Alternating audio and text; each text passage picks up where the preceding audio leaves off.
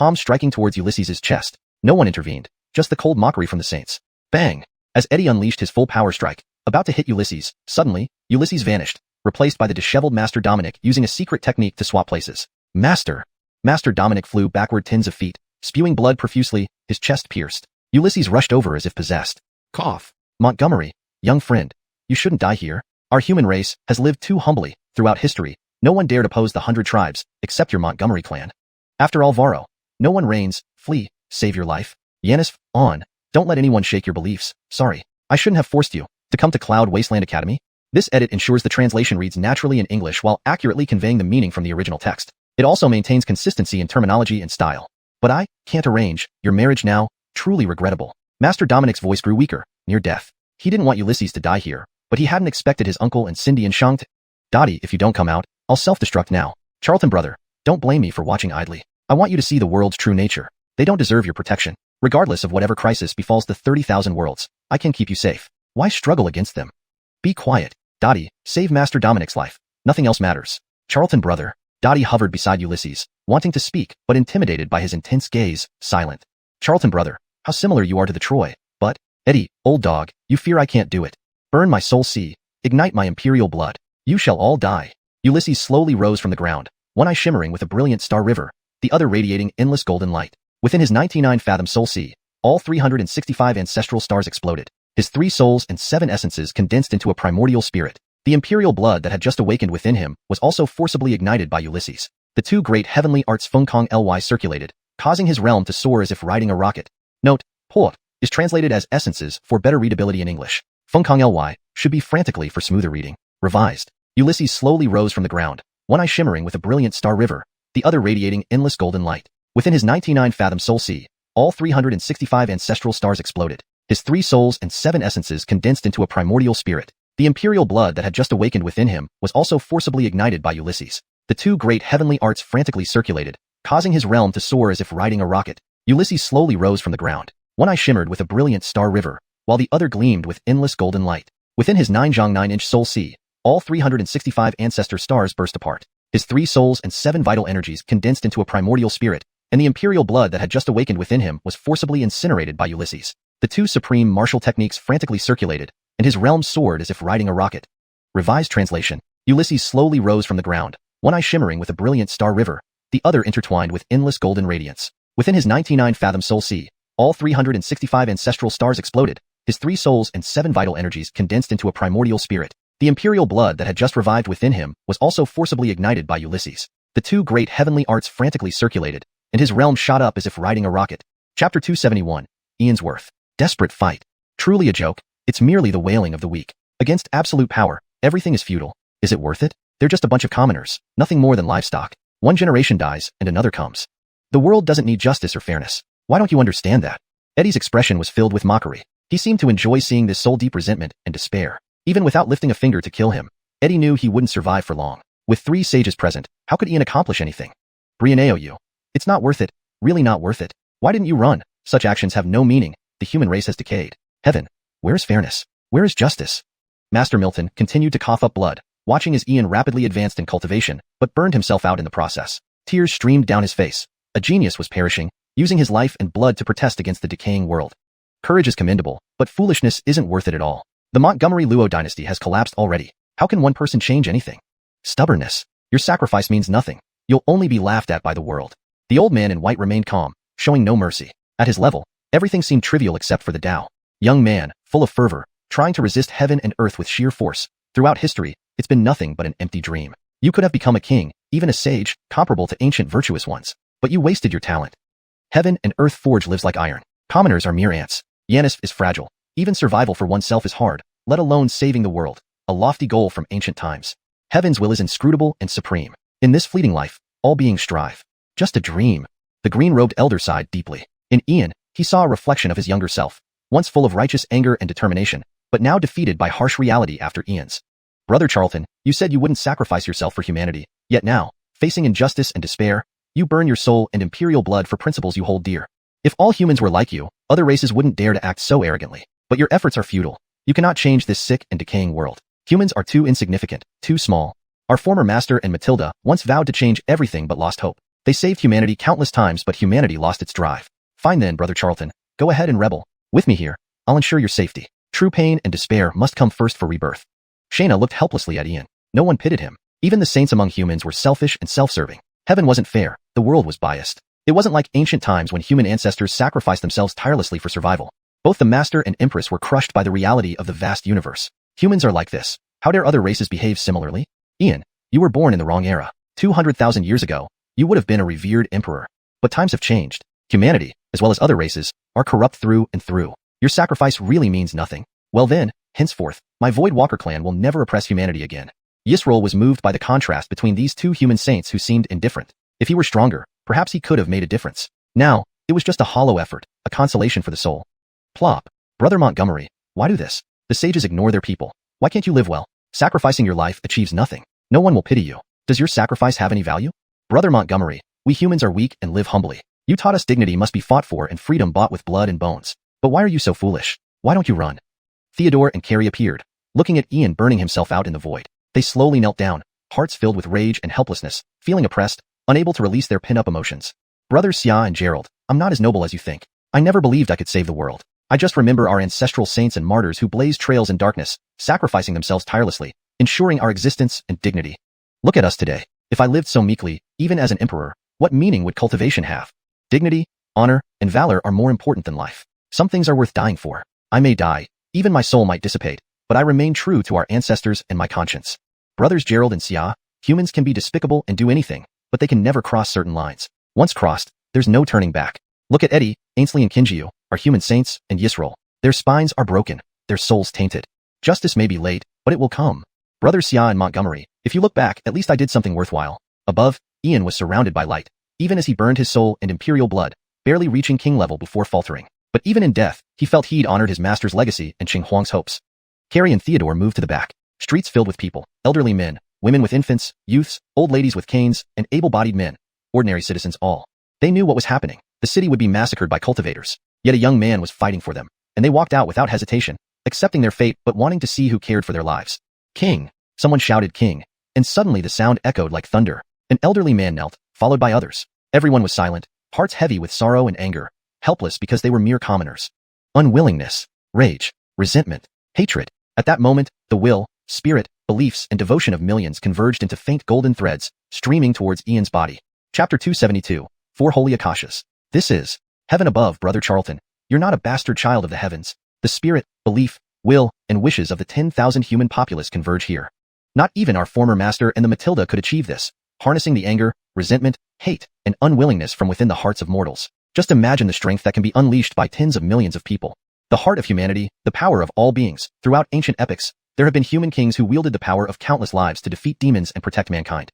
Humanity's path, its essence lies in humans. A king does not betray his people, and the people do not betray their king. Even in those days, our old master once gave his life for the masses, just like what the Matilda did. But in the end, both were disheartened. Only Brother Charlton has persisted, and this isn't merely due to the royal bloodline. It's because Brother Charlton desires to defend the way of humanity and protect everyone. Some people are born to change the world, Brother Charlton. I, your little sister, really admire you.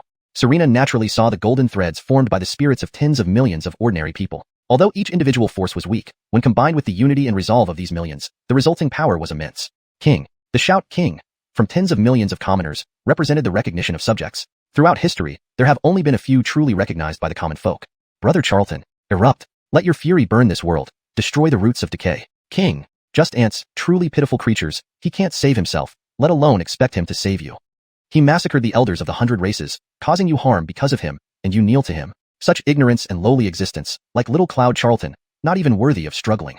Callan's face turned ugly as if he had swallowed a fly. The act of millions kneeling to acknowledge Cloud Charlton was a slap in the face to the human kings. In blatant humiliation, Callan unleashed a terrifying palm print hundreds of miles wide towards the city, seemingly to slaughter tens of thousands of souls. Callan, I'm still alive. How dare you act so recklessly? It's you who's asking for death. Today, none of you will leave. A human king colluding with external enemies and slaughtering citizens deserves to be exterminated. You call yourselves sages, yet you ignore lives. What virtues do you have to be revered as saints? The strength of mortals can sever heaven. Praying for the wishes of the masses, forging the power of humanity, summoning the Holy Spirit of our race.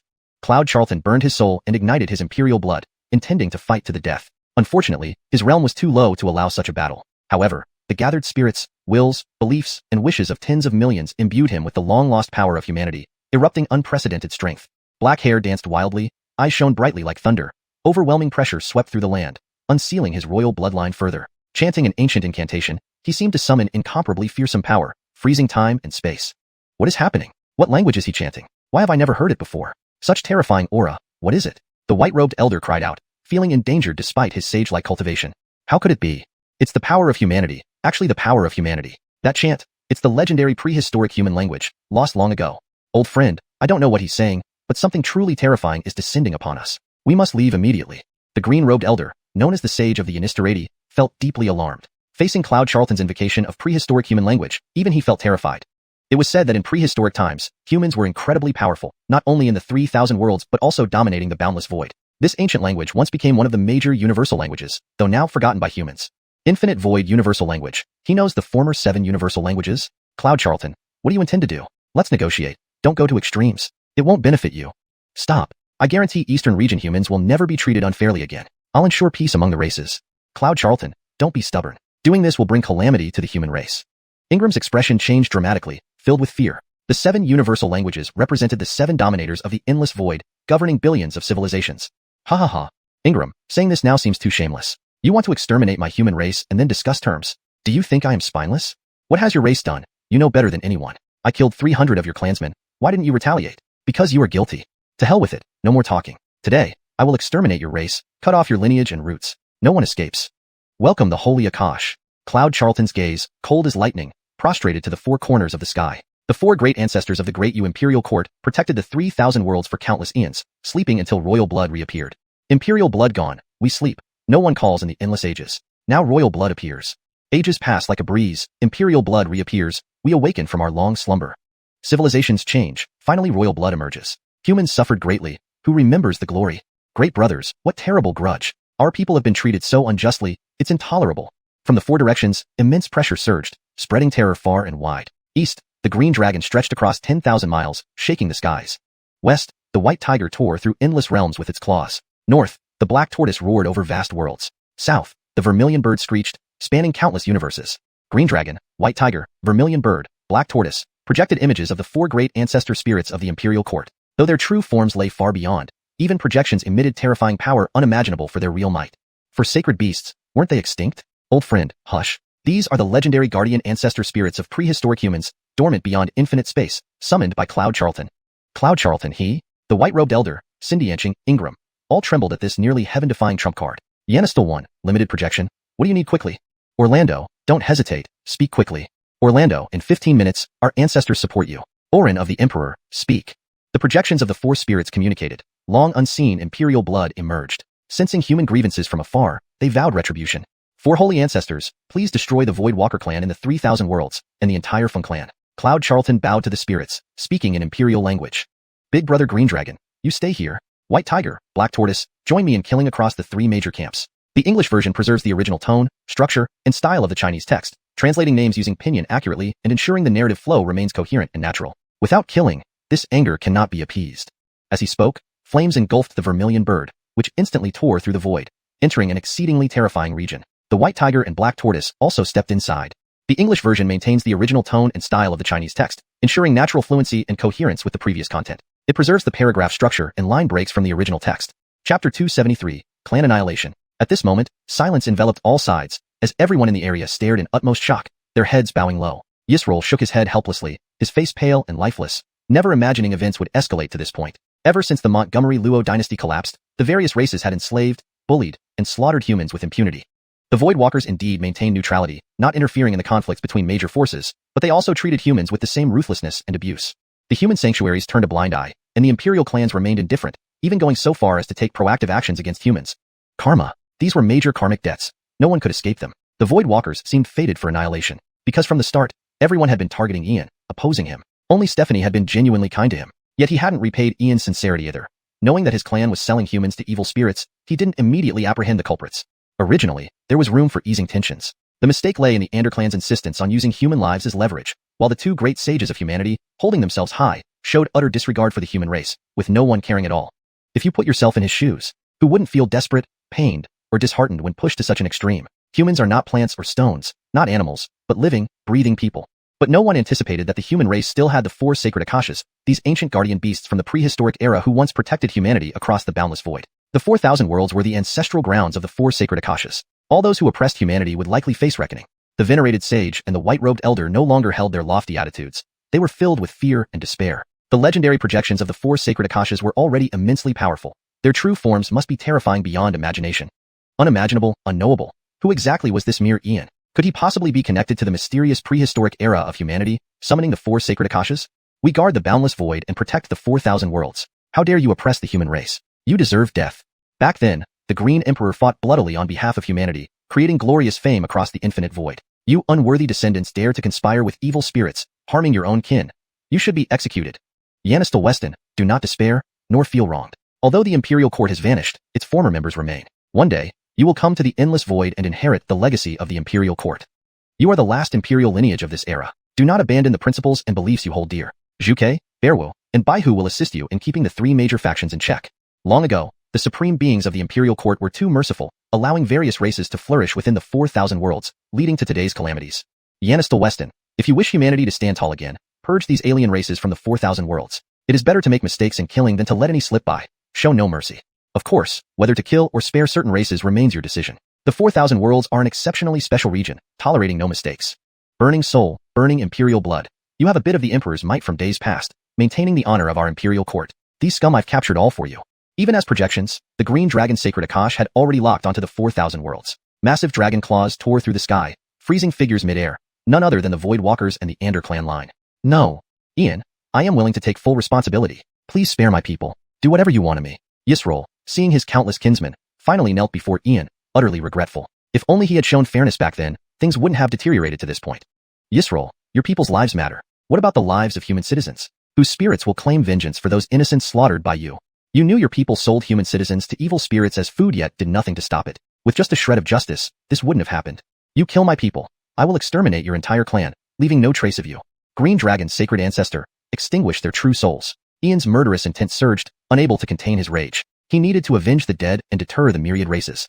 As you wish. A green breath from the Green Dragon's sacred ancestor engulfed all Voidwalkers, completely incinerating them along with their true spirits. Yisroel, a sage, lasted only a few breaths before being similarly consumed. Master Dominic, can you still move? Ian looked towards the ground where Master Dominic lay, knowing Dottie ensured he wouldn't die. Yanistel friend Montgomery, I won't die. What do you command? Dominic rose from the ground, his disheveled white hair tied loosely. Though pale, his injuries had largely healed. Brother Gerald, Brother Xia, why do you kneel? Join Master Dominic in executing the traitors. Completely eradicate the Ander clan. Leave none alive. Kill. Ian's sleeves swept across the sky, producing a terrifying sound like thunder, striking fear into everyone. Good. Execute the traitors. Scoundrels, traitors to humanity. Everyone has the right to punish them. You too, Yanistel Weston. Handle the ones above. Give me Porter. Theodore and Carrie flew into the sky, swords gleaming as tens of thousands of Ander clan members' heads fell. No, Dominic, you can't kill me. I am a Lloyd, protected by the heavens. Porter, terrified, watched as Dominic approached with murderous intent. Porter, enough nonsense. You belong in hell. Purple supreme celestial fire, smelt? Purple flames erupted from Dominic's forehead, surrounding Porter. The fire was terrifyingly strong, capable of instantly incinerating even a king. Porter was reduced to ashes amid screams. Dominic joined the carnage, feeling vindicated by executing the traitorous Lloyd, avenging the dead human citizens. Human heads fell from the sky, blood raining down, filling the air with a strong scent of death. Carrie, Theodore, and Dominic lost themselves in the fury of the slaughter, switching their superior magical weapons multiple times, each stroke fueled by hatred. You two leave. Today I spare you. Hope you know how to act. Ian faced the white-robed elder and Cindy and Shang, originally intending to execute them too. However, he reconsidered. They bore no enmity towards him. Their coldness would eventually catch up with them. As for their future, that was their concern. Today's massacre of the Ander clan and the Void Walkers should serve as a warning to the myriad races for some time. The white-robed elder and Cindy and Shang, ashamed, bowed to Ian and vanished into the horizon. Chapter 274, The Sage Ancestors Admonition. The sky tore apart, and 3 figures swept out, unmistakably the vermilion bird, black tortoise, and white tiger. 3 great sage ancestors, all bearing wounds. From the terrifying region revealed by the tear, it was clear that they had caused chaos and destruction. How did it go? How many did you kill? Big Brother Azure Dragon, I went to the abyss and beheaded 3 demon overlords, wounded several others, and crushed the 36 layers of the abyss with one swipe. Big Brother Azure Dragon, I went to the haunt of the eerie beings, trampled a few emperor-level eerie beings to death, wiped out their offspring, and crushed a few layers of their world along the way. Big Brother Azure Dragon, I went to the evil spirit world and burned several slumbering evil spirit emperors to death. As for how many evil spirits I killed, I didn't count. In response to the Azure Dragon Sage Ancestors' inquiry, the White Tiger, Vermilion Bird, and Black Tortoise gave their accounts. At least this wave of slaughter would make the three factions think twice before daring to harm the human race in the 3,000 worlds anytime soon. What about Netherworld? Why didn't you go there when you were slaughtering demons, evil spirits, and eerie beings? The Azure Dragon Sage Ancestor turned his head to look at the White Tiger, Vermilion Bird, and Black Tortoise, questioning them. With their power, ravaging Netherworld would be an easy task. Sage Ancestor Azure Dragon, it was I who asked the three Sage Ancestors not to go to Netherworld. Compared to demons, evil spirits, and eerie beings, the danger from Netherworld is much smaller. Besides, a skeleton from Netherworld once helped me, and this could be considered repaying him. Ulysses felt a chill but also recognized the importance of gratitude. In that situation, the old skeleton had taken a risk to help him. He couldn't possibly fail to repay such kindness, or else no one would dare to cooperate with him again in the future. Grant, some things you must judge for yourself. We will not interfere. The matter is settled. We should leave now. Grant, you're truly ruthless. Let's give you a final hand. Give him each a primordial essence to help him recover his soul and bloodline, or he'll really be finished. Grant, I sense just now that there are still some of our descendants in the 3,000 worlds, though their bloodlines have become impure. Each of us will leave our own clan's inheritance to you. If you encounter our descendants, please take good care of them. If any are disobedient, beat them senseless. As long as they don't die, do as you see fit. The massive head of the Azure Dragon Sage Ancestor looked at Ulysses, and a green primordial essence directly integrated into his body. The White Tiger, Vermilion Bird, and Black Tortoise each contributed their own primordial essence. Grant, well done. You have some of the old Emperor's flair. Our descendants are entrusted to you. Ulysses Grant, interesting. This sage looks forward to your arrival in the Endless Void to inherit the Imperial Court legacy. Orin of Emperors, we shall meet again in the Endless Void. We await you in the Imperial Court.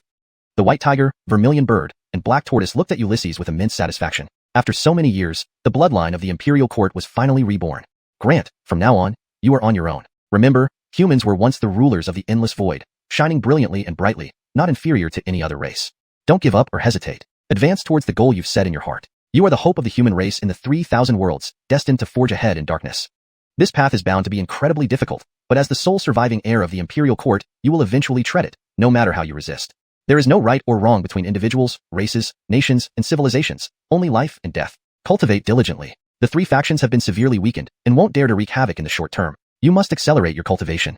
When you ascend to Emperor, this sage will guide you to a certain place where you will learn some secrets. Your lineage is extraordinary. It seems those two little brats' legacies chose you as their successor, proving that their judgment was sound. The projection of the Azure Dragon Sage Ancestor became increasingly dim as he discerned Ulysses' lineage. Those two little brats were also unparalleled prodigies among the human race in the 3,000 worlds. Sage Ancestor's teachings are etched in my heart. May I ask, Sage Ancestor, have you met my master? What kind of person is he? Moved by this, Ulysses quickly asked. It was unimaginable how distant the era of the Azure Dragon Sage Ancestor was, yet the lineage of the Imperial Court remained unmatched. Grant, don't mention your master. That shameless little rascal. I'll break his dog legs someday. That's enough. This sage will take leave now. Xianxia, I'm leaving. Aren't you going to come out and pay respects? You ungrateful little girl. I treated you well back then. Azure Dragon Sage Ancestor's massive head suddenly locked onto Xianxia, scolding her immediately. Sage Ancestor, how could this girl dare? Young master didn't allow this girl to speak, so how could she speak? Girl greets you, Sage Ancestor. Sage Ancestor, being magnanimous, surely you wouldn't hold a grudge against this girl. Xianxia hesitated, but immediately approached the Azure Dragon Sage Ancestor, pleading guiltily, her heart filled with sorrow. That's more like it. Enough, I should leave. Xianxia, I entrust Brianeohang to you. If he loses even a single hair, you will answer to this sage. The shadow of the Azure Dragon Sage Ancestor finally vanished from the sky, the immense pressure fading away, and the world restored its clarity. Charlton brother. Hold it, Xianxia. I, Ian, cannot bear your Charlton brother. Stay inside the Primordial Tower henceforth. Do not come out again. Yes. Brother Charlton, little sister admits her mistake. Can you forgive me this once? Just this once? I promise not to do it again. Besides, Sage Ancestor already spoke. Aren't you heartless to confine me in a tiny room? Xianxia, stop these tricks. You refused to save me and sealed the small world, forcing me to owe the old skeleton a favor. Born from the human race in the 3,000 worlds, a noble blood sword fairy, how can you be so indifferent to life? Have you lost your humanity and cultivation? Brother Charlton, your words, little sister cannot refute. But the truth is, the 3,000 worlds are beyond saving. You can save the human race once, 10 times, 100 times. But if they themselves do not strengthen, relying on one person's strength alone won't save them. You saw the demeanor of the human sages and kings. Without showing you their true colors, how could I? Jacqueline Xianxia, I protect ordinary people, not those high and mighty cultivators. Anyone who has harmed ordinary people, I will exterminate them completely. The Anderclan and Voidwalkers are merely the beginning. I will not believe I cannot carve out a bright day and clear sky, a world of fairness and justice. Brother Charlton, do you forgive me? Jacqueline Xianxia, I blame you outwardly but not inwardly. At least I understand the nature of cultivators. Whether I forgive you depends on your actions. Why does Sage Ancestor hate Master so much? Cough. Brother Charlton, can little sister not answer that? Xianxia, tell me. Brother Charlton, The Troy once abducted the most gifted Azure Dragon Princess. She is one of your masters? This. So typical of master. Ulysses was speechless. Indeed, master was master. Disciples were far behind. He needed to work harder. Chapter 274. The Sage Ancestors' Teachings. The sky tore apart, and 3 beams of light surged out, revealing Zhuke, Bearwu, and Baihu, the 3 sage ancestors, all bearing injuries. However, from the terrifying rift that appeared, it was evident that the 3 sage ancestors had caused chaos. How many did you kill? Big brother Ainslianglong. I went to the abyss, slaying 3 demon overlords and wounding a few others. Incidentally, I crushed the 36 layers of the abyss. Big brother Ainslianglong. I visited their sinister stronghold, crushing several emperor-level sinisters and obliterating a horde of their descendants. Also, I crushed a few layers of their worlds. Big brother Ainslianglong. I went to the evil spirit world and burned a few dormant evil spirit emperors. As for how many evil spirits I burned, I didn't count. In response to Sage Ancestor Ainslianglong's inquiry, Baihu, Zhuke, and Bearwu each replied. This wave of slaughter would make the 3 factions more cautious, preventing them from wreaking havoc in the 3,000 worlds for some time. What about Netherworld? Why didn't you go there to kill demons, evil spirits, and sinister beings? Sage Ancestor Ainslianglong turned his head towards Baihu, Zhuke, and Bearwu. With their power, causing destruction in Netherworld would be a cinch. Sage Ancestor Ainslianglong. It was I who advised these 3 sage ancestors not to go to Netherworld. The threat posed by demons, evil spirits, and sinister beings far outweighs that of Netherworld. Besides, an old skeleton from Netherworld once helped me, and this is a way to repay him. Ulysses felt somewhat uneasy but acknowledged the favor. If the old skeleton risked so much to help him, he could not afford to disregard such a debt. Otherwise, who would dare collaborate with him again? Orlando, you have to make your own judgment. We won't interfere. The matter is concluded, and we should leave now. Orlando, you've truly gone all out. Let's give you one last hand. Give him a piece of our essence to help restore his soul and bloodline, or else he'll really be crippled. Sage Ancestor Ainslianglong sensed some of our descendants still exist in the 3,000 worlds, though their bloodlines are no longer pure. We will entrust our legacies to you. Should you encounter any of our descendants, please take good care of them. If they're unruly, beat them soundly as long as you don't kill them. Ainslianglong's massive head looked at Ulysses, infusing a green essence into his body. Baihu, Zhuke, and Bearwu similarly offered a strand of their essence. Orlando, well done. You have the demeanor of the ancient emperors. We entrust our descendants to you. Ulysses, you intrigue me. I look forward to you arriving in the Endless Void to inherit the Imperial Court legacy. Bond, until we meet again in the Endless Void. We await you at the Imperial Court. Baihu, Zhuke, and Bearwu were very satisfied with Ulysses. After such a long period, the Imperial bloodline had finally emerged. Orlando, it will rely on you from now on. Remember, humans were once rulers of the Endless Void, brilliant and glorious, second to none. Don't hesitate or falter. Strive toward your goal. You are the hope of humanity in the 3,000 worlds, destined to forge ahead through darkness. This path will be tough, but as the sole surviving heir of the Imperial bloodline, you cannot avoid it. There is no right or wrong between individuals, races, nations, and civilizations, only life and death. Train diligently. The 3 factions suffered greatly and won't dare disturb for some time. You must accelerate your cultivation. Once you become an emperor, I will guide you to a place where you will learn some secrets. Your lineage is extraordinary. You've likely been chosen as the successor of those 2 supreme geniuses from the 3,000 worlds. The projection of Sage Ancestor Ainslianglong grew dimmer as he identified Ulysses' heritage. Sage Ancestor's teachings are etched in my heart. May I ask, Sage Ancestor, have you met my master? What kind of person is he? Ulysses asked urgently, aware of the ancient era of Sage Ancestor Ainslianglong and the significance of the Imperial bloodline. Orlando, don't mention that shameless little brat. One day, I'll break his legs. Well, I'm leaving if there's nothing else.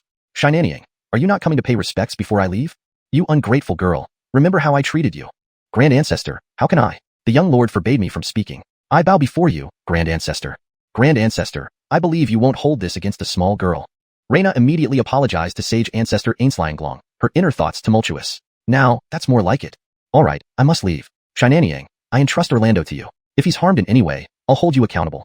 Sage Ancestor Ainslianglong's projection vanished, the oppressive atmosphere dissipated, and everything returned to clarity. Brother Charlton, hold your tongue, Reyna. I can't bear being called Brother Charlton. Stay within the Primordial Chaos Tower and do not come out. Yes, Brother Charlton, I know I was wrong. Forgive me this once. Never again. And Grand Ancestor has spoken. How can you bear to confine me? Reyna, don't play this game with me. You left me to die and sealed off the small world, forcing me to owe a debt to the old skeleton. You, born of the human race in the 3,000 worlds, the honorable swordmistress, how could you be so indifferent to life? Have you lost your humanity in pursuit of cultivation? Brother Charlton, I can't refute what you say. But the 3,000 worlds can't be saved unless humanity grows strong. How can one person save them all? Look at the arrogance of human sages and emperors. Only by showing you their true faces? Reyna, I protect mortals, not those high and mighty cultivators. Anyone who persecutes mortals will face my wrath. The Anderclan and the Voidwalkers are just the beginning. I'll fight for a clear and bright sky and fair justice. Brother Charlton, will you forgive me? Reyna, I blame you verbally but not in my heart. At least now I understand the true nature of cultivators. Forgiveness depends on your actions. Why does the Sage Ancestor hate Master so much? Ahem, Brother Charlton, Can I skip this question? Reina, answer quickly. Brother Charlton, Master lured away the most talented dragon maiden from the Canglan clan, one of your mistresses. Well, that sounds like Master. Ulysses sighed, realizing how far he had to go to match his master's feats. He needed to continue striving. Hashtag chapter 275, Carrie and Theodore's hearts. On this day, the Eastern Domain was shaken yet unusually calm. The 6 great sanctuaries of the 100 races, the 3 sacred grounds of the human race, and the current 6 major Wong clans all remained silent. No force dared to stick out their necks. The Void Traveler clan, the Wind clan's lineage of Aloyd, annihilated. Blood flowed like rivers, heads rolled, but no power sympathized with them. Instead, they were all apprehensive. Consequently, each power sent people to Xianxia City. Any slight movement by Ian now would draw attention from all factions. Ian, who could summon the prehistoric guardian holy beast of humanity, did not need further speculation. The outcome was clear. Moreover, the 3 guardian holy beasts had stepped into the 3 camps, spreading death and devastation. From various secret reports, it was evident that the 3 camps suffered heavy losses. And the root of all this was Ian. Whether it be large or small powers in the Eastern Domain, any who had persecuted humans before were now terrified, fearing that Ian would come seeking retribution. Even the 3 camps had gone into hiding. In such a precarious position, who would dare to provoke Ian? After all, the entire Wind clan's lineage had been eradicated in Xianxia City for 3 days straight. Theodore, Carrie, and Master Milton entered the focus of large and small factions, especially Master Milton, who had saved Ian's life. Now, he was one of the hottest figures in the Eastern Domain because Ian stood behind him, and the 4 ancestral spirits of humanity stood behind Ian. Ainsley Jin Pavilion. Master, it's already been 3 days. How is Brother Montgomery? 3 days had passed since the incident, during which Ian had been in seclusion, while Master Milton had guarded outside his door for those 3 days. Theodore and Carrie asked daily. After all, Ian was their pillar of support now. If anything happened to him, they too would face severe consequences. The situation is not optimistic. Yanistal friend Montgomery's body is riddled with wounds. To summon the ancestral spirit required burning his soul and foundation, using the beliefs, will, spirit, and faith of countless people. What exactly will happen still needs to wait until Yanistal friend emerges from seclusion. To have survived this is already fortunate beyond measure. Master Milton sighed deeply, pulling at his beard again, accidentally tearing off a large handful. This was a certain death ordeal, but Yanistal friend managed to survive. He believed that Yanistal friend's blessings would not be poor. Those legendary prehistoric human guardians. To see them personally slaying the Void Travelers and exterminating the Wind clan's lineage. Though it intimidated the 100 races, it also brought danger. So many wanted him dead, including demons, undead, evil spirits, and strange entities. His uncle and primordial sage, despite being sages, had lost their humanity in pursuit of power. Yanistal friend was right. If cultivation stripped one of their humanity, what was the point? Since Alvaro, the Eastern Domain had once again given birth to a true Lloyd, acknowledged by millions. Chongkong, don't worry. Heaven favors Brother Montgomery. I believe nothing will happen. But from now on, our lives won't be peaceful. Having cut so many heads, I wonder how many from the 6 major Wong clans want our heads. Chongkong, I've decided. Once Brother Montgomery awakens, I'll prepare to embark on the Lloyd path. Carrie clearly understood the enormity of the turmoil they had caused. Their cultivation was too weak. They would only become burdens. Therefore, the best course was to temporarily distance themselves from the conflict center, avoiding exposure to danger. Sigh, crazy fool, are you really mad? Do you actually think of daring the Lloyd path? Though we are descendants of the Lloyds, we lack Lloyd blood. Without Lloyd blood, you can't even touch the edges of the path. Are you thinking of fighting your way into the Origin King Hall to gain a minuscule chance to transform into Lloyd blood? Do you know the risks? One misstep could mean death. Theodore was taken aback, truly surprised by Carrie's audacity. That was the path where 9 out of 10 perished. One mistake could lead to death. Chongkong, my decision is made. There's no need to dissuade me. I am a marginalized member of the Gerald family, and you are an unpopular prince of an ancient kingdom. With the Wind clan's lineage rooted out, there have always been 8 major Lloyd clans.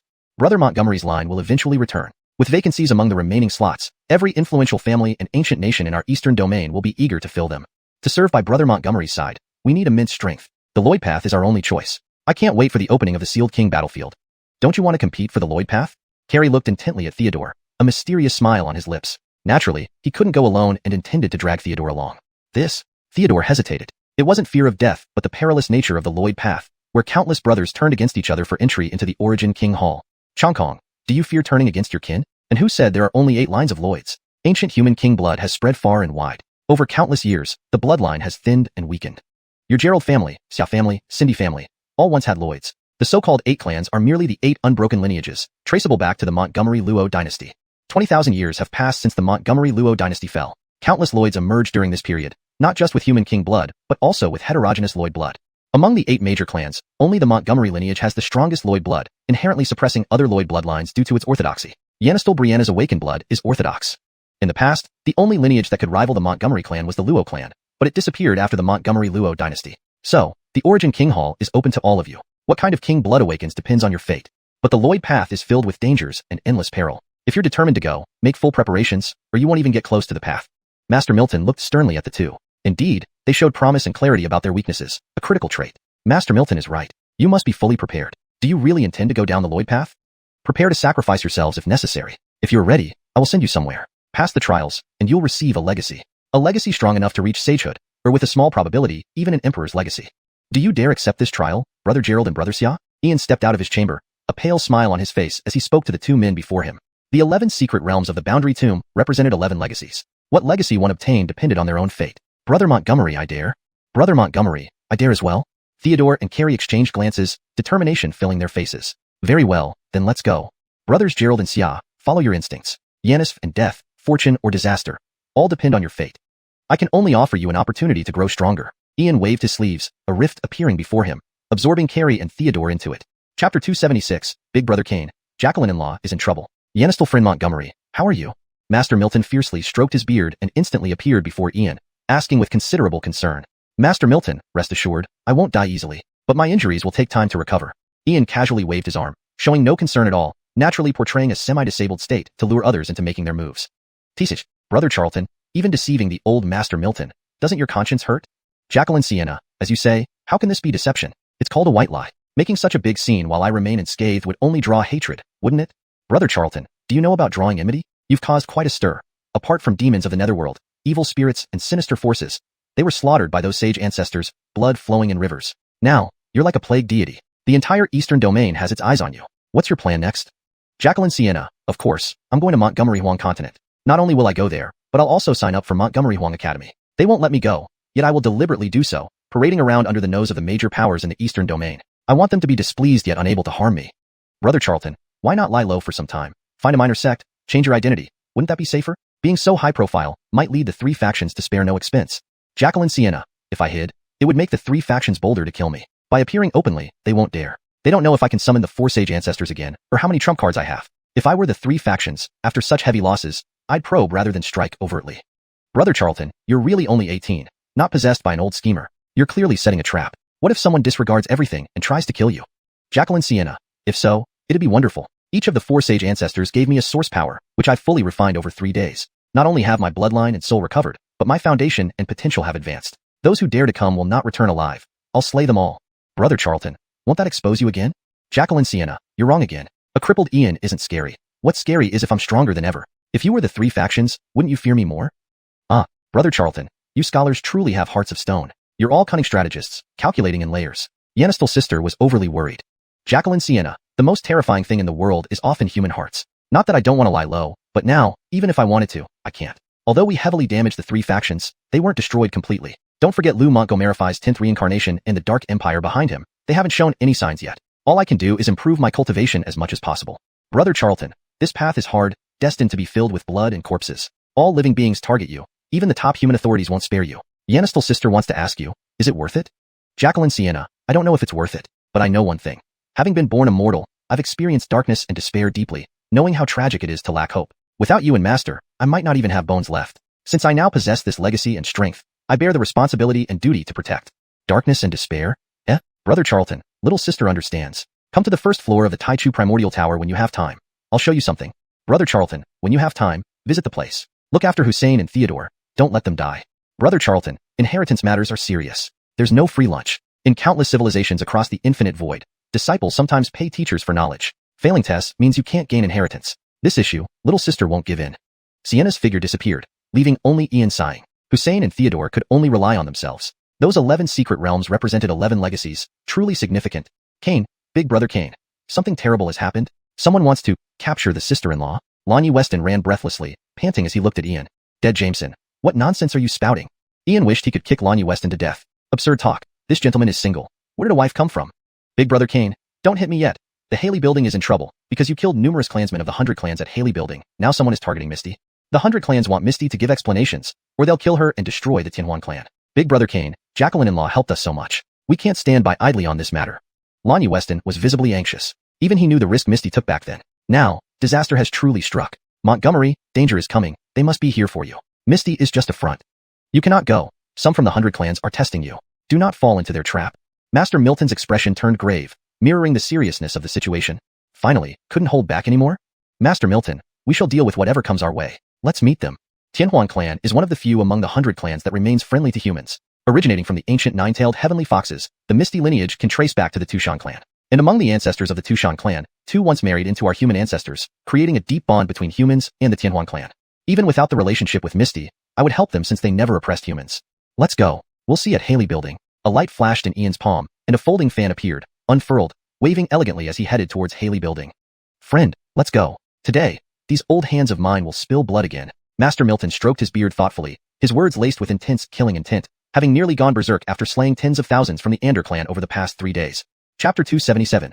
The Old Rogue Cat. Haley Tower. Misty, no matter how persuasive you are today, the fact remains that many of us from the 100 races have died here at Haley Tower. Even if the Tianhuan clan is one of the 10 strongest clans, you must give an explanation today.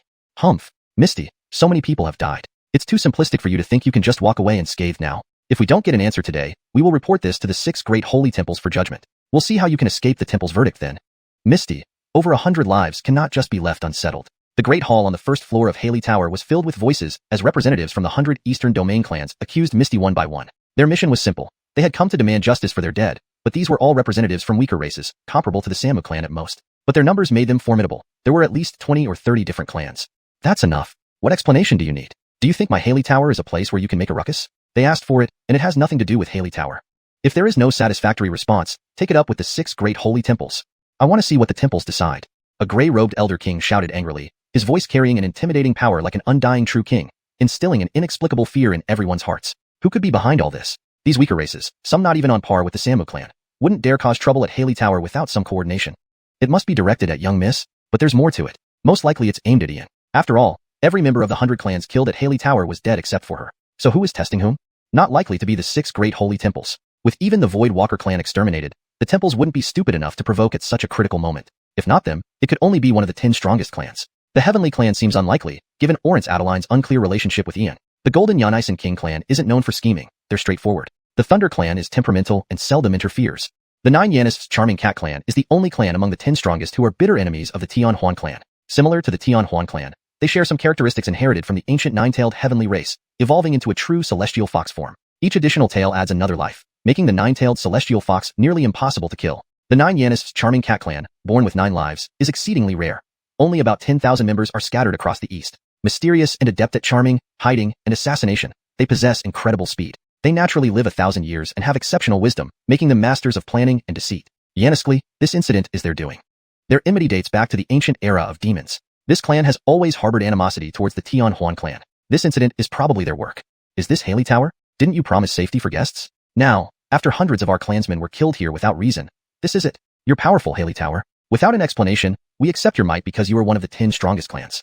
But from now on, your reputation will plummet. You may never stand firm in the Eastern Domain again. At that moment, a figure in a gray cloak and black mask emerged from the crowd. Beside him stood a short figure in a black robe and mask. Lawson, it's you. Don't think a cloak and mask can hide you. I'd recognize you even if you turn to ashes. Dare to do this, but not take responsibility? Daring to stir trouble at the Tianhuan clan. Don't think you'll leave alive. The gray-robed elder king spoke, his eyes flashing with terrifying intent, stepping toward the masked figures with fearsome authority.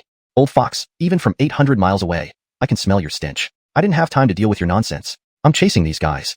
These people aren't organized by me. Let me give you a free piece of intel. The real mastermind isn't among our 10 clans. Recently, there has been unrest among the 10 clans, apparently orchestrated by a mysterious force.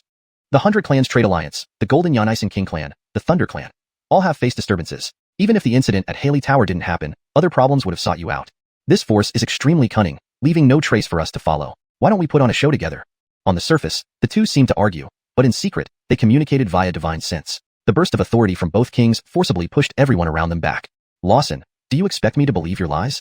Among the 10 strongest clans, you're the most devious. Speak. What did you come here for? I don't believe you're really investigating anything. The gray-robed elder king didn't trust the old rogue cat, knowing the 9 Yanis's Charming Cat clan's treachery and that they were bitter enemies. Old fox, believe it or not, but what choice do you have now? If you don't help me, they'll keep causing trouble unless you kill them all. Otherwise, you'll have daily headaches. Our feuds can be resolved later. Helping me solve Haley Tower's problem is mutually beneficial. Decide for yourself.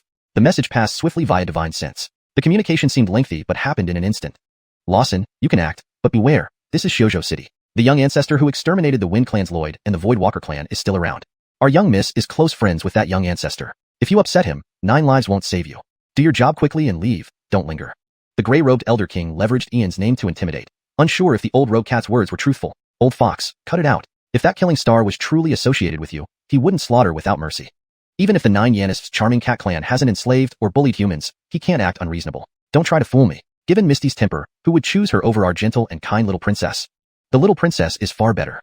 The masked figure glanced at the nearby small figure, provoking the gray-robed elder king while sarcastically engaging.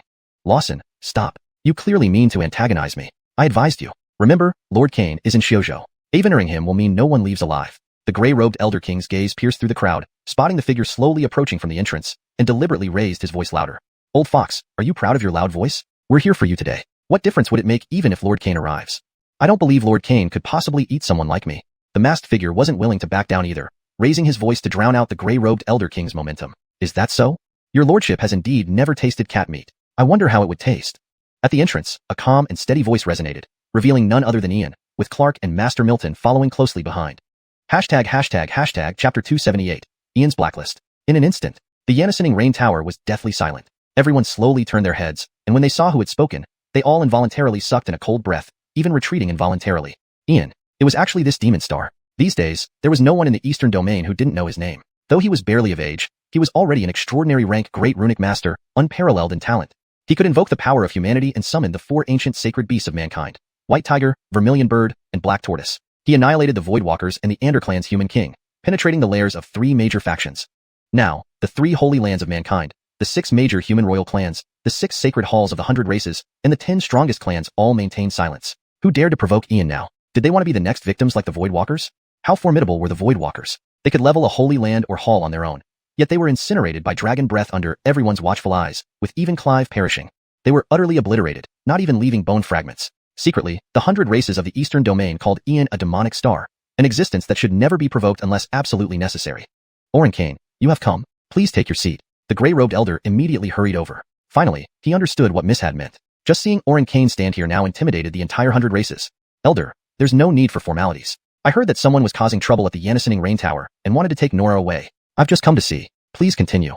With that, Ian revealed a jade pin and a book in his palm. Right in front of everyone, he began writing, with Blacklist clearly inscribed on the cover of the book.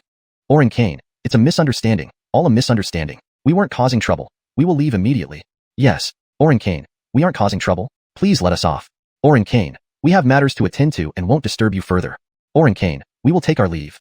The figures from various races immediately felt their scalps tingle and cold sweat pour down their bodies upon seeing Ian. After all, no one wanted to confront such a demon star who would destroy a clan without a second thought. Who could provoke him? Gentlemen, don't be in a hurry. Wait until I finish writing before you leave. 1, 2, 3, 4, 5, a total of 23 races, all noted down. Elder, where does this masked individual belong?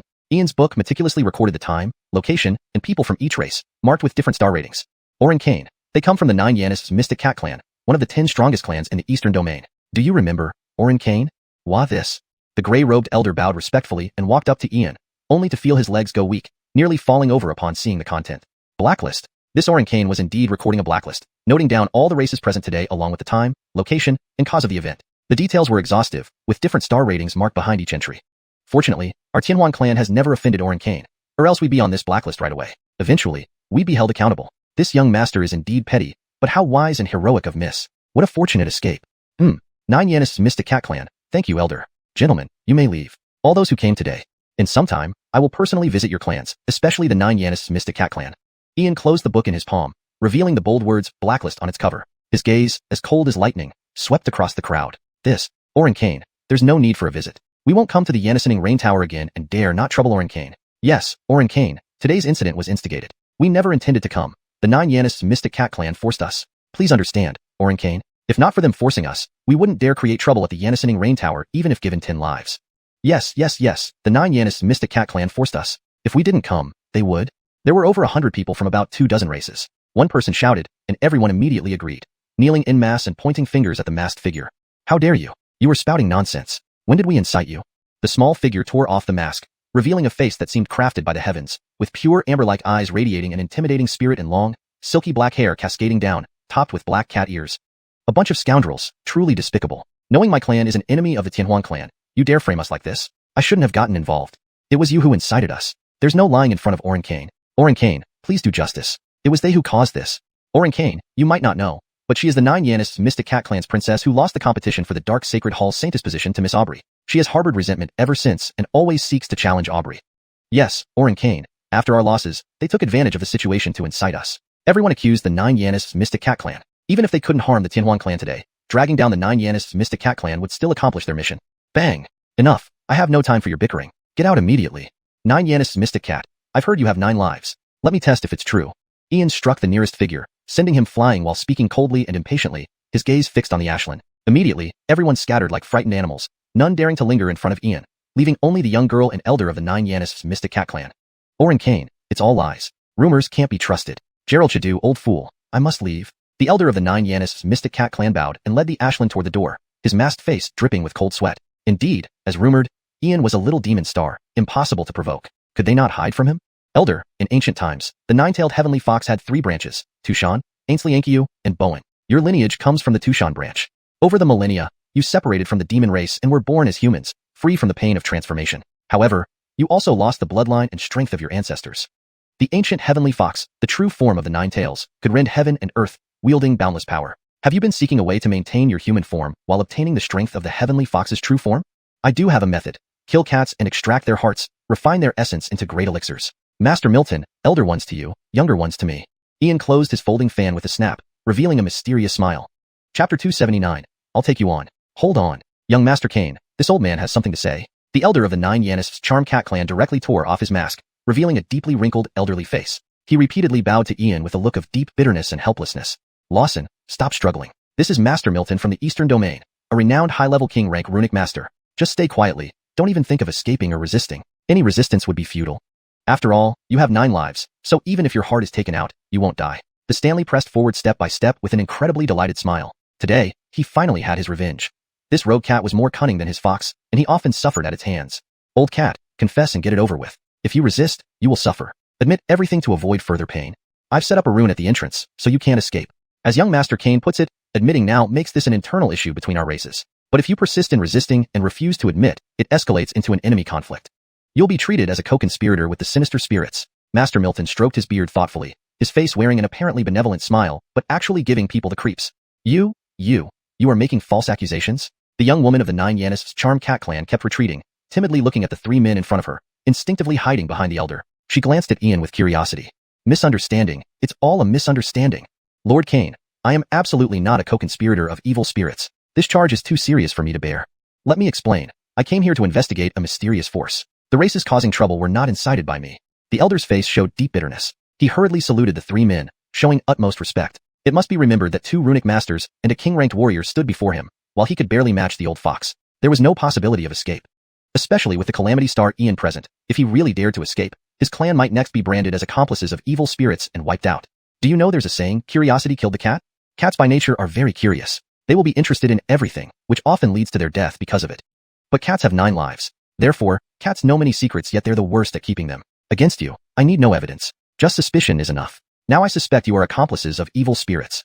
Master Milton, according to the iron law of the great world, how should colluding with evil spirits be dealt with? Ian slowly unfolded his palm and gently waved, remaining utterly calm. He openly fabricated charges against them, perfectly illustrating the phrase, curiosity killed the cat.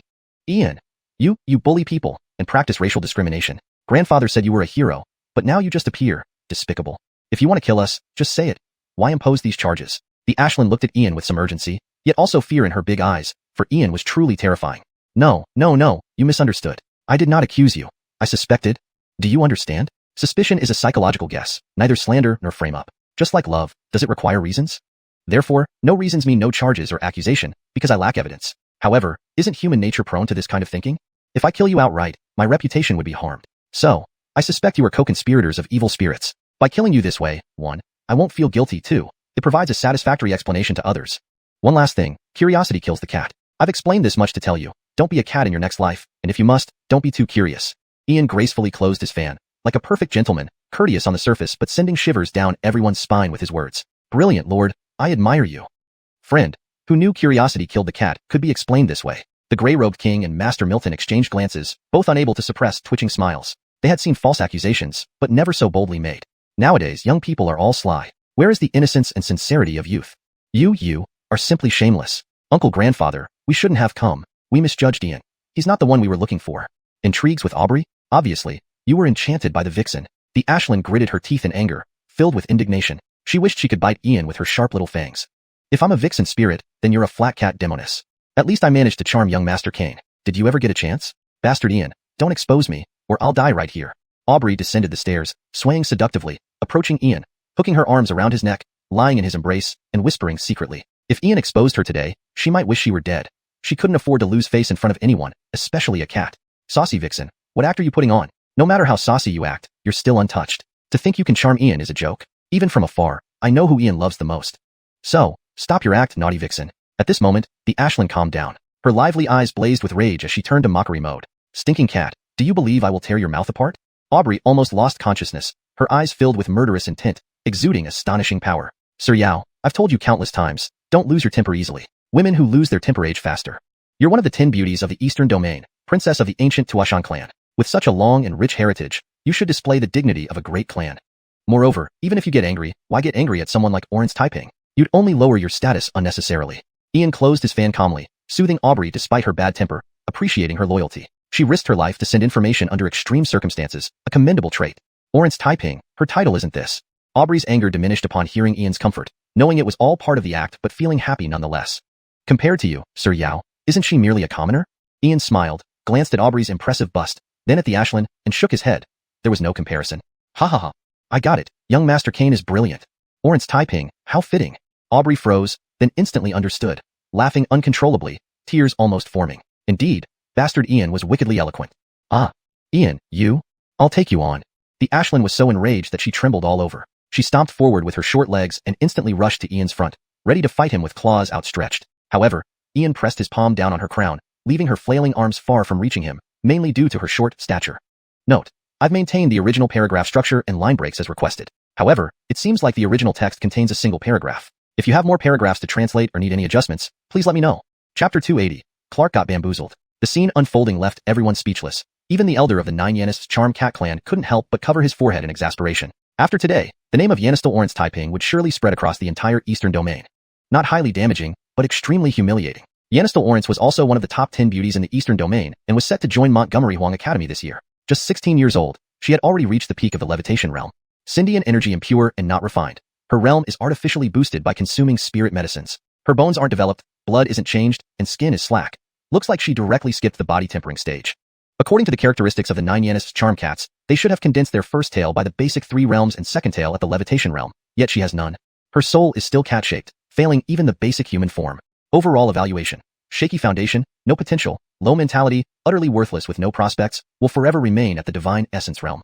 With such garbage stats, where does your confidence come from to challenge me? Ian held down the Ashland with one hand while waving a folding fan with the other, openly humiliating her without any mercy. Wah! Ian, you bully people. Hearing this, the Ashland froze for a moment, deflating like a punctured balloon. She burst into tears on the spot, filled with deep resentment and grievance. I am trash, but do I need you to point that out? Who doesn't want to become strong? Who doesn't want to enter the list of outstanding youths? Who doesn't want fame and recognition? But what can I do? I'm just Nova, a triple nothing. No talent, no potential, no foundation. Brother Charlton, you're overdoing it. A young girl hasn't even come of age yet. Scolding her lightly would suffice. How could you hurt her so deeply? Huh, Jacqueline Sienna, when did you become so sympathetic? When I bullied Misty, you didn't stand up for her. Why are you suddenly so concerned about a mere cat demon? PFT, Brother Charlton, how can they be the same? What's Misty's temperament like? The wicked meet their match. She's almost been worn down enough to get into bed with you. She's just a child. Jacqueline Sienna, something's off with you. Spill the beans or else I'll send this cat demon to an early grave. Yannisfing only wastes resources. Dying sooner means rebirth sooner. Brother Charlton, dare you? Alright. If you dare kill someone from the 9 Yannis Charm Cat clan, one of your mistresses will probably come back from the 33 worlds to seek revenge. Don't say I didn't warn you. What nonsense. Jacqueline Sienna, how many mistresses do I have? My master, the supreme deity, isn't that undiscerning as to stoop to cats. Bam. Brother Charlton, don't speak nonsense. Do not disrespect our elder master. He isn't as depraved as you think. He truly loves only a few. The 9 Yannis Charm Cat clan is a major clan in the cultivation side world, renowned in ancient times. Endless void, forget it. Let's not mention past events. Just know the 9 Yannis Charm Cats have ties to us and made significant contributions in the 33 worlds. So, Jacqueline Sienna, what exactly are you trying to say? Brother Charlton, I've told you about our connection. What you do next is up to you. Alright, Jacqueline Sienna, I didn't plan to harm them anyway. I just wanted to intimidate them. Do you really think I'm like those demons and heretics?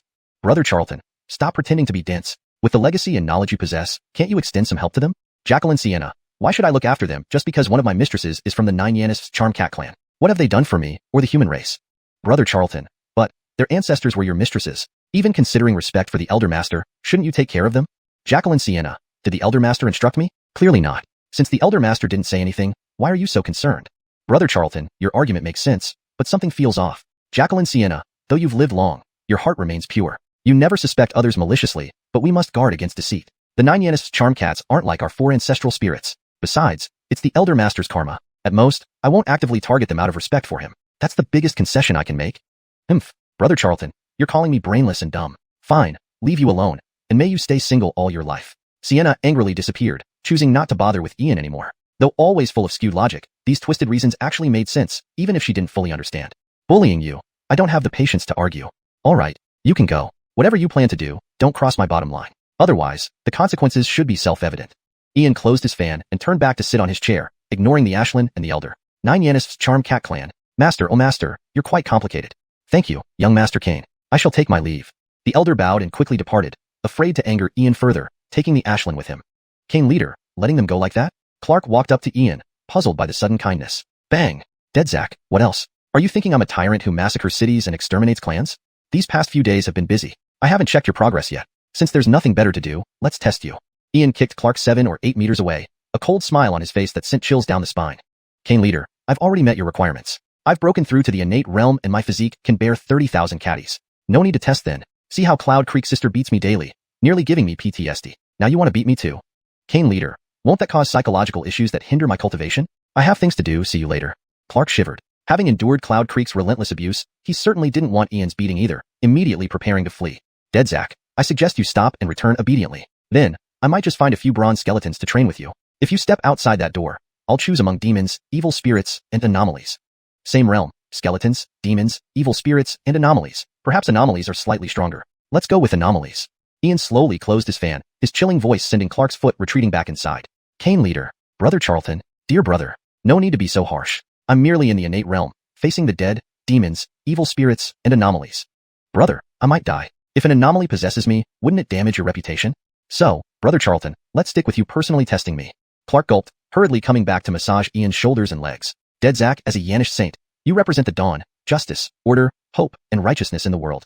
Should mere dead, demons, evil spirits, and anomalies ever fully invade, and when the world is plunged into darkness, and if I am not in the 33 worlds, then you, Zack, will be the light of justice. If you wish to be revered in public, you must endure hardships in private. Don't you want to be admired by all, or have beautiful women flock to you? Ian directly pulled Clark aside and whispered in his ear. He couldn't just force Clark to train under high pressure. Instead, he needed to use encouragement and temptation. Sure do. Kane leader, I dream about it every night. Clark, swayed by Ian's 2 sentences, immediately felt elated. The light of justice, admired by all, flocked by beauties. It was all so appealing. So, the test? Kane leader, no need for words. I'll go right now. Dead Zack, indeed you are a good brother. I haven't misjudged you. The future responsibility of protecting the human race in the 33 worlds will rely on you. Kane leader, come on. Any test. I can handle it. Great. Let's head to the bloody arena then. What? Kane leader, you're setting me up? Before Clark could protest further, Ian instantly pinned him down and placed a blood-red jade token on his body. In an instant, they vanished in a streak of bloodlight. Master, predecessor, Matron Geraldia, want to watch at the bloody arena? The gray-robed Elder King, Master Milton, and Misty exchanged glances and immediately nodded vigorously. They knew the bloody arena was akin to the heavenly void realm but belonged to the territory of the 3 major factions. Beings from the 33 worlds rarely dared to venture there. With the chance to witness it now, they naturally wouldn't pass up the opportunity. Translation notes asterisk. 1. Character names asterisk ensured character names like Ian, Clark, Kane leader, and others are consistently used. 2. Tone and style asterisk maintain the conversational and slightly teasing tone from the original text. 3. Natural and fluent asterisk translated the text to ensure it reads naturally and fluently in English. 4. Paragraph structure asterisk kept the same paragraph structure and line breaks as the original text to preserve the flow. Chapter 281. Clark's Battle 1. The Bloody Arena. In the massive open-air circular arena, there was virtually no one present. When a blood-colored light spread from the sky, Clark's figure was transported to the center of the bloody arena. Before he could react, a burning black flame skeleton appeared in front of him, gazing at him from less than half a meter away, and he could clearly see the floating soul fire within the flames. Damn, ghost. Clark screamed loudly for 10 breaths, then his eyes rolled back, and he fell down straight away, falling into unconsciousness on the spot. I'm not a ghost. I am a skeleton, not those lowly spirits. To think you would come to the bloody arena with such courage. Humans these days are truly becoming more and more cowardly. You lack appreciation for art. Look at my burning flame, glossy bones, and intricate patterns. Once, among skeletons, I was quite impressive. If you don't wake up soon, young Zack, I'll summon hundreds of succubi to drain you dry. The burning skeleton crouched down, the blue soul fire drifting around, feeling that this little Zack exuded an oddly familiar aura. Brantley, are you serious? Can you really summon hundreds of succubi? Clark did a backflip to stand up, a mischievous smile spreading across his face. The once terrifying skeleton now didn't scare him at all. Succubi, according to legends, are one of the major races in the abyss. While their combat strength is average, they are uniformly beautiful women. Their specialty is enchantment. It's said that any demon lord level beings in the abyss always have succubi by their side. Zach, your age isn't much, but you certainly have the heart for temptation. Are you not afraid of being drained by succubi? How did you end up in the bloody arena? Do you know what kind of place this is? Once here, it's a matter of winning or losing life and death. Only those who live can leave. Aren't you scared at all? The black skeleton looked at Clark before him, unsure of what to say. Previously terrified, he instantly sprang back to life at the mention of succubi, showing absolutely no fear. Boss Zack, I came here to fight for my life. Boss Giannis told me, die here or return alive. Are you the one in charge of bloody duels? No nonsense, hurry up and arrange a match for Boss Zack. Boss Zack will punch undead, kick demons, suppress evil spirits, slay monstrosities, and make a name in the 3 factions. Hurry up and get things done. Clark had nothing to lose. After all, he absolutely trusted Ian. If Boss Giannis sent him here, it wasn't to let anything happen to him. Zack, quite bold. Since that's the case, I shall grant your wish. This is the duel covenant. Sign it, and I'll arrange your match immediately. The black skeleton's bony hand flicked through the air, producing a black-flamed beast skin scroll inscribed with detailed terms. Today, he would teach this little Zack a lesson. No one else besides Ian should dare to wreak havoc in the territory of the 3 factions. Brantley, what do easy, difficult, nightmare, and hell levels mean on the covenant? Without hesitation, Clark signed the covenant. Today was about making a name for himself in the 3 factions. He wouldn't back down and intended to test his recent cultivation achievements. Every day, he was beaten by Brianna's Human King Fist, White Tiger Sword technique, and the terrifying 7-kill blade. Hehe, Zack, now the covenant is signed, and the duel stands. The easy level matches you with opponents of the same realm, bronze undead, low-rank demon, low-rank evil spirit, and low-rank monstrosity, the weakest. For difficult, nightmare, and hell, the challenges escalate. At difficult, you'll face at least 10 opponents at the same level. At nightmare, 100. Only at hell can you be peerless, even surpassing 2 major realms. In the first 3 modes, there are restrictions, but at hell, no limits apply. You can use everything to kill the enemy. Killing an opponent allows you to devour everything from them, strengthening yourself. Which level do you choose, Zack? The black skeleton's voice was temptingly evil, like a devil from hell, continuously enticing Clark. Brantley, start me off at hell level. Make it quick. Boss Zack wants to make a name in the 3 factions today. Clark was extremely confident, feeling unprecedentedly powerful. To prove his prowess, he aimed to challenge someone as strong as his leader Giannis, who once took on 10 monstrosities. Good spirit, let's see how you die. Bloody duel commence. Humankind's Hardy versus Shadow Tribe's Cordelia. Duel begins, time unlimited, rules unlimited, until one side is dead. The black skeleton's voice echoed in the empty arena as blood-colored arrays illuminated the sky, radiating immense power. Figures from the 3 factions began appearing on the platforms, but the most common were from Necropolis, while demons, evil spirits, and monstrosities were noticeably fewer. In the next instant, a shadow was teleported into the arena, a gray-clad evil spirit cloaked in black, radiating chilling and savage energy. Cordelia, interesting. Another reckless human dares to challenge Cordelia, undefeated in 136 battles. Don't underestimate humans. Last time, we almost lost our soul fires due to underestimating them. Humans shouldn't be underestimated. Didn't you hear? Demons, evil spirits, and monstrosities have suffered greatly. Even emperors fell because of a single human youth, resulting in massacres by the 4 holy beasts. Do you know? That youth is named Ian, who once fought 10 monstrosities and supposedly summoned the 4 holy beasts, causing heavy losses in the 3 factions, including annihilating the Voidwalkers and Anderclanloid. In fact, it all started because of a certain princess, who was reportedly imprisoned by old ancestors of evil spirits and monstrosities. Voices murmured in the crowd. Indeed, humans rarely challenged in the bloody arena, especially at the hell level. Meanwhile, in a hidden corner of the bloody arena, Ian, Master Milton, the gray-robed Elder King, and Connie slowly revealed themselves. Hell mode. Clark, you're asking for it. Brantley, if my brother gets hurt, I'll turn Necropolis upside down. Upon hearing Ian's warning, the distant black skeleton panicked, the flames instantly dying out, almost shattering its bones. Its soul fire dimmed. This is it. I'm in deep trouble. I knew something was off when this little Zack arrived with a familiar aura, unmistakably belonging to that living patriarch. Translation notes. Character names like Clark, Ian, Dominic, Connie are transliterated using pinyin. Maintained paragraph structure and line breaks. Retained original tone, style, and context. Ensured natural English flow and coherence. Chapter 282, Clark's Battle 2. Master Kane, truly, I did not know that Asif was your brother. Now that the dual covenant has been signed, there is no way for me to intervene. Brantley, you've suffered heavy blows from the demons, fiends, and the enigmatic ones. Only you of the netherworld remain unscathed. You should understand your position well enough. All I ask is that you ensure he doesn't die. Master Kane, it's no problem. Such a small matter can be managed. We still haven't thanked Master Kane for your great kindness. The emperors have asked me to convey their goodwill towards you. They promise that in the future, no undead will appear in the mundane areas of the 3,000 worlds. Brantley, I hope you all keep your word. Otherwise, my clan's few holy ancestors will settle the score without needing me to act. Master Kane, rest assured, we will not break our promise. But you must be cautious with the demons, fiends, and enigmatic ones. They hate you bitterly, especially that young Alberta. Although she's imprisoned by the ancestors of the fiends and the enigmatic ones now, I estimate she'll be out again within days. Brantley, secretly inform Alberta about my appearance at the Bloody Arena. Leave it to you on how to do it. Master Kane, no, absolutely not. It's too dangerous. Alberta became a saint over 200,000 years ago. Though she's now only a third-level king, her realm far surpasses yours. If you recklessly draw her attention, their evil spirit clan can use their control over the Bloody Arena to challenge you forcefully. Brantley, I remember that force challenges are sent to special regions, and both parties' cultivation levels are automatically adjusted to the same level. Is this rule unchangeable? Master Kane, the rule is correct, but it's still too risky. Those special regions are perilous, a deadly place for humans. If anything goes wrong, I cannot take responsibility. Brantley, do as I say. Yanis or death is up to fate. No one will blame you. Without killing Alberta, I cannot find peace. This, Master Kane, then I wish you good luck. The old skeleton's voice faded away in the token. He then looked deeply at Ian before sending a special communication token. #### Blood Arena. Humans, your life is mine now. Cordelia's cold and eerie voice echoed, surrounded by thick gray mist spreading rapidly over 10 miles, engulfing Clark within. Cordelia had already hidden within the mist. Wanna kill Lord E? Let's see if you've got what it takes. Yanished seal. Clark placed his palms together, sitting cross-legged as a golden bell-like structure enveloped him, radiating strange symbols, emanating a holy aura. Trivial skills. Cordelia's icy voice emerged from the mist, revealing a hooded figure behind Clark. A dark dagger inscribed with countless runes flashed ominously, piercing towards the Yanished seal. Clank. A clear and resonant bell sound rang out, accompanied by waves of golden light scattering through space, obliterating much of the gray mist. The terrifying sound waves also pushed Cordelia back several meters. I found you. Great Yanished fist.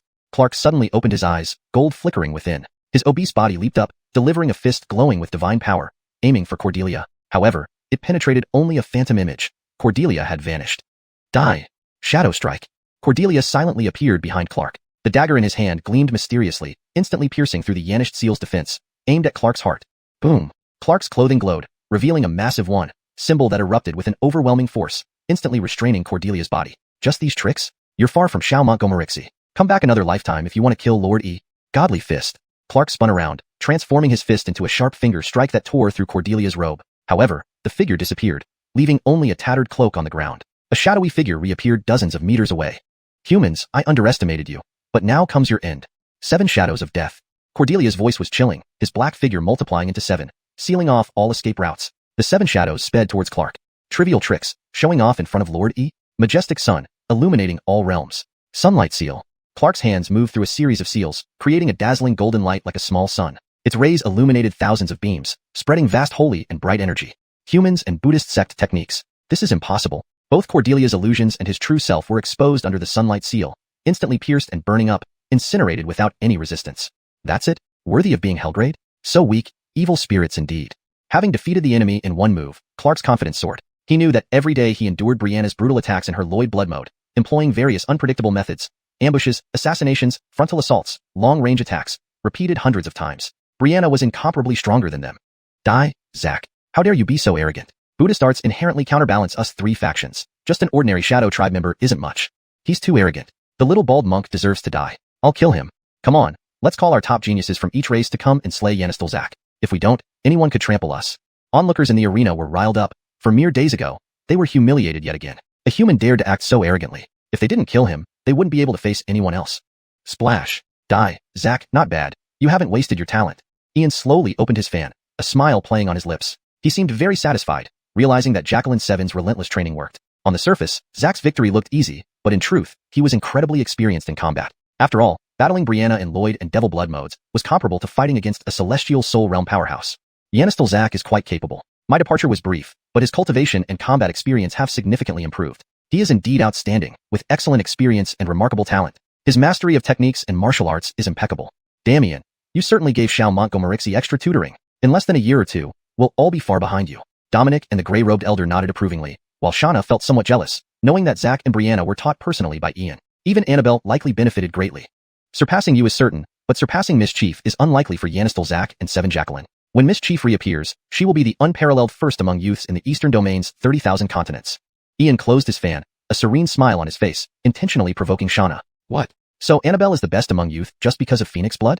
You're expecting too much from her. Shauna's eyes blazed with incredulity, though deep down she sensed it might be true. Nightmare Mother. Annabelle deserves the expectation. Translation ends here for this section, maintaining paragraph structure, tone, and style.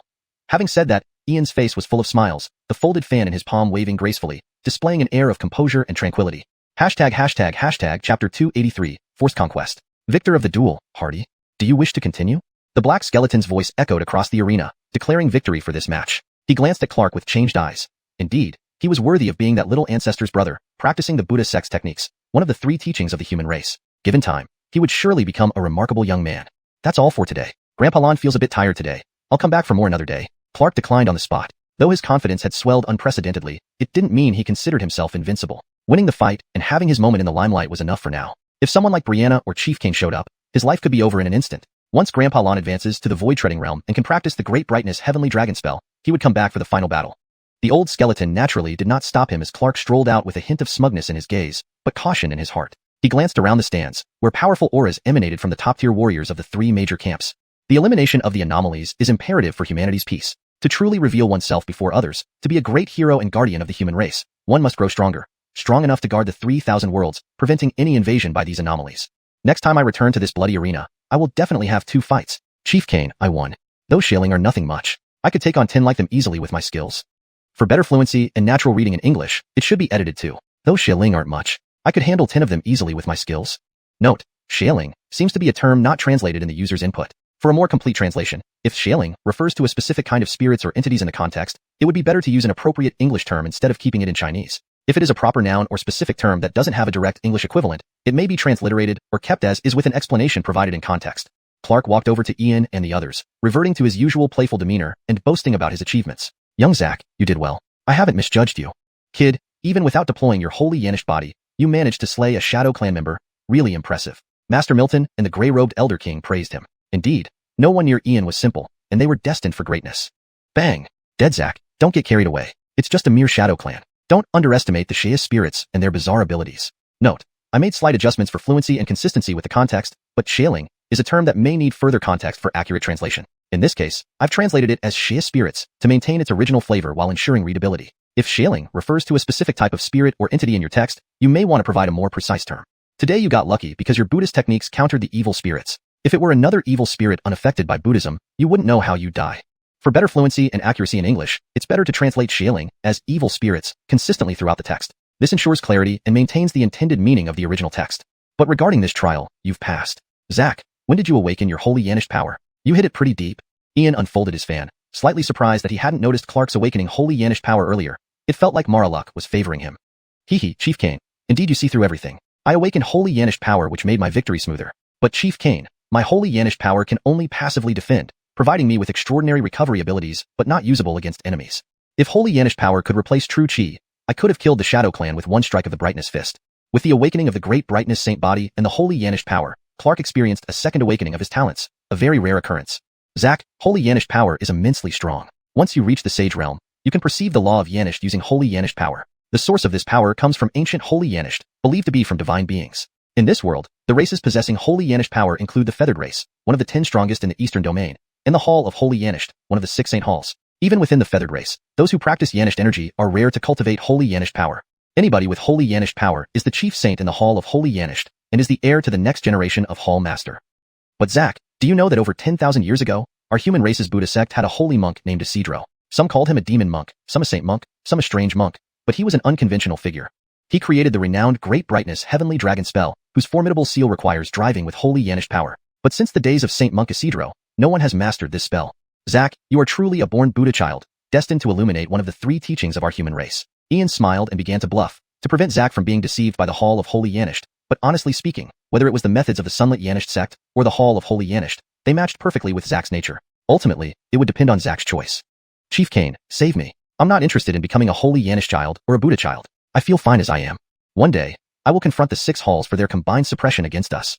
Boss, are we still going to the Montgomery Huang Academy? Clark asked a deeply concerning question. This time, the boss truly intimidated them, but it didn't mean the 3 holy lands, 6 major royal clans, and the 100 races 6 Saint Halls would really let them off.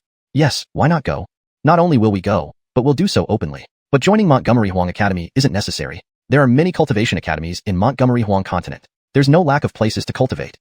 Ian's gaze was calm. Montgomery Huang Continent was a must-visit. Besides, just considering the opening of the Green Cloud Secret Realm in 3 years, they had to go. Ian swore not to let Edison off until dead. Ian, come out and fight. At that moment, a towering bloodlight emerged in the center of the arena. Alberta appeared in a black battle dress, her eyes flashing with thunderous rage and unstoppable killing intent directed at Ian. Huh, who did I think it was? Isn't this the weird girl who exposed herself last time? A Fabian-level warrior challenging this void-treading cultivator. Aren't you embarrassed? Or should I summon one of our 4 sacred ancestors to accompany you? Dare you? Ian smiled, closing his fan and immediately starting to taunt her. Finally, he had drawn out Alberta, waiting for her to initiate the forced battle. Ian, I want you dead. On the bloody arena, I, Alberta, apply for a forced battle. Target, human race Ian. Alberta stood in the center of the bloody arena, her blood-colored hair swirling chaotically despite no wind. Her eyes radiated cold and sinister, killing intent with devastating power. Okay.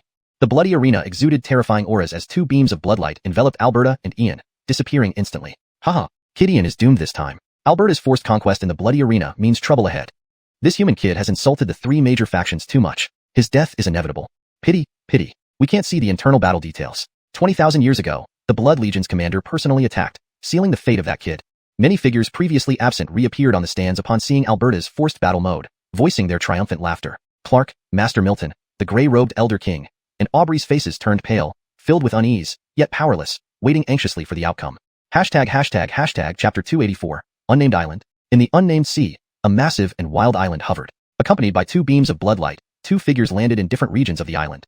Blood duel, mandatory conquest, no time limit, no rules, only the victor can leave. The dueling parties each have 1 opportunity to disable the other's ability. The time limit is 30 breaths. If you fail to disable within this time, it will be considered as giving up. Countdown begins. Ian and Temperance both received prompts from an unknown voice and fell into deep thought simultaneously. They knew that this decision was crucial. I require Ian to be prohibited from using all runes. Deep in the island's forest, Temperance remained silent for 5 breaths before making her choice directly. Though she did not know how powerful Ian truly was, banning his runes would render most of his combat abilities useless. Agreed. The unnamed voice echoed in the void, and a strange bloodlight descended from the sky, instantly merging into Ian's body, effectively disabling his runes.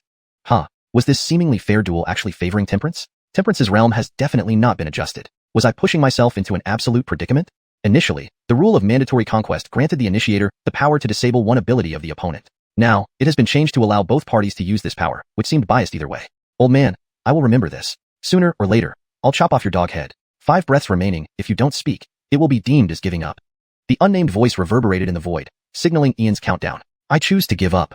Give a message to Temperance, telling her to hurry up and clean herself, because this gentleman will soon come to honor her. Also, I don't know who you are, but your bias towards Temperance doesn't matter. However, if you interfere during the duel, I will chop off your dog head. On the eastern beach of the island, Ian glanced at the sky, his eyes flashing with a cold glint, knowing that even if he did not give up this right, the effect of prohibition would still be greatly weakened. Without runes, I can still use formations. My master's knowledge transcends the world, achieving peak proficiency in various fields. He long ago learned how to convert runes into formation patterns and vice versa, allowing him to deploy formations using runes or create rune-like effects with formation patterns. Ian has chosen to give up the ability to disable and asked me to relay a message to you, telling you to clean yourself and wait for him, as he will soon come to honor you. Temperance, I cannot interfere further. The outcome depends on each person's fate and abilities. The unnamed voice echoed in Temperance's ears and gradually faded away. Ian, I swear I will tear you apart limb by limb and imprison your soul in the river of death forever. Temperance's face turned icy cold, her body exuding murderous intent. Her pure bloodstone eyes were filled with hatred, as if she had suffered a tremendous humiliation. How dare Ian look down upon me so much as to choose to give up the right to disable? I will make sure you have nowhere to bury your body to cleanse the shame of the 3 factions. Without runes to rely on, I won't let you die easily. Whoosh whoosh whoosh. In an instant, arrows shot from all directions in the depths of the forest, accompanied by terrifying whistling sounds, sweeping towards Temperance's body. You're courting death. Behind Temperance, black wings spread out to over 3 meters wide, releasing eerie light, striking down all the arrows. The feathers from her black wings also swept around. Whoosh. At the same time, a roughly 3-foot-long, thumb-thick, pitch-black iron arrow engraved with strange patterns flew swiftly through the air, bursting forth with horrifying force. Shield of malevolent force. Temperance's eyes narrowed, her black wings enveloped her body, forming a blood-red shield. But the black iron arrow shattered the shield and pierced through the wing defense, piercing Temperance's chest and pushing her body back several dozen yards. Black blood spewed from her mouth. She did not dare linger and vanished immediately. Dozens of figures appeared in the surrounding forest. Each one was robust, muscular, topless, and possessed bronze skin, adorned with mysterious totems, all dressed like primitives. Chief, no mistake, it's an evil spirit. No, Chief, it's not just a simple evil spirit. There's also a strange aura. Chief, one arrow didn't kill it. This evil spirit is strong. Dozens of 2-meter-tall warriors retrieved their scattered arrows and looked towards a bald leader towering over them at 2.5 meters, covered in totem tattoos from head to toe, wielding a black iron war bow and carrying 9 thick black arrows. Centuries later, the evil spirits reappear, confirming the old witch doctor's prophecy. I'll pursue the evil spirit. Half of you return to the tribe and inform the spirit priest to activate the formation. The other half search for the emperor's son mentioned in the prophecy. He should be somewhere on this island. The Cliff clan was exiled for countless years and can finally return. The bald leader's dark eyes filled with hope and excitement. Carrying his war bow, he disappeared into the forest, followed by the rest of the warriors vanishing as well. Cliff Clan. Could it be the descendants of the legendary human archer who shot down 9 sons in prehistoric times? How is that possible? How many years have passed since then? Yet, members of the Cliff Clan still survive from the prehistoric era? Trouble. Where have we been randomly teleported in this mandatory conquest? Who is the Emperor's son they speak of? Could it be Ian? Regardless, I must find Ian before they do and eliminate him. I can't let him live. Damn it. If my cultivation hadn't been forcibly suppressed by 3 ranks, how could I be injured by a primitive? 15 minutes later, Temperance reappeared, coughing up black blood from the corner of her mouth, a thumb-sized hole in her chest continuously dripping black blood. The wound was under a strange force preventing it from healing. But Temperance dared not stay, instead covering her chest and heading eastward into the forest. ######Eastern Beach of the island. What? Geraldriel says there are people on the island? Brother Charlton, there are indeed people on this island, and based on my observations, this wasn't originally an island. It used to be a large landmass. Most importantly, there are living spirit priests here. Geraldriel, forget about that for now. Help me locate Temperance. Brother Charlton, Temperance is injured and is coming your way, less than 500 miles away. Oh, Geraldriel, you're right. No need to wear iron shoes in vain. What comes is always effortless. Temperance, you're dead meat. Ian's eyes were filled with a cold and fierce gaze. A primordial jade appeared in his palm, primordial energy flowing from his fingertips, quickly carving 3 formation patterns. Activating it instantly, he vanished from his spot. Chapter 285, Tiger. At the southern end of the island, deep within the rainforest, towering boulders stood in seemingly random arrangement. Some were as tall as 30 feet, while others were as small as half a meter. A closer look revealed that they were arranged in a peculiar and specific manner. Each stone was covered in moss, yet certain areas bore ancient carvings. The place exuded an ancient, mysterious, and extraordinary aura, hinting at its ageless existence. It felt like stepping into the primeval wilderness, evoking a sense of primitive desolation. Suddenly, a mild tremor rippled through the ground, and strange lights flickered on the ancient carvings of each boulder. These lights converged in midair to form an ethereal array spanning several miles, from which emerged more than a dozen figures. Leading them was a youth in his early 20s. With a face framed by sword-like eyebrows and starry eyes, he exuded an exceptional and martial air. Clad in a black and gold flowing robe patterned with clouds, his innate nobility was unmistakable. If Ian were here, he would be startled to find this youth strikingly similar to him, differing only in demeanor. This youth seemed even colder and more aloof, making it difficult for anyone to approach him. Have we arrived? The cold youth's brow furrowed slightly, and his voice echoed chillingly, resonating deeply within one's soul. We have, Your Highness. The location matches the records almost exactly, but so much time has passed that it's uncertain whether anyone still survives here.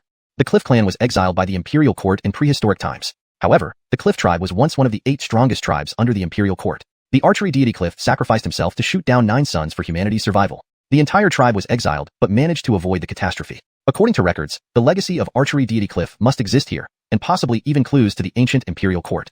Behind the cold youth, a nondescript Aiden emerged. Although unremarkable in appearance, he was already a saint. Search. The cold youth spoke sparingly, and the Aiden along with the other figures swiftly vanished into various directions of the forest. Archery deity Cliff's legacy, clues to the ancient Imperial Court. All were coveted by me, Tiger. Whoever dares stand in my way will only meet death. Your Highness, I presume you've heard about what happened in the Eastern Domain. What are your thoughts on it? The Aiden looked gravely serious. The Voidwalker clan and Ander clan's lineage had been completely wiped out, and the 3 major factions suffered heavy losses, all due to the 4 holy ancestor spirits from the prehistoric Imperial Court. Once thought to be legends, these spirits had actually been summoned by Ian. What are you trying to say?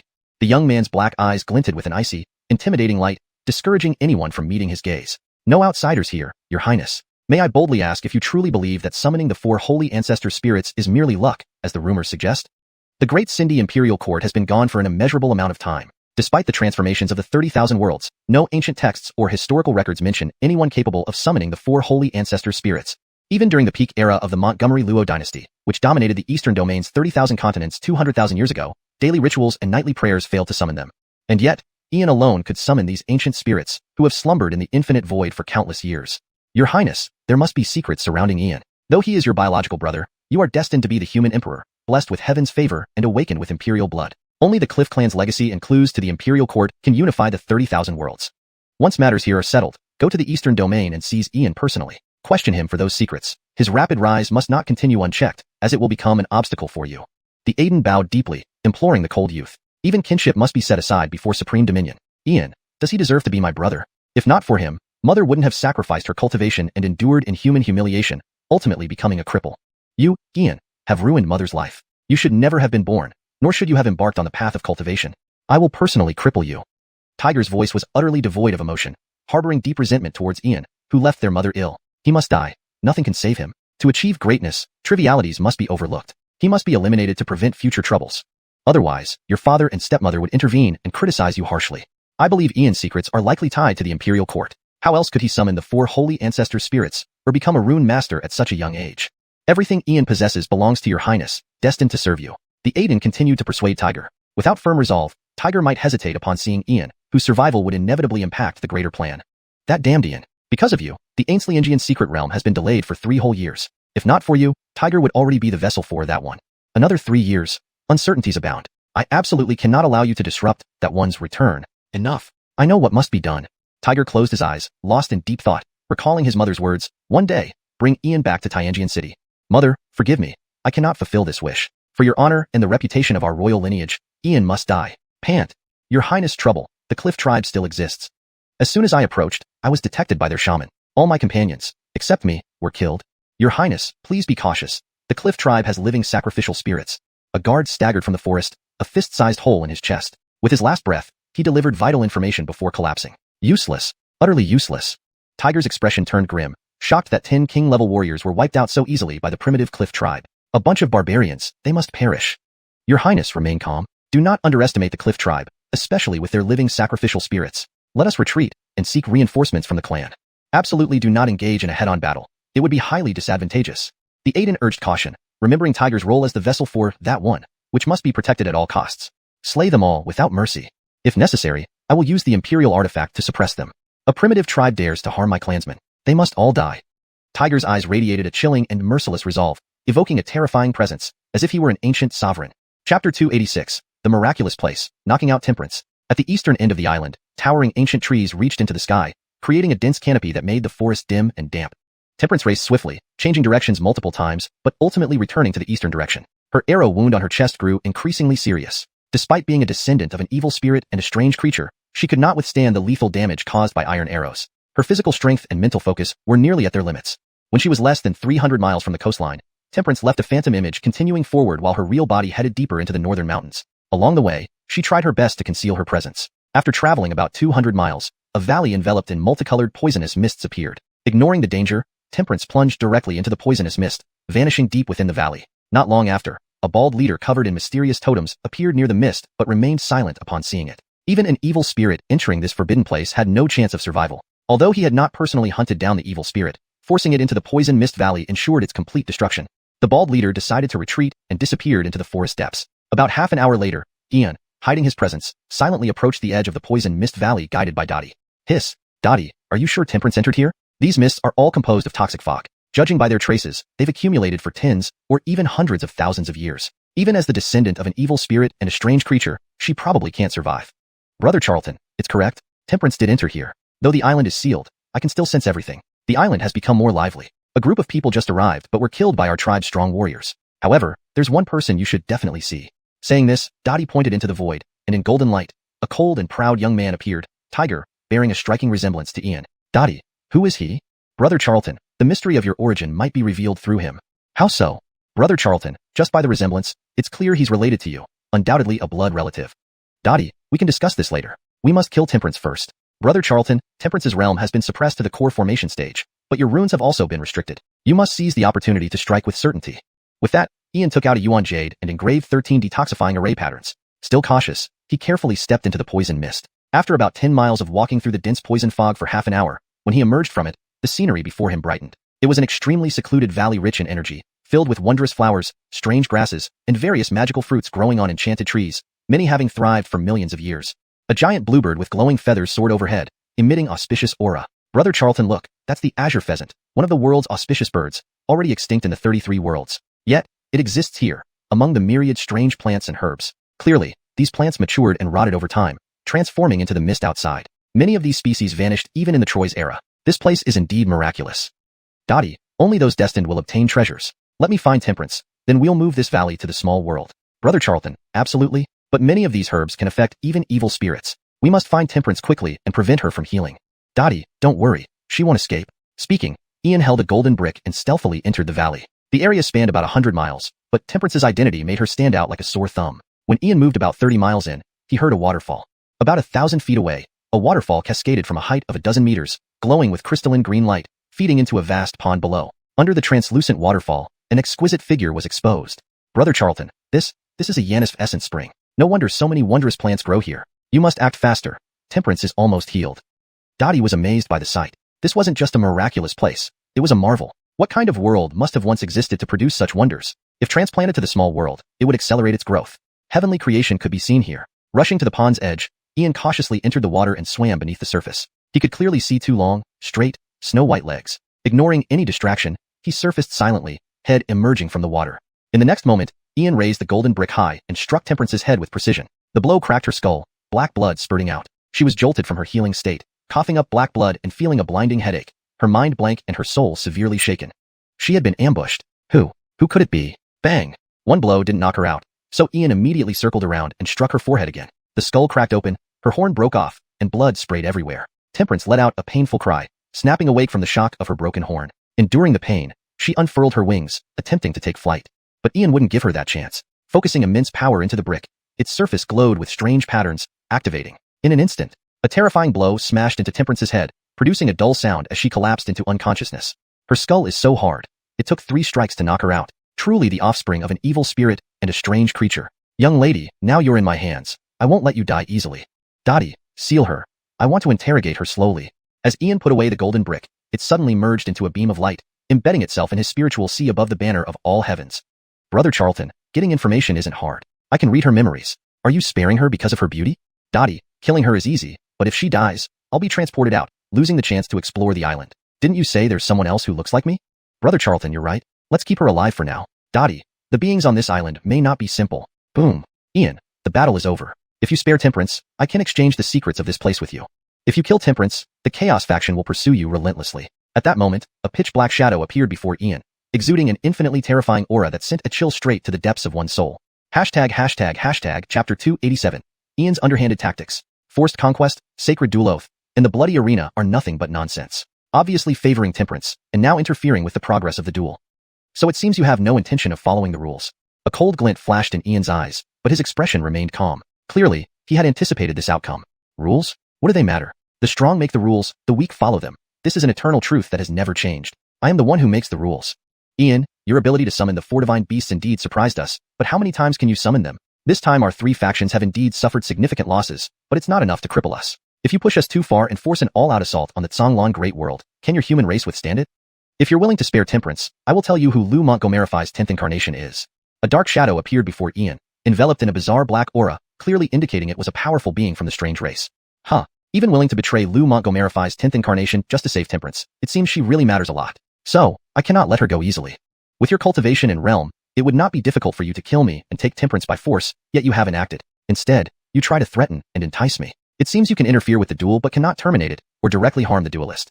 Threatening me with the lives of humans shows how desperate you are. But then again, if you dared a full-scale attack, you probably would have done so already instead of merely infiltrating. But if I agree to your demands, it means the end of the duel, and my life would be in your hands. As long as I don't nod, you can't do anything to me. Ian had possessed extraordinary wisdom since childhood and unmatched insight, which is why he could survive in the Montgomery family. He deduced the situation from just a few words. You, Ian, you are indeed clever. That arrogant fool Lou Montgomery deserved to fall at your hands. The bloody arena has its own will. We administrators cannot interfere with the outcome of the duel. All we can do is exercise some authority. You can make any demands as long as you agree to spare Temperance. I can represent the Chaos faction in negotiations with you. The Dark Shadow was silent for a moment, surprised at Ian's talent, determination, and exceptional wisdom. It seemed this negotiation would not be easy. Given what Temperance has done, falling into Ian's hands would be worse than death. Her life must be protected at all costs. What if I refuse to negotiate and insist on killing Temperance? What can you do? Perhaps from now on, I might face endless pursuit by the 3 factions, bringing disaster to the human race. But have you heard the saying, when people do not fear death, what can they be threatened with? Even without me, you have not been lenient towards humans. You've shed rivers of blood and piled up mountains of corpses. Humans have already suffered enough. How much worse can it get? Ultimately, it's extinction. But that's only if I die first. As long as I live, how long can you suppress me? Once I ascend to the rank of Sage King, I can make you pay tenfold. For the rest of my life, I, Ian, will do nothing but hunt your 3 races. Alone, my strength may be limited, but among the infinite void, star seas, and trillions of civilizations, there will always be someone capable of annihilating you. Ian was unafraid of the Dark Shadow's threats because he understood better than anyone that crossing certain lines leaves no room for turning back. He could cooperate with demons from hell, but he would never align with devils, evil spirits, or strange entities. Master, Matilda, almost spent their entire lives fighting against the 3 factions. What they couldn't achieve, I, Ian, must. What needs to be done isn't driving out the 3 factions but exterminating them all. Ian, you know about the infinite void, so your lineage is even more mysterious than I imagined. But don't forget Lou Montgomery. Your stubbornness will ultimately benefit him. This secret exists in an ancient world used by the Descendi Imperial Court of your human prehistoric era for exiling criminals. This world is dying, but it still harbors a powerful tribe. The Great Archer E, once the tribe of the Nine-Sun Shooter, still has many descendants here. Ostensibly, they were exiled, but in reality, the court protected them. Similarly, the E clan guards something crucial. Lu Montgomery's 10th incarnation carries the bloodline of one of the 8 tribes of the Imperial Court. If he obtains that thing and the accumulated cultivation of his previous 9 incarnations, can you, Ian, stop him? You can kill Temperance, but you'll miss the chance to eliminate Lu Montgomery. What does Lu Montgomery represent? I believe you understand better than me. Ian, think carefully about the priorities. I will give you an hour for your answer. The Dark Shadow felt the challenge, knowing Ian wouldn't be swayed easily. Better to step back temporarily rather than provoke him into killing Temperance recklessly, which would be counterproductive. Remember the fate of the Voidwalkers and the Wind Clan. Ian is not like those spineless humans who can be easily persuaded. He is capable of mutual destruction. Brother Charlton, the old evil spirit's words make some sense. Whether it's the E clan or not, it's definitely an ancient powerful human tribe. Killing Temperance means we'll be ejected. And Lu Montgomery's 10th incarnation is your kin. This is really difficult. Jacqueline Donna, what's difficult? The old evil spirit rambled on just to protect Temperance. I will fulfill his wish. Brother Charlton, what are you going to do? Jacqueline Donna, master left behind a memory legacy of the soul Yanisf and Death Seal. Since I can't kill Temperance, I'll turn her into my servant. Hehe, Brother Charlton, you're truly a mastermind. This move infuriates the evil spirits and strange beings, yet they can't touch you. It also gives you leverage and insults them greatly. Truly an underhanded yet brilliant tactic. Only scholars like you can think of such things. Ian was speechless, but, given the circumstances, he couldn't afford to care. After all, he was already branded as cunning in Donna's eyes. With that thought, Ian took out 9 flawless soul crystals and began carving array patterns. Note, I've retained the paragraph structure and line breaks as closely as possible to the original text. Names have been romanized using pinyin where appropriate. Efforts have been made to ensure the tone and style remain consistent with the original content. Any cultural nuances have been translated to ensure they are clear and understandable to English readers. Chapter 288. No, I beg you not to. Mark of Yanisf and Death, Soul Covenant. Form. 9 soul crystals glowed brightly, forming a powerful array in the air. Temperance's body was lifted from the pond by Ian and suspended directly beneath this strange formation. Patterns spread over Temperance's entire body, eventually merging into a peculiar seal that embedded itself into her forehead. Her primordial spirit was forcibly drawn out, instantly encapsulated by the formation, then transported into Ian's body. Ah, so much pain. Ian, it's you. What have you done to me? I will kill you. The intense agony made Temperance's body convulse violently. The soul, already in great torment, now felt as if it were being ripped apart. The moment she opened her eyes and saw Ian, rage welled up uncontrollably, but just as she moved to kill Ian, her soul pierced with unimaginable pain. She could only clutch her head and roll on the ground. TSK, TSK, TSK. The unrivaled, proud, and lofty Mara Temperance, I advise you not to harbor foolish thoughts. Otherwise, you will endure unspeakable agony. Mark of Yanisf and Death, Soul Covenant. From now on, you are my servant. Your life is in my hands. Should I be harmed, you will be the first to suffer. Don't even think about dying with me, for if any fatal spells or abilities befall me, you will also bear the consequences. Stop struggling, little girl. From this day forth, you are my personal guard and innate meat shield. Ian unfolded the fan in his palm, revealing an extremely self-satisfied smile, like an old fox who has cleverly schemed his way through everything. Ian, you shameless wretch. Even in death, I won't submit to you. Temperance gritted her teeth, her fingers deeply embedded in the ground. Immense pain tearing at her soul until it nearly exploded. It was a pain beyond endurance, yet she did not cry out. Her blood-red eyes, however, brimmed with murderous hate. Huh, you're quite tough, but can you hold out? That's just the power of the mark itself. I haven't even activated it yet. Seize. Ian slowly closed the fan in his hand, his expression filled with coldness and viciousness. Instantly, he unleashed the power of the mark of Yanisf and Death. Ian, you despicable fiend. Kill me. Just kill me. Why torture me so? Temperance's screams were both pitiful and despairing. Under the control of the mark of Yanisf and Death, she couldn't even die, never having imagined falling to such a miserable state. No. To slay such a beautiful woman would be a terrible waste. Although you are an abomination born of heaven's disdain and the hatred of all spirits, you surpass even the 10 beauties of the eastern region. Even if I did nothing else, taking you out would certainly make me look impressive, especially when the 3 major factions gnash their teeth at me in the bloody arena, powerless to stop me. Originally, I hadn't planned on controlling you, but how could I let a foul spirit threaten me, vowing to kill and exterminate my entire clan? As a learned man, I've always acted honorably, but to protect myself, I had to stoop low, and honestly, being despicable feels rather good. Ian crouched down beside Temperance, savoring her suffering. He recalled the countless innocent human girls eaten alive by evil spirits, feeling both anger and frustration.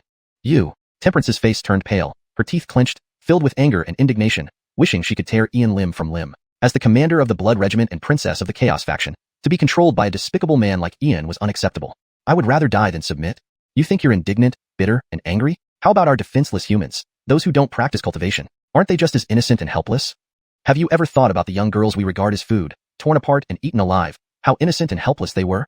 When your hands are stained with the blood of our people, you should have foreseen this day. We humans may be weak and ignored by noble families, holy lands, and royal clans, but that gives you no right to oppress us.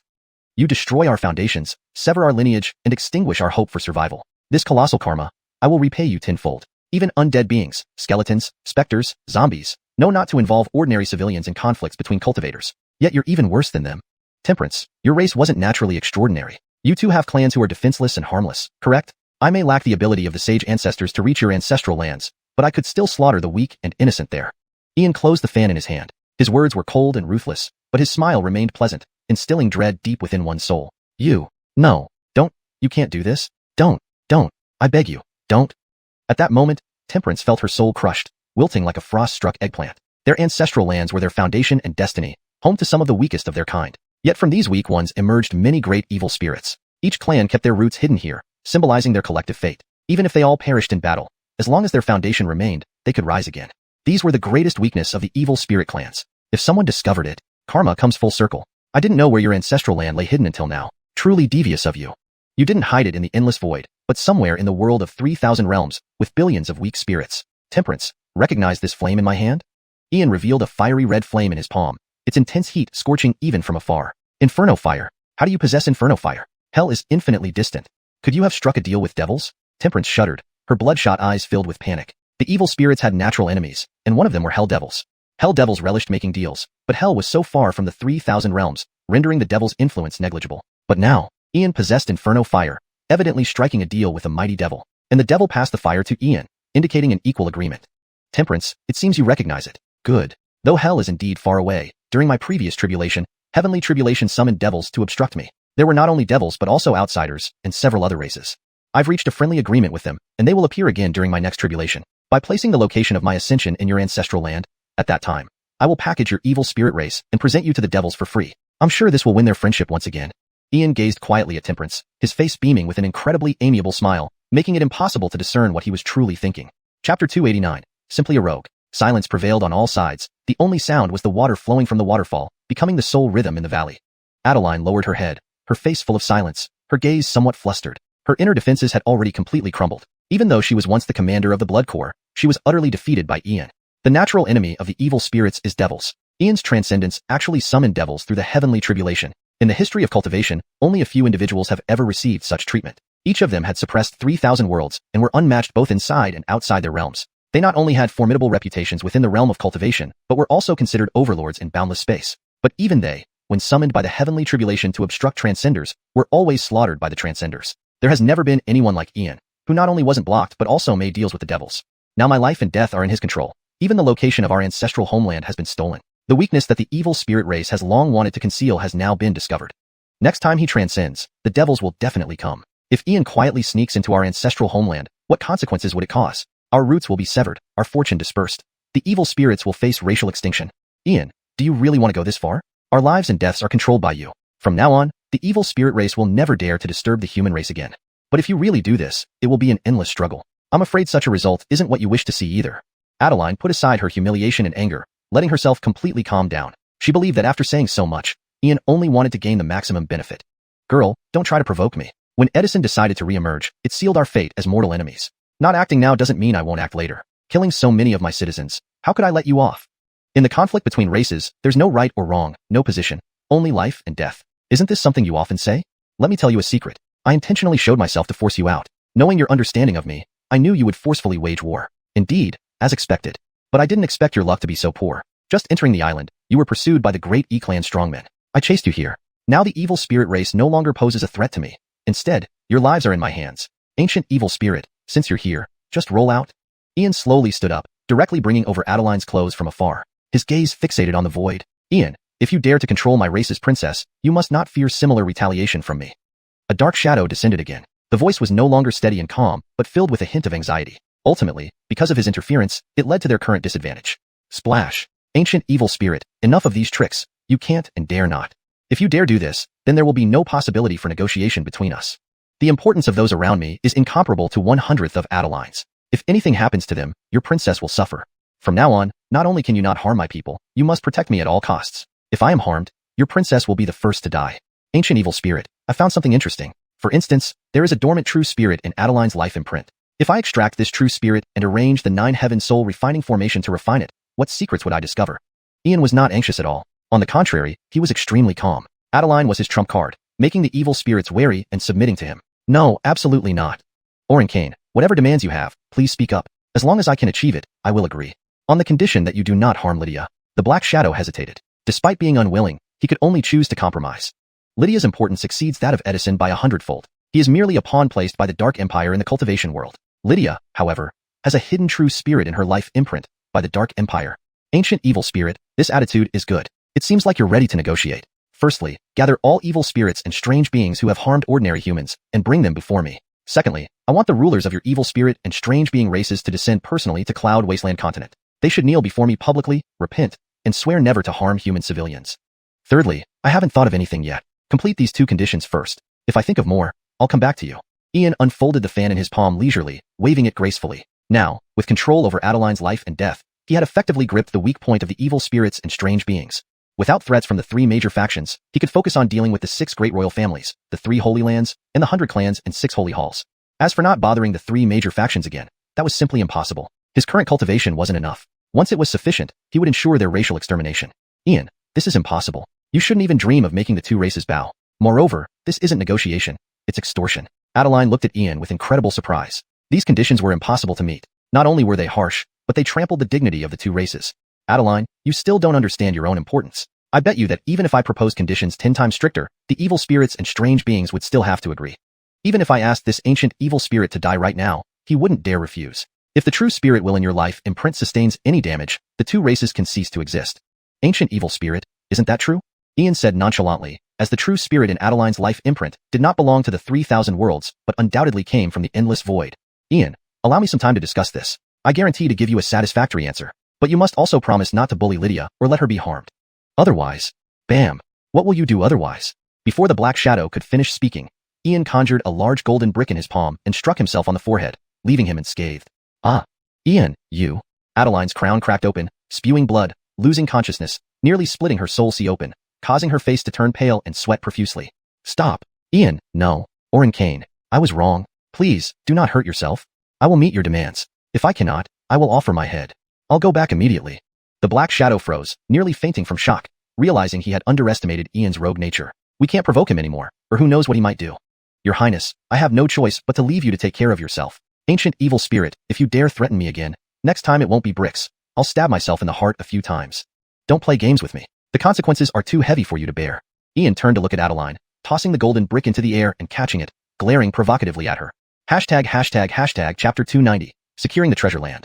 Ian, where are you looking? One day, I will gouge out your eyes. After speaking, Temperance felt a sharp mental pain and immediately suppressed any retaliatory thoughts. But her hatred for Ian had reached its peak. TCH, what's with all the covering up? You should have known that both the parts one should and shouldn't see were already seen. Actually, big bust, long legs. They're just the type this young master likes. Having you serve me tea, water, warm my bed, fold my quilts wouldn't demean my status at all.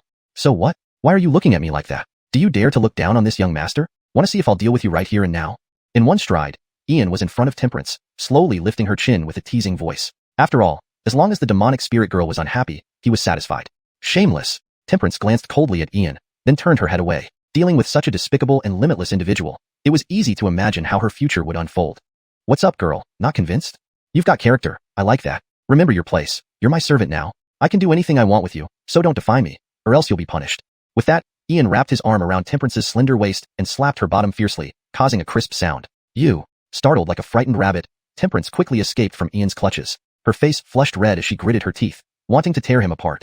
Girl, that was just a small warning. Disrespect me again, and I'll seal your cultivation, strip you naked, and sell you to a brothel. Ian appeared beside Temperance in a flash, again hooking her chin with an icy and merciless look. Ian, you brute. You may control my life, but you cannot control my heart. I will never surrender to you. Temperance calmed herself, forcing back her anger and indignation, then walked to the side and sat down cross-legged.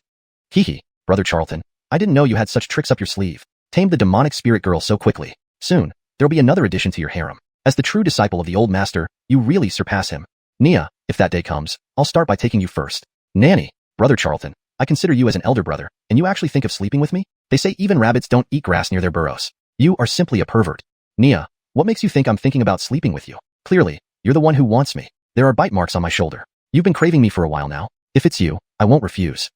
Pa, Brother Charlton, even the old master isn't as shameless as you. The divine beauty Nia, craving your body. Nia, I know everything. No need to pretend. When you want it, I'll definitely satisfy you. Blah blah. Brother Charlton, you're overstepping. Keep bullying me and I'll report to Matilda. Nia, go ahead. Anyway, my sister Mercedes is also my future wife. Who do you think she'll believe? Haha. Alright Nia, no more fooling around. Let's move this valley into our pocket dimension. These treasures and life essence springs mustn't be wasted. In the future, we won't lack ingredients for alchemy. Humph. Brother Charlton, little sister is not happy. Don't feel like working. Nia, it's all my fault. I promise I won't bully you anymore. I remember everything you did for me. Without you, I would be dead. Humph. Brother Charlton, are you serious? This isn't just to get me to work? Then I need half the herbs here. No problem, Nia. Deal. You can harvest them, but leave the roots intact. Many are peerless treasures, non-renewable resources. Tisich, Brother Charlton, do I need reminding? Though I don't know alchemy, I know herbs are precious. But I'm curious, where does the life essence spring come from? Nia, there's no source. A special array absorbs matured heaven essence herbs, converting them into life essence. Brother Charlton, understood. The demonic spirit girl is sealed. Move her outside while I split this space into our pocket dimension. Nia, be careful. Don't destroy the array. Although I can fix it, it's troublesome. Make it a separate space when merging, not connected to the pocket dimension. This is our shared treasure chest. Hee Brother Charlton, quit nagging. I know how to do it. As soon as she spoke, Nia waved her sleeve, expelling Ian and Temperance from the valley. Golden light flashed, slicing off the vast valley. Just as she was about to merge it into the pocket dimension, an overwhelmingly terrifying aura rushed towards them. Insolent, daring to steal from this great sage's domain. A projection emerged within the torn space, exuding immense saintly power. It's you, Dai.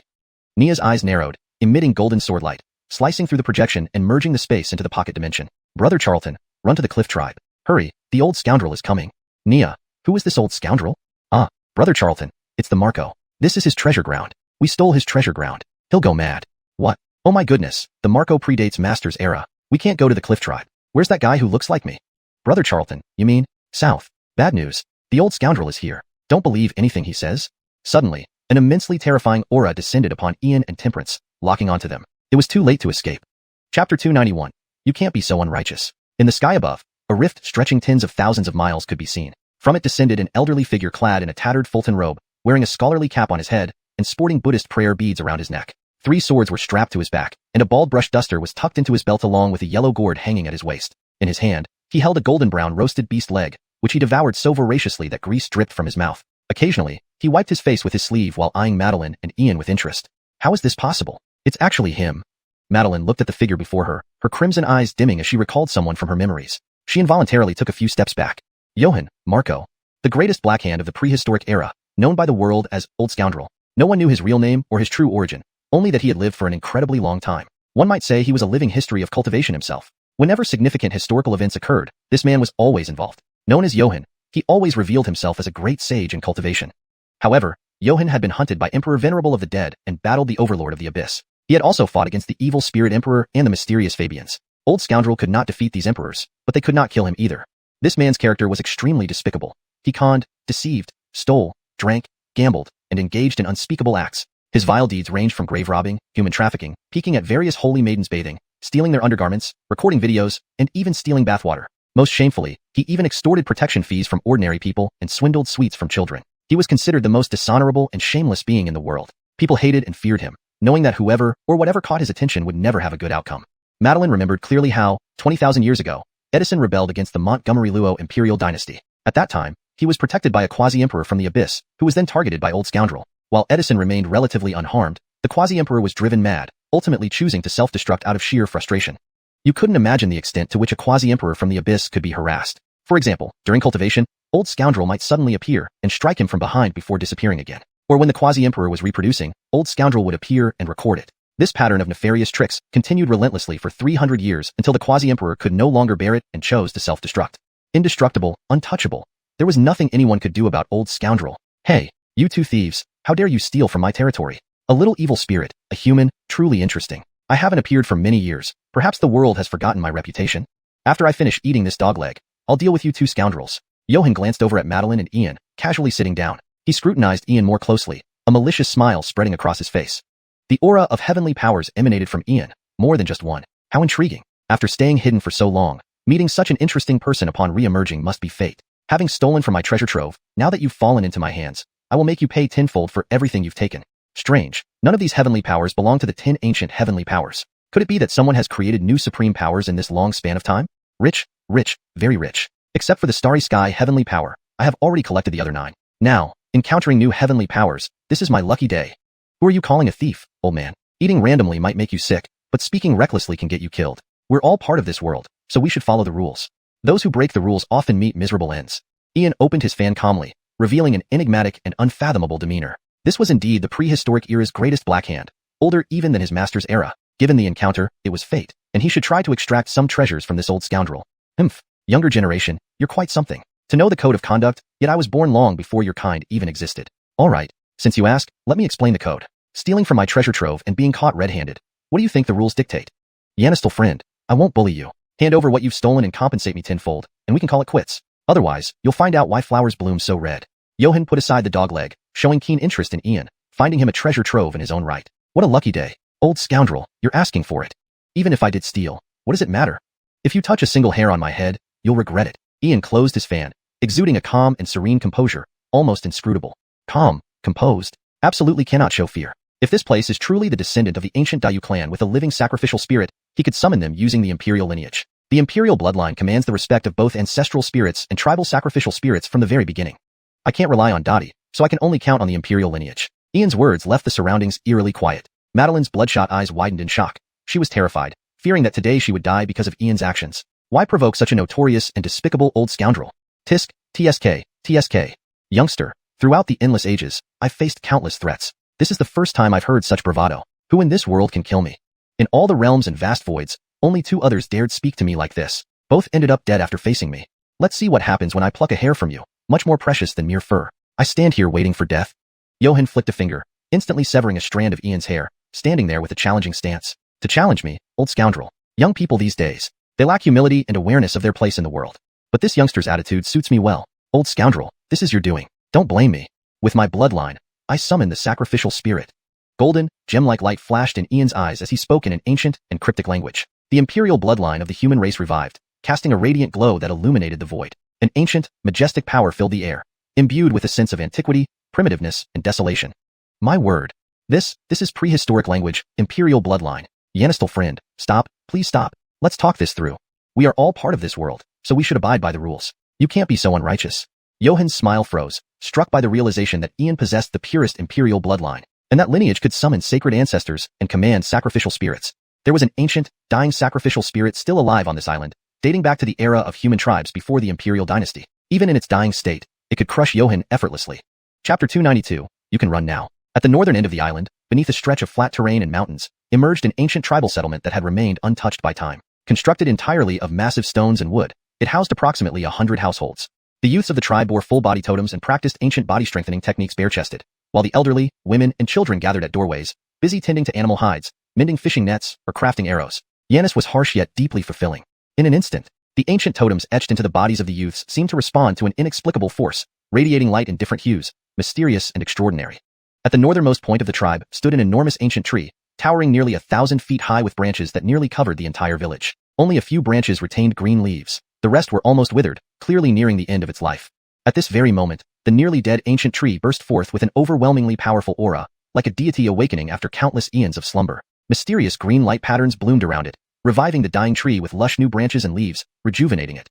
A figure shrouded in green flames emerged from the ancient tree, exuding profound and venerable presence. With a simple gesture, the green flame figure summoned a bronze bow adorned with intricate carvings and a thumb-thick bronze arrow from the nearest stone hut. The bow and arrow, rusted from countless years, began to tremble violently as if their ancient spirits were about to awaken.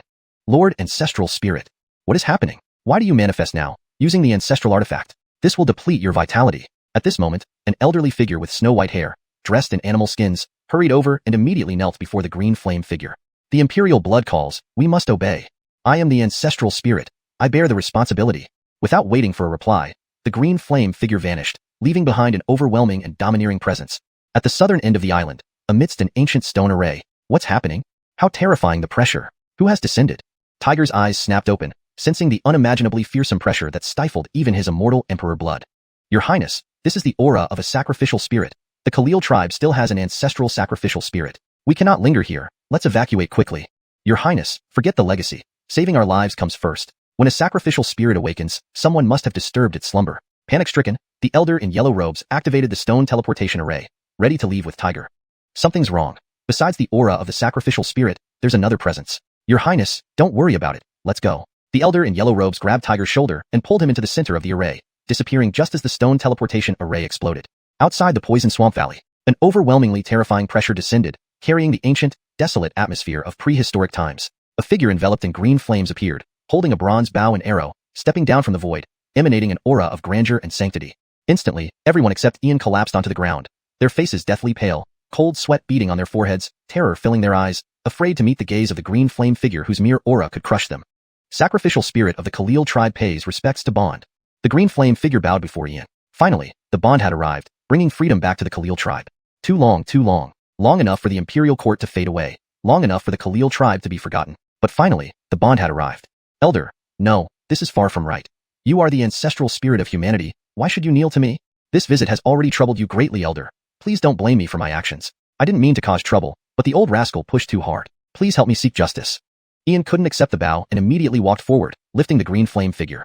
Yannisang. No, Yannistal brother, that's unfair. How have I wronged you? You stole all the treasures and supreme medicinal herbs I've collected over the years and killed one of my projections.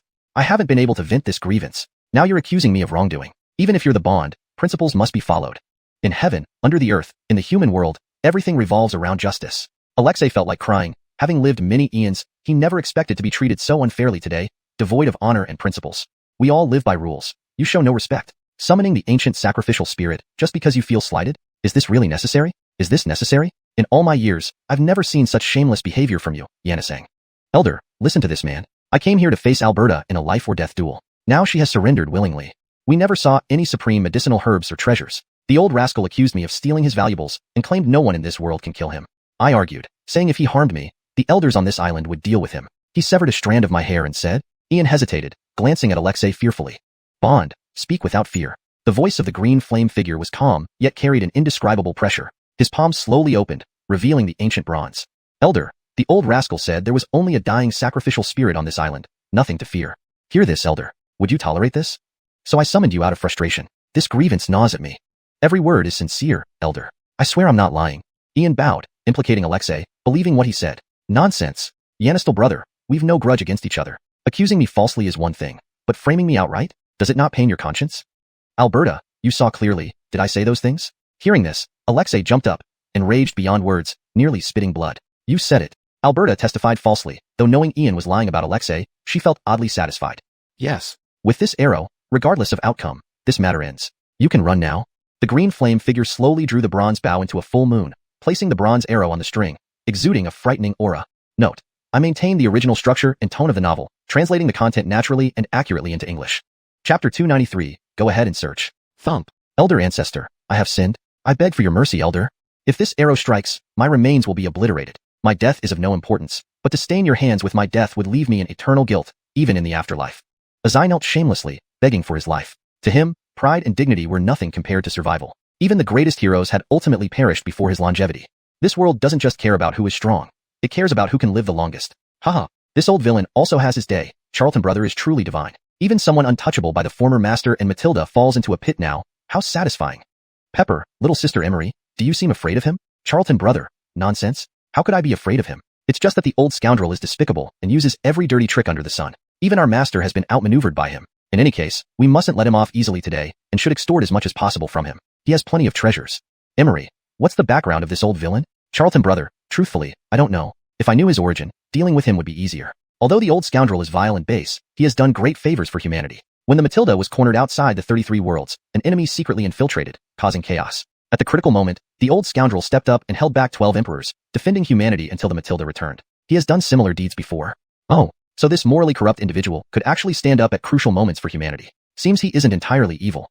Charlton brother, good is good, evil is evil. They shouldn't be mixed up. No matter what, don't go easy on this old villain. By using imperial bloodline to summon a sacrificial spirit, you're likely pushing it to its limits.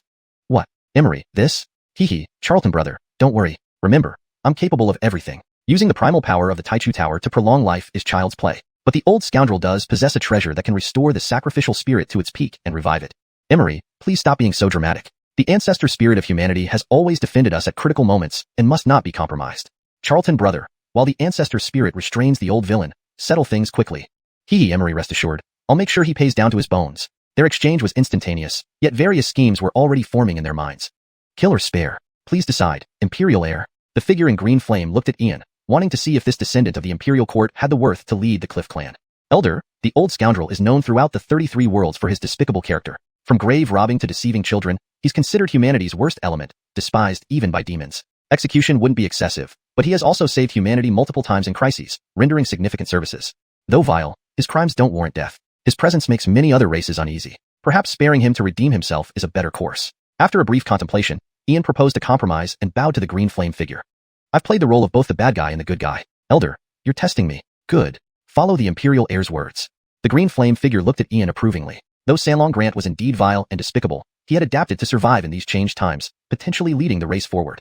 Even though I've slept for countless years, how could the events of this world escape my notice? Without my tacit approval, how could Canglan Grant exist here? Thank you, Elder. Thank you, Imperial Heir. Hearing this, Azai was stunned, quickly bowing to the sacrificial spirit and Ian. Saving his life wasn't easy. What more could he ask for?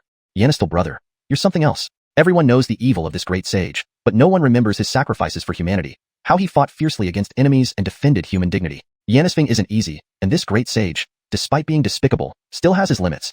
Old scoundrel, don't thank me yet. I haven't settled accounts with you yet.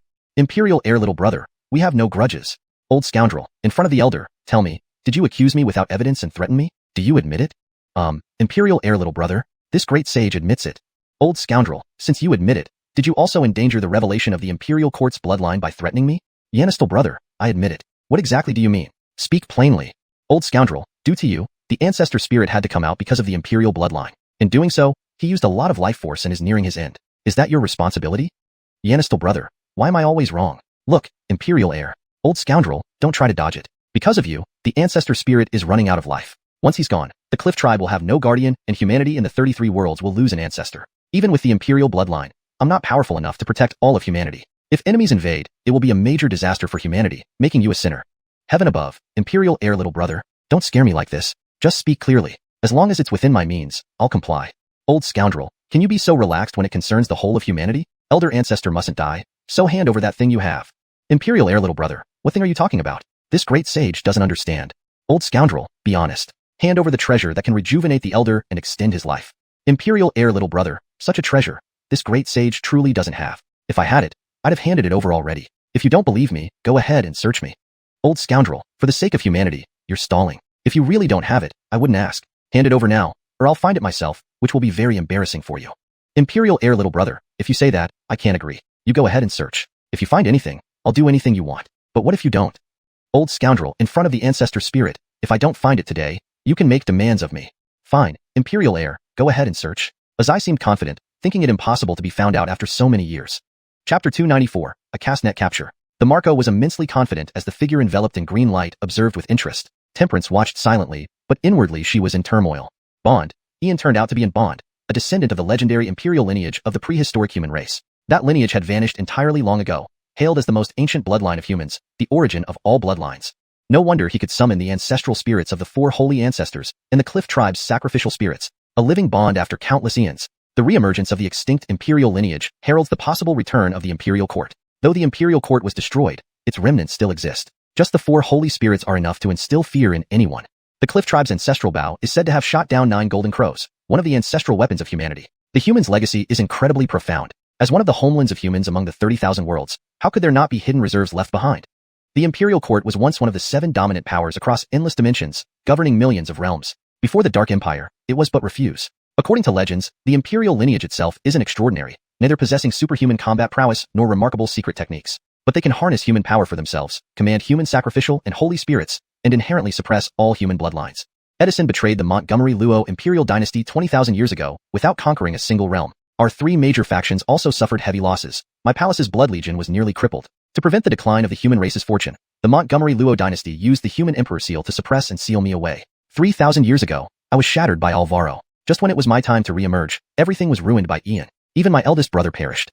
3 years later, the Xianxia secret realm reappeared. Yet Ian emerged, surpassing everyone's expectations. To others, 3 years might pass quickly, but for Ian, it's truly unpredictable what level he would reach in 3 years. The evil spirits and bizarre clans already refrain from acting against the human race because of me. It seems the abyssal demons have also made some secretive agreement with Ian. Of the 4 major races within the 3 major factions, Ian has gradually divided them. Edison, by the time you re-emerge, it might already be too late. Believe it or not, if the Dark Empire learns that Ian carries the Imperial lineage, they will abandon you like a discarded pawn. After the disappearance of the Imperial lineage for countless eons, now that the bloodline has resurfaced, who would dare to touch Ian? Even the remnants of the Imperial court might turn over the entire void for him. Colby, your demise at Ian's hands was not unjust. Xianxia Jacqueline probably won't ever be able to take revenge. For the continuation of our race, little sister must mend the enmity between Ian and the Chaos faction. Otherwise, once Ian becomes a king or even ascends to become an emperor, he would certainly launch a genocidal war against both clans. Thoughts flashed through Temperance's mind rapidly. Her hatred towards Ian faded somewhat. In racial conflicts, there's no absolute right or wrong, no absolute stance, only life and death. When the three major factions massacred humans, they should have expected a reckoning. Heh, Big Brother Charlton. Look at this old rascal swaggering around so confidently. Truly infuriating. Initially, little sister only planned to take his treasure that sustains life. But now I won't leave him a single thing. There's a Buddha Emperor weapon hidden inside his big incisor, an ancient scripture under his pinky fingernail, and a layer inside his wine gourd storing a pile of supreme-grade minerals. Behind him, in the middle scabbard of the three swords, is another treasure that can prolong the ancestor spirit's life. Hidden inside his sleeves is a lost ancient cosmos bag. There's one more, in his crotch. Never mind. It's too disgusting just thinking about it. What a filthy old man. In just a few quick movements, Dottie pointed out all the treasures hidden on the old man. They decided to thoroughly strip him clean, leaving nothing untouched. Old rascal, this gentleman gives you one last chance. Hand over everything now, and we'll call it quits. Xianxia brother, don't put on such airs before an elder. You may go ahead and search me. Forget it, old rascal. You need to see the coffin before shedding tears. I've given you your chance. Don't regret it later. Xianxia brother, this great sage has never regretted anything from prehistory till now. Akash, please cast your spell to immobilize the old rascal. Xianxia Xiang will then search his body to prevent any cheating. Ian bowed to the figure in green light, a subtle smile barely visible on his face. The green light figure nodded slightly, waved his hand, and sealed the Marco in place. He watched Ian with growing interest, having failed to detect any hidden treasures on the three dragons' small Xiang. Could it be true that the bond really has this ability? At any rate, it was going to be quite the show. Without haste, Ian walked up to the Marco. His fan spun rapidly in his palm, then abruptly pierced into the sage's waist, circling around his body. He grabbed the sage's grubby right hand and focused directly on the pinky nail. The Marco's expression flickered briefly, but quickly returned to normal. Xianxia Miss Temperance, catch this? Ian's lips curved into a grin as he tore off the Marco's nail, which instantly evolved into spatial equipment. Temperance didn't hesitate, catching the nail immediately, though she remained doubtful, finding nothing special about it. On the surface, the Marco remained indifferent, but inwardly he felt some pain, though manageable. It was merely an ancient scripture that he couldn't comprehend anyway. No harm in giving it to the young master. At that moment, Ian conjured the golden brick in his palm, tossed it up, and approached the Marco's face. With a shock from both the green light figure and Temperance, he knocked out one of the sage's prominent front teeth, tossing it to Temperance again. Ouch! This great sage is in agony. Elder, are you going to intervene or not? Searching is one thing, but causing bodily harm is uncalled for. Xianxia brother, stop searching. This great sage will. Hand it over.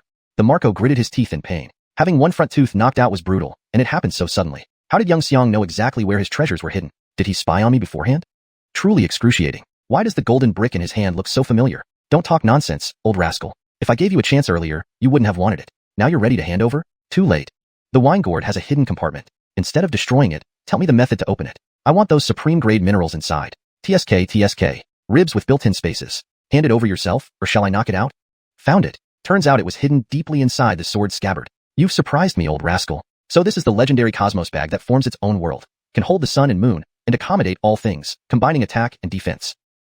More treasures. Old rascal, not only are you despicable in character and immoral, but you hide your treasures so vilely? Isn't there a better place than your crotch? Ian smiled benignly, revealing no harm. He calmly pointed out every single hidden treasure on the Marco, without missing a single one. Chapter 295, How Wronged I Am. Seize. The green flame figure waved its hand, and all the treasures hidden on Marco were collected. Especially, a handful of green spirit liquid floated in midair, shimmering with an incomparably mysterious light. It seemed as if there were naturally formed runes swirling within it, like ancient Tao patterns. Primordial Spirit Yanisquid. Such a divine object is extremely rare. 1 drop could allow me to extend my life by 10,000 years. 3 drops could return me to my peak. Yanistal 3 Dragons Orlando. I shall take only 3 drops. The green flame figure was also filled with astonishment, seizing 3 drops and directly integrating them into its body. This primordial spirit Yanisquid was truly miraculous, akin to a miracle of nature and a treasure that brings transformation. Senior's righteousness, what great righteousness. Yanistal brother, the primordial spirit Yanisquid has wondrous transformations. Just 1 drop can transform your constitution and elevate your life realm, allowing you to enter the primordial level, greatly enhancing your bones, talent, bloodline, and soul. You've taken half. Leave the rest for this great sage. Marco looked crestfallen, not minding the 3 drops taken by the ancestral spirit, but Ian, this little rascal, had stripped him of all his treasures. While other treasures didn't matter much, the primordial spirit Yanisquid was too precious, a marvel of heaven and earth, and a supreme treasure of transformation. Old scoundrel, I told you earlier to give it up, but you insisted on holding out. Whose fault is it now? We are all part of the same world, so we must follow the code. Gold is for large claims, silver for small ones, and we share equally when we meet. But let's go back to our agreement. Since we found these treasures, they belong entirely to this young master.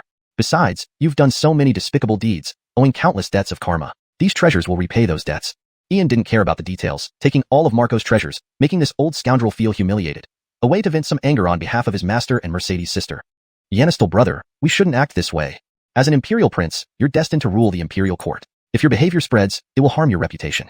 Let's make a deal. I'll exchange my 9 primordial heavenly arts for the primordial spirit Yanisquid. Half should be enough.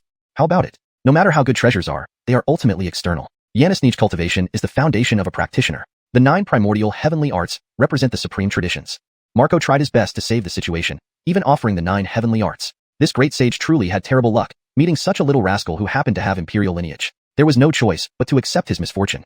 Aren't there 10 primordial heavenly arts? You've been around so long and only managed to gather 9. Seems you're not much after all. This young master would really like to trade with you, but alas, all 10 primordial heavenly arts are already in my head. Old scoundrel, since you've lived so long, why don't you try to guess which heavenly art I practice? If you can name just one, I won't take any of today's treasures. Instead, I'll make up for the one you lack.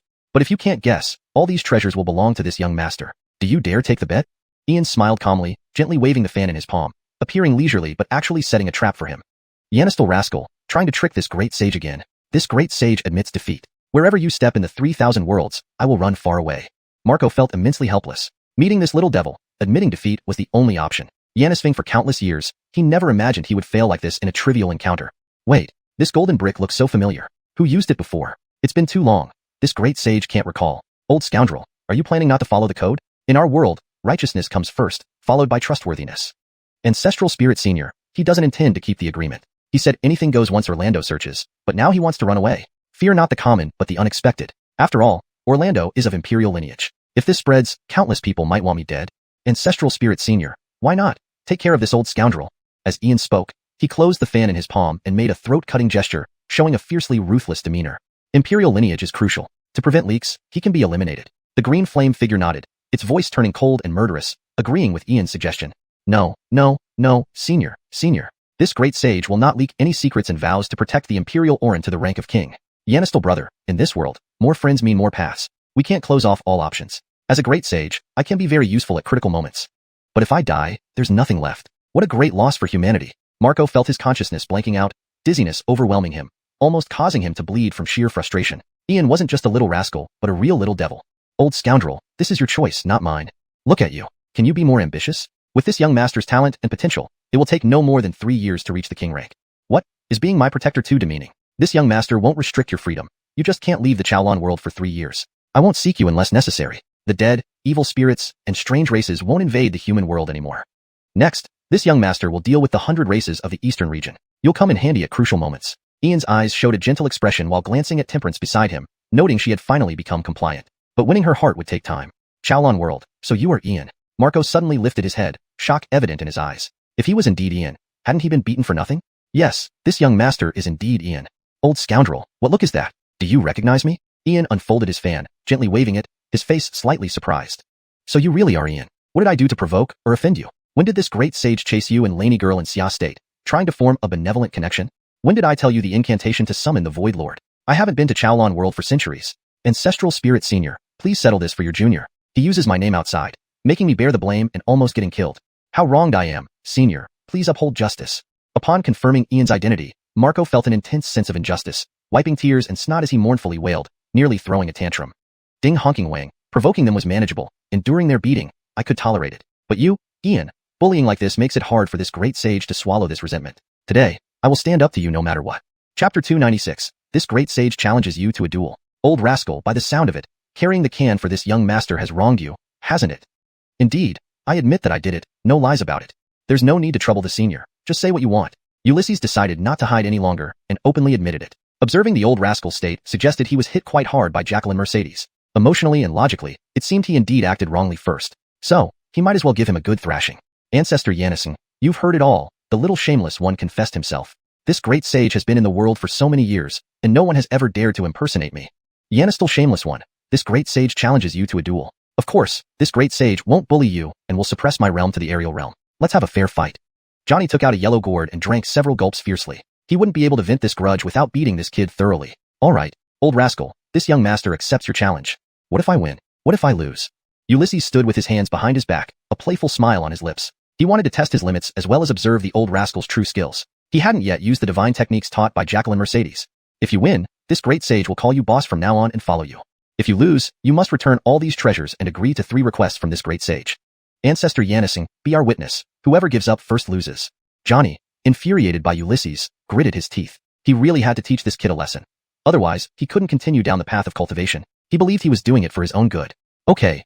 Ainsline-colored light flashed as Ancestor Xianxia restricted Johnny's cultivation to the aerial realm. Being of human imperial lineage meant having exceptional wisdom, powerful cultivation, and formidable combat prowess. It was a chance for Sanlong to test the fighting power of the imperial son. Thank you, Ancestor Xianxia. Xianxia, shameless one. This great sage will let you take the first move. Come on.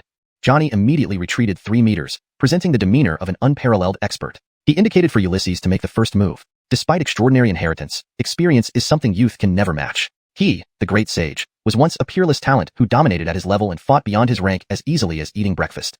Old rascal, this young master advises you not to be too confident. Mighty heaven and earth, righteousness remains eternal. Words manifest the law, revealing true sages. Righteous energy subdues myriad evils. One word, sword. With these words, a radiant mark appeared between Ulysses's eyebrows, and a golden ancient scroll flickered in the void. Boundless righteous energy erupted, triggering celestial phenomena that illuminated all directions. Majestic and boundless, the positive energy condensed in the sky. The golden scroll flipped a page, and a sword character condensed in the void. Instantly, hundreds of beams of golden light surged like tidal waves toward Johnny, radiating a sacred and brilliant aura. Golden Saint Pathbook, the inheritance of the ancient 3 teachings Confucian sect. Xianxia, shameless one. Unfortunately, this isn't enough. Break. Great annihilating sword, Ainsley. Johnny's face showed slight surprise. A sword beam gathered in his palm and instantly burst forth with overwhelming sword intent, like a torrential river cascading down. It obliterated all the 100 righteous swords cast by Ulysses and surged towards his body with terrifying force. Old rascal, try this. Heavenly extremes, borrow power from the cosmos. Majestic divine thunder, purge demons and slay evil. Command, Taiching divine thunder spell. Ulysses rapidly retreated, with the golden Saint Pathbook hovering above his head, his hands continuously changing seals. A deafening thunder roared through the sky, releasing terrifying pressure. Beneath his feet, a 9-petal green lotus platform emerged, shrouded in strands of Taiching energy, giving him a mysterious aura like an ancient true immortal descended from the heavens. Between heaven and earth, sword light surged like tides, transforming into a dragon-shaped beam piercing towards Ulysses. Simultaneously, frightening green lightning descended, annihilating the dragon-shaped sword beam. Dense lightning covered a dozen miles of space around them. Orthodox teachings of Bear. Xianxia, shameless one. How many inheritances do you actually understand? Truly astonishing, this great sage. Great annihilating sword path, dragon battles the 8 wilds. Johnny put away his contempt, forming hand seals as a massive 36-meter golden light floated in the void. Instantly, it divided into 72 beams, each one evolving into dragon shapes, exuding an overwhelming aura of destruction. Amitba. All realms are pure lands. Great radiant bell.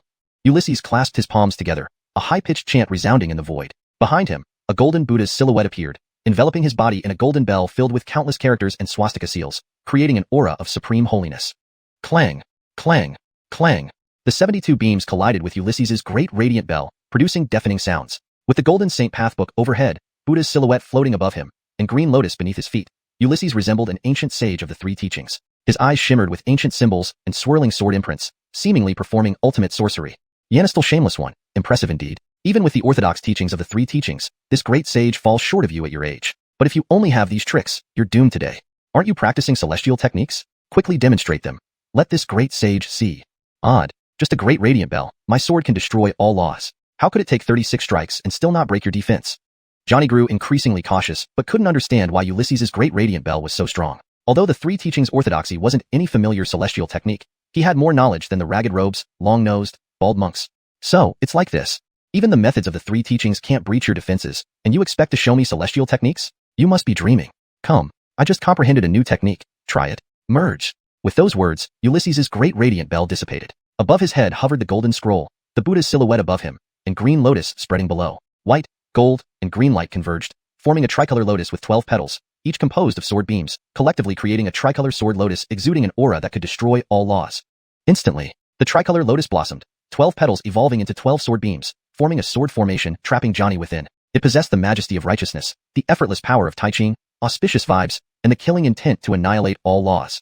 The 3 teachings methods, great annihilating sword path, merged into a sword formation.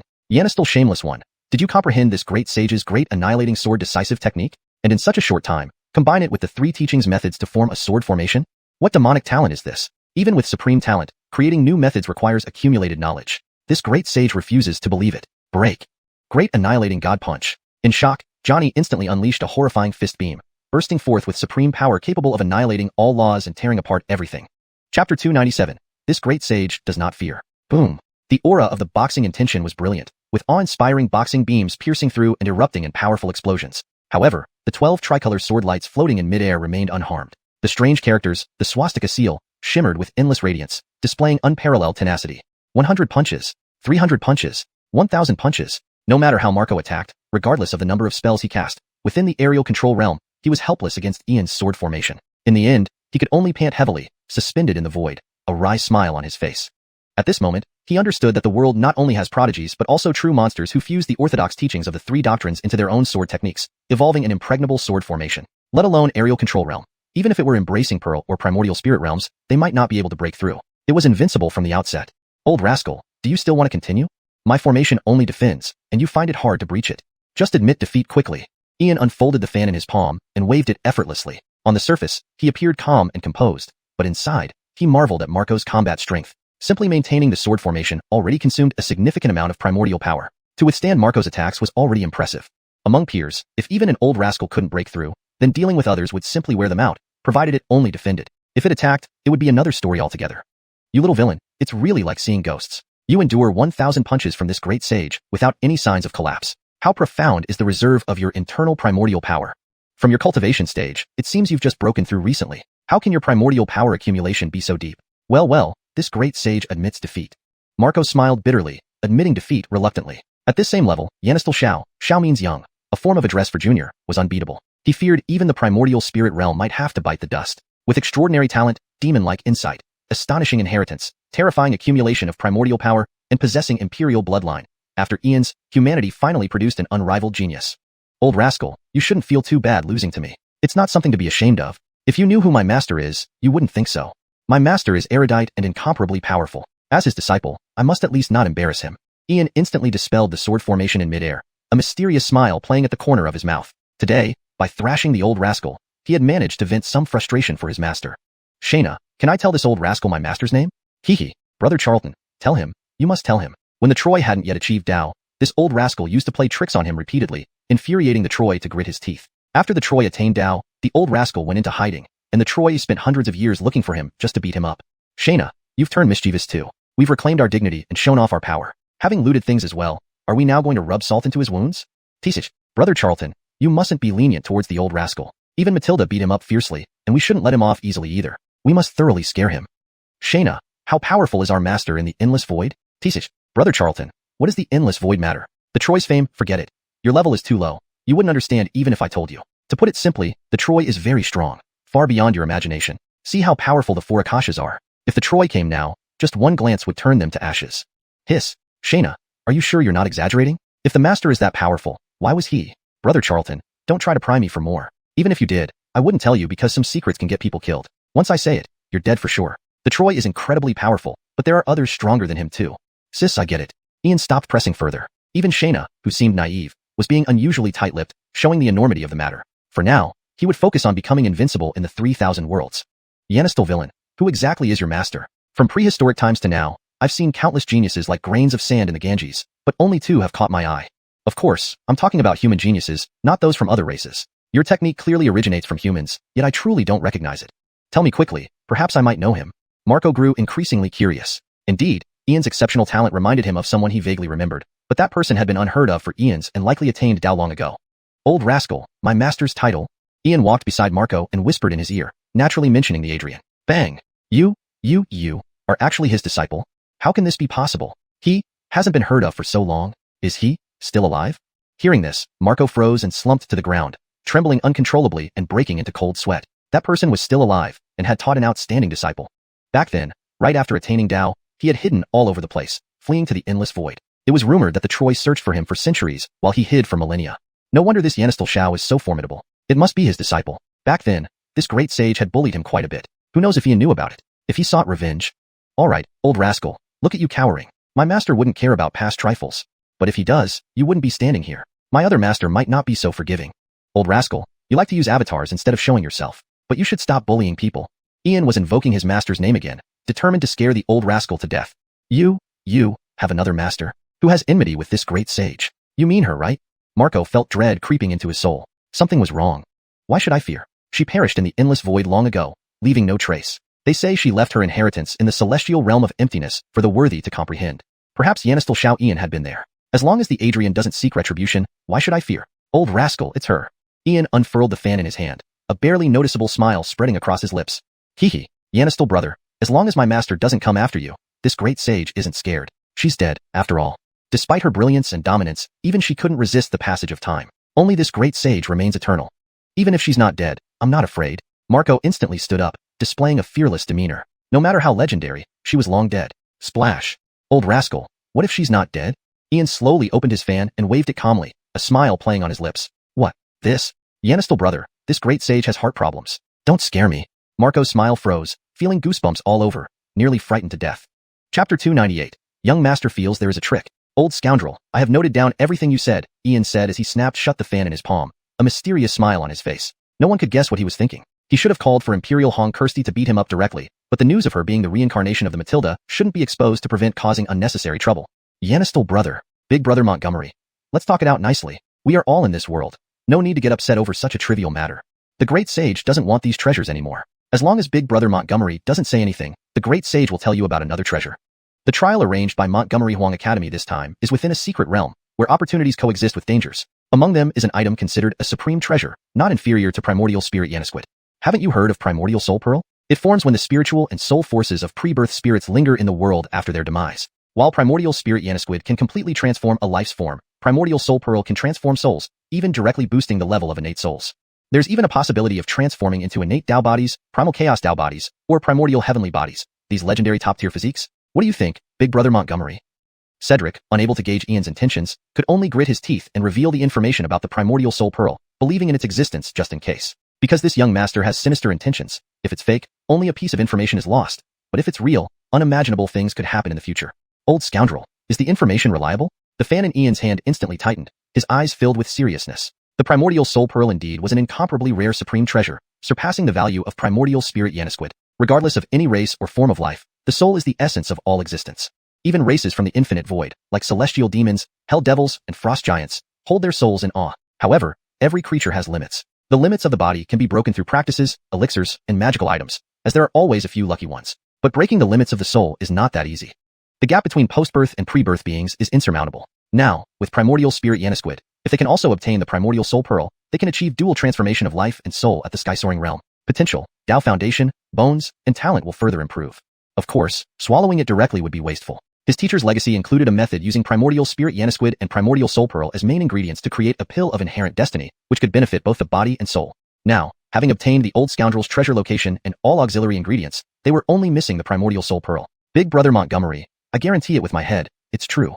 Unfortunately, the great sage can't enter this time. Otherwise, I would definitely plunder and search inside. Cedric pounded his chest, making a firm promise, feeling somewhat regretful inside. Of course, delivering this information to Ian might allow him to get the Primordial Soul Pearl too.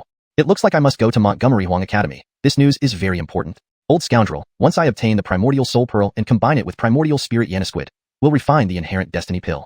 No matter how many pills we produce, you will get one. Unfolding the fan in his palm, Ian promised right then. After all, fair is fair. This information from the old scoundrel was too significant. Knowledge and secrets of the universe are invaluable, and intelligence is a type of secret. Inherent destiny pill. Big Brother Montgomery, are you serious? I didn't study much, don't deceive me. Cedric was startled and immediately jumped in front of Ian, placing his hands on Ian's shoulders, staring intently, hoping for a definite answer. Old scoundrel, of course it's true. Why would young master lie to you? Refining the pill isn't a problem, and the herbs aren't hard to find. The only thing lacking now is one ingredient. Pure Charltong Fire and Purine Fire, also known as Yin Charltong Dual Flames, which are the best flames for refining the inherent destiny pill. However, finding Yin Charltong Dual Flames in this era is extremely difficult.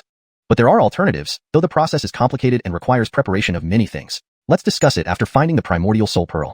Ian closed the fan, tapping it rhythmically in his hand. The inherent destiny pill would benefit everyone at any level. He aimed to refine it before Kirsty left the 3,000 worlds, which would greatly benefit her. Yin Charltong Dual Flames are indeed hard to find. Even in the primordial era, they were rare. Big Brother Montgomery, I'll ask around later. The inherent destiny pill is truly crucial and highly beneficial even for the great sage. According to legends, it has unparalleled benefits for any creature or race. A comprehensive enhancement of life layer, bloodline, bone structure, soul, foundation, potential. Even for our ancestor souls. Cedric sighed deeply, recalling someone who had once tricked Yanistel Weston. Truly a learned genius, reaching peaks in all fields. Now his disciple is equally extraordinary. Perhaps not long in the future, the 3,000 worlds will see another mighty figure renowned across the star sea and boundless void. Destiny is indeed unpredictable. Could this be my chance for enlightenment in this lifetime? I've seen Yin Charltong dual flames in a dead world. In this era, it's extremely hard to find. A green light flame spoke calmly, intending to help Ian but powerless to do so. Yin Charltong dual flames present in different forms, sometimes black and white, red and blue, gold and silver. Yin and Charltong oppose, water and fire coexist, light and darkness appear simultaneously, like two giant dragons entwined. Adeline finally spoke slowly, harboring deep hatred towards Ian yet revealing this. Oh, Adeline, that's exactly what it looks like. Have you seen it? Ian looked sharply at Adeline, instinctively suspicious of her information. Not only have I seen it, but I know where it is. You call it Yin Charltong dual flame. We call it Yanish dark origin flame. 20,000 years ago, Edison controlled this flame, used specifically for punishment. It should have been reborn with him.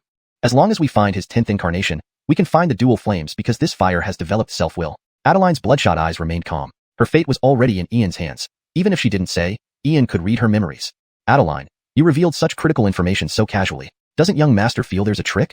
Ian's expression remained indifferent, maintaining vigilance against evil spirits even while holding her fate in his hands. Hashtag chapter 299, the reason for exile. Believe it or not.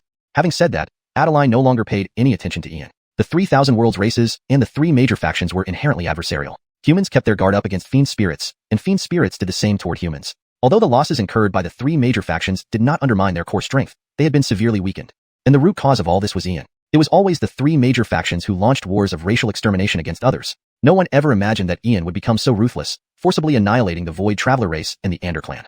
The most terrifying thing in the world is someone like Ian, a lawless and unscrupulous madman. Even if he controlled life and death, the plans that the three major factions had prepared over long ages would never cease. Adeline, whatever your intentions are, I will make you witness how Edison dies. Scattered soul and spirit, eternal torment without reincarnation. I know many human traitors have defected to you, but they're useless. I can wipe out the Void Travelers and the Ander clan. I won't show mercy to them either. No matter who they are or what identity they hold, if I find they are colluding with you, their ultimate fate will be the annihilation of their entire clan. Ian unfolded his fan, walked to Adeline, and whispered into her ear. Ian, allow me to advise you, don't get too smug. Edison is not as simple as you think. Adeline didn't want to argue further, considering she had suffered a crushing defeat at Ian's hands. In matters of life and death, no method is beyond question, yet she couldn't tolerate Ian's complacent demeanor. Foolish woman, not worth arguing with you. Esteemed Akash, may I ask what has happened in this world? Uninterested in further bickering with Adeline, Ian turned to look at the green flame figure before him. Orin, this is the punishment realm, which is now on the brink of destruction. To return to the 3,000 worlds, we need Orin's forgiveness. Only then can the Khalil clan truly gain freedom. The green flame figure sighed deeply, but his voice remained calm, though beneath that calmness lay immense sorrow and helplessness. Esteemed Akash, what crime did the Khalil clan commit to warrant their exile? According to ancient legends, 10 golden crows burned the heavens and earth, wreaking havoc across the 3,000 worlds. The archery deity Khalil killed 9 sons and saved all living beings. Regardless of any sins committed by the Khalil clan, this deed alone merits absolution. Ian showed great curiosity, for even today, the Khalil clan remains revered among humans as ancestors and heroes. Rebellion. After a long silence, the green flame figure finally revealed the reason for the Khalil clan's exile. Esteemed Akash, why? Ian was taken aback. There must be a reason, after all. The archery deity Khalil, protector of all living beings, wouldn't rebel without cause. The imperial crown Orin abducted Khalil's wife. Khalil stormed the imperial court, killed the crown prince, and reclaimed his beloved. In a rage, the imperial court issued an edict, ordering Khalil and his wife executed. Thus began the Khalil clan's eternal exile. Without end. Each word uttered by the green flame figure carried weight. Even he bowed his head. Regardless of reasons, storming the imperial court and slaying the crown prince was tantamount to rebellion. If not for Khalil's monumental contributions, the Khalil clan would have been wiped out long ago, not just exiled. Bravo, worthy of the archery deity Khalil. Raging for his beloved, he slaughtered his enemies. He'd defy even heaven itself. Ian applauded, giving a thumbs up. His praise was genuine. He admired the courage of his ancestor. If anyone dared touch his woman, he'd rebel too, though he had none. Orin, this? The green flame figure was utterly shocked, full of questions. He couldn't believe his ears. Ian, the only heir of the imperial court, was praising a rebellion? Was he sure this was really the Orin, not some small devil? Esteemed Akash, surprised? Even common people speak of the fury of a man willing to spill blood for 5 paces. Khalil fought the golden crows for the sake of humanity, risking his life countless times. Yet the imperial crown Orin abducted his beloved, a madness indeed. Such scum should not live to rule the imperial court. Esteemed Akash, what must I do? Ian naturally supported the actions of the Khalil clan. No wonder the imperial court fell. It dared to snatch Khalil's wife despite his heroic deeds. Clearly, the imperial court had decayed from within. The imperial edict still suppresses our tribe. To lift it, you must use your imperial blood to communicate with the edict. However, the edict must recognize and erase its own text. Orin, this process is perilous. Are you certain? The green flame figure sighed inwardly. Perhaps the Khalil clan truly had a new dawn ahead. This Orin differed from any of the previous generations of imperial heirs. Of course, why not? But esteemed Akash, where will your tribe go once freed? The 3,000 worlds are no longer suitable for the tribe's survival, as there is no place untouched.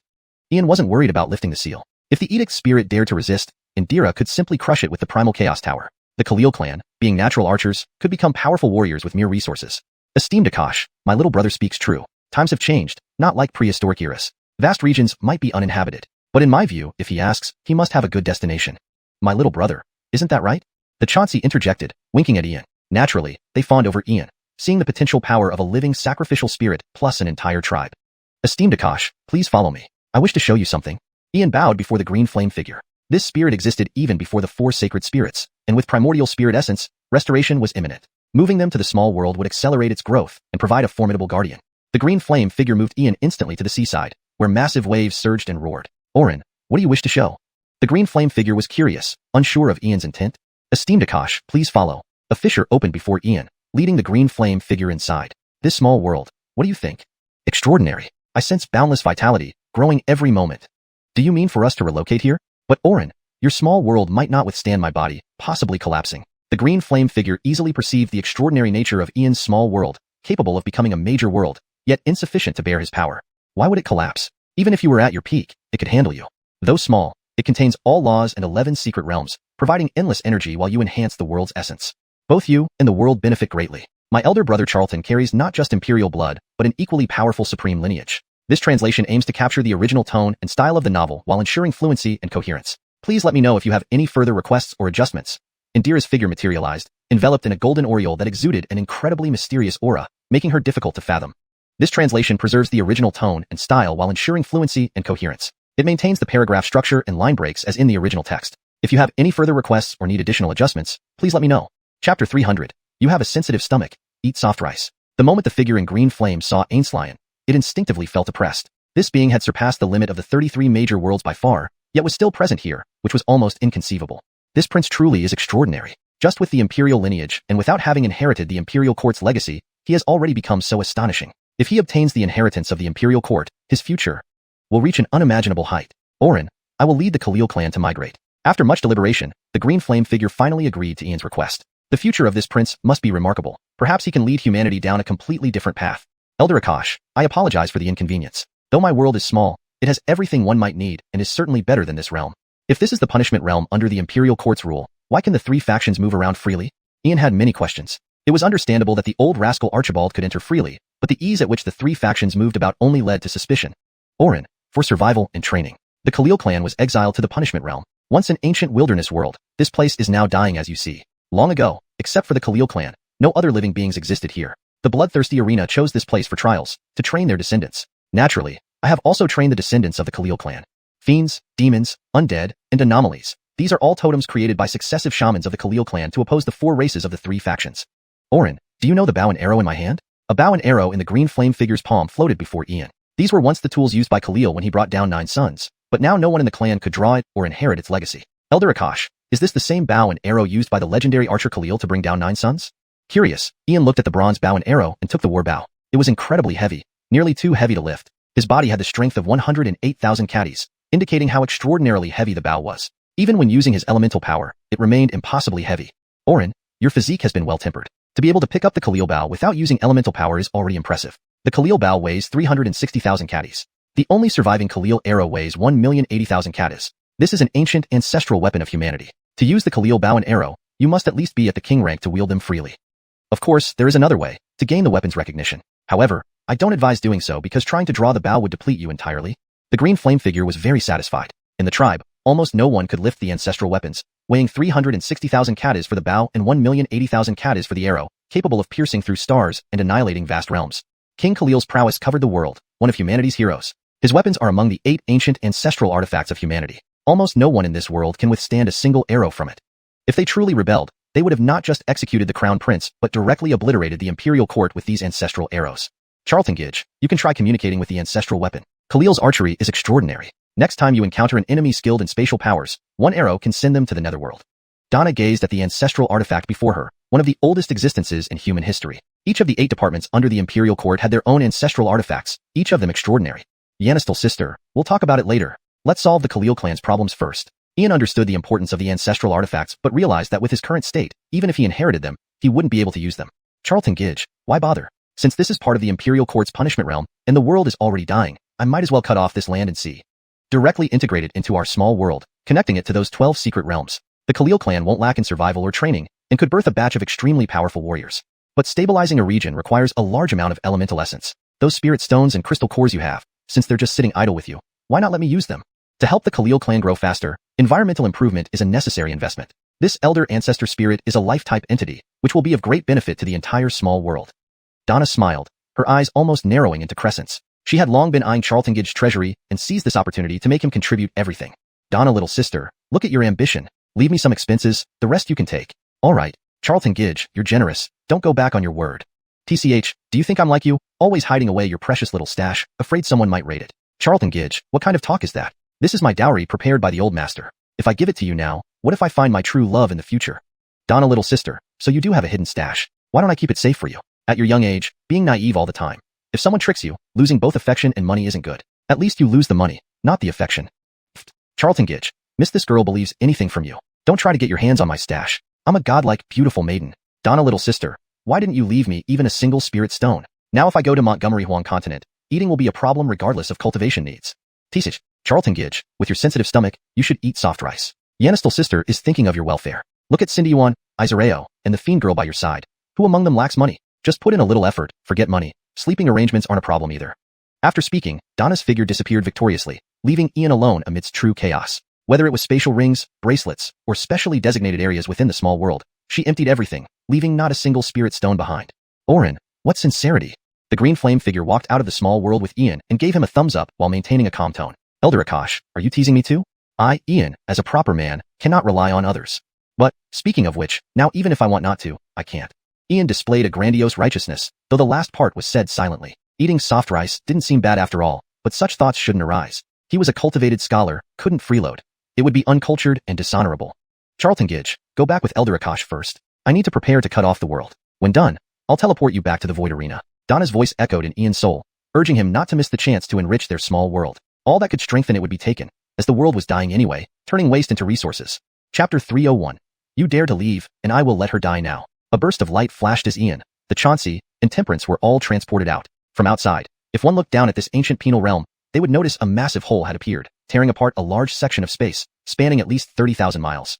The last bit of vitality in the world vanished, causing the entire world to collapse completely. Countless cracks opened up, forming terrifying spatial storms that eventually condensed into a huge black hole, continuously collapsing and swallowing until it disappeared into the dark void. The penal realm has collapsed. The barrier of the 3,000 worlds is gone. Our race should now emerge. Who can stop our footsteps this time? Under the endless expanse of darkness, an extremely terrifying shadow emerged, gazing far into the void at distant sources of light, muttering to itself. At the bloody arena, Ian and Temperance's figures returned through teleportation. The Xianxia had already fled earlier because of his notorious reputation and frequent appearances on the top 10 bounty lists of the 3 major factions, naturally preferring not to deal with such company.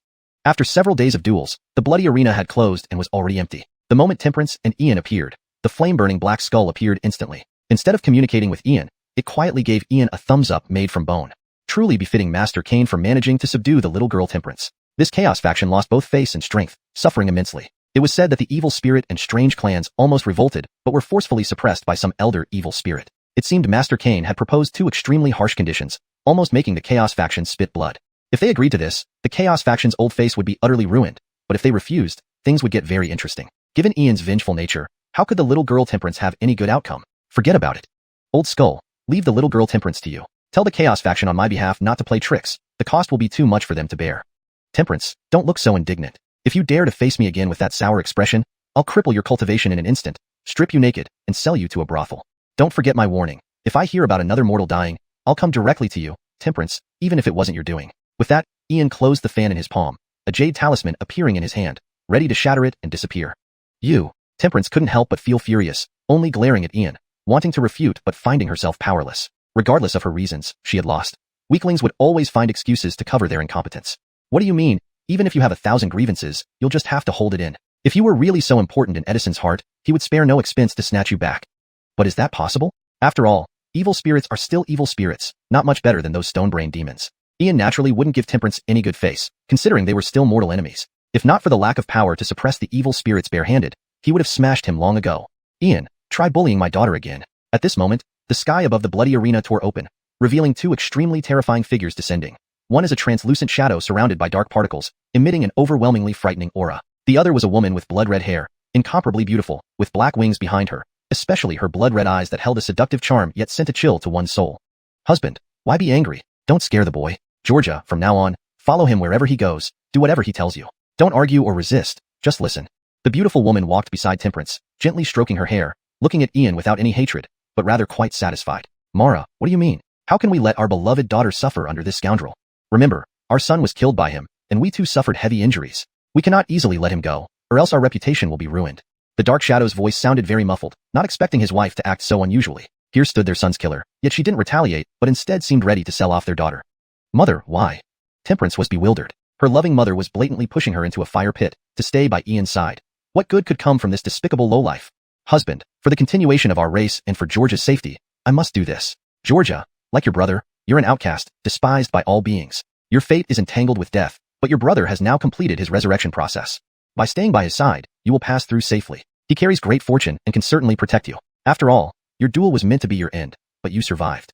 The great sage foretold that this battle would be your greatest challenge and your blessing. Indeed, it has come true. Georgia, your mother wants to tell you.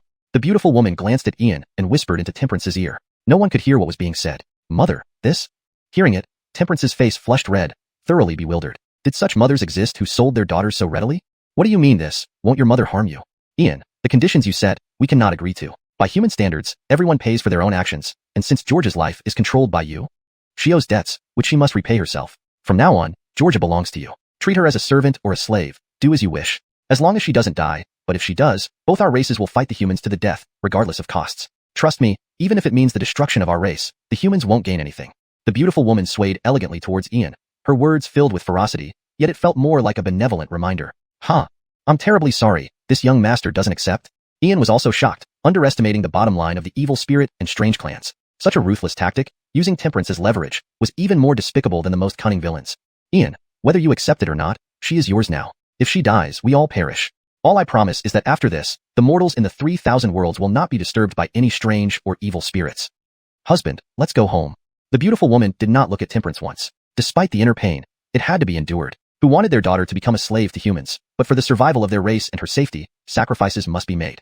You dare to leave, and I will let her die now. Ian slowly closed his fan, his cold, emotionless voice echoing through the bloody arena.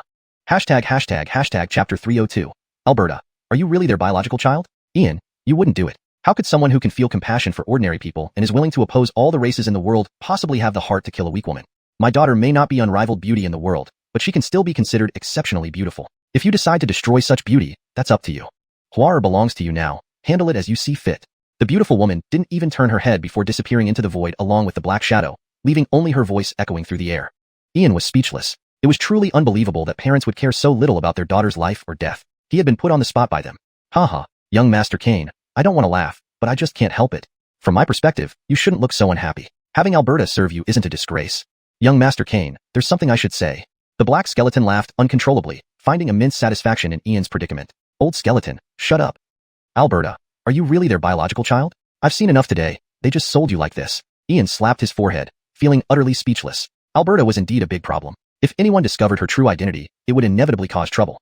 Young Master Kane, I must speak out. You've got yourself a wife, a find that can't be easily matched, so stop looking so unwilling. Alberta was the most beautiful being in the 30,000 worlds 200,000 years ago. Putting aside race and position, how could she not match up to you? There are no eternal enemies or friends, only eternal interests. Our three factions have long fought against humanity, but not every undead, evil spirit, demon, or aberration is willing to wage endless war. If this dispute can end through you, young Master Kane, it would be a great deed. The war wasn't initiated by us, but by the Dark Empire. Think about it. If the undead, evil spirits, and aberrations cease invading, Edison will have no allies. He won't be able to stir up any more trouble alone. Yannison to me, treat Alberta kindly. She's not as bad as you think. The black skeleton initially joked, but then sent private telepathic messages. No one willingly wages endless war without the provocation of the Dark Empire. Old skeleton, don't talk to me like that. My temporary compromise doesn't mean permanent acquiescence. I can't keep Alberta with me. Let her go wherever she wants. It has nothing to do with me. I'm leaving. Don't bother me unless necessary. Saying this, Ian instantly shattered the jade token, his figure gradually fading away, leaving Alberta standing there, never once looking back at her. Yanistal girl, what are you still standing there for? Go quickly. Didn't you hear your mother? To avoid the fatal crisis, you need to rely on Xia Weston. Put aside your pride. Times have changed. Edison can't defeat Ian. Alberta, disaster looms. Protect him. The future survival of the evil spirits and aberrations depends entirely on you. With these words, the old skeleton waved his sleeve, teleporting Alberta away. Then he looked towards a corner of the bloody arena, where the burning black flame skull shook its head regretfully. Madam, are you sure to let our dear daughter follow that Xia Weston? What if she gets bullied? And Ian hates us to the bone. I can't imagine what he'll do to our dear daughter. No, I have to go with her. The black shadow and the beautiful woman reappeared. The black shadow appeared extremely anxious, pacing back and forth to relieve his frustration. Husband, if Huar doesn't follow Ian, will she remain sealed for another 200,000 years? Can you help her pass her deadly crisis? If you're too restless, beat that old skeleton. It was he who secretly informed about Huar's situation to Ian. The beautiful woman smiled slightly. After all, the three factions suffered heavy losses, but the underworld remained unscathed. Initially, she didn't give it much thought, but now she understood the relationship between the old skeleton and Ian. They had an underhanded deal. Old skeleton, if you dare harm our daughter, I'll dismantle you. Hearing this, the black shadow exploded with anger, the arena filled with an eerie, icy atmosphere. Hold it. Why can't you two be grateful? You want to attack me after I helped? That's not how things work. Old ghost, I warn you, if you touch me today, I'll report to young Master Cain immediately. Any harm to your precious daughter will then be on you. On the contrary, if you don't hit me, I'll speak well of Alberta to young Master Cain. My relationship with him is special. The flaming skull emitted strong mental waves, pulling Ian as a shield. Old skeleton, you dare threaten me. The black shadow had to suppress his anger. Thinking of his daughter's suffering made his heart ache. Raising a beloved daughter for hundreds of thousands of years, and then giving her away. It was unbearable. Husband, I was joking. Did you really think of hitting him? Old skeleton, who exactly is Ian? Why can he summon the four holy spirits of humanity? Tell us everything you know. Don't hide anything from us. The beautiful woman walked up to the old skeleton, her gaze full of curiosity. There was no doubt that the old skeleton and Ian had a unique relationship. This crafty old skeleton never befriended anyone without reason. Heaven's secrets cannot be revealed. Cannot be said. Cannot be said. Don't try to pressure me. Ian's background far exceeds your imagination. There's still room for maneuver between you and Ian. Don't adopt a wait-and-see attitude. Opportunities don't come often. The punishment realm has collapsed, and those entities are coming. We shouldn't focus on fighting Ian, but consider how to face the strong enemies. They are our mortal enemies. If Ian allies with them, we'll lose our last trump card. Calm days are numbered. Chaos in the 30,000 worlds is imminent. Take care of yourselves. With these words, the old skeleton disappeared, knowing further stay might result in another beating. His skeletal frame couldn't withstand much damage. Husband, prepare for battle. Chaos is imminent.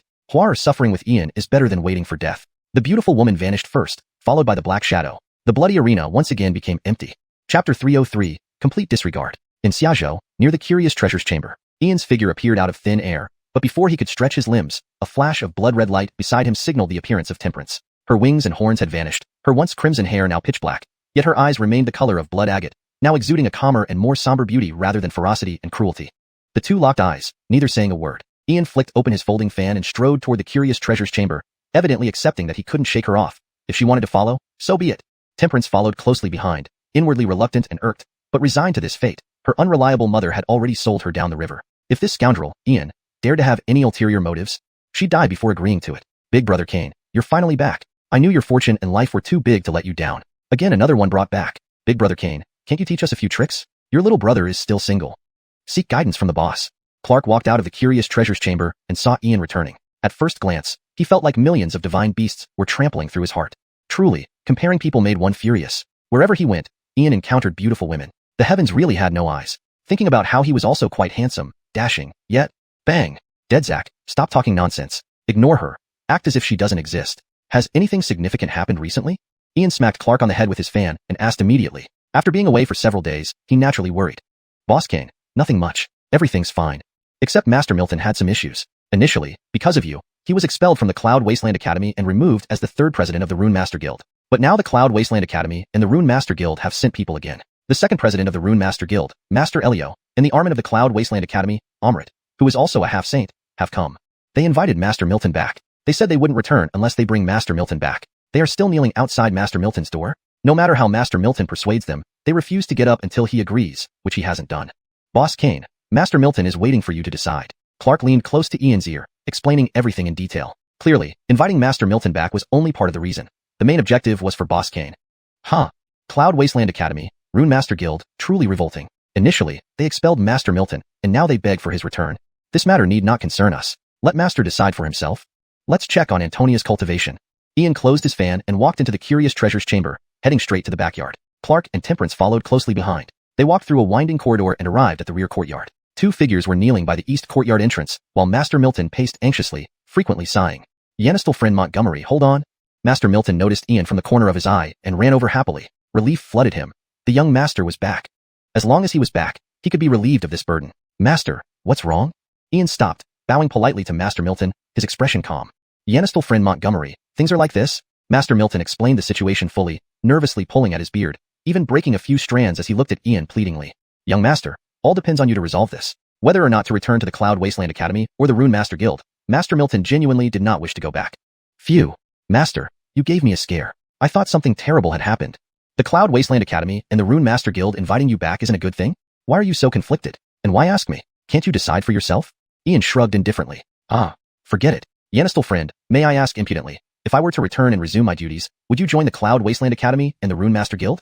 Master Milton spoke frankly. Indeed, Elio and Amrit came not just to invite him back, but for the young master. The young master's decision was key. Master Milton's words made Elio and Amrit, who were kneeling, listen intently. They were under strict orders to bring back both Master Milton and Ian. However, they were both ashamed. The Cloud Wasteland Academy revoked Ian's position due to pressure, while the Rune Master Guild ridiculed him for overestimating himself and criticized him for making a mountain out of a molehill. Only Master Milton had stood by Ian. The two half-saints among the humans didn't help at all, gloating instead. Ultimately, Ian's actions silenced everyone, exterminating two races and intimidating the entire Canglan world. Today, inviting Master Milton, they expected to be humiliated by Ian. Master Milton, whether you return is separate from whether I join. Back in Tianyun City, you invited me to the Cloud Wasteland Academy for cultivation. At that time, I merely said I'd consider it, not that I'd definitely go. You know we three are from a small border town, used to living freely. The regulations within the Cloud Wasteland Academy and the Rune Master Guild are too stringent for me. In the next few years, I will cultivate in Montgomery Huang Continent. If you want to drink or discuss runes, you're always welcome at my place. Alright, if there's nothing else, I'll take my leave. With that, Ian bowed to Master Milton and headed toward the north courtyard, clearly expressing his stance. As for Elio and Amrit kneeling on the ground, Ian ignored them completely. They were here to invite Master Milton. Why should it concern Ian?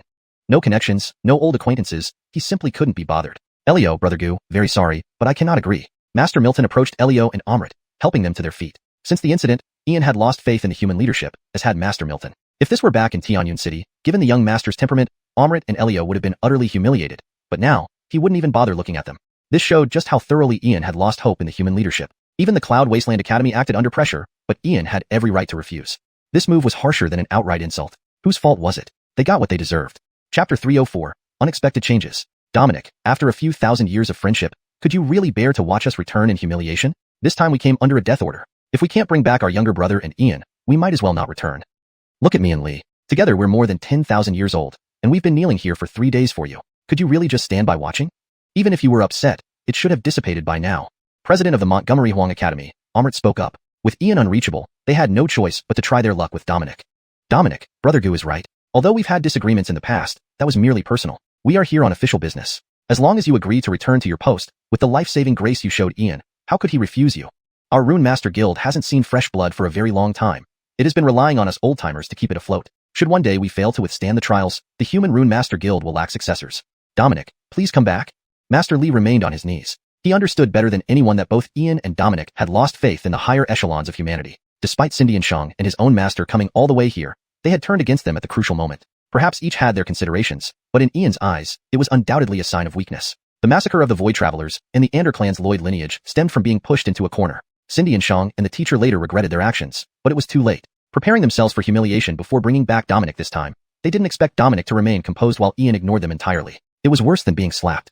Brother Lee, Mac Gu, precisely because of our millennia-long friendship, I can't go back. You know better than me that things can never be the same after such an event. Even if I returned, it would never be like before. One is a president, the other a Armin. How would people view you? In this vast world, there's no shortage of places to cultivate. Please, both of you, stop pressuring me. Master Dominic sighed, deciding to speak frankly. Even if Ian agreed to return, Dominic couldn't face it again.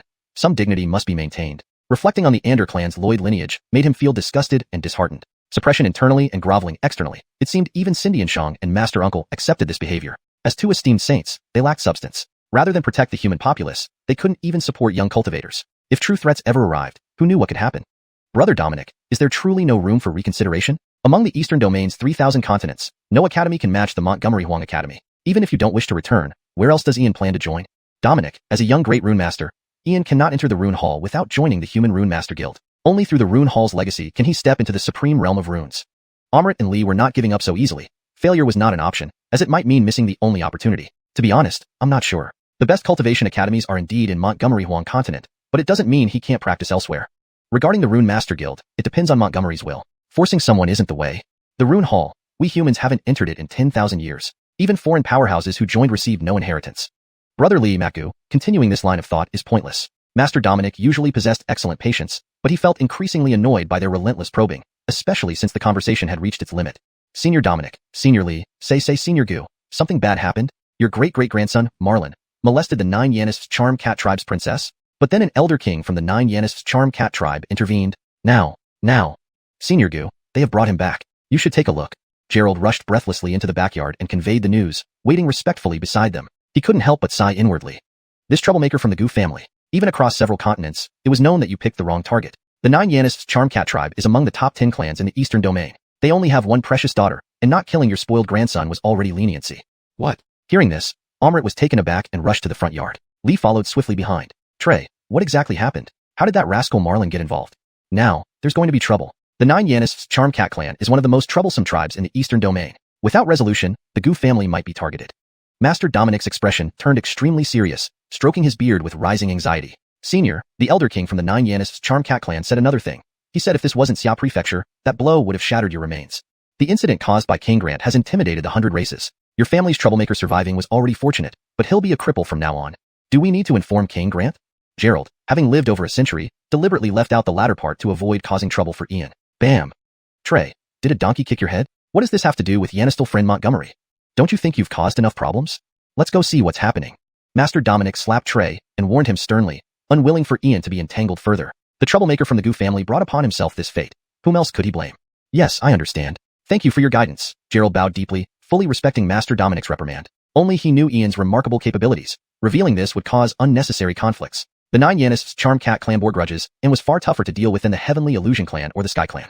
#### Chapter 305. The Power of Freedoing. At the Ainsleason Pavilion, North Courtyard. Brother Charlton, you're cheating. We agreed not to use Syndian force, divine powers, or martial techniques. In the North Courtyard, Brianna was drenched in sweat, breathing heavily as she looked at Ian. Without activating her Lloyd blood or human demon blood, she couldn't even touch a corner of Brother Charlton's clothing. When she finally managed to land a blow, it left Brother Charlton completely unharmed while sending her reeling back. Splash. Antonia, I assure you, I did not cheat. My physique is so strong that my blood and chi automatically retaliated, Ian explained, fanning himself calmly with a smile on his face. Teasish Leader Kane, just keep bragging. If you didn't use any defensive methods, I would eat this blue brick raw. Clark naturally didn't believe him either. After all, his physical strength amounted to 30,000 pounds, yet he couldn't withstand Brianna's full power strike, let alone be able to counterattack with blood and chi. Dead Zach, today you'll definitely eat that blue brick. Alright then, let me show you just how formidable my physique is, and let you see just how big the gap between us really is.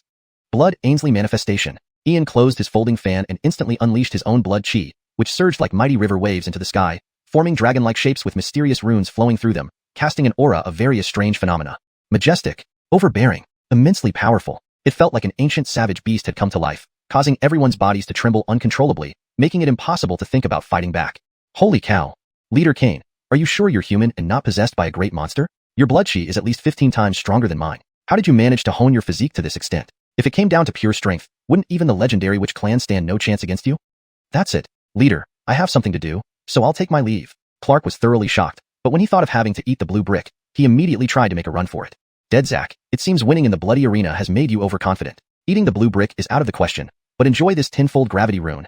Suppress. Ian's folding fan glowed, and a gravity rune materialized, instantly pinning Clark to the ground. Leader, brother, dear brother, I was wrong, please spare me. Antonia, quickly plead for mercy for second brother, I can't endure the tenfold gravity rune. Leader Kane, I weigh 300 pounds, and I've already lost 10 pounds traveling from Tianyun City to Xiaozhou. With your wisdom and prowess, please spare me this time. Clark lay sprawled on the ground, unable to move, only wailing and begging for mercy. He now regretted opening his mouth and feared losing another 10 pounds. Dead Zach, I'll give you another small goal. Break through the first limit of your physique before reaching the aerial realm. You're only 3,000 pounds away. I believe you can achieve this. Breaking the first limit can awaken one talent. Look at Antonia, who hasn't given up on body refinement and is about to break through soon. At that time, I will gift each of you a set of specialized spirit pattern armor and a soul refining pill. Ian opened his folding fan slowly, waving it gracefully, a peaceful smile on his face. As their elder brother, he would not be stingy with Antonia and Dead Zach. Brother Charlton, are you talking about the spirit pattern armor? The supreme treasure set that briefly appeared in the ancient era, driving the entire world crazy? But wasn't it long lost? Brianna was shocked, knowing her brother's heritage was extraordinary, but never expected him to be capable of creating specialized spirit pattern armor. It was simply monstrous. Boom. Antonia, focus on your cultivation, don't worry about it. Would your elder brother ever lie to you? Only you two should know about this. Keep it secret. I'm going into seclusion for a few days. Once I emerge, we'll head to Montgomery Huang Continent. Oh right. Antonia, arrange a place for her to stay. Ignore the rest. Having said that, Ian headed towards his room, not sparing a glance at Friedring. Friedring, with her blood-red eyes, watched Ian with slight ripples of emotion. Others might not fully understand the significance of the spirit pattern armor and soul-opening pills, but she, as an evil spirit princess and former commander of the Bloody Army, knew exactly what these items represented. The spirit pattern armor was a growing set, evolving with its owner's cultivation level. Each set was crafted from extremely rare materials and was considered a priceless treasure in the ancient era, truly one of a kind and hard to come by. The soul-opening pill could help cultivators open their soul seas before reaching the primordial spirit realm, another priceless treasure without grade. Runes, alchemy, weaponry, arrays. Whose legacy did Ian inherit? How many fields was he proficient in? Edison, despite being the crown prince of the Montgomery Luo dynasty, paled in comparison to Ian in every aspect. And Ian possessed imperial lineage. Such a person could not be suppressed by anyone and was destined to shock an era, potentially becoming a powerhouse ruling over the 3,000 worlds. Perhaps, I shouldn't oppose him. This elder sister, please don't be stunned. Let me guide you to rest. Brianna, displaying her obedience, approached Frieding and spoke. Frieding nodded symbolically, remaining cold and distant. Master Montgomery, please save my grandson. Old man Amrit will forever be indebted to you. At that moment, Amrit rushed into the north courtyard holding a young man near death, nearly in a frenzy, roaring before even reaching the entrance. This senior, you arrived too late. Brother Charlton is in seclusion. Brianna turned and saw Amrit, glanced at the dying youth, and realized the situation but still informed him that Ian was in seclusion. Seclusion. Not earlier, not later, why now? Master Montgomery, even if you're in seclusion, old man Amrit must ask you to come out. My apologies, I will risk offending you. Amrit's expression changed, and resentment laced his voice. The aura of a demi-saint burst forth, forcing Brianna back several steps. Outrageous. Frieding placed her hand on Brianna's shoulder, her red eyes shimmering with runes, radiating a kingly presence. Her body exuded a tangible killing intent, freezing the soul with its icy and deadly aura, like a sleeping god of slaughter rising from a sea of blood. Kingly aura clashed with demi-saint power, destroying the courtyard's plants and trees and turning the bricks to dust. Stop, everyone stop. Old brother Gu, what are you doing? Do you want to destroy the Ainsley's pavilion? Dominic and Elio rushed in but were helpless against the overwhelming auras. Dominic could only shout, Brother Gu, Gianni is injured. You should take him to the Alchemist Guild instead of seeking out Ian. Elio's voice echoed, barely a step behind. This matter seemed serious. Amrit's impatient nature was ruining his family. Ian can save him. Lainey had damaged roots and was near death but was healed by Ian and is even better now. Now my grandson is gravely injured, almost dead. Who else should I turn to if not Ian? But why did he choose to go into seclusion now? It's clearly intentional avoidance. Today I'll risk everything. Ian must come out to treat my grandson, or I'll destroy the Ainsley's pavilion. Amrit was panicked, trusting only Ian and not the Alchemist Guild's useless members. Get lost. Frieding's eyes blazed with blood-red light, her killing intent soaring to the sky. A blood-red mark between her eyebrows glowed fiercely, instantly amplifying her aura by a significant margin. Her terrifying voice surged like towering waves in a sea of blood, directly slamming Amrit back dozens of feet. His face turned deathly pale, and he spat out blood. Chapter 306, Clark's Counterattack. Silence. A silence that was almost suffocating. The atmosphere around them was deadly and oppressive, thick with tension that seemed to choke the air. No one could have anticipated that Temperance, who appeared unremarkable at first glance, would be so powerful, capable of engaging a semi-saint realm opponent as a mere king realm cultivator and even forcing him to retreat and spit blood. Such formidable combat strength and palpable killing intent were reminiscent of the legendary Blood Sea Azura clan. According to legends, the males of the Azura clan were grotesquely ugly, while the females were extraordinarily beautiful, the epitome of beauty in the 3,000 worlds. The more one observed this characteristic, the more it resembled what they saw now. Brother Gu, I understand your concern for your injured grandson, but if you had stormed in unchecked today without this young lady's intervention, you would have disturbed Sineo. At best, this could lead to a backlash of essence energy. At worst, his death. Disturbing someone's seclusion is akin to murdering their parents, an unforgivable offense. Master Milton's expression changed. He hadn't expected Amrit to still possess such a volatile personality. Hadn't Marlin, the spoiled young man, ended up like this because Amrit had indulged him? Brother Gu, you've really gone too far. Master Lee sighed hopelessly. They had come to invite Cloud Charlton and Master Milton, and though they didn't succeed in bringing them, Amrit's actions had unnecessarily created enemies. I've gone too far? What exactly have I done wrong? Didn't Cloud Charlton profess to care for all under heaven and save the masses? To protect the tens of millions of ordinary people in Xiao Prefecture, he didn't hesitate to annihilate the Ander family and the Voidwalker clan. Now that my grandson has been harmed by aliens, isn't it his duty to help? Why is he meditating now? Is everything he's done just for show? If he truly protects humanity and commands universal respect, shouldn't he not only heal my grandson but also rebuild his foundation and eradicate the Nine Yanis' charming cat race? Only then can I acknowledge him as a true hero. Otherwise, he's just an arrogant hypocrite, nothing more. Amrit was thoroughly losing his reason, completely disregarding his dignity and reputation. Blaming Cloud Charlton suited his purposes perfectly. Brother Gu, you are utterly unreasonable. Master Milton was dumbfounded and visibly infuriated, his body trembling in anger as he swept his sleeves and turned away. Brother Gu, you? Master Li was close to spitting blood, baffled as to why things had escalated to this point. This incident had nothing to do with Cloud Charlton, yet Amrit brazenly linked them together. You shameless bastard. Temperance's crimson eyes blazed with icy coldness. Today, she truly witnessed the worst aspects of human nature. Such shamelessness even the evil spirits dared not match. What? Have I spoken incorrectly? Protecting humans and saving the world. Shouldn't this be how it's done? Cloud Charlton, I suspect the Nine Yanis charming cat clan might have connections with you. Otherwise, why did you happen to return when my grandson was attacked? And now you're in meditation again. What a coincidence. Today, save my grandson and exterminate the Nine Yanis charming cat clan, or else our entire Gu family will oppose you until the end. Frankly, since you could destroy the Ander family leader, go ahead and wipe out our insignificant Gu family. Amrit was fully committed, willing to discard all pretenses for his beloved grandson. If Cloud Charlton wanted to be a hero, he would bind him morally. This matter had nothing to do with him, but Amrit insisted otherwise. If Cloud Charlton dared harm the Gu family, it would confirm his connection to the alien race. Even if he couldn't defeat him, he could ruin his reputation. As you wish. Then let's see the annihilation of a race. Temperance was boiling with rage, her inner murderous intent surging uncontrollably. She had never met anyone so shameless. Compared to this man, Cloud Charlton, that scoundrel, was an angelic saint. Daughter-in-law, no, don't. It doesn't matter which daughter-in-law you are, but you must be my sister-in-law nonetheless. That kind of person suffers from jealousy and cannot stand others' success. He's the type who'd dirty everyone even after his death. Amrit, as the Dean of Cloud Wasteland Academy, can you actually say and do such shameless things? Don't worry about your own face. Surely, the entire Gu family isn't this shameless, right? First, Lord Cain protected commoners, not cultivators like you. Secondly, using moral righteousness as leverage, that works on decent people, not us. Won't this tarnish your reputation across the land? Third, your grandson tried to molest a little princess. It's a miracle he wasn't killed. Why not ask the Alchemist Guild for help instead of creating trouble here? A bully should know limits. Extortion has its targets. Clark stopped Temperance, winking at Brianna. To deal with such an unreasonable man, they needed an experienced hand. Yanistal brat, courting death. Amrit, red-faced with indignation, struck Clark with a palm, sending him flying over 10 meters. PFT. You. Clark hit the ground, his face turning blue and purple. Blood streamed from his eyes, ears, nose, and mouth, resembling a vengeful specter, pointing at Amrit before collapsing motionless. Second brother Lon, what's wrong? Wake up. Don't scare me.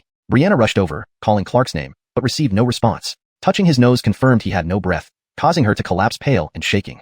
Brianna, what happened? Master Milton rushed over, detecting no life force in Clark, unleashing furious power. Amrit, look what you've done. When Yanistal Cloud awakens, you won't get off easily. This? Amrit was taken aback, checking Clark's pulse, realizing he was dead. Stunned, he took a few steps back. Brother Gu, I know you're temperamental, but there's a limit to recklessness. Yanistal Zak's words were inappropriate, but he didn't deserve death. If you killed him, how can Cloud Charlton remain calm? Do you really want to sacrifice the Gu family? May fortune favor you. Master Li shook his head, unwilling to stay, disappearing into light. Yanistal Zak seeking death. Why involve me? If Cloud Charlton seeks retribution, I'll await him in Cloud Wasteland Continent. Amrit swept his sleeves, preparing to leave via air. A single Clark meant nothing. Kill him and face the consequences. Ba. You intend to kill and leave? At that moment, a monk appeared in white robes, hands clasped, exuding elegance and wisdom. A holy aura surrounding him. 108-foot-tall wheel of merit behind him. It was the Khan. The translation maintains the original tone and style while ensuring fluency and accuracy. The storyline and logic coherently follow from previous content.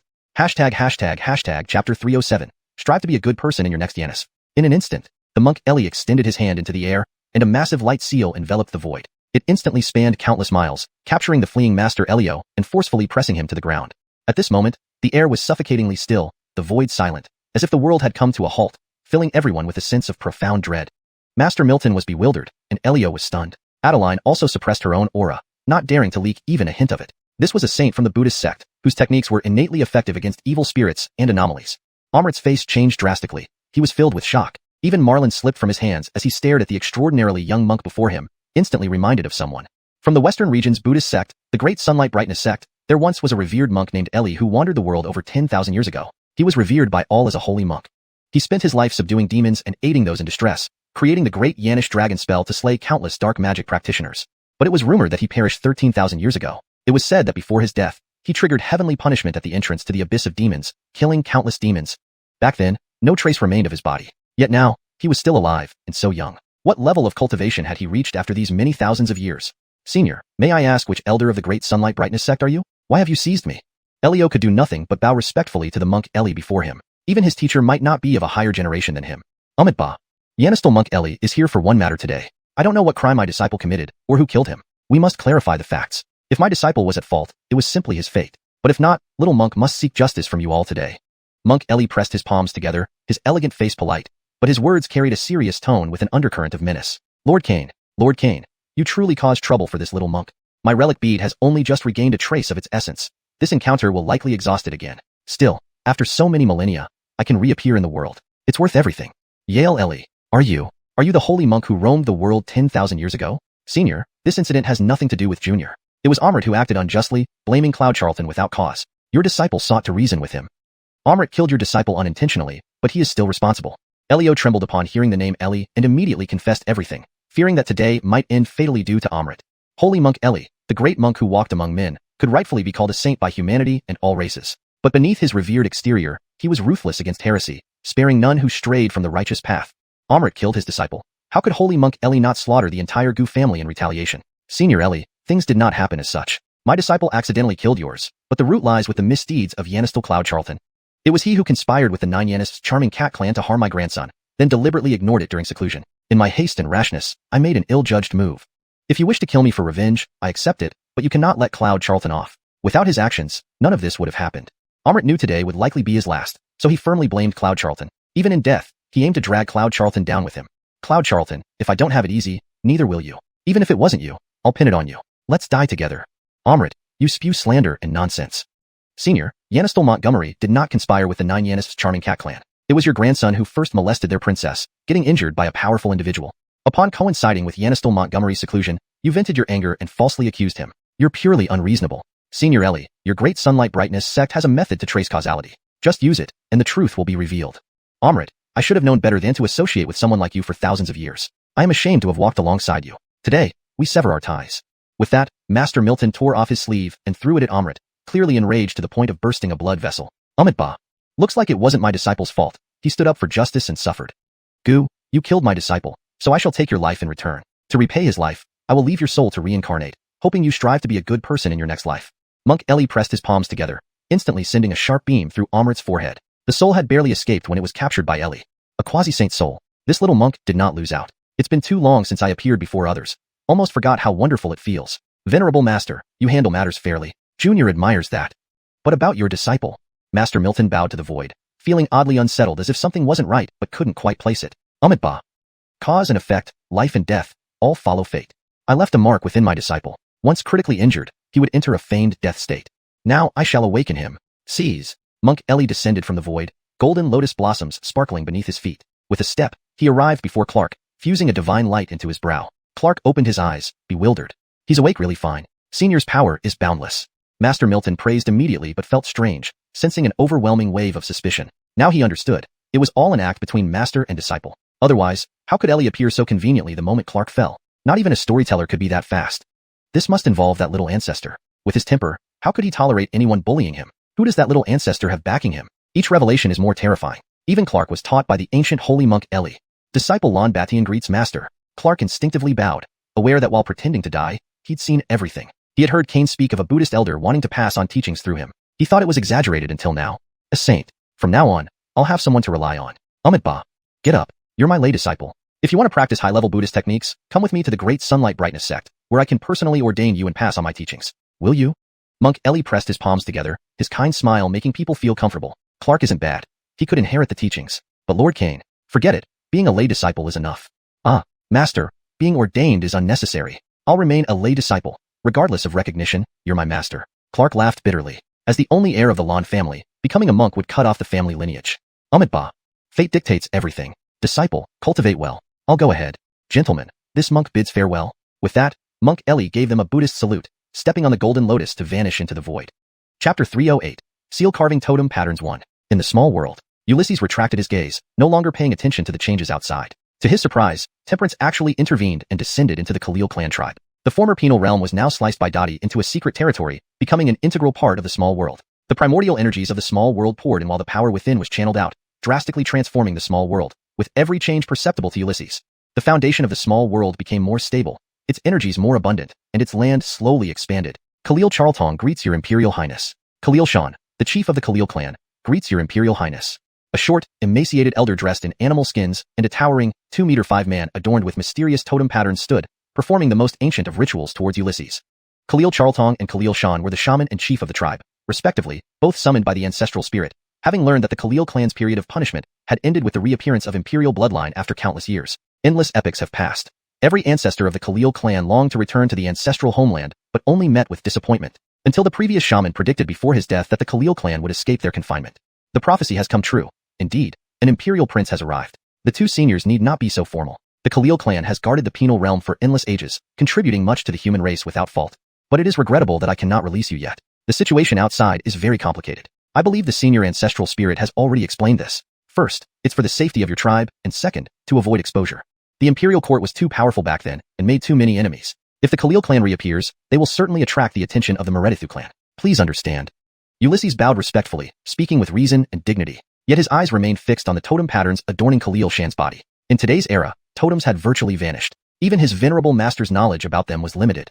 Thank you for your care, Imperial Highness. Meeting someone like you is a great fortune for the Khalil clan. The ancestral spirit has fallen into deep slumber and will take a long time to awaken. He said that no matter what you request, the Khalil clan will offer full assistance. Why do you keep staring at me, Your Highness? The old shaman Khalil Charltong limped over to Ulysses, clearly impressed by his humility and amicability, which lacked the arrogance of noble offspring. Old Central, be quiet. Chief Mountain, please remain still. Ulysses's mind was completely absorbed in studying the totems. Circling around Khalil Shan, he marveled at the unique properties of these totems, distinct from arrays or runes, almost forming a new system entirely. Arrays draw upon celestial forces, influenced by sun, moon, stars, and geographical pulses, creating intricate patterns that trap armies or reshape landscapes with divine effects. Runes represent the natural elements, yin-yang balance, the cycles of day and night, tides, and seasons, aiding in understanding universal principles. But totems are different. They embody the spiritual jitua of ancient people, faith-based rituals, supreme willpower gathered day and night, evolving into a special kind of life form. Revised. But totems are different. They represent the spiritual jitua of ancient peoples, faith-based rituals, and the supreme willpower accumulated day and night, evolving into a unique form of life. Note, spiritual jitua seems out of place in English. Could you clarify what you mean by jitua here? It might be better translated as spiritual jitua. Spiritual jitua can be replaced with spiritual jitua, or another appropriate term such as spiritual jitua, depending on context. Generally revised for natural fluency. But totems are different. They represent the spiritual jitua of ancient peoples, their faith-based rituals, and the supreme willpower accumulated day and night, evolving into a unique form of life. For best fluency and clarity. But totems are different. They represent the spiritual jitua of ancient peoples, their faith-based rituals, and the supreme willpower accumulated over time, evolving into a unique form of life. Or more idiomatically. But totems are different. They represent the spiritual beliefs of ancient peoples, their faith-based rituals, and the immense willpower gathered over time, evolving into a unique form of life. Early tribal totems could be simple objects, a stone, a tree, the sun, the moon, stars, mountains, rivers, strange beasts, all uniquely different. This amalgamation of spirit, faith, and will gave life to the totems, revered as totem spirits that protected the tribe or invoked celestial phenomena. During the age of savage tribes, as they battled and merged, totem patterns emerged. Each totem pattern had remarkable effects. Some enhanced strength, others increased speed. On Khalil Shan's body, the engraved totem pattern was a composite. Strength, speed, and defense fused together. Simple yet incredibly practical. Most intriguingly, the activation of totem patterns relied on mental energy. Despite being equivalent to a peak king-level cultivator, Khalil Shan had neither an essence soul nor open soul C, yet his soul force was potent. A treasure. Absolutely invaluable. Learning the totem patterns would provide a brand new method, knowledge and secrets being priceless across all realms. I can make totem patterns even more effective if I simplify them, given their complexity. Imperial Highness, are you examining the totem patterns? I'm not belittling you, but only successive shamans can master totem patterns, requiring ancestral spirit inheritance. Even with imperial blood, you might not understand the totem patterns. Khalil Shan scratched his head, feeling somewhat uncomfortable, as any grown man would feel awkward under the intense scrutiny of a young man. Imperial Highness, totem patterns are extremely complex. At nearly 200, I've only grasped a fraction of what the ancestral spirit imparted. Totem patterns require intuition and talent. The ancestral spirit warned that inadequate intuition would damage one's soul. If you're interested, I can give you a scroll of basic totem patterns. Just browse through them. There's no need to learn. Khalil Charltong tried to dissuade him, knowing how arduous totem patterns were. Each generation of shamans died from exhaustive study, and his longevity came from insufficient talent. Brother Charlton, these cryptic symbols aren't worth your attention. Even my old master abandoned them, deeming totems obsolete. Arrays and runes are mainstream now. There's no need to overextend yourself. Jacqueline Rosie, that's not necessarily true. What do you mean, Brother Charlton? Do you think these symbols can match runes and arrays? Aren't they just enhancing strength, defense, and speed? Runes can do that too. Don't underestimate any system, Jacqueline Rosie. Obsolescence doesn't mean uselessness. Totem patterns have unique value, having endured for centuries in the Khalil clan. Huh, Brother Charlton, I don't believe it. Not in a million years. Jacqueline Rosie, don't dismiss it outright. Let me show you. The exchange between Ulysses and Rosie was brief. Seeing his enigmatic demeanor, even Rosie emerged to hover beside him, curious about his intentions. Old Central, Chief Mountain, I've gained some insight. Could you grant me guidance? With that, Ulysses closed the fan in his palm, golden light swirling on its surface. Instantly, intricate patterns carved in mid-air with astonishing speed. Within moments, he replicated the composite totem patterns on Khalil Shan's body. Golden totem patterns flowed in the air, forming a dazzling and intricate network, emitting a radiant gold hue. Instead of drawing from the Earth's chi, they gathered minute beams of light from the void, mountains, and vegetation. Chapter 309. Seal Carving Totem Patterns 2. The world was silent, and all around was still. Cliff Mountain was completely dumbfounded. Although he did not understand the totem patterns, he could feel the power contained within this one in the void. He had never seen anyone outside of a shaman or diviner able to comprehend the mysteries of totem patterns, much less with just a few glances. What kind of monstrous talent was this? Zhang's walking stick fell from his hand as he rubbed his eyes repeatedly, almost unwilling to believe the nearly perfect totem pattern carved mid-air before him. Yet, reality stood right before his eyes. Totem patterns were not inscribed using the elemental energy of heaven and earth, but by invoking the lingering spirit within all creation. This was the greatest secret of totem patterns. In ancient times, totems were born from spirit, faith, and willpower. Each pattern corresponded to different elements of nature: mountains, rivers, lakes, sun, moon, stars, grass, trees, birds, beasts. To carve a totem pattern involved invoking these residual spirits of nature, thus stimulating the pattern's power. They could be inscribed on weapons, armor, animal bones, or bodies but required soul force for activation. The carving techniques varied widely. A successful and complete totem pattern often demanded hundreds, thousands, even tens of thousands of trials. That was why shamans had shorter lifespans. Yet Ian merely glanced at it a few times and instantly comprehended its secrets, perfectly carving a 3-layer mixed totem pattern. It took him 30 years of research to achieve perfection with mixed totem patterns. What an incomparable talent. What insight. Truly beyond human. Truly talented people do exist. This prince's future is probably beyond prediction. Brother Charlton, how is this possible? Even the old master couldn't do it, yet you've perfected it with just a glance. If fully activated, this could increase strength, speed, and defense 8-fold within 15 minutes, with only a few hours of weakness. Jacqueline Dottie, now do you believe me? The legacy of totem patterns has its unique place. Brother Charlton, no way. This is a different system altogether. Unlike arrays and runes, even with your exceptional talent and insight, how could you achieve perfection like this without learning the foundational theory? Jacqueline Dottie, that's thanks to Master's legacy seed, giving me vast knowledge reserves. With my insight, self-taught mastery was natural. Brother Charlton, I don't believe it. Even with the legacy seed, it didn't contain totem knowledge. You must have mastered some key technique. Jacqueline Dottie, some things are best kept secret. Ian stood hands clasped behind his back, feeling incredibly satisfied. Making little money grubber Dottie speechless was gratifying indeed. The secret of totem patterns lay in invoking the lingering spirits of nature, the trick being how to summon them. Orin, your insight and talent are unparalleled, truly rare through the ages. I am truly impressed. This mixed totem can boost capabilities 8-fold without damaging the body. The mountain's totem boosts 5-fold, causing 3 days of weakness. And Orin's totem only needs a few hours to recover. Remarkable. Elder Shang sighed in admiration, genuinely impressed. He had never seen someone grasp totem patterns so quickly. The prophecy about this prince saving the Cliff tribe was true. Elder Shang, what did you say? 8-fold boost. Just a few hours of weakness? Orin, can you replace my totem pattern? Zane stepped close to Ian, grabbing his head repeatedly, looking quite embarrassed. Chief Shan, don't rush. This mixed totem pattern isn't suitable for you. With your robust vitality and strong physique, capable of at least 300,000 pounds of force per punch, increasing speed, defense, and power is merely adding flowers to brocade, not aiding a tiger.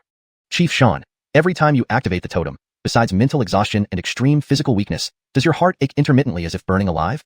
Ian unfurled the fan in his palm, waving it gently, a mysterious smile on his face. Yes, Orin, you're absolutely correct. Each time I endure immense pain. Why is this happening? Each time feels like dying and coming back to life. That's unbearable agony. Zane's eyes widened in surprise. Ian had seen through everything clearly. Just how amazing was he? Chief Shan, the methods passed down by the Cliff tribe differ greatly from today's practices. Your pain comes from the fire spirit bloodline within you.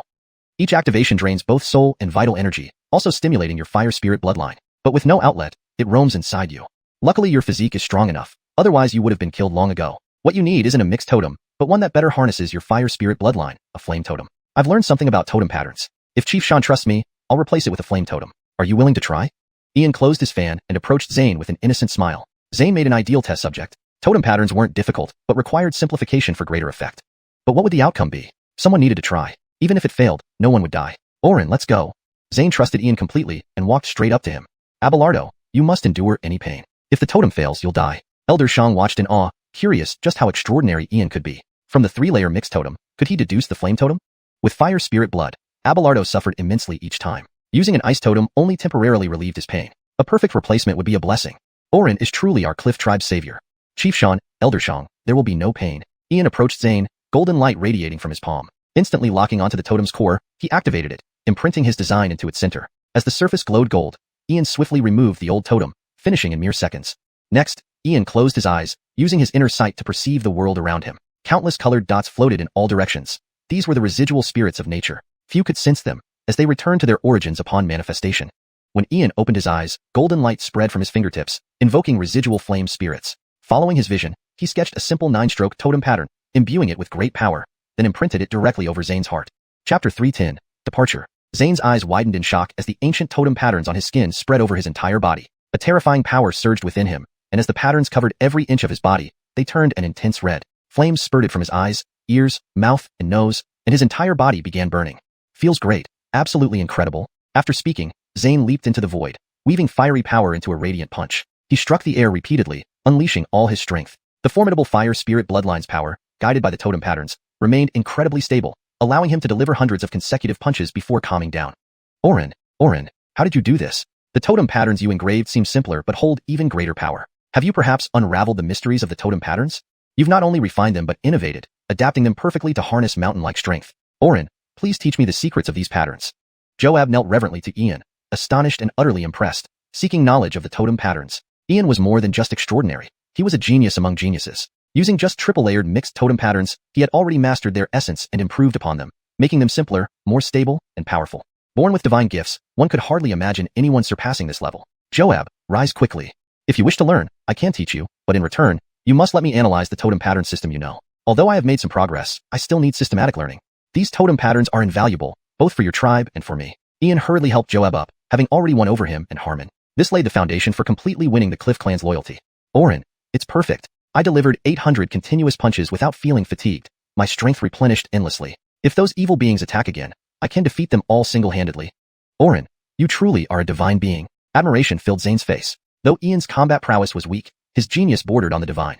Joab, Harmon, please don't call me Orin anymore. The Imperial Court has long disappeared. Call me by my name, or Yanistal Brother Montgomery. Since we are family now, calling me Orin feels too distant. Though the Imperial Court is gone, who knows if its descendants haven't survived? What if a true descendant appears someday? This is settled. Show me all your totem patterns, Joab. To Ian, being called Orin was merely a title. He never expected it would bring any significant change to his life. If he hadn't been pushed too far, he wouldn't have revealed his imperial bloodline. But destiny was shaped by choices. His mother left the Montgomery family 13 years ago, living cautiously and enduring countless hardships until her lineage was stripped away, reducing her to nothing. This injustice made him realize the gravity of humanity's plight. Humanity's fate mirrored his own. It wasn't about becoming a savior or hero, but rather that humanity couldn't retreat any further. Resistance was the only way to live. As humanity's leaders grew corrupt, bowing to foreigners and oppressing their own people, seeing commoners as ants, extinction loomed. Commoners were the foundation of humanity, the source of prosperity and civilization. No one was born extraordinary. Everyone started as commoners and ascended.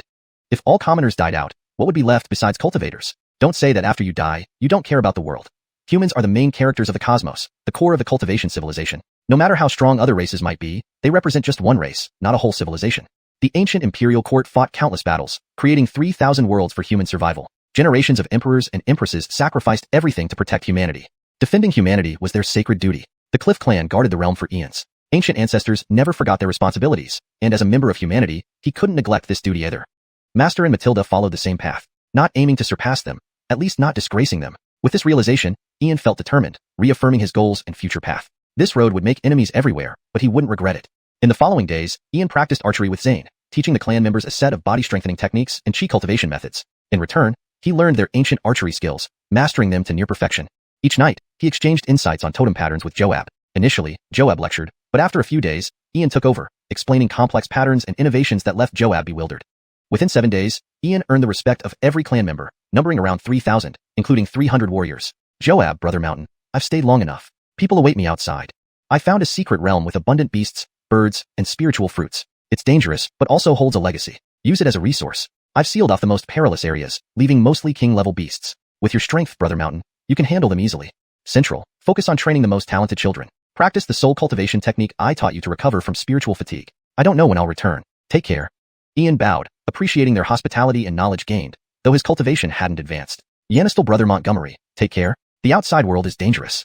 Hee. Younger Brother Montgomery, next time come back stronger. That way, we can fight without holding back. Joab and Zane were reluctant to see him go, knowing his greater mission awaited outside. Ian nodded, leaving behind a secret realm gate and disappearing. Dottie, accelerate time tenfold. I sense trouble coming. The Cliff clan needs to develop combat capabilities soon. Hee. Brother Charlton, It's already running. Otherwise, chaos would have erupted outside during your stay. You asked Baldy to kill Amrit, didn't you fear repercussions? Jacqueline Dottie, that was Ellie's doing, not mine. Since time acceleration is active, there's no rush. Let me meet those dullards. Ian silently appeared behind Bridget. Ron, noticing him, subtly shook his head, pretending not to see. This translation maintains the original structure, tone, and character names in Pinyin. It aims for natural English expression while staying true to the narrative flow and cultural nuances. Hashtag chapter 311. Adriana's flesh reshaping. Bad guy, it has been so many days, and you haven't come to see me. You just leave this holy maiden with these 3 guys to farm every day. This holy maiden is as pure and transcendent as a celestial maiden, yet you treat me like this. You're really bad, so bad. You saved me but then ignored me. This holy maiden hates you, you bad guy. The ethereal image of Adriana squatted before the spiritual fields, channeling the elemental energy to nurture the spiritual plants, all the while muttering under her breath, full of love and hate towards Ian. Eccentric girl, what a lot of resentment. Who has offended you? Ian's voice resonated behind Adriana, his face wearing a calm smile. Ah, phew, master, it's you. You almost scared this holy maiden to death. Adriana screamed in surprise, but when she saw who had arrived, her face instantly brightened, only to quickly turn cold, turning her head away. At least you have some conscience to visit this holy maiden. Strange girl, I seem to hear someone grumbling about bad guy, no conscience, and this holy maiden is pure and transcendent, comparable to a celestial maiden. Who is a celestial maiden? All I saw was an eccentric person. Why don't we suppress her completely? With that, Ian immediately sketched a rune in the air, radiating a grand and sacred aura. Master, no? I'm sorry, please forgive me, I promise never to do it again.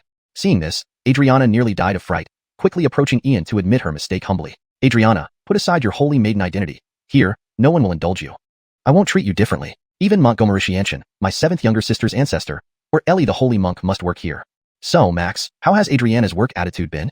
Ian would not be polite to her. Everyone here needed to cultivate their temperament and be fully utilized. Not even a holy maiden could be an exception. Reporting to Lord Vernon, the holy maiden has been diligent in her work. In the past few months, she has cultivated 3,000 acres of spiritual fields and provided all the elemental energy by herself. Absolutely no exaggeration, Lau Montgomery and the bald monk can testify. Max swayed over, reporting honestly without any lies in front of Ian, recounting the holy maiden's contributions accurately. Oh, Qianlong, not bad at all. Keep up the good work. I have high hopes for you. Max, Lau Montgomery, and Yelchi, this is for you. Ian casually praised Adriana, and then 3 low-grade soul crystals appeared in his palm, flying to each of them. Low-grade soul crystal. Thank Lord Vernon. Yanistal Vernon, thank you. Ba. Sir Montgomery is most generous. Max, Lau Montgomery, and Ellie each found a place to enter seclusion. Meanwhile, Adriana looked expressionless, clearly feeling somewhat aggrieved. Russell, what's wrong, Qianlong? Not happy? Ian unfolded a fan in his palm, swinging it leisurely as he walked over to Adriana with a smiling face, making it hard to discern his true thoughts. Master, Qianlong dares not. Adriana bowed respectfully, her face revealing visible distress even as a shadow figure. Bad guy, foul man, you deserve to be single forever. All you do is oppress this holy maiden, calling me strange, unable to see my beauty. Back then, those wanting to pursue this holy maiden lined up from Taisu Sanctuary to the western regions. Well, it's fortunate I sent those 3 fools away to prepare something special for you. Given your expression, you probably don't need it. Maybe I should destroy it. Ian closed the fan, sighing softly, feigning utter helplessness. No. Master, I want it. As soon as she said this, Adriana covered her face, blushing furiously as if she wanted to find a crevice to hide in. Heaven, how shameful. What will people think of this holy maiden's image? Does this bad guy think I'm a shameless woman? What should I do? What should I do? Hiss. Adriana, you. As impressive as I am, a paragon among men, I still uphold integrity and virtue. How dare you desire me like that? Ian gasped, immediately preaching sternly. Women are all the same. They lust after my body. I am a scholar studying noble virtues. How can I be influenced by such women? They will only slow down my cultivation. Master, I. Upon hearing this, Adriana froze, grinding her teeth unconsciously, so angry that she nearly exploded with rage at such arrogance and shamelessness. Haha, Brother Charlton, that's enough. Aren't you trying to make little sister laugh herself to death? Adriana is also a distinguished holy maiden. How can you bully her so heartlessly? Jacqueline Shayna, I've never bullied her. She desires me, just like you. SK, Brother Charlton, who desires you? Have some self-respect, please. I, Shayna, the divine beauty, am not like Lainey, the naive fool, following your every word, or like a vixen spirit, bewildered by your actions. If you keep being so narcissistic, you'll be single forever. Jacqueline Shayna, my bachelor status is by choice. What's it got to do with you? Brother Charlton, if you have the skills to help Adriana reshape her flesh, do it yourself. Don't ask me to lend a hand. Cough, cough. Jacqueline Shayna, as the divine beauty and omnipotent blood sword immortal, I beseech you. Fine, since you're so sincere, I'll reluctantly help you. But what about Max, Ellie, and Montgomery Xianxia? If they feel neglected, the team might have issues. Jacqueline Shayna, this is easy. Insufficient materials, beauties first. Brother Charlton, what a flawless excuse. No wonder old rascal was controlled by you. You are indeed more shameless than him. Jacqueline Shayna, The reshaped flesh is ready. The rest is up to you too. From now on, I will block out everything here to avoid inappropriate scenes. Anyway, why not finalize things now and settle it once and for all? Shayna's figure disappeared, cutting off the connection with Ian, leaving him speechless. He could only blame his unscrupulous master for corrupting Shayna. Qianlong, follow me. Open. With a thought, a deep blue vortex appeared before them. Ian stepped into it, and Adriana followed instantly. The vast blue sea and sky stretched endlessly, a former secret realm of nature's tomb, one of 11 with the least danger, its hazards long eradicated by Shayna. Master, where are we? Adriana was amazed by the boundless beauty of the scene. Manifest. Qianlong, I invited an elder from my sect to reshape your flesh. Your soul essence has matured sufficiently. It's time to reunite body and soul. Go ahead and try the reshaped body. Ian waved his sleeve, and a body shimmered in the air, glowing with countless mystic lights, exuding an ethereal grace. Slowly, Adriana's soul essence was drawn toward it. Chapter 312. Now you belong to this holy maiden. In the void, light flickered and spiritual radiance intertwined, casting a divine glow on Bridget, making her appear as ethereal and celestial as an ancient, heavenly spirit. A moment passed, or perhaps 1,000 years. Bridget's eyelashes fluttered, and her ethereal eyes opened. Unconsciously, she raised her fair, slender hand to shield the sky, the golden sunlight blinding yet warm after so long. For over a millennium, she had been ensnared by malevolent forces until one day Ian rescued her, cleansing her of the taint and helping her find herself again. Now, with her physical body restored, she once again felt like a mortal reborn. King Realm. Had it not been for those 14 centuries of darkness, she might have already surpassed the 100 tribulations. Reborn, she dared not ask for too much more. Sir, I owe you an immeasurable debt. Please accept this bow from Joseph. Bridget descended from the void and saw Ian standing with his back to her, realizing she was unclothed. She felt embarrassed but also mischievously playful. These are my clothes. Wear them temporarily. Ian flicked his sleeve, sending a set of clothes floating towards her, which landed lightly before Bridget. Sir, I've put them on. You can turn around now. With a finger flick, Bridget ignited the clothes with green flames, burning them clean. Ignoring any shame, she walked smilingly behind Ian. Naughty boy, bullying this holy maiden. Let's see how I handle you today. After all, what should be seen, and what shouldn't, has already been seen by this naughty boy. You, Ian, must take responsibility. Bridget, put away your tricks. I do not look at things that aren't proper. If you prefer being naked, then so be it. Ian didn't turn around. He even closed his eyes, knowing exactly what Bridget was planning. Foolish woman, trying to use a beauty trap? Don't even think about it. This, sir, is a scholar who adheres to propriety. How could I act against such principles? Women only hinder cultivation. Sir, my life is saved by you. Now, only by offering myself can I repay this favor. Bridget smiled softly, approaching Ian directly. Her gentle voice whispered in his ear, filled with allure. Naughty boy, pretending to be so proper now? Scholars are cultured beasts, frequenting pleasure quarters and taking advantage of courtesans. Haven't they done enough of that? I, this holy maiden, don't believe you can truly remain unmoved. Bridget, enough. This sir has no interest in fooling around. Ian remained closed-eyed. Even if Bridget stirred some feelings within him, he had to stop himself. Though not a perfect gentleman, he was not a despicable man. Sir, Joseph is sincere. Please show mercy. Bridget traced Ian's face gently, her smile growing wider. She didn't believe he could resist her forever. Men were all hypocritical. As a peerless genius destined for supremacy, if she didn't act soon, she might lose her chance. Highest righteousness, eternal. Words spoken become true sainthood. Righteous energy stabilizes my heart. Ba. Great Yanished King Seal. Heaven and earth are infinite. Borrow power from cosmos. Decree. Supreme purity protective spell. Instantly, Ian summoned the protective skills of the 3 ancient human tribes. A golden scroll glowed above his head, encircled by the Yanished King Seal, and the outer layer shimmered with the divine glow of the mystic religion.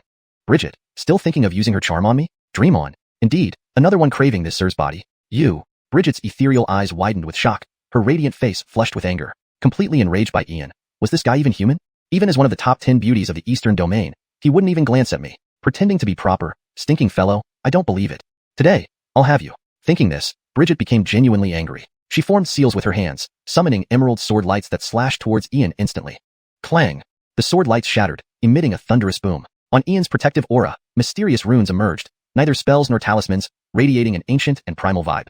Sir, I won't believe it. Heaven and earth are infinite. Borrow power from cosmos. Spiritual sword governs Yanisitening, subduing demons. Decree. Supreme purity Yanisitening sword technique.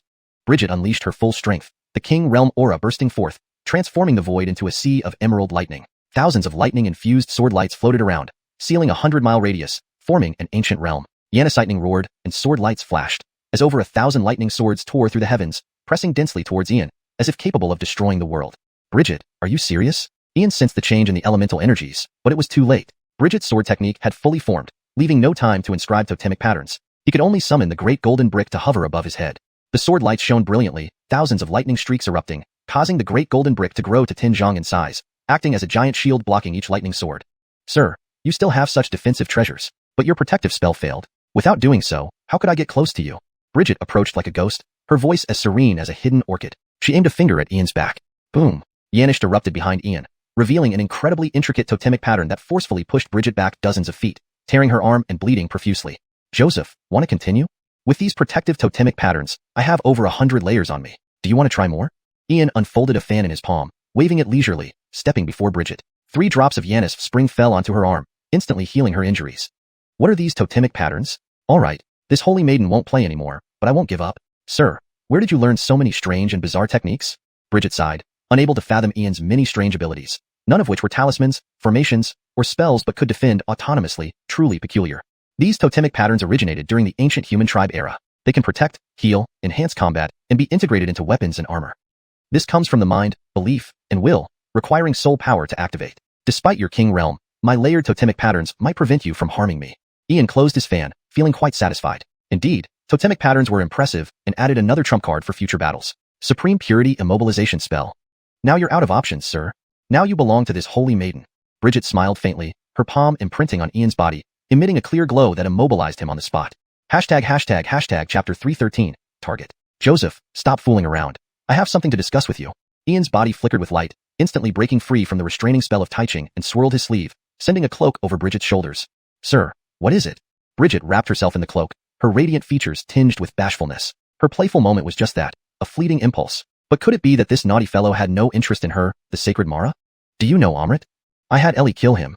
Ian frowned slightly. Killing the dean of Montgomery Huang Academy wasn't a trivial matter. At least now he couldn't enter Montgomery Huang Academy, but according to the old rascal, the Montgomery Huang secret realm contained innate soul pearls, objects he must obtain.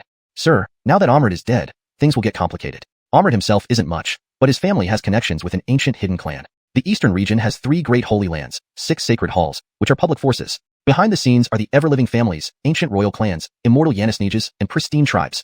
These powers are the true ceiling of the eastern region. On the surface, Montgomery Huang Academy has 9 branches catering to the sentient beings of the 3,000 continents, but within Montgomery Huang Academy, there's a holy academy. It's rumored only those from hidden forces can enter, and all must possess the qualifications of a sage. Amrit was the dean of Montgomery Huang Academy, and the head of the Holy Academy is supposedly a powerful figure from the hidden force backing Amrit, though we've never seen them. Montgomery Huang Academy opens its doors once every 10 years, while the Holy Academy opens once every 100. By my calculations, it's about time. Sir, are you worried that Amrit's death will involve people close to you? Bridget grew serious. She knew about Ellie killing Amrit. He got what he deserved, but since he died in Shoujo, the hidden force won't care and will act harshly. This situation is troublesome. Joseph, apart from Montgomery Huang Academy, are there other cultivation academies in Montgomery Huang continent that can compete with it? Ian stood with his hands behind his back, feeling some pressure. He couldn't resort to calling on ancestral spirits to exterminate a clan like last time. Last time he had righteousness on his side. This time it's purely personal vendetta. There are indeed other cultivation academies in Montgomery Huang continent, but the only one that can rival Montgomery Huang Academy is Yelshang Academy. However, Yelshang Academy's recruitment rules are quite unusual. Yelshang Academy recruits disciples regardless of background, lineage, origin, talent, or bone structure. They only consider one's mental fortitude. As long as your mental fortitude meets their standards, even a worthless nobody will be accepted. But if you don't pass this test, even the most talented prodigy won't be given a second glance. Because of this, Yelshang Academy has gradually declined and now barely ranks among the top 10 academies in Montgomery Huang continent. Yelshang Academy predates Montgomery Huang Academy and was once superior. Even with the decline, no one in the eastern region dares to underestimate it because no one knows how deep Yelshang Academy's strength runs or how many ancient figures still reside within. Bridget didn't hide anything since Ian's situation was dire, and it seemed Yelshang Academy was perfect for him. Yelshang Academy interesting? Only focusing on mental fortitude suits me just fine. I've decided. I'll go to Yelshang Academy. Ian smiled, finding Yelshang Academy ideal. He needed a strong background, a place that would draw attention, yet without many strict rules. Yelshang Academy was tailor-made for him. Sir, be prepared. Yelshang Academy's evaluation methods are bizarre. And Yelshang Academy and Montgomery Huang Academy are known archenemies. Every college in Montgomery Huang continent knows this, even in my time. If disciples from both academies meet on the street, they usually fight immediately, and as long as no one dies, no one intervenes. But each time, Yelshang Academy's disciples suffer a crushing defeat because Montgomery Huang Academy has more students, and most top young talents come from there. Sir, if you join Yelshang Academy, are you prepared to oppose not just Montgomery Huang Academy but potentially the entire eastern region? However, it seems you're already at odds with them. Bridget smiled, her expression like a blooming peony, filled with unique charm. Joseph, they haven't met me. Fighting doesn't depend on numbers alone. I'm determined to join Yelshang Academy, and Montgomery Huang Academy's disciples will be suppressed, so they can't even hold their heads up. Within the next 3 years, Montgomery Huang Academy's disciples will only be able to look up at my figure. Ian unfolded a folding fan in his palm and waved it gracefully, speaking with an air of invincibility and confidence. Sir, can you grant me one request? If you really plan to overturn the 3 Holy Lands and 6 Sacred Halls, could you spare Taisu Holy Land?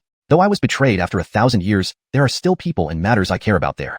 Bridget gazed out at the blue sea, knowing that regardless of Taisu Holy Land's involvement, Sir wouldn't let them survive based on his actions. Joseph, even if you hadn't asked, I wouldn't oppose Taisu Holy Land.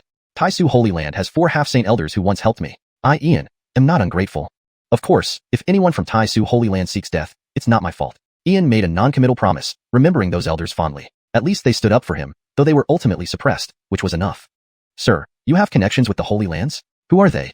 Bridget was excited, hoping to find her old acquaintances among them. After 1400 years, if any from her generation survived, they'd likely be around the 40-stage 100 Tribulation Realm level.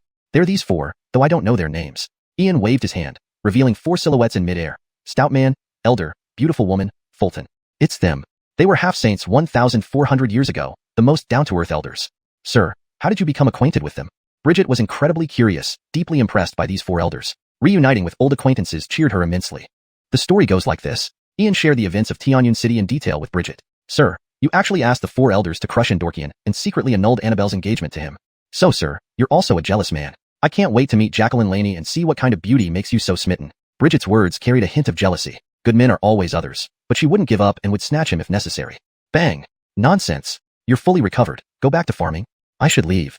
With that, Ian took Bridget out of the secret realm, gave her a set of clothes, and vanished without looking back, afraid of being caught up by her. Naughty fellow, rotten man. You can run away temporarily, but can you escape forever? Eventually, I'll make you mine. Bridget changed into a new outfit, smiling faintly as she watched Ian disappear. Hashtag chapter 314, before the departure. In the small world, 7 to 8 days passed, while only a few hours had elapsed in the outside world. When Ian emerged, Dharma Master Elio had already taken Amrit's body away, and the treasure pavilion once again returned to its usual tranquility. Clark became exceptionally diligent in his cultivation, not needing any further encouragement. Today's battle made him realize what it meant to be a true powerhouse and understand the principle of might making right. What could Amrit do? He couldn't even withstand one move from his master. Even if he had been killed, no one dared seek revenge. He possessed the best cultivation techniques, guidance from Elder Cain, and an inexhaustible supply of cultivation resources. What reason did he have not to work hard? Although Ian publicly forbade them from interacting with Temperance, Brianna ignored this command. Under Ian's slightly surprised gaze, she walked past as if carrying her lunchbox without noticing anything. It smells so good. Antonia, what did you cook? Let me see quickly. Ian unfolded his fan slightly, instantly blocking Brianna's path, his eyes fixed on the lunchbox she carried. Brother Charlton, this is for Elder Jacqueline Temperance. If you want to eat, I can make another meal for you later, Brianna said, hiding the lunchbox behind her back, watching Ian warily as if fearing he would snatch it away. What? For Temperance, and even calling her sister. Antonia, when did you become so close to her? She won't even be able to stomach these foods. Let me deliver it for you. In a flash, Ian's figure flickered behind Brianna, snatching the lunchbox from her and placing it on the stone table before opening it. The fragrant aroma filled the air, and Ian immediately started tasting it. Brother Charlton, you've gone too far. How could you take Elder Jacqueline Temperance's food like that? You didn't used to be like this. If it weren't for Elder Jacqueline Temperance's help today, we wouldn't have waited for Senior Ellie to arrive. Making a meal to express gratitude isn't normal? Brianna's little face was filled with grievance. Indeed, Brother Charlton had gone too far, clearly targeting Elder Jacqueline Temperance on purpose. Bang! Antonia, are you upset now? Why should you make food for her? What qualifications does she have to receive meals from you? Remember, you are my Antonia Brianna. Even if you're going to cook, it can only be for me. With a slap of his fan, Ian struck Brianna's forehead, reprimanding her on the spot. Who was Temperance to deserve such treatment from Brianna? They were almost considered mortal enemies of the Montgomery family. Yes, Brother Charlton, I remember. But who exactly is Elder Jacqueline Temperance? Brianna winced in pain, rubbing her forehead. Facing Ian's words, she didn't dare disobey. But when would this wooden-headed Brother Charlton come to his senses? He had promised to take care of her for life and only allow her to cook for him. Wasn't this just another way of expressing his feelings? Bang! Antonia, don't be so curious. Just treat her as if she's invisible. Go inform Dharma Master Milton and have him prepare for tomorrow's journey to Montgomery Huang Continent. We're going to join the Supreme Academy. Ian struck again and then sat down by the stone table, feasting on the spiritual wine he brought. They had delayed long enough. It was time to head to Montgomery Huang Continent. Girl Brianna, no need to rush. I'm already here. Yanistal friend Montgomery, you plan to go to the Supreme Academy instead of the Montgomery Huang Academy. But do you know that although the Supreme Academy used to overshadow the Montgomery Huang Academy, it has declined significantly over time. It's no longer in the top 10 of Montgomery Huang Continent's cultivation academies. With your talent, joining the Supreme Academy would be a waste. As for Amrit's matter, you need not worry. The Montgomery Huang Academy won't offend the Great Sun Brightness sect over one person. At most, there will be some minor troubles. I still recommend you join the Montgomery Huang Academy. Only there can your talent flourish, even giving you the chance to enter the Holy Academy. Dharma Master Milton had heard Ian's intention to join the Supreme Academy and immediately tried to dissuade him. Dharma Master Milton, at this point, you're still recommending I go to Montgomery Huang Academy? Surely you must understand Orlando's character. Brianna, Clark, and I have all been expelled from the Montgomery Huang Academy. Going back there would be humiliating. Besides, with Amrit dead, I don't believe the Montgomery Huang Academy will let it slide. Do you think we won't be targeted even if we go? As for me, I don't mind, but Antonia and Clark aren't capable of defending against the descendants of noble families and ancient clans. Joining the Supreme Academy ensures their safety. A declining Supreme Academy still holds considerable heritage. Ian closed his fan, his face confident and composed. An academy focusing on mental fortitude, even if declining, would still retain its foundation. Any institution daring to call itself the Supreme Academy wasn't ordinary. Yanistal friend Montgomery, you have valid concerns, but old man's thoughts were indeed mistaken. But the Supreme Academy's examination focuses on mental fortitude, and no one has passed in the last 100 years. In fact, the latest disciple enrolled a century ago. Your mental fortitude and girl Brianna's, I don't worry about. However, little Clark may not pass even the first heart inquiry test. To join the Supreme Academy, passing heart inquiry alone is sufficient. Completing heart cultivation makes one a core disciple. Legend has it that those who pass the third test can become chief disciples. In history, only one person has ever achieved this. Heart inquiry reportedly places one in an endless illusion, confronting their innermost self. Only those with unwavering mental fortitude can pass. As for heart cultivation, I am not entirely clear. Reaching that stage is incredibly rare, a 1 in 10,000 occurrence. Dharma Master Milton sighed deeply. The Supreme Academy's focus on mental fortitude was extraordinarily strict. Not even the Montgomery Huang Academy matched its rigor, where passing rates remained around 50%. The Supreme Academy's success rate was nearly 0 out of thousands. Heart inquiry, heart cultivation? Clark's mental fortitude does need training. We have time to strengthen him. Dharma Master Milton, we'll depart tomorrow. What are your plans? Ian had understood that although Clark's mental fortitude wasn't terrible, he needed rigorous testing. Yanistal friend Montgomery, don't worry about me. I'm now a guest elder at the Treasure Pavilion. The city of Xianxia is small but suitable for rest and recuperation. Montgomery Huang continent holds too many sad memories. If you need my help, feel free to send a message. I will not hesitate to assist. With that, Dharma Master Milton turned gracefully and left, knowing his presence in Montgomery Huang continent would only bring trouble to Ian. Remaining in Xianxia, at least, retained some human warmth. Chapter 315. The Sacred City of Montgomery Huang. Montgomery Huang continent spans 800,000 square miles, making it the largest among the 3,000 continents in the Eastern Domain, and also the central hub. This vast land hosts countless races of powerful warriors, 6 great holy halls, and 3 sacred sites.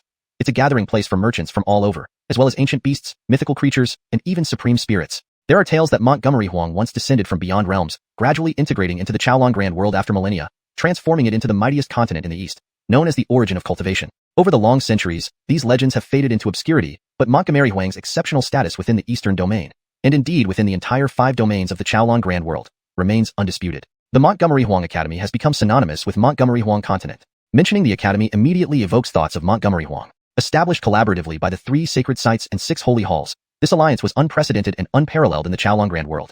Ultimately, cultivation methods define a faction's strength, but Montgomery Huang broke tradition, boosting the overall combat power of Eastern cultivators above the other 4 domains, although core techniques remain closely guarded secrets.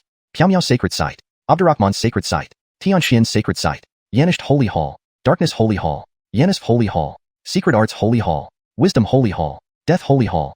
The 3 sacred sites and 6 holy halls represent the human race and the coalition of 100 clans. Despite an outward appearance of harmony, their fierce competition remains ever present. Formerly, the 8 great human tribes under the sacred sites and the 10 powerful clans affiliated with the holy halls jointly governed the 3,000 large continents of the Eastern Domain.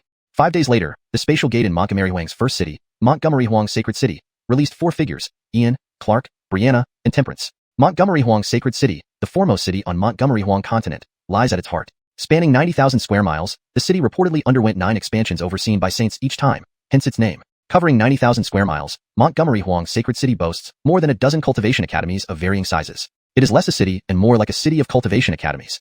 This is a truly extraordinary place where ordinary beings do not exist. One can easily see Dharma masters flying through the sky, Dao pill condensers being less regarded than dogs. Casually glancing around the streets, nearly everyone seen is at the Dao pill or immortal spirit realms. The primordial and aerial realms are almost unseen. Brother, is this Montgomery Huang's Sacred City? Heavens! How can non-humanoid creatures freely wander the streets? Look at that belly-legged creature with wings and 2 heads. What kind of beast is it?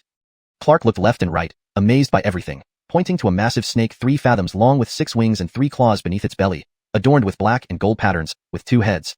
Bang! Dead Zack, be cautious. That's an ancient boss snake. We're newcomers here. We must tread carefully and avoid unnecessary trouble. Of course, we shouldn't provoke trouble, but that doesn't mean we fear it. If anyone dares to provoke us, we will eliminate them. Let's find a place to settle down first. Ian slapped a fan against Clark's head, aware that they were no longer in Xia state and it was best to be discreet, as many alien races eyed them hungrily.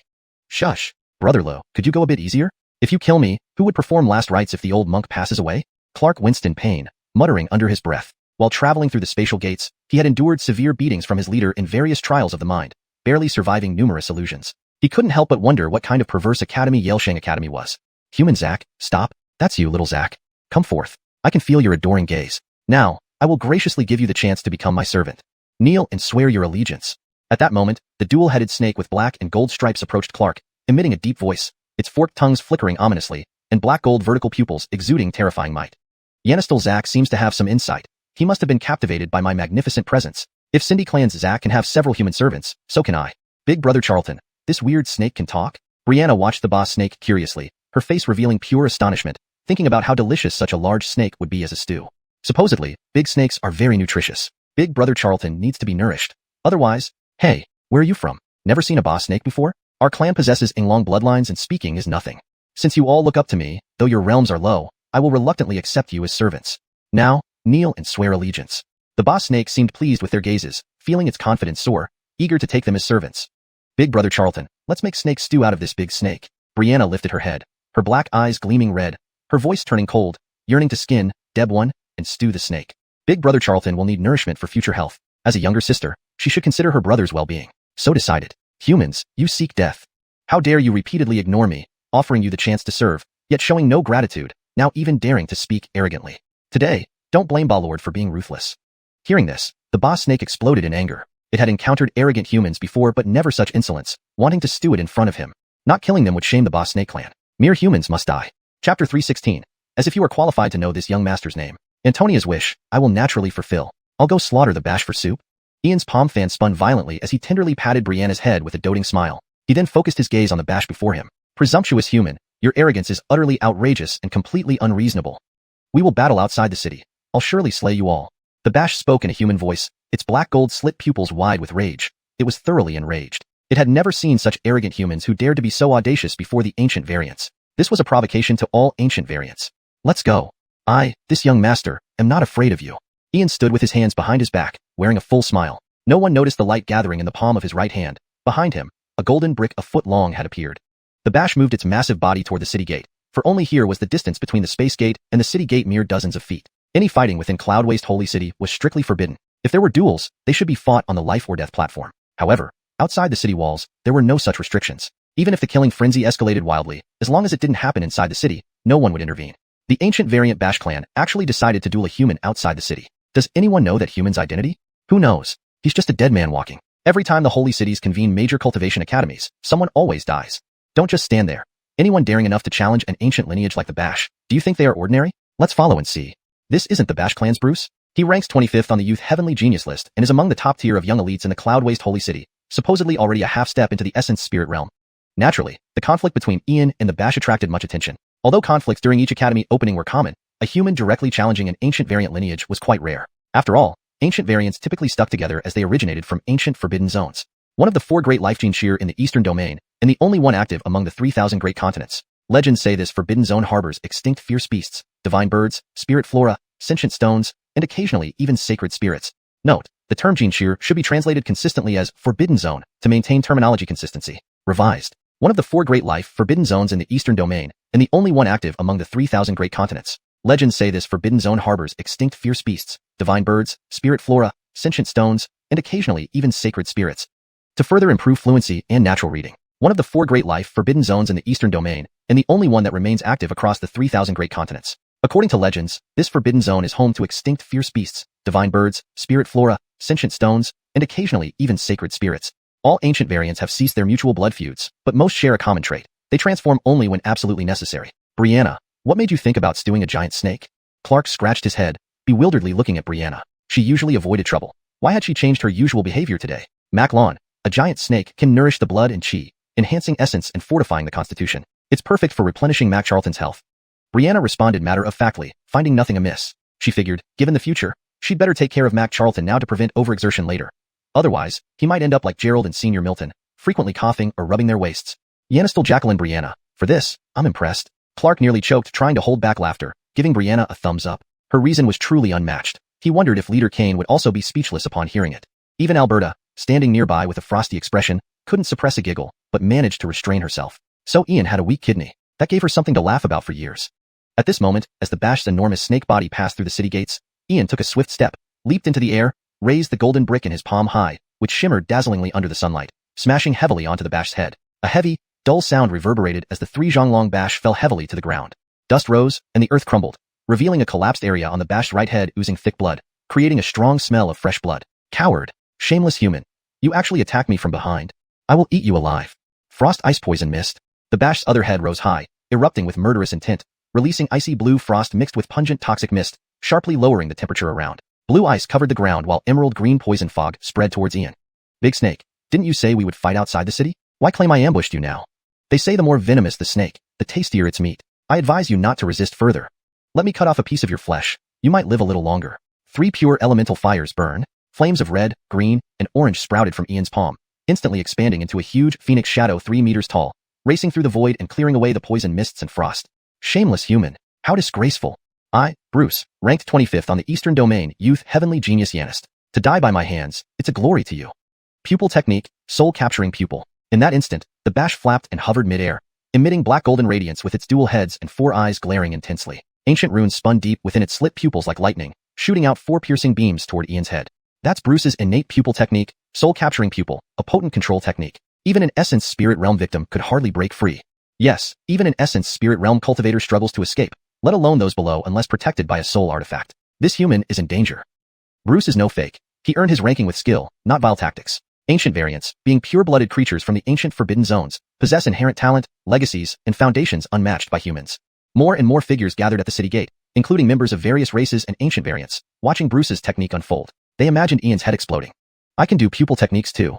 Facing Bruce's almost soul-piercing power, Ian slowly unfolded his palm fan, gazing thoughtfully into the sky. Ancient symbols intertwined in his eyes, exuding a mystic primeval aura. His eyes shone with galaxies as if countless ancient star ancestors were forming. 2 pale blue beams shot out, colliding with Bruce's 4 beams. Aya! Human, what pupil technique is this? Who exactly are you? The clash was intense, representing a contest of mind, soul, and will. Bruce's 4 eyes closed, blood streaming down, clearly suffering severe soul damage, crashing down, writhing in pain on the ground. Splash. You? Not qualified to know this young master's name. Ancient variants, merely mediocre. The youth heavenly genius Yanist is filled with waste. Considering your weakness, I won't kill you. Curl up and don't move. I'll just take a piece of your flesh. Move, and I'll skin you alive. Ian waved his fan disdainfully, stepped onto the bash's head, burying it deep into the soil. With 2 fingers, he tore off a meter-long chunk of bloody flesh, looking provocatively at the crowd. Chapter 317, A Prodigal Son. Ah, it hurts like hell. Human, you dare to insult me thus? The ancient taboo region won't let you go. Bruce's snake head emerged from the ground, letting out a pained howl. Its massive body now bore a gaping wound more than 3 feet long and half a foot wide, almost sending it into shock from pain. This was an unbearable disgrace. The creatures of the ancient taboo region were no weaker than humans. Which clan in the Eastern Domain would dare to humiliate one? Bang! I told you not to move, did you not listen? Bang! Ancient creature or not, you're still just a snake. Why are you so disobedient? Bang! All I did was take a piece of your flesh. Is this retaliation necessary? Gerald's I kill you then? Bang! Answer me one last time. Do you submit? Ulysses held Bruce's tail as if it were a rope, slamming the enormous snake against the ground again and again. Nearly 100 feet long and thick as a barrel, the heavy serpent was tossed about as easily as a toy for over 20 times.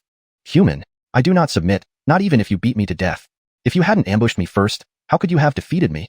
Bruce had been smashed senseless, and its entire body felt like it was falling apart. However, as a member of the ancient lineage, he possessed his own pride. Even if beaten to death, he wouldn't kneel before a human. Splash. You have some guts, ancient beast. Since you refuse to submit, I'll give you another chance. Greenwood Dragon Sigil, manifest. Golden essence energy coursed through Ulysses' fingertips, quickly carving 9 sigils that arranged themselves into a golden dragon-shaped seal. All surrounding plants' essences rushed towards it as if vacuumed up by something, creating a mysterious light that radiated immense vitality. Within moments, a shadow of a green dragon formed and merged with Bruce's body. A gentle emerald glow emitted, and the gaping wounds torn open by Ulysses healed at an astonishing rate. Even the injuries on its forehead and eyes began to heal. Its consciousness returned to normal. Sigil Master. This young man is a sigil master who has reached the extraordinary realm. Such a powerful sigil, it might be the legendary Greenwood Dragon Sigil. So young, yet already an extraordinary level sigil master. Who is this youth? How have we never heard of him? Could he be the youngest disciple of a sequestered master of the Sigil Hall? Other than there, where else can someone be taught to become such a great sigil master at such a young age? Did you only pay attention to his status as a sigil master? Did you not see the terrifying effects of the Greenwood Dragon Sigil? Body and soul were injured, but they recovered completely in an instant. Not only did Bruce's flesh regenerate, but he regained all his lost limbs. All those present were astonished by what seemed like an ordinary youth. He inflicted a severe injury upon the ancient beast and then cured it within moments, a truly astounding skill. How could it have healed so completely? Impossible. Human, even if you have cured me, this does not erase the insult you brought upon the ancient taboo region. But if you kneel and swear allegiance to me, I can forgive you. Bruce reared its body upwards, looking down arrogantly, as though it had forgotten its earlier cries of pain. Older brother Charlton, what kind of person am I to witness such insolence? Leader Kane, why wait? We need to teach this thing a lesson. Go get it. Santiago was amazed at how quick to fight Bruce was. After being treated, he immediately started shouting challenges. Begone, ignorant human. I wasn't prepared just now, but this time will not be so easy. Human, do you dare to face me openly in combat? We, the ancient beasts, are no weaker than men. If you can resist my attack, I will acknowledge you. After these words, Bruce twisted its body and retreated to the city gate. Both heads looked fierce as it adopted an aggressive stance. Suddenly, it turned and fled back into the city without looking back.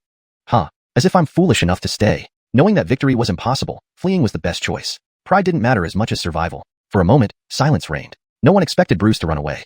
Santiago, Brianna, Temperance, all were shocked, including Ulysses, who couldn't believe this show of bravado was just for appearances. Heske, coward, you dare to retreat? Didn't you claim you were no weaker than men? If you have any honor, come out and fight Leader Kane. If you don't dare, it shows that everyone in the ancient taboo region is a spineless coward. Bruce's voice sounded from inside the city gate. You humans may come in if you can, but you should know fighting is forbidden in the holy city. Come if you dare. Now I'm angry, grumbled Santiago, wanting nothing more than to drag Bruce out, skin it alive, and cook it in a stew. Chill bro, said Ian, calming him. It's unworthy to lose our cool because of a snake. On our journey here, we slept rough and haven't eaten properly in a while. Jacqueline Ainsley usually cooks, but today, let me prepare a dish. I took the finest part of the snake, which I'll prepare for you all to eat. Soon, you will all break through to the skywalking realm. So, we shouldn't be angry but rather grateful for Bruce's contribution. The folding fan in Ian's palm disappeared as he produced a bloody piece of meat from the snake. With a carved sigil, water washed it clean. Then, he cut the meat into 8 pieces and placed them in a black cauldron, retrieved from the microcosm. It was one of old rascal Alistair's treasures, a royal-class cooking vessel. Suddenly, Ian threw all the snake meat into the pot. In his palm, he held a jade bottle filled with green liquid that emanated vitality. He poured it into the cauldron, along with several dozen types of top-grade spirit herbs, flowers, and fruits. Madness! That was Yanis sustaining spring water, which can revive the dead, and you used it to boil snake meat? Skyheart fruit, earth spirit herb, soul chaser flower, 8-petaled orchid. These are all top-grade spirit medicines that are nearly extinct. Heaven above, where did this prodigal son come from? So many precious ingredients, some of which can evolve into imperial medicine and a Yanis-sustaining spring. And he used it to cook snake meat? This is a real prodigal son. More and more figures gathered from all around. Whether humans, members of the 100 clans, or ancient species, all gawked at Ian in disbelief. Some were even pounding their chests and stomping their feet, loudly lamenting about a prodigal. On all sides, more and more figures gathered to watch. Whether they were from the human race, the 100 races, or ancient species, all gaped in shock at Ian. Some even pounded their chests and stomped their feet, loudly denouncing him as a spendthrift. For better flow and correctness, I slightly adjusted the sentence structure while maintaining the original meaning. Here's the refined translation. More and more figures gathered from all around. Whether they were humans, members of the 100 clans, or ancient species, they all gawked at Ian in stunned silence. Some were even pounding their chests and stomping their feet, loudly lamenting about this prodigal son. Hashtag chapter 318. Refining the great elixir, disputes arise again. The great cauldron hung in midair, sealed by runes, while true fire smelted it and primal chi entwined around it. Soon enough, the cauldron began to boil, and despite the rune barrier, the fragrance could not be contained. Just one whiff made anyone's mouth water, craving for a hearty feast. Gulp. Leader Kane, it smells so good. Truly wonderful. What kind of top-grade medicinal ingredients did you add? When will it be ready? I can't hold back anymore. Clark deeply inhaled the fragrance and swallowed hard, his eyes fixed on the floating cauldron, already drooling. Brother Charlton, who taught you this cooking skill? Your little sister didn't know about this. Your little sister was just thinking about how to stew the big snake properly to nourish Brother Charlton's body.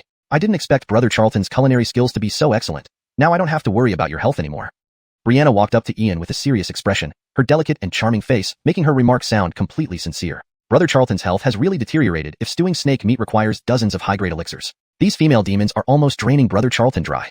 Brother Charlton, I don't want to be your sister anymore. You must take care of your health and yourself well. I might join you at any time. Bang!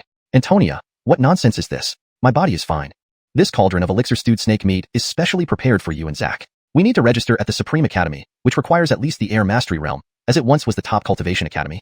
Ian flicked Brianna with a fan. The obedient and adorable Antonia he knew was gone, replaced by a mischievous mind that needed reining in before she became truly deviant. Supreme Academy. They're actually registering for the Supreme Academy. Did I hear wrong, or have they lost their minds? The Holy City holds its grand opening ceremony every 10 years, but the Supreme Academy has been vacant for 100 years. This year, people are actually volunteering to join. It's unheard of. Who are these few disciples? Don't they know how insane the tests at the Supreme Academy are? Upon hearing this, figures from all directions were shocked. They couldn't believe anyone would still dare to register at the Supreme Academy after a century of no sign-ups, given how brutal it was. So fragrant. What could be so delicious? Bashmeat, Heavenly Essence Fruit, Yanis Spirit Spring, Earth Spirit Flower, 8-leaf Orchid, Void Profound Grass. It's such extravagance. Is this the legendary Yanis 100 spirit soup, said to be over 1,000,000 years old? It must be. Who is refining such medicine here? A figure in azure robes emerged from the crowd, thin and gaunt with an aged appearance. His chest bore a golden 3-leaved emblem, clearly marking him as a senior-grade heaven-level alchemy master of the Alchemist Guild. Yanis 100 spirit soup, an ancient prescription long lost for millions of years, required blood and flesh of ancient creatures, with Yanis spirit spring as the main ingredient, combined with various rare herbs refined by true fire. Externally, it strengthened the body, cleansed bloodlines, and fortified physique, achieving a transformation of one's constitution. Internally, it purified blood and chi, expelling impurities in true essence, strengthening the soul, making it easier to open the soul sea and refine soul quality, even elevating life essence. Though the recipe wasn't a secret, acquiring over 100 rare herbs, especially the Yanis spirit spring, was near impossible. This pot of soup was invaluable, comparable to an imperial elixir. No matter who was refining it, today someone had to obtain a share, even if it meant seizing it by force. This potion could perfectly resolve any innate deficiencies in one's disciple. Junior Bruce greets Grandmaster Bernard. Younger brother Orlando is indeed treating snakes too harshly. The meat inside was taken from me. Please, master, do justice. Otherwise, I'll have to report this to our ancestor. When my clan elder gets angry, it could lead to bloodshed. I'm sure you wouldn't wish for that. Please make a fair judgment. Bruce slithered in front of Bernard in an S-shaped path, respectful in words but lacking reverence. Well, very well, I understand. You thief, I finally found you. You stole hundreds of medicinal herbs and the Yanis spirit spring from our Alchemist Guild and now dare to refine openly. Hand over the remaining stolen goods immediately. If not, I will only cripple your cultivation but spare your lives. If you resist, I will kill all of you here today. Bernard understood Bruce's intentions. He originally wanted to seize this Yanis 100 spirit soup for his exceptional alchemy disciple who suffered from innate deficiencies. These humans seemed like strangers. Frame them and take the soup. The atmosphere turned eerie and deathly silent, the air thick with tension, except for the boiling sounds of the true fire burning in the cauldron. Russell, where did this stupid dog come from, coming to show off in front of this young master? Huar, if the old dog dares move, kill him. Bruce, wait until I finish refining this medicine, then I'll skin you alive. Ian unfolded the fan in his palm, waving it gracefully, his smile freezing into a chilling look. Human cultivators have truly become beyond redemption. Now I understand what Jacqueline Pepper meant. Indeed, our master and the Matilda must have been so disappointed, preferring to battle in the endless void rather than step foot back into the 3,000 worlds. What audacity, to speak to Grandmaster Bernard like this. He's the 5th elder and Vice President Balderzi's younger brother. How many in Montgomery Huang Holy City dare defy him? Huh, why care so much? Humans always love internal strife. Bernard saw treasure and coveted it, trying to frame and steal from this youth. You're right. If the Alchemist Guild had so many herbs, they'd have flown away. A youth who can casually produce 100 rare herbs and Yanis spirit spring, daring to refine openly outside the city, and Bernard dared to slander him. Truly brain-dead. Crowds watched the spectacle unfold, human cultivators silent, while other races and ancient creatures reveled in the chaos. Human infighting was their tradition, elders bullying juniors were commonplace. Insolence. Young Zack, I intended to spare your life, but you persist in defiance. Stealing herbs and the Yanis spirit spring from our guild. If left to grow, you become a blight on humanity. Can you be spared today? Die. Bernard's gaze sharpened, releasing a torrent of anger, forming a giant palm to crush Ian. Cosmic shield. Bernard, it's you who's being insolent. To slander and try to kill him, do you want your entire clan wiped out? A massive shield appeared overhead, countless mystical runes intertwining to block Bernard's attack, followed by a figure descending swiftly. Chapter 319. All scared silly. Annihilation of a race. The simple, harsh, and direct 2 words left the human cultivators stunned, the 100 clans frozen, and the ancient races dumbfounded. For the figure that appeared was none other than Li, the 2nd president of the Rune Masters Guild, a king-rank intermediate rune master. In the Eastern Domain's 3,000 great continents, whether it be humans, the 100 clans, or the ancient races, he was a top-tier powerhouse. One could say this individual's presence made the entire Eastern Domain tremble. An ordinary divine dragon might only show its head, but not its tail to such a grand personage. Yet, here he stood in person and had even lent a hand to this youth.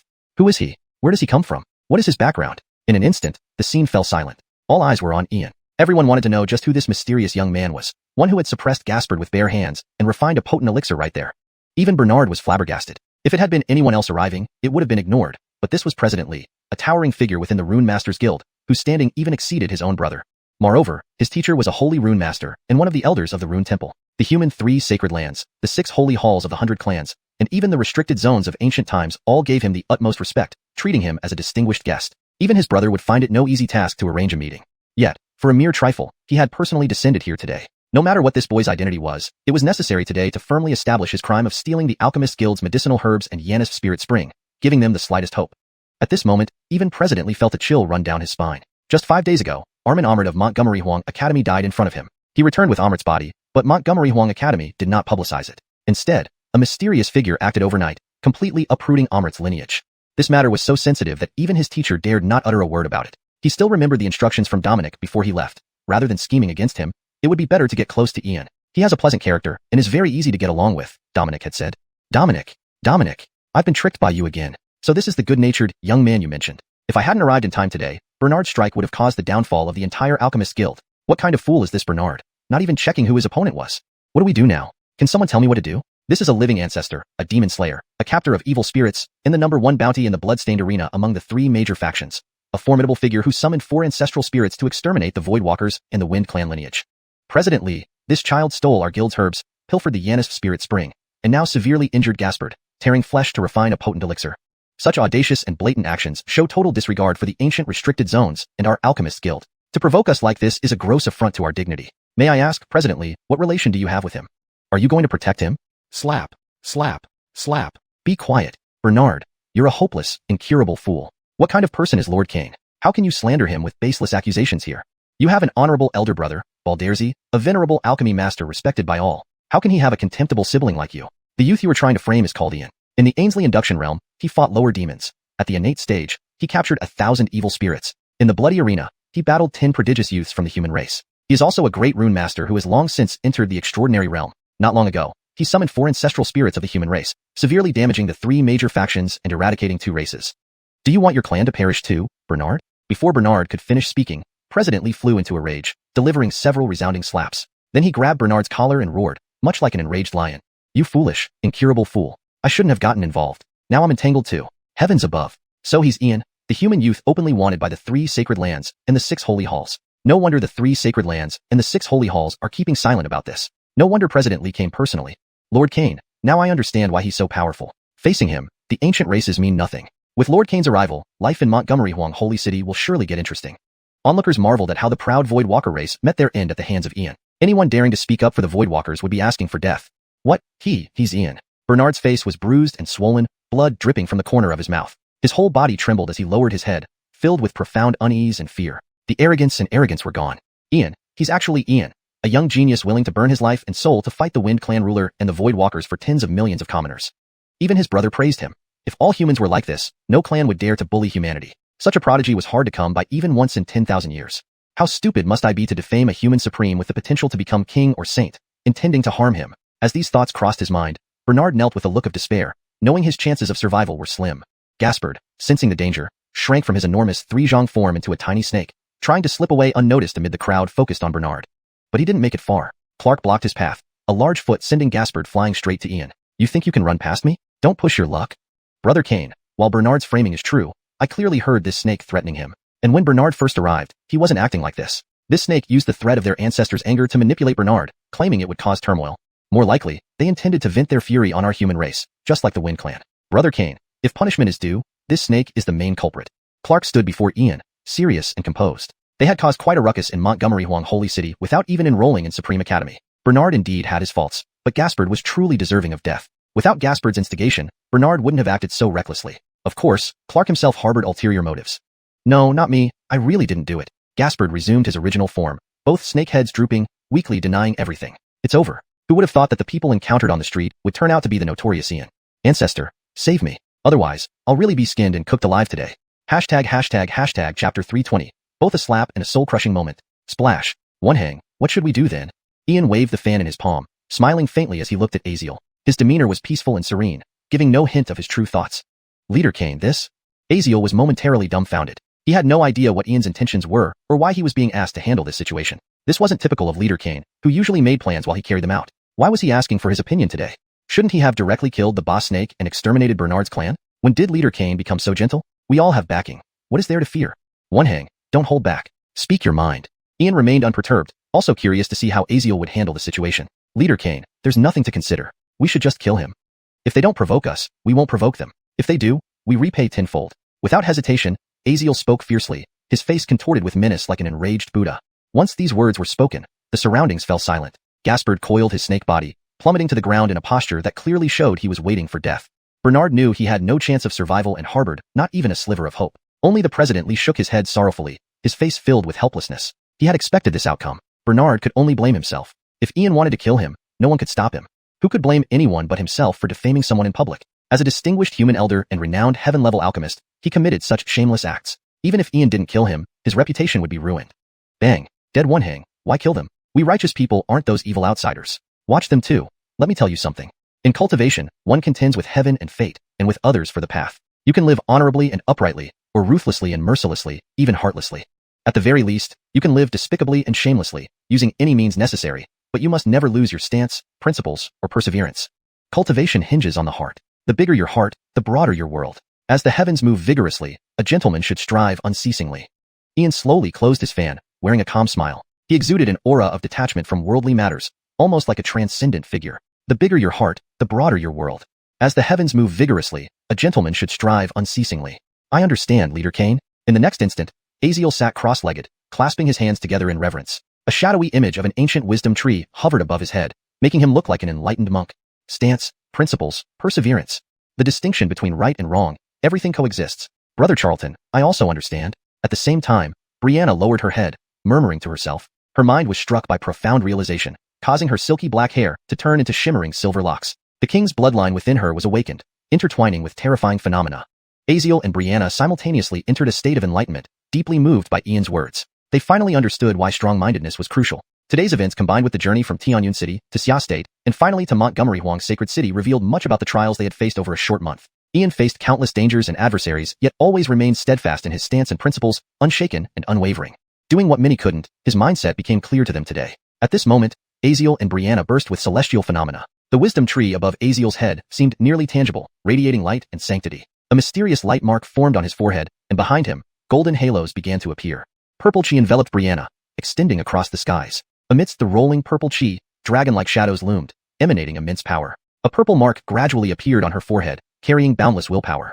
Though their cultivation hadn't advanced, the phenomena produced by their enlightenment significantly elevated their mental states, propelling them to the Sealing King realm. In cultivation, breaking through to higher realms requires reaching the necessary mental state. Otherwise, it risks serious setbacks or worse, loss of life.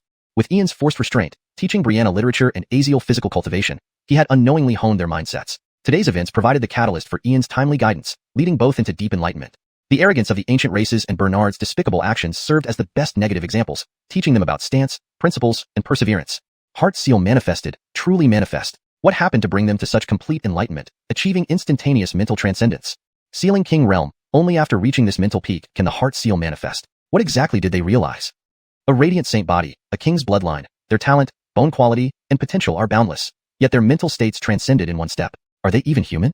Truly, some people's existence drives others to despair. Every word Ian says makes sense, but why can't I reach enlightenment or transcend mentally? The sky was filled with strange phenomena, drawing more and more spectators. Witnessing the Heart Seal manifestation, a sign of ultimate mental transcendence, was attributed to Ian's few words. Heart Seal manifestation symbolized ultimate mental elevation, ensuring smooth progression to the Sealing King realm without bottlenecks or inner demons. Such transcendence was rare, especially coupled with their exceptional talents, indicating they would surely achieve the Sealing King level within 3 years. Plop. What happened? How could they achieve such complete mental transcendence, reaching the Sealing King realm in one step?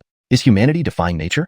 Gasper's snake head hit the ground hard, trying to snap himself out of the shock. This was completely Sashinren Zhi Changjing. Improvement. This was completely beyond his comprehension. For a more natural and fluent English translation, Gasper's snake head thudded heavily against the ground as he tried to shake off the shock. This was an utterly mind-blowing scene. Note, the phrase Sashinren Zhi Changjing is directly translated as a scene that refreshes one's cognition, which sounds awkward in English. I've replaced it with utterly mind-blowing scene, for better fluency. Pa. So old man has been used as a negative example?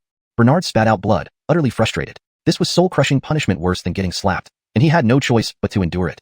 Throughout, Ian said nothing but manipulated Bernard to facilitate the two juniors' mental transformation, elevating them to the Sealing King realm. This humiliation could kill him. Master Montgomery, truly extraordinary. Heart Seal manifestation, reaching the Sealing King level effortlessly. Whose disciples are these monsters? President Lee sighed repeatedly, stunned speechless. Using Bernard as a negative example for live teaching, achieving instant mental elevation. Translation notes. The translation adheres to the original tone and structure. Pinyin names, Ian, Aziel, etc., are kept accurate. Ensures fluency and coherence with the previous content. Chapter 321. Ian's invitation to battle. The Heart Seal manifested, the extreme elevation of mental realm, a radiant holy body possessing the heritage of Buddha sect, and someone with the bloodline of a Lloyd. The ethereal subbranch is determined to take him in. Daydreaming. The ethereal subbranch, I think you're imagining things. If he has to join any branch, it should be our heavenly profound subbranch. Infinite heavens. Your expectations are high. These two kids have been claimed by the Grand Void subbranch long ago. You can forget about them. At this moment, 3 figures emerged in the sky, each standing at a point forming a triangle. One was a man in a blue robe, an extremely elegant middle-aged person. Another was a bald man with a well-built physique who had his upper body bare. The last one was a young Taoist carrying a sword on his back. These three represented the ethereal, heavenly profound, and grand void great sanctuaries. Despite their competitive relationship, their intention to guard the void was clear. They would not let these human prodigies be lost to anyone. Those are the half-saints from the three sub-branches, representing the three major human sanctuaries. They actually came here in person. They've become overnight successes, directly receiving attention from the sanctuaries. They will definitely be admitted without examination and receive treatment no less than that of saint disciples. The honor of a half-saint's personal visit is immense. The upcoming King Ascension battlefield in 3 years will certainly be a fierce struggle. Who says we humans lack prodigies? There's also young Master Cain besides these two. Practitioners from all directions voice their opinions, each feeling a sense of pride as the opening of the academy every 10 years marked the clash between human youth, 100 tribes, and ancient restricted zones. Junior Ian, greeting Senior. Due to Orlando, Senior suffered involvement. Orlando has always felt guilty. Please accept my bow. Ian bowed respectfully towards the young Taoist carrying a sword. His gratitude was genuine. Adversity reveals true friendship. Regardless of how the Grand Void Sanctuary viewed it, these 4 half-saint seniors spoke up for righteousness, which was enough for him. Infinite heavens. Or in Montgomery, such trifles aren't worth mentioning. Such great courtesy isn't necessary. Poor Taoist I am, with little power, I could only do this much. The young Taoist descended from the void, immediately supporting Ian up, unwilling to accept the gesture. He was more aware than anyone that Ian wouldn't join the 3 major sanctuaries or 6 Grand Saint temples, nor even come to Cloud Wasteland Academy. But their private friendship remained unaffected. Senior, this is sufficient. Your kindness, I will remember. Should there be anything in the future, please speak out. Ian cupped his fists, wearing a calm smile. The 4 half-saint seniors of Grand Void Sanctuary were trustworthy. As for others, they could go to hell. Old Brandan, so you weren't bluffing. You really know Ian. Ian, I am Warren, an elder of the Heavenly Profound Sanctuary. Do you have any interest in joining our Heavenly Profound sub-branch? I can promise you Saint Disciple level resources. Warren swiftly approached Ian and offered the highest conditions within his authority. This generation was filled with geniuses, and each responsible elder only had 1 Saint Disciple level resource quota. Ian, if all 3 of you come to our ethereal sub-branch, regardless of what they offer, we will provide double. And if you agree now, you will be the ethereal Saint Disciple of this generation. Even the Saint Academy slot in my hands can be yours. My word is my bond. The middle-aged figure stepped forward, clearly a half-saint elder of the ethereal sanctuary. He offered terms impossible to refuse, confident that Ian wouldn't reject.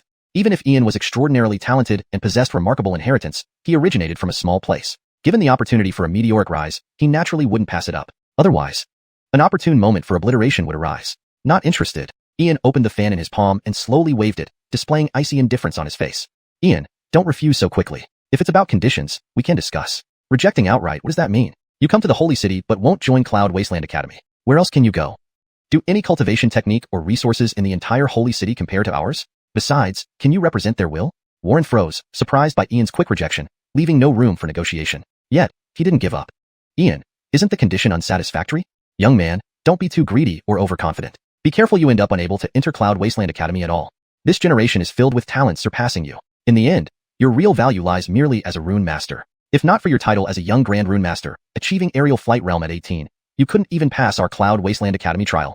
Ernest's expression darkened. Never before had a half-saint elder like himself been so thoroughly rejected. Offering a Saint Disciple slot and recommendation to the Saint Academy, such an enormous opportunity was dismissed without gratitude. Russell, everything you said is correct. I'm just a waste, achieving aerial flight realm at 18, relying only on runes. So stop wasting time on me. Whether resources, cultivation techniques, Saint Disciple slots, or attending the Saint Academy, all should be given to true prodigies. Moreover, I never intended to join Cloud Wasteland Academy. Waste materials like us don't deserve it, and might tarnish its reputation. Ian slowly waved his fan, belittling himself while exalting Cloud Wasteland Academy. You. Ernest's face twisted nastily, speechless against Ian's rebuttal, forced to swallow his anger. Infinite heavens. Brother Cindian, don't get angry. It harms the body to lose your temper. Why waste time here? You should seek true geniuses. Why not leave Ian to us Grand Void sub-branch? The sword-carrying Taoist smiled slyly, occasionally giving Ian a wink. Indeed, nothing changed. He spoke calmly but infuriated everyone. Just some rune talent, average cultivation talent. Jincher achievements will be limited. Your Grand Void Sanctuary is only fit for collecting such wastes. With those 3, despite some talent, they can't compare to true geniuses. Ants can only look up to dragons. Ernest swept his sleeves and sneered coldly, scanning Ian dismissively before preparing to disappear. Oh, really? You can insult me, Ian, but insulting Grand Void Sanctuary Senior is excessive. Why not bring your so-called geniuses for a duel? How about it? Ian stood with folded arms, his smile gradually fading into a chilling coldness. Chapter 322. The True Meaning of Forbearance. Uneducated brat. Ernest glanced back at Ian, his face showing deep disdain. He did not wish to waste more time with him. Doing so would undermine his dignity. What, are you afraid? If you're afraid, then shut your dog mouth and stop talking nonsense here. What qualifications do you have to humiliate Senior Layton? Who are you trying to show off your pity to? Just you, a half-saint who can't even pass 30 tribulations. I'm really curious where you get the audacity to mock a half-saint who has passed 70 tribulations. Senior has a good temper and won't bother with you, yet you dare to act up. Ian's tone changed abruptly from gentle to aggressive, like an unsheathed sharp sword fully exposed. Brat, you're outrageous. Ernest suddenly turned around, roaring in fury like thunder from the heavens. His face turned a hideous shade of green, and he wanted nothing more than to crush Ian with one palm. I will be outrageous. What can you do about it? Want to pretend to be big shot? Go somewhere else. Don't flaunt yourself before me. You don't have that right. If you don't agree, call your demon offspring, or directly send your Adam and holy daughter from Xianxia's sacred land over. No matter how many come, this young master will handle them all. Ian pressed forward relentlessly, clearly aiming to challenge the Xianxia's sacred land. After their clan was destroyed by the Wang clan of Sindian family, now that they had shown up on their own, how could he let this opportunity slip? Antonia is still too young to bear the name and glory of the Montgomery family as Lloyd. He must protect her until she surpasses everyone and dominates the era. Fine, quite an arrogant brat. If you want to die, I'll help you achieve it. In 3 days, we'll meet at the life and death arena. This elder of Sindian family's lineage will personally send you to the Western Paradise. Ernest cast a cold, menacing glance at Ian. His face turned purple with a tinge of black before he vanished. Russell, just this little composure. No wonder you can't even pass 30 tribulations. The Wang lineage of Sindian family should send a few decent ones. Otherwise, killing wouldn't even be fun. Ian waved a folding fan in his palm, watching Ernest's disappearing figure, a faint smile playing on his lips. Brother Kane, impressive. You chased another half-saint away without letting him say a word. Why are you so angry? When Bernard falsely accused you earlier, you didn't get mad. Are you planning something? Clark had already awakened, watching Ian in amazement, whispering softly. From his understanding, Brother Kane was deliberately provoking Ernest. Bang! Dead Zach, stop talking nonsense. I couldn't stand his condescending attitude. Senior, my apologies.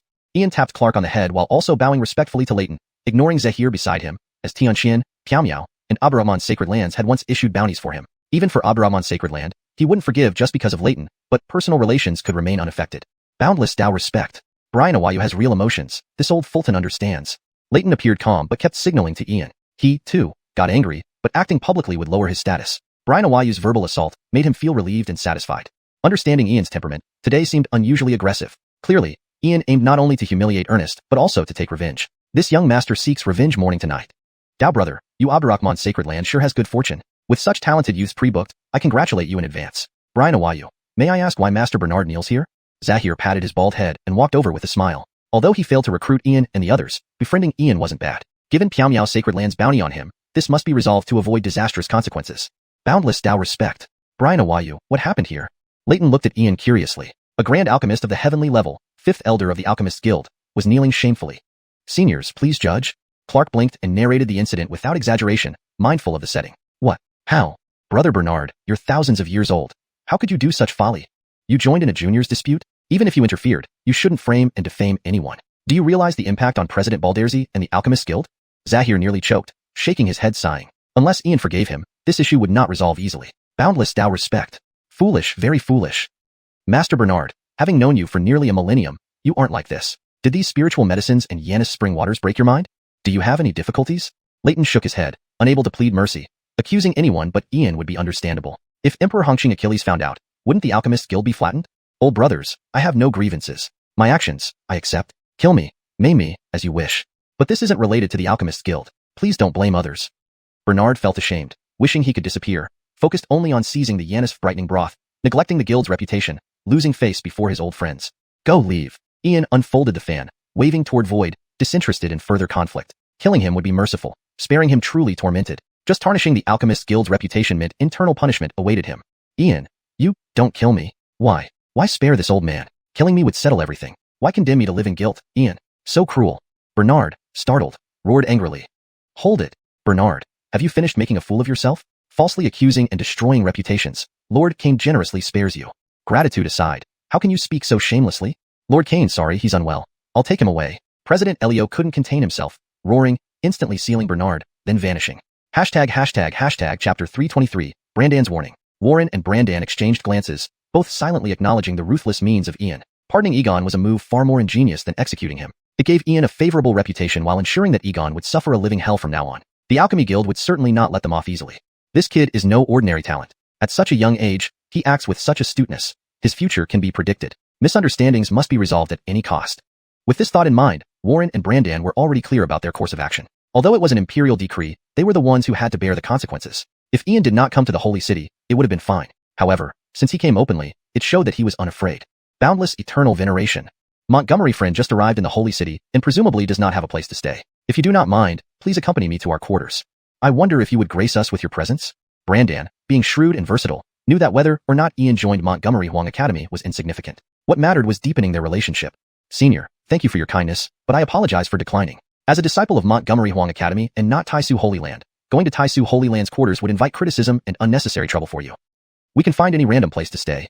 Ian closed the fan in his palm and refused Brandan right there. After all, being suppressed by Taisu Holy Land for just a few outspoken words, how could he ask for more help? Montgomery friend, weren't you chosen as a disciple of Taisu Holy Land? Warren's face was filled with confusion. If Ian did not plan to join Taisu Holy Land, then it meant he still had a chance. Boundless eternal veneration. Warren, I advise you to give up. Montgomery friend, even if you do not join Taisu Holy Land, you will not join PML Holy Land either. If you are unwilling to go to our quarters, why not stay at my residence? That way, no one would say anything. If you still refuse, it would mean you are not giving me face. Brandan clearly understood that Ian would not join Montgomery Huang Academy because of Yisrael's reason. He had never set foot in Sun Kongsan once, especially after the 3 holy lands and 6 holy temples issued warrants for his arrest. With his temperament, how could he return? This? Fine. Then I shall intrude. Bruce, I won't make things difficult for you today, but if you cross me again, next time I'll stew your entire body. Ian glanced back at Bruce coiled on the ground and directly issued a threat. Never. Never. Bruce lowered his head, repeatedly assuring he wouldn't dare. Anyone would be crazy to continue opposing Ian at this point, but this matter wouldn't end here. Once he gathered allies, he would see how Ian fared against a coordinated attack. How could the ancient restricted area tolerate such humiliation? At that moment, Ian raised his hand, and the great cauldron vanished, instantly absorbed into his spatial ring. This cauldron of spirit-scattering elixir was sufficient for C. Jameson, 7 Jacqueline, and himself. Brandan led Ian, Clark, Brianna, and Temperance away, leaving Warren unable to follow directly. However, at least he had met Ian face-to-face today. Patience was key, and the days ahead would present ample opportunities. Holy City, Inner North City, 31st Street. A mansion occupying over 10 miles, this was Brandan's residence. Although not large, it was notably secluded and serene. The courtyard extended its space through array formations, increasing the estate size by over 100 times. Pavilions, gardens, artificial hills, and clear springs abounded, showcasing Brandan's appreciation for life. Boundless eternal veneration. Montgomery friend, we've arrived. My residence may be humble, but please do not disdain it. Usually, I spend most of my time at the quarters, so this place is quite idle. Feel free to stay without worrying about disturbances. Montgomery friend, dare I ask which academy you plan to join in the Holy City? Brandan finally voiced his long-standing question upon arriving in the courtyard. Apart from Montgomery Huang Academy, other academies were not impressive. Senior, we intend to join Yelsheng Academy. You are not an outsider, so I shall speak plainly. The 3 holy lands and 6 holy temples wronged me. This debt will be settled sooner or later. Ian was not one to mince words. He made clear distinctions between public and personal matters. Even in front of Brandan, he spoke candidly, only varying in the severity of his actions. Boundless eternal veneration. Montgomery friend, I anticipated this day. Thus, I will not stop you. But when you act, please spare Taisu Holy Land's disciples. Do not harm them fatally. Brandan chuckled bitterly, recognizing Ian as a peerless young genius. Emperor Hong Kingswang mentioned that he had the potential of a great emperor. It had been years since anyone had achieved great emperor status. Senior, I promise not to touch Taisu Holy Land's disciples unless they provoke me. But if they seek trouble recklessly, I can only apologize. Death I cannot guarantee, but injury is assured. I hope they don't court death. Ian offered a conditional promise, showing the extent of his willingness to compromise. Everything depended on Taisu Holy Land's attitude. Boundless eternal veneration. Montgomery friend, I thank you in advance. You mentioned Yelsheng Academy earlier. Do you know who the examiner will be this time? Have you heard of Sanlong Dashi? Brandan's expression turned deeply helpless. With someone called the worst of all history as the examiner, Ian would likely face immense suffering. Yes, isn't he the old scoundrel, the big black hand, the worst failure? Why is he the examiner? Is he an elder of Yelsheng Academy? Ian was genuinely curious, never expecting the examiner to be the old scoundrel. Joining Yelsheng Academy seemed unavoidable. Boundless eternal veneration. More than just an elder, he is the grand elder of Yelsheng Academy. I didn't expect him to emerge from seclusion. Since you understand him, take note. This time, the 3 tests of conscience at Yelsheng Academy will be 10 times harder than usual. I hope you do not underestimate it. Sanlong Dashi is truly unpredictable. Brandan warned, as Sanlong Dashi lacked any moral boundaries. 10 consecutive sessions of Yelsheng Academy had been left vacant until now. With no fresh blood, the lineage was in jeopardy. Thank you, Senior. I will remember. Senior, Taisu Holy Land once had a sacred maiden named Bridget. Do you remember her? Ian approached Brandan and directly mentioned Bridget. According to her, she was tricked into becoming a sacrifice for the witch god sect, implying collusion within Taisu Holy Land with the Netherworld. Chapter 324. Reality and illusion hard to distinguish. Infinite reverence. Friend Montgomery, I do not understand what you mean. What do you mean by there once being a holy maiden named Bridget? Hasn't Bridget always been around? She was the holy maiden 1,400 years ago, and now she is the head of one of the 7 peaks in the sacred ground. Her status surpasses even that of this elder. The head of the 7 core peaks in the sacred ground can each vie for the position of supreme saint. Friend Montgomery, why do you suddenly mention her? The Brandan's eyes were filled with questions, unsure why Ian would suddenly bring this up, but he didn't think too much about it. After all, Bridget had once been quite renowned, though she rarely left the sacred ground recently, focusing on cultivation. Senior, Do you mean Bridget has always been in the sacred ground? Ian was taken aback, feeling a chill down his spine. The Bridget in his small world was absolutely fine. Pepperin wouldn't have made a mistake. Then what was this Bridget in the Grand Void sacred ground? Over these 1,000+ years, how could no one see through her true nature? What was her hidden agenda? According to Bridget's account, she was once captured by the witch god sect as a sacrificial offering, her thread of primordial soul escaping into chaos for a millennium, turning into something sinister. Could her body have been possessed by an unknown creature? He must dig deeper. He must uncover everything from the roots. Infinite reverence. Friend Montgomery, Bridget single-handedly invaded the witch god sect 1,400 years ago, slaying 6 elders but suffering heavy injuries herself. But perhaps it was a blessing in disguise. She has now reached the 40th tribulation realm within the 100 tribulations. It's rumored that she will attempt to break through to the sage realm after reaching the 90th tribulation. She rarely leaves the sacred ground. If nothing unforeseen happens, within another century, she should be able to challenge the sage realm. Why do you suddenly ask about her? The Brandan felt increasingly perplexed. He clearly sensed Ian's sudden change in emotions and wondered why Bridget provoked such a reaction from him. Senior, if you wish to know the reason, please swear an oath of Jacob. Only then can I reveal everything. It's not because I don't trust you, but this matter involves too many parties. Ian gripped his folding fan tightly, no longer hiding his emotions. The Brandan was worth confiding in, but concerning the issue of Bridget, infinite reverence. By the heavens above, I, the poor Taoist, hereby swear an oath of Jacob. Whatever I hear here, I will never divulge a word. If I violate this oath, may my heart demon enter my soul, damning me for eternity. Friend Montgomery, having sworn this oath, I hope what you say will justify my commitment. As he spoke, a crimson thunderbolt sliced through the void, a testament to the gravity of the two major oaths binding cultivators, the blood-soul vow and the oath of Jacob. Breaking either would lead to inevitable backlash. Seal. Senior, the Bridget in the sacred ground is an imposter. To be precise, her body has been occupied by an unknown entity, lurking within the sacred ground for over 1,000 years, undoubtedly with some scheme. This matter likely ties back to the witch god sect. According to intelligence I obtained, Bridget was dispatched to investigate the headquarters of the witch god sect 1,400 years ago, but was trapped and turned into a sacrificial offering. Ian deployed a seal with a wave of his hand, revealing the truth before Temperance, Clark, and Brianna. Yet he couldn't truly summon the real Bridget now, nor let this situation reach her ears lest she insist on rushing back to the sacred ground for vengeance. Infinite reverence. Friend Montgomery, do you have any evidence? This matter is grave. Without solid proof, I cannot easily believe it. The Brandan was stunned, his voice trembling. If even half of this news spread, it would cause upheaval. Normally, one might dismiss such claims, but coming from Ian, who had even made him swear an oath of Jacob, disbelief wasn't an option. Senior, I understand your feelings. If it were me, I wouldn't easily believe it either. That's why I asked you to swear an oath, to prevent information from spreading and to protect you. A holy maiden has been replaced. I can only imagine to what extent the Grand Void sacred ground has been infiltrated. Ian glanced at Temperance, this descendant of a malevolent spirit and the commander of the Dark Empire's Bloody Legion, harboring the true soul of an unknown entity within her soul. Edison, the Dark Empire, spanning 20,000 years. How many schemes had he set, and how many contingencies did he leave behind? It was beyond imagination. Infinite reverence. Friend Montgomery, what exactly do you mean by infiltration? The Brandan was restless. Ian wouldn't raise unfounded concerns. If Bridget was indeed an imposter, where was the real Bridget? Senior, please do not worry. Verifying the truth isn't difficult. If Bridget stands before me, I can tell what she really is. Now, we just need to find a way to lure Bridget to the Montgomery Huang Holy City. Then everything will be resolved. Ian didn't particularly care about the lives of those in the 3 sacred grounds, but regarding Bridget, he couldn't remain indifferent. Infinite reverence. Friend Montgomery, I have an idea, albeit imperfect. Bridget has a disciple named Montgomery Ruoshi, ranked 3rd among young geniuses and one of the candidates for Holy Maiden in the Sacred Ground. She currently teaches at the Grand Void Branch Academy. 9 months ago, she was afflicted with a strange poison and can only be kept alive by heavenly fragrance poison-suppressing pills concocted by President Balderzi. Bridget has offered a reward. Whoever can cure Montgomery Ruoshi will receive a favor in return. Montgomery Ruoshi also has a connection with you. She hails from another lineage of the Montgomery clan, rumored to be a branch of an ancient imperial family. If you agree, I can immediately inform Bridget. This would serve 2 purposes at once. The Brandan cared deeply for the Grand Void sacred ground. Though he had his doubts, he was willing to try. If Ian was wrong, it wouldn't harm anything. But if he was right... Senior, we shouldn't rush. I've just arrived in the Holy City, and alerting Bridget so soon would arouse suspicion. Let's wait until the enrollment at various academies concludes. There are still many details to consider. Please calm down. The materials I asked you to prepare last time. Are they ready? Have you already refined the semi-sage equipment? At least when facing this problem, you'll have enough strength to protect yourself. If the human sacred grounds are like this, the other sacred grounds and holy temples are likely riddled with vulnerabilities. Ian felt immense danger. Only the 4 ancestral spirits' invocation had deterred the 3 sacred grounds and 6 holy temples. They would definitely continue their probes, and once they realized he couldn't summon the 4 ancestral spirits again, it would be his crisis.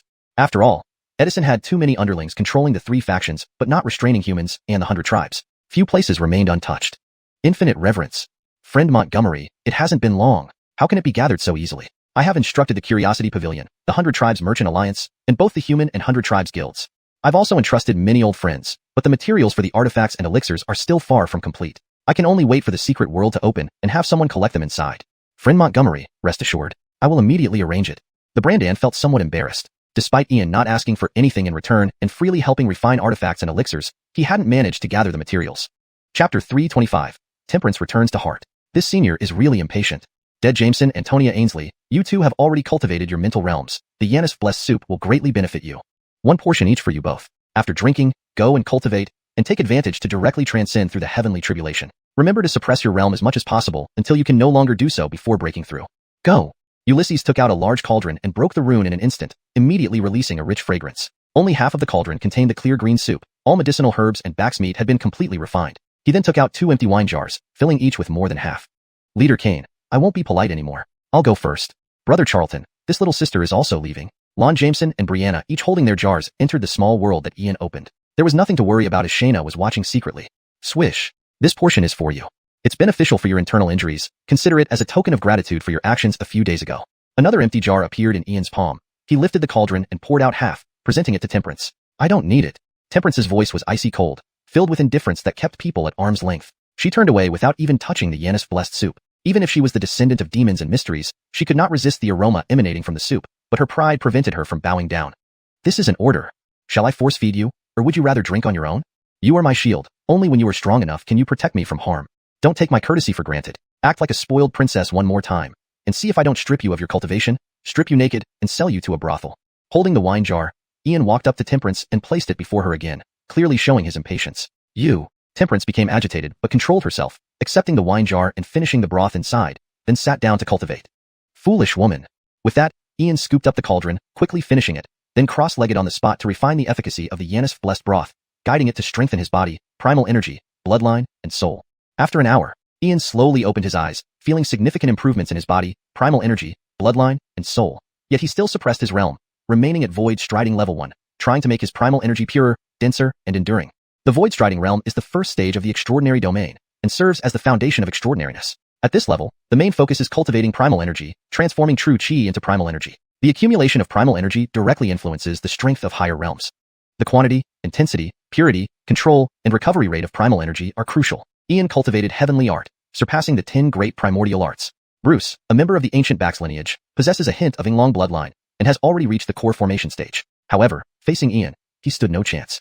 Realm is one aspect, combat power another. Cultivation techniques, magic, secret arts, martial skills, all factors determine combat power, but the strength of primal energy remains the fundamental standard. With Ian's current physical endurance, entering the primal spirit realm would be possible, but he remained suppressed, only attempting breakthrough once he maximized this stage. Ian, here's some information for you. The Witch God sect splits into 2 lineages. One sacrifices their souls to the netherworld, becoming death wizards. The other worships the Witch God, tracing back to the ancient times. Legend has it that the Witch God came from outside our universe, an evil god who needs live sacrifices. Temperance's voice remained icy, devoid of any emotion, facing Ian, the killer of her brother. Her parents forced her to stay by his side, although her brother could be revived. An outsider god needing live sacrifices, aren't you implying that others are virtuous? Eating humans and stealing their essence and souls, how many times have you done this? Whether it's your demonic spirit race or mysterious beings, in the dark empire behind you. One day, I will settle all accounts with you. Ian's eyes gleamed with murderous intent, openly showing his animosity towards Temperance. Humans hunt birds and beasts, taking life to prolong theirs. Cultivators kill beasts for their cores, slaughter birds for their blood, harvest spiritual plants, and mine ores for themselves.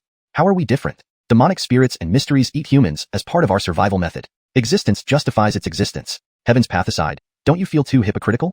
Temperance argued back, defending their ancient survival method. Nonsense. Endless voids and countless worlds have lives that aren't self-aware. You didn't hunt them but instead chose to target human civilians. Who dare say a species' survival depends on hunting a sapient race?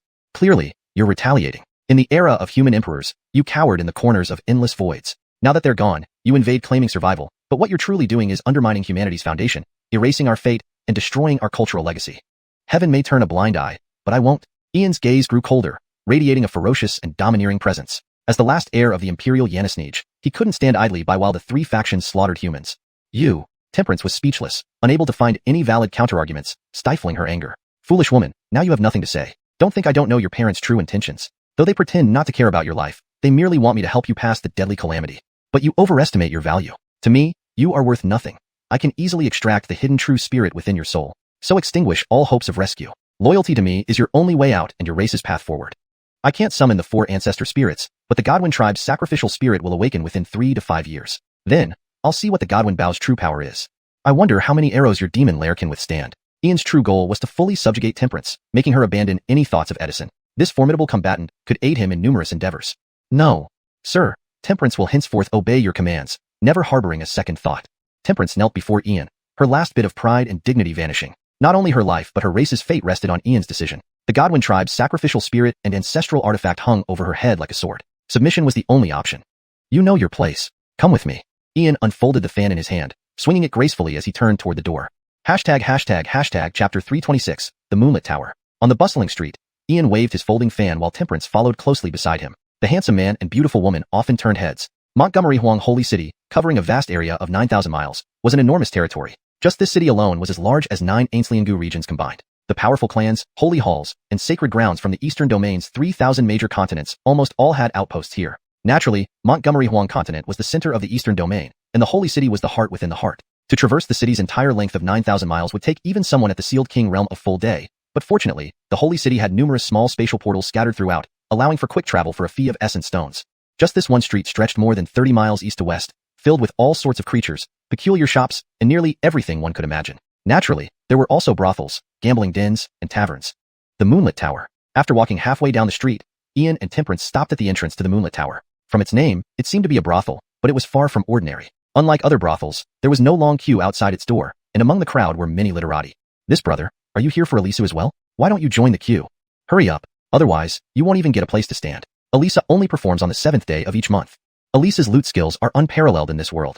Hearing her play once is a lifelong aspiration. As Ian felt curious, a young man wearing a scholar's hat and a blue and white robe approached, his face as smooth as jade, eyes bright as stars. Elisa? Sir, who exactly is this Elisa? Ian responded with a respectful bow. He still held some respect for scholars, as he himself was somewhat of a scholar. Brother, you're also a scholar, so we truly have a connection. I am Broderick from Howren Academy. Elisa excels in poetry, music, calligraphy, painting. Nothing escapes her mastery. Especially her lute skills are exceptional. It's rumored she is a genius from the Eastern Domain's Isindi clan. Her real name is Lori, second on the list of youthful geniuses, and second on the list of beauties. The Moonlit Tower happens to be one of the properties of the Isindi clan. You may not know, but every month Elisa sets a challenge, whether in poetry, songs, or ancient riddles, or even ancient chess puzzles. Anyone who can solve the challenge can have a private audience with Elisa and converse with her. Broderick glanced at Ian before whispering softly, though his smile revealed his eagerness. Everyone here wanted that private conversation with Elisa. I see, Brother Ander, then good luck to you. I have other matters to attend to, so I must take my leave. Ian gave a courteous bow, deciding not to linger further. Foreign women were indeed bold, and companionship would only slow down cultivation. Why so gloomy, brother? There's nothing wrong with coming and experiencing it. We scholars should be open-minded. Do you fear the lady by your side? Broderick became overly friendly, holding Ian back, smiling as if sharing a secret between men. Brother Ander, she's just my servant. How dare she be offended by me? Well, since Brother Ander invited me, I'll stay and observe. Ian unfurled his folding fan and swung it calmly, joining the queue at the back to see what made Elisa so extraordinary. This session of the Moonlit Tower is reserved for guests from the 100 clans. Human guests, please return. A black-robed elder emerged from the Moonlit Tower, hands clasped in front, bowing to the crowd, but without a hint of sincerity in his voice. Why? We've been waiting here for hours. If it's booked, why didn't you inform us earlier? If it's reserved for the 100 clans, why can they enter while humans are refused? Are you discriminating against us today? The 100 clans can enter while humans are expelled. This is blatant discrimination. You must give us an explanation today. Voices erupted in anger, especially from the scholars who crowded forward, surrounding the black-robed elder to argue their case. Insolent. Dare to cause trouble at the entrance of our Moonlit Tower? Do you want to die? Notifying you politely, now you think it's your privilege? Just having you human scum step into the Moonlit Tower soils this place. Now scram, or else don't blame me for being ruthless. The black-robed elder roared, his imposing aura sending everyone staggering backward. Those closest were even thrown off balance, coughing up blood. Unbelievable. Truly unbelievable. Moonlit Tower, how dare you mistreat guests like this? We will not rest until you provide an answer. Howren Academy's Brother Jean, please bring out Elisa. No one backed down, especially the scholars from Howren Academy. Scholars carried righteousness in their hearts, unafraid of death but steadfast in principles of justice. Silence. A bunch of lowly humans. Even stepping into the Moonlit Tower to meet Elisa is a fortune you owe to past lives. You aren't even worthy to tie Elisa's shoes. You're just a group of inferior races, livestock from ancient times.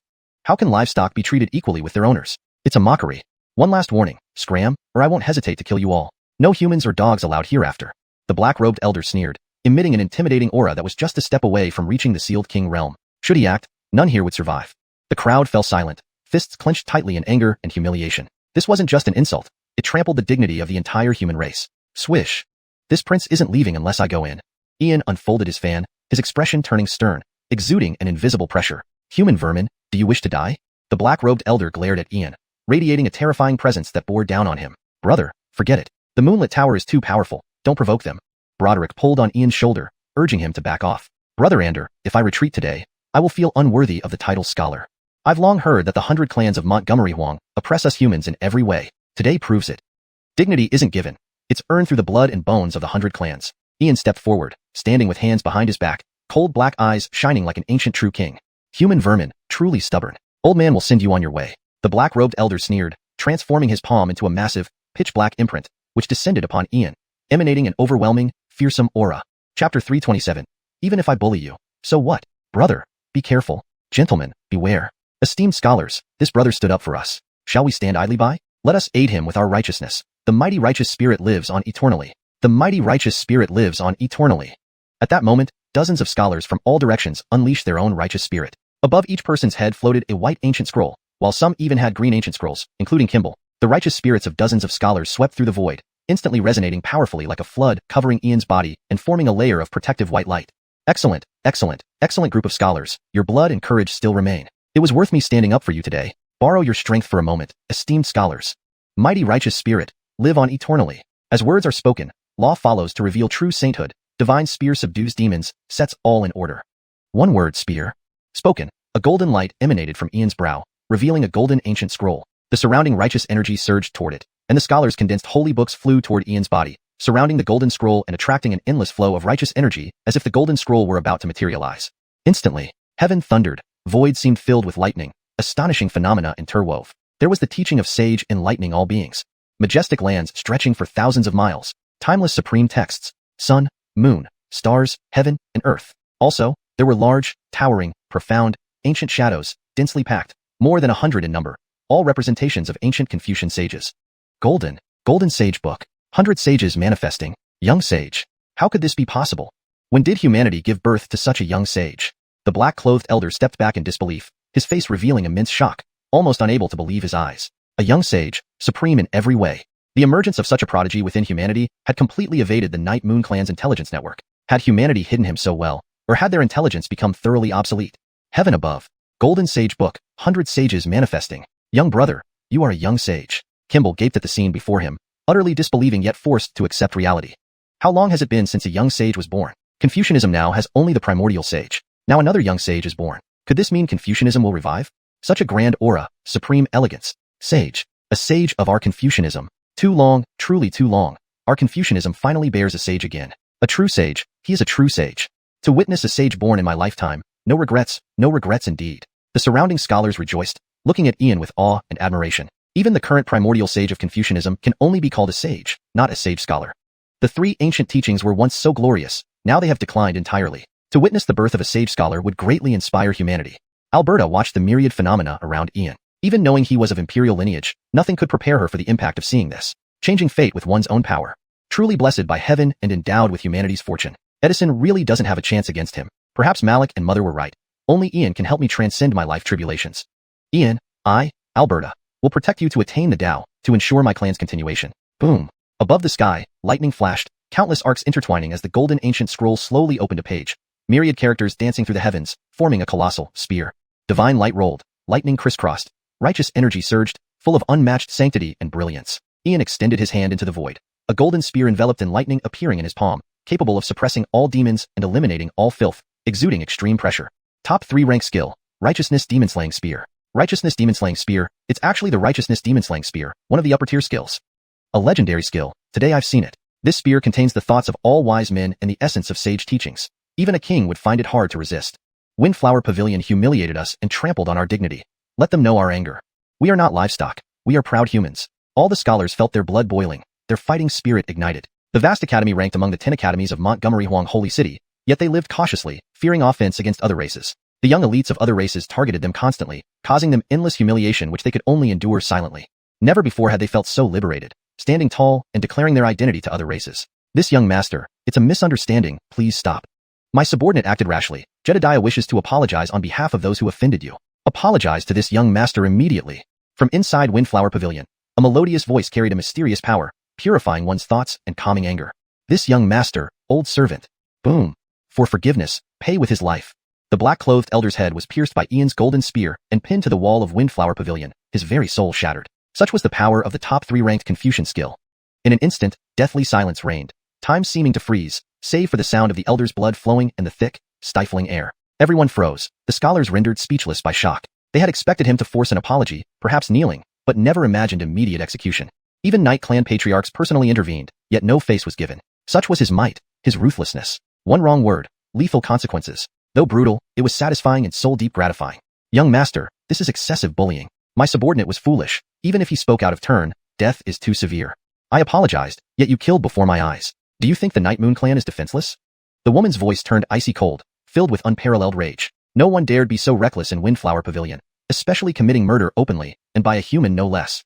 Night Moon clan, one of the 10 great clans of Eastern Domain, had never faced such treatment. This insult must be avenged, else how would Night Moon clan retain its honor? Even if I bully you, so what?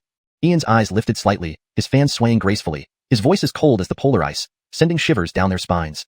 Chapter 328, another on-site teaching. Forceful, dominant, direct, ruthless. The surrounding scholars clenched their fists, their faces flushed red, veins bulging on their foreheads, not out of anger but from profound inspiration. Even if they were bullied, so what?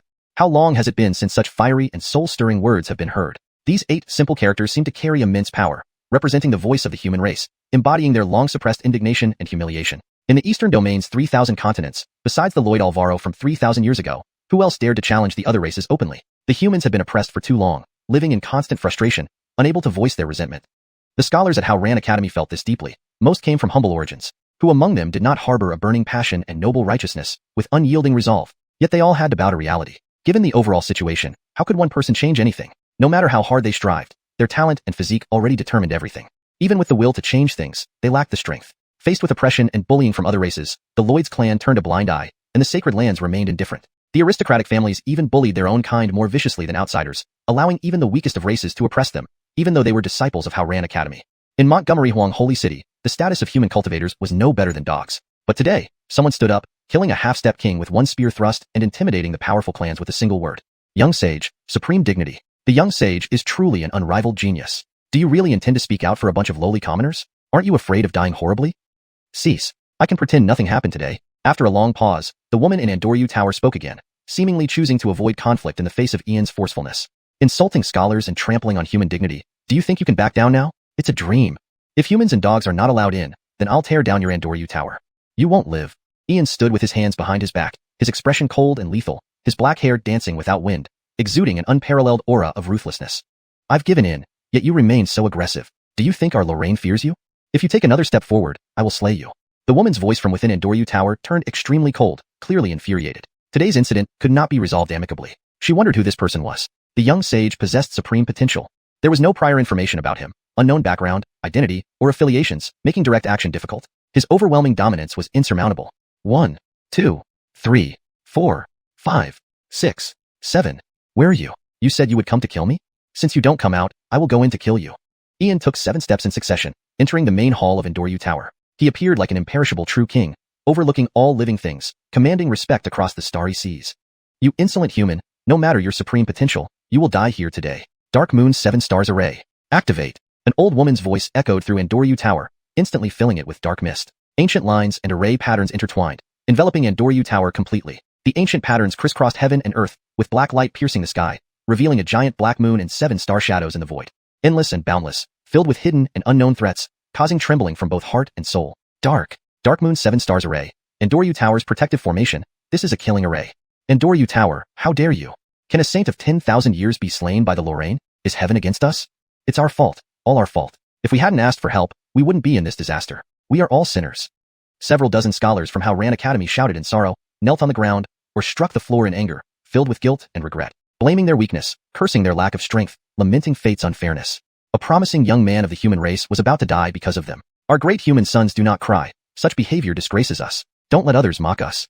Stand up. Scholars should have the backbone. Heads can be severed, blood can flow, but dignity must never be lost. If you act like this when faced with difficulties, how can you expect to civilize the masses and defend humanity? Heaven's movement is strong. Gentlemen should strive unceasingly. It's just a mere king-level killing array. My Confucian methods can break it. Watch closely. All formations have a core. When trapped, do not panic. First, find the array eye. If you can't, sense the energy nodes. Howran's spirit, eternal. One word, water. Ian's voice resonated through the central formation, projecting an image of himself riding the character Water mid-air. The formation immediately activated, attempting to obliterate the water character, but it was too late. Water barriers emerged, protecting him as sharp moonlight from the array patterns stuck to the water shield. Did you see? 36 moon blades attack from 8 directions simultaneously. Among these directions, 1 point attacks with 7 moon blades. This is a major energy node. After discovering the main node, analyze its attribute. Moon blades belong to Tien, which is Yin-based. To counter Yin, use Yang. Charlton can evolve into fire or lightning. Once you understand the attributes and strategy, focus on attacking. Regular killing arrays have stable nodes, but this one changes. One decisive strike is needed. I've calculated the power of 36 moon blades, equivalent to a peak Dan Embrace attack. So any attack exceeding Dan Embrace should suffice. There are also 7 minor nodes distributing energy. If multiple people are trapped, seal the minor nodes first, then concentrate all power for the final blow. If only one person is trapped and can't exceed the energy node's power, perform a word overlay or combination. Let me demonstrate. With that, Ian swung a golden fan, writing 3 fire characters mid-air. They merged instantly, forming a terrifying force triple the original, glowing with golden flame. So, this is how you use word overlays. Word overlays combine equally powerful forces, simpler and more convenient than previous methods. Learn from those who excel. He is indeed our teacher. Excited scholars marveled at Ian's teachings on breaking the formation and Confucian wisdom. May I ask, who exactly is your master? Kimball was shocked, never expecting Confucian methods could be used to break formations, and in a more effective way. Ian. Temperance's voice sounded cold, watching the projection above, almost overwhelmed. He truly couldn't fathom Ian's limits, and losing to him didn't seem unjust.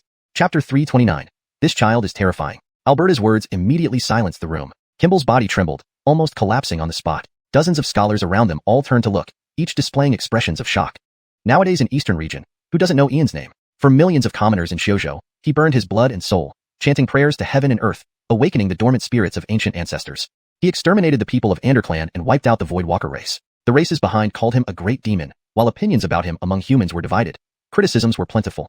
Some faculty members at the Howran Academy agreed with him, others opposed. Many scholars also verbally attacked him, thinking that Ian was brutal and merciless, narrow-minded, excessively annihilating entire clans over minor offenses, and arguing that he should be more lenient towards other races. But only they, children of humble origins, truly understood why Ian did this. It wasn't because he was ruthless, but because he defended human civilians with his life, upholding humanity's dignity with his blood. He made the 100 races understand that humans cannot be bullied. And Doryu Tower, 7th floor. A black-haired, black-eyed woman wearing purple sat inside, her forehead marked with a black moon symbol. Beside her stood an old woman. When both heard Alberta mention Ian's name, they couldn't help but shudder. Ian, it's actually him. No wonder he's so audacious and unrestrained. I should have thought of it earlier. We're in trouble now. This man once dismantled Haley Building and fiercely attacked the youths of the 100 races there. The woman's eyes flickered with worry. If she had known he was Ian, she wouldn't have acted this way. The Voidwalker race was so powerful, yet he destroyed them entirely. Would the Sindiwe clan suffer the same fate today? Especially given Ian's antagonistic stance toward other races. Miss, I underestimated him. I didn't expect him to be Ian, that star of disaster. He broke Haley Building's formations. It seems like no killing formation can stop him. Our only option is to seek help from the distinguished guest. If he agrees to intervene, it should quell the situation. Even if it comes down to killing Ian, that guest can handle it. The old woman also showed signs of urgency. Only the distinguished guest who had reserved Andoryu Tower could truly resolve this matter. Priscilla, if it backfires and endangers that guest, how will we explain it? Not only facing Ian, but also the might of their clan. If that happens, it's truly the end for our Sindiwe clan. Knight Jedediah sighed helplessly. She had briefly interacted with Ian under the alias Alicia in Shoujo, but he paid her no attention. Recently, reliable information came that Xianxia, the last barrier protecting the 3,000 worlds, was destroyed. Enemies from the past were poised to invade again. Today's reserved distinguished guest was here for this very reason. Yet they offended this formidable figure, Ian. He would not let it go easily. He would fight the Sindiwe clan at any cost. Miss, what are you hesitating about? Seek assistance from the distinguished guest. Otherwise, our Sindiwe clan is truly in big trouble. The old woman spoke helplessly. Had they been more accommodating and not prohibited humans, this calamity could have been avoided. Humans have changed. They cannot be bullied anymore. If this crisis is averted, we must never mistreat humans again. Andoryu Tower, 5th floor. His Excellency, shall this old servant act? In an extremely luxurious room, a golden-haired youth sat, adorned in golden battle robes, his sharp golden eyes resembling cold lightning. His striking features exuded intense masculinity, a golden sun-like mark above his brows. Beside him stood a stern-faced elder with dark golden eyes, radiating immense authority. Why hinder? Isn't this interesting? How long has it been since humans produced such a remarkable talent? The golden-haired youth sipped wine gracefully, watching events unfold before him with interest, a faint smile on his lips. Do not underestimate humans. Those who have, pay dearly. Even my Jinwu clan barely escaped annihilation by humans. Excellency, allowing this child to grow unchecked would be disastrous for the 100 races, and likely disrupt the emergence of the demon race. He must not be allowed to live. Should this child survive, the future of our demon race won't be peaceful.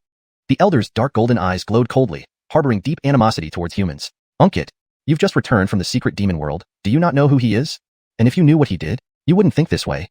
Just a few days ago, he summoned 4 sacred ancestor spirits of humans, annihilated the Voidwalkers and Anderclan King, as well as heavily damaged the evil spirit, demon, and bizarre races, with at least 13 emperors perishing. Unkit, anyone who can summon ancient 4 ancestor spirits, you should know what it means. The youth poured another cup of wine, sipping slowly, a vague smile playing on his lips. Descendant of the imperial court. Indeed, this is a time of great strife, where prodigies of various races emerge endlessly. After long ages, the descendants of the human imperial court reappear, heralding the coming great calamity predicted in prophecies. Excellency, he is the descendant of the prehistoric human imperial court? So the disappearance of Xianxia and the mysterious vanishing of the Godwin clan tribe exiled for millennia are related to him? In that case, he cannot be spared. Leaving him alive would mean endless disaster. The old servant will slay him. Hearing this, the elder became even more determined to kill Ian and rushed towards the door. A demon threat must be eliminated. Absolutely eliminated. Unkit, come back. Times have changed. It's not the prehistoric era anymore. And you can't kill him. Doing so might cost you your life. With Xianxia gone, those creatures will emerge, hunting the 100 races except humans. Offending Ian now might lead to his alliance with them. What do you think would happen then? Even if we can't be friends with Ian, we shouldn't make enemies. The golden-haired youth smiled helplessly. Surprised Unkit remained impulsive despite his millennia of life. Excellency, but he is our mortal enemy. Once 10 suns blazed in the sky, Godwin exterminated 9. Our demon race plotted against and killed Godwin. Can you guarantee he won't revisit these grievances? Humans are treacherous and full of schemes. Excellency, this child is terrifying and must be eliminated. The elder still thought about exterminating Ian to avoid future troubles. Unkit, it's not certain, it depends on us. One who defends millions of ordinary people by burning his blood and soul is also a resolute and fearless scholar. Dealing with such a person sincerely, he will surely respond sincerely. Leave it to me. The golden-haired youth drained his wine cup, rising slowly. His golden eyes gleamed with fierce intent. Men, friendship is forged in conflict. Chapter 330. Alaric. Boom. In the projected void, as Ian's word Dao magic stacked and transformed into a terrifying torrent of light, it instantly shattered the energy node. The entire formation shook violently, and one corner of the killing array clearly lost its effectiveness. Ian repeatedly used the same technique to dismantle this imperial-grade killing array piece by piece, explaining each step in great detail so that even those unfamiliar with formations could understand. Throughout this demonstration, he only utilized various changes of the scholar sect's word Dao magic, embodying an ancient sage and supreme grandmaster, transforming every move to perfection. Several dozen scholars, each gaining insights from Ian's explanations, which were presented in the simplest and most straightforward way possible. While Primordial Sage didn't suit Ian's taste, these scholars did, and naturally, Ian was willing to help them. When the last energy node was breached, the entire formation collapsed dramatically, but Ian still stood in the hall like an eternal true king. Master Montgomery is mighty, truly mighty. We students bow to Master Montgomery, thank you for demonstrating the method. Master Montgomery, please accept our gratitude. At this moment, several dozen scholars, led by Broderick, bowed respectfully to Ian at the entrance of the Andoryu Tower. Demonstrating and imparting knowledge meant treating him as an elder mentor, according to the customs of the scholar sect. Gentlemen, there's no need for such formalities. If any of you are bullied in the Holy City in the future, come find me at the Supreme Academy. I am not officially from the scholar sect, but I can still be considered a fellow scholar. You, noble demon prince, would you rather hide like a coward? Ian stood with his hands behind his back, his voice filled with a cold intensity, echoing like thunder through the Andoryu Tower. He couldn't be fooled by the aura of the Golden Crow tribe, especially one from the main lineage. If it were in the ancient times, he would be the demon prince. The Golden Crow tribe had always been mortal enemies of the human race. It seemed that some things were inevitable. The demon race had secluded itself for countless years, and now that the Cliff clan had just escaped their Kunjing, the Golden Crows had already emerged. Revised translation. The Golden Crow tribe had always been mortal enemies of the human race. It seemed that some things were inevitable. The demon race had secluded itself for countless years, and just as the Cliff clan had barely escaped their Kunjing, the Golden Crows had already appeared on the scene. Note, the term Kunjing seems out of place in this context and might be a placeholder or error in the original text. For a more fluent translation, we should clarify or correct this term based on the context. Here, I have assumed it means a difficult situation or confinement. A better understanding of the original context would help refine this part further. Improved version. The Golden Crow tribe had always been mortal enemies of the human race. It seemed that some things were inevitable. The demon race had secluded itself for countless years, and just as the Cliff clan had barely escaped their Kunjing, the Golden Crows had already made their move. For optimal fluency and clarity, Kunjing should be replaced with a more fitting term. If Kunjing refers to a specific event or condition, such as imprisonment or hardship, it should be translated accordingly. Clap, clap, clap, asterisk asterisk. Long have I heard of young Master Cain of the human race. Today I see that your reputation indeed lives up to your name. My name is Alaric, as you can see, I come from the Golden Crow tribe. Today's misunderstanding stems from my actions. Here, I offer my apology, hoping young Master Cain will end this matter and spare Lori. At this moment, a figure descended from the 5th floor, adorned in a magnificent golden battle robe, with flowing golden hair cascading down like a waterfall. His face exuded masculine beauty, and his golden divine eyes made him look like a celestial emperor accompanied by a massive golden crow shadow, radiating intense heat. Alaric, 3rd prince of the Golden Crow tribe's main lineage, 25 years old, at the peak of the spirit realm, just a step away from the dermic body realm. With extraordinary bloodline and powerful inheritance, he was a standout among the young generation of ancient hidden forces. Demo, Demon Prince, ancient Golden Crow tribe, the legend is true. A mythic race. They actually exist. In the vast ancient era, our human archer god shot down 9 sons. Could they be talking about them? The prince of the ancient mythic race appeared alive before us. Can Master Montgomery withstand it? Is Master Montgomery going to challenge the prince of the mythic race? The dozens of scholars around were all shocked, with expressions of astonishment, excitement, worry, and fiery passion, clearly anticipating a great battle. The Golden Crow tribe, undoubtedly a mythic race. A prince of the mythic race intervening surely indicated a duel with Master Montgomery. But could Master Montgomery resist the mythic prince? What if I don't agree? Ian stood with his hands behind his back, his gaze brimming with intimidating fighting spirit, making it clear that peace was impossible today. Be it the prince of the Golden Crow or the Dragon Clan, he wouldn't hold back. Then, we shall have a battle. If I lose, I'll let it go. If you lose, you must not pursue the matter further. Young Master Kane, what do you say? Alaric's golden eyes flickered with cold electricity, and in Wuxia fighting spirit also surged out. In the hidden power factions, there were very few of his generation who could match him in battle. Today, encountering a descendant of the ancient human imperial court, how could he not engage in a fight?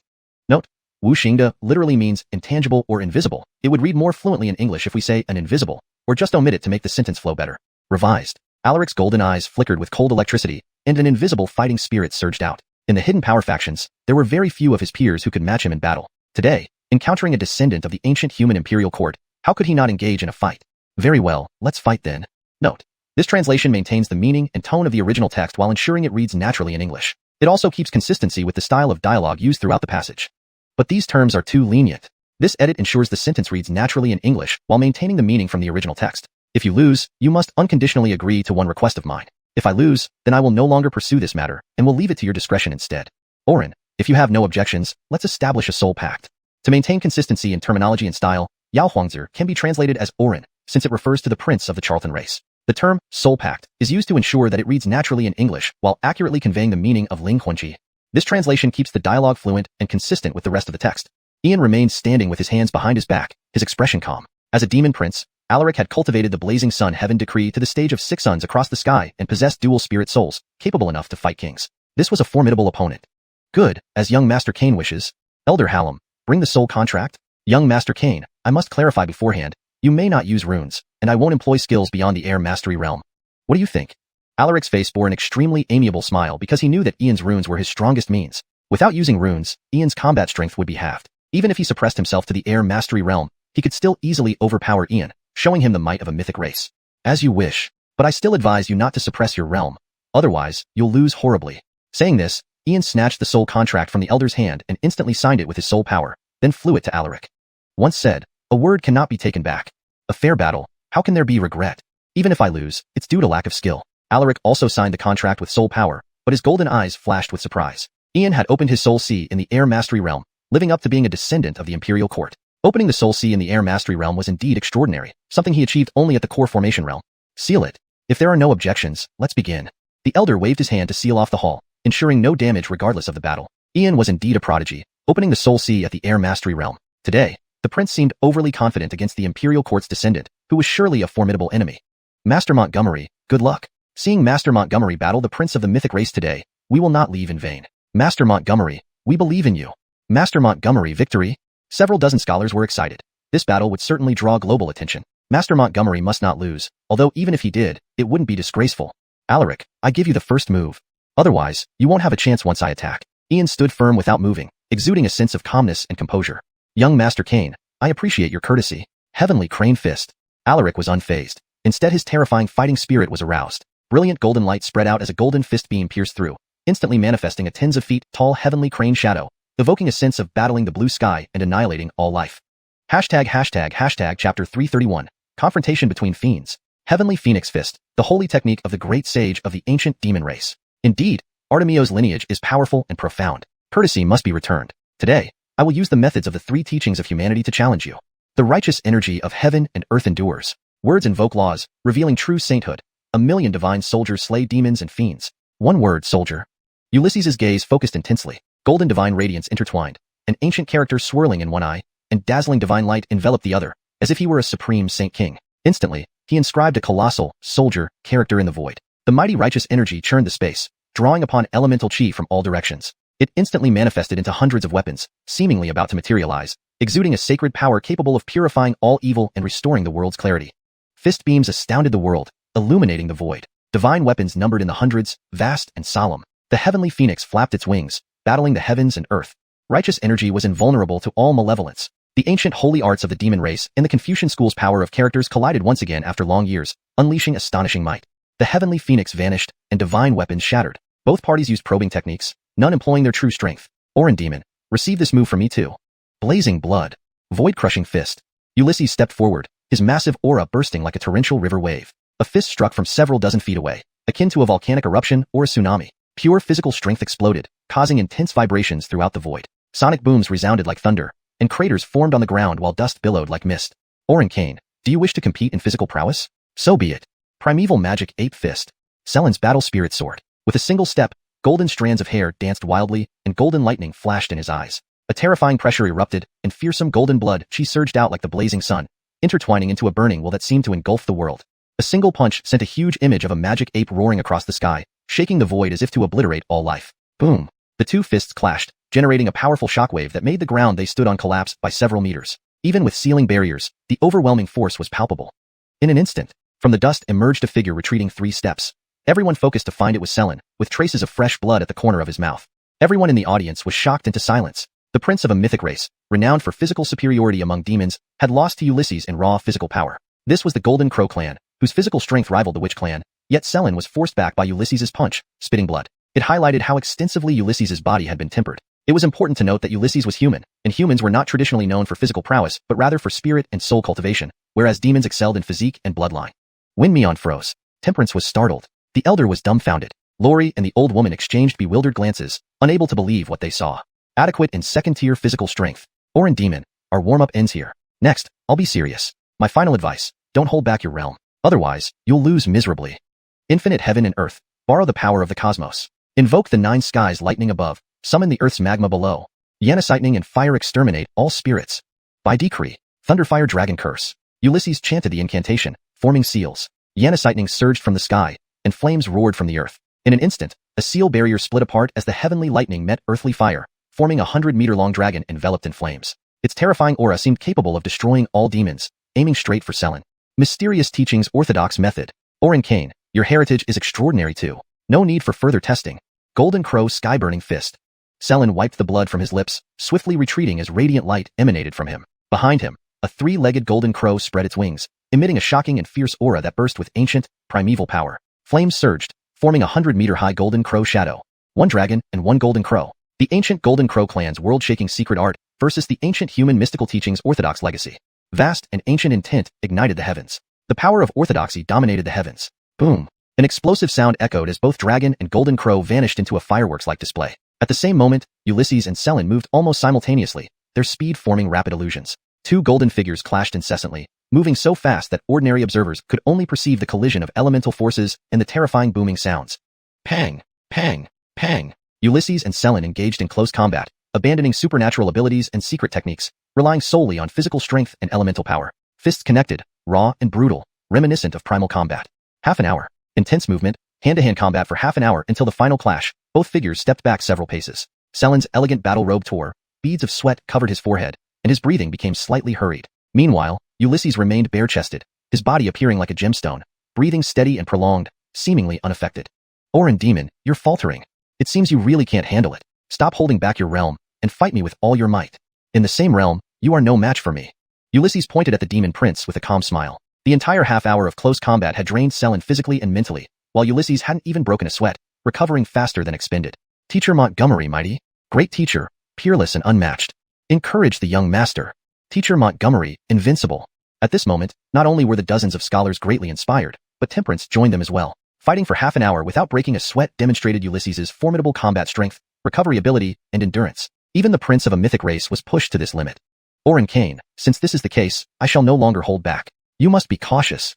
3 suns blaze, burning heaven and smelting earth. Selen unleashed his full power, instantly advancing from the airborne realm to the essence spirit realm. His aura changed dramatically. He had previously only used about 40% of his power. Now fully revealed, he seemed like an ancient god walking the earth, shrouded in blinding, fiery divine light, ancient symbols floating around him, and his golden eyes filled with immense divine authority. Chapter 332, Yanish's Sword Seal. Bang! Boom! 3 suns blazed across the sky, golden crows flapping their wings, radiating intense heat that incinerated the heavens and earth. Hallam Shu's seal shattered, causing the Andoryu Tower to collapse instantly. 3 dazzling beams of golden light illuminated the world, sweeping through the void with scorching flames, directly engulfing a region spanning hundreds of miles. What an awe-inspiring power! Is this the might of a mythical race? Divine Soul Realm, truly terrifying. Can Master Montgomery withstand it? With such might, it could possibly challenge a king. In this battle, Master Montgomery might. The moment the Andoryu Tower collapsed, scholars from all sides rapidly retreated. The overwhelming golden flames made it nearly impossible for them to resist. Everyone's gaze unconsciously revealed worry as they looked at Ian. Orin Demon, this feels like the power of a mythical race. Let's fight. If so, then I will not hold back either. Words manifest laws, revealing true sainthood. Righteousness wields the sword to stabilize the world. Sword come. Ian stepped into the void, and a golden ancient scroll appeared in the air. Countless symbols danced, forming an ancient, sword, character which instantly transformed into 3,000 beams of sword light, exuding unparalleled holiness and brilliance, as if capable of annihilating all evil in the world. Sword light danced and intertwined in the sky, sweeping like a torrent, forming a terrifying storm with an undercurrent of an immensely powerful sword intent. Burn! Young Lord Cain, I have exerted my full strength. Are you still holding back? Could it be that you look down on me? Alaric hovered in the void, 3 great suns behind him with golden crows flapping their wings, releasing terrifying true solar fire that instantly obliterated the sword light. Endless oppressive power filled the air, making him resemble an ancient demon emperor. Orin Demon, how could Ian look down on you? Your blazing sun heaven scripture is an inheritance from an ancient emperor. Among our human ancestral 3 doctrines, there are indeed methods to counter it, but many require soul power to activate, which I cannot use. So now, I can only create a new technique on the spot to break your 3 suns across the sky. With that, Ian reached into the void, gathering a beam of righteous energy into his palm, a serene smile on his face. His words brought silence. Dozens of scholars were dumbfounded. Kimball was stunned. The old man was bewildered. Temperance's blood-red eyes widened in shock, realizing that he truly never stopped showing off his divine powers. Creating a new technique on the spot to counter imperial techniques was something even saints didn't dare claim. Bragging and pandering to the crowd. Ian, we do not deny your talent and potential, but creating a technique to break Dino, imperial technique, is just a delusion. Golden Crow Imperial Clan, ancient inheritance, one of the strongest legacies of the world's emperors. Besides your exceptional skill in runes, what else can you compare with Dino? A firefly attempting to rival the sun and moon, truly ignorant of the heights and depths of the world. Lori and an old woman appeared in the ruins, mocking Ian. How dare a mere human compare himself to the noble Orin Demon? Child, ignorant of your limits, Dino, a golden crow Orin, has given you enough face by challenging you here. It's an honor for you. Dino showed mercy by using imperial techniques, hoping you would know when to retreat without harming you. But you, Ian, ungrateful and disrespectful, even dared to escalate matters.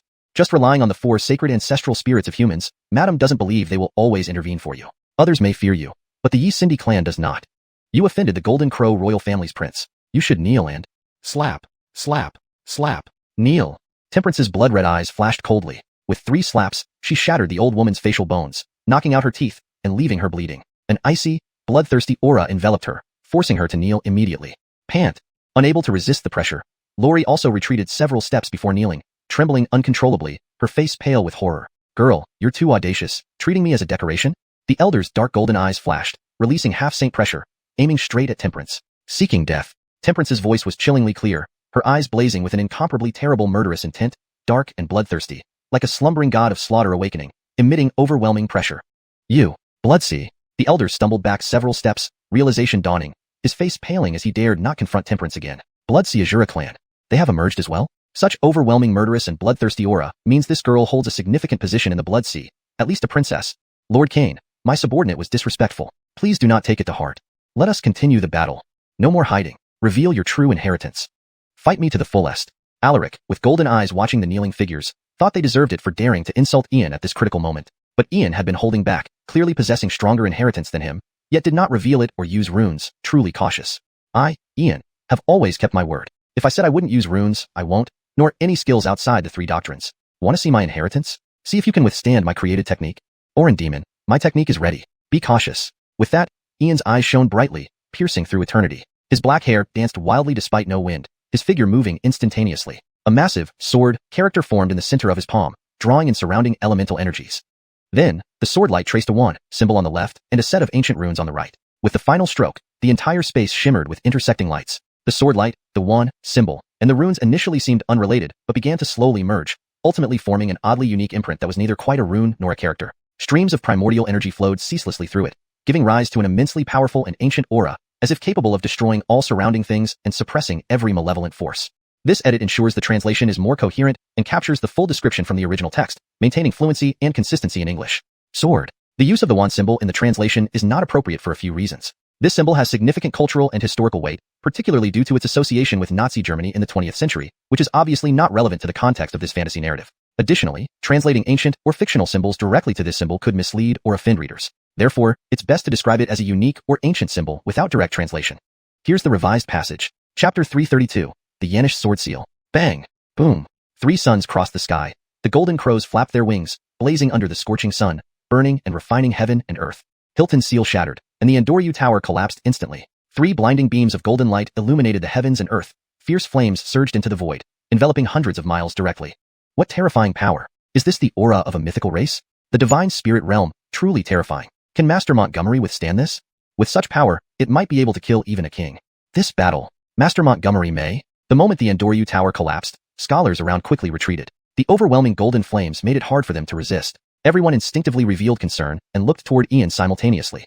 Orin Demon, this is the true power of a mythical race. Let's fight. In that case, I won't hold back either. Words followed by law reveal the true sage. The sword of righteousness stabilizes the world. Sword come.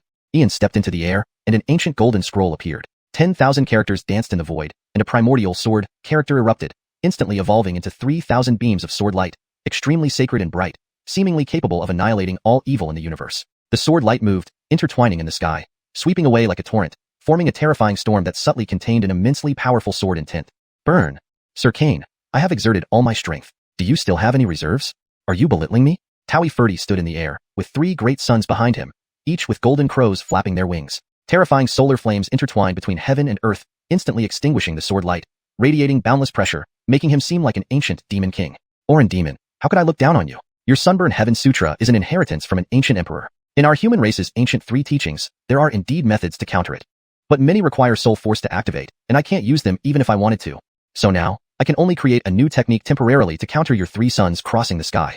With that, Ian inserted one hand into the air, and a beam of righteous sword light condensed in his palm. His face bore a calm smile. A word out, silence everywhere. Several dozen scholars were dumbfounded. Kimball was stunned. The elder was baffled. Naithua's pure gaze of blood-like clarity was shocked. Indeed, he never stops astonishing people. He always wants to show off his holiness. Creating a technique on the spot to counter an imperial technique. Even Nightwa, who was once a sage with powerful parents, would not dare say she could create a technique on the spot to break an imperial technique. Even though the 3 suns crossing the sky's current power is equivalent to a perfected king's technique, it remains one of the supreme inheritances of the Golden Crow imperial clan. Arrogant and boastful. Ian, I do not deny your talent and potential, but you want to create a technique to break Dino's imperial technique. It's just a pipe dream. The Golden Crow imperial clan, with ancient inheritance, belongs to the strongest imperial lineage in the world. Apart from your proficiency in runes, what else can you compare with Dino? A firefly dares to compete with the sun and moon, truly overstepping oneself. Nightski and an elderly woman appeared on the ruins, mocking Ian. Just a mere human dared to compare himself with the noble Orin Demon. Even tying Dino's shoes isn't worthy. Child, you don't know your place. Dino, as a Golden Crow Orin, battling you here already gives you enough face. It's the glory of your life. Dino is kind-hearted, using imperial techniques to hope you would retreat, unwilling to harm you, yet you, Ian, not appreciating Dino's good intentions, even dare to be disrespectful. Just relying on the existence of the 4 sacred ancestral spirits of the human race.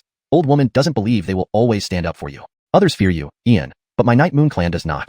You offended the Golden Crow Imperial clan's prince. You should kneel and commit suicide. Slap, slap, slap, kneel.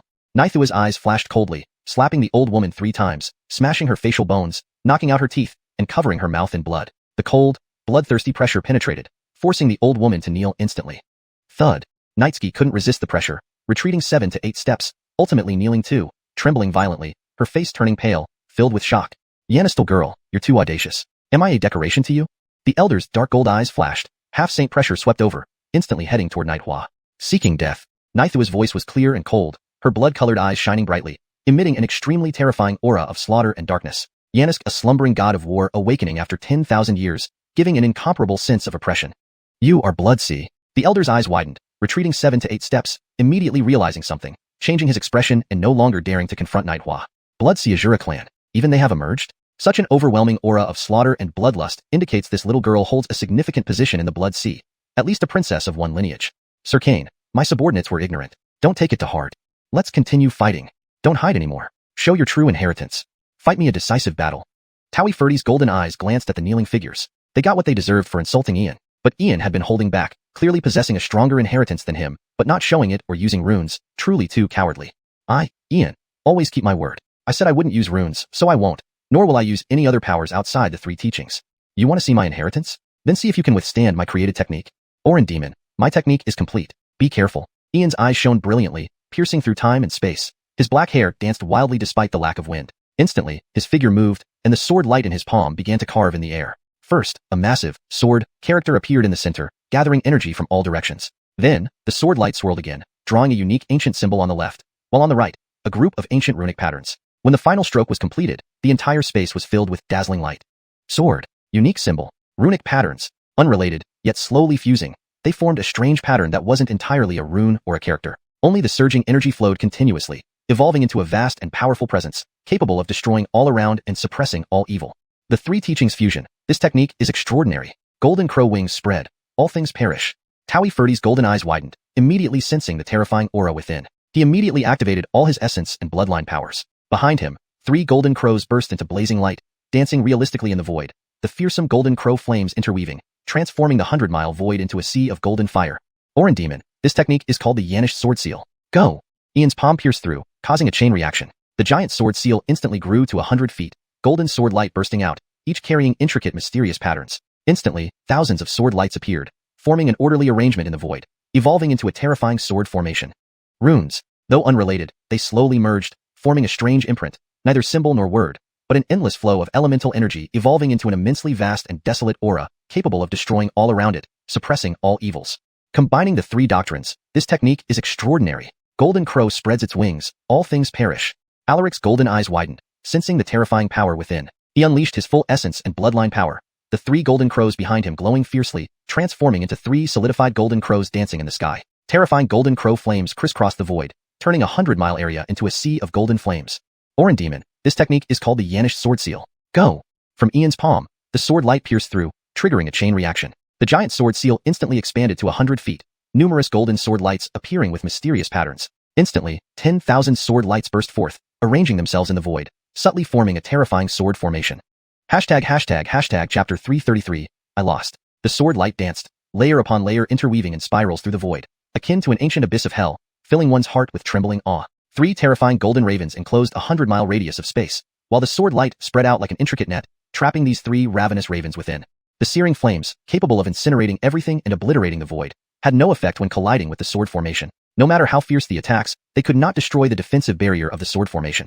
10 times, 100 times, 1,000 times. After thousands of attacks from the 300-zhong golden ravens, their power gradually diminished. The once 100-mile inferno was forcibly compressed by the sword formation until it finally shrank to only a few hundred zhong in diameter. The three originally 100-zhong long golden ravens were reduced to less than 3 zhong each. Who knows what this technique is? How has it never appeared before? It managed to break the three suns in the sky merely by defense. Heavens! Could this really be a technique that Master Montgomery created on the spot? Be confident, remove could, because this was indeed created by Master Montgomery. With the Inistrades word-based power, the Buddhist sect swastika seal, and the esoteric school's ancient talismans combined, Master Montgomery's talent has reached unparalleled heights. We can only look up to him. Master Montgomery, truly awe-inspiring. Dozens of scholars were full of confidence, looking at Ian standing in the void with admiration and reverence. Today's battle would undoubtedly shake the Eastern Domain. Master Montgomery defeated a mythic royal prince of the Golden Raven clan, known as an outstanding prodigy, yet still won against him. How could this be? Really breaking the imperial technique of the prince. Lori's face turned extremely pale. She felt utterly humiliated and speechless. Even though she was unwilling, she could do nothing but suppress her frustration. Unistarity word power, Buddhist swastika seals, esoteric school elemental talismans, combining three teachings orthodox methods, your highness lost. The elder sighed inwardly. Although he didn't want to admit it, he had to. The prince truly lost. Yet he also felt grateful towards Ian for sparing the prince a humiliating defeat. The power of the Yanish sword seal was far from its full potential, yet Ian chose to defend rather than attack. It was hard to imagine what would happen if the prince were trapped by myriad sword lights. He might have been obliterated completely. As descendants of the imperial court, his poise, magnanimity, and talent truly stood out. No wonder he could bring the Azura King's daughter under his command. This person is truly formidable and must be befriended. Orin Kane, I lost. Why did you only defend without attacking? Were you afraid I would lose too terribly? Brother Montgomery, thank you. Gerald Ray bowed to Ian, admitting defeat wholeheartedly. He had experienced the power of this sword seal and understood that Ian was giving him face. Otherwise, he would have died without a doubt. Ian's extraordinary poise made him worth befriending. Royal Orin, there's no need for formalities. This was just a sparring match, not a life or death struggle. Now that you've admitted defeat, will you no longer stop me from holding them accountable? Don't forget, you still owe me a favor. Jacqueline Tamara, quickly give me some essence energy. I can barely hold on. Ian stood aloof in the void, hands clasped behind his back, his expression calm. Yet, his fists were tightly clenched, barely managing to stay afloat. His internal essence energy was depleted. This wave of sword seal nearly drained him dry. He pushed himself to find his limits without even borrowing energy from his micro-world. Hee, Brother Charlton, you showed off. You had talismans and micro-world essence energy available, but insisted on testing your own combat strength. Now you can't even keep up. Even if you practice heavenly skills, you are still only at the void traversal stage. Jacqueline Tamara, don't waste time. Quickly give me essence energy, or I'll fall and ruin my image. Brother Charlton, no way. Unless you agree to a condition. Jacqueline, not one. I'll agree to 10. Hee, Brother Charlton, the condition is simple. Teach me the Yanish sword seal. Jacqueline Tamara, no problem. Here you go. But you're already so strong. Why bother with this simple sword seal? Brother Charlton, are you really dumb, or just pretending? A sword seal combining 3 teachings methods is timeless. Miss here, being a goddess-like beauty and a blood sword immortal, specializes in sword arts. This seal is powerful, flashy, and good for showing off.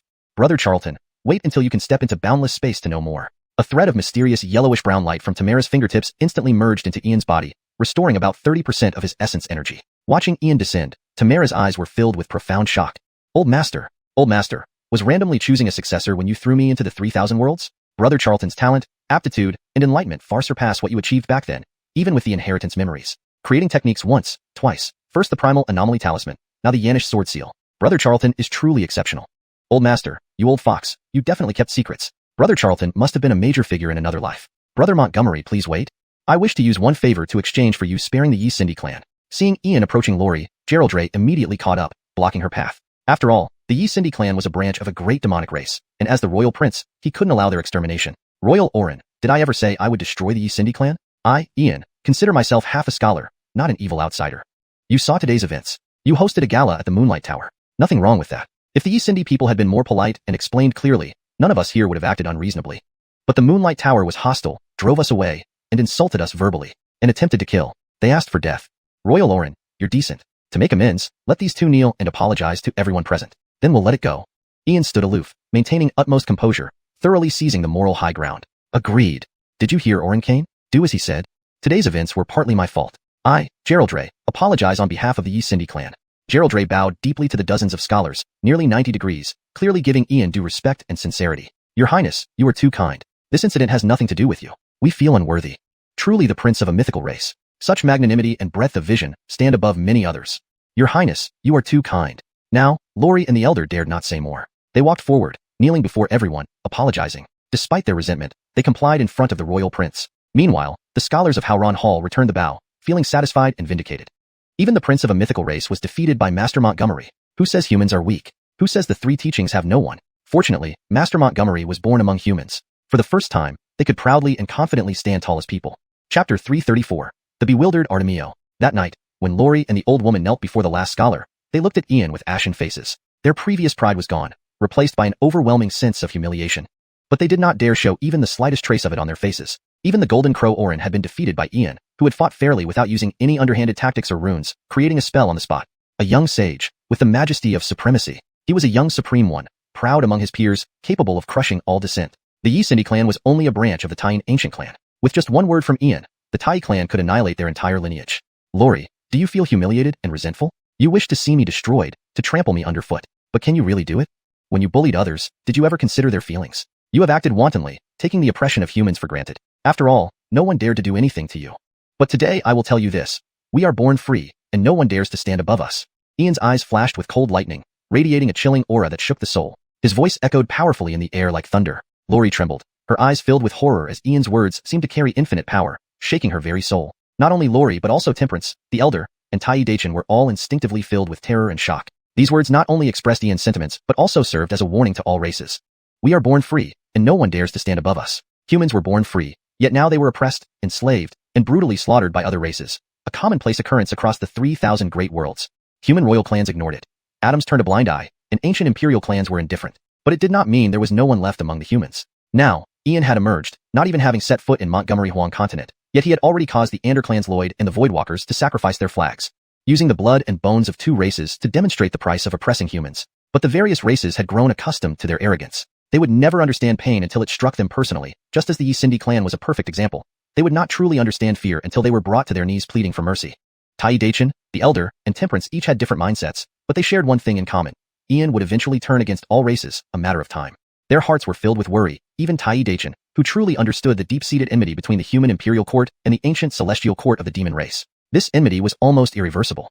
This immense cause and effect had extended to him and Ian. Unless Ian chose to resolve it, the future was unimaginable. At this moment, Ian revealed a book and a jade pin in his palm. Before everyone's eyes, he flipped through a few pages and began writing rapidly. No one knew what he was recording. Curious, Temperance leaned over to take a look. That one glance made her soul tremble, nearly causing her to collapse. Temperance, evil spirit, bloody arena threats, colluded with the Voidwalkers in the small plane of spirits to sell 3 million humans, marked with 9 stars, 9-star assassination target.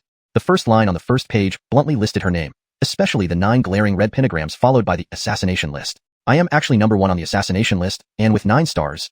How vindictive is this person? Although I sold many humans, my evil spirit and strange clans lost 7 great emperors. Wasn't that enough to settle the score?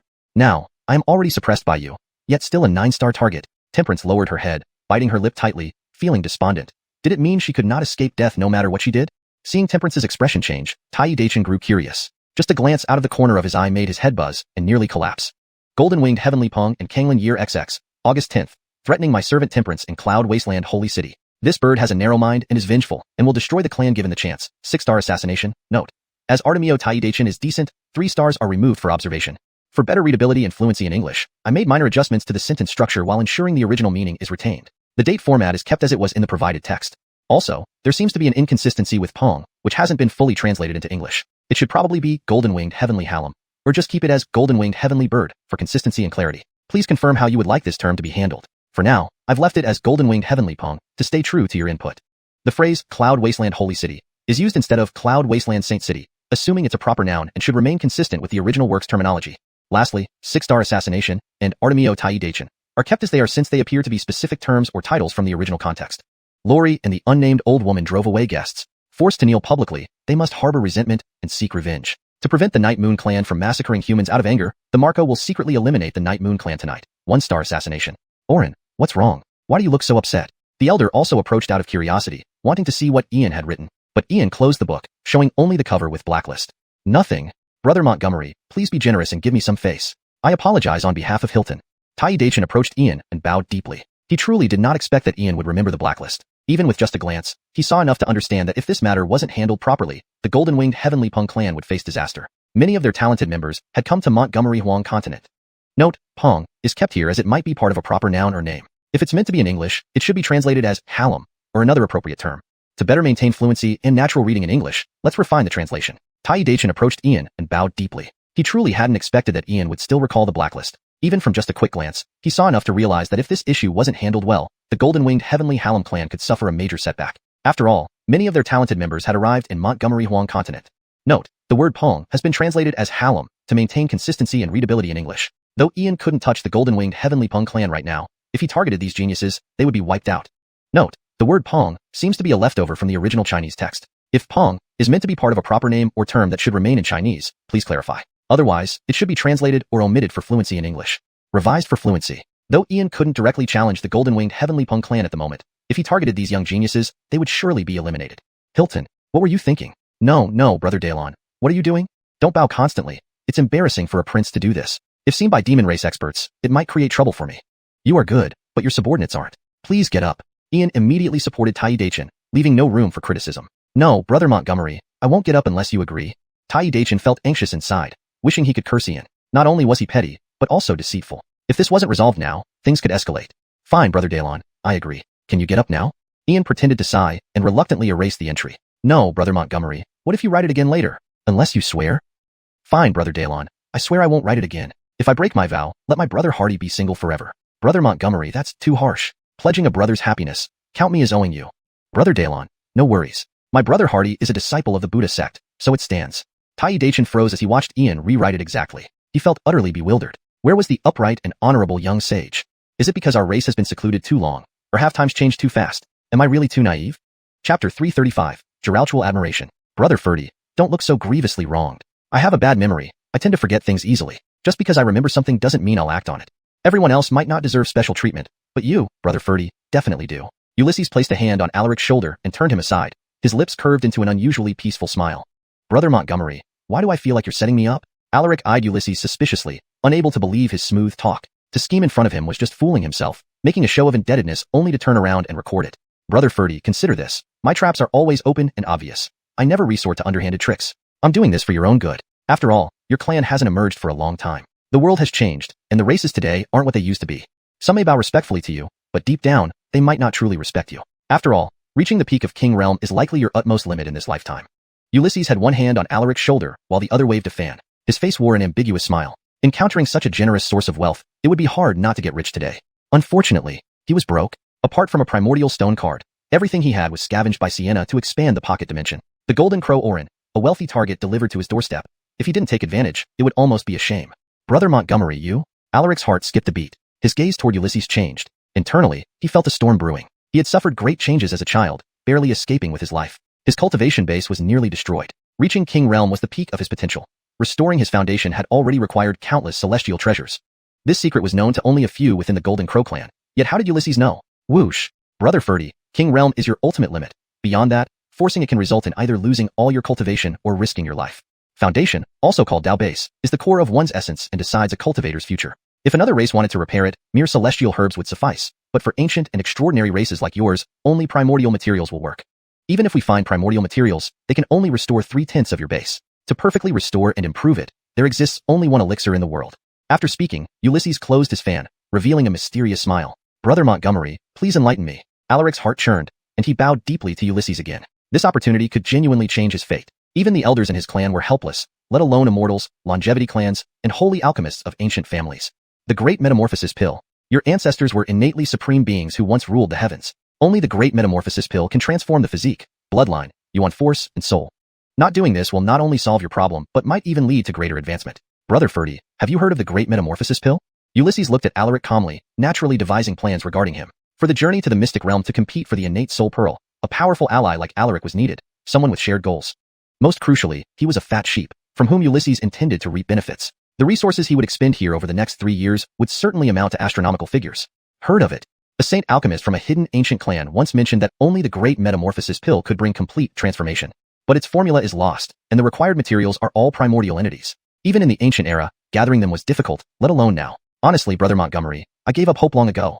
Alaric sighed helplessly. So, it really was the Great Metamorphosis Pill. In thousands of worlds, it appeared only once, causing immense stir but now remains a legend. Brother Ferdy, who told you it was lost? Just because others can't do it doesn't mean I can't. Without revealing too much, I'm preparing to refine a batch of the Great Metamorphosis Pill but still lack one primordial material. Ulysses whispered confidentially into Alaric's ear, exuding mystery. What?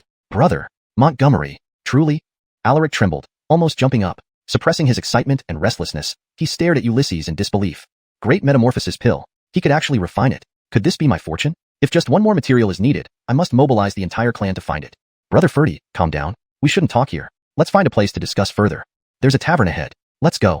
Ulysses closed his fan, intending to cultivate friendship with Alaric, who impressed him positively. Moreover, the enmity between the Cliff clan and the demon race had lasted for ages and needed resolution.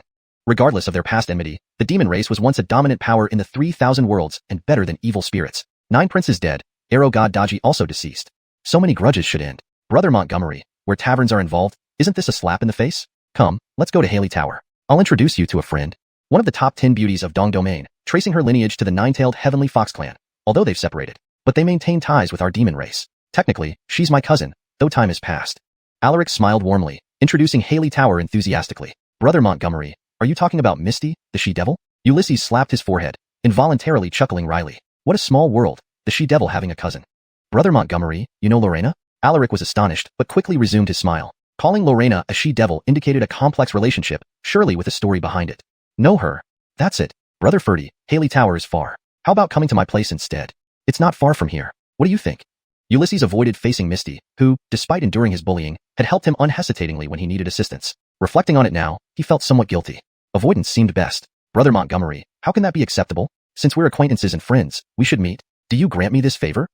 Alaric internally smirked, sensing the complexity between them. Otherwise, why so squeamish? Logical reasoning suggested it made sense. Cousin Lorena was indeed beautiful, and Ulysses was a heroic youth. Having a history wasn't unusual. All right, let's go. Ulysses finally agreed. What else could he do? Treat the she-devil better in the future.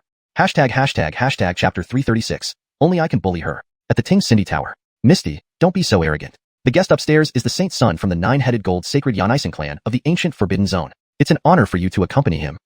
If you refuse today, I can guarantee that your Tianhuan clan will have a tough time in the eastern region from now on. A mere vixen, it's your 8 lifetimes good fortune to be favored by our great Saint's son. How dare you refuse? In the main hall on the first floor stood a proud and haughty young man with golden hair, taunting and threatening Misty disdainfully. When the Saint's son feasts, I get to enjoy the scraps. Vixen, your figure and beauty truly live up to being the most beautiful woman in the eastern region. Dave, get lost. One more word, and I'll chop you up and feed you to dogs. Misty glared fiercely, her eyes blazing with anger. Her chest heaved as she struggled to contain her fury. If Dave weren't one of the Tin clans and this place not the Ting Cindy Tower, she would have torn him to shreds long ago. Vixen, quit pretending to be high and mighty. What kind of place do you think the Ting Cindy Tower is? Who in the eastern region doesn't know?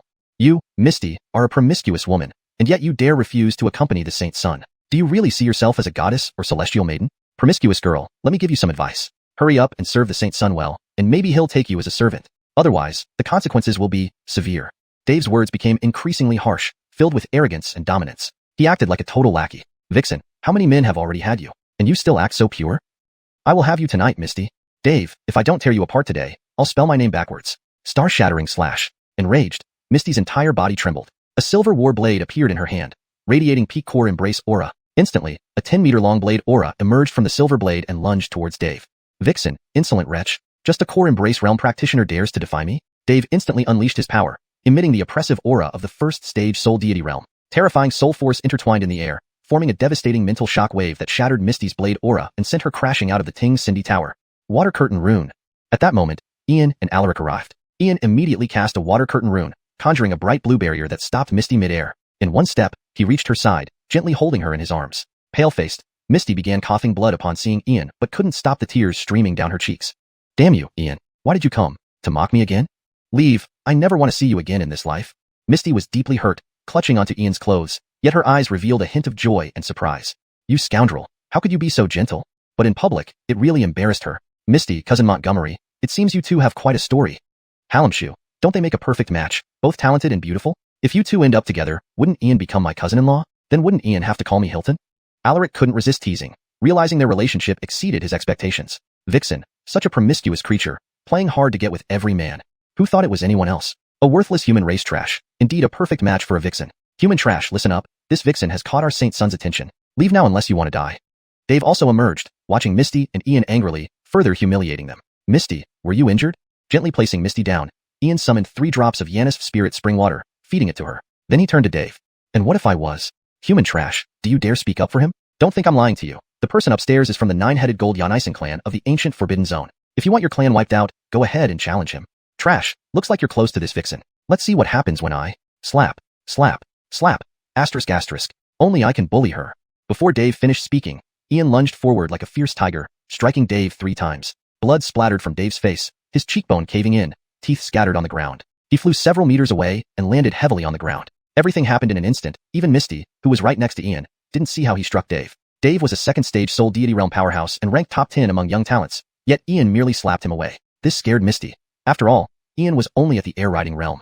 Having someone protect you feels so good. Meeting again here in the sacred city of Montgomery Huang, I won't let go this time. Human trash, daring to insult me like this. No one can save you from the Saint Son's wrath today. Just wait, scum. Don't run. Dave's eyes blazed with hatred, sending a telepathic message wishing to tear Ian apart. Struggling to rise, he moved towards the Ting Cindy Tower. Animal, did I say you could leave?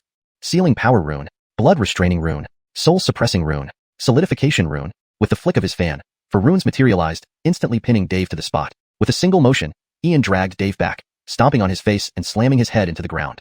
Cruel, overbearing, savage, frightening. Even Alaric and Hilton were stunned. Ian's previous demeanor was gentle and scholarly, but now he acted like a ruthless demon. Without asking for reasons or explanations, he simply attacked first. Human, trash, you dare humiliate me. The Saint Son will not forgive you. No matter who you are, you're destined to be exterminated. Beating me is an insult to the Saint Son. The ancient beings cannot be disgraced. Dave's head pressed into the soil, his voice transmitted via soul force, revealing immense arrogance. The ancient beings, aren't they just untransformed mountain delicacies? Today I need ingredients for a feast, and you've spared me the trouble. A smile played on Ian's lips, sending chills through everyone's bones. Who dares insult our ancient Forbidden Zone? So fed up with life, daring to disrespect us ancient beings in front of us? Are you looking for death? Whoever this blind fool is, show yourself. At the entrance of the Ting Cindy Tower, 3 towering figures appeared. A 6-winged, 4-legged strange snake, a pitch-black bird with flowing gold patterns, and a black dappled donkey standing tall and long. Chapter 337, begging young Master Cain to save them. Swish. Am I not standing right before you? Ian slowly unfolded the fan in his palm, his smile growing wider. Looking at the snake, bird, and donkey, he felt an intense appetite. They were all top-grade ingredients, perfect for being cooked with spiritual herbs, steamed, or grilled, providing supreme nourishment. His master had once traveled across 3,000 worlds, tasting everything, especially these ancient oddities as long as they weren't human-shaped. Such insignificant humans, how dare you insult our ancient forbidden zones? Who gave you the guts and courage? Heh, tiny human, my ancestors once devoured millions of your kind alive, and you dare act insolently before us? If you don't want to die, kneel now, maybe we will spare your dog's life. The black giant bird and black donkey were loud and aggressive, their attitudes full of arrogance and dominance. But internally, the bird and donkey were unsettled by Ian's gaze. It was a look that suggested he would eat them whole. Yes, it was exactly that feeling. This damned human was incredibly arrogant. They must be severely punished and cannot be let off. However, only Bruce did not speak up. Taking advantage of the distraction caused by the black giant bird and black donkey, he transformed into a small snake and prepared to escape along the wall. Why am I so unlucky today? Encountering this ferocious person twice in one day. Just when I managed to barely escape earlier, now it seems like just losing a piece of flesh won't be enough. It might even lead to being skinned, decapitated, and stewed. Better to slip away quickly. Brother bird, brother donkey, don't blame me for lacking righteousness. Our enemy is too ruthless. Young master, snake soup tastes delicious. How about starting with stewing the snake first? Temperance noticed Bruce trying to escape, his icy voice spreading an overwhelmingly murderous atmosphere. Even though I am a sinister entity, I can't resist the temptation of delicious food. Young master's culinary skills are simply unforgettable, far better than consuming blood and souls alone. Hua as you wish. Bruce, if you take another step, I will stew you immediately. Ian naturally saw Bruce by the wall, his cold voice piercing through instantly. Young Master Kane, I wasn't running. We boss snakes shed our skin every 10 years. My body was itching terribly, so I want to scratch against the wall. Honest, young Master Kane, please believe me. Bruce froze, then returned to his snake form, coiling into an S shape directly in front of Ian, lowering his two snake heads and appearing smaller. How unlucky can I get? It looks like I'll lose another piece of flesh today. Brother bird, brother donkey, you guys take care of yourselves. Bruce, what do you mean? Bowing to a mere human, you're disgracing our ancient forbidden zone. If the elders of our clans learn of this, they will imprison you for 10 years. If you still consider yourself part of the ancient forbidden zone lineage, kill this human. The black giant bird spread its wings, furious at Bruce's behavior. A huge disgrace to the ancient oddities. Bruce, just a mere human. What is there to fear? Our leader is up there. Acting like this, he might tear you apart. Come back now, don't embarrass yourself any further. The black donkey stepped forward, revealing sharp white teeth, his words filled with ridicule. Stupid donkey, foolish bird, shut up. Young Master Kane, they're not very bright. Please don't take them seriously. There must have been a misunderstanding today. It's our leader, the Atom of the Golden Nine-Headed Xianxia clan, Feral, who was responsible for receiving guests. We attended the auction inside. Anything outside has nothing to do with us. Please understand, young Master Kane. Bruce angrily rebuked the black donkey and giant bird, deflecting responsibility. Knowing Connie's relationship with young Master Kane, if this matter wasn't resolved, nobody might leave unharmed today. At best, someone might lose limbs. At worst, they could die. Bruce, do you really think I believe you? Fine. I'll assume you didn't know anything about it, and it was all Jinzhou's doing. But you wreaked havoc in Haley Tower and injured my friend. I might forgive you, but the person behind me may not. Ian opened the fan, leaning close to Bruce's snake head, whispering softly. Who is the person behind you, young Master Kane? Bruce froze, tightening his coil almost painfully, glancing at Alaric. He seemed extraordinary, but Bruce couldn't figure him out. A prince from the Golden Crow clan, Connie's cousin, albeit many generations apart. In short, I can choose to meddle in this. If I intervene, you'll suffer, but if I don't and let him handle it, the consequences are unpredictable. Ian closed the fan, sighing helplessly while tapping Bruce's snake head lightly. No one knew what Ian truly thought. Thud. What? Demon? Artemio? Young Master Kane, you have to intervene. If you don't, I'll surely die. Our clan elders will bind us and present us to the Artemio for execution. I beg you, save me, young Master Kane. Hearing this, Bruce slammed his large snake body on the ground, almost terrified to death. Who would have thought it was a demon prince, and also Connie's cousin? If this isn't handled properly today, things could go downhill quickly. Even the strongest clans in the ancient forbidden zones dared not offend the Golden Crow royal clan that was asking for death. Bruce, look at your behavior. Truly shameful, disgracing our ancient forbidden zone. Do you have any dignity left? A mere human, no more than food in ancient times. What do you fear? The giant bird and black donkey remained arrogantly defiant, completely disregarding the humans around them, mocking relentlessly. After all, humans wouldn't dare oppose them. Such actions led to certain death. Young Master Kane, please wait. Bruce was infuriated, wanting to silence the stupid bird and donkey. Floating before them, he whipped his giant snake tail, sending the bird and donkey flying into the hall. Bruce, floating? Dare to attack us? Bruce, haven't disciplined you in days. Are you itching for punishment? Dazed and confused, the bird and donkey were ready to retaliate, never having seen Bruce act so boldly. Shut up, you idiots. Have you lost your minds? Do you know who those two outside are? One is Ian, who exterminated the Windloyd clan and the Voidwalker clan, and the other is Connie's cousin, a prince from the Golden Crow clan. Bruce seethed, moving restlessly in midair, using telepathy to avoid exposing their identities and causing resentment. Chapter 338, you can try. Ian, Artemio. The black giant sparrow froze. The black donkey was dumbfounded, its ears drooping. The sparrow and the donkey exchanged glances, looking like deflated balloons, all their former arrogance gone. Now, who in the Eastern Domain didn't know of Ian's ferocious reputation? He could wage a clan extermination war without hesitation and come out unscathed. The key issue was that there was also Artemio from the Golden Crow clan, a mythic race that once co-ruled the 3,000 worlds alongside the witch clans. How long had the demon clans been secluded? Yet now they not only reappeared but became entangled with this formidable human at first appearance. Not even the leader of the nine-headed Golden Yanisen clan could afford to provoke them. For countless years, the demon clans had been hidden away, with only the witch clans paying them no mind. But the witch clans, these ancient strange races, once subservient to the witch and demon clans, truly trembled under their rule. Moreover, Connie wasn't just related to the Artemio, she was his cousin. If today's matter were mishandled, their ancestral elders would certainly hand them over to Ian and the Artemio for punishment. Oh bah, what should we do about this? You usually have plenty of ideas, so hurry up and think of something, or our lives are forfeit. Gaspard, if I've ever offended you, please don't take it to heart. My life is in your hands today. Though arrogant, the giant sparrow and the black donkey weren't fools. They saw Gaspard seemed on speaking terms with Ian and knew he was their only hope for salvation. Idiotic bird, stupid donkey, I'll be honest. A few hours ago, I offended young Master Kane, who tore a piece of flesh from me bare-handed but healed me with runes afterward. Based on my observation, young Master Kane isn't overly cruel, but he values his pride. Today, we three caused trouble at Haley Building, and Dave injured Connie. If young Master Kane spares us, we can preserve our lives. So let's do this.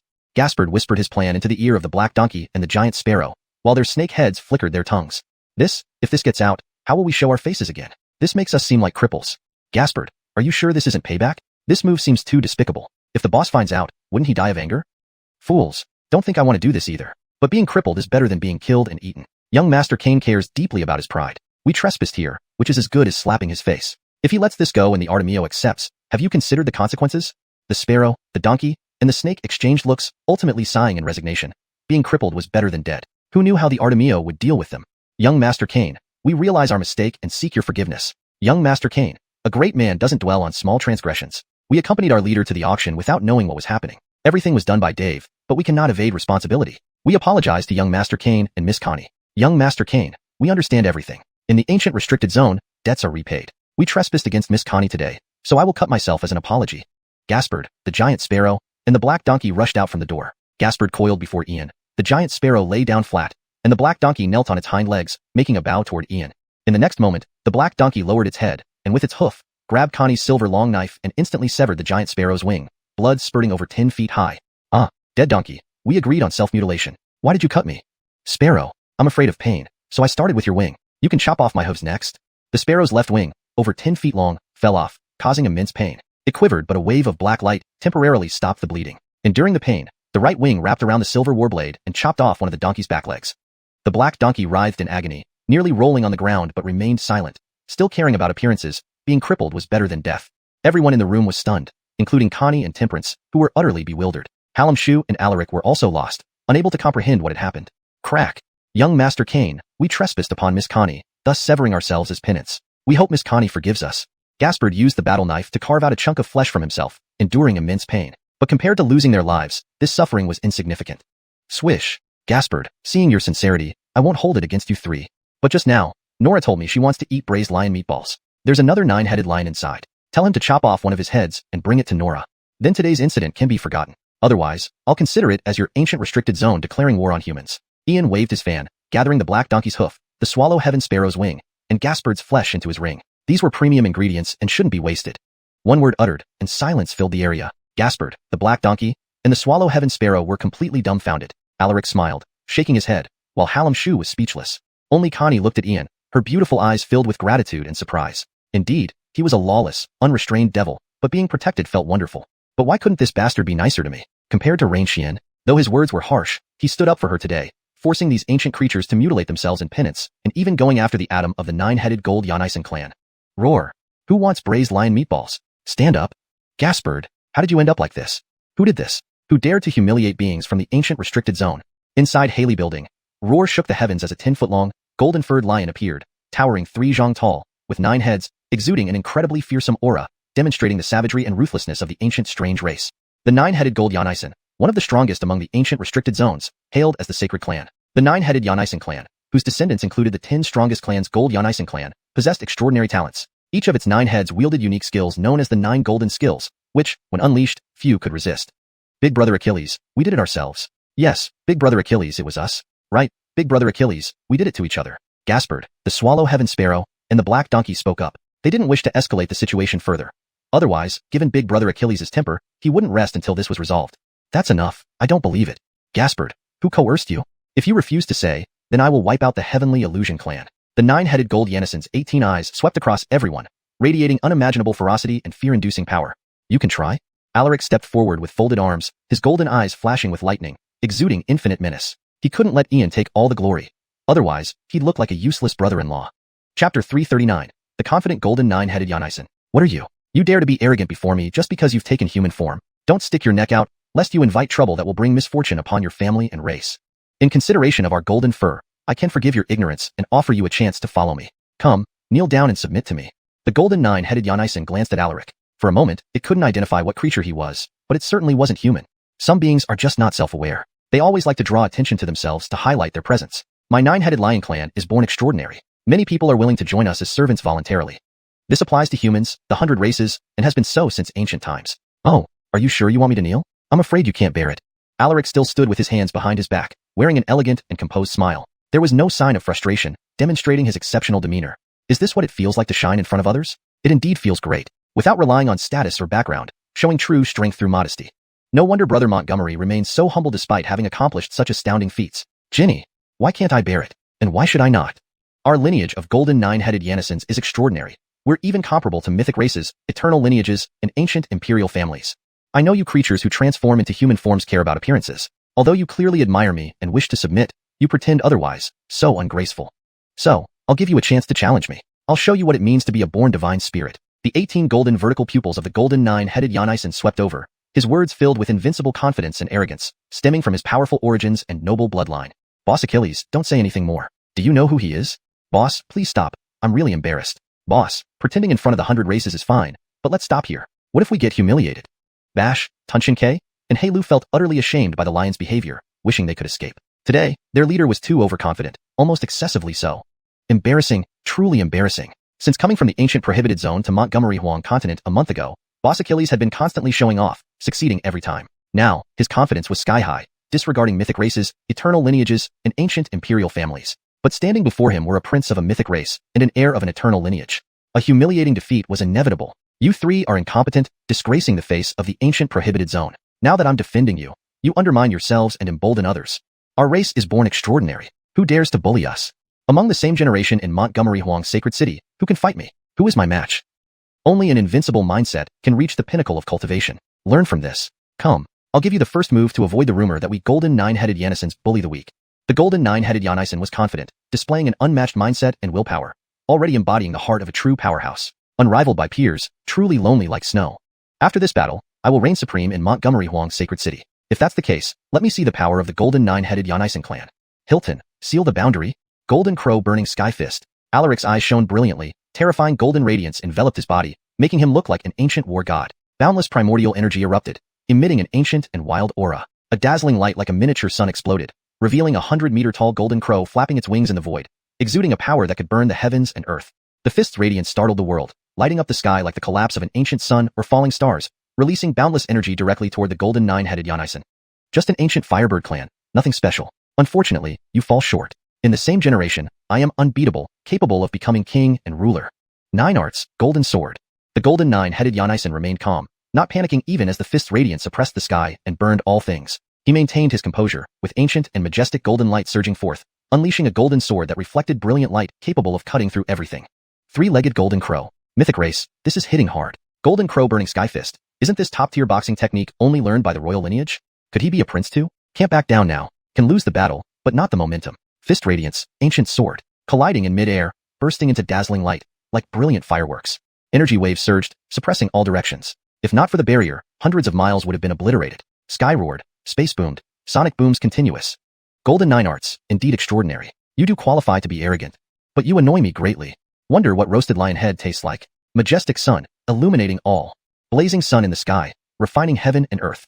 Secret art, refine heaven and earth. Alaric floated in the air, his eyes opening and closing, reflecting countless ancient symbols. Waves of chi energy erupted like flames, instantly evolving into a 100-meter-tall golden crow covered in golden flames, sealing the golden nine-headed Yanison within. You're angry and envious of my heroic figure. Only those lacking confidence go berserk. My destiny is to subdue the 3,000 worlds and dominate the universe. I will achieve supreme emperor status. Mythic races are relics of the past. Your era is over. Mine begins now. Golden 9 arts, cycle I. Inside, the golden nine-headed Yanison felt uncertain, but maintained incredible poise. Its largest lion head's third eye emerged from its forehead, dark light piercing through, freezing space. 6 massive void shadows hovered, reflecting unique phenomena, seemingly connecting to the legendary 6 paths of rebirth. Cycle Eye, the world's top-level eye technique. This lion awakened such powerful innate abilities. Hilton was astonished. This was one of the 10 greatest ancient eye techniques, rumored to connect the 6 paths, determining life and death with a glance, incredibly fearsome. Boss Achilles, is he insane? Using lethal moves directly. Cycle Eye, boss's ultimate skill. If it doesn't affect the demon prince, he's doomed. Boss Achilles, will this work? Bash, Tunshin K, and Hei Lu were amazed. They didn't expect Boss Achilles to use top-tier innate powers. Charlton, can the demon prince withstand it? Aubrey sensed the terrifying power in the Cycle Eye. She couldn't block it. She'd be instantly killed. Swish. One of the top 10 eye techniques, Cycle Eye ranks among the top 3. Against others, it would surely be fatal. Even kings might not resist. But he faces Brother Ferdy, born with solar power from the ancestor Star Sun, inherently possessing the Solar Divine Eye, also a top eye technique. And naturally countering Cycle Eye, this lion is doomed. Ian waved a folding fan in his palm, a mysterious and unfathomable smile on his face. He naturally knew that Alaric possessed the most top-tier Solar Divine Eye. However, the eye technique consumed too much energy, so it wouldn't be used unless absolutely necessary. Hashtag chapter 340. He finds this Grand Sage's character too poor. In the sky, 2 figures were hidden in the vast expanse, watching the battle above Haley Building. TSK. Old Achilles, your little Weston is going to lose. You still haven't stepped in to help? Otherwise, he might die. If he dies at the hands of the Jinwu clan, that would truly be a pointless death. Don't blame me for not warning you. A disheveled figure, his face covered in dirt and hair unkempt, spoke up. One hand held an unidentified animal leg while the other grasped a yellow gourd, indulging in a feast. Let this little Weston suffer a bit. Otherwise, he'll get too arrogant, unaware of his own limitations. Just listen to what this little Weston said. If he weren't my descendant, I would have wanted to kill him myself. If he really dies at the hands of the Artemio, it can only be said that his skills are inadequate. Another elder with golden hair and eyes spoke up. Even though he knew that the 9-headed lion was his descendant, he could only pretend not to see. If he protected everywhere, how could he grow? The beings from the primeval Forbidden Zone all grew through relentless battles. TSK.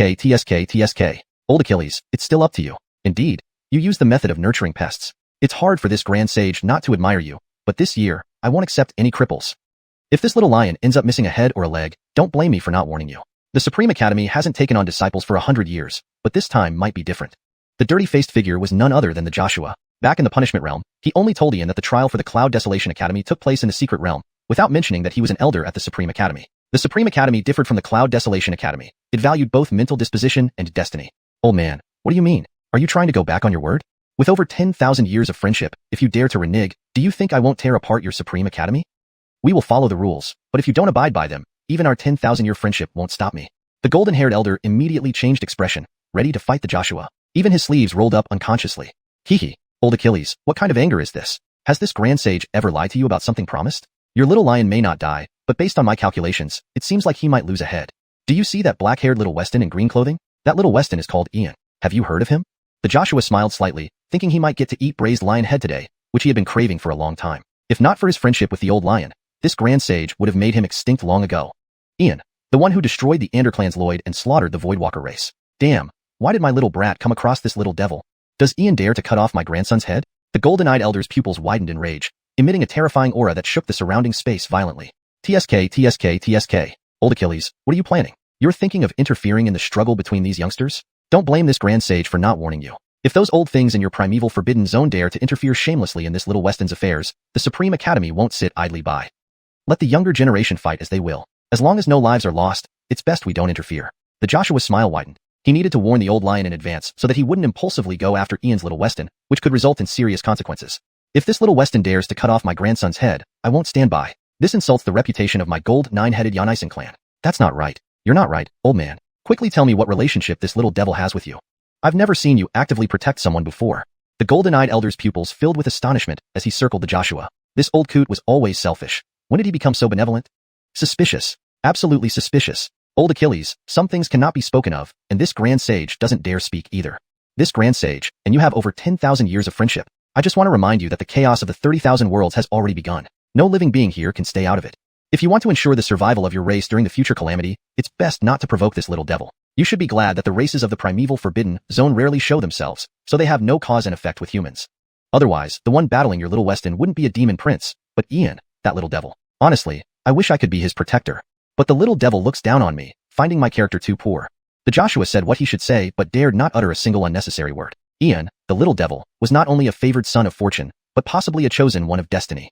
Old man, your character is indeed poor. Let me ask you a question. Did he summon the 4 holy ancestors of the human race purely by chance, or does he possess the legendary bloodline? The golden-eyed elder had never seen the old coot act this way, wanting to be Ian's protector. It wasn't just a matter of self-interest anymore. Hee. Old Achilles, you've learned bad habits. The simple old Achilles is gone, replaced by the passage of time, which truly is a cruel blade. Back in the day, old Achilles was once a simple youth.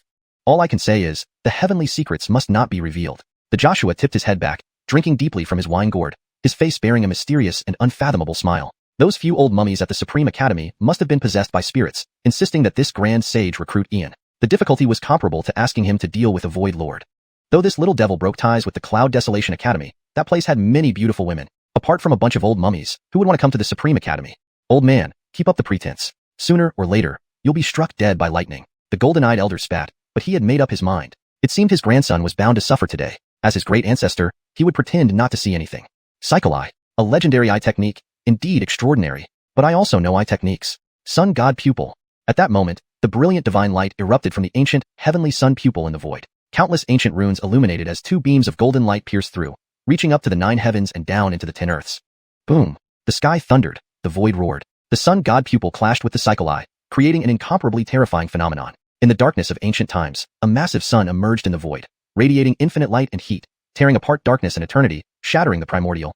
The cycle eye transformed into the 6 paths, displaying scenes of hungry ghosts roaring, asuras thirsting for blood, beasts bellowing, and the endless hells. But against the sun god pupil, it was inherently disadvantaged. Everything within the 6 paths seemed to melt away like snow in the blazing sun, turning into foam and disappearing. Hiss! The sun god pupil is indeed formidable. Though my body suffers, my heart remains unyielding, my will undying. I shall ascend as king, rule as emperor, and inevitably conquer all under heaven. A mere defeat means nothing. You can overcome my body, but you cannot conquer my spirit. Let us part ways for now. We shall meet again another day. The 9-headed gold lion stood tall on the ground, raising its head high despite blood streaming from its third eye and its spirit suffering immense pain, maintaining an extraordinary posture. Hiss! This saint sun is dying from the pain. This crow is truly terrifying, actually cultivating the sun god pupil to counter this saint sun's cycle eye. This person is too formidable. This saint sun is no match and must flee. But even in defeat, the momentum must not be lost. One must retreat gracefully. Truly admirable, your unwavering heart and indomitable will. The Artemio's battle with you was inherently restrained by the sun god pupil. This victory seems a bit underhanded, and I'm sure you don't feel satisfied. Since that's the case, I, Ian, specially come to challenge your skills. Ian snapped shut the folding fan in his palm and instantly took a step forward, directly stepping up to face the 9-headed lion, a chilling smile hanging from the corner of his mouth. Chapter 341. Do you dare to compete in this? WH. What? Ian. He is actually Ian. How can this brute be here? I'm a bit disoriented. Let me adjust myself. This brute, Ian, wants to challenge me, the Atom. Absolutely not. It's impossible. I mustn't agree. There's no certainty of victory against him. You are Ian, the one who emerged from some obscure corner. I've never heard of you, said the Atom arrogantly. As the prestigious Atom of the golden 9-headed Xianxia clan, born with divine spirituality and noble lineage, who am I to accept challenges whimsically? A mere sky-transcending realm cultivator. To fight you would only tarnish my reputation. The golden 9-headed Xianxia shook his head arrogantly, striding proudly under everyone's gazes, ready to leave. I need an aura, presence, attitude. Better die than lose face. What's the difference between a lion that doesn't swagger and a dried fish? Haha, old Achilles, whoever raised this kid of yours. That attitude deserves a thumbs up even from me. You old coot, cut it out. Don't embarrass me further. I don't know him. I have no such descendant. He's absolutely not from our golden 9-headed Xianxia clan. Old Achilles, don't turn your head away. Initially, I thought only losing face, but now your kid Grant will likely learn an unforgettable lesson today. You old coot, stop intentionally embarrassing me. I'm leaving. Take care of things here for me. Just make sure he isn't killed, okay? Old Achilles, wait. How boring if you leave. See what other grand statements your kid can make. I'm really curious where he learned these antics. Henry laughed heartily, mocking old Achilles because he knew firsthand how painfully expensive it was to swagger in front of Ian. The more arrogant one acts, the more they suffer. Seeing old Achilles get humiliated was so satisfying. Achilles leader, let's call it quits. Achilles leader, lower your profile, don't cause trouble. Achilles leader, stop swaggering. We beg you as brothers. Bash lay flat, Tiantiank covered its head with its wings, and Black Donkey fell to the ground covering its eyes, feeling utterly embarrassed by this shameful display. Everyone knew Achilles' leader liked to show off and swagger, but ignoring the Demon Prince and Ian and maintaining such an invincible stance, it was asking to be thrashed. He was definitely going to lose face today. Whoosh. The honorable lordship has always been unknown, so not recognizing me is perfectly normal. You were born extraordinary, a saint spirit from birth. You must be very well versed, I presume. You've already fought the Demon Prince. If I beat you, it won't be a fair win. Why don't you choose your strongest technique, and we'll compete using that. If you win, today's matter is forgotten. If you lose, I'll impose a severe punishment, cutting off at least 2 of your lion heads. Ian unfolded the fan in his hand, waving it gracefully, his face wearing an enigmatic smile. Human, you're really audacious. You're the first to speak to me like this. My appearance is imposing and majestic, clearly respected by all. Why do you refuse to acknowledge it? Very well, refusing might harm my reputation. I'll give you a chance to challenge me. Our clan can inscribe bloodline patterns, infusing them into various tools, creating our unique bloodline instruments. Do you dare compete in this? The 18 golden eyes of the golden nine-headed Yong Hen Shen shone with light, looking extremely smug at Ian. This world-renowned brute dared challenge him on his strongest aspect, just a swaggering opportunity. Having lost to the demon prince, winning Ian could restore honor. Only the most powerful ancient clans could master bloodline patterns. A mere human couldn't possibly understand it. Each clan's bloodline differs. Any error ruins the instrument. Alright, let's compete. But who sets the standard, and who judges fairly? If you lose but deny it, making excuses, wouldn't this contest be meaningless? Ian clasped his hands, a mysterious smile lingering. Today, this lion head is mine. Choosing to compare craftsmanship was exactly what he wanted. Bloodline instruments were specialized tools, still part of forging. Inscribing patterns was just a minor skill. Why not let me be the judge? And me. Suddenly, Henry and the elderly blonde appeared, intrigued by the competition, especially since Ian had issued the challenge. Greetings, ancestor. Greetings, predecessor. Bash, Tiantiank, Black Donkey. Even the golden nine-headed Yong Hen Shen bowed respectfully, their arrogance vanished. Late disciple Alaric greets both predecessors. Isio greets predecessor. Alaric hastily greeted, recognizing the ancestral patriarch of the golden nine-headed Yong Hen Shen and the grand sage of Yelshang Academy. You old rascal, why do you appear everywhere? So tiresome. Your rare good mood ruined by you. As much as your character is questionable, you are a grand sage and elder of Yelshang Academy. Can't you mind your decorum? To put it nicely, it's unconventionality. Harshly, it disgraces Yelshang Academy and our human race. This is the last time. If you stay untidy, don't claim to know me. I can't afford to lose face. Upon seeing Henry, Ian couldn't contain his anger, scolding immediately. The fellow deserved it. Silence filled the air. Bash, Tiantiank, Black Donkey, and the golden nine-headed Yong Hen Shen froze, staring wide-eyed at Ian. Hilton was stunned. Alaric was gobsmacked. Even Isio was shocked. This was Henry, known for being despicable and petty, feared by many. Few dared scold him directly. How could Ian? Doesn't he want to enter Yelshang Academy? Yes, young brother, you're right. I'll change. Believe me. Henry smiled nervously, bowing like a chastised junior. This brat doesn't give face at all, humiliating him publicly. Forget it. He can't refuse him. Centuries of life taught that appeasing the young master ensured future benefits. Hashtag chapter 342. This Adam is too clever. Oh, for heaven's sake. The attitude of the Marco directly shocked everyone present once again. Even the blonde elder was genuinely taken aback. This old rogue had been a scoundrel for over 10,000 years. One could say he was the worst person in the world. A shameless, despicable, and vile man with no sense of honor. He had a petty mindset, held grudges, and sought revenge for the smallest slights. It would take days to list all his despicable traits. But today, this old rogue's behavior was completely sashing, refreshing, showing unprecedented humility. Moreover, being reprimanded by Ian like this just didn't seem right. Something was definitely off. Even if Ian was of imperial bloodline, it shouldn't have made him this submissive, almost treating Ian like an ancestor. It appeared that the secrets Ian possessed were beyond imagination. They needed to befriend him. Absolutely. Didn't they see how even the Artemio practically centered around Ian? Old rogue, don't pull this crap with me. You've at least been around long enough to know better, right? I don't care about others. Lorena has addressed you as a senior, so as a senior, shouldn't you show some respect? Don't try to fool me with your trash. Anything less than a legendary holy armament won't do. Ian unfolded the fan in his palm and casually waved it, immediately starting to extort the Marco. In what seemed like a simple statement, he had already elevated Connie's status. Female demon, you once protected my brothers and Antonia. Now, Ian, will protect you for life. In this life, only I can tease you. Clap. Brother, look at this old sage's forgetfulness. I've been drinking too much lately and forgot such an important thing. Girl, come here. This little trinket is for you. It's called the five-colored Leoli Rui, a high-quality protective holy armament. It changes size and form at will, functioning both as clothing or armor. It can withstand a full strike from a sage without harm, serving as a meeting gift from this great sage. Girl, this great sage sees you have extraordinary talent. Interested in joining our Supreme Academy? The Marco smacked his forehead and instantly produced a translucent feathered garment in his palm, emitting five-colored light and covered in strange patterns. He presented it directly to Connie. Yanistal ancestor, this great sage must have owed you something from a past life. Not only did he not save face, but he also openly got blackmailed. This great sage lost big time this round. Old rogue, you're really generous. A top-grade holy battle garment, so I can't be stingy either. Girl, my disrespectful grandson was rude. Let me apologize on his behalf. This blade is named the five-colored Leoli Jandal battle knife, part of the same set as the Rui. Consider it an apology from me. Seeing this, the blonde elder's mind raced. He knew this young girl's relationship with Ian was definitely extraordinary. Deciding to throw caution to the wind, he floated a five-colored Leoli doll battle knife into his palm, filled with unparalleled radiance. Seniors, these gifts are too precious. I cannot accept them. Connie's beautiful eyes widened in shock. These were matching legendary holy armaments. Even their heavenly illusion clan only had one holy armament. Yet with just a word from Ian, these two seniors gave her two. Was this bastard compensating her? Trying to sever ties with her? Bastard, you heartless brute. How could you not understand her feelings? No wonder you'll be single forever. Lorena, when an elder bestows a gift, one cannot refuse. Just accept it. These are legendary holy garments, invaluable treasures. Xianxia, and accept them quickly.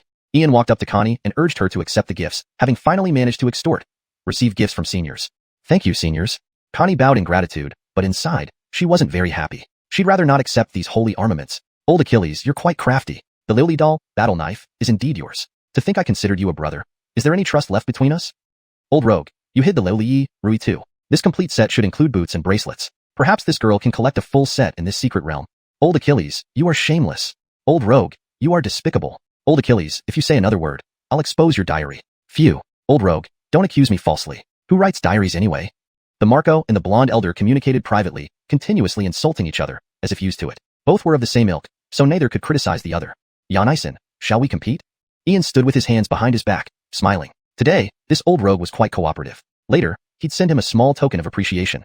One shouldn't bully him too much. Extorting wealth needed to be done gradually. Yes, why not? This sage son never backs down from challenges. Use Connie as the competition target. Each of us selects a spirit weapon and inscribes bloodline patterns. Whoever's bloodline pattern resonates more wins. This sage son also adds a condition. Whoever loses becomes the follower of the winner, never reneging. The 9-headed golden Xianxia's 18 eyes glowed, adding a clause because he was confident. If he couldn't win Ian with his best technique, he'd admit defeat. Even the Marco treated Ian as an equal, and his own ancestors viewed Ian differently, clearly recognizing his potential. Winning would regain his dignity. Losing, this sage son would become Ian's subordinate. Either way, this sage son was smart. Alright, fine. But I add a condition. Chopping off 3 of your lion heads. Lorena, bring 2 blank spirit weapons. Later, I'll treat you to braised lion head. Ian closed his fan and scanned the area, noting that 3 lion heads would suffice. If not, there were always wings, snake meat, and donkey hooves. Getting to eat lion heads and gain a subordinate was a good deal. Lord Cain, we have them here. A gray-robed elder from the Heavenly Illusion clan hurried over, presenting 2 blank spirit weapons to Ian and the 9-headed golden Xianxia. Mistress will soar, and so will our Heavenly Illusion clan. Indeed, Mistress chose wisely. Getting closer to Ian would be even better. Strange, why is Mistress not happy? Lorena, give a drop of essence blood. Ian approached Connie and softened his tone. Usually fierce, he showed his gentle side. Such displays revealed his lack of experience. Ah, essence blood? Alright. Connie took a while to react, forcing a drop of essence blood from her fingertip, clearly feeling low and looking down. But today, this perception was completely shattered. He had never seen this guy be so lowly and servile to anyone before, especially after being scolded by Ian into such a miserable state. Something was off. Truly something was very off. Even if Ian is of the imperial lineage, it shouldn't make him act this way, treating him like an ancestor. It seemed that Ian must possess secrets beyond imagination. It's imperative to befriend him. Didn't they see how even the demon prince treated Ian as the center? Old rascal, don't pull this stuff with me. You've been around long enough. Why don't you have any insight? Who else I don't care about? Lorena called you senior, and as a senior, shouldn't you respond appropriately? Don't use your shabby items to deceive us. Anything below a world-class holy weapon won't do. Ian unfolded the fan in his palm and casually waved it, immediately blackmailing the Marco. His seemingly simple words had elevated Lorena's status completely. Demoness, you once protected my brother and Antonia. Now, Ian, will protect you for the rest of your life. This lifetime, only I can bully you. Slap. Yanistal brother, look at me, what a forgetful old fool. Recently drank too much wine, forgot such an important matter. Girl here, take this little trinket. It's called the 5-colored crystal robe, a high-quality protective holy weapon. It can change size at will, transform freely into clothing or armor. It can withstand a full-strength strike from a saint without damage. Consider it a welcome gift from me. Girl, observing your talent is extraordinary. Are you interested in joining my Supreme Academy? The Marco slapped his forehead, instantly producing a translucent robe radiating 5 colors and adorned with countless strange patterns in his palm, directly handing it to Lorena. Yanistal ancestor, this old sage must owe you from a past life. Not only did he not show respect, but he openly blackmailed him. This old sage lost big on this deal. Old undead, you really went all out. A top-tier holy war garment. In that case, I can't be stingy either.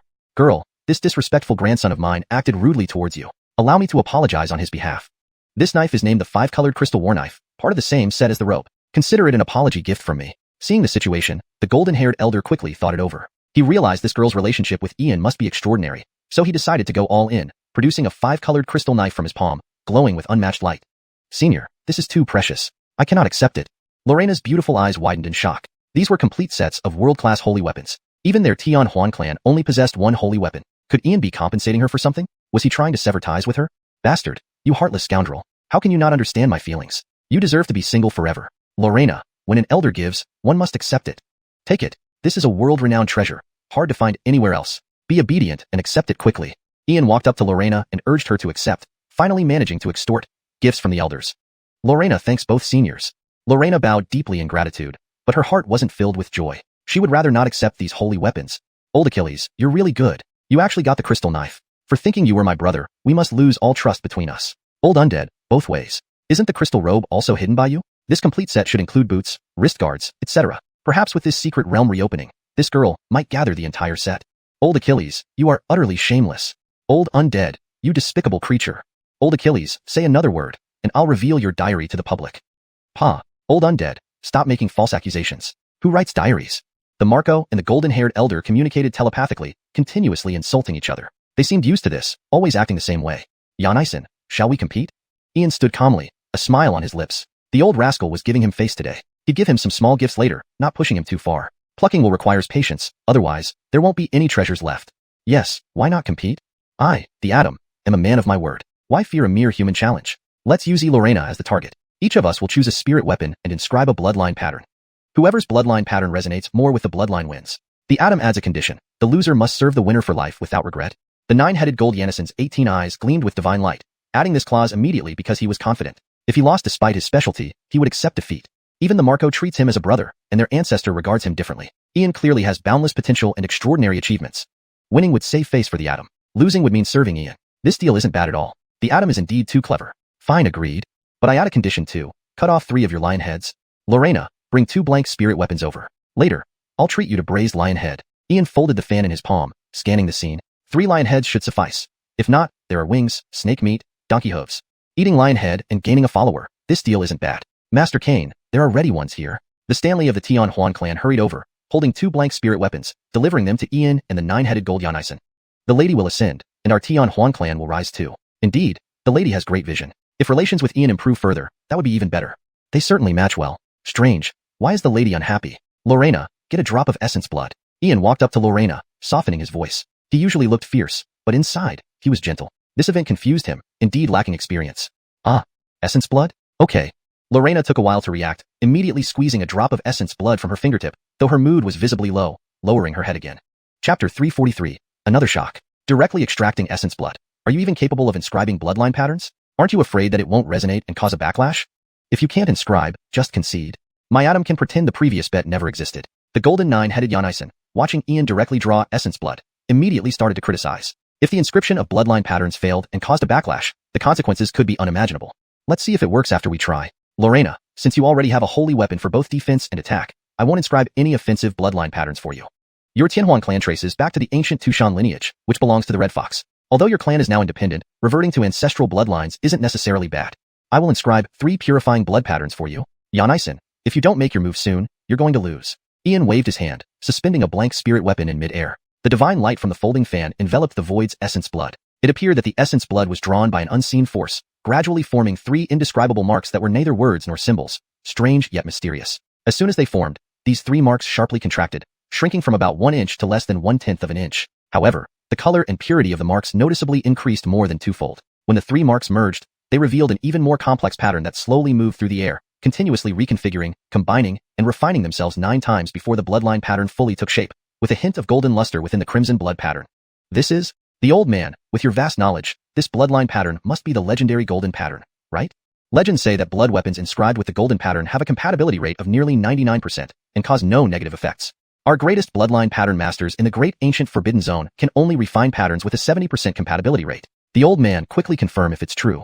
The old gold-haired elder's eyes widened in shock, clutching tightly to Elijah's sleeve, his face displaying astonishment, wild joy, and disbelief. Golden bloodline patterns.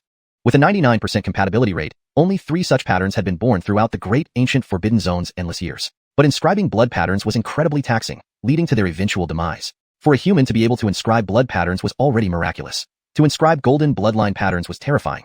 Not wrong. Indeed, this is a golden bloodline pattern. Its compatibility with the girl's bloodline is nearly perfect. It will enhance Lorena's bloodline and may even transform her ancestral blood. Even in human form, she can unleash the power of celestial fox blood. Child, you truly have good fortune. While we gave you a holy weapon and clothing, these are mere external items. But the golden bloodline pattern brother inscribed will constantly transform you, improving you fundamentally, enhancing potential and origin. With your talent, becoming a sage would have been your limit. But with the golden bloodline pattern, at least a sage king, and perhaps even a chance at becoming an Empyrean. We practitioners differ in bodies, blood, chi, and souls. Our human race excels in chi and soul, but for races like the great ancient forbidden zone's demon and witch clans who specialize in body and blood, the emergence of a bloodline pattern master is far more challenging than a rune master. Especially those who can inscribe golden bloodline patterns, they are almost mythical. Even I, living for so long, have seen no more than 20 bloodline pattern masters. Brother, I'm truly curious. What do you not know or cannot do? Elijah was utterly shocked. Even knowing Ian's legendary mentor, he didn't expect his disciple to be tenfold more extraordinary, having already achieved all this by weak crown age. Even more astonishing, as an imperial blood descendant, this person would undoubtedly become another invincible being in the future, whose name would echo through the infinite realms. Just a golden bloodline pattern, not worth mentioning. If it weren't for Lorena's level restrictions and the spirit weapon used, it would at least be a platinum or even purple golden pattern. The golden pattern can barely pass as acceptable. Xianxia, come on, it's your turn. Ian waved his hand, fusing the bloodline pattern into the blank spirit dagger, covering it in a crimson golden mysterious pattern emitting a faint golden aura. Achilles Lauda, stop trying to keep up, concede. Right, Achilles Lauda, the best you've done is blue patterns, 4 levels below gold. Concede. Conceding isn't shameful. You've lost face before, so what's once more? Terishi, Tunshin K, and He Lu joined in. There was nothing left to say. Lord Kane had defeated him in his strongest field. Times change. Stubbornness alone doesn't work. True capability is often understated, while actions speak volumes. Shut up. I concede. Master, please accept my bow. I beg Master Montgomery to take me as a disciple and teach me bloodline patterns. The golden nine-headed Xianxia genuinely conceded, kneeling before Ian, openly pledging allegiance. A true master, casually creating a golden pattern. Had he known this, why compete? Being a servant or mount wouldn't matter. Knowledge is priceless. Xianxia, let's put the bet aside. I have some accounts to settle with you. Do you recognize this person? Ian kicked Dave to his feet, his smile fading into a cold, grim expression. Yes, he's Dave. Seeing Dave on the ground in Ian's expression, the golden nine-headed Xianxia sensed trouble brewing. Dave not only hit her but also intended to capture her as a maid for you, waiting until you finish eating to have your share. How should we settle this? Ian opened his palm fan, his face darkening, radiating icy killing intent. Master, give me time. I will provide a satisfactory resolution. Bruce, Dahe, Arii, within an hour, remove the gold Xianxia clan from Dong domain. Go. The 18 eyes of the golden nine-headed Xianxia glinted with cold viciousness, immediately ordering Terishi, Tunshin K, and He Lu to transmit the message. The gold Xianxia clan could not remain. They almost brought disaster to him and the nine-headed Xianxia clan. Leaving them alive was asking for trouble. Pang. Removing names? Am I really some madman who slaughters cities and eradicates clans? You have 9 heads but act stupider than a pig. From now on, stay here until you think clearly, then find me. For now, let's use 3 of your heads. Will you cut them off yourself, or should I do it? Ian leaped high, striking down fiercely, pinning the lion to the ground, seizing a silver warblade, and slicing off 3 heads. Charlton brother, stop playing around. Brianna needs to transcend the tribulation. Move them out of the small world quickly to avoid attracting celestial demons again. Tamara floated beside Ian, speaking urgently. Chapter 344. They all followed. Ah. Master. I haven't decided yet. Why did you cut them off? The golden nine-headed Xianxia was in excruciating pain, almost unable to believe his eyes. Looking at the 3 huge lion heads on the ground and the 12 remaining eyes, it gazed at Ian with a grievance-filled look. If I waited for you to decide, wouldn't the pain be even worse? A swift death is better than hesitating. It's fine anyway. Your heads can regrow. This was part of our bet. Old rascal, is there a suitable place for transcending tribulations near the holy city? Ian directly sealed the 3 lion heads, and then looked at the Marco standing before him. He didn't expect that Brianna would be the first to transcend, truly worthy of her dual bloodline heritage. The effects of the Yanis nourishing broth were indeed potent. Brother, who needs to transcend? Yanis told friend Montgomery, 6,000 miles west of the holy city, there is an abyssal thunder valley which is more suitable for transcending tribulations. The Marco and the blonde elder spoke together. The 2 exchanged glances, but didn't ask more questions. Senior, old rascal, thank you. Brother Xianxia, please wait here for a moment. I'll return soon. Georgia, let's go. Ian was also incredibly anxious since this concerned his 7th sister's potential. Initially, he wanted her to transcend in the pocket dimension, but since its laws weren't fully formed, it had still drawn the attention of celestial fiends from beyond. Tianyuan Ferdy nodded, agreeing naturally. The Marco and the blonde elder didn't try to stop them either. Soon, Temperance and Ian soared into the sky, heading straight towards the west of the holy city. Shauna watched Ian disappear, sighing inwardly. She wondered just how important she was to him. Damn stubborn fool. When will you finally get it? Dave, you caused this. Die. The golden nine-headed Xianxia crushed Dave's head with a single claw, tearing him apart. If not for this guy's mischief, how would he have offended Ian so easily? Even if his head was severed, his ancestor didn't say a word. Old Achilles, should we follow and see? Old Coot, is that okay? What if Yanistel friend discovers us? Wouldn't he blame us? Old Achilles, you're too stiff-minded. We can say we're worried and are secretly protecting him. Old Coot, you're truly a villainous old man. The Marco and the blonde elder ignored the younger generation, sneaking after them. With Ian's strength, he surely wouldn't detect them. Hilton, we should check as well. Your Highness, isn't that inappropriate? Hilton, it's all right. With those 2 seniors present, nothing bad will happen. Don't you feel curious about someone who can manifest golden blood patterns so effortlessly? His existence could greatly aid our demon race, especially considering even the Heavenly Vulture clan has many mixed blood descendants. Your Highness, will Master Montgomery take action? Hilton, we mustn't offend Brother Montgomery. Despite our brief encounter, I find him worth befriending. Today's events prove it.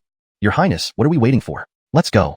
Hilton waved, lifting Tianyuan Ferdy into the void and then glanced at Shauna on the ground, drawing her into their party. Though the Celestial Illusion clan had separated from the nine-tailed Celestial Fox clan, they hadn't severed ties. The support of the nine-tailed Celestial Fox clan was crucial for becoming the heir of the demon race, making Xianxia and Ian powerful allies. Thank you, senior. Xianxia bowed to Hilton, worrying about Ian but sensing a strange familiarity with Tianyuan Ferdi, unsure when they might have met. Haha, girl Xiaoyao, don't you remember me? 5 years ago, you visited the Celestial Fox clan with your father for our patriarch's birthday, but I was the one who helped you when some of my clan's kids bullied you into tears. You might have forgotten me, but you won't forget your cousin, Tianyuan Ferdi, the third Orin of the Meredithu clan. It's been over 10 years since we last met. Forgetting is quite natural. Hilton laughed heartily, sounding exceptionally magnanimous. Now that Xiaoyao had grown closer to Ian, her status had risen significantly. In the future, she'd be qualified to compete for the title of Celestial Fox Saint Maiden. Tianyuan Ferdi, your cousin Tiance, the fire-breathing crow. Cousin, I'm sorry. I misspoke. Xianxia showed visible shock as memories flooded her mind. Memories from over 10 years ago that would never have resurfaced otherwise. No problem, no problem. You're still as straightforward. Cousin, train diligently and strive to seize the position of Celestial Fox Saint Maiden. By then, I will rely much on you. Tianyuan Ferdi stood hands behind his back, smiling elegantly. With Ian's help, it would be easy for Xiaoyao to rise, making her contest for the Saint Maiden possible. Ah, cousin, are you serious? Do you really think I can compete for the Saint Maiden title? It's impossible. We have split away and no longer belong to the demon race. With my current cultivation level, striving for the title is like chasing a mirage. Xianxia shook her head vigorously. It was out of the question to contest the Saint Maiden title. Whether the Celestial Fox clan allowed her participation was another issue entirely. Cousin, anything is possible. Our demon race will re-enter the world, along with other immortal traditions, long-lived families, and ancient holy lands. Because a great heavenly calamity is coming, no one in the 30,000 worlds will escape unscathed. Either we ascend against the tide or vanish into ashes. Who knows what the future holds? Perhaps, cousin, without the resources, teachings, or heritage of the pure-blood Celestial Fox lineage, you have Ian. He is your greatest opportunity. With his assistance, winning the Saint Maiden title isn't impossible. Tianyuan Ferdi sighed inwardly, acknowledging it as both Xianxia's and his own opportunity. But he wasn't simply using Ian. Rather, they were brothers bound by life and death. True sincerity would earn true loyalty in return.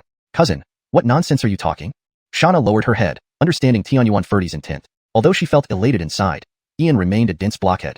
Haha, Yanistal girl Xiaoyao blushing. Based on my extensive experience, young Master Montgomery harbors feelings for you. If he didn't, he wouldn't rush to your side when you're in danger. If he had no feelings for you, he wouldn't have blackmailed the Marco. Perhaps young Master Montgomery isn't adept at expressing emotions, but he's undoubtedly sincere. Girl, you should cherish this. Few people could remain indifferent to a heroic youth like young Master Montgomery. Hilton couldn't resist teasing, having noticed the hidden relationship between them. Yet no one openly addressed it, intending to make this girl grow wiser. Chapter 345, Brianna's Tribulation Crossing, The Monster's Return. In the holy city of Montgomery Huang, to the west, near Yulei Valley. Huar, find a discarded small evil spirit plane and take me there immediately. Ian paused in midair, his expression grave as he spoke to Temperance. It was clear they could not go to Yulei Valley, too large a target that would easily draw unwanted attention. Hum. Temperance didn't question. Instead, she closed her eyes to sense the void. After only a few breaths, her figure became ethereal, enveloping Ian as they plunged into deep space through an interdimensional passage. The strange races of evil spirits and anomalies had invaded the 3,000 worlds, each world with several smaller planes serving as forward bases for war. Many of these planes were now abandoned. Only the evil spirits knew how to locate them, and it took luck since planes aren't stationary. Their luck appeared to be good. Upon reaching a nearly shattered small plane, its edges already fragmented, barely any signs of life remained. Spatial storms raged sporadically. A crack opened beside Ian, and out stepped Brianna, her cultivation having reached the peak of the innate realm, on the verge of breaking through to the aerial realm. Rumble. At the instant Brianna appeared, thunder roared, deep purple lightning bolts slashed across the sky, gathering a vast expanse of deep purple thunderclouds spanning over 100 feet. Yanna's lightning flickered intermittently, carrying oppressive and destructive energy. Demon Purging Celestial Tribulation. How can a pure-blooded Lloyd provoke the Demon Purging Tribulation? Isn't this the divine thunder that supposedly only appears during a human demon's tribulation crossing? Master, Jacqueline Brianna. Temperance's pure blood-colored eyes were filled with shock, something she couldn't fathom witnessing. Could Brianna be a human demon? You guessed right. Brianna is not only of true Lloyd blood, but also possesses human demon blood. Antonia, there's no need to hide. Release everything. I will protect you. Try your best to withstand the tribulation using your own strength. Ian did not hide this from Temperance because once the celestial tribulation began, it was unavoidable. Normally, one could suppress the human demon blood, but before a celestial tribulation, it could not be concealed. Brother Charlton, I will endure. With those words, Brianna gazed at the void, and two beams of light, one blood red, one silver, shone brilliantly. It was as if an ancient, sleeping great demon awakened, or a primordial true king revived. Strange phenomena erupted from her body, depicting both a hellish wasteland of corpses and blood and the noble image of defending all beings and upholding humanity's way. Partly demonic yet partly saintly, Brianna embodied a fusion of both, shaking everyone to their core. Boom. Instantly, thunder boomed, and 9 deep purple thunderbolts, thick as arms, pierced downward, instantly covering a 100-foot radius around Brianna. The thunder was divinely powerful, holding immense demon-slaying power, seemingly purifying all demons from the world. Even Temperance, a ruler, instinctively retreated a few steps. Break. Demons descend upon the world. Amidst the sky, Brianna emitted crimson light from her body. Dark, rolling demonic aura illuminated the worlds, and a blood-red saber beam sliced through the heavens, instantly extinguishing the 9 thunderbolts. Her blood-colored hair danced wildly, while behind her, a colossal demonic shadow loomed ominously. Demons descend upon the world. Human Demon Sutra. Master, Canglan Brianna possesses the most orthodox lineage of human demons, not merely through bloodline inheritance but memory transmission. The Human Demon Sutra is the orthodox method of the demonic human demon lineage. Only true successors can practice it, and cultivating it requires a demonic seed. Master, perhaps you should pay attention to Canglan Brianna. Temperance, looking at Brianna, seemed to recall some possibility but held back, wary of adding more reasons to end up on Ian's blacklist. Russell. Huar. Do you mean the remnant soul hidden within Brianna's bloodline? I knew long ago. Human demons. I understand what kind of creatures they are. If I wasn't concerned about damaging Brianna's foundation, I would have eliminated it long ago. Once Antonia reaches the extraordinary realm, I'll purge it. Do we look like soft targets who can be easily manipulated? Ian closed his fan, his expression cold. Since Brianna's human demon blood had awakened, he sensed that undying demonic soul guiding her progress. Now that human demon and Lloyd blood coexisted in delicate balance, maintaining this equilibrium was critical. Reyna must help Brianna reconstruct a new physical form, extracting the human demon blood and transferring it to another body. It could then serve as an avatar or spiritual form. Master, it seems my concerns were unfounded. Temperance realized that nothing escaped Ian's notice. As the great sage long stated, there seemed nothing he did not know. Boom, boom, boom. The power of the tribulation increased dramatically. From the first wave of 9 thunderbolts, it escalated to 36 in the 4th wave. Yet, Brianna faced it all, cutting down each bolt with her own strength, none landing on her. Simultaneously, the thundercloud shrank from 100 feet to less than 10. Antonia, be cautious. The clouds are contracting, undergoing a transformation. No matter what happens next, don't panic. Brother will guard you. Ian focused intently on the void, where previously came infernal devils, extraplanar Tianma, frost races. Who would come this time? I hope it's someone familiar. At least I might have some influence. Hearing his message, Brianna descended from the sky to the ground, activating the protective sacred artifact gifted by Brenda. She stood prepared for anything. Snap, snap, snap. So many little monsters have been born lately. Who has been summoned this time? What rich and fragrant souls. This is a pure maiden of the human race. The soul belongs to me. The scent of a human demon. To think someone dares to cross the tribulation in the current world. Same old rules. Souls to you, flesh to me. Around the thunderclouds, strange beings appeared. Some engulfed in red flames resembling giant wolves, others playing lutes and draped in translucent veils, some covered in dark mist with horns and green skin, and still others cloaked in ice and mist. Infernal devils, void ghost tribes, frost fiends, extraplanar Tianma. How is this possible? Temperance watched the dense crowd surrounding the thunderclouds, each race sending at least 100 representatives, all formidable clans renowned throughout endless space. Especially the infernal devils, known for feasting on evil spirits. It was just a tribulation crossing. Yet so many strong clans from endless space were summoned here by the celestial tribulation. Could Brianna's tribulation really be attracting them? Russell. Huh. Friends, do you think you can feast on my sister's flesh and devour her soul while treating me as a mere decoration? Ian waved his fan, smiling as he walked into the air, standing before the monstrous throng. Brianna and Temperance exchanged worried glances, fearing Ian might be killed instantly. Well, is that not Master Kane? My eyes miss seeing Master Kane. Apologies, indeed apologies. Yanistal brother Ian, you've become even handsomer in just a few days. Jacqueline misses you so much. Yanistal brother Kane, it turns out this is your sister. Truly, it's like a flood washing away the Dragon King's temple, where family doesn't recognize family. Miss Montgomery, I apologize profusely for any offense caused earlier. Young master, this was really a misunderstanding. Perhaps in the future, if any of your friends are to cross a tribulation and the celestial tribulation summons us, they could mention your name or leave some kind of mark to avoid misidentifying allies. The leaders of the 4 races, the Hell Devils, Blue-Faced Ghost Tribe, Extraplanar Tianma, and Frost Fiends, bowed deeply to Ian one by one, apologizing. However, each of their hearts churned with shockwaves. Another being who could summon celestial tribulations had appeared, and she was Ian's sister. Could it be that everyone in the Montgomery family was this extraordinary? Ian waved his fan calmly, accepting their apologies without much reaction. He knew these beings were taken aback by the revelation. The celestial tribulation had summoned them again, but this time it was because of his own kin. Brianna and Temperance exchanged glances, sensing the tension but also noting how effortlessly Ian handled the situation. Well, I appreciate your understanding. If you see anyone bearing my name or mark, do treat them with respect. The monsters muttered among themselves, realizing they had narrowly avoided another embarrassing encounter. They couldn't help but wonder what other surprises Ian and his family might hold. Indeed, it seems we must exercise more caution in the future. To think such power exists within the Montgomery family, the 4 leaders nodded fervently, bowing again before taking their leave, knowing full well they didn't want to cross paths with someone who could wield such influence over celestial tribulations. Chapter 346, Desire to Fleece the Monsters. At this moment, Brianna was flustered, and Temperance was completely stunned. Especially Temperance, who didn't know what to say. Whether it was the Hell Devils, Void Ghosts, Outer Space Celestial Demons, or Ice Evil Spirits, each one was known for their cruelty and terrifying reputation. Compared to these truly powerful races, their own sinister and eerie nature seemed almost as pure as little angels. But these creatures with such fearsome reputations were actually being so courteous, no, respectful, to Ian. Many could instill fear in monsters, but to gain their respect was clearly not something just anyone could achieve. How did Ian manage to do it? Whoosh. Alright, it's no big deal. It's not a significant matter. Since you're here, have you prepared the materials for alchemy? Well, I have time now. Wait here for a bit, and I will refine the soul-opening pills for you.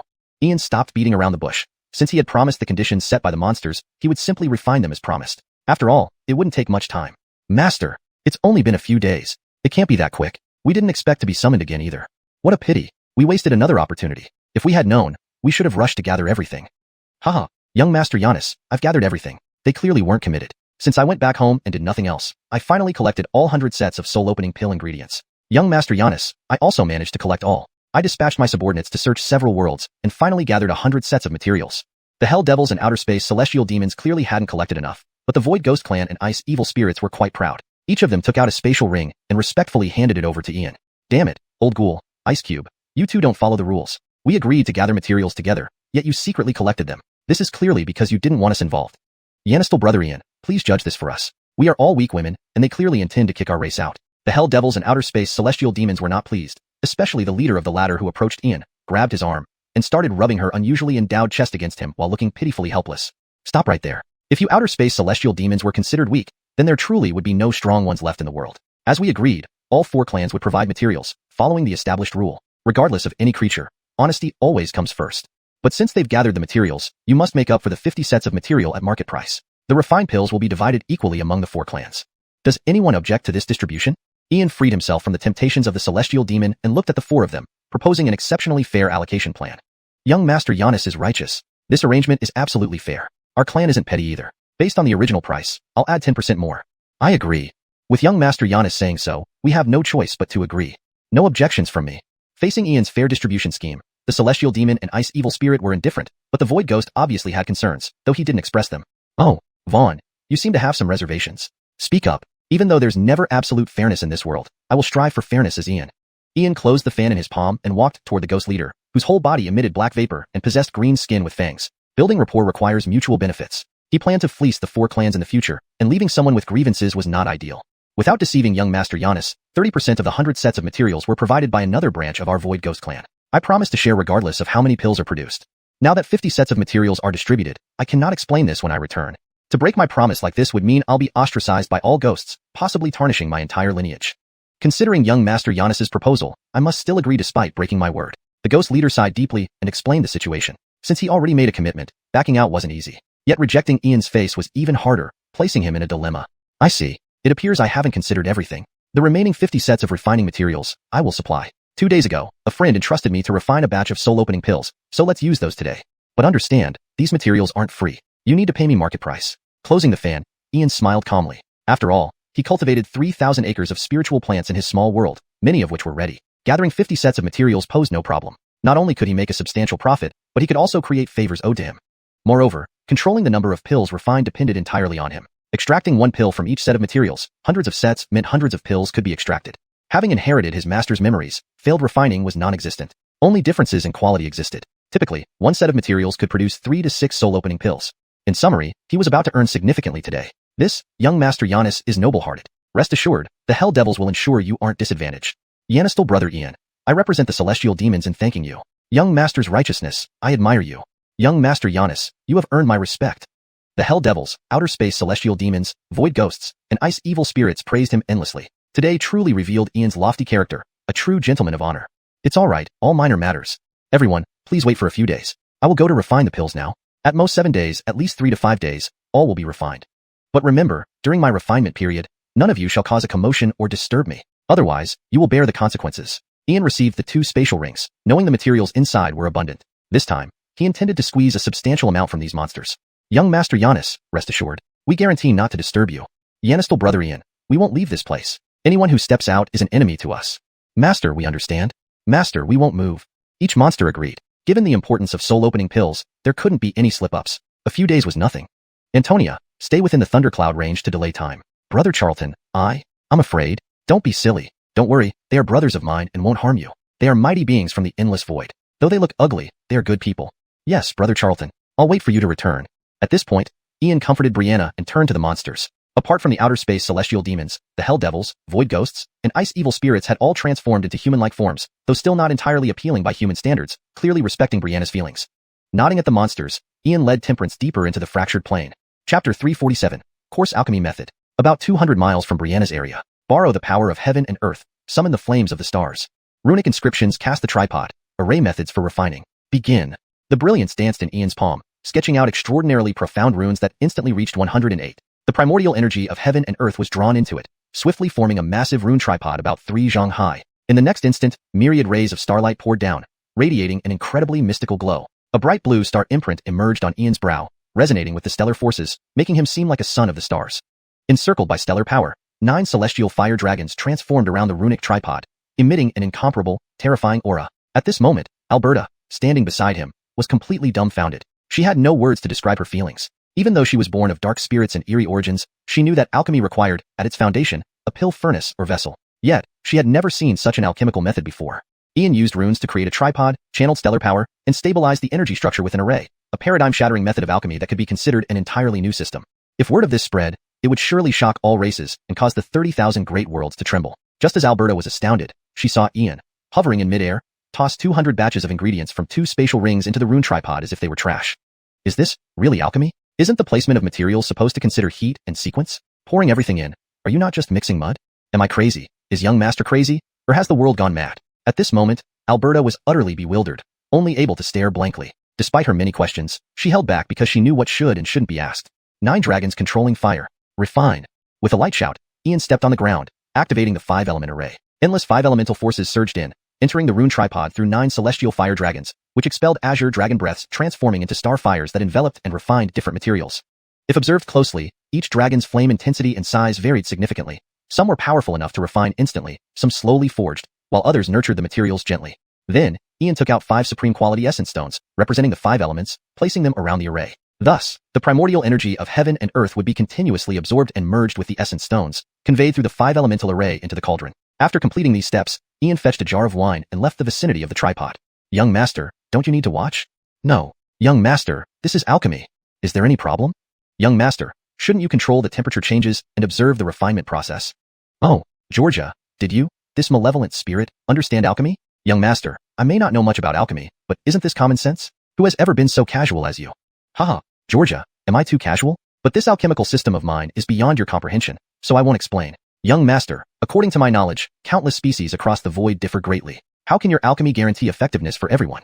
Georgia, have you heard of a universal alchemist who once appeared across the boundless star sea and myriad planes, whose pills were suitable for all beings, the only general master alchemist to date? Young master, isn't that a legend of the endless void? Is it real? Georgia, guess. Ian drank a large gulp of spiritual wine, glancing sideways at Alberta. Through their recent interactions, she seemed less cruel than imagined, appearing formidable yet inherently endearing. Young master, could you be the successor of the sole universal great alchemist? Alberta hesitated, cautiously questioning. The more she interacted with Ian, the more mysterious he became. You never knew how many skills or secrets he possessed, and every time you thought you understood him, he remained enigmatic. Bang! Stop guessing. When you should know, you will. Don't be too curious. Be cautious of secrets you shouldn't touch, lest it brings disaster. Georgia, following me is the right path. Following Edison is a dead-end road. Ian tapped Alberta's forehead lightly with his folded fan, warning her to not overthink things. Young master, even if I want to turn over a new leaf, you need to give me the chance. I'm already on your blacklist, no matter how hard I try. Alberta lowered her head, her voice barely audible. Oh, so miserable. Are you still the Knight Orange I know? You mean the blacklist? Yes, you're currently my top priority with 9 stars. But you've been performing well lately, so I'll remove 1 star temporarily. When all 9 stars are gone, it means you've turned over a new leaf, and I won't kill you. With that, Ian revealed the blacklist, erasing 1 star. He knew he needed to keep her motivated to get the most out of her potential. Young master, I'll work hard, never letting you down. Seeing 1 star disappear, Alberta felt a flicker of hope. Considering Ian's character and style, indeed, he was more worth following than Edison. Effort. What effort do you have? As the offspring of malevolent spirits and eerie beings, you're naturally limited, destined to become a saint at best. Your bones, talent, and potential determine your future. If I'm not mistaken, your kind doesn't need to endure tribulations to reach sainthood. Since you're not a cultivator race, you naturally can endure heavenly tests. I will attain kingship within 3 years, surpassing you. Even the true spirit in your soul will awaken, likely taking over you to use as nourishment. Ian shook his head, having long determined Alberta's limitations. Achieving the rank of emperor was beyond her reach. Young master, I know this, but I can still protect you for 3 years. If the day comes, Georgia only hopes you'll grant my people a chance to live. Alberta gritted her teeth. Ian's words were cold but truthful, her fate, and she could hardly fight against it. So, since you know this, to save your people, you must live. And grow stronger. If you die, I will destroy both the malevolent spirits and eerie beings. Ian gulped down the wine, stood up, inspected the rune tripod briefly, then looked back at Alberta. Hashtag chapter 348. Ian, you rascal. Master, please instruct me. No matter what requirement. I can fulfill it. Even if Master wishes me to serve in the bedchamber. Adeline's teeth clenched tightly as her usually icy face flushed red. Her voice was so low it barely resembled a whisper. Cough, cough, cough. Adeline, what absurd ideas are you thinking of? I told you these things to inspire resistance within you, not to bow down to fate. You actually thought of seducing me. Let me tell you, it's utterly impossible. Truly, all you people are despicable, only lusting after my body. Ian spat out his sip of spiritual wine and coughed violently, nearly spitting blood. Indeed, even among the twisted ones, she remained a woman. Women, they only affect the speed of cultivation. Master, you, don't talk nonsense. I haven't. Adeline lowered her head, her cheeks flushing an even deeper red, her ears burning intensely. She felt like her face was on fire and was overcome with shame, wishing she could die from embarrassment. Don't deny it, I already know. Desiring this master's body isn't just limited to you. I didn't realize you could be shy. Haven't there been any suitors in your long existence? Ian seemed to have uncovered Adeline's little secret and immediately began teasing her. And no, there haven't been. All the twisted spirits and demonic entities, they're hideous beyond belief. Anyone brave enough to pursue me was killed by Colby? Adeline lowered her head, avoiding Ian's gaze, answering absent-mindedly. Indeed, she hadn't been wrong. Both the twisted spirits and demonic entities were horribly ugly and undesirable. Haha, Brother Charlton, she's still an innocent little rabbit. Quickly intensify your efforts and claim her. If not, little sister has soul-stirring powder and Incharltong bewitching pills that take effect in 3 breaths. You need to find several wives. Otherwise, when you meet the old master, he will look down on you. Enough, Pepperyin. What nonsense are you babbling about? What is going on in that tiny brain of yours? Brother Charlton, stop pretending. Don't always say women affect your cultivation. Look at the girls around you. Each one is stunning, no less beautiful than your senior masters. Can you really say you aren't moved? Pepperyin, stop, I'm not, I didn't, don't talk nonsense. Phew, Brother Charlton, don't overdo it. If you like her, just go and confess. If she doesn't agree, overpower her. If she resists, kidnap her. If kidnapping fails, use drugs. Just sleep with her first, and develop feelings later. Brother Charlton, stop pretending to be a saint. Do you think I don't know what kind of person you are? Take Annabelle, for example. If you had no feelings for her, would you have immediately taught her the Phoenix Rebirth scripture, or helped her constantly? Clearly, you were infatuated, love at first sight. Pepperyin, I get it. When I surpass you one day, I'll refine the heavenly net seduction pill and make you eat it. Then, I'll be the first to sleep with you. Pooh pooh pooh. Ian, you rascal. I won't deal with you anymore. Heske, Yanistal girl, do you think I can't handle you? Pepperyin disappeared instantly, fearing Ian might really follow through with his threats one day. That future was too frightening to imagine. Adeline, back at that evil spirit dimension outside Xianxia City, what were you searching for? Ian leaned in close to Adeline, whispering right beside her ear. That ruined altar seemed tied to the Star Clan's secrets. He couldn't afford to let it slip away. Ah, Master, did you take that ruined altar? That is the Star Clan's celestial altar, capable of leading to one of their ancestral grounds. There lies a hidden celestial temple, possessing the Star Clan's supreme legacy. It's said only the Son of Stars can open it. Edison ordered me to find the celestial temple or directly locate the Son of Stars. According to Edison, not only does it hold the Star Clan's legacy, but it also concerns a secret. Adeline didn't hide anything, for the small evil spirit dimension had shattered completely, taking the altar with it. She hadn't expected Ian to obtain it. Edison again, truly a tumor. Sooner or later, I'll destroy him. The celestial temple and supreme legacy. Could it be the Star Sky Art? One of the 10 great arts of ancient times, usable only by the Star Clan. No other races can wield it. Ian had doubts, naturally speaking aloud. Over the vast span of 200,000 years, Edison had schemed immensely, setting countless traps. Now his 10th incarnation had appeared, but who exactly was it? Before, there were no leads, but now, they just needed to wait for Edison to make his move. With Adeline under control, they'd see who would act first. No matter who it was, they treat it as if it were Edison. Though the Star Sky Art cannot be cultivated, it's valuable to the Dark Empire. They need to analyze the art to perfect their own methods. Master, never underestimate the Dark Empire. Edison is their representative in the 3,000 worlds. 200,000 years ago, during the Dark Chaos, none from the Dark Empire participated. Yet Edison dismantled the Montgomery Luo dynasty, preventing any human emperor from appearing in 200,000 years. Edison is too deep. I followed him for so long but never understood his true intentions. Adeline held nothing back. With Edison sealed and his 10th incarnation unknown, it was unclear if this was his ploy. His mind was deeply sinister and near demonic, far surpassing ordinary people. I'll be cautious. Now that we've covered Edison, let's discuss you. You're a descendant of evil spirits and demonic entities, destined to be rejected by heaven and earth. This is inherent and unchangeable. If Edison wants to deal with me, he'll definitely target you. Now, I offer you 2 choices. First, I can teach you the Azura battle scripture to conceal your aura with Azura clan techniques. Second, remain as you are and split off a true soul to be reborn into a new body. In the future, even when the dark true spirit awakens within you, it won't affect you. but henceforth, you must treat your current self as an external manifestation. What's your choice? Ian had to take precautions. By subduing Edison's most loyal helper, Ian knew he would try to manipulate Adeline, labeling Ian as a collaborator with evil spirits, tarnishing his reputation. Master, I choose the second. But recreating a body is extremely difficult, even emperors can't achieve it. Adeline understood her fate. If she could change it, she would willingly pay any price to live as a human rather than being treated as mere nourishment. Don't worry. If I proposed it, I already have a plan. I'll send you to a place where someone will help you. The process of severing your true soul will be very painful, but you must endure it. It's for your safety and mine. Once the transformation is complete, you can switch between forms freely without fear. Fate is like a small table. When you submit to it, you're led by the nose. But if you decide to resist, you may encounter many crises, even fail in the end. But at least there will be no regret. At least you tried. Go. Ian waved, opening a rift and sending Adeline through. Humph. Brother Charlton, you rascal. Using me as a tool. Peperian's irritated voice echoed in Ian's ears. Though unwilling, it had to be done, didn't it?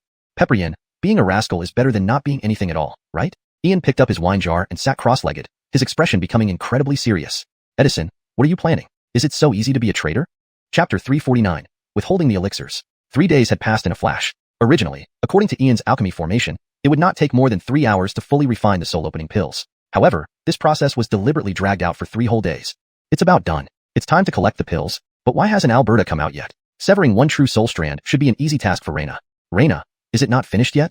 Humph. It has been done long ago. However, I simply don't like Alberta and thus made her suffer for a few extra days. She almost lost half her life. Brother Charlton, you bastard, I've always thought of you. But every time your promises have failed to materialize, you even use me as a tool. Where is your conscience? All right, sister. I admit my mistake. When I return to the Holy City, whatever you want, I'll buy it for you. Brother Charlton, really? Spit. Bastard, do you think I'd believe you? Don't think that some snacks can win me over. Reina, what do you want? Just say it, if brother can make it happen. That's better. I haven't decided yet, but I'll tell you when I do. Here, take back your little lover, you bastard. Having said that, Reina vanished with smug satisfaction. A crack appeared before Ian, revealing a figure with black hair and blood-red eyes, beautiful and divine-like. Clearly a pure human with no trace of the previous ominous and sinister evil aura. Master, could you please stop staring at me? Alberta unconsciously lowered her head. Ian's gaze was so intense it gave her chills. Although only 3 days had passed inside, a month had passed, during which she suffered torturous torment by an unknown terrifying presence that made her shudder from the core. Smack. The texture is excellent, definitely human nice. Ian circled around Alberta's human form, unexpectedly slapping her bottom, maintaining a serious expression. Ah, master you? Alberta's face turned crimson with embarrassment, unable to bear the humiliation. If anyone else dared to do this, they would have already been killed. Rotten gentleman, beast in disguise. Spare me. Why should you feel embarrassed? The parts that need watching and those that don't, I've seen them all. You think I'm harassing you? You are wrong. I am merely researching your reconstructed body. How can I determine whether the fusion is perfect without touching? Besides, as a proper scholar, how can I do something so vulgar? Ian immediately justified his actions, leaving Alberta stunned. After all, even she believed him, so there was no reason for Alberta not to believe. Reina's methods are impressive. This girl has a perfect figure, every curve and contour in place. The texture is wonderful, very elastic. As a noble scholar, everything I did just now was for research, with no impure thoughts. Alberta gritted her teeth, her face still red. Believing Ian was like believing ghosts. What kind of scholar is he? A rogue indeed. A despicable person. Collect. Huar. Don't just stand there. Use your essence energy to envelop the elixirs. Among them, there are 10 supreme king-grade pills, which I will personally collect. Having said that, Ian released the seal on the rune cauldron, instantly filling the air with swirling vapor. Beams of light shot up into the sky, spreading fragrance far and wide, and hundreds of pills emerged from the cauldron. Alberta conjured a 100-meter giant hand mid-air, enveloped in powerful suction force, capturing each scattered pill into her palm. In the next moment, Ian moved, revealing a fan radiating majestic divine light. Strange runes were etched into the void, descending towards the brightest 10 pills, each with a clear green hue, emitting complete light halos, their bodies covered in mysterious patterns, as transparent as flawless jade. Supreme grade pills, priceless. Ian sealed them all, placing them in pre-prepared jade boxes. He then scanned the remaining hundreds of pills, collecting 50 high-grade ones, leaving roughly 500, all of the lowest rank king grade at worst. 300 low grade, 150 medium grade, 60 high grade. Ian calmly packed all 510 pills, while Alberta's gaze grew strange again, filled with renewed astonishment. 500 king grade pills, even the lowest ranked being of good quality, reaching 70% purity, medium grade at 80%, high grade at 90%, supreme grade at full purity. To know that Ian had batch refined these rather than doing it furnace by furnace. If war broke out, Ian alone could alter the course of battles. Truly frightening. Master. Do not ask anything, say nothing, act like you saw nothing. Alberta wanted to inquire but was interrupted by Ian. Ian's entire demeanor changed, from calm and composed to pale, exhausted, and dispirited, especially with heavy dark circles under his eyes. Alberta might have believed it if she hadn't seen it herself. Silently mourning the fate of those creatures who must be drained dry, giving Ian a huge favor in the process. Ian had directly kept 50 high-grade and 10 supreme-grade pills. If auctioned, each high-grade pill would fetch at least millions, and given its universality among all races, its value was unimaginable. Huar, quick, help me support myself. Ian's acting was impeccable, allowing Alberta to practically carry him back to the lightning zone. Kane Xiao, you've returned. How did the refinement go? Kane Xiao, are you alright? Ian, why are you so exhausted? Sit down quickly and rest. Kane Xiao, slow down. Hundreds of creatures from 4 different races surrounded him, all eyes filled with anticipation. Across endless space, countless worlds and races, souls remained the most intrinsic essence. Anything beneficial to the soul would never be too much. Gentlemen, I'm fine, just depleted of energy. Frankly, I'm ashamed. 250 sets of materials produced only 510 king-grade pills. I blame my low cultivation. If I were at the Sealing King realm, I would ensure at least 800 pills. With that, Ian took out 3 jade boxes, making Alberta distribute them, his face filled with profound regret. Beside him, Brianna shook her head, Brother Charlton once again showing off. He didn't forget to show off any time, producing all king-grade pills in just 3 days, a feat that would likely embarrass alchemists to death if they heard. Chapter 350. Help me teach him a lesson. The leaders of the 4 races, the Infernal Devils, Void Ghosts, Expanse Heavenly Demons, and Christians, each opened 3 jade boxes. The dazzling light and fragrance permeated the air, instantly plunging all the onlookers into silence. 8th rank elixirs. The lowest rank was an 8th rank lower grade elixir. There was no need to inspect them closely. They were all universal elixirs suitable for any living being. A craving surged in their respective souls at the sight of these elixirs. 8th rank universal soul elixirs. These were highly coveted in the endless void where such potions were always in demand, but rarely available. An 8th rank soul elixir? Practically unheard of. Since the fleeting appearance of a great alchemist, these elixirs had become legendary. Soul-opening elixirs that purified soul impurities, strengthened the soul's power, enhanced soul quality, and this was just the most basic feature. For beings like them, there was even a chance these elixirs could awaken innate soul abilities. Rarely attainable. A total of 510 8th rank soul elixirs. If just one were revealed, it would send countless races in the endless void into a frenzy. And here was an opportunity to possess them. Orin Kane, your boundless kindness cannot be repaid. Please accept our bow from the infernal Molten Devils. I pledge that the Molten Devils will never invade the human race in the 3,000 worlds. Orin Kane, please also accept our bow from the Green Ghost Clan. We too vow not to invade the human race. Yanistal brother Ian, this favor is etched in our hearts. My sisters and I can promise that wherever you reside, the heavenly demon factions will not invade. Wild Woman, invasion is certain. But we Christians vow not to take a single step against the human race. All 4 racial leaders knelt on one knee before Ian, offering the highest form of respect and making their promises. They understood the power of this universal great alchemist, and it was wise to ally with him. To offend him could mean devastation upon his return from the endless void, where he might destroy entire races and civilizations with a mere word. Gentlemen, whether or not you invade is up to you, but my only requirement is that as long as you do not slaughter my people, we remain friends. But if you invade and dare to indiscriminately kill my fellow humans, even from afar in the endless void, I will find a way to deal with you. Ordinary people refer to those below the void realm. For you, it's 4th rank and below. Remember this clearly, it's my bottom line. As for cultivators and other races, even if you exterminate them, it has nothing to do with me. Ian wasn't a saint nor a demon. He was thoroughly disillusioned with human cultivators in the 3,000 worlds, and could only protect ordinary civilians. His teacher, the Matilda, had long grown disheartened by cultivators in the 3,000 worlds, preferring the endless void over remaining within. As a disciple, he naturally followed suit, ensuring to protect ordinary people as much as possible because they were the foundation of human civilization. Orin Kane, we remember. Orin Kane, if we must invade, we will notify you beforehand to avoid disturbing your friends. Yanistal brother Ian, you've worked hard today. Why not visit my chambers and let me personally tend to your bath? Wild Woman, enough of your nonsense. What kind of reputation do your heavenly demons have that you think you're worthy of Orin Kane? Only our beautiful Christian women are fit to serve him, allowing him to experience the thrill of ice and fire.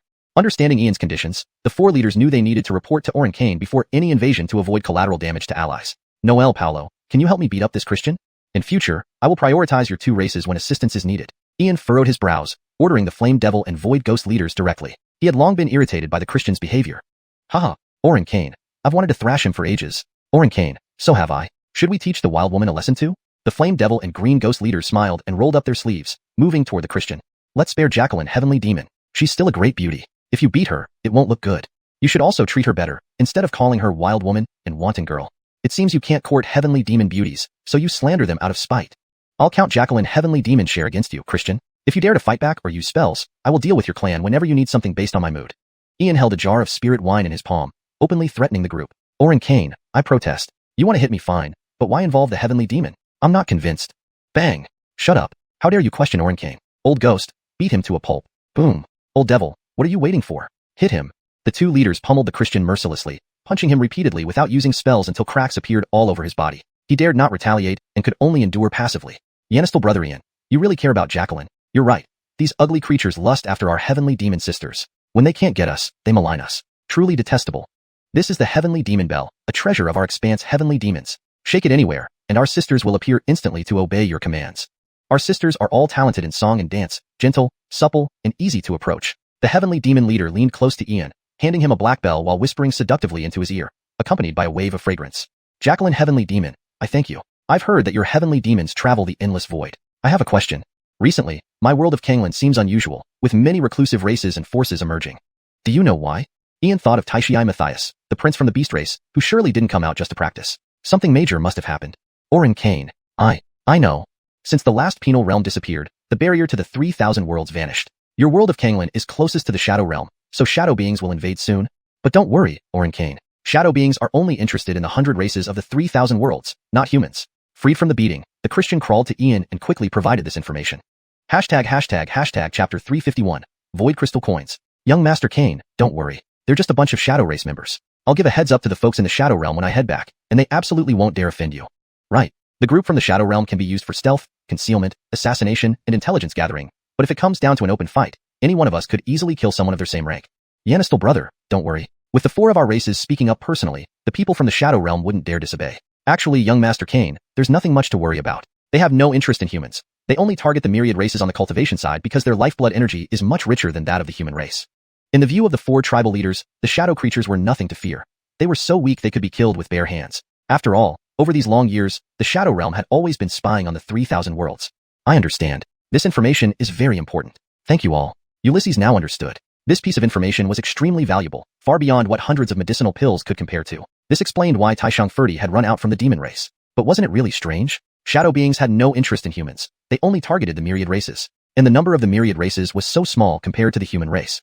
Everything was still unknown. One must never let their guard down. Forget it. Since they haven't offended me yet, why bother thinking too much? Young Master Kane, regarding this alchemy reward, would it be acceptable for me to pay using infernal fire crystals? These crystals contain powerful fire attributes and are immensely beneficial for those naturally attuned to fire. Old devil, your fire crystals contain hellfire. Ordinary people would die instantly upon contact. I think it's better to settle the payment directly in void crystal coins. Let's open a bank account for young Master Kane at the Void Bank and deposit the void crystal coins into it. This way, when young Master steps into the endless void, it will be very convenient. What do you think, Heavenly Demon? Ice Block.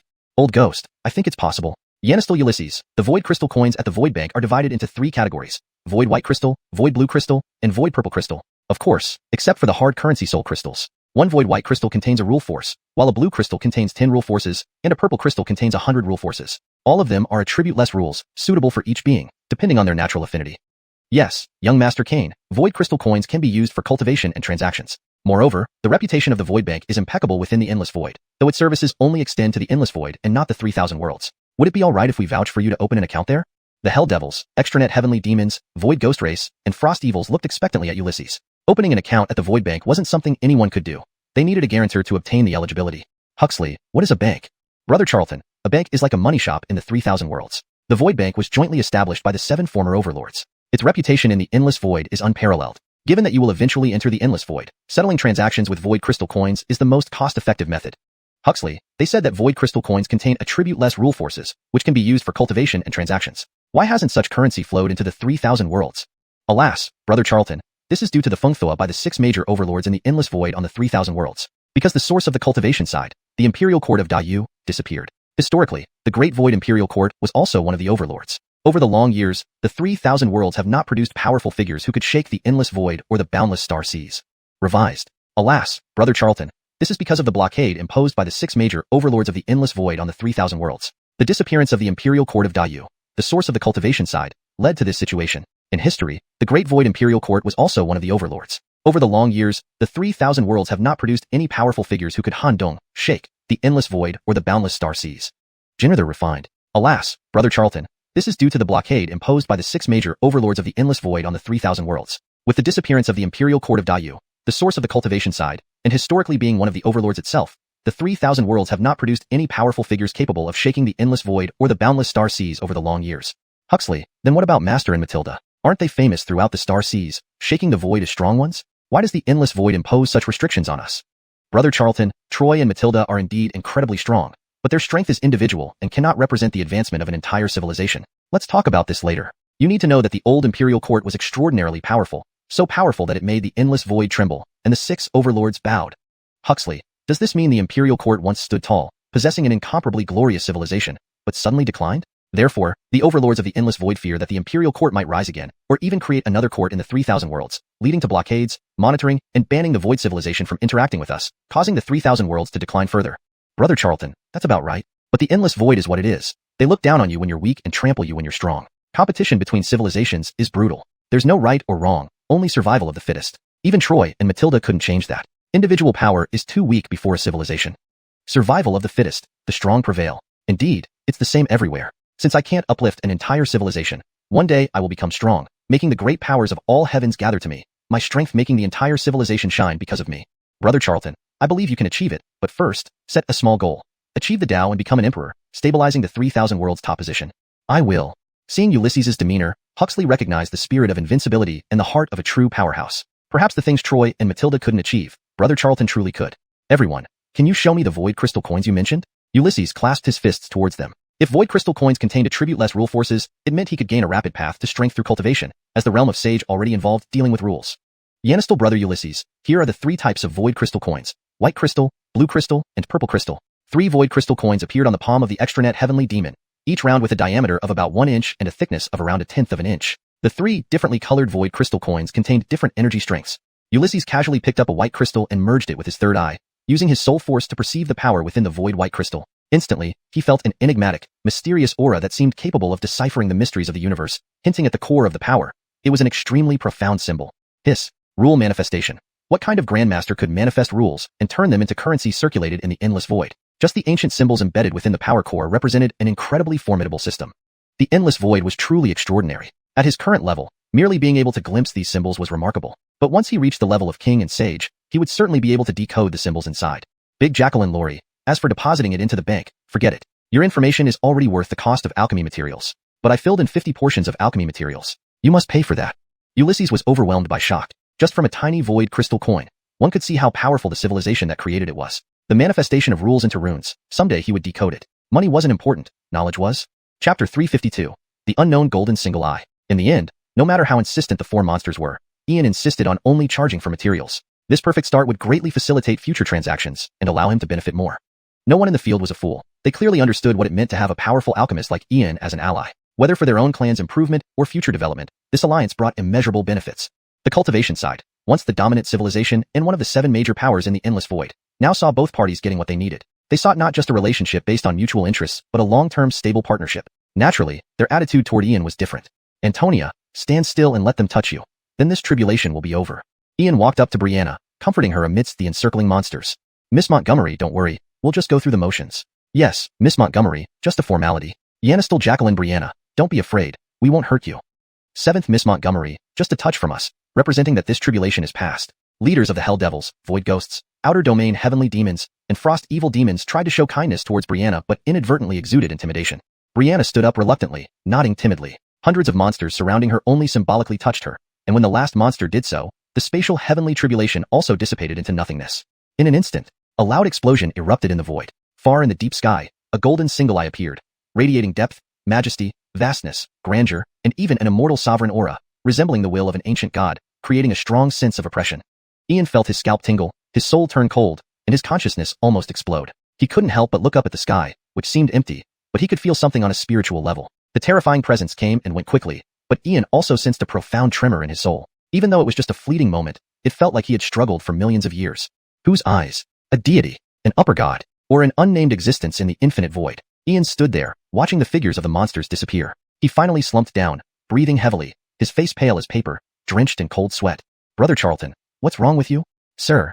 Brianna and Temperance approached to ask but were waved away by Ian, who closed his eyes and started running the star soul refining technique. Brother Charlton, what happened? I sensed fear and hesitation in your spirit. Yanistal Jacqueline Rosie, it's nothing. Just exhaustion from refining. Bullshit, Brother Charlton. If you're going to make excuses, at least come up with a better one. Troy's alchemy system doesn't cause exhaustion. Speak up, or else don't count on me helping you next time. Yanistal Jacqueline Rosie, I might be targeted by some unnamed entity. A golden single eye appeared in my soul plane just now. Brother Charlton, I understand, but you don't need to worry too much. Next time you transcend, I'll guard you fully, if he dares to come again. Yanistal Jacqueline Rosie, what kind of existence is the golden single eye? Brother Charlton, don't ask so many questions. That realm is far beyond you. Knowing it wouldn't help you. Focus on cultivating and achieving the Tao, becoming an emperor to gain eligibility to learn these secrets. Whatever, always the same answer. But I remember the golden single eye. When Ancestor Jilling awakens, I'll ask him to take action. No one can threaten me. Rosie was speechless, completely forgetting that a living fossil-level human ancient sacrificial spirit was hidden in the small world. If the sacrificial spirit awakened, it would obliterate the owner of the golden single eye upon Brother Charlton's request. No one can offend the imperial court or insult its prince. Brother Charlton isn't just Troy's disciple, but also an imperial descendant. After an hour, Ian woke up. Temperance opened the abandoned plane passage, and the three flew back to Holy City. Heavenly Venerable. Heaven. Yanistel friend Montgomery. You've returned? Heavens above. Where did you all go? When Ian, Brianna, and Temperance returned, Luther looked like he'd seen a ghost, almost unable to believe his eyes. Senior, what happened? I took Antonia to transcend. We just finished. Ian, seeing Luther's expression, knew something must have happened and quickly asked. Heavenly Venerable. Yanistel friend Montgomery, Artemio, Tian Huan clan, Ancient Forbidden Zone, and Marco searched for you frantically, nearly sparking a war between the Yanished and Darkness sacred temples. Weren't you in the Thunder Valley area? It was sealed by the two temples. If not for a senior from the Runes Temple stepping in, they would have fought already. Now that you're back, inform them immediately, or the Runes Temple senior won't be able to hold them off. Luther's Dao heart almost shattered. In the short time he was gone, this little ancestor crushed Andoryu Tower, defeated Artemio, and decapitated 3 heads of the ancient Forbidden Zone's 9-headed gold Yanisen clan Saint Sun. Senior, why did the Yanished and Darkness sacred temple seal Thunder Valley? A jade charm appeared in Ian's palm and shot into the sky. He then asked Luther. Heavenly Venerable. Yanistel friend Montgomery, Thunder Valley has been sealed for days due to the appearance of an unnamed entity. The specifics are unclear. To provoke both sacred temples must mean it's significant. These are troubled times. Yanistel friend Montgomery, heed this advice. Stay low and avoid conflict with the 6 sacred temples if possible. The forces behind the 6 sacred temples are formidable, perhaps on par with the demon race. Luther sighed with relief, thankful the young master was unharmed. Otherwise, no one could withstand Dihong Viviana's wrath. Young brother, where did you go? Scared the wits out of me. If anything happened to you, and Dihong Viviana asked for you, what could I offer? Right after you left, the Marco and Old Achilles followed you to Thunder Valley but lost you. Marco descended with the old patriarch of the 9-headed gold Yanisen clan, Alaric, Hilton, Elorena, Basha, Tuaniank, Dahelu, 9-headed Yanisen, and the old king of the Tian Huan clan. Splash. I didn't go to Thunder Valley. I went to the Eastern Mountains. I heard from Senior, hence, I sent the message. Thanks for worrying. Let's fix a day to apologize. Today, I'll cook as an apology. Ian bowed to everyone, his face showing remorse for having caused concern. Thunder Valley, unknown being? Who cares? It's none of my business anyway. Hashtag chapter 353, calmly revealing the truth. Haha, Brother Kane, I've just passed the void crossing tribulation. Now, my brother doesn't hold you back anymore. Clark rushed out from the backyard excitedly, ready to boast about his achievement. But upon seeing the figures in the courtyard, he promptly shut his mouth. Not bad at all. Dedzak, you've broken the first limit of physical strength, and your Yuan force is pure and thick, with abundant vitality. It looks like you haven't been slacking off. Don't think I, as your leader, only know how to exploit you. Take this pill when the time is right. Antonia, this one is for you.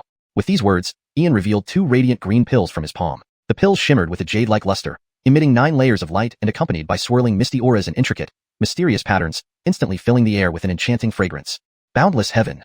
Pills with 9-layered auras, misty swirls, and patterns. This is an upper-grade king pill.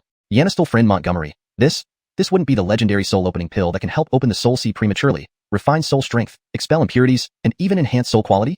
Soul-type pills are exceedingly rare worldwide, and only a few can concoct them. Could it be that you made them? James's Dao heart wavered as he gazed at Ian's soul-opening pill. King-grade pills weren't particularly precious, and many could craft them, but upper-grade soul-related king pills were worth their weight in gold. Yanistel friend Montgomery, this is truly extravagant. An upper-grade king-level soul-opening pill is immensely beneficial not only for voidcrossers, but also for kings, centurions, and even half-saints. Just using it to open Brianna and Clark's soul seas is a tremendous investment. These 2 kids are already exceptionally talented. With such resources lavished on them without restraint, their rise to prominence is inevitable. Heaven, this is really too extravagant. Young Master Kane, do you still need younger brothers? Young Master Kane, do you still need lackeys? Young Master Kane, am I still in time to cling to your legs? SK, you 3, even if we consider seniority, it should start with me, your highness Saint Sun. Young Master Kane, are there any vacancies for enforcers?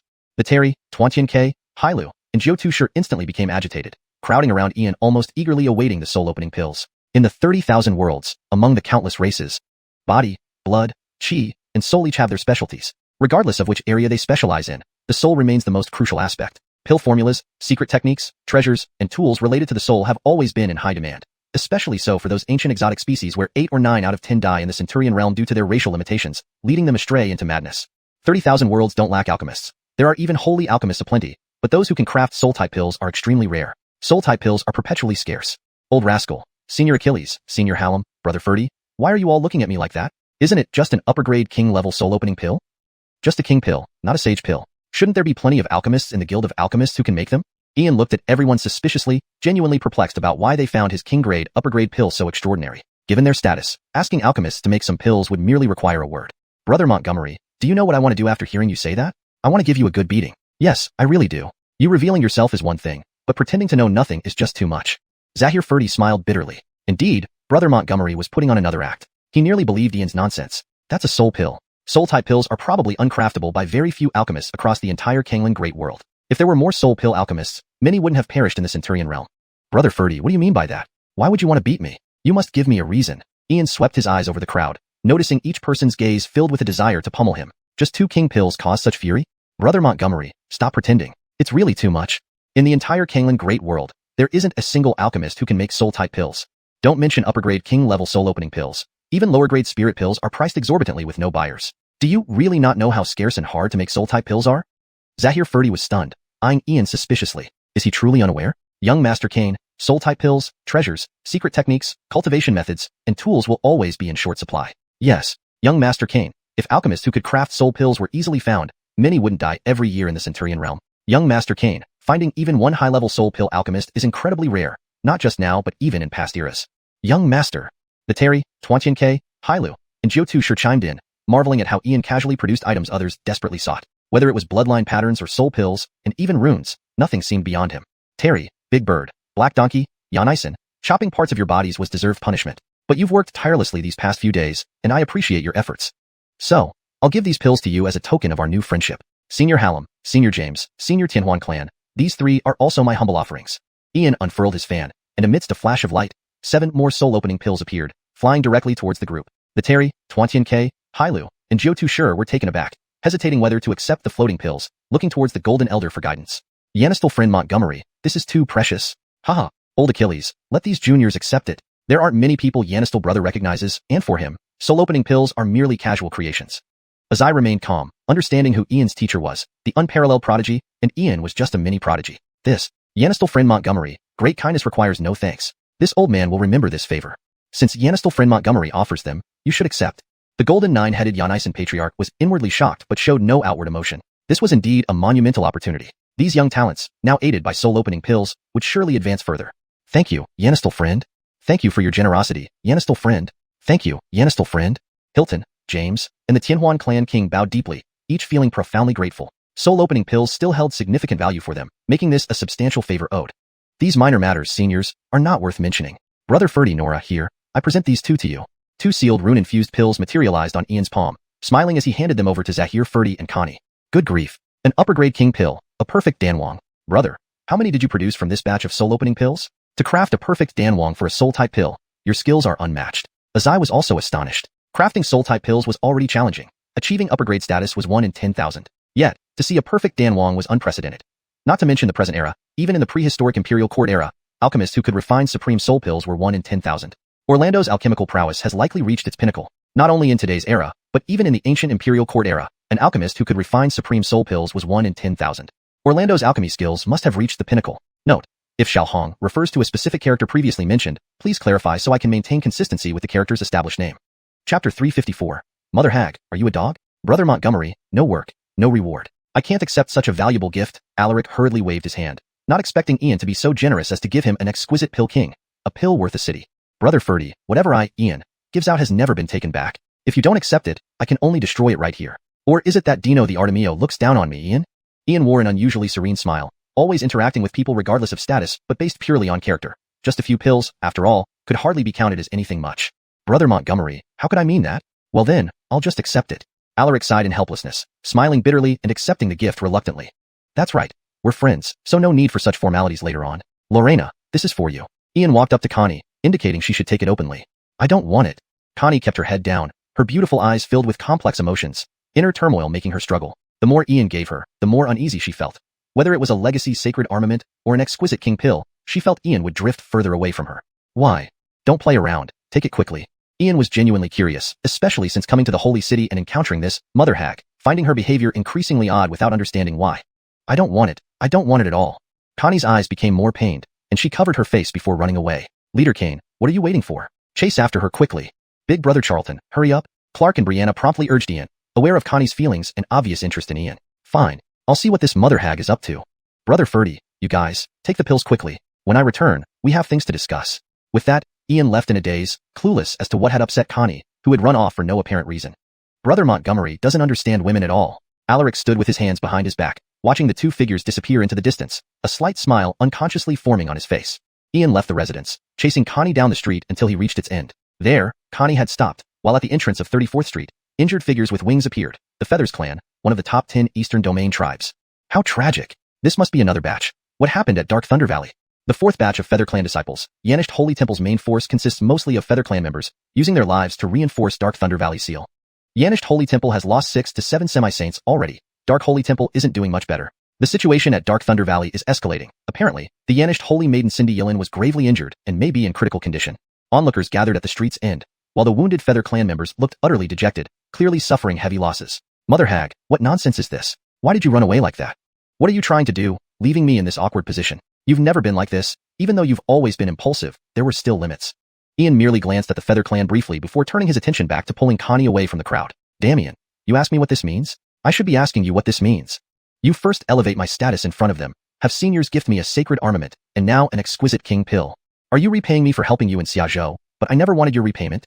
Connie lifted her head, revealing deep pain in her beautiful eyes, with tears slowly trickling down. Just this? You're getting worked up over this? What a petty person you are. Mother Hag, I'm not repaying you. I consider you a life and death friend, but your talent is lacking. If I don't help you, you'll soon fall far behind me, and then you'll only ever be able to look up at my figure forever. Do you want to stay in the 3,000 worlds for your whole life, not wanting to witness the wonders of infinite voids, millions of worlds, and different civilizations? Ian shook his head helplessly, a bitter smile on his face as he gently wiped away Connie's tears. Damien, are you serious? Whether it's true or not, I believe you. If you dare to lie, I will. Connie immediately broke into laughter, her anxiety and unease disappearing because she took this as Ian's promise. Damn guy, scoundrel, not completely a block of wood after all. Bad guy, always pretending. Mother Hag, did you misunderstand something? Don't forget, you lost a bet and became my servant. If your cultivation is too weak, wouldn't it be embarrassing for me to take you out? Ian swayed his fan with a smug grin. He might be insensitive to matters of the heart, but he wasn't a rock and could somewhat sense Connie's feelings. But his life was full of responsibilities. He couldn't make promises lightly. Damien, call me Nora when others are around, and Mother Hag when no one's around. From day one, you've bullied me nonstop. Since you call me Mother Hag, let me show you what it means. Connie clenched her teeth, grabbing Ian's arm and biting down hard. Ian withdrew the blood chi from his arm to prevent breaking her teeth, allowing her bite to leave deep marks and even draw blood. Hiss. Mother Hag, are you a dog? When did you learn to bite? Ian gasped in pain, looking helplessly at Connie. It seemed biting came naturally to women. Big scoundrel, your physique isn't strong? I'll bandage it up for you. Connie was surprised, knowing Ian's physique was incredibly tough. Even spiritual weapons wouldn't necessarily harm him. Bad guy, are you afraid to hurt me? It's fine. It will heal soon. Scoundrel, this mark stays. It's proof that you belong to me. Mother Hag, can you try to be a little more ladylike? Stop saying this old lady all the time. Scoundrel, it's none of your business. Ian slapped his forehead, exasperated. Hoping the Mother Hag would become a lady was clearly wishful thinking. Braden Montgomery, Master Montgomery, is that you? At that moment, a voice sounded from behind Ian. It was Lee, president of the Human Race Rune Master Guild, looking utterly exhausted from what seemed like repeated battles. So it's President Lee. Is there something? Ian and Connie turned around to see President Lee bow deeply, almost at 90 degrees, his weary face filled with profound helplessness and remorse. Master Montgomery, the seal at Dark Thunder Valley cannot be suppressed any longer. Both holy temples have lost several semi-saints, and now saints are personally overseeing the area. The Feather Clan, Thunder Clan, and Gold Yanisen Clan have suffered heavy losses. I know previously, Cloud Wasteland Academy, the 6 holy temples, and our Rune Master Guild didn't treat you well, but if whatever inside Dark Thunder Valley escapes, the consequences will be catastrophic. Master Montgomery, can you please help us? President Lee bowed deeply, nearly prostrating himself, his tired face reflecting deep frustration and guilt. President Yanisu, you're flattering me, Ian. Even saints can't handle it. What makes you think I can, being merely at the Void Riding Realm? Yes, I do understand runes, but I'm only a heaven rank rune master. You should seek out the rune hall, not me. Ian pulled Connie and turned to leave, a strange sense of satisfaction rising in his heart. Seeing the 2 holy temples and the 3 powerful clans suffer heavy losses, he felt like drinking a large jar of wine in celebration. Translation adheres to the original tone and structure while ensuring natural English flow. Chapter 355. He's at it again. 3 days and nights passed. The courtyard of the Brandans' residence was permeated with an incredibly aromatic fragrance. A cauldron sealed with runes was cooking huge lion heads and boss snake meat, while a large bonfire roasted a black donkey hoof and gigantic wings. Several figures gathered around the bonfire, watching Ian occasionally flipping the roast and sprinkling various exotic spices. Their stomachs rumbled. They could hardly wait to pounce on the food.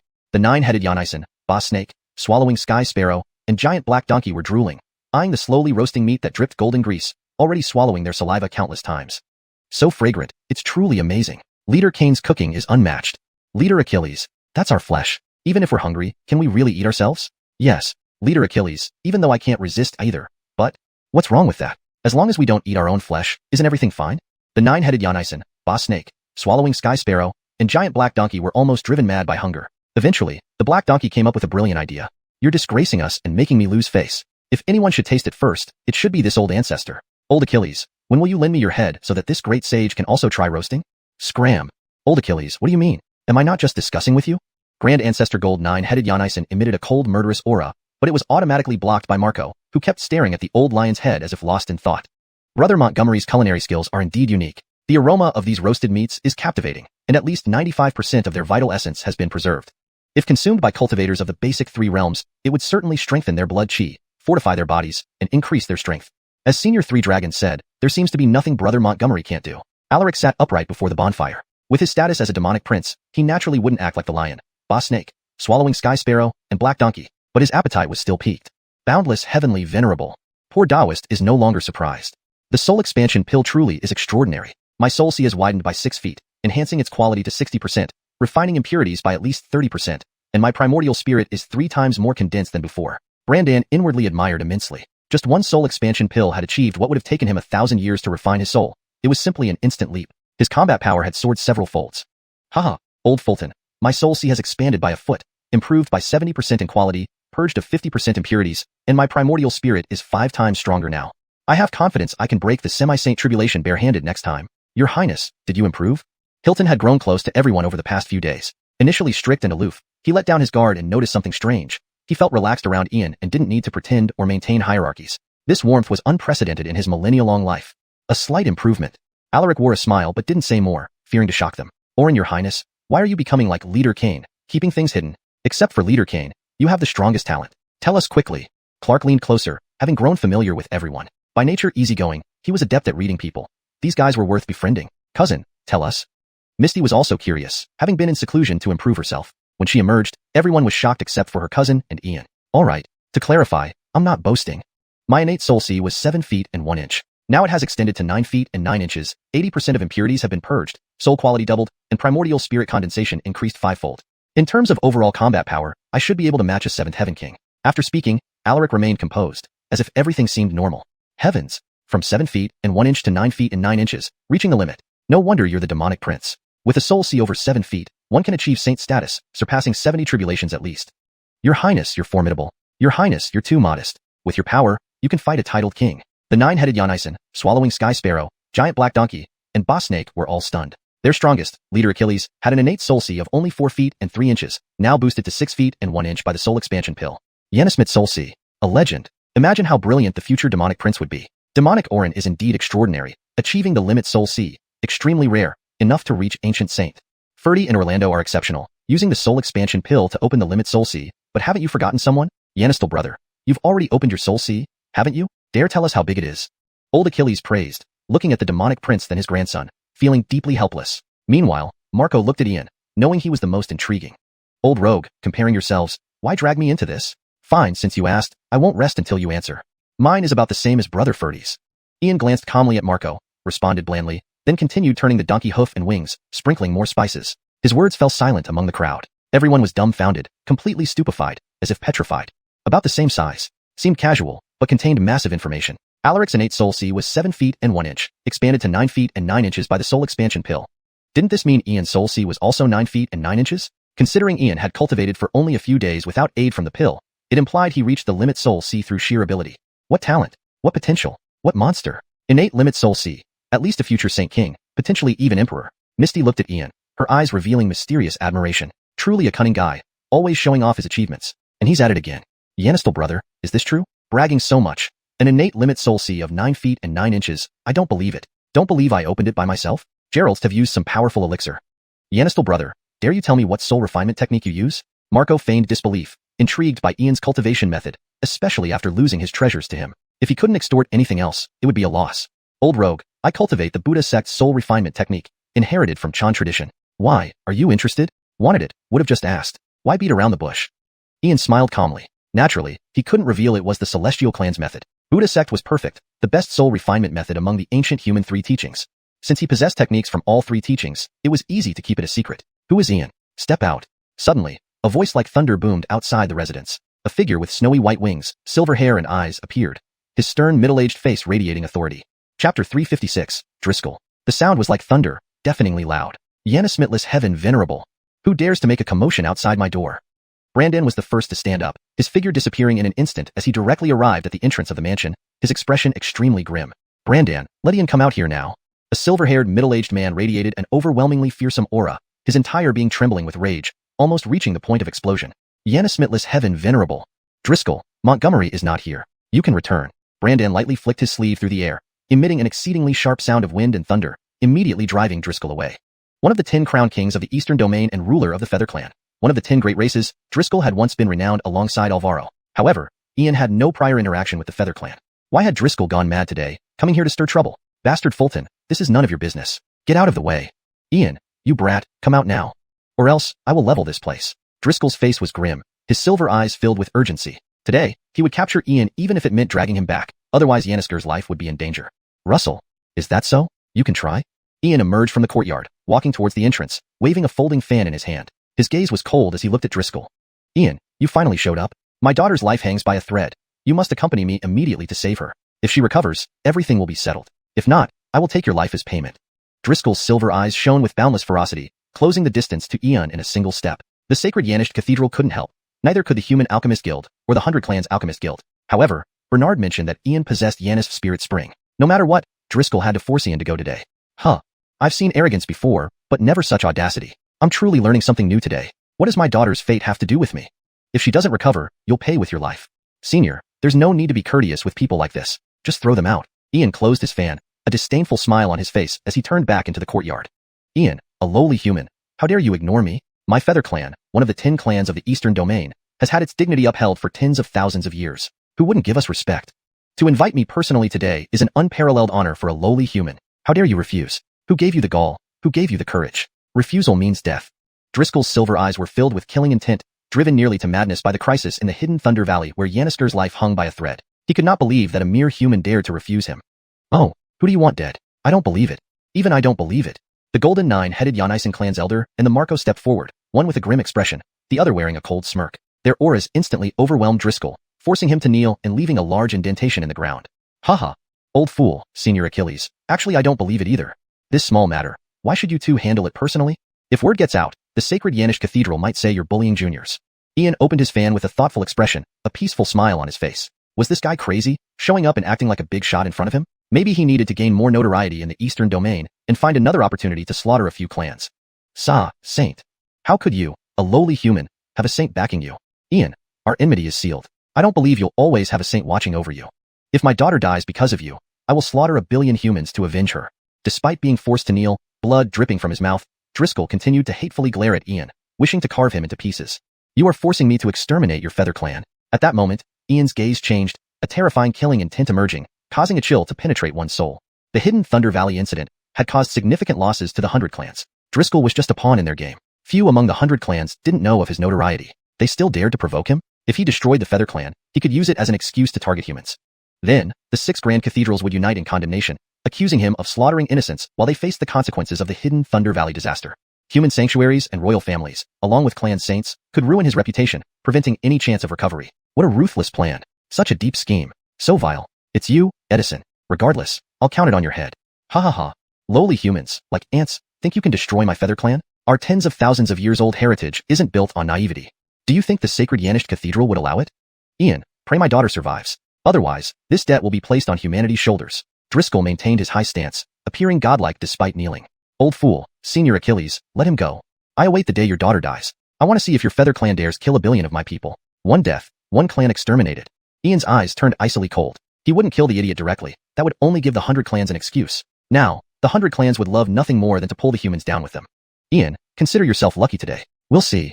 Driscoll slowly stood up, his eyes filled with unrestrained killing intent. With a saint present, he couldn't touch Ian. Continuing would only humiliate him, but he wouldn't let this go. If Yannisker died, Ian would share her fate. Finally, Driscoll left, everyone looking at Ian with confusion. Sir, why did you let him go? Temperance watched Driscoll leave, her eyes glowing with genuine murderous intent. What else? Kill him? Ferdy brother, what do you think? Ian unfolded his fan and waved it, then looked at Alaric. Trouble looms ahead. The Eastern Domain won't remain peaceful. Miss Temperance, if your master had killed Driscoll today, true problems would arise. The hidden Thunder Valley incident saw heavy losses for 2 grand cathedrals and 3 major clans. They're exhausted and can't respond effectively. Meanwhile, the human sanctuaries and royal clans remain detached. The 6 grand cathedrals aim to drag humanity into the fray, at least sharing half the damage. The Feather Clan is their test piece, hoping you'd kill Driscoll or destroy his clan. This would allow the 100 clans to denounce humanity, and the human sanctuaries and royal families would likely sacrifice Montgomery brother to preserve their reputations. Not a sophisticated strategy, but effective. You already foresaw this, right? Alaric stood with hands behind his back, lost in thought as Driscoll's figure faded away. Hashtag chapter 357. A meeting of minds. Swish. Did you hear that, Georgia? The various tribes are desperate now. The best drama is yet to come. Ian waved the folding fan in his palm steadily, a calm smile on his lips. It was typical of him to stir up trouble, thinking he could drag me into this mess. How naive.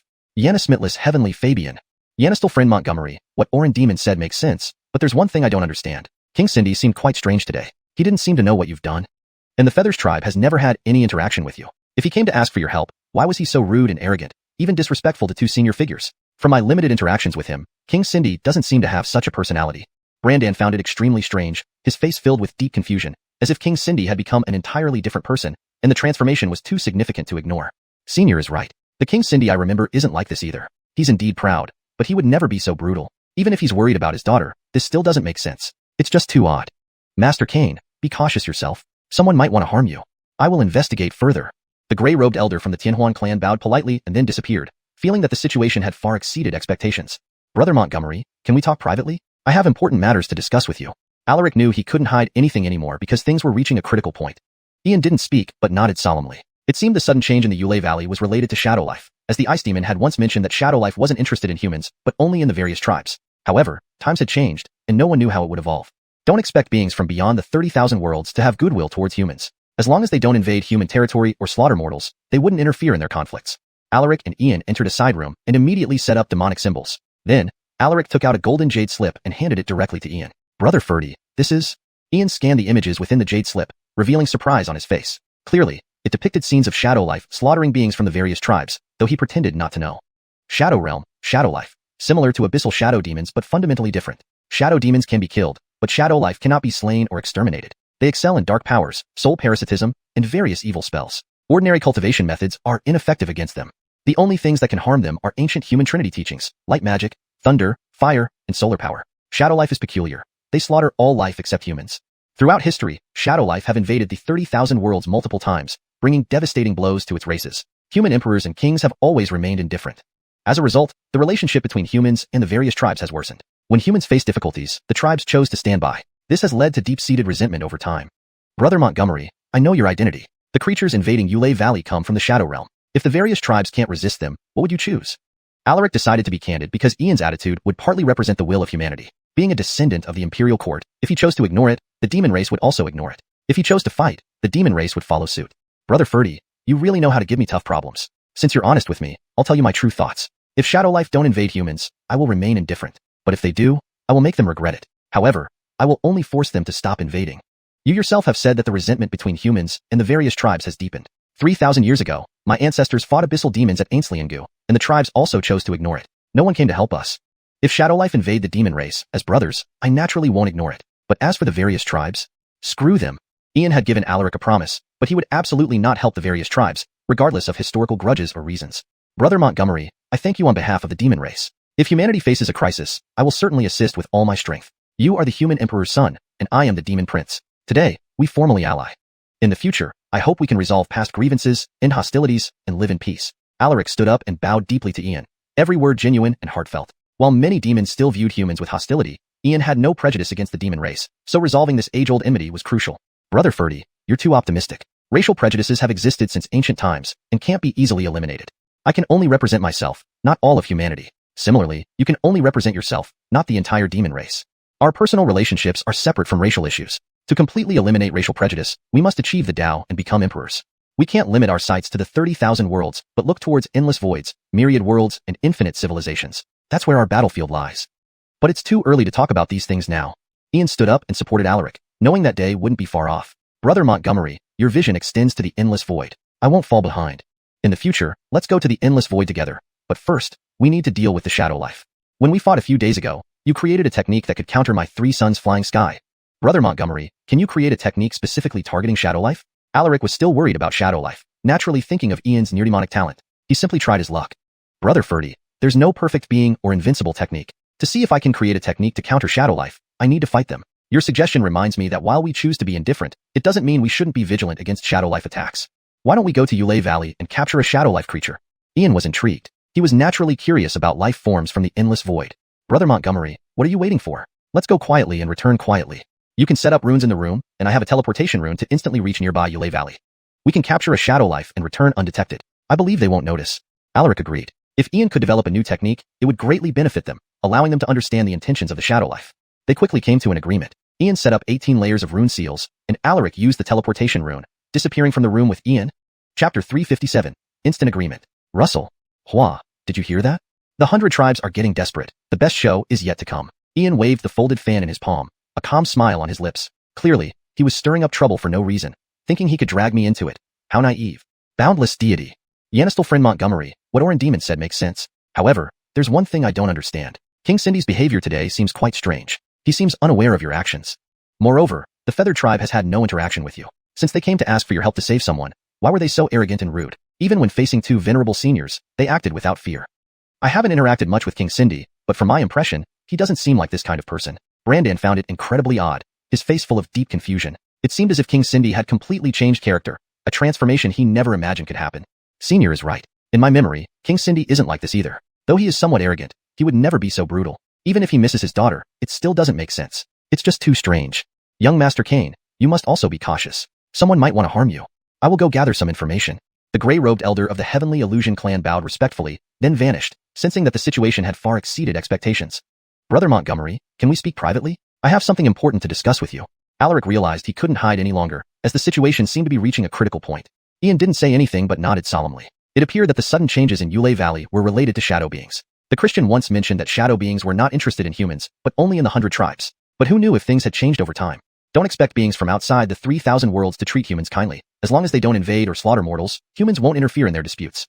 Alaric and Ian entered a room, where they immediately cast demonic symbols. Alaric took out a golden jade slip and handed it directly to Ian. Brother Ferdy, this is...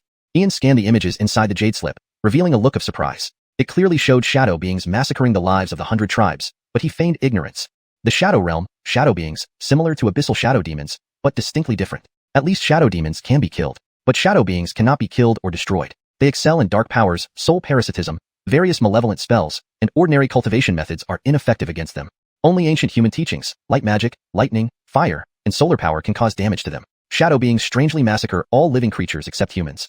Throughout history, shadow beings have invaded the 3,000 worlds multiple times, each invasion bringing catastrophic destruction to the races of the worlds. Your human emperors and kings have always remained spectators in the face of shadow being invasions. This has caused the relationship between the 100 tribes and humans to deteriorate, and when humans face difficulties, the 100 tribes choose to remain aloof. As such, animosity grows, resentment accumulates. Brother Montgomery, I know your identity. The creatures invading Yulei Valley come from the Shadow Realm. If the 100 tribes can't resist, how will you choose? Alaric decided to be candid because Ian's attitude would represent the will of humanity to a certain extent. Being an heir of the imperial court, if he chose indifference, the demon race would follow suit. If he chose resistance, the demons would follow him. Brother Ferdy, you really give me a tough problem. Since you've been honest with me, I'll tell you my true thoughts. If the shadow beings do not invade our humans, I will choose indifference. But if they attack humans, I will make them regret it, though I will limit myself to forcing them to retreat. As you've said, the animosity between humans and the 100 tribes has deepened over time. 3,000 years ago, my ancestors of the Montgomery clan fought the Abyss demons in Ainsliangu with their lives. Did the 100 tribes not also choose indifference? Not a single tribe came to our aid.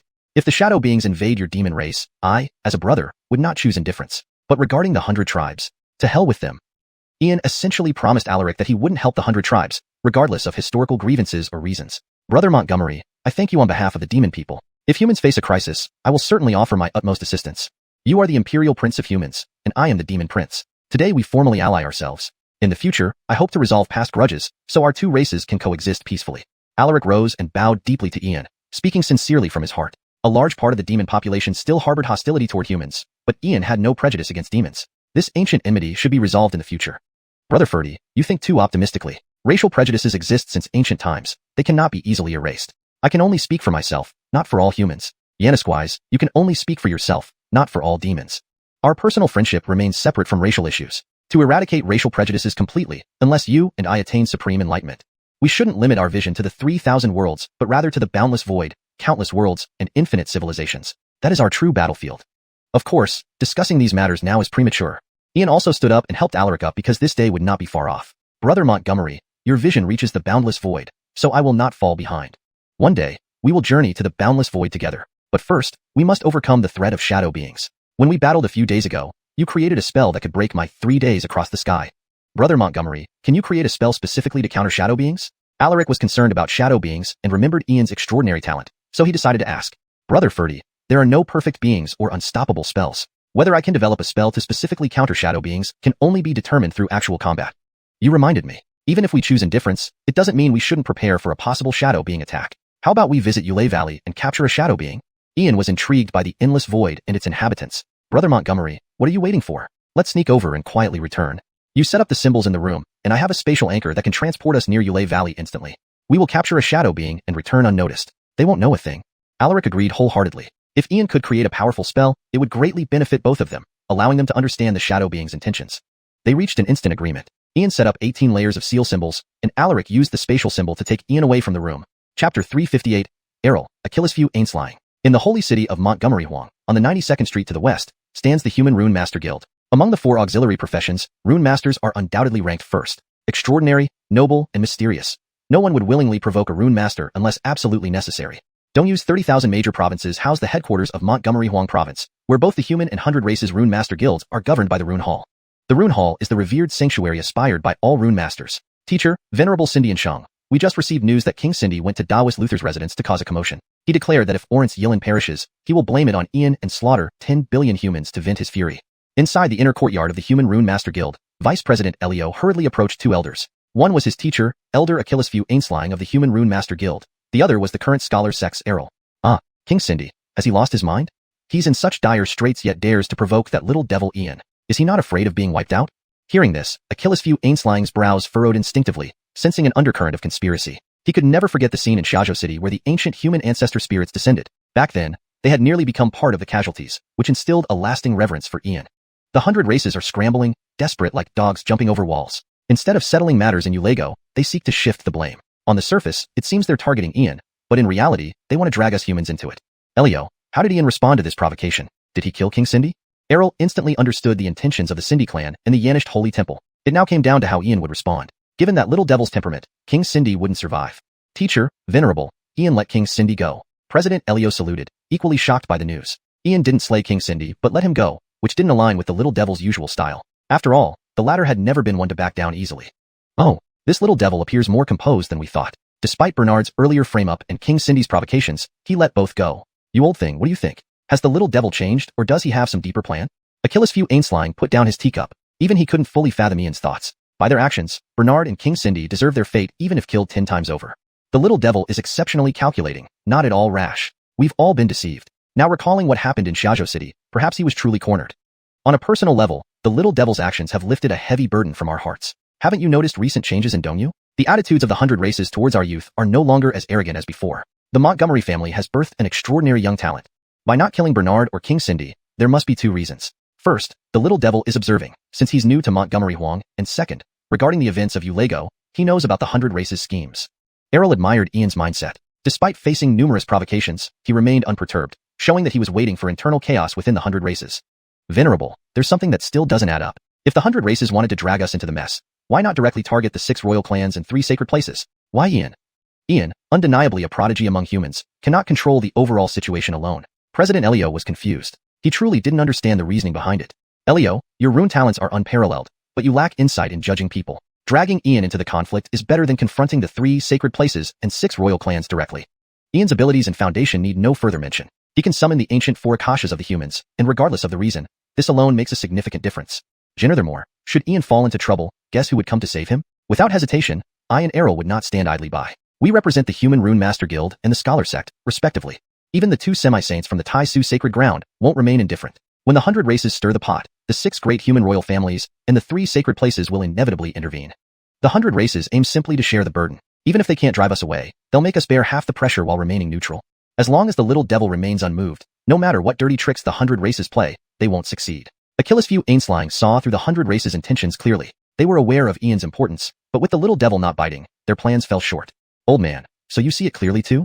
We underestimated the little devil's strategy, which is far more complex than we imagined. I bet those old coots at the Yanished Holy Temple are hopping mad right now.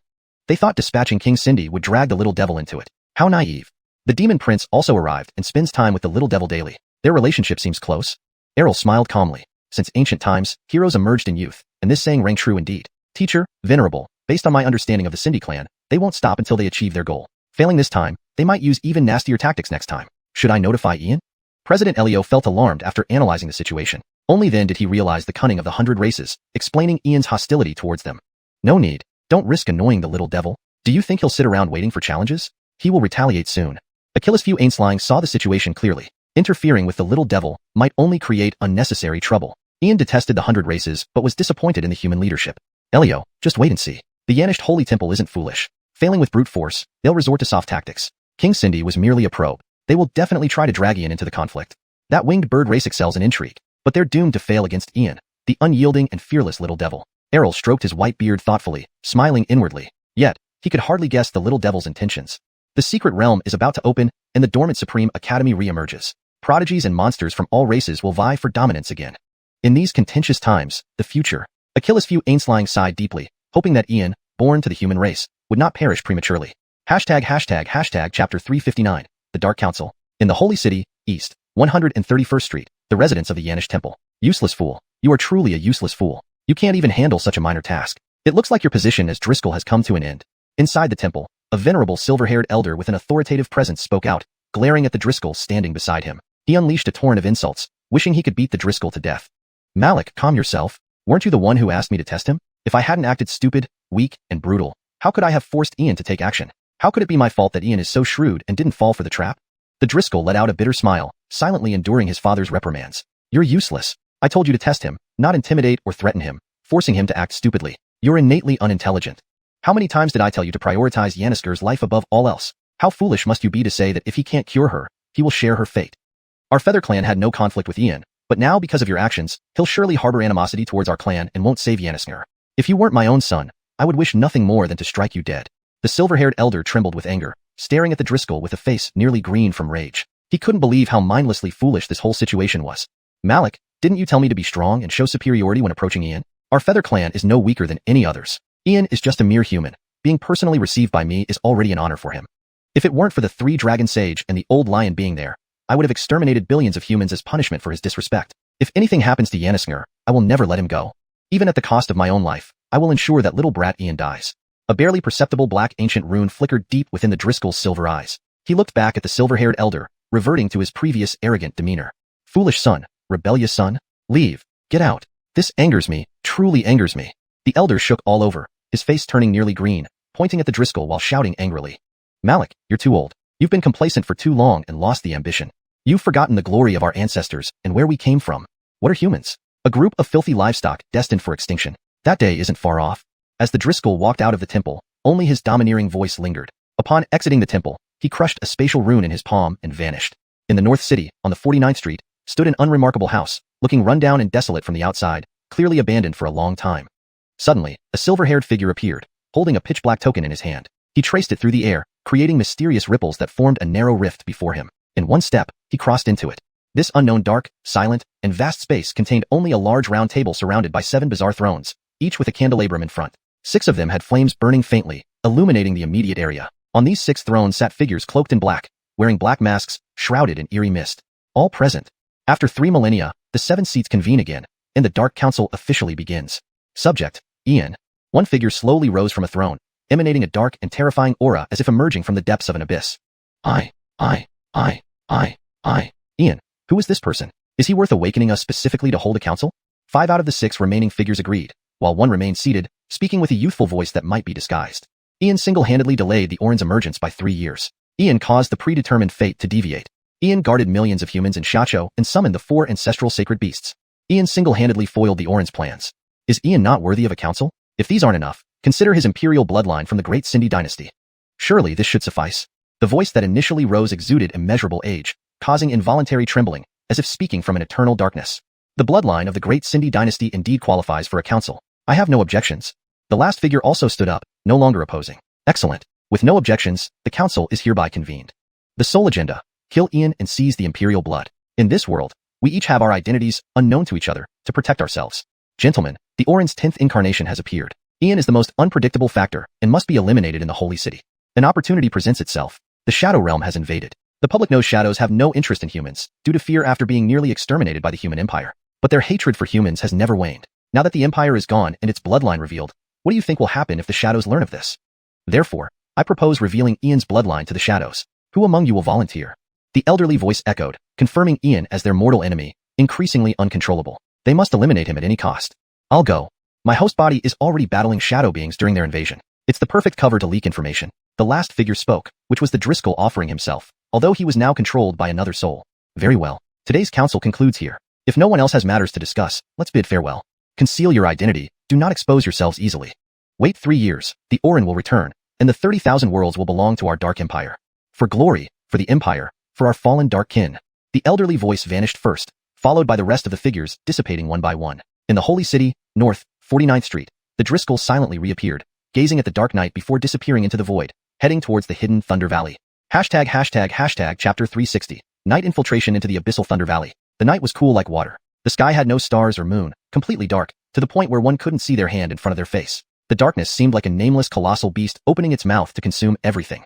About 6,000 miles west of the Holy City, near the abyssal Thunder Valley, in an extremely secluded area, 2 figures appeared silently as ripples spread through the void. They were none other than Ian and Alaric. The moment they appeared, Ian took out pre-inscribed runes which instantly merged into both Alaric's and his own bodies. These were runes for darkness, concealment, stealth, and shadow, all fused together to create a barrier that even a king's divine sense could not penetrate, provided they did not act recklessly. Brother Montgomery, about 1,500 steps ahead, is the entrance to the abyssal Thunder Valley. It has already been sealed by both the Yanished and Darkness Holy Temples. The situation inside is unclear. We need to bypass the entrance and enter from another place. You don't have a way to enter without triggering the seal. Brother Ferdy, if it's a rune or a ray seal, I might be able to find a way around it. But if it's a boundary or a magical treasure, I'm afraid even I would be powerless. Let's check first. Having said that, Alaric and Ian skirted around the valley entrance and proceeded northwest. After about 20 to 30 miles, they encountered a 1,000-meter-high cliff.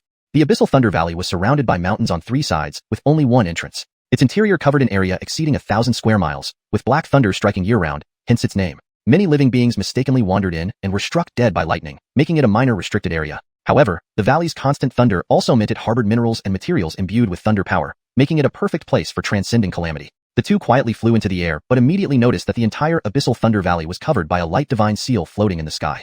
Troublesome. Indeed, it's a light divine boundary. Wanting to enter undetected without touching it would be incredibly difficult at my current realm.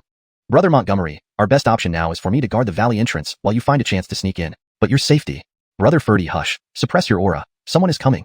Just as Ian and Alaric were at a loss, a figure emerged from the distance and landed nearby. This person had also concealed their form and aura but produced powerful void fluctuations, visible even in the pitch-black environment. The figure revealed a hand, pressing white light energy onto the light boundary, causing the seal to silently recede, revealing a gap just wide enough for a single person to pass through. The figure slipped in instantly. Ian and Alaric exchanged glances and took advantage of the last moment before the gap closed. Alaric transformed into a fist-sized bird, while Ian shrunk to less than an inch in size. Both slipped through the gap and naturally fell to the ground.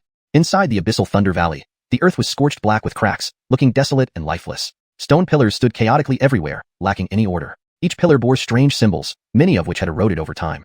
The sky was sealed by the light boundary, but it barely illuminated the valley. Ian and Alaric hid in the shadows under the stone pillars, evading the previous figure's divine search. Brother Montgomery, this person's aura seems familiar. Looks like it's someone from the Yanished Holy Temple. His mysterious movements suggest he has ulterior motives.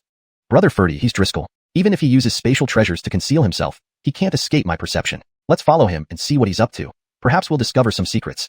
Brother Montgomery, being a titled king, your darkness concealment runes might be detected, especially with the light divine boundary above. Can we change the runes? Brother Ferdy, don't worry, they won't find us. Let's go.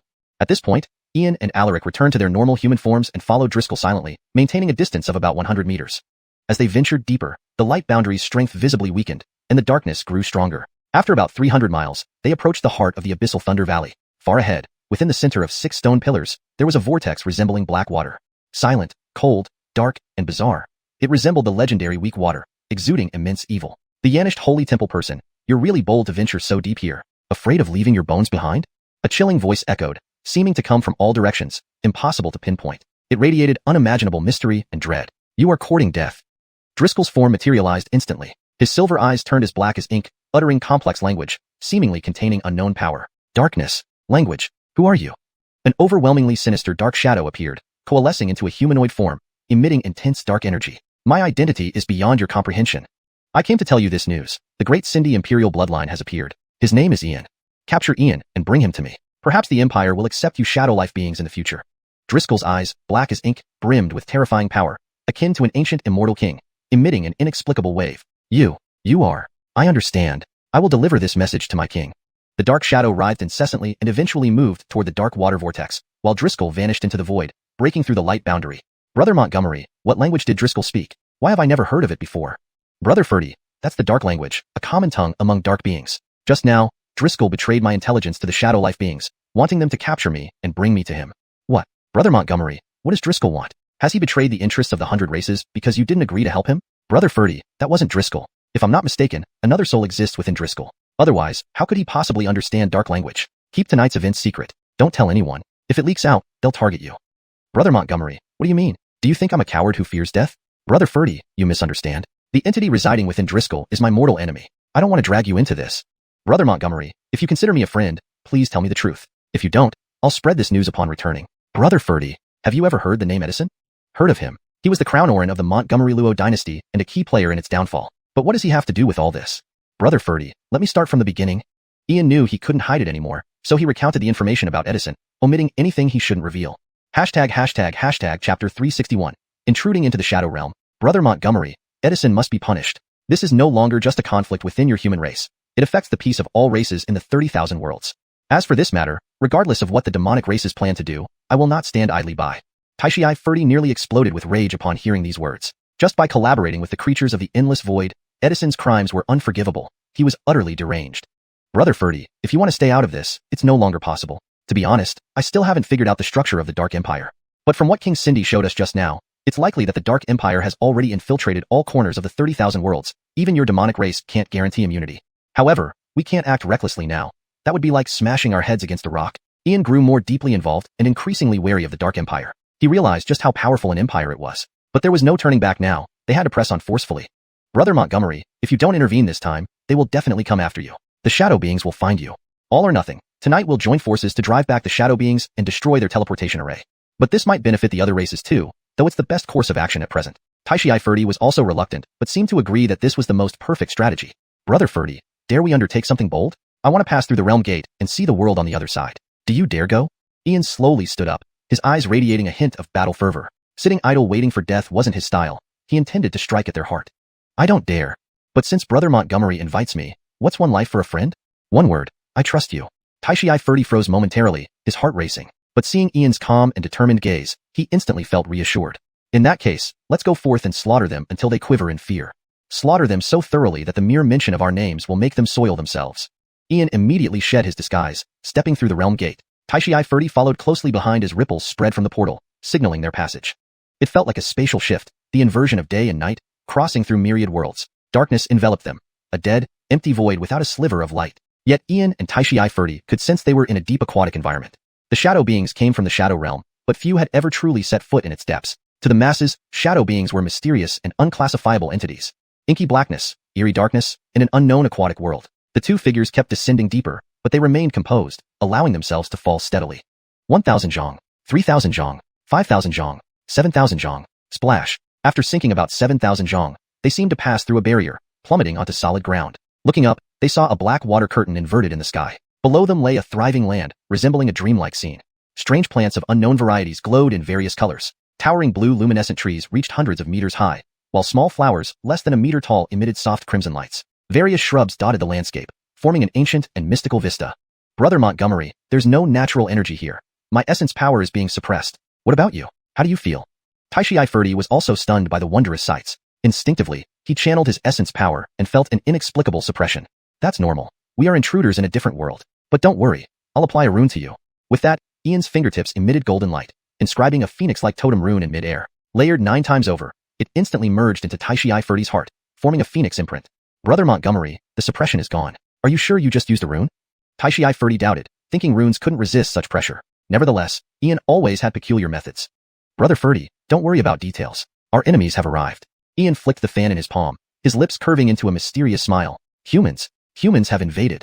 Impossible. How did humans penetrate our shadow realm? Humans, the shadow realm was never your enemy, but now that you've dared to invade, you must die. Countless figures of various hues appeared from all directions, suspended between energy and matter. They floated surrounded by strange particles, some warm like fire, others cold like water. Brother Ferdy, attack? Transform into your true form. I'll assist you. Ian closed the fan and clasped his hands behind his back. Since the shadow beings wanted him dead, holding back was pointless.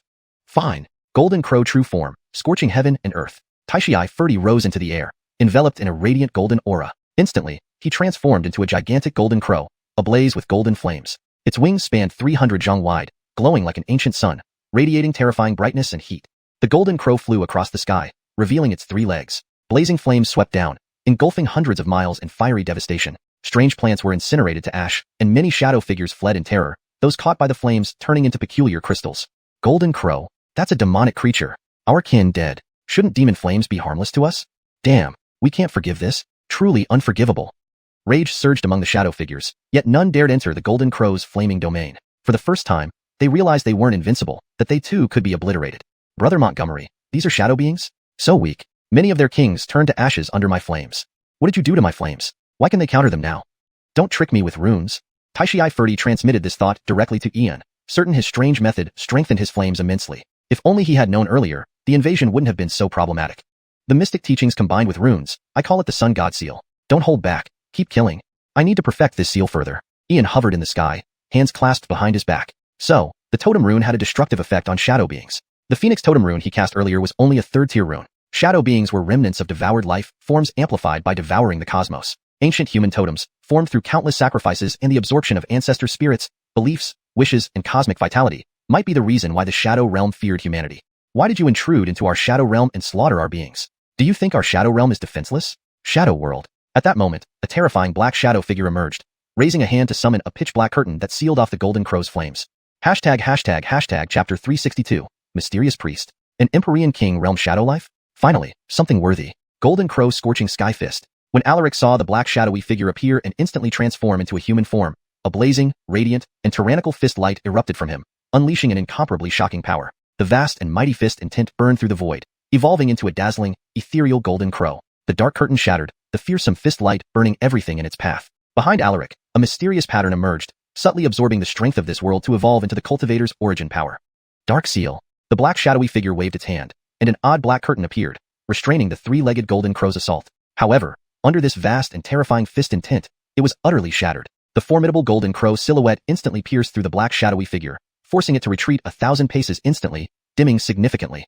That's it. Are you really in the Empyrean King realm? You're too weak. Shadow Life, can you even fight? Alaric hovered in midair, his golden hair dancing wildly, his whole body radiating brilliant gold. He seemed like an ancient, undying god king. The combination of the bear sex incantations and runes, I don't believe you at all. This mysterious pattern has boosted my combat power by at least 3 to 4 times. An Empyrean King realm Shadow Life can't withstand a single punch. Moreover, this realm doesn't suppress me as it would others. Brother Montgomery, do you really think I'm a 3-year-old? But it doesn't matter as long as I can suppress the shadow lives. Brazen, utterly brazen, demon race, you've gone too far. 3-legged crow, why are you so arrogant? Daring to invade the shadow realm, you shall die today. Kill the demon race.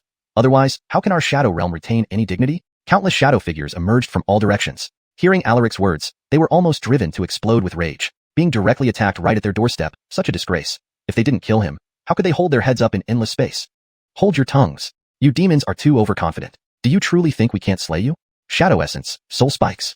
The black shadow spirit spread its influence, instantly intimidating countless shadow lives. In the next moment, it transformed into hundreds of black shadows, forming terrifying spikes that shot towards Alaric. You're far from it. 3 suns in the sky, burn. Hovering in the sky, Alaric's golden eyes gleamed brilliantly. 3 massive orbs of light appeared behind him, like resplendent suns illuminating the heavens, emitting blinding golden light. It seemed to tear through eternal darkness, unleashing extreme light and heat, transforming into unimaginably powerful flames. Golden Crow, royal lineage. He is of the Golden Crow royal lineage. Painful, so painful. Mara Priest, save. How did the Golden Crow royal lineage come here? Mara Priest? The 3 golden crows hanging in the air brought calamity upon the shadow lives within a 300-mile radius. Countless plants and trees were reduced to ashes, while countless shadow figures rolled on the ground, wailing endlessly. No. Demon race, you've crossed the line. These are ordinary beings of our race. How dare you? The black shadow reassembled, but under the terrifying flame of the golden crow, it was scorched nearly to destruction, barely maintaining a dark shield to protect itself. Perish. A cold, deathly voice penetrated the silence, an overwhelmingly powerful mental wave tearing through the universe. Just uttering one word caused the 3 giant golden crow silhouettes in the void to vanish completely, plunging the surroundings back into silence. A cobalt blue shadow figure appeared, shrouded in boundless mystery. Only a cobalt blue scepter in its hand was visible. Each step it took emitted countless layers of light, seemingly reflecting myriad objects and infinite mysteries. Upon its appearance, Ian and Alaric felt a fatal crisis. This was an extremely terrifying existence, whose realm couldn't be perceived. It had clearly surpassed the sage realm. Carly, the demon race has bullied us too much. Please, Carly, destroy the demons. Carly, the demons have intruded into our domain unfairly. Please, Carly, punish them. Carly, seek vengeance for our deceased kin. Shadow lives gathered from all directions. They had no idea how these two managed to infiltrate their core territory. Above the black curtain, there were 7 layers of the shadow realm. And this lowest layer was the origin of the shadow lives, the foundation of their race. Over countless years, no being had ever managed to penetrate here. The 7-layered realms could repel all invaders. If not for the Carly's presence today, the foundation of the shadow lives might have been completely destroyed. Jacqueline Shayna, hurry and assist.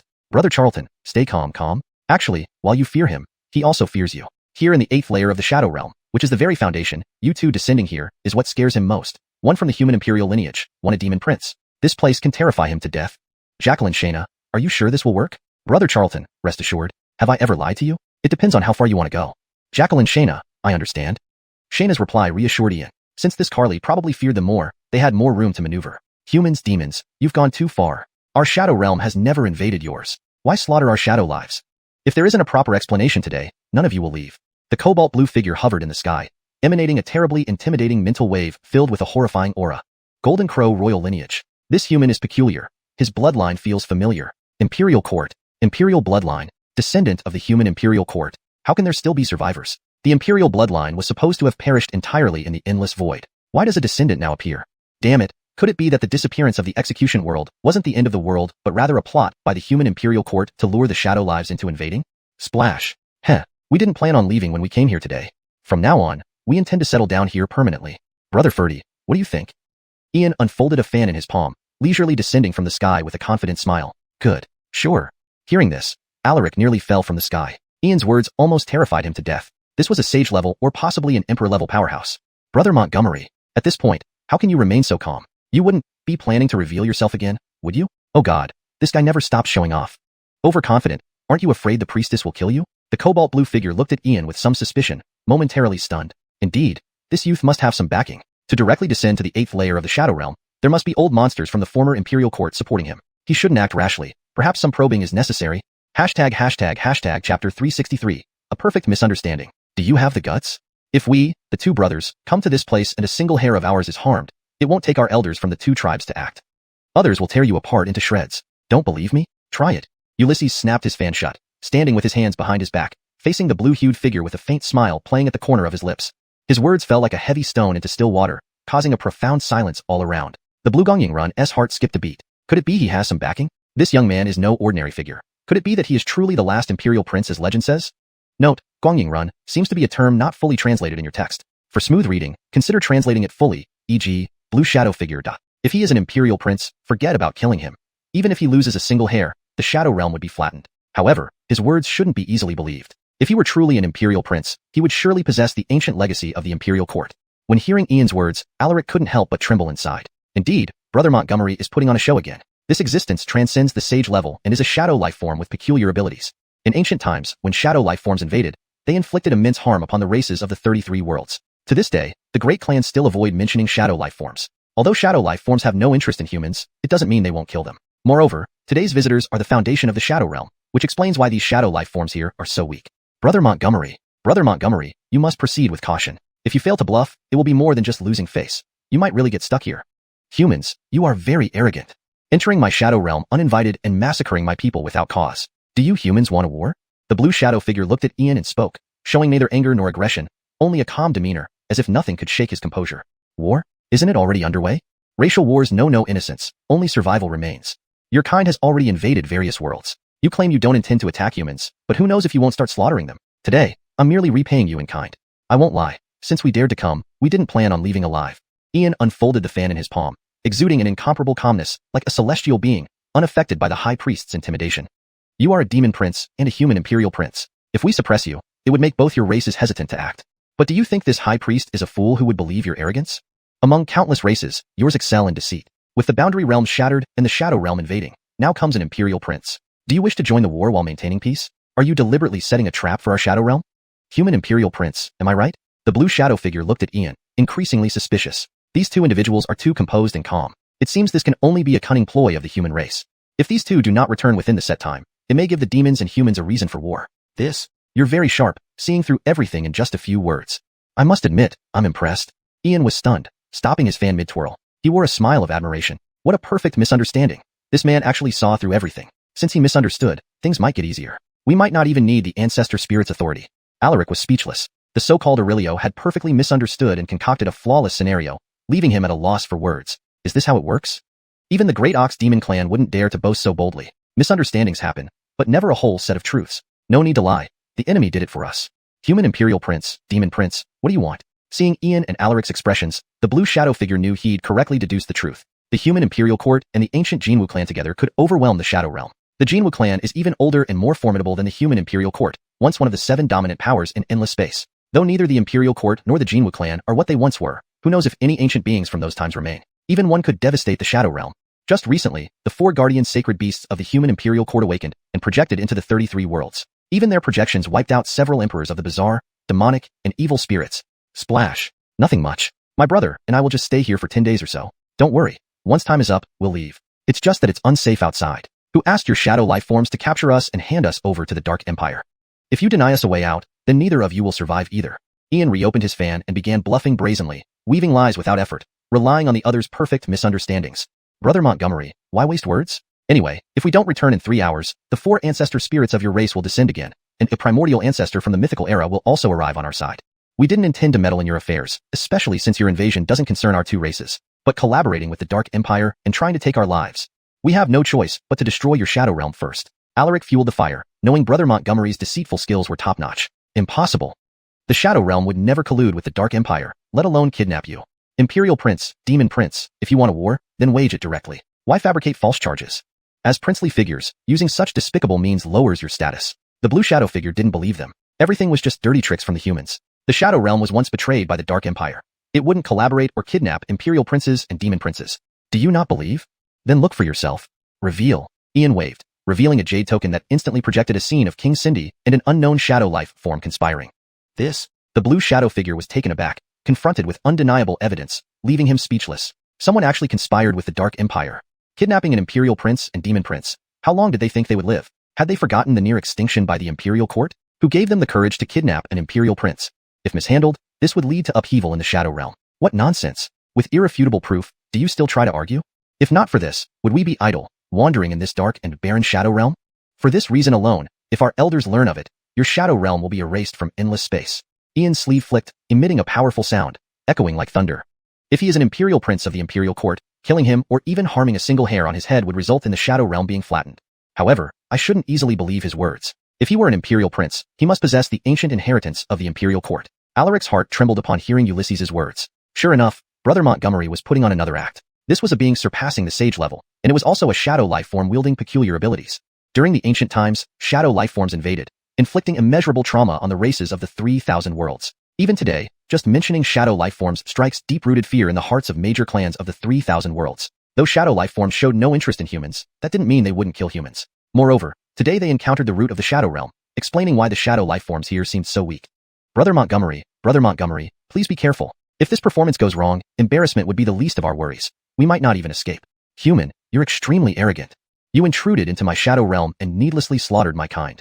Does your human race want war? The blue Gongying Run looked at Ulysses, neither angered nor aggressive, but rather eerily calm, as if nothing could perturb his demeanor. For a more natural and fluent reading in English, I've made slight adjustments while keeping the original meaning intact. Note that Gongying Run is not translated as it seems to be a specific term or name in the context of the story. If you have a specific translation for Gongying Run, please provide it for consistency. War, hasn't it already begun? In racial warfare, there are no innocents, only life and death. The various worlds have already been invaded by you. You claim not to invade the human race, but who knows if you don't intend to slaughter us. Today, this noble gentleman merely seeks retribution for what you've done. To tell you the truth, since we came, we never intended to leave alive. Ulysses unfolded the fan in his palm, exuding unmatched serenity, akin to an immortal above the heavens, completely unfazed by the Aurelio's pressure. You, a demonic royal prince, and a human imperial prince, if suppressed, would make both races think twice about their actions. But do you think this Aurelio is a fool to believe your boastful words? Among countless races, none can rival the deceptiveness of your human race. The realm of punishment fragmented, the Shadow Realm invaded, and now the Imperial Prince arrives. Your human race wants to join the battle without breaking the peace agreement, deliberately setting a trap for our shadow realm. Imperial Orin of the human race, am I correct? The blue figure gazed at Ulysses, growing increasingly suspicious. These two were too composed and too calm. It almost felt as though they weren't planning any tricks, which itself was quite unsettling. Once these two failed to return within the stipulated time, it would give the human and demon races the justification for war. You're very capable. In just a few short sentences, you've uncovered everything. I cannot help but admire you. Ulysses was taken aback, pausing mid-fan motion before bursting into a smile of admiration. What a delightful misunderstanding. This Aurelio had actually figured out a flawless narrative. But since he had misinterpreted, things became much easier. They might not even need the awe of ancestors Agisi. Alaric was dumbfounded, left speechless. This so-called Shadow Aurelio had made a perfect misunderstanding, constructing an impeccable story. There was no need to cover up their lies because the enemy did it for them. Can this happen? Even the Great Bull Demon Clan wouldn't dare fabricate stories like this. Misunderstandings exist, but to craft an entire set of truths out of one. Incredible. Now, Imperial Orin and Demon Royal Orin, what do you want? Seeing the expression changes on Ulysses and Alaric, the Blue Gongying Run figured he had perfectly deduced the truth. The Imperial Court had allied with the ancient Golden Crow clan. Thus, the Shadow Realm stood no chance. The Golden Crows were even older and more powerful than the Imperial Court, once among the 7 dominant powers in the Endless Void. Note, Gongying Run seems to be a term that didn't fully translate. Depending on context, it might refer to a shadow being or a figure of light and shadow. For the sake of fluency, I've referred to this entity as Blue Gongying Run to maintain consistency from the user's input while acknowledging the unresolved term. The above translation aims to accurately convey the meaning of the original text, ensuring natural fluency in English, maintaining consistent terminology, and preserving the style of the passage. If Gongying Run has a specific meaning or preferred translation in your context, please provide that for more precise editing. Though both the Imperial Court and the Golden Crows were not as strong as they once were, who could guarantee there weren't a few ancient beings who had lived since time immemorial, each capable of overturning the Shadow Realm. Not long ago, the 4 guardian sacred beasts of the Imperial Court awakened and projected themselves into the 3,000 worlds, annihilating several mysterious, demonic, and evil emperors through mere projections alone. Why not much? We'll stay here for 10 days to half a month. Don't worry, when the time comes, we'll leave on our own. It's just that the outside isn't very safe. After all, you shadow life forms want to capture us and hand us over to the Dark Empire. You don't give us a way out, don't expect to live either. Ulysses spread his fan again, bluffing outright. There was no need for pretense. He had created a perfect scenario. Brother Montgomery, why waste time talking to him? After 3 hours, if we don't return, our respective elder ancestors will descend once more. And from our side, an ancient ancestor from the mythical age will arrive. We didn't plan to meddle in your affairs. After all, you aren't invading our 2 races. But you collaborated with the Dark Empire and wanted our lives. So we'll just destroy your Shadow Realm first. Alaric added fuel to the fire, knowing that anything said now wouldn't matter much. Brother Montgomery was indeed a master manipulator. Impossible. The Shadow Realm has never colluded with the Dark Empire or kidnapped anyone. Imperial Orin and Artemio, if you want war, then wage it directly. Why fabricate false charges? Both of you, esteemed princes, use such despicable means, not ashamed to tarnish your honor. The Blue Gongying Run simply couldn't believe it. All this was just dirty tricks. The Shadow Realm had been betrayed by the Dark Empire in the past. How could they possibly collaborate, let alone kidnap an Imperial Prince and a Demon Prince?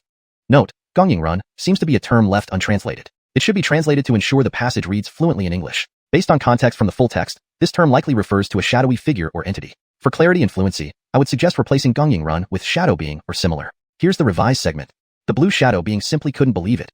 All this was just dirty tricks. The Shadow Realm had been betrayed by the Dark Empire in the past. How could they possibly collaborate, let alone kidnap an Imperial Prince and a Demon Prince? Do you not believe it?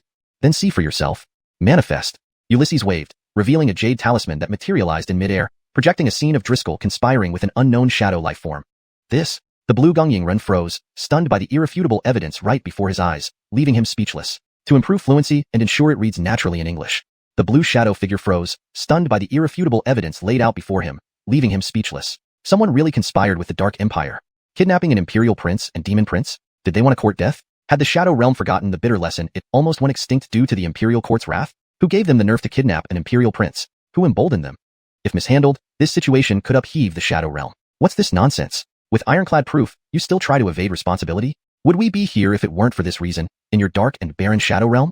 With this evidence alone, if our elders found out, the vast majority of your Shadow Realm will be erased from the endless void.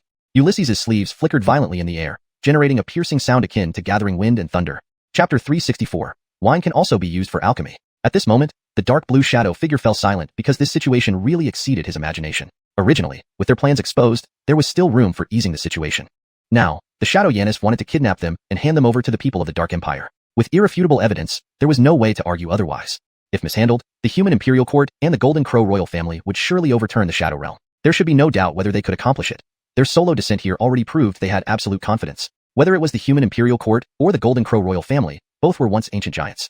Though shadow Yanists can instill fear in the hundreds of races of the 3,000 worlds, they are not truly supreme existences. Among the myriad civilizations of endless void, countless beings could crush the shadow realm or even its deadly enemies, such as those devils, fiends, and heavenly demons. Using a phrase from humans, one must bow beneath someone else's roof. Your Highnesses, please give me an hour. I guarantee you will receive a satisfactory answer. You take the two Your Highnesses to my residence. If there's any negligence, this Aurelio will not let it go lightly. The dark blue shadow figure glanced at the black shadow figure before him. With what had happened now, only reparations could be made. At the very least, he aimed to turn a major issue into a minor one. In any case, these two little ancestors mustn't be treated rudely. Yes, Aurelio, as ordered. Your Highnesses, this way please. Despite inwardly feeling countless grievances, the black shadow figure dared not disobey the Aurelio's order. Facing Ian and Alaric, these two Your Highnesses, he secretly cursed whoever had collaborated with the Dark Empire, attracting trouble for nothing, costing thousands of shadow Yanists. Haha, the shadow Yanists aren't as brutal as legends say. Let this young master see how you'll explain yourselves. There's no need for false courtesies. We've just killed thousands of your kin. Naturally, you hate us immensely. No need to pretend. We don't want to make anyone uncomfortable. We brothers will wait right here. After saying that, Ian plopped down on a broken tree trunk and produced 2 jars of wine, casually tossing one to Alaric. Brother Montgomery, try our clan's wine. Alaric summoned 2 jade gourds and 2 jade cups. Opening one of the jade gourds, an intense and rich wine aroma instantly filled the air. Ian dashed over to Alaric's side, closed his eyes, and deeply inhaled. Upon opening his eyes again, the fragrance is thick and lingering, long and ancient, turning golden. Smelling it brings comfort to every bone and sharpens the spirit. Could this be the legendary 100-fruit spirit brew from the ancient demon ape clan, also known as ancient demon ape wine? Haha, Brother Montgomery has great knowledge, even about ancient demon ape wine. Hey, Brother Montgomery, why did you take it all away? Give me back some.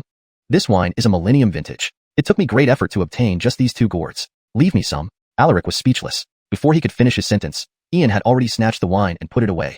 Hee, Brother Ferdy, today I'll teach you a rule. When traveling the world, keep wealth hidden. The same applies to this wine. Since you're the prince of demonkind, obtaining ancient demon ape wine isn't a problem, right? Drinking this wine like this is a waste. For us brothers, it merely satisfies cravings. But if used for alchemy, it could yield at least 3 top-grade king pills.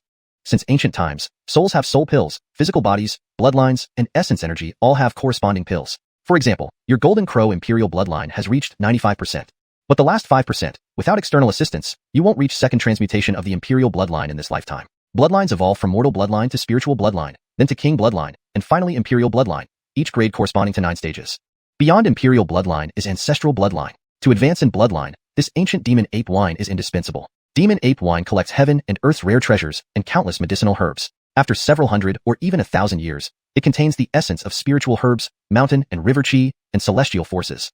The 2 gourds of demon ape wine you have are diluted at least at a ratio of 100 to 1. If we aim to refine bloodline advancement pills, it needs to be concentrated to at least a 10 to 1 ratio. I'll give you a bloodline enhancement pill using the 2 gourds of demon ape wine, enough to reach 3rd transmutation of the Imperial bloodline. As family, do you think I'd mistreat you? Ian's words were partly true, partly exaggerated. Ancient demon ape wine was indeed a fine thing, highly praised even in masters' inherited memories. Hundreds or thousands of types of precious herbs gather, taking centuries or millennia to form less than a pound of demon ape wine. Due to the huge cost and long time, ancient demon ape wine is extremely precious, even a top-grade wine in endless void. Brother Montgomery, demon ape wine can also be used for alchemy, especially for advancing bloodlines. If the ancient demon apes knew, they'd likely trade their reserves of original liquid for it.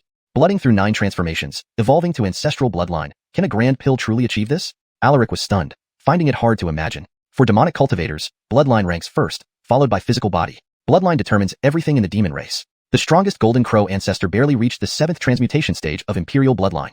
He had heard of pills that enhanced bloodlines, but never of one that continuously transformed or evolved to ancestral bloodline. What means does Ian possess? What sort of monster is he? Brother Ferdy, just because you haven't heard of it doesn't mean it doesn't exist. 9 transmutation blood pill, blood breaking pill, blood transforming pill. There are at least 100 varieties targeting bloodline enhancement. Of course, each race has specific enhancing methods. However, the bloodline pills I've refined work universally, regardless of race differences. You've already taken the soul opening pill and witnessed everyone's improvement. Even for these shadow Yanists, I have pills that enhance them. Shadow Yanists are neither purely spiritual nor purely soul-like. More accurately, they are categorized as spirit life forms, differing from the soul race. They originated in darkness, more precisely called spirits of darkness. Why do they cause headaches and cannot be exterminated? They are born from the residual spirits of all things, absorbing mind, belief, and willpower. As long as a bit of residual spirit remains, they can regenerate. To truly kill shadow Yanists, one must attack them at the spirit level. During your battle, I deduced a seal technique from your Sunburn Heaven Fist, an advanced version of the Solar Divine Seal, called the Solar Fiery Spirit Seal. Mastering this seal ensures 1-hit kills at the same level. After being killed, the residual spirit crystals left behind are essential for refining spirit-based pills. Ian casually picked up a crystal from the ground, facing the black shadow figure with a harmless smile. Chapter 365, Follow the Aurelio. In the Shadow Realm, third layer. It was still dark and lifeless, a realm filled with desolation. In stark contrast to the almost dreamlike scenery of the 8th layer, the 3rd layer of the Shadow Realm presented a purely shadowy landscape. The darkness and shadows intertwined, with no sign of life, only writhing shadows that thrived in this uniquely conducive environment, making the shadow creatures here truly terrifying. But beneath this infinite expanse of shadow lay a massive ancient castle, black, old, dilapidated, yet undeniably formidable. This castle represented the ruler of the 3rd Shadow Realm, also known as the 3rd Lord of Shadows. Our Fabian. This is the promise made by the Dark Council. Within the vast castle, a dark shadow emerged on a stone throne, while another shadow coalesced into a human form below and addressed the Lord of Shadows. The Dark Council, that's the Council of Elders of the Dark Empire, has agreed to accept us, the shadow creatures. Fabian, we cannot trust the Dark Council. Our Shadow Realm has never invaded humanity. If we break our agreement and harm them, we might incur their wrath. Fabian, I also disagree with cooperating with the Dark Council. They won't dare to hunt humans and are using us as pawns. If an ancient immortal from humanity awakens, can our Shadow Realm stand against it? This is a different time. The Imperial Court of Humanity hasn't shown itself for countless ages and has long been buried in the void. It's time for humanity to repay what they did to us in the past. Inside the castle, dozens of different forms of shadows coalesced, none weaker than the realm of sagehood, forming two camps, those who agreed and those who opposed. During the prehistoric era, the Shadow Realm was once a powerful force in the endless void. But when they discovered the 3,000 worlds of cultivation, they began invading them madly. Back then, humanity's imperial court was at its peak. Though they hadn't explored the endless void, just one of their 8 great tribes drove back the Shadow Realm and even penetrated deep into it. In that war, countless strong figures of the Shadow Realm were killed, including the former god of shadows, who was also slain by the imperial court. The Shadow Realm established an eternal pact not to invade humanity again. That battle nearly wiped out their entire race. Since then, they have harbored fear towards humanity. Over the long centuries, although the Shadow Realm has invaded the 3,000 worlds multiple times, they have always avoided any harm to humanity. Lords, the Imperial Court of Humanity is history now. What do we have to fear? Humanity doesn't even have a great emperor anymore. The last human emperor was 200,000 years ago. Even a mighty king who could shake all realms is gone. Such a weakened humanity can be prey for the Dark Empire. Even if they use us as pawns, it proves we still have value. If we don't try, how can we ever revive ourselves or join the 100 civilizations struggle in the endless void? Fabian, please give the order. I am willing to go to Canglan, capture Ian alive, and hand him over to the Dark Empire. If the plan fails, I will make sure to pin it on the Dark Empire, ensuring no harm comes to our Shadow Realm. The first human-shaped shadow spoke, clearly disdainful of humanity, already planning to take action. Even if he failed, it would only cost him, but if successful, Fabian, please give the order. This plan is feasible. No, Fabian. If it fails, we can't bear the consequences. Fabian, give the order. Humanity is our mortal enemy. The pain they inflicted on us should be repaid 100-fold. Fabian, no, don't do it. Dozens of lords spoke up, with both supporters and opponents equally divided. The argument escalated into chaos, leading to a deadlock. Enough. A trial isn't harmful. Success brings glory, failure brings no loss. Humanity remains a thorn in our side. The shadow on the stone throne spoke, filled with age and deathly silence, immediately silencing the crowd below. Do you wish the Shadow Realm to be destroyed again by the Imperial Court? An ethereal blue figure appeared in the castle, radiating a powerful aura that imposed immense pressure on everyone present. Fools, utterly incompetent. Do you wish to court your own doom? Aurelio, we greet you, Honorable Aurelio. We bow to you, Aurelio. All shadows in the castle, including the shadow on the throne and the surrounding lords, knelt before the Aurelio. No one dared show disrespect to the Aurelio, the guardian of the 8th layer, the foundation of the Shadow Realm. Every year, countless shadow lives are born from the sea of shadows in the 8th layer. The Aurelio selects the promising ones, awakens their spirits, and educates them. Thus, every powerful being in the 7 layers of the Shadow Realm, every life, was taught by the Aurelio, who is considered the teacher of all shadow beings. However, the Aurelio had never interfered in matters, focusing only on the foundation of the 8th layer. Over the ages, the Aurelio had only intervened 3 times. 2 of these interventions resolved conflicts between layers, and this 3rd intervention was happening today. Do the lords and sovereign of the 3rd Shadow Realm still remember me, the Aurelio? The people you want to capture are already in the 8th layer realm, a prince of the Imperial Court of Humanity and a prince of the Jinwu royal family. This incident arose from your actions in the 3rd layer. You must extinguish the anger of the Imperial Orin and the monster Orin, or else be obliterated. The ancient staff in the palm of the ethereal blue figure lightly tapped the air, emitting an overwhelming aura that echoed throughout the castle. Aurelio. How did this happen? Why could someone enter the 8th layer? Even without your permission, we can't reach the 8th layer. Aurelio. The Lord of Shadows was stunned, filled with panic. Someone had entered the 8th layer, a prince of humanity and a prince of the monster race. This implied that powerful beings had sent them, and since the Aurelio personally arrived, even the Aurelio couldn't resolve the matter easily. Fools, incomprehensible idiots. Ian, who made the Dark Empire elders convene a council, is not someone you can move against so easily. The Imperial Court of Humanity and the Jinwu royal family have allied. You, the 3rd Lord of Shadows, are merely a 10th rank entity, equivalent to a great emperor in cultivation, who gave you the nerve to target an Imperial Orin. How many lives of the Shadow Realm are you willing to sacrifice? Have you lost your minds? What are you waiting for? All of you, follow me. The ethereal blue figure waved the staff, and a mysterious blue energy emerged, forming a strange blue gateway. The figure stepped through first. The third Lord of Shadows and his lords were already terrified beyond measure. They had yet to finalize a plan, and the other party was already at their doorsteps, forcing the Aurelio to intervene. This situation is grave. If handled poorly, the third Shadow Realm might be... End of chapter 365. ####chapter 366. I will be the pioneer of civilization. 8th Shadow Domain. Brother Montgomery, it's too profound. I can't understand it. Can you explain it more simply? Alaric was well-traveled and knowledgeable, but he found himself completely lost when Ian explained the composition of spiritual life forms. Splash. Brother Ferdy, don't worry. What I just said is about the structure of spiritual life forms to give you a basic understanding. Shadow life forms are different. Everything in this world has an inherent spirit. Even a single blade of grass or an insignificant pebble possesses spirit. This spirit is not a soul, but rather the remnant spirituality left behind after everything perishes. This tiny bit of spirituality is very weak and could dissipate at any moment, wandering through heaven and earth, across various dimensions, realms, or even the deepest spatial cracks. The composition of this spirituality represents the last remnants of existence for all living beings in the world. It embodies faith, willpower, and mental strength, evolving into what different civilizations call by different names. We cultivation practitioners call it spirit, while shadow life forms refer to it as source. Some civilizations call it thought. Regardless of the terminology, the essence remains the same. I mentioned earlier that the spirit crystals obtained from defeating shadow life forms can also be used for refining elixirs. And these elixirs help cultivators ignite their primordial spirit flame, the step every civilization in boundless space must go through, known as the soul fire.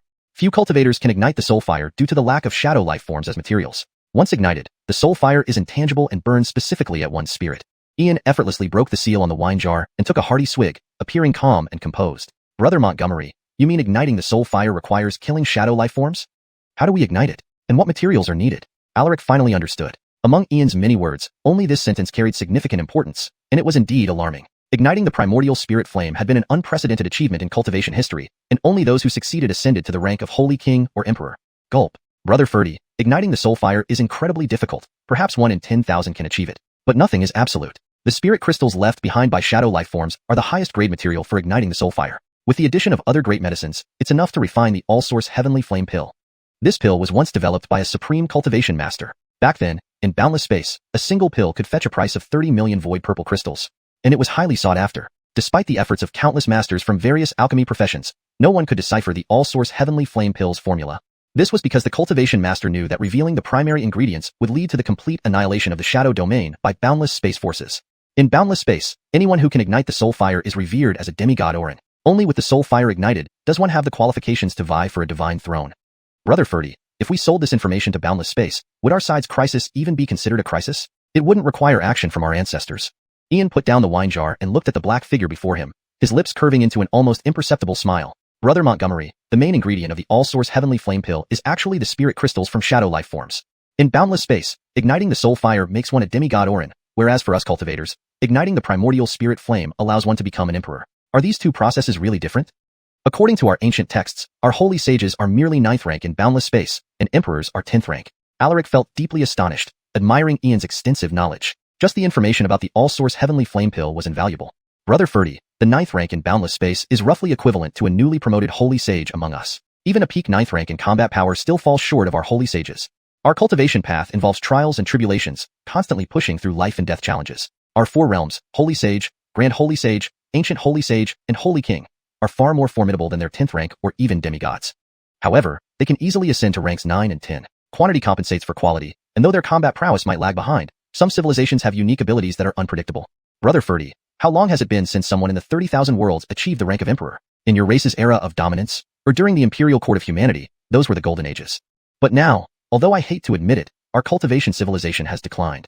Surrounded by demons and haunted by malevolent spirits, even shadow life forms dare to challenge the 30,000 worlds. Truly, our descendants disgrace our ancestors.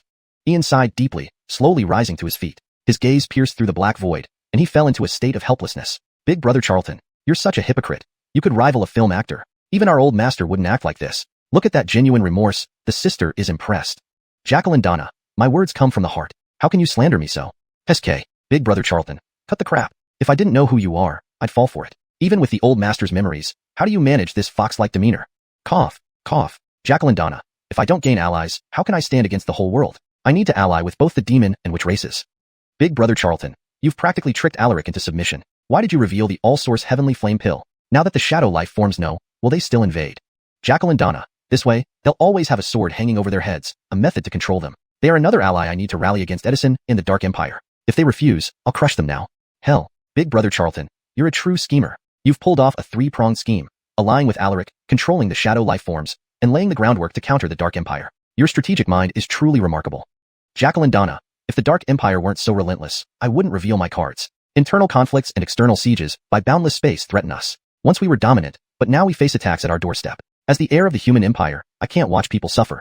Since I met Alaric, he won't escape my influence. Big Brother Charlton, do you want to unify the 30,000 worlds and restore the Imperial Court's glory? Jacqueline Donna, unifying the 30,000 worlds is too difficult. First, let me set a small goal, becoming invincible in the 30,000 worlds. If cultivation civilization wants to enter boundless space, unification is inevitable. But that's not my path. The strength of a civilization should reside within myself. When I am strong enough, why fear unification? A civilization can rise not just through collective effort, but through individual strength. Big Brother Charlton, Donna was profoundly shaken. Both the Old Master and the Matilda once pursued the path of unification, where a civilization's fortune boosts its members. But Ian chose the path of force, embodying the strength of all worlds within himself. This was an arduous path filled with numerous crises. Jacqueline Donna, I wish to be the pioneer of civilization, not its ruler. Ian's heart was filled with an immensely strong conviction. One could say his starting point was very high, having inherited the legacies of two invincible powerhouses. He should stand on their shoulders and reach even greater heights. A cultivator must strive to be the strongest. Hashtag chapter 366. I will be the pioneer of civilization. 8th Shadow Domain. Brother Montgomery, it's too profound. I can't understand it. Can you explain it more simply? Alaric was well-traveled and knowledgeable, but he found himself completely lost when Ian explained the composition of spiritual life forms. Splash. Brother Ferdy, don't worry. What I just said is about the structure of spiritual life forms to give you a basic understanding. Shadow life forms are different. Everything in this world has an inherent spirit. Even a single blade of grass or an insignificant pebble possesses spirit. This spirit is not a soul, but rather the remnant spirituality left behind after everything perishes. This tiny bit of spirituality is very weak and could dissipate at any moment, wandering through heaven and earth, across various dimensions, realms, or even the deepest spatial cracks. The composition of this spirituality represents the last remnants of existence for all living beings in the world. It embodies faith, willpower, and mental strength, evolving into what different civilizations call by different names. We cultivation practitioners call it spirit, while shadow life forms refer to it as source. Some civilizations call it thought. Regardless of the terminology, the essence remains the same. I mentioned earlier that the spirit crystals obtained from defeating shadow life forms can also be used for refining elixirs. And these elixirs help cultivators ignite their primordial spirit flame, the step every civilization in boundless space must go through, known as the soul fire. Few cultivators can ignite the soul fire due to the lack of shadow life forms as materials. Once ignited, the soul fire is intangible and burns specifically at one's spirit.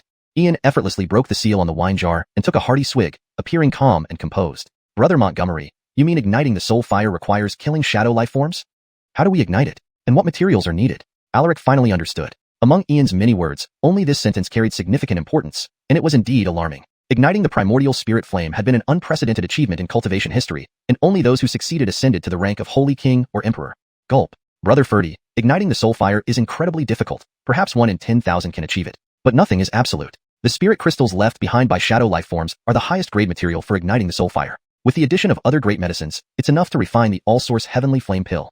This pill was once developed by a supreme cultivation master. Back then, in boundless space, a single pill could fetch a price of 30 million void purple crystals.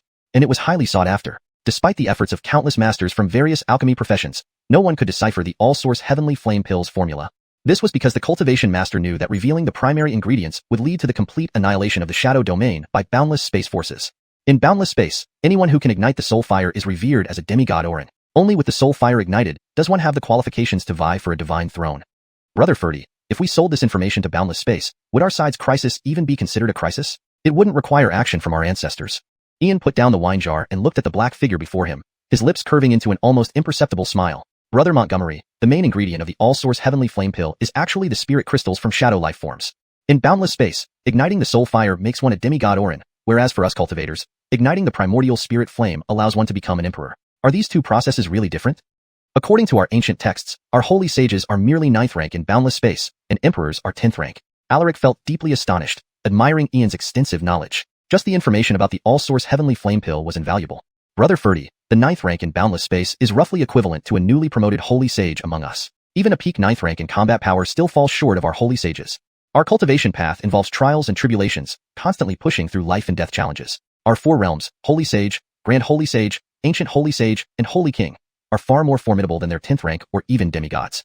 However, they can easily ascend to ranks 9 and 10. Quantity compensates for quality, and though their combat prowess might lag behind, some civilizations have unique abilities that are unpredictable. Brother Ferdy, how long has it been since someone in the 30,000 worlds achieved the rank of emperor? In your race's era of dominance, or during the Imperial Court of Humanity, those were the golden ages. But now, although I hate to admit it, our cultivation civilization has declined. Surrounded by demons and haunted by malevolent spirits, even shadow life forms dare to challenge the 30,000 worlds. Truly, our descendants disgrace our ancestors. Ian sighed deeply, slowly rising to his feet. His gaze pierced through the black void, and he fell into a state of helplessness. Big Brother Charlton, you're such a hypocrite. You could rival a film actor. Even our old master wouldn't act like this. Look at that genuine remorse. The sister is impressed. Jacqueline Donna, my words come from the heart. How can you slander me so? SK, Big Brother Charlton, cut the crap. If I didn't know who you are, I'd fall for it. Even with the old master's memories, how do you manage this fox-like demeanor? Cough, cough. Jacqueline Donna, if I don't gain allies, how can I stand against the whole world? I need to ally with both the demon and witch races. Big Brother Charlton, you've practically tricked Alaric into submission. Why did you reveal the all-source heavenly flame pill? Now that the shadow life forms know, will they still invade? Jacqueline Donna, this way, they'll always have a sword hanging over their heads, a method to control them. They are another ally I need to rally against Edison in the Dark Empire. If they refuse, I'll crush them now. Hell, Big Brother Charlton, you're a true schemer. You've pulled off a three-pronged scheme, allying with Alaric, controlling the shadow life forms, and laying the groundwork to counter the Dark Empire. Your strategic mind is truly remarkable. Jacqueline Donna, if the Dark Empire weren't so relentless, I wouldn't reveal my cards. Internal conflicts and external sieges by boundless space threaten us. Once we were dominant, but now we face attacks at our doorstep. As the heir of the human empire, I can't watch people suffer. Since I met Alaric, he won't escape my influence. Big Brother Charlton, do you want to unify the 30,000 worlds and restore the Imperial Court's glory? Jacqueline Donna, unifying the 30,000 worlds is too difficult. First, let me set a small goal, becoming invincible in the 30,000 worlds. If cultivation civilization wants to enter boundless space, unification is inevitable. But that's not my path. The strength of a civilization should reside within myself. When I am strong enough, why fear unification? A civilization can rise not just through collective effort, but through individual strength. Big Brother Charlton, Donna was profoundly shaken. Both the Old Master and the Matilda once pursued the path of unification, where a civilization's fortune boosts its members. But Ian chose the path of force, embodying the strength of all worlds within himself. This was an arduous path filled with numerous crises. Jacqueline Donna, I wish to be the pioneer of civilization, not its ruler. Chapter 367, Ian, a child not worthy of humanity. The two princes, I have brought all the lords under the third Shadow Realm's domain here as instructed. Whether to punish or execute is entirely up to you, your highnesses. Do not delay any further, kneel now. A dark blue figure appeared, his staff striking the ground with a thunderous sound, exuding an alarming presence. Your highnesses, I am the master of the third Shadow Realm. My subordinates acted rashly against both of you. Today, I come to apologize. If you wish to punish us, we will not object. We only ask that you spare our Shadow Realm. We are willing to retreat immediately and never invade the 3,000 worlds again. The master of the third Shadow Realm transformed into a human-like apparition and knelt before Ian and Alaric, trembling involuntarily. Master of the third Shadow Realm, and all the lords, weren't you just discussing how to challenge us? If it failed, you plan to sacrifice him, pin the blame on the Dark Empire, and stay out of it. You really have your strategies well thought out. But you're right. Whether it's the human Imperial Court or the Golden Crow royal family, they are relics of the past, no longer at their peak in even a fraction. Now we don't need you to make a move. You've come to us. In your territory, shouldn't it be us begging for mercy? How did it end up with you kneeling first? Ian slowly stood up, closing the fan in his hand bit by bit, wearing a smile that was both playful and chilling. What Montgomery brother said makes sense. Shouldn't it be us begging for mercy? Why did you kneel first? Brother Montgomery, let's kneel. Alaric pretended to kneel to the shadow beings. He finally understood why Brother Montgomery liked being revered so much. It felt too exhilarating. No, no, no, Orin Demon, absolutely not. It is our fault, your highnesses. How dare we make you bow? Your highnesses, it was the Dark Empire who misled us. Please see through this.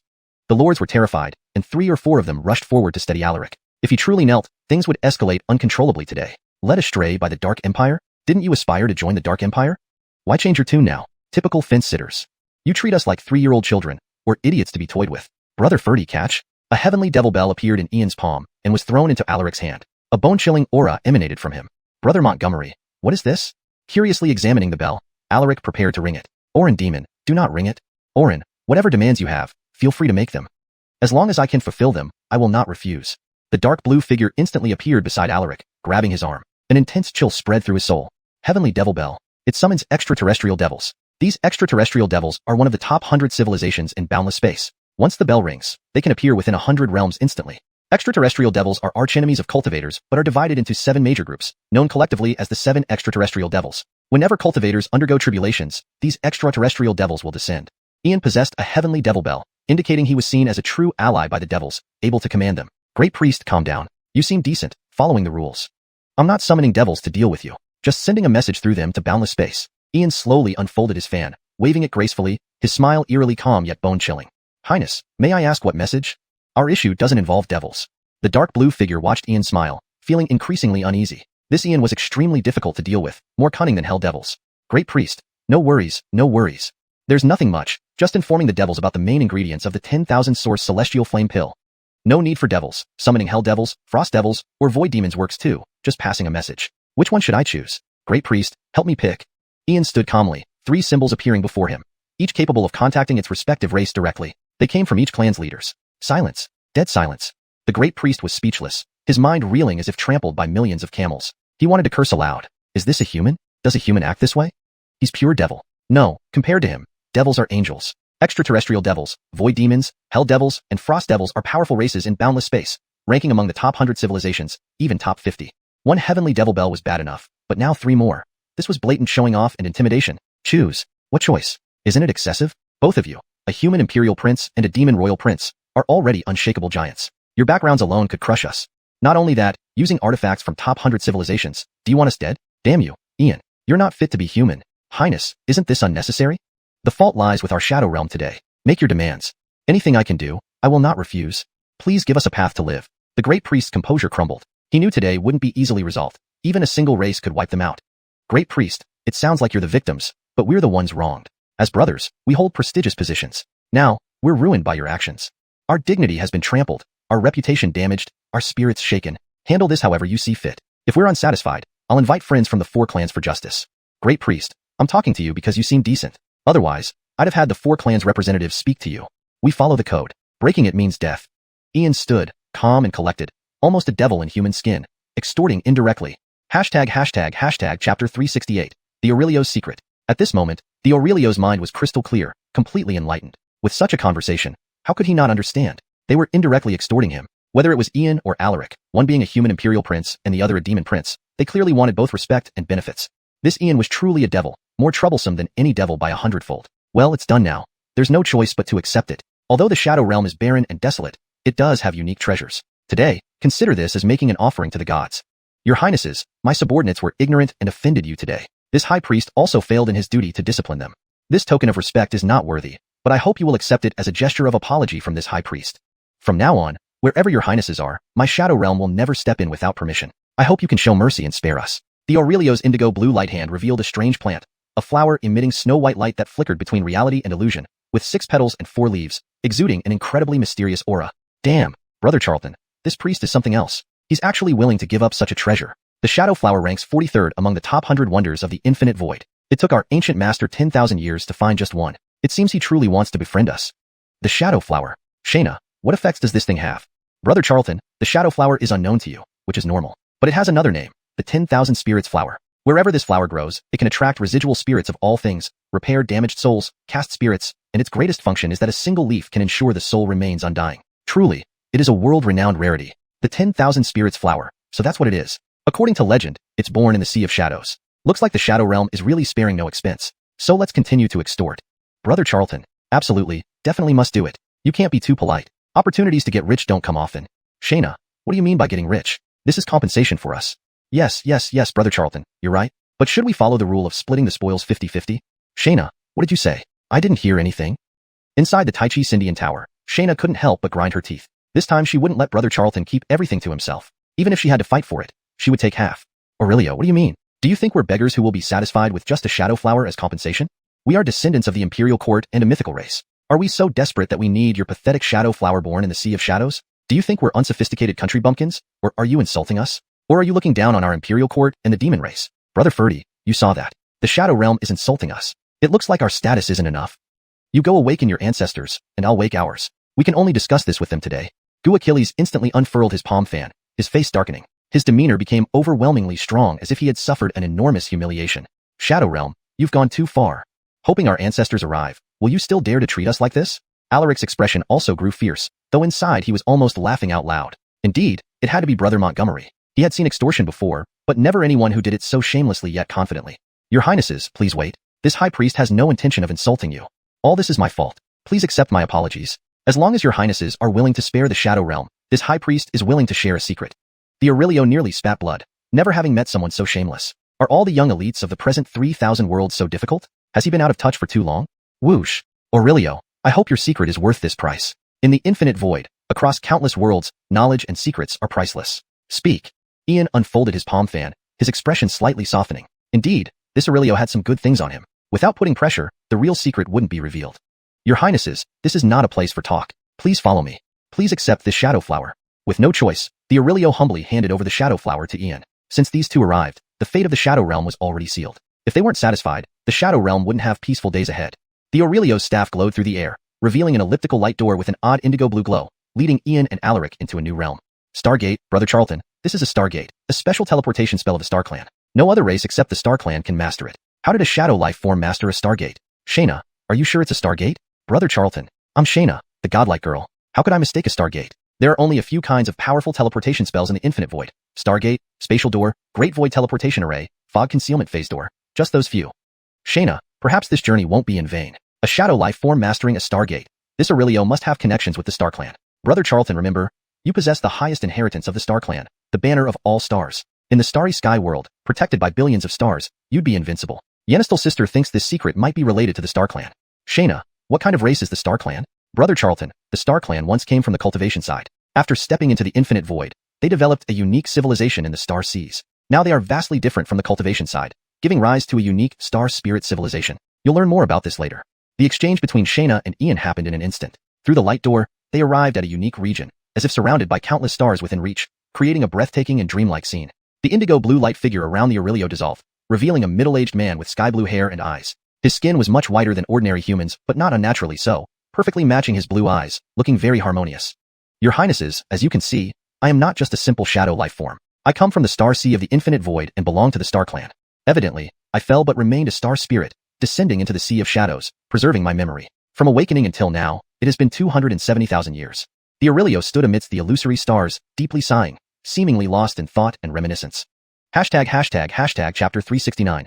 We are one. The Star Clan. 270,000 years had passed since their fall. Tai Furdy was utterly stunned. Ian, though somewhat prepared mentally, was still struck with shock at hearing it directly from him. Indeed, the Cosmos secret must be related to the Star Clan? He remembered that in the evil spirit minor plane, Temperance had also been seeking the secrets of the Star Clan, mentioning their supreme inheritance and ancestral homeland. It seemed this matter was deeply shrouded in secrecy but could now be fully revealed. Sir Cosmo, please continue. Ian remained unperturbed and indicated for him to go on, maintaining a calm demeanor. Your Highnesses, bear with me as I begin from the beginning. And so, the Cosmo began recounting events from an immensely distant era, long before 270,000 years ago. The origins lay within a mysterious organization in the boundless void.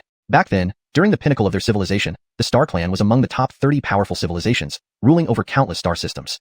During this golden age, their supreme Fabian joined the mysterious organization along with the banner of all heaven stars, but vanished shortly after. The last place they were seen was near the Canglan Great World in the 33,000 worlds. Despite immense efforts by the Star Clan to find their supreme Fabian, they found no trace. Many formidable experts appeared in the 33,000 worlds during this search. After hundreds of thousands of years of searching, the Star Clan's powerful experts discovered a clue near a realm close to the Canglan Great World, where traces of the Supreme Fabian's battle were found. At that time, experts skilled in deducing celestial mysteries gathered, but their final conclusion was ambiguous. The Supreme Fabian was half alive, half dead.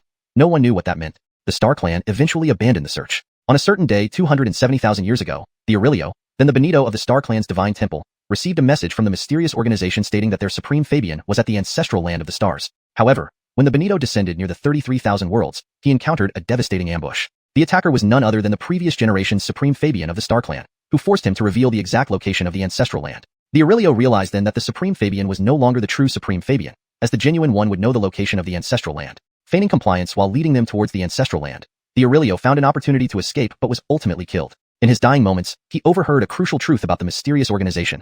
They had established a dark empire, intending to incite chaos starting from the 33,000 worlds, gradually spreading across the entire endless void. Though the Aurelio did not hear the complete secret, upon awakening in the Shadow Sea and becoming the Aurelio of the Shadow Yanis, 70,000 years had passed. Indeed, the Dark Empire emerged and clashed with the Montgomery Luo dynasty around 200,000 years ago. For 270,000 years, the Aurelio harbored this secret, never daring to take a step forward because he feared the dark power behind the Dark Empire. Fortunately, the ancestral land of the stars remained hidden, and the Dark Empire had yet to fully manifest.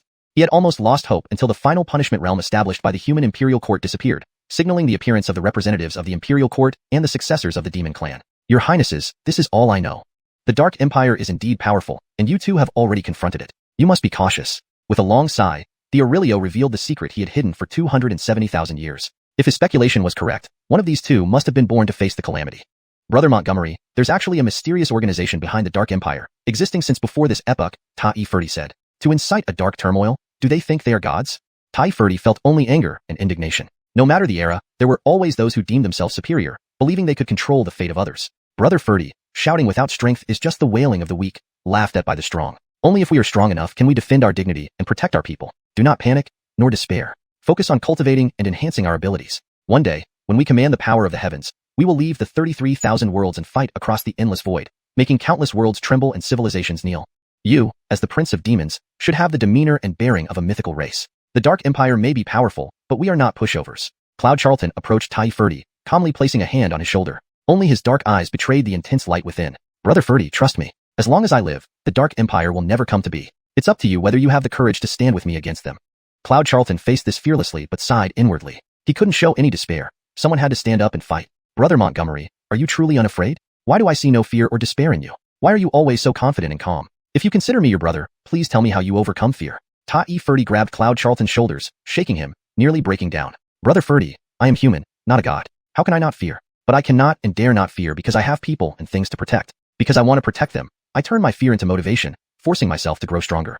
Brother Ferdy, if you fear, think of your demon clan's people and those you love. That will help you remain calm. Brother, from this moment on, our two clans are one whole, part of the cultivation side civilization. Let the Dark Empire come. I will eradicate every last one of them. After hundreds of thousands of years, Star Clan experts discovered a clue, an area near Canglan Great World where traces of battle involving the Supreme Fabian were found. Experts skilled in divination gathered and concluded only that the Supreme Fabian was half alive and half dead, without understanding its true meaning. The Star Clan gave up the search. Then, one day 270,000 years ago, when the Cosmo, who was then the chief elder of the Star Temple, received a message from the mysterious organization stating that your Supreme Fabian is in the Star ancestral homeland, he immediately went there. However, he was ambushed upon arrival. The assailant turned out to be the previous generation's Supreme Fabian of the Star Clan, forcing him to reveal the true location of the ancestral homeland. The Cosmo realized the Supreme Fabian was no longer the same. The genuine Supreme Fabian would know the ancestral homeland's location. Feigning cooperation, he led them towards the ancestral homeland, finding an opportunity to escape but ultimately being killed. In his final moments, he overheard the truth about the mysterious organization. They were supporting a dark empire to initiate chaos starting from the 33,000 worlds and spreading throughout the boundless void. The Cosmo did not hear the complete secret but spent 70,000 years recovering in the Sea of Shadows before becoming the Cosmo of the Shadow Beings. Meanwhile, the Dark Empire truly emerged around 200,000 years ago during the conflict with the Montgomery Luo dynasty. For 270,000 years, the Cosmo harbored this secret, too afraid to take any steps due to the unknown power behind the Dark Empire. Thankfully, the Star ancestral homeland remained hidden, and the Dark Empire had not fully risen.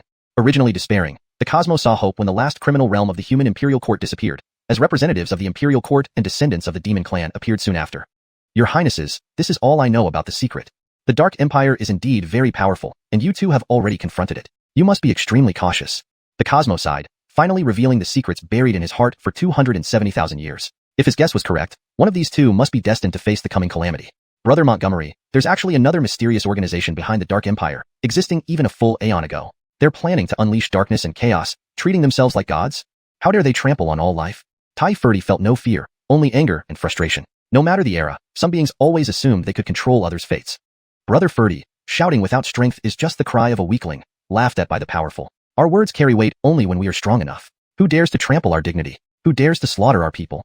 Do not panic, nor despair. Focus on cultivating and enhancing your powers. This is what we must do now. One day, we will wield the might of the heavens, step out of the 33,000 worlds, cleanse the boundless void, and see 10,000 worlds trembling under our might, entire civilizations kneeling. As a prince of the Demon Clan, you must exhibit the poise and stature of a mythic race. The Dark Empire may be powerful, but we are no pushover. Ian stepped in front of Tai Ferdy, gently patting his shoulder, his voice calm but his eyes flashing ominously. Brother Montgomery, time is not on our side.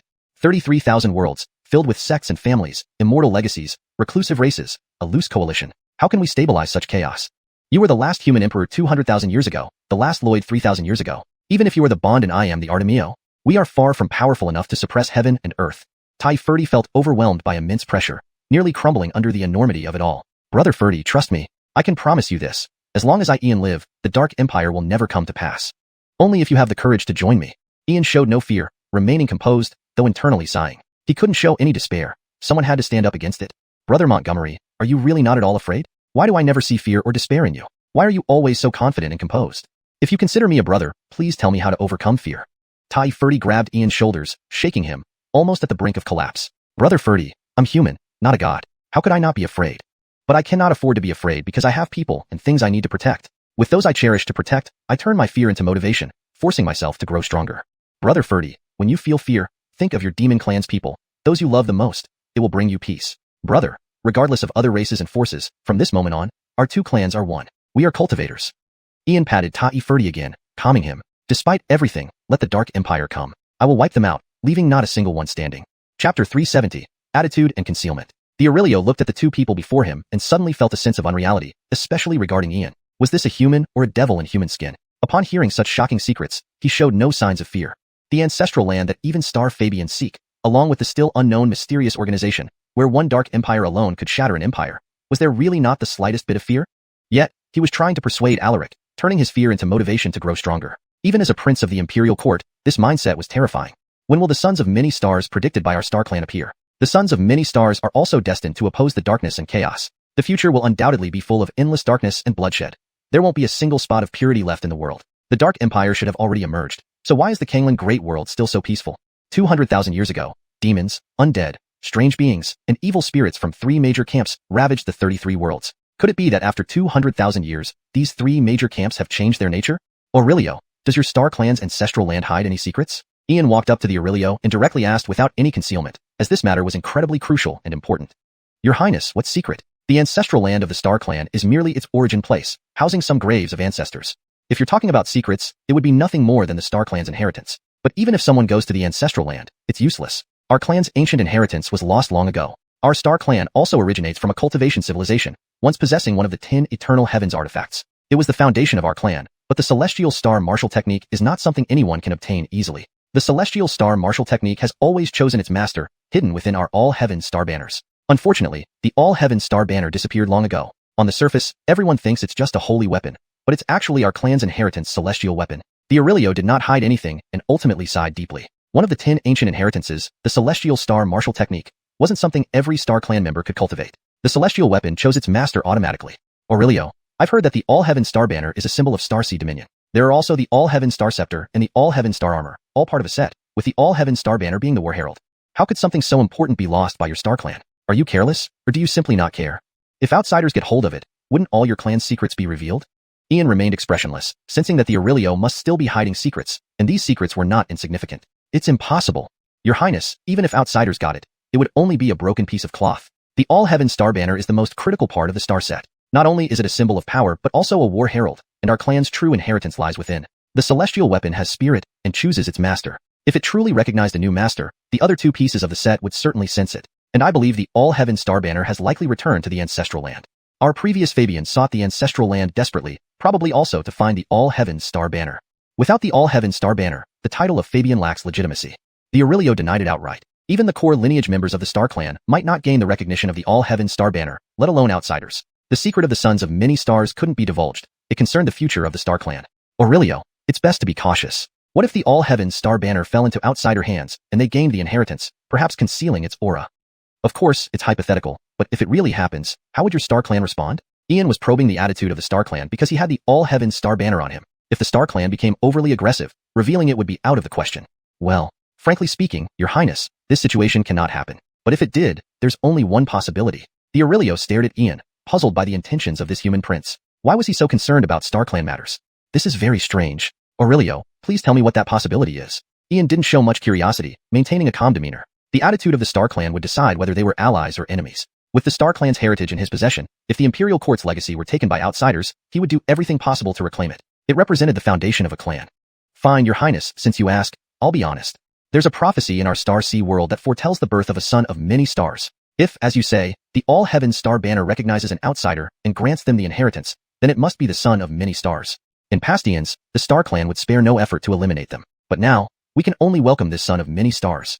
We've already lost one Fabian. We can't push another son of many stars to our opposition, even if he's an outsider. But the appearance of the son of many stars will signal the coming of darkness and chaos. The Aurelio sighed again. Now, no one knows the whereabouts of the son of many stars, not even the inheritance celestial weapon. Aurelio, what are the characteristics of the son of many stars? Ian stood calmly, gradually relaxing as it seemed the Star Clan knew far more than he did. The Star Clan could be a strong ally against the Dark Empire, but winning them over depended on their attitude. The son of many stars has the protection of the heavens and is surrounded by ancient star souls. Beyond that, even I don't know much. When the great sage made the prophecy, only those 2 sentences were recorded. To me personally, I hope the son of many stars never appears because his emergence signifies darkness and chaos, leaving no place of purity in the world. But if he truly appears, it means I will leave the Shadow Realm and return to the Star Clan. War will commence. I also had a task back then, to find the son of many stars. The Aurelio's feelings were complex. He hoped for the son of many stars yet feared his arrival. But destiny would eventually unfold. Better for it to come sooner. Big Brother Charlton, what are you waiting for? Quickly reveal your identity. The Star Clan is one of the most powerful civilizations in the Endless Void. With their support, you stand a greater chance against the Dark Empire. Beatrice, you're crazy. At my current level, admitting I'm the son of many stars would mean being devoured by the Star Clan down to the last bone. If the Imperial Court still existed, it wouldn't matter, but caution is always necessary. Big Brother Charlton, with little sister here, what do you fear? If the Star Clan dares to harm you, they will be wiped out in minutes. Beatrice, you're kidding. While I don't know your strength, the laws of the 33 worlds govern actions. If you act rashly, the worlds would bring severe consequences. Big Brother Charlton, what do you plan to do? Beatrice, let's take it step by step. Unless I become a saint, I won't reveal the identity of the son of many stars to anyone. Ian and Beatrice exchanged glances, remaining vigilant toward the Star Clan. For now, the identity of the Imperial Court was sufficient. After all, besides Edison, there was another person who looked quite similar to him. Chapter 371. The Aurelio joins.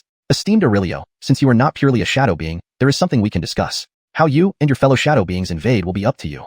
But your invasion must not ravage the human world nor trample upon the Golden Crow clan. That is our bottom line. As for other races and forces, we will act as if we are unaware. Ulysses walked up to the Aurelio and broke into a smile, implying that they could continue their invasion freely since the shadow beings had no real interest in humanity. What do you two princes mean? Did you not come here to get our shadow realm to withdraw? The Aurelio was instantly stunned, sensing that things might not go well. He even suspected whether this might be a trick set by the two princes, deliberately trying to dig a trap for the shadow realm. Esteemed Aurelio, don't worry about telling the truth. Originally, we wouldn't have cared about your invasion except that it has brought trouble directly to our doorstep. Remember our bottom line. I'll act as if nothing else happens, and I will even provide assistance within my means, such as runes that mask one's presence and resist the power of light. Don't worry that we would set traps for you. As you've seen, with our resources and connections, eliminating your kind would be quite easy. You've surely seen the threat from the Dark Empire. Once they gain an advantage, your shadow beings will undoubtedly be cannon fodder. Now, let's discuss our plan. Ulysses squatted down, signaling Alaric and the Aurelio to join him. Thus, the three of them huddled together, whispering, "Hiss, Brother Montgomery, this plan is truly... Have you thought about the consequences if it fails? Aren't you afraid of putting yourself on the line?" Alaric gasped in astonishment.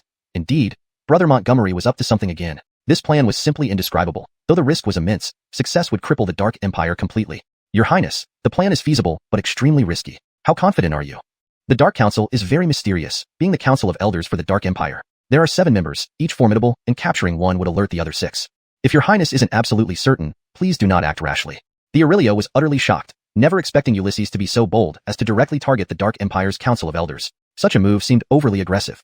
Therefore, esteemed Aurelio, we need your help. If you cooperate, this plan has a 90% chance of success. Other than the Soul Clan, your Star Clan's method of soul refinement is second to none. While I can subdue King Cindy, interrogating the soul of a Dark Elder requires your expertise.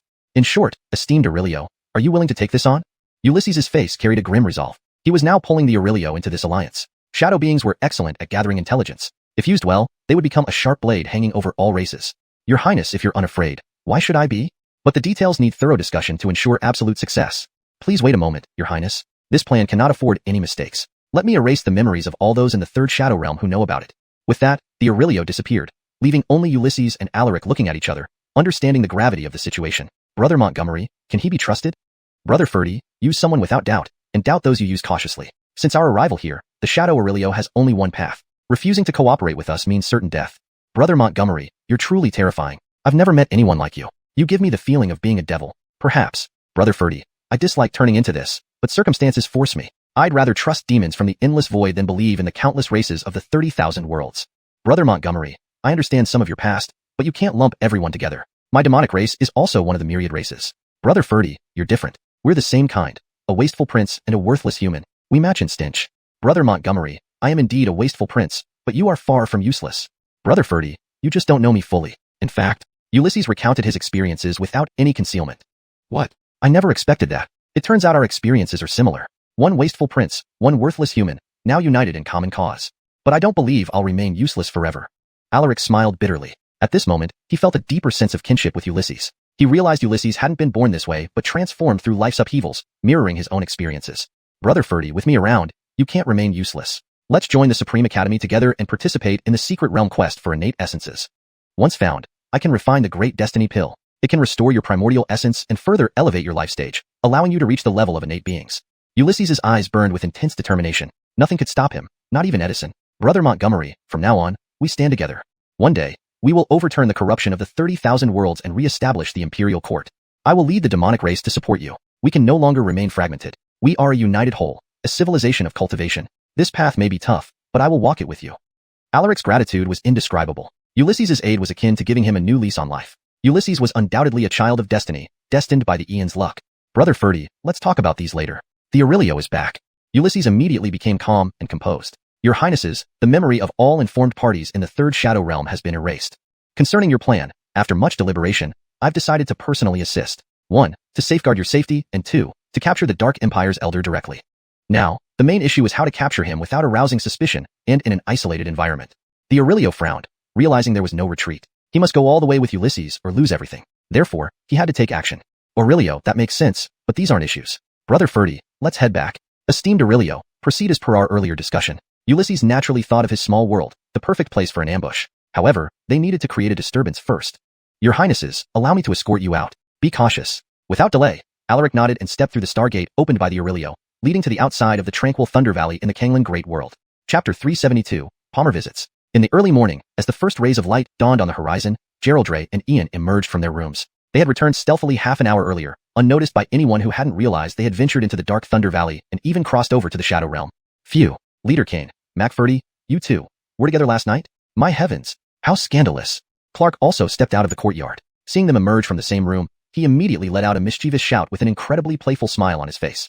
Clark, what are you shouting about so early in the morning? Clark, what's happening? In an instant, Grandfather Nine-Headed Golden Yanisen and Sunny appeared, followed by everyone else, as if they had coordinated it beforehand. Seniors, I have a huge secret for you. MacFerdy and Leader Kane spent the whole night together. Leader Kane, I never expected you to be this kind of person. While I don't agree, I won't oppose it either. I bless both of you. Clark looked at Geraldre and Ian, sighing dramatically. No wonder Leader Kane didn't seem interested in women. He had preferences elsewhere. Phew. That's true, Brother Montgomery. I won't discriminate against you. Old man, what's the big deal? It's not unusual nowadays. Sunny and Grandfather Nine-Headed Golden Yanisen quickly understood but weren't fazed. They'd seen plenty of odd things before. This was nothing much. Pity, such a pity. With both leaders being peerless geniuses, the beauties of the Eastern Domain will be heartbroken. Yellow Elder, you make sense? You make sense. Yellow Elder, no need to worry about broken hearts. They won't fall for you anyway, so forget it. Exactly. Yellow Elder, you should know your place. You're just a lion. The Terry, Black Donkey, Swallow Sky Sparrow, and Nine-Headed Golden Yanisen each side with mock seriousness, grinning widely while completely missing the growing green pallor on Ian's and Geraldre's faces. Brother Montgomery, can I beat them up? Brother Ferdy, go ahead without worrying. Ian and Geraldre's faces turned frighteningly green, their eyes filled with murderous intent. In an instant, they rushed forward, chasing after Clark and the four ancient creatures, hammering them until they rolled around on the ground, pleading for mercy, but Ian and Geraldre showed no signs of stopping. Brandan, Hilton, Connie, the old king of the Heavenly Illusion clan, Temperance, Brianna, and others watched in shock, unable to understand why they had been pummeled so fiercely that early in the morning. May I ask if Master Ian is available? This humble old man, Palmer, has come to pay a visit. At that moment, a calm voice rang out from the entrance of the residence. A 7-foot-tall old man in a green robe appeared, bowing deeply at the gate, displaying utmost humility. Palmer, the president of the Human Alchemist Association, an upper-grade king alchemist, and also a sealed king realm powerhouse. Ian, don't go out. He must be here for the 2 holy temples. We received news last night that several elders from the 2 holy temples were affected by shadow power. The avian race suffered the most severely, losing dozens of elite disciples just last night. The Yanis Temple's healing spells are ineffective. Now the Alchemist and Rune Master associations among all races are in chaos. Everyone paused, and Connie quickly approached Ian, explaining the situation. Nora, not receiving guests is not proper etiquette. Let's see what he wants. With that, Ian waved his folding fan and headed towards the main gate, a mysterious smile playing on his lips. Palmer's timely visit suggested significant intentions. A moment later, Ian opened the residence gates, revealing an old man in a green robe bowing deeply. Master Montgomery, I apologize for intruding so early. Please forgive me. This humble old man, Palmer, has come to thank Master Montgomery for sparing my younger brother. Upon seeing Ian, Palmer felt relieved and bowed again, intending to show deep respect, but Ian quickly steadied him. Senior, there's no need for that. It's all in the past. I never intended to hold it against him. All humans err, but recognizing and correcting mistakes is commendable. Ian smiled warmly, his politeness impeccable, leaving no room for complaints. Master Montgomery's broad-mindedness commands my respect. Besides visiting about my brother, I have another matter. May I ask if you are available to accompany me somewhere? Palmer was taken aback, surprised that Ian wasn't holding a grudge and was so courteous. He began to feel a bit more favorably towards Ian, who seemed like a cultivated scholar, far from the rumored bloodthirsty demon. Senior, where to? Ian pretended ignorance, appearing genuinely confused. Master Montgomery, you'll know when we arrive. I cannot say now. If I told you, you might refuse to come. I beseech you to accompany me. Palmer was inwardly distressed. If he revealed everything, considering Ian's stance towards various races, he would likely turn a blind eye. Today, he was here under the request of Ning Clan's Lloyd to help Cindy Yiling, who had human blood. Well, Senior, could you tell me at least what for? Ian closed his fan, feigning difficulty, then asked again. Master Montgomery, details can wait. Please come with me. I swear on my life, I mean no harm. Palmer was anxious because Cindy Yiling couldn't hold on much longer, maybe a week, maybe only 3 or 5 days. Every wasted moment increased her danger. Taking Ian there first would allow him to appeal to his sense of humanity. Senior, I'm sorry, I won't go unless you tell me. Ian stepped back slightly, having guessed that Mother Nightfork was right. He was here for the 2 holy temples. All right. I am here at the request of the Ning Clan Lloyd lineage, asking you to visit the avian race's camp. Cindy Yiling can't hold on much longer. Please assist her. Palmer sighed, deciding to reveal the truth. The Ning clan dared not approach Ian lightly, given that Anderclan's Lloyd had already met a grisly end. What are her symptoms? Ian neither agreed nor refused, instead directly inquiring about her condition. Master Montgomery, Cindy Yiling's body is cold, covered in black mist. She convulses every hour, unconscious, losing vitality, and her soul sea is obscured by an unknown force. Both Yanished magic and Yanis magic are ineffective. Currently, temple experts maintain her through soul energy, and 8 out of 10 injured avian race disciples suffer similarly. Master Montgomery, I know your stance on the 6 temples, but please help them, considering their fight against shadow beings. Palmer bowed again. If even Ian couldn't help, there was truly no hope left. Senior, I'm sorry, but I can't. Yanished and Yanis powers naturally counter dark forces, but they're ineffective here. Based on your description, I suspect a soul curse. Soul-related matters are best handled by the soul race professionals. I can do nothing here. Ian closed his fan, sighing, indicating his inability to help. Chapter 373, Ian's Avener. Soul Tribe. Master Montgomery, the Soul Tribe has not appeared for many years. Where would we find them at this moment? You haven't even seen anyone yet, and you can diagnose it as a soul curse. Master Montgomery, please forgive my impoliteness, but are you unwilling to help, or is it that you really have no way? Palmer was astute, suspecting that Ian was simply unwilling to provide aid. After all, Cindy Wong's coercion earlier had been extremely rude, and few would willingly go to assist under such circumstances. Elder, being able to diagnose does not equate to being able to save. When it comes to matters of the soul, only the Soul Tribe can be truly relied upon. The 6 holy temples can find the Soul Tribe. Besides, I am merely at the void traversing realm, not having opened the Soul Sea yet. Even if I had methods, they wouldn't apply here. Ian remained calm, neither angry nor confrontational, and certainly not trying to offend Palmer. There was no need to take out his frustrations on him. Master Montgomery, regardless of whether you can help or not, please come with me. Even if it ends up being impossible, I will still consider it an answer to the Ning royal clan's plea. Honestly speaking, I owe the Ning royal clan a favor. I hope for Master Montgomery's assistance, and I shall be eternally grateful. Palmer pleaded again, bowing deeply, his demeanor as humble as possible. Whoosh. Elder, do you not feel that this request is too forceful? We have no acquaintance, no ancient ties. You owe the Ning clan a favor. Why should I repay it for you? Cindy Wong's attitude, did you not see it? If I cure it well, they won't be grateful. Instead, they'll think it's what I should do. If I fail to cure it, I might leave my life behind. They dared threaten me in broad daylight yesterday. If I go to their territory today, wouldn't I be delivering myself to them? Moreover, what does this have to do with me? Ian unfolded the fan in his palm and waved it gracefully. His tone became increasingly sharp, clearly showing he did not wish to further tangle with Palmer. This, Master Montgomery's words, I dare not agree. Though the 100 Clan's children may be arrogant and unruly, their defense of the Dark Thunder Valley against shadow creatures indirectly saved our human race. Is it not our duty to contribute our strength? Cindy Wong was indeed rude yesterday, but it was due to concern for his daughter. Can't you understand him? What would you do in his place? In times of crisis, with so many powerful individuals lost from the 2 holy temples, if the shadow creatures breach the defenses, have you considered the cost? Helping the Feather Clan equals helping our human race. Palmer stood straight and argued logically, naturally unwilling to easily agree with Ian, trying to defend the Feather Clan. Elder, do you mean to say I am acting out of personal grievances, ignoring the bigger picture? If that's the case, then I must remind you of some past accounts. 3,000 years ago, my Montgomery ancestor fought demons in the Green Province, ultimately dying exhausted. Did my Montgomery ancestor not ensure peace in the eastern region, indirectly saving the 100 Clans?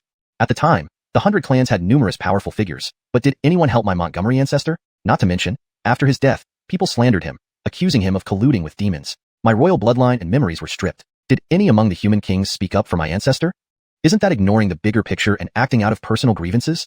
Ian closed the fan in his palm, his expression utterly calm without any trace of anger. Master Montgomery, things are different now compared to 3,000 years ago. It's complex, and no one can guarantee if your Montgomery ancestor actually conspired with demons. But today, the sacrifices made by the Yanished and Dark Temples, the Feather Clan, and the Thunder Clan are evident. They defended all life, indirectly saving our human race. Besides, so much time has passed since the Montgomery Clan incident. Why cling to it? As fellow members of the Canglan Great World, we should stand united. If Cindy Yiling dies, the Feather Clan will surely be disheartened. If they abandon the Dark Thunder Valley and allow shadow creatures to invade, our human race will be the first target. Master Montgomery, if that happens, you will bear responsibility, and you will be branded a sinner of the human race. Seeing Ian dredge up old grievances, Palmer dropped his pretense and bluntly laid out the implications, directly pointing at Ian. Ha ha ha. What a righteous, pompous reason. Palmer, are you a human, or one of the 100 clans? Indeed, just like your brethren, using high moral grounds to accuse me. I called you elder out of respect, but you've taken it too far. As a king-level alchemist of the human race, you kowtow to the 100 clans and threaten your own kind. I don't understand. Are the 100 clans your father or ancestors? I don't get why every human strongman bends over backward when faced with their juniors but cowers before the 100 clans. Have you bowed so long that you can't stand up? Why do every powerful human face internal oppression while being submissive to the 100 clans? Has kneeling made it impossible to stand tall? Ian was thoroughly enraged, but more so heartbroken. Every human elite seemed to act this way, making him despise them. Montgomery, Yanistel Ian, how dare you? As a human, aiding the 100 clans is expected. Your ancestor fought demons, fulfilling his duty as a true human king. Now that you have extraordinary power, knowing both alchemy and runes, it is your glory to save the 100 clans' offspring. The era has changed. The eastern region is no longer under the human emperor's rule 20,000 years ago. Your survival is already due to the mercy of the 100 clans.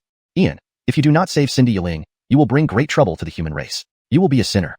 Palmer revealed his true nature, speaking of the 100 clans' lords repeatedly. Palmer, your behavior is truly nauseating. To be a traitor to this extent is unprecedented. Go kiss the feet of your 100 clans' lords. Tell them, if one human dies, I'll kill 100 non-humans. Ian, want to see which clan goes extinct first in the eastern region. Get out. Ian tightly gripped the fan in his palm, his handsome face twisted into a menacing expression. He truly understood Shayna's words. Humans were not worth protecting, the 100 clans not worth saving, and no living being deserved this. Cindy and Shang, the former master of Elio Guild, Ainslying Montgomery, Palmer, the Ander Royal clan. Every one of these human elites or higher-ups acted the same disgusting way. Perhaps future chaos and bloodshed weren't entirely bad. Knowing the true nature of the royal clans and sacred lands, Alvaro's death was tragically unwarranted. Charlton Go, through the ages, no matter the era, human vices remain the same. Perhaps only the forebears of the imperial court era could truly live up to the name of humans. Your disposition is similar to the Troy's. In those days, he was full of zeal, hoping to change the 3,000 worlds with his strength. Alas. Indira, it might not just be the Troy and Matilda, perhaps Lou Montgomery felt the same. But I will never agree with Lou Montgomery. Ian briefly conversed with Indira, and naturally, Palmer left dejectedly. Everyone behind Ian remained silent, unsure of what to say. Chapter 374, it was me who said it. Brother Montgomery, throughout history, no race has lacked people like this. Getting upset over a scoundrel is not worth it at all. Didn't you invite me to join the Supreme Academy together?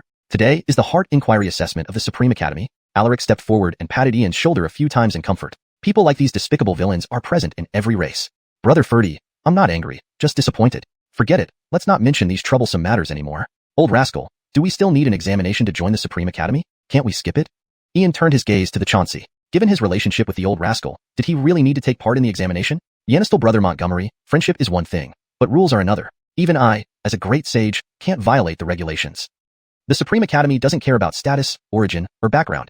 Everyone is treated equally. Moreover, it's merely a heart inquiry test. With your mental state, Yanistel Brother Montgomery, you will surely pass safely. The Chauncey approached Ian with a smirk. This brat extorted all his treasures, so during the 3 stages of the heart inquiry, this great sage must thoroughly discipline him. Old rascal, why are you smiling so lecherously? You wouldn't dare play tricks on me during the exam, would you? Ian became more uneasy. After all, he had extorted treasures from him. It was possible that the old rascal might retaliate.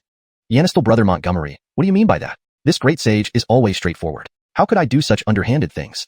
But speaking of which, special cases require special handling. The dean will likely personally preside over your assessment. Heart inquiry. Over countless years, how many prodigies have been stopped by it? You better be mentally prepared. This great sage won't go easy on you. Xiao Jameson, little girl Brianna, Jan Ison, Blackbird, 3-legged donkey, and 2 little brothers, follow this great sage. The Chauncey was inwardly delighted to the extreme. Nowadays, the Supreme Academy is lacking in successors and relies on just a few elders. Only one person has passed the test in 100 years, which is embarrassing. But today is different, bringing so many talented children together. Senior, can I go too? Senior, I want to go too. Lorena and Ba, she spoke almost simultaneously. Lorena wanted to follow Ian, while Ba, she didn't want to separate from his brothers. Although they joined the Cloud Wasteland Academy, they could just quit. Girl, little snake, you two are disciples of the Cloud Wasteland Academy. Especially you, girl, chosen by the Dark Saint Temple as a future Saint Maiden. If you suddenly quit, how could the Cloud Wasteland Academy let it go easily? The Chauncey was hesitant. Though he acted whimsically, poaching disciples from another school was absolutely unacceptable. Senior, as long as you allow it, everything else I'll say was forced by my cousin. Hee. Jacqueline-in-law, your plan is excellent. Senior, I was forced by Yellow Ancestor to drop out. Lorena's words were immediately echoed by Ba Shi. If the Cloud Wasteland Academy dared to object, they'd face Alaric and Yellow Ancestor. But would they dare? Cousin. This. Alaric froze in surprise. His cousin was indeed charmed by Montgomery brother. But if Montgomery brother became his brother-in-law in the future, maybe carrying this burden wasn't a bad deal. Cousin, only this way will Malik not blame us. If you don't agree to help me, in the future, for every person you love, I will break them apart. Lorena walked up to Alaric, looking extremely compliant, but secretly threatening him telepathically. Cousin, I'll carry this burden. Hilton, please make a trip to the Cloud Wasteland Academy to help her process the withdrawal. Alaric paused for a moment, reacting instinctively. There was no doubt. His cousin's character would do such a thing. With her beauty, she could really ruin everything for him. Your Highness, our mission here is... Hilton looked puzzled. Initially, they came for the Shadow Yanisva forms, but now His Highness was joining the Supreme Academy, leaving everyone confused. Hilton, go. Alaric didn't explain further. The issues with the demon race were already resolved, and Shadow Yanisva forms wouldn't invade the demon race anyway. As for other races, let them handle their own problems. Brother Hallam, don't dilly-dally. Let's head to the Cloud Wasteland Academy together. The gold nine-headed Yonison ancestor pulled Hilton away, as this matter would bring only benefits and no harm. Who didn't know the prestige of the Supreme Academy? As they spoke, they had already reached outside the residence, where a spatial portal appeared. Several figures emerged, including humans and feathers, with 3 holy beings as the strongest, and the weakest being Pekings. Leading the group was a silver-haired, silver-eyed elder with a dignified presence. Beside him stood a man dressed in black battle robes, with a wrinkled face but eyes sharper than eagles. Featherwind Song, Ning Tian K, what do you want? Chauncey took a step forward, his messy hair dancing wildly, instantly unleashing the aura of a great sage, filling the air with a terrifying presence. Great sage, please hold back. We mean no harm. Which one is young Master Ian? I am Feather E. Yanison's grandfather, and this is her maternal grandfather. We come to apologize to young Master Montgomery and to request his assistance in curing my granddaughter. Whatever young Master requests, the Brightness Saint Temple will comply. Feather Andersong stepped back, clasping his hands in a human salute, despite being a holy being, adopting a humble posture. Master Montgomery, I sincerely apologize for previous offenses. Please consider our shared humanity. If you're willing to save her, whatever you ask, the Ning lineage of human kings will not refuse. Ning Tian K also bowed, filled with regret. To save Yanisnger, he could only humbly ask for help. Thinking of his son-in-law and Palmer made him wish he could tear them apart. Heh, does it feel big to you? Or did we treat you too politely? Your son-in-law, pressured Xiao Lao Di to save someone, but if it failed, not only would they sacrifice themselves, but also massacre 10 billion humans. When Palmer asked, Xiao Lao Di clearly stated it was a soul curse, solvable only by soul race experts. Do you think we're deaf, or do you think Xiao Lao Di can be manipulated? Have you forgotten I have a temper? The Chauncey took another step, overwhelming pressure sweeping through the sky, forcing Feather Andersong and Ning Tian K to retreat several steps. Senior, forget it. I've said it before, it's a soul curse, requiring experts skilled in souls. Why do you keep coming back? Who told you I could save her? Ian grew wary. This matter seemed more complex than he thought. After expelling them twice, both Feather and Ning clan holy beings arrived directly. Yanistal brother Jean, it was me who said it. From the spatial portal, a youthful figure emerged with a smile on his face, staring at Ian. It was none other than Tomas' brother Clark. Chapter 375. None of you shall leave today. Jedediah, when did you arrive? Ian immediately stepped forward, his whole person slightly surprised. He never expected Clark to have come with them. If Jedediah was speaking, today would indeed be hard to refuse. Yanistal Jr. brother Jean, I just arrived last night. The western regions have also been invaded. I came to seek help from the Yanished Holy Temple, but their situation is even worse than ours. This move by the Shadow Realm domain isn't optimistic at all. Clark sighed deeply, originally intending to seek help from the Yanished Holy Temple. However, even their holy maiden was cursed, which led him to think of Ian, this little monster. But judging by Ian's attitude now, it seemed there was no intention to help. The Shadow Realm domain is truly a swarm of locusts, simply relentless. Jedediah, since you have difficulties, why didn't you come to me first? Forget it, you don't need to worry too much. Let's go to the Supreme Academy for the evaluation first, then we'll talk about the matters of the Shadow Realm domain. Ian directly ignored Cindy and Dorming and Hamlin. It seems that the ancient clan of Jedediah has suffered significant losses this time. He will speak to the Aurelio later. Yanistal Jr. brother Jean, can you really do nothing about the curse on the Yanished Holy Maiden? Clark was also anxious because many of his ancient clan members were similarly cursed. If even Yanistal Monster Jean couldn't solve it, they might as well just wait to die. Jedediah, how many times must I say it? There's really no way. Curses involving the soul level can only be handled by soul clan experts. No matter the previous conflicts between me and the Yanished Holy Temple, I wouldn't stand by doing nothing just for your sake. But I truly can't help. Ian shrugged, his face full of helplessness and difficulty. He couldn't start this, not even for Jedediah's request. At most, he could secretly assist Jedediah later. Senior Cindy, Senior Ning, you both heard that. I believe what Yanistal brother Jean said. If he could really do something, he definitely wouldn't stand by watching others perish. I'm very sorry. I've done my best. Clark turned to look at Cindy and Dorming and Hamlin, his face also filled with deep helplessness. It seems the Yanished Holy Temple had offended the little monster too severely. Even his face wasn't enough anymore. However, it didn't matter. As long as the children of the June ancient clan survived. I don't believe it. Ian, since you can diagnose it as a curse based on symptoms, it proves you must have a solution? My daughter Yanisnger fought 27 shadow beings in the Valley of Dark Thunder. She is half human king bloodline and half bird clan bloodline, destined to be one of the top kings of the eastern region's 3,000 continents. My husband may have been somewhat rude towards you, and the Holy Temple did issue an arrest warrant on you. Today, 2 saints have already apologized to you in person. What else do you want? Your family is also part of the human king lineage. The 8 great human king clans are usually closely related. Don't you really want to watch my daughter Yanisnger die? Don't forget, our Yanisnger once saved Misty. At this moment, a beautifully dressed woman behind Cindy and Dorming and Hamlin spoke up, looking at Ian with almost bone-chilling hatred. Yes, Cindy Yiling did save Nora and even gifted me spirit wine. Her character is decent. If not for these connections, your bird clan would have continuously threatened, bullied, and humiliated me again and again. But Ian endured it all. I've given you all the respect you deserve. Otherwise, do you think King Cindy would still be alive today? From your actions today, it seems you want Ian to join Cindy Yiling in death. Ian's face also turned cold, exuding a formidable aura. Bird clan, Ning Human King clan, Yanished Holy Temple, you wield such overwhelming power. So what? Want to suppress me with force? I, Alaric, wish to experience it myself. Alaric stood up, golden divine eyes radiating shocking power, resembling an ancient emperor. Suppressing with force, fine. Let's compare then. My gold 9-headed Yanisen clan wishes to challenge as well. My Balong Snake clan wants to try too. My Black Dragon Horse doesn't concede either. My Swallowing Sky Finch clan also wishes to contend. Gold 9-headed Yanisen, Balong Snake, Big Black Horse, Swallowing Sky Finch each stepped out. They represented the ancient prohibited zone, and Gold 9-headed Yanisen was one of the strongest lineages among the ancient variants. How? Has your Yanished Holy Temple ever been so arrogant before, wanting to act against my Yanistal junior brother Jean without considering the consequences? Or did you think that my June ancient clan being far in the western regions means you can do as you please? Clark's face also changed. He only knew that the Yanished Holy Temple had issued an arrest warrant for Yanistal junior brother Jean, but didn't expect so many complications. No wonder Yanistal junior brother Jean refused to help. Montgomery, shut up. Yanistal Master Montgomery, misunderstandings, there's nothing like that. You must understand a mother's concern for her daughter. Please bear with us, Yanistal Master Montgomery. Seeing the situation, Hamlin immediately smoothed things over, naturally unable to confront Ian at this critical juncture. Even if he wanted to act against him, he'd wait until the secret world opens. Why should I consider your feelings? Did you give me any respect? I have already tolerated you repeatedly, coming here multiple times to bully me. It seems you are determined to take my life. Since it's like this, stop pretending. Do whatever you can. Ian gripped his folding fan tightly, his gaze cold, his face more frightening than ever. Never had he been forced into such a corner repeatedly. Ian, remember this. If Yanisngr dies, I will never forgive you. Even if my Ning Human King lineage is destroyed, I will make you accompany Yanisngr in death. Regardless of who stands behind you or how many people support you, I will spare no effort to kill you. Your Montgomery lineage can never dream of revival, nor can it ascend to the status of the 8 great human king clans. As long as my Ning lineage exists, we will never allow the Montgomery lineage to return. The beauty was in an extreme state, devoid of any rationality, attributing everything to Ian's fault. You can try. See which clan goes extinct first, yours or mine. If any of you from the Ning Human King lineage or Bird clan can live to see tonight's sunset, I, Ian, will commit suicide here. Ian's eyes were filled with unmatched coldness. He was beyond furious. Killing 1 clan or 10 clans made no difference to him. Slap. Montgomery, get back here. Yanistal Master Montgomery, apologies. We will leave now. Hamlin slapped his own daughter and bowed to Ian, showing little remorse, naturally unable to let the situation escalate further. Completely alienating the various races of the ancient prohibited zone and demon prince near Ian was unwise. Leave. None of you shall leave today. Ian's eyes revealed unbridled killing intent, not hiding his murderous intentions, emanating an incomparably terrifying aura, like a devil returned from ancient times.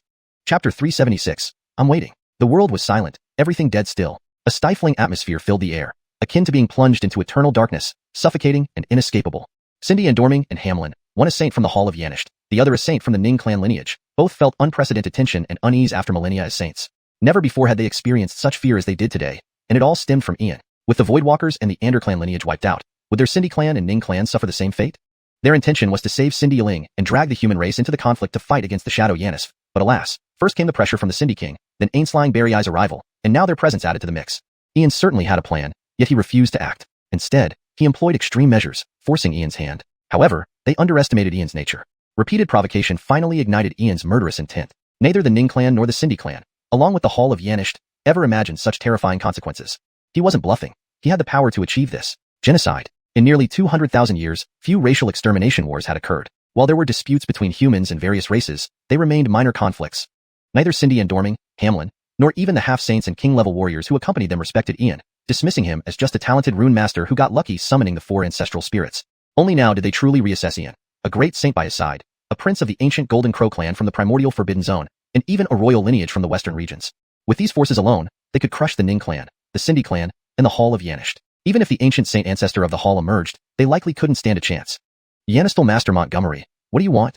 Cindy and Dorming drew a sharp breath, his dignified, weathered face gazing at Ian. To calm Ian's fury was necessary. Otherwise, the ensuing battle would be catastrophic. Genocide. No end until it's complete. By sunset, you will die. Old scoundrel, apprehend them. I want them to watch their own races perish. Ian stood calmly, his black hair flying chaotically, exuding an utterly fearsome aura, like an ancient ruler from time immemorial. No problem, none of them will escape. The path to heaven you refuse to take, the door to hell you sought yourself. This great sage can't understand why, with no old grievances or recent grudges, you seek your own doom. Now you want to go through genocide for peace of mind. Seal. The Xianxia stood calmly, stepping forward, releasing a terrifying aura far beyond the realm of a great sage. He extended a finger, instantly creating countless symbols, forming chains that bound everyone present. The little demon is enraged. You've brought this upon yourselves, and it cannot be blamed on others. Rule chains, you've reached the third realm of rule alteration? You're not a great sage. What level are you really at? Xianxia, Ian. You can't do this, or you'll regret it. Cindy and Dorming and Hamlin's faces changed, filled with terror and shock as they stared at the Xianxia. The ability to use rule chains indicated mastery at the highest level, something not achievable by a great sage. Most only managed to condense rule symbols at best. It seemed they would have to reveal their hidden strengths. The 3 levels of rules: mastery, utilization, and alteration. To reach the alteration level, one must at least be a Saint King, perhaps even an arch-sage approaching emperor status. Ascending to an emperor required mastering the law. Which royal lineage? Luo clan or Montgomery clan? In our Immortal Academy, we have 2 elders, one from each. In this world, aside from these 2 royal lineages, this great sage knows no other. Or perhaps you mean your so-called immortal families, ancient sanctuaries, eternal Yanisneges, mythical ancients. Let me think. Or the Montgomery Huang clans indigenous to the Montgomery Huang continent. Ferdy Grant, besides these, are there any other royal lineages in the world? The Xianxia stroked his chin, pondering deeply, then looked at Alaric. Elder, none? Alaric respectfully replied, never daring to be disrespectful to the Xianxia, whose strength and secrets were unknown, despite his despicable character. Xianxia, don't push us too far. Our Cindy clan and the Hall of Yanished aren't entities you can bully. If you release us now, things might still be resolved. Once our ancestral sages arrive, you will pay dearly. The 6 great halls possess a profound heritage you cannot imagine. Whether it's the royal lineages or beast clans, we're not afraid of you. Cindy and Dorming's face turned ashen as he made threats. Today, they would have to reveal their hidden strengths. The Cindy clan and the Hall of Yanished were representatives of the Infinite Void Sacred Chamber civilization on the cultivation side, ranking 91st among the top 100 civilizations of the Infinite Void. Childian, if you know what's good for you, release us immediately and come with us to treat Yaniskar. From today onward, serve under our Ning clan lineage, and perhaps we might spare you. Otherwise, prepare for your death. Malik-in-law, what are you waiting for? With our clans facing extermination, let's unveil our hidden strengths. Show these natives of the 33 worlds what true power means. Fear not to tell you, our Ning clan lineage isn't native to your 33 worlds. We originate from a powerful branch civilization of the Infinite Void. Hamlin stopped hiding either, since being forced this far left nothing to conceal. It was all about who had the stronger backing. Great Orson dragons, release their bindings, let them call for reinforcements. Ian stood calmly, his black eyes serene, his face displaying a peaceful smile. Haha, fools ignorant of impending death. A bunch of 33 worlds natives, truly like frogs at the bottom of a well. Today, I'll show you what real power looks like. Natives, my Cindy clan is not to be trifled with. The Hall of Yanished is untouchable. Want to wipe out my clan? Today, you'll offer billions of human souls as sacrifices for our Infinite Void strongmen's arrival. Cindy and Dorming and Hamlin opened up entirely, each representing a powerful civilization, naturally not fearing the natives of the cultivation side. Very well, this great sage wants to see who qualifies as strong. Better have a few worth fighting, or it won't be entertaining. The Xianxia lightly tapped the void, instantly releasing Cindy and Dorming and Hamlin's bindings. No one noticed his mocking smile. 2 civilizations barely making the top 100, with just a few demigods. If they were gods, this great sage would respect them more. Demigods, perfect for capturing their god blood and soul fires to temper the little demon. Such a scenario would hardly reject this great sage becoming a protector. I'm waiting. Ian stood calmly, no one knowing his true thoughts. Chapter 377, Arrival from the Void. Rumble. Just as the situation on the scene reached a deadlock, with both sides tensely confronting each other and an intangible haze of tension filling the air, a colossal vortex gate appeared in the sky. One could clearly see the view at the other end. It was an ancient path leading to the vast expanse of void. The ancient path was desolate and broken down, enveloped in an aura of 2 figures gradually approaching from afar. At the forefront was an elder clad in a dark cloak, his whole body emanating a strange glow and holding a mysterious staff that led the way. Following behind was a young man, around 30 years old by appearance, dressed in peculiar attire with short hair that gave off a clean and spirited vibe, making him appear approachable and friendly. Hiss. That's the Arjun, actually guiding someone? Brother Ning, we mustn't be negligent. This must be a formidable warrior from a powerful civilization in the boundless void. It could very well be a demigod. Hamlin drew in a sharp breath, while Cindy and Dorming felt a tremor in his soul. It had been a very long time since a powerful warrior from the boundless void descended into the 3,000 worlds. Firstly, because the 3,000 worlds inherently repelled outsiders, and secondly, due to some unwritten taboos hidden within the 3,000 worlds, which restricted certain civilizations from descending. Even the powerful warriors behind their 2 major civilizations did not dare easily set foot in the 3,000 worlds. These foreign races had completely assimilated into the power rules of the 3,000 worlds. But today, the Soul Clan's Supreme Benito personally escorted a powerful warrior into the 3,000 worlds. The Supreme Benito was an entity who lived for countless ages, responsible for overseeing the 3,000 worlds, typically residing in the Void Sky Realm without stepping out easily. Given that even the Arjun personally appeared, it was evident how significant the visitor's identity was. Yanistal brother, trouble is coming. Conceal your celestial art and bloodline at all costs. They mustn't sense them. The one whom the old soul can personally guide must be at least one of the top 30 existences from the 100 strongest civilizations in the endless void, or even from one of the 6 dominant civilizations. Yanistal brother, control your temper. Don't confront them head-on, or you'll get into serious trouble. The figure of the Cecil moved in front of Ian and whispered warnings to him. No one expected such an existence to emerge at this moment, descending directly from the endless void into the 3,000 worlds, even being guided by the old soul of the Soul Clan. His identity needed no introduction. Just by his attire, one could tell. If the other party came with malice, today would likely see the awakening of his true form. Never mind. Let this great sage owe Orlando one. I understand. Ian remained composed, but there was a trace of caution in his expression. He wasn't foolish and knew full well that the other party was extraordinary. Hehe, Brother Charlton, you're in trouble. This is a descendant from one of the top 10 civilizations and a demigod. If everything goes as expected, they are here for you. Jacqueline Tamara, this joke isn't funny at all. Brother Charlton, you should know better. Surely the news of the soul opening pill has leaked. Do you know what kind of stir the great universal alchemist caused in the endless void? No potion has ever ignored the form of life and achieved universal application. Now that the soul opening pill has resurfaced, imagine their shock. Jacqueline Tamara, surely not. Just a king pill causing a demigod from a top 10 civilization to descend? That's like a holy king level existence. Not at all, Brother Charlton. Knowledge and information are invaluable. Your alchemy skills are priceless too. Many people want to obtain them. Souls are the most fundamental existence for all sentient beings. The effect of the soul opening pill allows high rankers to refine their souls and purge impurities without any side effects. Jacqueline Tamara, am I going to become a man who brings disaster upon himself for possessing something valuable? Brother Charlton, you've realized now. But don't worry too much. The 3,000 worlds have their own rules. Powerful civilizations from the boundless void do not dare overstep boundaries. Based on my observation, they are most likely here for cooperation. What if it's not for cooperation, Jacqueline Tamara? Brother Charlton, aren't you usually fearless and audacious? Now you're afraid. Doesn't seem like you, does it? Enough, Jacqueline Tamara. With fire burning under the pot, stop teasing me. Hehe, Brother Charlton, he'd better behave or I, the divine girl Tamara, will sever the demigod sword, take his god blood and soul flame to temper a certain naughty brother's physique. Jacqueline Tamara, amazing power. Brother Charlton, remember this moment and don't treat me as a tool next time. The exchange between Ian and Tamara lasted only a moment. Getting Tamara's assurance, Ian's heart eased, making him as steady as an old dog. At the Vortex Gate, on the other end of the ancient path. Your Highness, ahead lies the vast Canglan World. The person you seek should be in Montgomery Huang's sacred city below. The Arjun led the young man through the Vortex Gate, showing exceptional respect. The young man before him came from the 10th strongest civilization and was a demigod. He was about to visit the 3,000 worlds specifically to find a human youth named Ian, who seemed somewhat familiar but whose identity wasn't immediately clear. Benito, please call me young master. As the saying goes, when in Rome, do as the Romans do. The short-haired youth appeared remarkably amiable, with no hint of arrogance, yet his gaze was fixed on the other end of the giant vortex. Ian, soul opening pill. These details were obtained from the heavenly demon civilization. What kind of youth could concoct a once popular universal pill across the endless void? Could he be a descendant of the legendary alchemist? Frequently mentioned by elders, whoever gained the friendship of the legendary alchemist elevated their civilization among the top 100. If he truly was the disciple of the legendary alchemist, then, naturally, forming early relations would be crucial. What was a demigod compared to the restrictions imposed by race and civilization? Advancing to true god status was impossible otherwise. Only true gods had the capital to establish themselves in the boundless void. The heavenly demon civilization obtained 100 soul opening pills, allowing more than 30 to advance from rank 7 to 8 and more than 10 from rank 8 to 9. If soul opening pills had such effects, what about higher ranking potions? Ian's mentor was a revered powerhouse worshipped by countless worlds, stars, civilizations, and races across the boundless void. As the Arjun and the short-haired youth stepped out of the Vortex Gate, everyone held their breath. Everyone was tense to the core, as if the air had frozen, deeply unsettling the hearts of all present. Descendants of the Sacred Hall civilization, Cindy and Dorming, greet Benito and Highness. Descendants of the Skysphere human civilization, Hamlin, greet Benito and Highness. Cindy and Dorming and Hamlin took a step forward, kneeling and kowtowing 3 times with utmost reverence and worship, akin to fanatics witnessing the arrival of their true gods.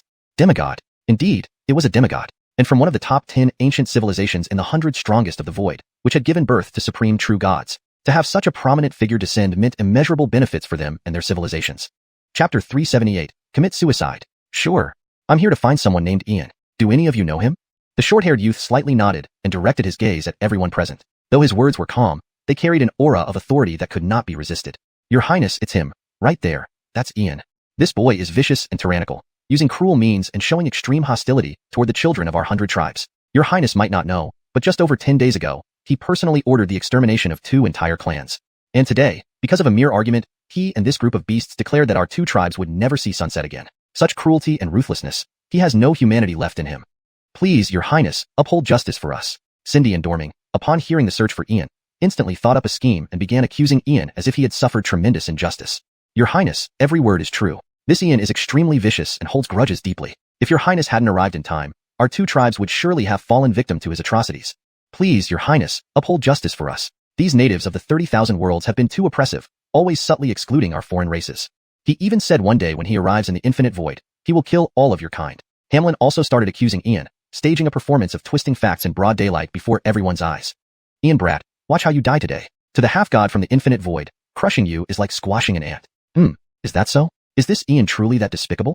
The short-haired youth stood with his hands behind his back, his deep, cosmic-like gaze exuding a terrifying presence. Nonsense, absolutely disgusting. Cindy and Dorming, Hamlin, do you still have any shame?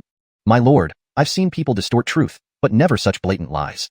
You claim to be sages? With your conduct, you are worthy of being called sages? It gives a clear idea of what your civilization must be like. You keep doing this? Sure. See Jameson, enough. Why waste more words? Leader Kane. Be quiet, step back. Fine, you're the leader, I'll listen to you. Before Clark finished speaking, he was forcibly interrupted by Ian. He struggled to say something more, but seeing Ian's stern look, he could only retreat aside, filled with deep humiliation and unwillingness. Ian stretched out his palm towards the void, and a book and a jade pin appeared. Ian flipped the page open and began drawing quickly on it. At this moment, the scene was eerily silent, all gazes fixed on Ian's actions. Sanlong Dashi's heart surged with waves of emotion, almost as if 100 yaks had trampled through. By the heavens, smite this little demon now, at a time like this, and he's still showing off by recording names on a blacklist. Primordial chaos, truly worthy of being your disciple. Indeed, the teacher shapes the student. That's a half-god, representing one of the top 10 civilizations. You dare record a blacklist in front of him? Do you want to stop existing in the infinite void? Even Temperance almost fell over. Truly mischievous. Even at this point, he doesn't forget. A half-god who has ignited soul fire is equivalent to a saint, king-level existence in cultivation. To become a half-god means having the potential to ascend to divinity, blessed by fate. Madness. Truly mad. Young master is completely mad. Ian brat, what are you doing? Disregarding the half-god, your highness, is a major disrespect. Your highness, you saw it. How audacious he is, how he disregards you. These ignorant natives are truly lawless. You just summoned 4 ancestral spirits? What's there to be proud of? Those old beasts won't live much longer anyway. Cindy and Dorming had completely inflated, standing next to a half-god from an ancient civilization. Were those not just some old human beasts? What did you say? The short-haired youth's attention was on Ian, but when he heard Cindy and Dorming's words, he felt his soul fire nearly extinguish. 4 ancestral spirits. Weren't those the guardians of the Imperial Court, one of the 7 dominant civilizations in the infinite void? Could it be that the powerful fluctuations several days ago in the depths of the infinite void were caused by the awakening of the Imperial Court's guardians? Legend has it that the disappearance of the Imperial Court remains a mystery, something all ancient civilizations fear mentioning. If Ian can summon the Imperial Court's guardians, it means he is their descendant.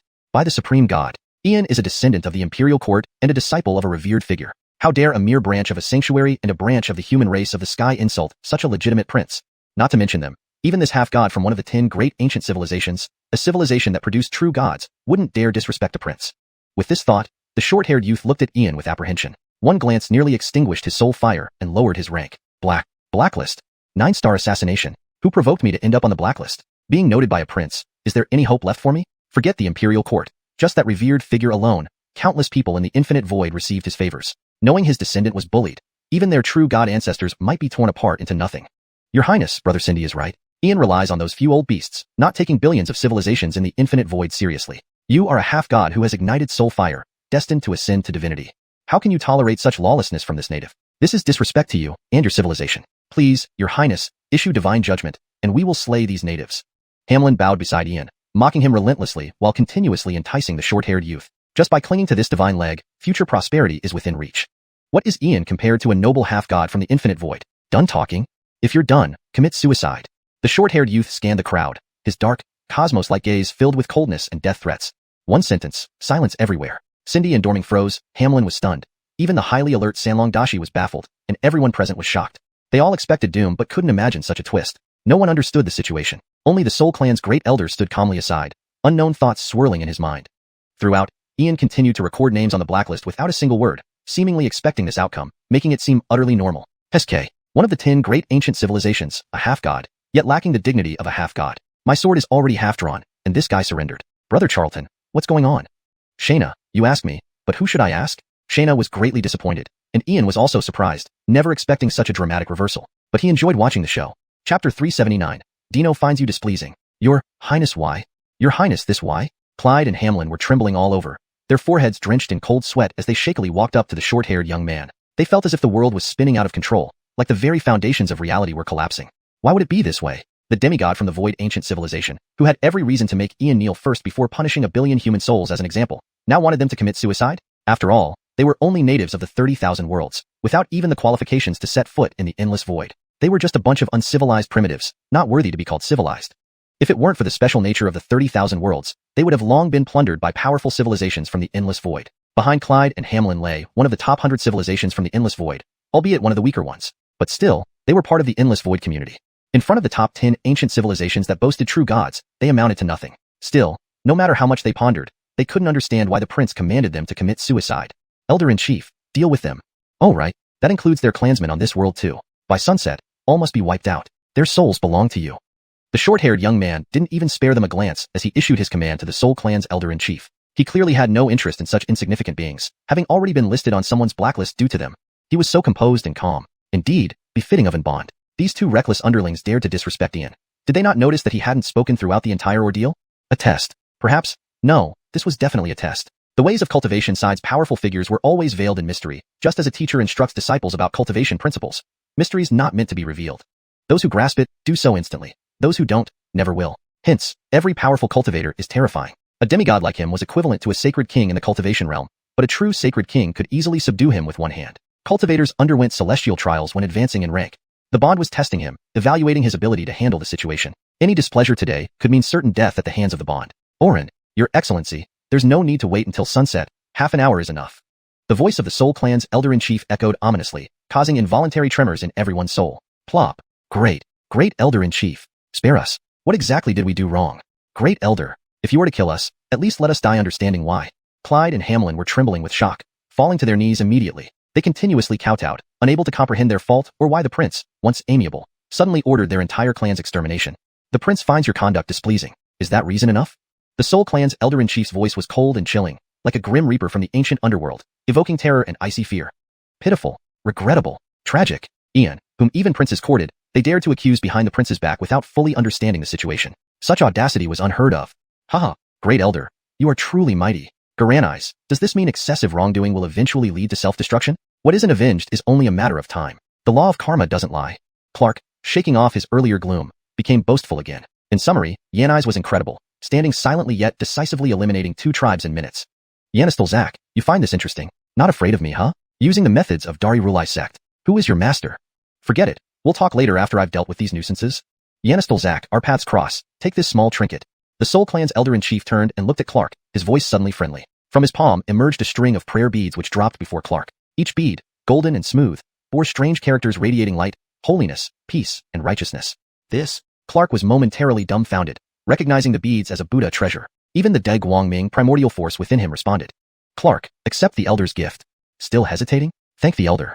Ian glanced up, his book and jade talisman disappearing, his demeanor incredibly composed and detached, like a red dust immortal. A hereditary Buddha treasure. What was the old man of the Soul Clan playing at? To give away such ancient Buddha treasures so freely, and to little Zak, perhaps hinting at connections with the Buddha sect. It might be possible given the Elder-in-Chief's longevity, but offering gifts without occasion suggested ulterior motives. Thank you, Great Elder. Clark wasn't sure of the reasons, but since Garanai spoke up, he could only accept it respectfully. Your Highness, I am a descendant of the Skydome civilization. You cannot treat us like this. Your Highness, what reason do you have? Are you, a grand demigod, afraid of a native like Ian? As fellow members of the Endless Void civilizations, why help a native over us? Hamlin and Clyde roared in protest, but it was just the barks of defeated dogs. Why so many words? The prince orders your death, not even death itself can save you. Die. With a tap of his mysterious scepter, the Elder-in-Chief unleashed an intense golden wave. Instantly, the Feather Clan and Ning Clan people souls were ripped from their bodies, then absorbed into his sleeves, vanishing silently. Simple, direct, brutal, cruel. 2 sacred individuals, 3 demi-saints, and several peak kings were all annihilated in an instant. Master Montgomery, are you satisfied? The short-haired youth took a deep breath, approaching Ian with obvious tension despite trying to hide it. He hoped the Bond would be pleased. Displeasure could spell big trouble. Satisfactory. 3rd stage demigod, pure soul fire, manifestation in the origin sea. A professional solar flare wielder, right? Indeed, fitting for one of the 10 great ancient civilizations, the Dirac ancient civilization with a true god. Why are you here in the 30,000 worlds rather than in the endless void? Do you intend to break the covenant? Ian stood with arms crossed, his dark eyes meeting the youth's calmly. He seemed unshaken, repeating phrases learned from Dottie, essentially bluffing. Translation note. Names like Ian, Clyde, Hamlin, Clark, etc. are directly romanized from Chinese pinyin and should be treated as English names in the context of the translated novel. Chapter 380, Brother Charlton. His family runs a bank. Ulysses's words fell, and the surroundings fell into silence. The reactions of those present varied. Though they had only a vague understanding of demigods, both Alistair and Temperance were very clear about what a 3rd stage demigod entailed.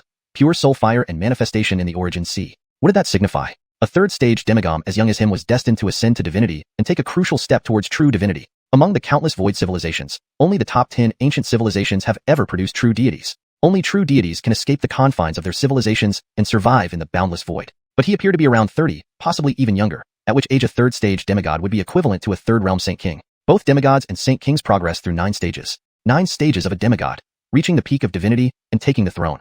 9 realms of a Saint King, achieving Grand Fabianity and stepping into the void. In the realm of cultivation, a Grand Fabian is equivalent to a divine position. However, not every civilization or race has the qualifications to reach the peak of divinity. Only those favored by fate, or in the parlance of cultivators, blessed with good fortune, can do so. Reaching divinity is difficult, and the path of emperors is treacherous. A less than 30-year-old Saint King with such talent surpasses Clark. Of course, Kirsty of Emperor Hong does not fall into this category, for she could annihilate a divine being if she so desired. And yet, Ulysses dared to berate a future divinity, a third-stage demigod, who possessed immense power. How could they not be shocked and fearful? Behind him lay one of the 10 great ancient civilizations, a civilization that once housed true deities. No, absolutely not. Master Montgomery, please don't misunderstand. I'm here to discuss business and establish a long-term friendly relationship. I entered the 30,000 worlds through proper and legal procedures. Please examine my credentials. The short-haired youth hesitated. Then a golden jade token appeared in his palm, shimmering with distinct marks, each radiating powerful fluctuations.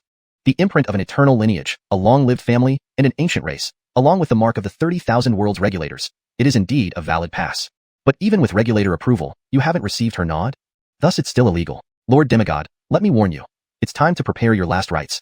Ulysses glanced at the token, then sighed sympathetically before returning it to the youth. It was necessary to intimidate him to ensure all beings of the infinite void knew the 30,000 worlds weren't just anyone's playground.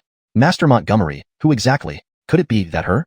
The short-haired youth's face paled, seemingly recalling something significant. The 30,000 great worlds once harbored 2 taboos that shook the infinite void and intimidated myriad star races. One was Master Montgomery's teacher, and the other was the unnamed Matilda revered by the world. In the absence of an emperor, the 7 regulators oversaw the 30,000 worlds. With an emperor, without her consent, it amounted to a declaration of war and invasion, especially coming from a demigod who, in the infinite void, represented the highest combat strength. Yet, hadn't rumors said that the Matilda, both Master Montgomery's teacher and the Matilda existed beyond the level of an imperial ruler or a true deity of a civilization or race? They transcended entire worlds and realms, surpassing even true deities. Sure, do not ponder, speak, or even think about it. If you wish to die, disregard my warning. By ancient covenant, your actions are considered an invasion. My friend, this matter is grave. If she gets angry, no one can quell her fury. As a demigod, you should have reported your presence. Fine, I've said what needs to be said. I have matters to attend to, so I won't linger. As he turned to leave, everyone else followed him, leaving only Alistair pondering whether Ulysses was bluffing, or if she, Master Montgomery, please wait.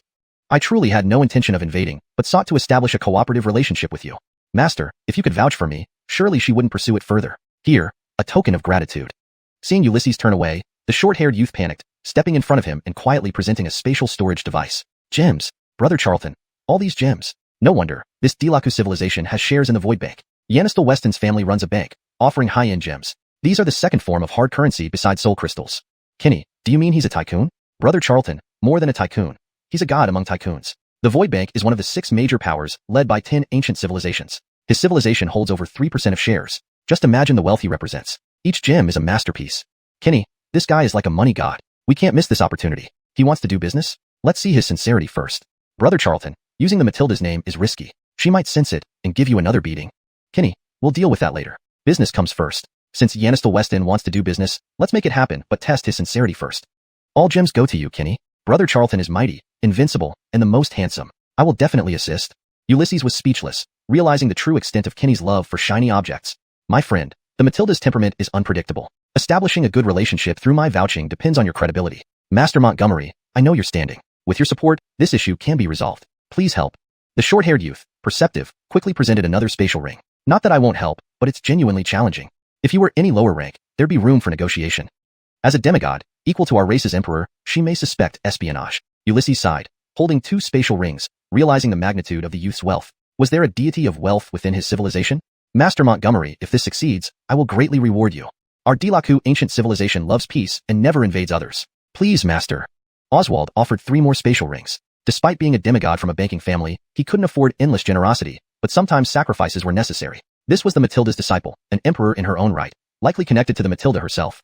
Consider it an investment in the future benefits of the Delaku civilization. Sigh. Considering your honesty, I'll intervene on your behalf. But whether she believes us is up to your fortune. With that, Ulysses looked sympathetic, leaving Oswald to hope for the best. Chapter 381. Xianxia receives the edict. Deep within Ian's soul, inside the primordial chaos tower, the goddess-like beauty Dottie poured out gems from her spatial ring. The dazzling and colorful gems piled up into a small mountain, while Dottie lay directly on top of them, her face beaming with incomparable joy. All the gems were high quality. These are all mine. We're rich, really rich. The Dirac civilization is indeed a bunch of big spenders. They definitely live up to being bankers. They must be extorted thoroughly, squeezed until every last bit of value is drained. Costs have been recouped, all in one go. Brother Charlton, as the true disciple of the old master, truly surpasses expectations.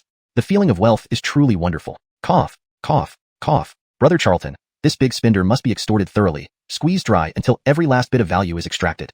Jacqueline Dottie, no, absolutely not. Even if he's a big fish, you can't just bleed him dry like that. What if he gets scared off? Ginger extortion won't be possible if he flees. We need a steady stream of benefits. He seems pretty cooperative. Brother Charlton, you do have a point. The ancient Dirac civilization as a whole isn't bad, but don't underestimate them. Yenison to what he wants. Jacqueline Dottie, I understand. This guy is like a god of wealth, eagerly offering us money. I can't refuse him. Collaboration is fine, but we need to carefully consider how it should proceed. We can't use such aggressive tactics after annihilating the Feather Clan and Ning royal family. Otherwise, all Eastern Domain forces will target me. Brother Charlton, no worries. The Feather Clan and Ning royal family aren't from the 33 worlds originally, so killing them is no issue. Otherwise, when you exterminated the Ander clan and Voidwalkers, other ancient races would have intervened. Besides, it was the old man of the soul race who acted, which has nothing to do with you. Jacqueline Dottie, contact Viviana for a certificate. Otherwise, he will worry incessantly and won't proceed with the collaboration. Brother Charlton, are you crazy? Have me contact the Matilda? Afraid I'll get killed? Jacqueline Dottie, then what do you suggest? Brother Charlton, look at the sky. Isn't something flying over there? Quickly move. In an instant. Clang. Before Dottie finished her warning, a purple golden scroll descended from the depths of the sky. No matter how Ian dodged, it still struck him hard on the forehead, leaving him dazed and disoriented. As Ian prepared to curse aloud, this time only, no repeats. A cold, murderous yet mocking voice echoed in Ian's soul. Instantly, Ian came to his senses, recognizing the owner. He immediately bowed deeply toward the void before opening the golden scroll. On it were just 8 characters, yet filled with immense power and authority. Granted edict, permission granted. Master Montgomery, could this be? Everyone present saw the golden scroll. Although there were no astonishing phenomena, the strong aura emanating from it was enough to crush a person. Brother, your luck is good, catch it well? Ian casually tossed the scroll over. This devil woman gives no respect. Wait until she warms my bed. Thank the Matilda for her edict. Oswald received the scroll reverently, kneeling on the ground and holding the edict above his head in deep reverence, his excitement beyond description. Throughout endless ages, only tales of the Matilda of the 33 worlds existed. No one had seen her, believing her to be merely a legend. But today, receiving a special edict from the Matilda herself, granting passage, all brought by Master Montgomery. Therefore, Master Montgomery has a definite connection with the Matilda, possibly as teacher and student. By the Supreme God, Master Montgomery's future will undoubtedly be another supreme existence, shaking the void, intimidating the star sea, invincible across the universe. His words alone can have the Matilda issue an edict. Yanistal brother Montgomery, what happened? Marco approached Ian, utterly baffled at the sight of this half-god prince bowing and addressing the Matilda. To address a half-god as Matilda, at least indicates a true god. Guess. Ian stood with his hands behind his back, looking at Marco with a mysterious smile. Yanistal brother Montgomery, don't tease me. Tell this great sage already. Marco anxiously paced around, expecting a major battle, yet this was resolved with just a few words. Furthermore, this half-god from the void was easily deceived. Heaven's secrets mustn't be revealed. Ian spoke enigmatically, remaining tight-lipped despite Marco's persistence. Inside, he worried. Apparently, the female demon was always watching, meaning his lineage had been discovered. Otherwise, why would she drop an edict? The female demon is terrifying. The path ahead is long and arduous. Even if it's a mountain, I'll climb it eventually. Sir, what's happening? Benito of the soul race appeared. Seeing Oswald kowtowing respectfully, he was shocked. When his gaze fell upon the scroll in Oswald's hand, his entire body trembled involuntarily, almost collapsing. Edict. Matilda's edict. By the heavens. Didn't the Matilda disappear long ago? Where did this edict come from? With Oswald's demeanor, did he seek forgiveness from the Matilda? Could the Matilda return? But if the Matilda returned, why did they receive no news? Yet, this was undoubtedly the Matilda's edict. The soul race still honors her edicts, and everything matched perfectly. Benito, the Matilda bestowed this edict, granting me free passage through the 33 worlds. What an honor. Now, I can come openly. I no longer need to sneak around for passage. This edict, Master Montgomery helped me obtain. Without Master Montgomery, I would have made a grave mistake today. Oswald rose from the ground, respectfully storing the golden scroll in his inner realm. Hiss. Sir, you should thank Master Montgomery greatly. The Benito of the soul race was astonished again. That was a genuine edict from the Matilda, impossible to forge. Master Montgomery obtained it. How many powerful beings stand behind him? Master Montgomery, allow me to express my highest respect. My ancient Dirac civilization wishes to permanently ally with the cultivation world. May I ask if we have this honor? Oswald placed his right hand on his chest and bowed deeply to Ian, the highest honor of the Dirac civilization. Brother Oswald, personally, I agree, But there are countless races in the 33 worlds, and I cannot represent them all. Even for humans, I can't. Of course, I don't intend to represent anyone. You seem decent. I'm willing to be friends with you. With this pass, you can visit anytime. If you get bored, feel free to find me for a drink. Let me introduce you to Alaric, the prince of the beast race, and my brother. Ian unfolded his fan, introducing each one leisurely. Representing the entire cultivation world was long forgotten by him. Whoever volunteers, let them do it. It's none of my concern. Chapter 382. Intention to cooperate. After some polite exchanges, everyone had an initial acquaintance. Given today's events, attempting the Supreme College entrance examination was out of the question, so they all returned to the residence. Master Montgomery, Your Highness, I apologize. We failed to kill the Ning clan royal family and the Feather clan. Someone intervened, and I returned their souls. This person is one of the 7 supervisors. I once owed him a favor, but he also assured me that the Feather clan and Ning clan royal family will never bother Master Montgomery again and are willing to offer compensation. Within the residence, the Soul clan's great elders sounded apologetic and ashamed, having not expected this intervention. Repaying this favor was inevitable. May I ask, who is this person? Ian closed his fan. For someone to make the Soul clan's great elder back off and return the souls, this matter was certainly no simple feat. Master Montgomery, truthfully, even I don't know, but he holds the soul token of our clan. Anyone holding the soul token demands unconditional fulfillment of any conditions by the Soul clan. This is the last soul token in circulation. Any holder has greatly contributed to our clan. Regarding this, I shall give you a proper explanation. The Soul clan's great elder felt quite helpless since this was a promise made in good faith. Yet, Senior, there's no need for self-reproach. This isn't your fault. They can protect them once, but I doubt they can do it 10 times. Dead Sea, go out and buy some alcohol. Ian glanced at Clark and gestured discreetly. Yes, sir. Leader Kane, just wait a moment. Brother will be right back. Clark immediately understood Ian's meaning. Leader Kane was not one to let grudges fester overnight. If someone dared intervene in his killing spree, now was the time to stir up trouble. Oh, right, Brother Oswald. You mentioned cooperation earlier. Could you clarify what you meant? Ian bypassed the current situation and shifted his gaze towards Oswald. The Feather clan and Ning clan royal family were as good as dead. Even if they survived today, tomorrow would be another story. Master Montgomery, candidly speaking, I own several businesses, especially concerning potions. I want to purchase a batch of pills from you. What do you think of that? Oswald looked at Ian with fervent anticipation. Initially expecting Ian to be at least a 9th rank power, it turned out he was only 4th rank, yet capable of refining king-grade pills which correspond to 8th rank potions. From the information gathered from the Dark Demon civilization, he had refined hundreds of king-grade pills in merely 3 days, and they were universally compatible. If he could secure exclusive rights to Ian's pill recipes, his status, power, wealth, and reputation in the ancient civilization would soar. So that's it. Brother Oswald, for you to come personally seeking me for pills, I suspect there's more than meets the eye. If I'm not mistaken, you wish to monopolize pill distribution in the Endless Void, ensuring only your enterprise can sell them. Do I hit the mark? Ian waved his fan, smiling calmly. Truly, profit drives early risers. Even a demigod couldn't escape this rule. Since it's business, I won't hold back in asking for a hefty price. Master Montgomery, indeed, my intentions cannot hide from you. Yes, that's what I'm after. As long as Master agrees, name your terms. Naturally, I have no intention of restricting whom you sell to, but I hope you operate exclusively through me in the Endless Void. Oswald's attitude was sincere and respectful, not just because of Ian's terrifying background, but also due to his unmatched alchemy skills, on par with his mentor's prowess. Brother Oswald, there's no need to worry. I understand you. I'll agree. You're aware of the effectiveness of my pills. Let's not beat around the bush.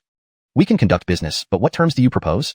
Ian understood Oswald's intent to monopolize pill sales and reap enormous benefits for the Dirac ancient civilization, especially since he was the sole universal grand alchemist outside his master. Pill refinement equipment, materials, and sales will be provided by us. All you need to do is refine the pills. You'll receive 70% net profits per pill. Deliveries will occur every 3 years based on required pill types. How does that sound?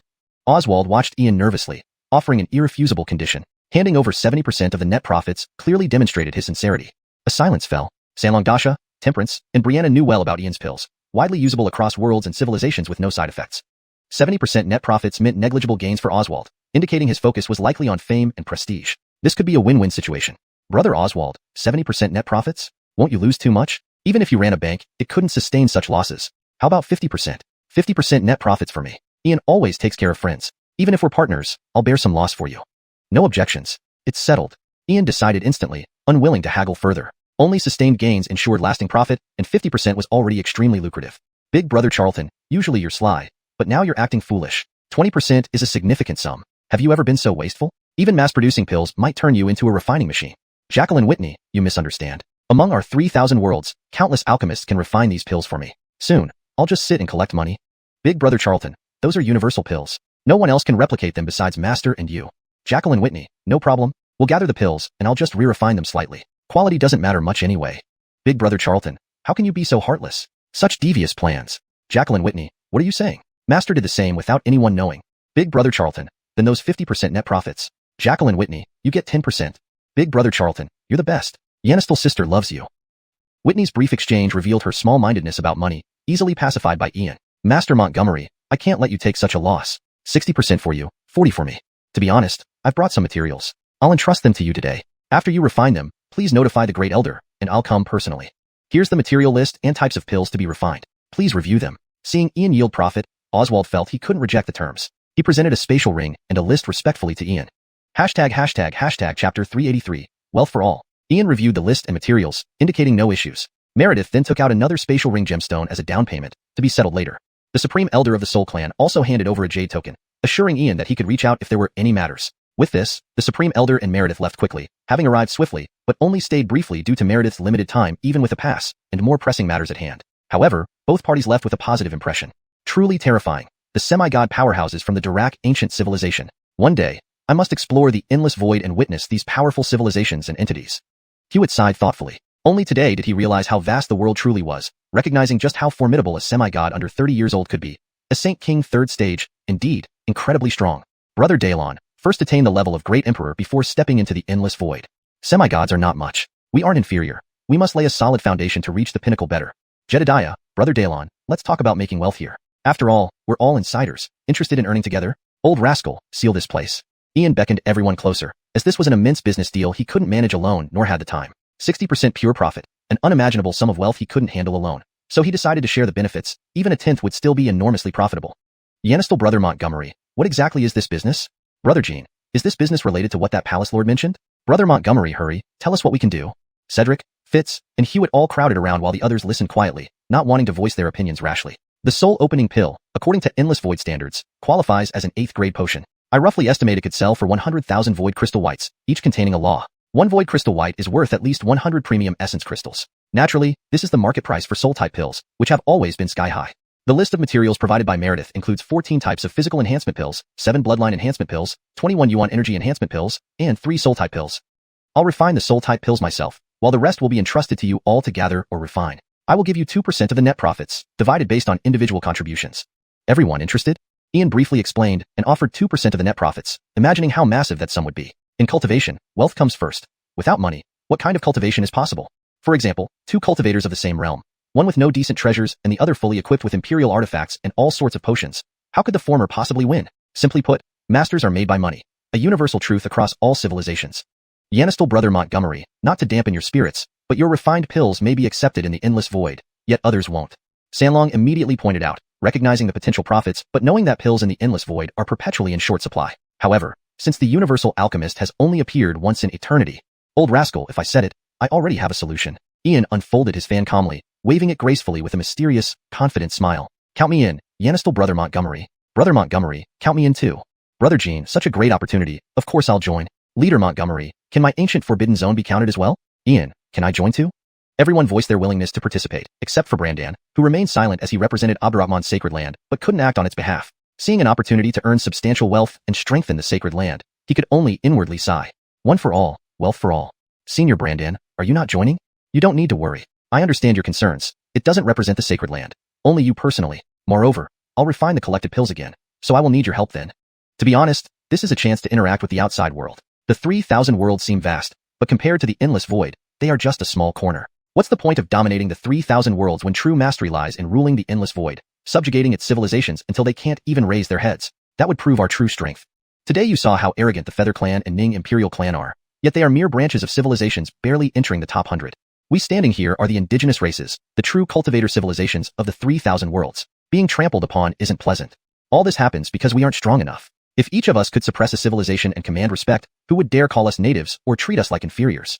One day, I will make the cultivation civilization the supreme civilization of the endless void, showing those self-important individuals what true ancient species, mythical golden crows, and the majesty of emperors look like.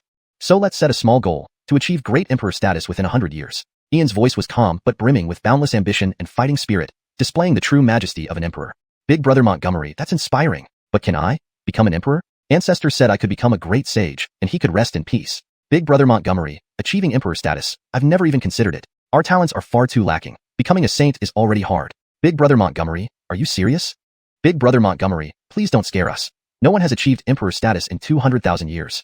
The 9-headed gold Yanisen, Big Black Donkey, Sky-Swallowing Sparrow, and Boss Snake were all astonished. Based on their talent, it seemed impossible to become emperors. Why is it impossible? Talent might be lacking, but pouring in countless resources can achieve it. It depends on your resolve to become strong and the invincible heart needed to become an emperor. Ian stood with folded arms, utterly calm. Yet his words were forceful and struck deep into everyone's hearts. Chapter 384. The Shadow of the Bronze Face Mask. At the Avian clan's encampment, Cindy and Dorming, Hamlin, and Ning Montgomery's souls gradually returned to their bodies. Standing beside them was a towering figure clad in a pitch-black robe with cascading black hair and a bronze face mask. Only his eyes, piercing like cold lightning, betrayed his terrifying presence. Sir, how are they? King Cindy stood nearby, his eyes as dark as ink, devoid of any color, and his voice equally chilling. They made it just in time. Their lives are safe. A bunch of fools. Who gave you permission to provoke Ian? What kind of idiots would come up with such a stupid plan? I used the Soul Command today to save you. If Dino needs to act in the future, what will we use to control the Soul Clan? The figure in the bronze mask exuded stern authority and an even colder demeanor. Since they had decided to take action against Ian, why hadn't they planned more carefully? This reckless method was far too amateurish. Sir, please calm down. It is entirely my fault. Please punish me. King Cindy did not dare to argue but knelt on one knee, begging for punishment. They had underestimated Ian. Today's events taught them a lesson. They could not provoke Ian again in the near future, or else if he found any leverage, they might suffer a catastrophic blow. What good would punishing you do? After this incident, Ian must have noticed something. Now that he has established relations with the ancient Dirk civilization through the Soul Clan, we cannot make a move against him anytime soon. Otherwise, it will surely draw the attention of the ancient elder from the Soul Clan. We need to resolve our enmity with him truly. Both your clans are already under his watchful eye. The Shadow Realm invasion is imminent. If Ian stabs you in the back, your clans will be annihilated without a doubt. The gaze behind the bronze mask softened, no longer as sharp. With only a few years until Dino birth, they couldn't afford any further disturbances. Ian disrupted the grand scheme of Dino, altering the course of fate. Suppressing him only makes him stronger. He may very well be a descendant of the Imperial Court. If we really anger Ian, forcing another summoning of the 4 holy beasts, we can't push him too hard. Everything must prioritize Dino's safe arrival. Sir, I don't understand. Isn't Ian just a man? Even with some peculiar abilities, he's merely at the Air Dominion level. Why should you fear him so much? Please, sir, clarify for us, King Cindy said, clasping his hands in confusion. While they had indeed underestimated Ian, he didn't think they needed to fear him so much. Who isn't wary of the descendants of the Imperial Court? How did the Dark Council fall? Haven't you figured it out yet? Do not underestimate the resolve of humans. Although your plan succeeded and suppressed them for 200,000 years, do you think the ancient elder from the Soul Clan appeared by coincidence? That appearance was inevitable among countless coincidences. During these 200,000 years, while you were busy with your schemes, the human race's fortune declined drastically. But when things reach their peak, they begin to decline, and when they become extreme, they revert. Ian's birth was the inevitable result of the human race's fortune hitting rock bottom. I can assert that Ian is likely the legendary epic son, someone unseen for millions of years. Do not provoke Ian anymore. At least wait until Dino is born.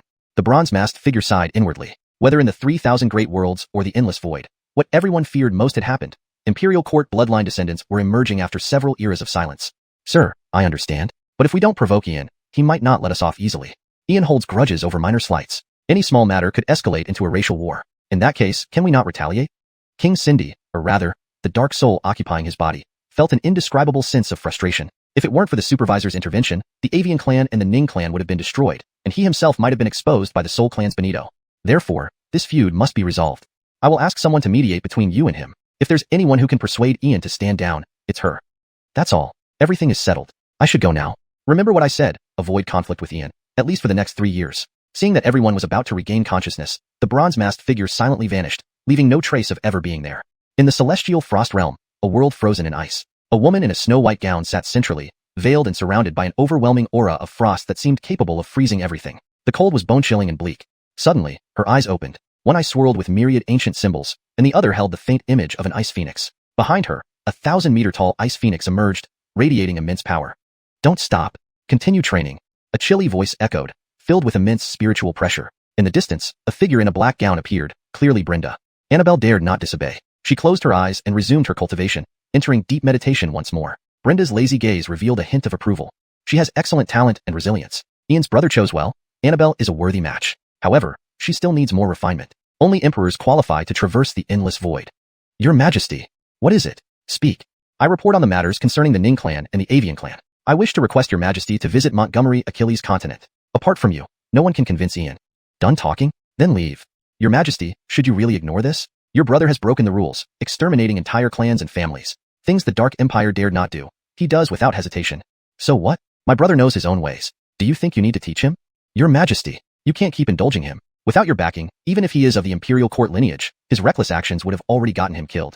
Fine, then I won't intervene. You can do whatever you want. Just remember, anyone above the Fabian level who dares to act will have their entire clan eradicated by me. Your Majesty, are you serious? As long as no one is above Fabian level, killing Ian won't bother you.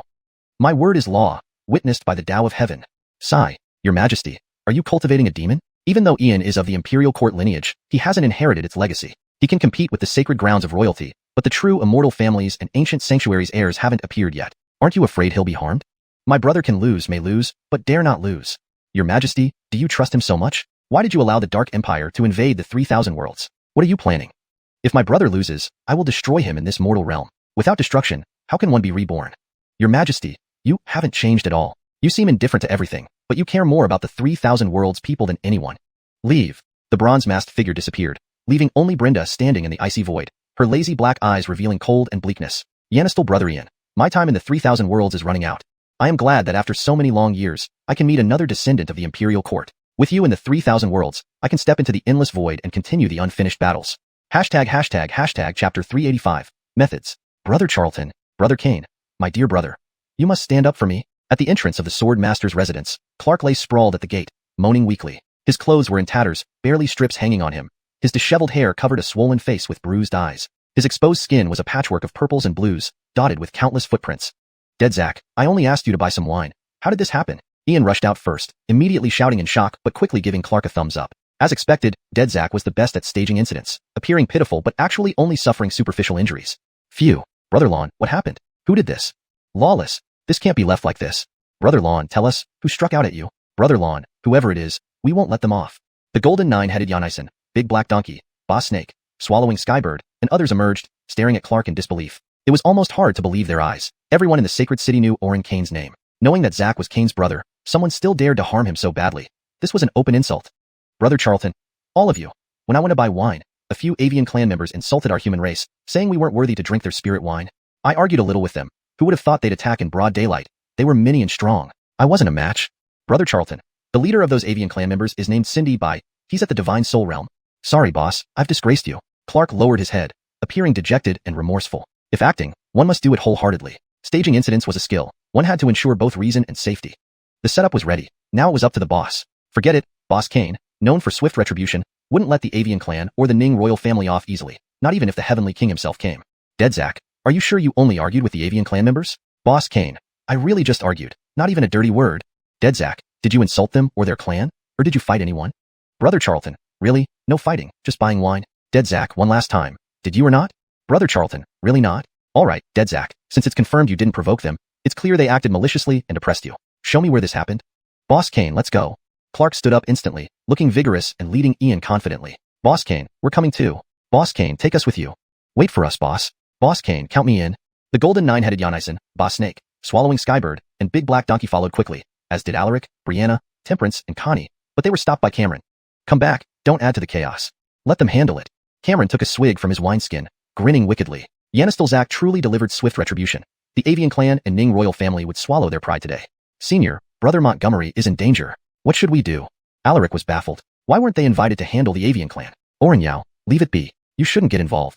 When we need to act, there'll be no avoiding it. Yanistel Jindaizi's plan is vicious indeed. Fitz watched them leave, smiling mysteriously. Master June, Senior Sanlong, please explain. Alaric was thoroughly confused. What about Brother Montgomery's method made it so vicious? Ferdy, Zach, need explanations? Just follow and see. Let's go. Cameron's gaze was mysterious, his smile increasingly wicked. This Zach was venomous and clever. The avian clan couldn't even cry about this. They walked right into it.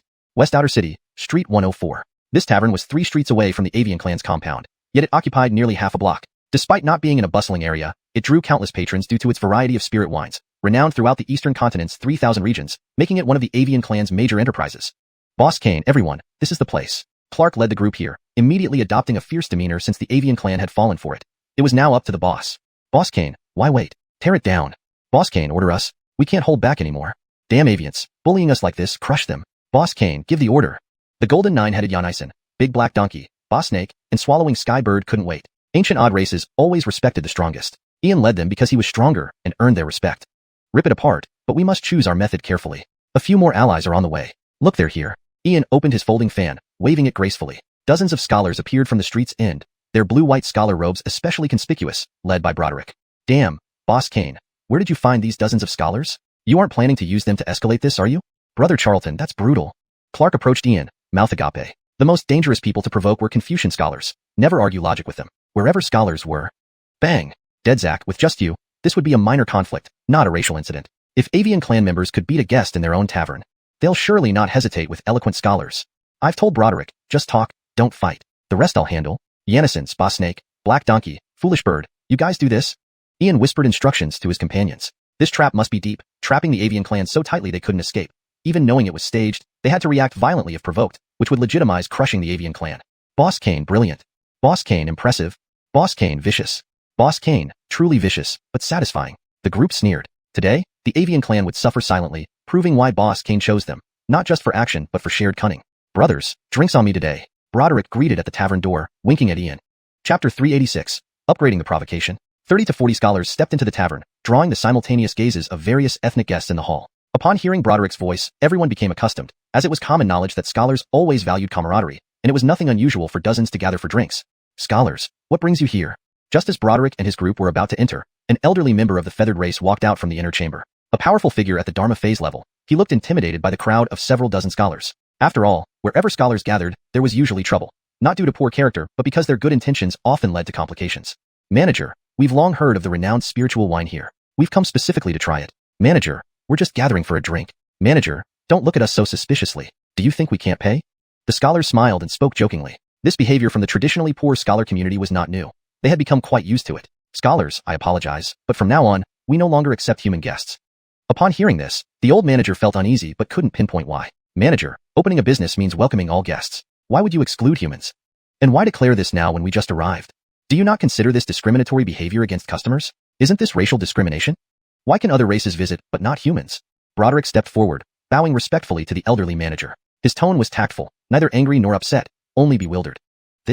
The old manager was at a loss, and guests from all races were watching him, adding to his discomfort. The news that the young master and friends had beaten a human buyer named Xiao E. Weston earlier was spreading like wildfire. If he expelled these scholars, it would cause a citywide uproar within half an hour. Where do you vagrants come from, causing a ruckus here? Don't you know where you are? You're right. All races can come here except yours. What will you do if we indeed discriminate? You can't do anything. To sum it up, you don't deserve our feathered race's wine or even stand on our land. Now scram before you bother me further. A young man around 20 years old descended from the second floor stairs. With silver hair and icy, arrogant eyes, he radiated disdain. Another human, the damned lowlifes. How infuriating. My kind-hearted elder sister was cursed, all because of your human race's constant invitations which she dared to refuse. Humans must be wiped out. Feathered friend, what do you mean by this? By insulting us scholars, you must apologize today. Otherwise, I won't leave. Indeed, leave without an apology and face the consequences. The scholars, incited by Broderick, became highly agitated. Being scholars full of righteous indignation, they could not tolerate such humiliation, especially after similar incidents at Endoryu Tower. Today, it happens again. A bunch of vagrants, deserving apologies? Humans are born as inferior livestock. When did they dare show teeth to their masters? If you don't leave, I'll make sure you die. Cindy glared coldly at the scholars, barely containing his murderous intent. Inferior humans, how annoying. I wish I could kill them all. If the time and place were different, I'd slaughter each one of you. You truly go too far. Humans have always been self-reliant. The 30,000 worlds are our homeland. You are the intruding races. You invaders have enslaved our ancestors and deemed yourselves gods, occupying our nests, yet you speak boldly. Humans are weak now, thus bullied. But during the Montgomery Luo Imperial Dynasty, 20,000 years ago, would you dare? Broderick stood tall, each word piercing the hearts of those who didn't want to confront the truth. Die! Cindy finally snapped, his face turning almost green with rage. Instantly, a large silver palm struck Broderick, sending him flying out of the tavern, coughing blood. Ander Senior Brother, this is too much. I'll fight with you. Ander Junior Brother, are you alright? I'll fetch Senior Jacqueline. Senior Brother. Scholars surrounded Broderick, nearly furious beyond control. Some were ready to fight Cindy. Return. You aren't his match, it's suicide. The Academy rules prohibit private duels. We must abide by them. Let's go. Broderick, supported by his peers, calmed them down. The provocation wasn't enough yet. More needed to be done. Besides Orin Kane, no one else dared to challenge the 100 races openly. An injury was nothing compared to providing Orin Kane with justification to destroy the feathered race. Walking away? Think you can? Daring to act wildly on feathered land? Leave your lives behind. I refrain from killing you to avoid dirtying my place. Prepare to die, inferior human. Cindy approached menacingly, intending to claim every life. Splash. Great might indeed. Bird people, whose courage emboldens you. Who dares murder my friend Ian publicly? Ian unfolded his fan, walking calmly into the crowd, his voice sending chills down everyone's spine. Broderick's acting was impeccable. This incident had escalated from mere provocation to potential racial conflict. Feathered race, watch me bring your destruction tonight when the Aurelio arrives. Hashtag chapter 387. Scholars of the Confucian School, dare you join me in battle? Lord Kane, we beg you to uphold justice for us. The feathered clan is too tyrannical. Lord Kane, look at what state brother Ander was beaten into by him. Lord Kane, this is unbearable. The scholars around saw Ian's figure and immediately bowed respectfully. Seeing Ian meant they had found their pillar of support. They had witnessed firsthand how he had dealt with the Moonlight Clan in the Wind and Moon Tower. Wasn't that building still torn down from last time? He fought against the Prince of Demons on the streets, befriending him through combat, chopping off 3 heads of the golden 9-headed Xianxia. There was nothing Lord Kane would not dare to do or kill. Ian, you came just in time. I, Cindy Bai, have been looking for you. How dare you make my father kneel? Today, you shall die. The feathered clan cannot be provoked or insulted. Step out for a fight. Cindy Bai's eyes blazed with unparalleled ferocity and murderous intent. He couldn't suppress it anymore as a terrifying aura radiated from him. His silver wings spread out, transforming into a streak of silver light soaring into the sky. Step down. Before Lord Kane, you still dare to stand high and mighty? In the heavens, the swallowing heaven sparrow unfolded its massive form, several dozen zhang wide, though only with 1 wing. The sky was filled with black feathers turning into formidable black light swords, forcefully forcing Cindy Bai back down. Before Lord Kane, you still dare to strut around? Who gave you such courage? Baz's enormous snake tail sliced through the air, emitting boundless power, creating a vacuum over several hundred zhang as it crushed towards Cindy Bai. You, shield of holy strength. Cindy Bai could not dodge, so he summoned the shield of holy strength, enveloping himself in a silver light shield. However, against the sky full of black light swords and the massive snake tail, he could only defend without retaliating. A mere birdman dares to act so arrogantly and discriminate based on race. I can't stand it either. A huge black donkey appeared, lifting its 2 front hooves high with immense force. It smashed through the holy strength shield and struck Cindy Bai's head, sending him flying several dozen zhang away. Even since walking out from the ancient taboo zone, even I did not act this arrogantly. What gives you the nerve? The golden 9-headed Xianxia shook its 6 heads, its horrifying claws instantly pinning Cindy Bai down, crushing him into the ground and causing the surroundings to sink more than half a meter deep. Orin, Ian, this has nothing to do with you today. Quickly release our clan's prince, or there will be a great disaster for your human race. If anything happens to the prince, it will lead to an irreconcilable war of racial destruction. Cindy Clan's old steward stepped out, witnessing Cindy Bai pinned under the golden 9-headed Xianxia. He felt a chill down his spine and dared not attempt a rescue, resorting only to verbal threats. How can this not be related to me? The person lying on the ground is my friend. Do you recognize Zach? Just buying wine. Yet when you refused, you hurt him so badly. I didn't believe it at first, but now I see I must. You denied them entry, and then tried to murder in broad daylight. If I had arrived a moment later, wouldn't everyone here be dead? What do you think of my human race? Yanis stock or weeds to trample upon as you please? Do you believe that no emperor or king defends us humans? I said, anyone who kills one of my people, I will demand 100-fold retribution. All non-feathered beings in the 100 Flowers building must leave within 10 breaths, or face death. Ian slowly closed the fan in his palm, his smile frozen like an ancient demon king from the depths of prehistoric wilderness, exuding a chilling aura. Go, go, go. Get out while you can. This little demon is untouchable. Leave quickly, don't cross him. This little demon wants to kill. The feathered clan is in trouble. Inside the 100 Flowers building, creatures from all races hurriedly left, none daring to oppose Ian at this crucial moment, sensing the potential outbreak of a racial war. Ian was a harbinger of chaos, a madman. Fighting him was pointless. Ian, I advise you not to be reckless. We are only 3 streets away from our clan's territory. Our clan admits fault in this matter, but you've already struck the prince. Why are you still relentless? What do you want? The old steward of the feathered clan was intimidated. With the prince under the golden 9-headed Xianxia's claws, one order from Ian could end his life. Didn't you just threaten a racial destruction war? Since it's war, why waste words? Xianxia, donkey, bird, snake, stand down. This is a battle between our human race and the feathered clan.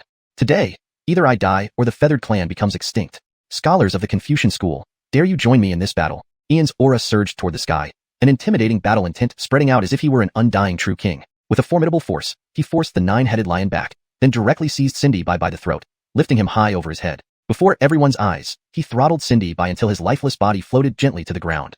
Lord Kane, we are willing to fight.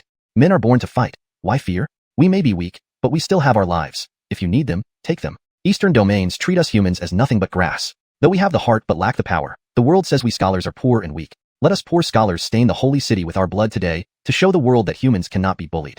30 to 40 scholars, filled with righteous indignation, stood united. Even Broderick, who was gravely injured, rose. With one heart, they vowed to fight to the death.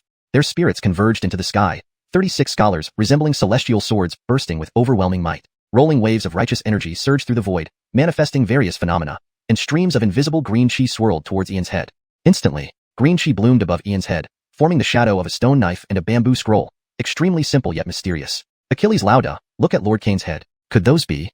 Heaven be praised. That's the legendary Spring and Autumn Pin and 10,000 Transformations book, treasures of the ancient human sages. Unbelievable. Truly unbelievable. The appearance of the sages' treasures signifies resonance with literary chi. Isn't this saying Lord Kane rivals ancient sages? It's said these 2 treasures, sealed in the great college of righteousness, hold infinite power and can simulate heavenly transformations. Lord Kane, truly unbelievable.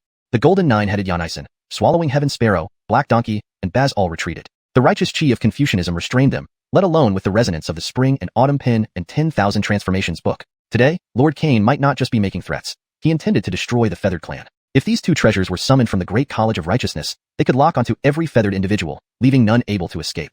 In ancient times, the sage ancestor of the Confucian school wielded the pin to inscribe history and the book to determine the universe, suppressing evil and punishing sinners alike. Each of the 10 grand colleges possessed profound legacies and supreme treasures to safeguard them. Today, blood will flow, and this day will be unprecedented. Chapter 388. All the sages move. At the Feathered Clan encampment, this is cultural aura. Who triggered this resonance? Hamlin sensed the surging cultural aura and instantly woke up. He quickly stepped outside the encampment, gazing at the airborne images of a carving knife and bamboo slips, his face pale with shock. Spring and Autumn Brush, Universal Scroll, treasures of the ancient scholarly sages. This overwhelming cultural aura. Has an unparalleled prodigy appeared in the vast institute? Damn humans, peasants, must be exterminated. The resonance of cultural aura and the manifestation of supreme treasures. That place looks more and more like 100 Flowers Tower. At this moment, everyone in the Feathered Clan encampment came out. They stared at each other because the manifestation occurred near 100 Flowers Tower. Snap. My son, husband, father-in-law, my son's soul jade pendant is broken. He has been killed. Whoever did this, I will wipe out their clan to avenge my son.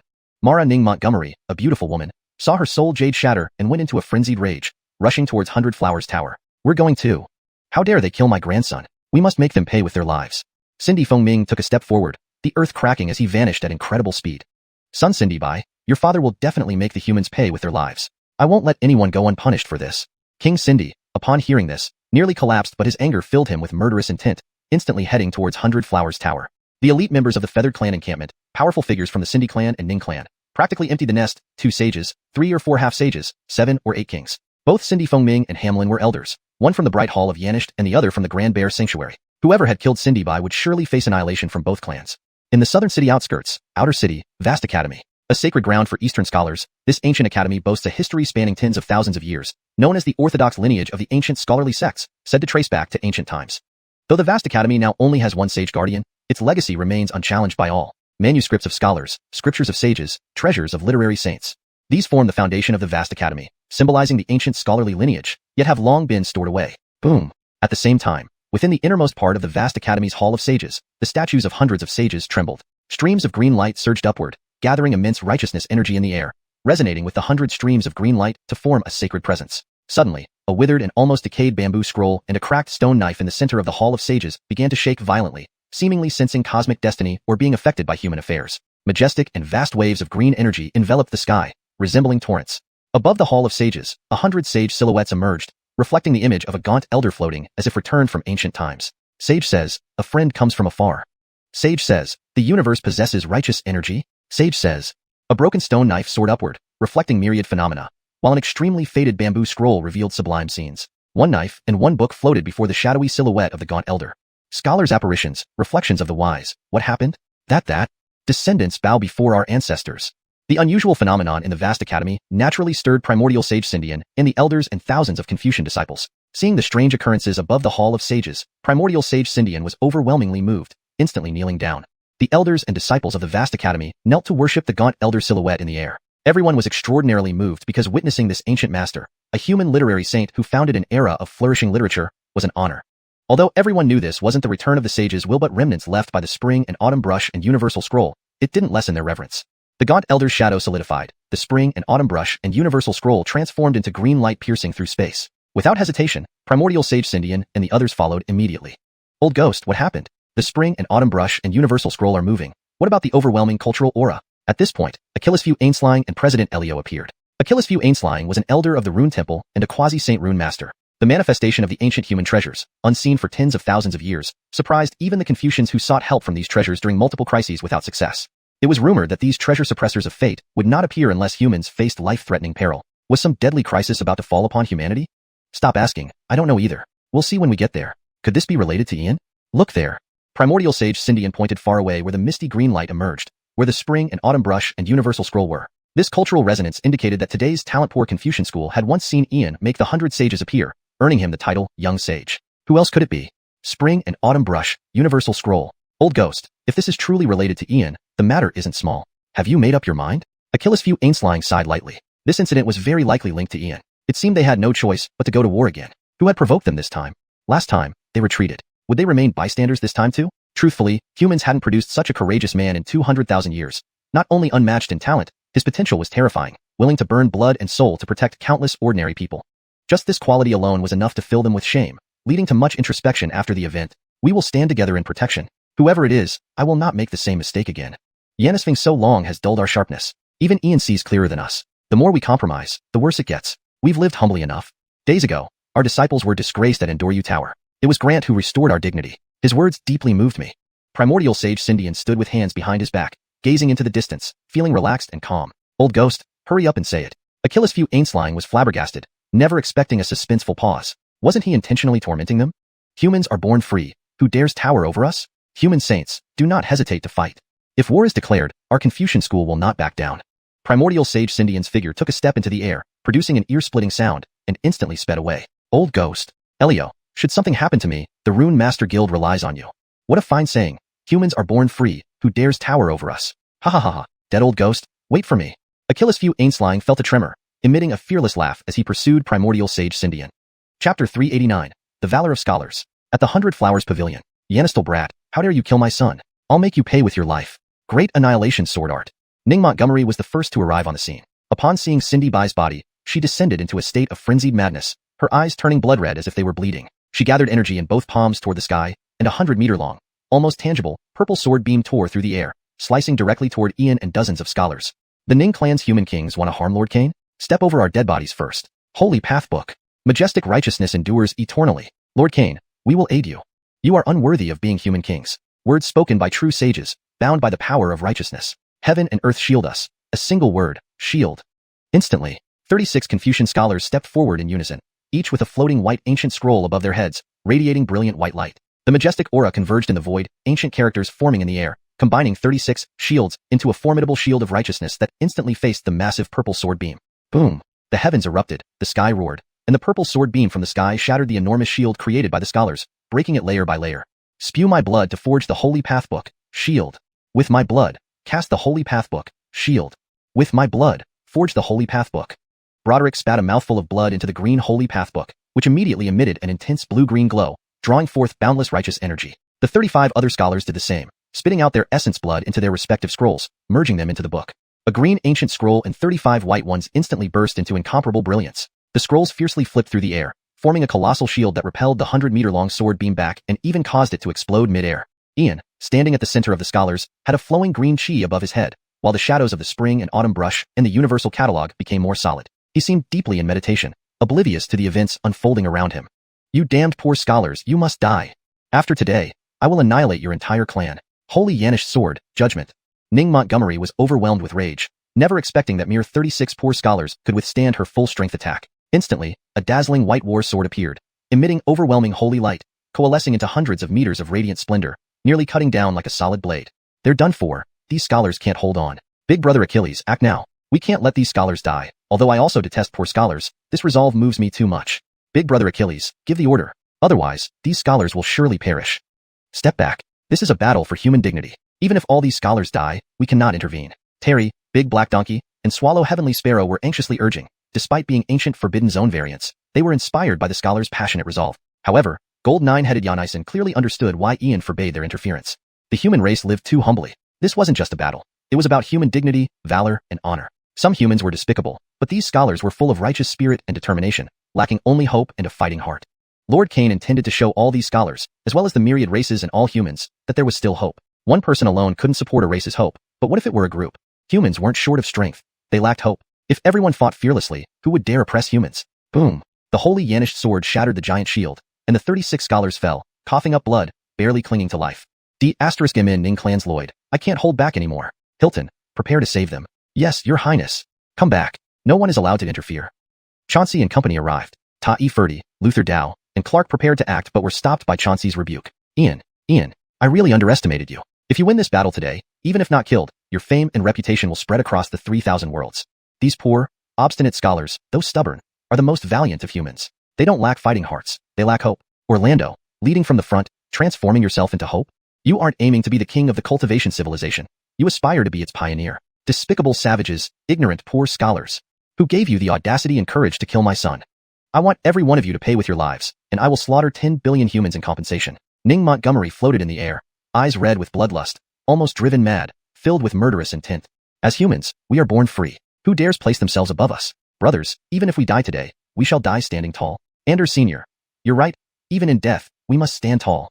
Lord Cain, help us regain confidence and dignity. For the first time, I felt what it means to be a man, a lowly commoner.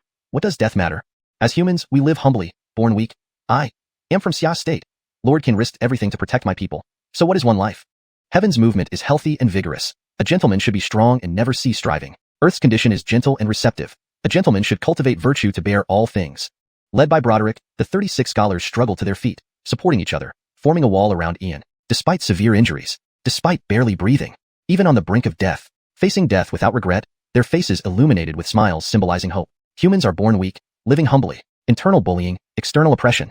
Human kings turning a blind eye, sacred lands ignoring the plight. Only Ian dared challenge the myriad races, defending countless ordinary people, risking his life for the sake of righteousness.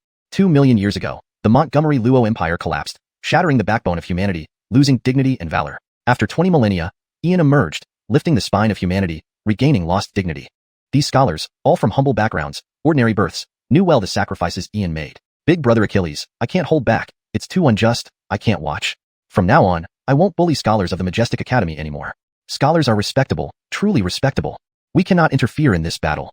Gold 9-headed Yonison felt an inner turmoil, deep claw marks appearing on the ground, but he endured because this was a battle for human dignity. Die. Seeing these scholars smile and stand fearless, Ning Montgomery felt a strange fear rise within her, especially their dignified, unyielding stance, making her feel profoundly ashamed. Despicable savages should behave like savages. Savages daring to challenge must be brutally suppressed. It's you who should die. Scholars, follow me.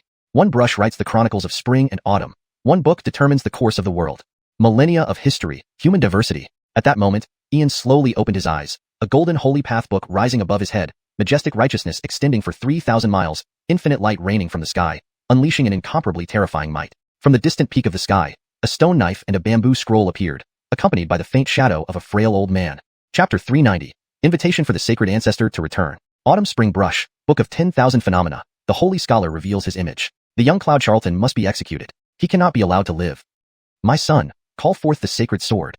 Cindy and Dorming and his companions also arrived, witnessing the stone knife and bamboo slips materializing in midair. Instantly, an overwhelming murderous intent surged within them. With treasures of the Holy Scholar manifesting, this day would end with no survivors. Cloud Charlton must not live. As long as he breathes, he is a disaster for both clans. Execute him. Young Cloud Charlton, even if you can invoke the treasure of the Holy Scholar, you will not escape death today. Holy Scholar, just an old relic from ancient times. Can a mere fragment of his treasure still defy the heavens? A bunch of lowly savages, do you see my sword? It was forged from the spine of some ancient human king of your ancestors. Today, I will use this sword to slay all you miserable people. Montgomeryer, catch the sword. Hamlin hovered in the air. A blood-stained bone sword appeared, radiating a terrifying aura, instantly falling before Ning Montgomery, enveloped in a towering killing intent. Lowly savages, I will exterminate your 9 generations. Young brat Cloud Charlton, how dare you kill my son? I want you dead. Cindy Wong and Ning Montgomery, driven by endless murderous intent, summoned a glowing holy sword that cast a shadow of a 4-winged Cindy clan warrior in the sky. A blood-stained bone sword revealed countless ancient symbols, hinting at an ancient king bound in iron chains, evoking fierce aggression. The sword's brilliance was radiant and imposing. Overwhelming sword intent swept across the heavens. 2 holy artifacts, overwhelmingly terrifying. You domain-dwelling beings invaded our fertile human lands, bullied our people, destroyed our foundations, and severed our fortunes. Today, let you pay for your crimes with blood. Sky Civilization, St. Hall Civilization, when I step into the vast void, you shall all perish. One stroke sets right the world. One book banishes all evil. With my blood, I summon righteousness. With my soul, I summon the Holy Master. With the thoughts of the countless human citizens, we humbly invite the Holy Master to return. May the Sacred Ancestor return. Return. Cloud Charlton knelt on one knee, reciting an incomprehensible prayer. 36 scholars followed suit, their prayers echoing. If someone looked into the void, they'd see invisible spiritual lights flashing from each scholar, converging into lines towards the gaunt elder's faint silhouette in the void. Invite the Holy Master to return. Clark also knelt down, feeling an inexplicable pressure and pain within, a burning rage erupting with this phrase. We humbly invite the Sacred Ancestor to return. In the sky, led by Elder Cindy and Shang and several thousand Confucian disciples, thunderous roars erupted, releasing pent-up rage from their souls. Humbly invite the ancient sage to return. Simultaneously, Luther Jiandaorian, Clark, Brianna, also knelt, inviting the Sacred Ancestor to return. Invite the ancient sage. In an instant, throughout the 99,000 li of Holy City, voices echoed through the void. Everyone felt enraged and unwilling, suppressed emotions seeking release. Thunder-like voices, like volcanic eruptions or oceanic roars, filled the sky. The autumn-spring brush and book of 10,000 phenomena emitted green energy piercing the clouds, and the gaunt elder's figure became increasingly solid. Not good. The damned Cloud Charlton brat is invoking the Holy Master. Montgomeryer, Cindy Wong, quickly kill him. Don't let him succeed. Do not allow the Holy Scholar's spirit to return, not even a shred of his will. Quickly kill him. The Ning clan and Cindy clan leaders shouted frantically, but Ning Montgomery and Cindy Wong's attempts to attack were blocked by an unseen barrier in the void, making their efforts futile. Power of humanity. The damned brat actually invoked the power of humanity. Ning brother, together, kill him. Cindy and Dorming gasped, heart racing. Cloud Charlton had invoked the legendary power of humanity. Once gathered, it would surely summon the Holy Scholar's will. The ancient Holy Scholar, how fearsome he was. This cannot be allowed. Kill. Hamlin roared angrily, unable to conceal his surprise. If the Holy Scholar's will descended, no one would survive. Among these savages, Cloud Charlton was the worst. Eliminating him would solve all problems. Hamlin, Cindy and Dorming, you want to kill our descendants? Did you ask me first? Hamlin, Cindy and Dorming, I have tolerated you long enough. Elder Cindy and Shang and Achilles Fu Ainslying stepped into the sky, emitting unparalleled power that covered tens of thousands of miles. Elder Cindy and Shang, Achilles Fu Ainslying, do you want to die? Or your lineage is obliterated? Two old relics, are you tired of living? Cindy and Dorming and Hamlin blocked Elder Cindy and Shang and Achilles Fu Ainslying, realizing they couldn't kill Cloud Charlton today. Words of law reveal true saints. Mighty righteousness sets the world right. 10,000 miles painted between mountains, sealing heaven and trapping earth. Elder Cindy and Shang revealed the silver holy book above his head, emitting terrifying power, spreading an ancient painting that unfurled into a vast landscape, sealing the void. Mountain splitting, world shattering. Seal. Cloud Charlton, Cindy and Dorming, Hamlin, we'll hold you back. We will destroy the Cindy clan and execute the Ning clan. Achilles Fu Ainslying immediately sketched out 99 formidable symbols, sealing the sky with formidable rule forces, creating a saintly battlefield. Have confidence. The Cindy clan and Ning clan will be erased today. Cloud Charlton clasped his hands toward the void, green chi rising 3,000 li, illuminating the eternal sky, appearing as a revered saint returning from antiquity, bursting with terrifying will. Who dares speak of eradicating our Cindy clan? Suddenly, a terrifying voice emerged from afar, a grand ancient presence intertwining with heaven and earth, seemingly from the imperishable domain beyond. A four-winged, emaciated figure descended, extremely aged and almost decayed. The Holy Ancestor has come. You're finished, little brat Cloud Charlton. Holy Ancestor, it's Cloud Charlton who seeks to destroy us. Holy Ancestor, it's him.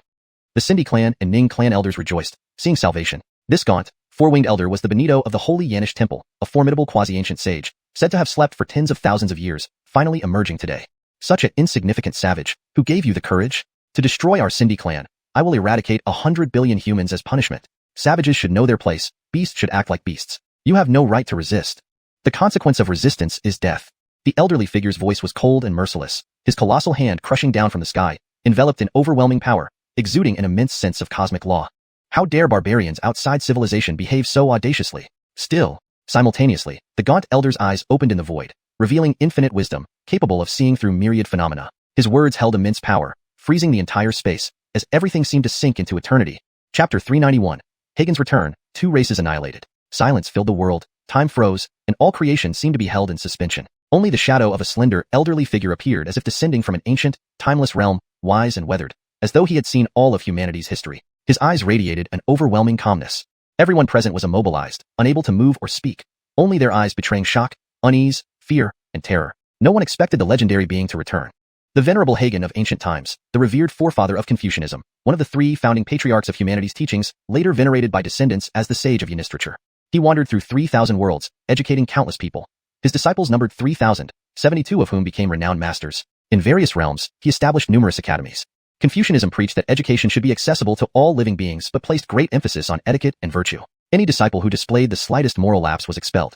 This was Confucianism's golden age, concurrent with the eras of Erech and Arlen. Under the governance of the three schools, humanity reached its zenith, a period of unparalleled brilliance. Be it Erech or the Arlen of Buddhism, they all had countless disciples despite their differing philosophies. Together, they created a golden era for humanity, and the name of Hagen was known far and wide. Who dared to challenge the righteous order? Descendants greet the venerable ancestor.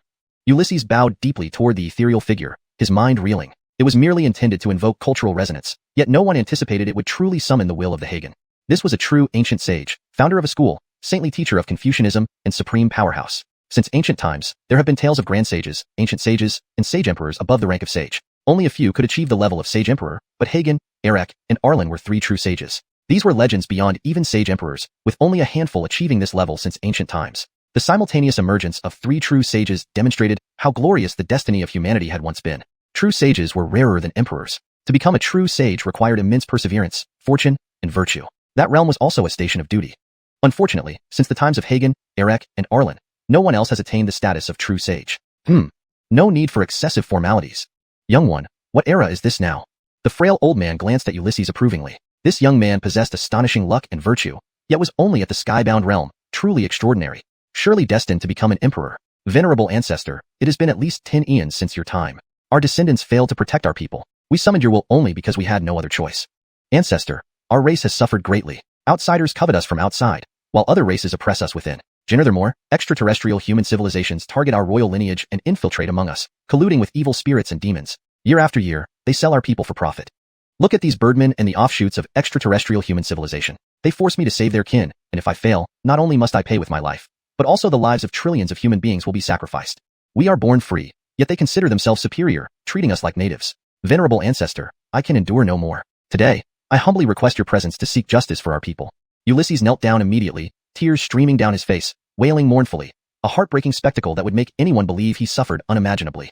Such an opportunity did not come often, and he wasn't about to let decorum stop him. Ancient Hagen, calling you ancestor surely won't hurt. As they say, shameless individuals are invincible. How preposterous. These barbarians dare to oppress our people. They must be punished. The frail old man's voice echoed ominously, sending thunder and pressure across the sky. Above them, a turbid river formed, interwoven with murky yellow fog, as terrifying wills surged alongside the Hagen's command. On the river, huge waves churned, coalescing into an enormous dark yellow guillotine blade. The cries of countless souls and evil shadows permeated the air, spreading a blood-drenched aura of slaughter. Blade of law, executioner of Lethe. It has been over 10 eons, yet his mere projection is still so fearsome, sighed the Chauncey, the only one unaffected besides Ulysses, watching the dark yellow celestial blade in awe. Indeed, the ancient Hagen was terrifying, living up to his status as one of the 3 true sages. Strike. Instantaneously, the terrifying celestial blade targeted the Feather Clan and Ning Clan royalty millions of miles away, slicing through space with infinite mist, instantly killing millions. The Ning Clan and Feather Clan were erased from existence. No. Hagen, you've gone too far. This cosmic cause and effect, you cannot bear it. The Skyscape civilization and Holy Cathedral civilization will not let your race live. Ulysses, you shall repay this debt. Ulysses, your cruelty will doom humanity. In the void, high-ranking members of the Feather Clan and Ning Clan royalty almost collapsed in disbelief. How could this be real? If not for witnessing it firsthand, who would believe it? Millions of heads severed. The Ning Clan and Feather Clan followed the footsteps of the Void Walkers and Ander Clan into oblivion. Extinction indeed. I always stand by my word. I said your races wouldn't survive sunset, and they didn't. When you oppressed my people, you sealed your fate. Every race that sheds human blood, I will not forgive, even if it means the end of all things. I will hold you accountable. One day, the Skyscape and Holy Cathedral civilizations will witness their own destruction at my hands. Debt must be repaid, blood for blood. Humans are born free, not slaves. How dare you trample upon us? From now on, any race in the Eastern Domain that oppresses our people will meet the same fate. Ulysses stood up, looking at the remaining dozen high-ranking members of the Ning Clan and Feather Clan, his eyes icy cold. Yanistal one, you are quite remarkable. You've made this journey worthwhile. Come visit sometime. Take care of Confucianism for me. Mark. The Hagen snapped his finger, imprinting a golden soul mark on Ulysses' forehead, then wiped his white beard. The dozen high-ranking members from the Ning Clan and Feather Clan vanished into light rain, leaving only the imprisoned Driscoll before Ulysses. Bid farewell to the venerable ancestor. Ulysses bowed, while the elders of Confucianism similarly bowed. To witness the Hagen today would be a lifetime achievement. Henceforth, the Eastern Domain's races would likely never dare to bully humans again. All thanks to Ulysses. Chapter 392, Master Siam Montgomery. At this moment, an oppressive silence prevailed. The air was filled with an invisible, suffocating pressure as if they were plunged into eternal darkness. Within less than half a month, 2 more clans had been exterminated. To date, 4 clans have been wiped out by Ian's hand. Cruel? Undeniably cruel. The human race's reaction is unknown, but at least from now on, the 100 tribes would be as silent as cicadas in winter. He said he'd destroy 2 clans before sunset, and it hadn't even reached sunset yet. Even the supreme elder of the Soul Clan gave up, but Ian did not, merely fabricating a reason to incite racial destruction. No one could or dared to think that this would happen. Last time, he summoned the spirits of the 4 sage ancestors to protect all people, and this time, he directly summoned the scholar sage, Johann, the gold 9-headed Yonison patriarch. Even Hilton and Alaric felt an icy chill deep within their hearts, especially Hilton, who felt utterly humiliated. Hadn't he once tried to annihilate Ian? With a single strike from the scholar sage, 2 clans were obliterated. There was no nonsense or long-winded preaching. Anyone who bullied the human race would die. Simple, direct, brutal, but incredibly effective. There were always reckless individuals who dared to challenge Ian's limits. Initially, with Cindy Yilling cursed, if only the Feather Clan had been more cooperative, considering Queenie Sake, Ian might have intervened, since there were no grievances between him and the Feather Clan. Now, their entire clan faced extermination. Another major clan alongside the Imperial Clan. You bully my human race, I'll destroy your clan. No lengthy discussions. Who could not be shocked? Who could not be afraid? At least the gold 9-headed Yonison, the great black donkey, swallow sky sparrow, basilisk snake, Though they all lacked limbs, at least Ian hadn't targeted their races, and he compensated them afterward, even forming good relationships with them. In essence, Ian was easy to get along with, provided one didn't cross his line. Brother Ander, gentlemen scholars, thank you today. If not for your protection, I wouldn't have been able to bring back our sage ancestor. The literary aura comes from the scholarly gate. Today, I return it to you. What destiny you create depends entirely on yourselves. Spring and Autumn Pin, Myriad Phenomena Book, Seas. Above Ian's head swirled literary aura, green light enveloping the sky. The Spring and Autumn Pin and Myriad Phenomena Book intertwined in midair, 36 streams of literary energy, like rainbows pouring into the bodies of the scholars led by Broderick. Instantly, 36 scholars emitted heavenly radiance. 35 scrolls of green ancient text condensed in the void, while Broderick directly condensed a scroll of silver holy scripture. Rolling waves of righteous chi surged across the sky, thousands of ancient characters dancing and merging into each individual scroll. I've advanced to the 3rd stage of embryonic pearl realm, thank you, Master Montgomery. So have I, to the 7th stage, many thanks for Master Montgomery's generous gift. Heaven, our holy scripture has ascended, thank you, Master Montgomery for the gift. Thank you, Master Montgomery for the gift. Broderick and the 35 scholars not only advanced in cultivation, but also upgraded their holy scriptures. The scholarly path scriptures are divided into 4 grades: white, blue, silver, and gold. It's rare for ordinary scholars to condense holy scriptures. A blue grade 1 is 1 in 1,000, a silver grade 1 is 1 in 10,000, and a gold grade 1 is 1 in 100 million. Suddenly seeing 35 blue holy scriptures and Broderick silver, one suggested that the Righteousness Academy would soon produce 35 kings and 1 sage. Not bad, advancing collectively and breaking through levels continuously. You guys, can you please stop calling me Master Montgomery? I'm not older than any of you. The sage ancestor imparted me some techniques. I will organize and pass them to you. Your talents aren't bad, but your bodies, chi and yuan force still need improvement. Righteous Ainsley can suppress evil spirits, the dead, demons, and strange beings, but what happens when it runs out? I've heard that hundreds of years ago, 8,000 scholars fought against 10,000 undead until they died from exhaustion.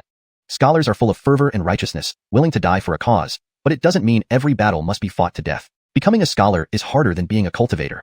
Enough, let's go to your Righteousness Academy. I'll refine some pills for you to make up for your deficiencies. Brother Ferdy, watch over the Driscoll. After saying that, Ian was still concerned, so he cast dozens of soul runes on the Driscoll, confining him tightly. Brother Montgomery understood. Alaric knew what the Driscoll represented. Since they had allied with Ian, they couldn't let the Dark Council's old man escape. Master Montgomery, you know alchemy? Master Montgomery, you've helped us too much. We feel unworthy of such generosity. Master Montgomery, after imparting the essence of Word Tao, you are truly our master. Master Montgomery, you've already worked so hard today. Why don't you rest? Broderick and the 35 scholars clasped their fists, filled with admiration and fervor. They would follow Ian to death without hesitation. Shut up. You call me Master Montgomery, then listen carefully.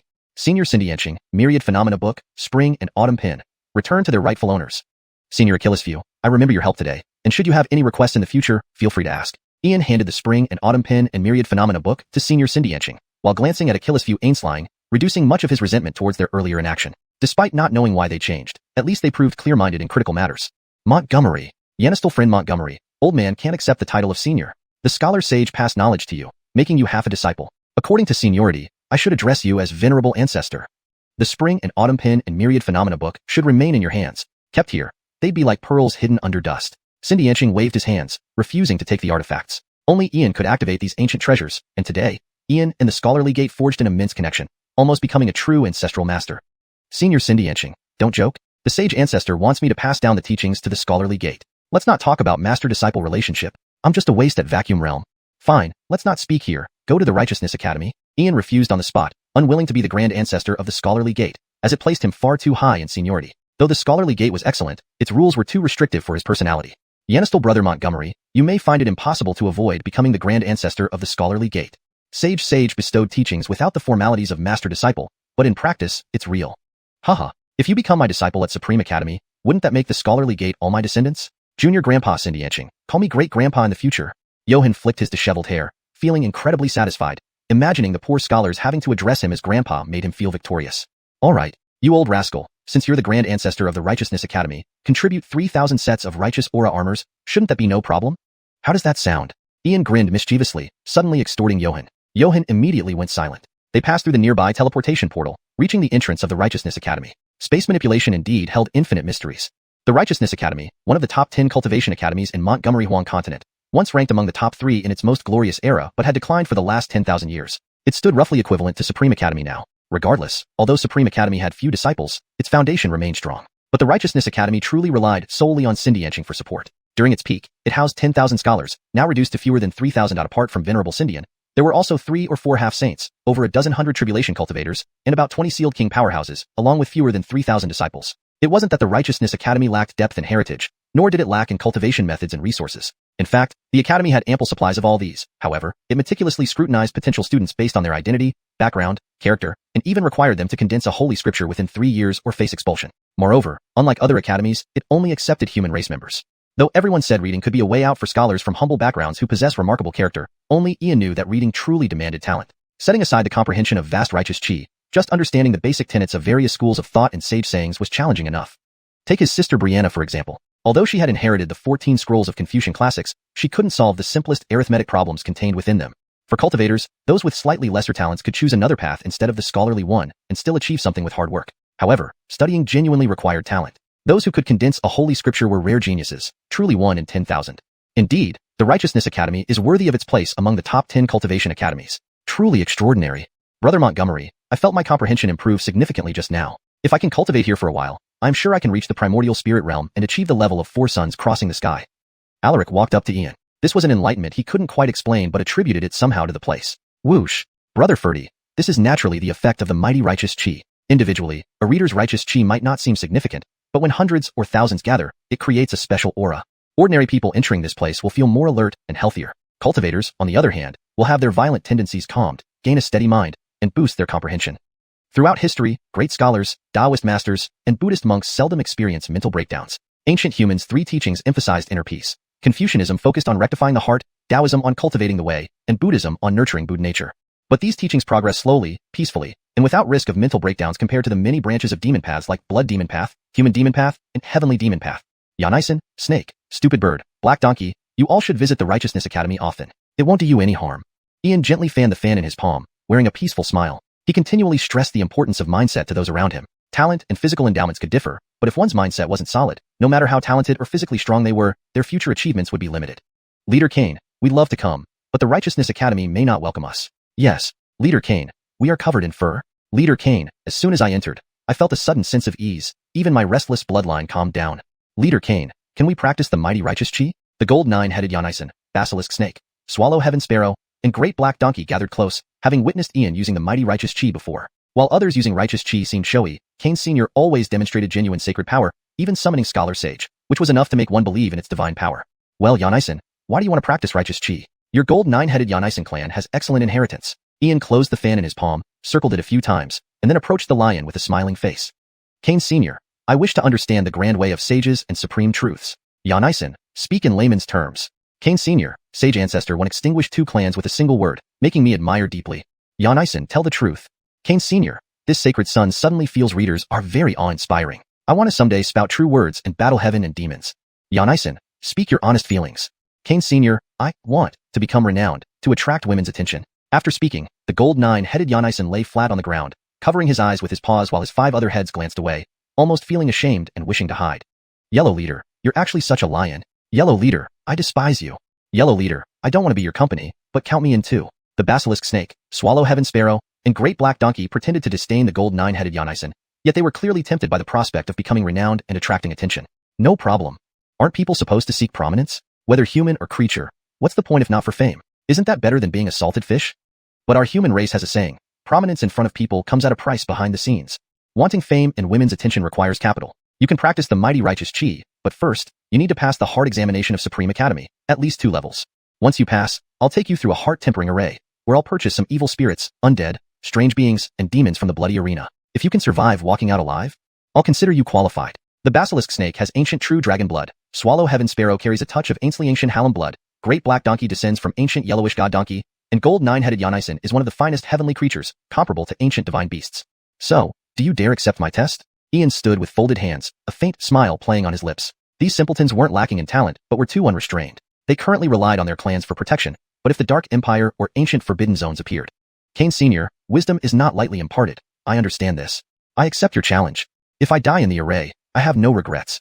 The gold 9-headed Xianxia stood tall, his 12 eyes radiating calmness. Born into a prominent clan, he well understood the value of imparted wisdom. Even within his clan, acquiring combat techniques required sufficient contributions. Kane Sr., we agree. Kane Sr., please train us thoroughly. Kane Sr., I've heard you fought 10 bizarre beings in the bloody arena. When will you take us there to see?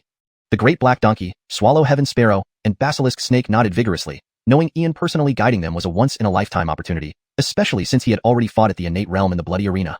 Let's wait until you pass the test first. The bloody arena. You'd die if you went now. Demons, undead, evil spirits, and bizarre beings won't follow any code of conduct with you.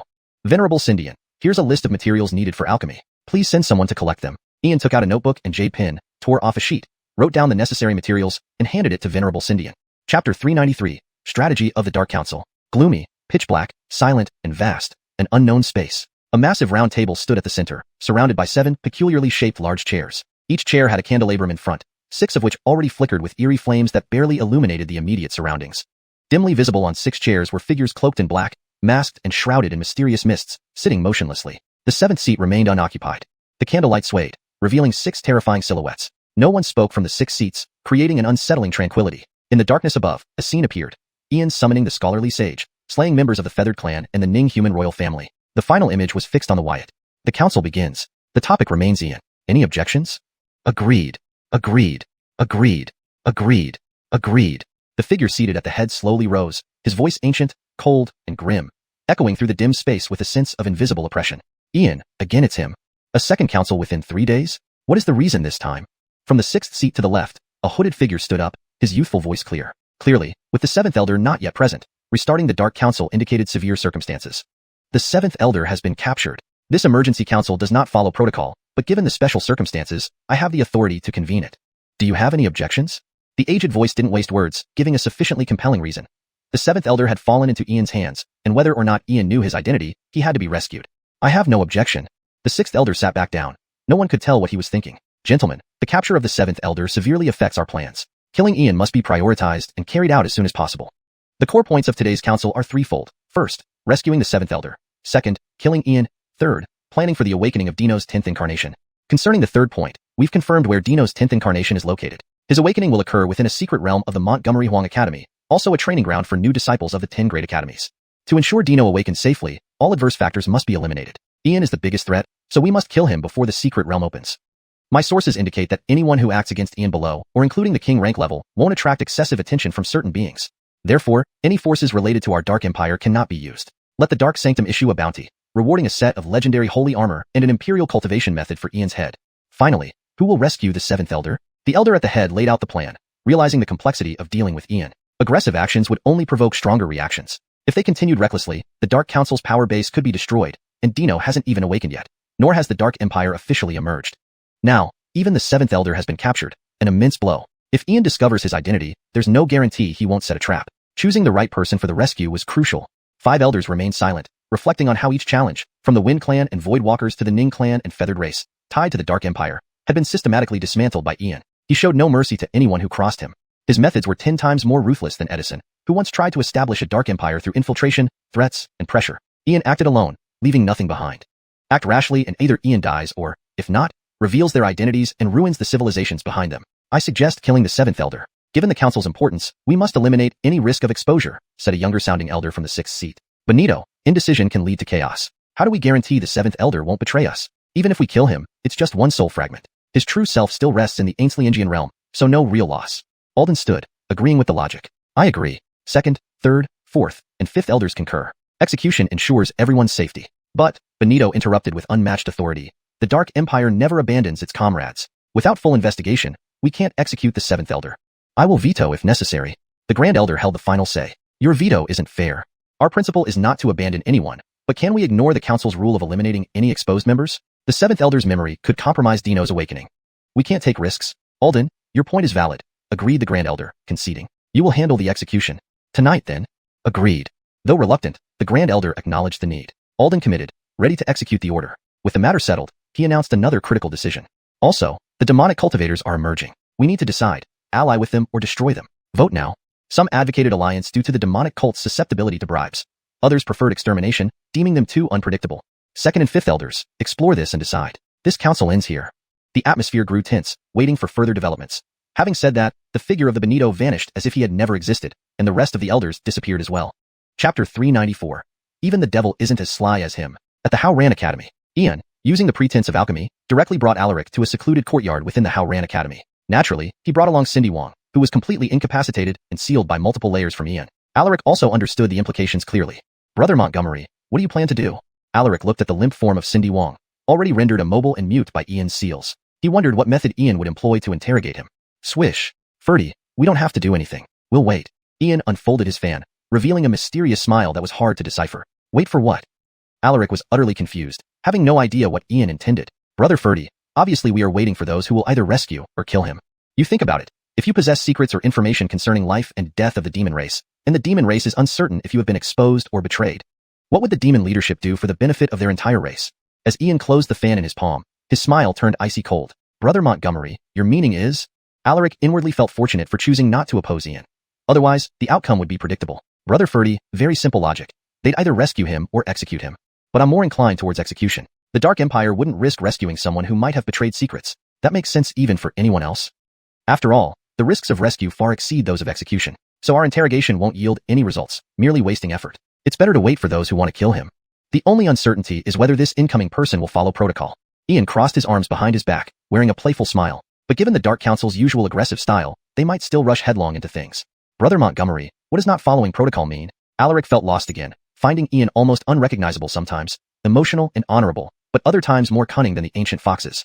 Brother Ferdy, if they follow protocol, they'd use brute force, storming the Howran Academy openly and executing Cindy Wong. If they deviate from protocol, they'd kidnap someone or something important to me, coercing me to hand over Cindy Wong. But I reckon they won't dare act recklessly now, as I've consecutively eliminated members from 4 races. They aren't confident facing me. If they act rashly again and encounter another entity like Scholar Hall, wouldn't they be eradicated completely? Ian's smile grew more intense as he glanced at Cindy Wong, noticing his dark, motionless eyes. Unfortunately, Cindy Wong couldn't speak a word. Cindy Wong began to truly appreciate Ian for the first time, realizing both himself and the Dark Council had severely underestimated him. They thought he was just a human child with imperial bloodline. But today, he realized they were entirely wrong. Ian wasn't just a simple human. He was a crafty old fox. Whoever doesn't follow protocol? Clearly, it's you, Ian. As the Tomas, I've already been suppressed by you without being interrogated or tortured. You're actually waiting for other elders of the Dark Council to arrive, surrounding and luring them. Whether to kill or rescue, Ian aims to capture another elder. The secrets and intelligence of the Dark Empire meant little to Ian. His true objective was to capture as many core members as possible, eliminating them entirely. Devil. A small devil, rather. No, even the devil isn't as sly as him. Edison, Ian is likely your true nemesis. Regardless of who comes next, 2 out of 7 elders will certainly fall. Brother Montgomery, are you prepared? Identity of the intruder unknown, methods unknown, actions unpredictable. How can we defend ourselves without preparation? Why rush if we can foresee it? What if we get wiped out? Wouldn't that be the end? Brother Ferdy, calm down. You're a royal prince of the demon race. Shouldn't you remain composed? No preparation is the best preparation. If we overprotect, would anyone dare come? Wouldn't it signal that we've set a trap? In essence, it's like a chess game. We see who remains calmer. Besides, we aren't unprepared. Help is on its way. Catching them off guard is our winning strategy. Ian leisurely fanned himself, his face adorned with an unruffled smile. Brother Montgomery, are you really 18? Could you be a reincarnation of an ancient powerful figure? I can't imagine how I could resist if you ever turn against us. Unacceptable. You must swear never to harm us. Alaric felt a chill run down his spine. Ian wasn't just a cunning fox. He was a devil. This plan wasn't hastily made but premeditated, with the feathered race on his elimination list since joining forces with the Aurelio in the Shadow Realm. Brother Ferdy, as brothers, why would I betray you? Oaths and agreements are always broken. I would never harm myself. I need your support to rebuild the Imperial Court. As for my blacklist, you needn't worry. I'll remove you eventually. Ian patted Alaric's shoulder comfortingly, then turned to look at Cindy Wong with a grin. Brother Montgomery, be reasonable. Alaric felt increasingly uneasy, knowing Ian joked for Cindy Wong to see. Still, such a devil needed someone who could handle him. Cousin Lorena isn't suitable. She'd eagerly volunteer herself. Uncle brother-in-law, not reliable enough. Elder Jacqueline, for the eternal survival of the demon race, I can only sacrifice you. Thinking this, Alaric cast a message charm, which vanished into the sky. Brother Ferdy, whom did you contact? Brother Montgomery, relax. Just reporting safety to my family. Brother Ferdy, do you think I believe that? Brother Montgomery, fine, I admit. My elder sister, 27 years old, incredibly beautiful, unmarried due to lack of worthy matches, has her elders worried. I think you suit her well, so I messaged her to come over. Alaric, you bastard. You want me as your brother-in-law? How can you be such a brother? Brother Montgomery, it's too late now. My sister will arrive in 3 to 5 days. You tricked me, so I retaliated. Fair's fair among brothers. Ian was momentarily stunned, unsure how to counter Alaric's cunning move. He had indeed been sold out. Women could indeed distract one from cultivation. Chapter 395, Reina, where's your bottom yanist? The night was as cool as water. In the Howran courtyard on the east side of a secluded wing, flames sporadically shot up into the sky and instantly extinguished. One could see a large cauldron constructed from runes and a grand array, forming a unique alchemy technique. Alaric watched Ian's alchemy with a bewildered look. If not for seeing it with his own eyes, he would never believe it were true. He was already gawking in astonishment. Had he ever seen runes form a cauldron? An array serving as the source and stars as fire? No. Had he ever seen materials thrown all at once into a cauldron without following any sequence? No. Or had he ever seen 3 different types of elixirs being refined simultaneously without fear of their properties conflicting? No. This surpassed understanding, truly surpassed comprehension, and to refine over 100 pills at once. Could this really be treated so casually?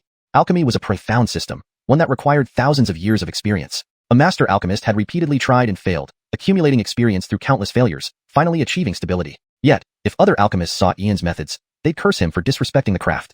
At this moment, Ian had finished all preparations, leaving the refining process to happen autonomously. He then took out a jug of spirit wine and began drinking heavily by the side. Brother Montgomery, don't you need to control the flame? Not necessary. But, Brother Montgomery, aren't you worried about the materials conflicting and causing the cauldron to explode? Not worried. Brother Montgomery, don't you fear that the quality of the elixir won't meet the standards? Not at all. Brother Ferdy, my alchemy comes from unconventional methods, different from orthodox alchemists. As the old saying goes, no matter what method I use, as long as I can produce high-quality elixirs, that's fine. Besides, these are just 3 spirit stage elixirs, nothing too extraordinary. Once I finish this jug of wine, I'll refine a few sets of spirit pattern armor. Having said that, Ian started gulping down the spirit wine from the jug, almost instantly finishing half of the 20-pound bottle, oblivious to how Alaric stood beside him, looking like he'd seen a ghost. Spirit pattern armor, a fleeting marvel of the ancient era, known for its potential to grow alongside its user. It was innately attuned to the spiritual essence, possessing immense power and growing with the user. It could autonomously upgrade using top-grade minerals and spirit materials, adapting its attributes based on the environment and the user's condition. Numerous weapon masters spent their entire lives trying to understand and replicate the structure and crafting techniques of spirit pattern armor, only to achieve limited success. However, this effort birthed many innovative concepts and ideas. But compared to the spirit pattern armor, their creations paled in comparison. Appearing in the same era as the spirit pattern armor were the royal battle armor and the legendary holy armor. All of them were top-tier treasures with growth potential, crafted by a single person. Yet, no one knew who this individual was. Ian was actually able to craft spirit pattern armor, and not just one set but multiple. This was simply unbelievable. Brother Montgomery, do you really know how to craft spirit pattern armor? Who is it for? Brother Ferdy, let me think. One for Lainey, one for Nora, one for Sihong, one for 7 Jacqueline, one for Huaya, about 6 or 7 sets. Brother Montgomery, but that's only 4 sets. What about the other 2 or 3? Brother Ferdy, I haven't decided yet. I might keep them for future gifts.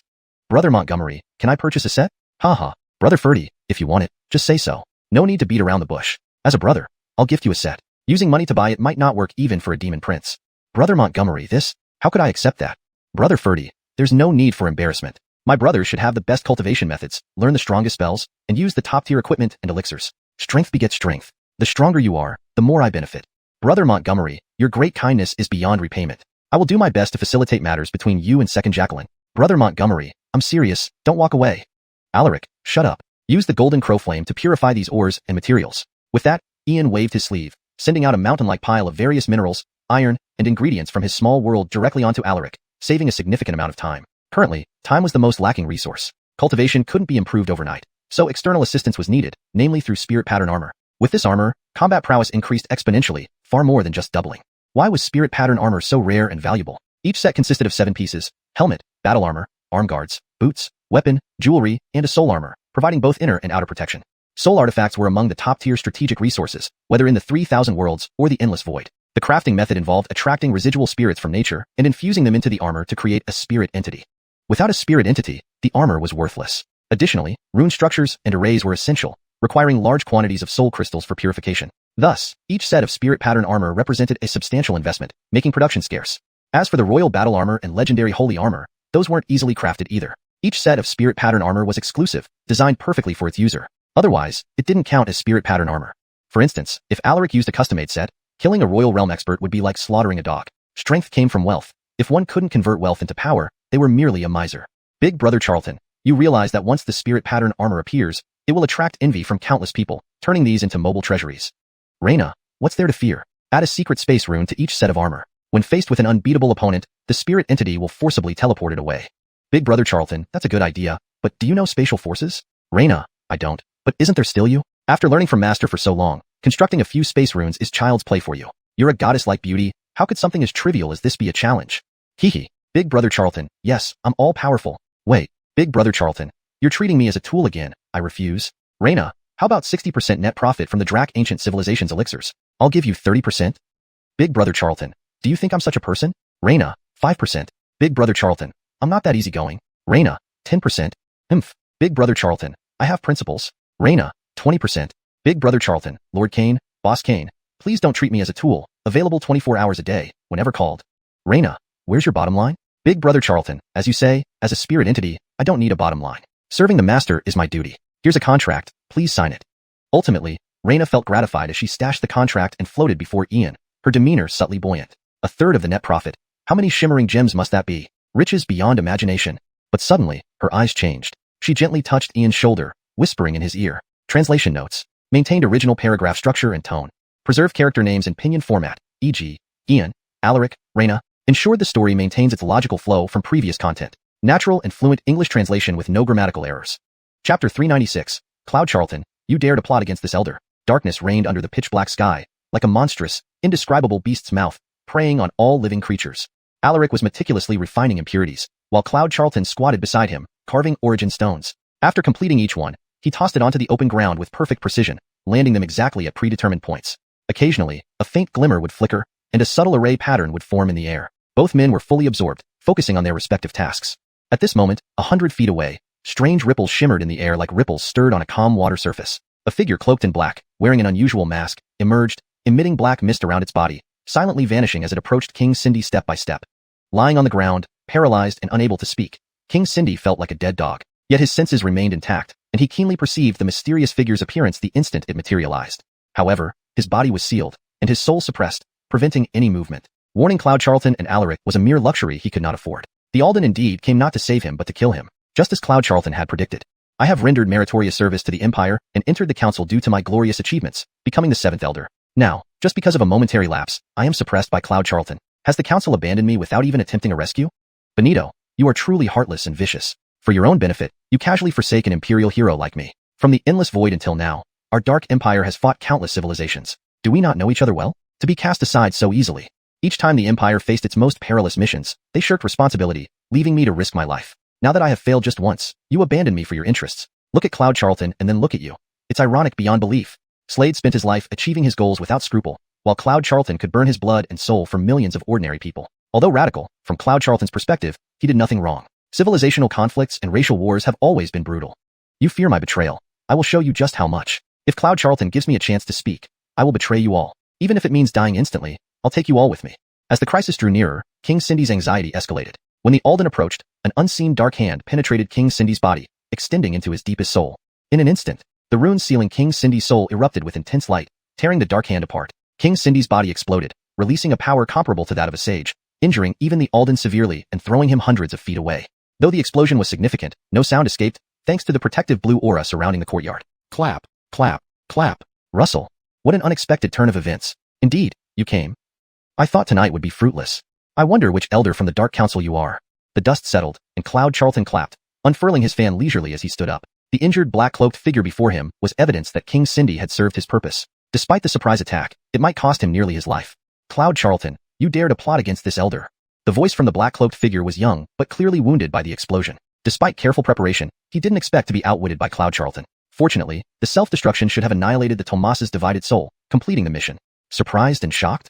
Not only did we know you'd come, but we also anticipated every move. But I and Brother Montgomery never expected such a reckless approach. Was it your overconfidence, or your disdain for us? How unfortunate. In your Brother Montgomery's calculations, this was the worst-case scenario. You chose the path of destruction and now must be thinking that although you've been fooled, your mission is still accomplished. So, let's see who's left.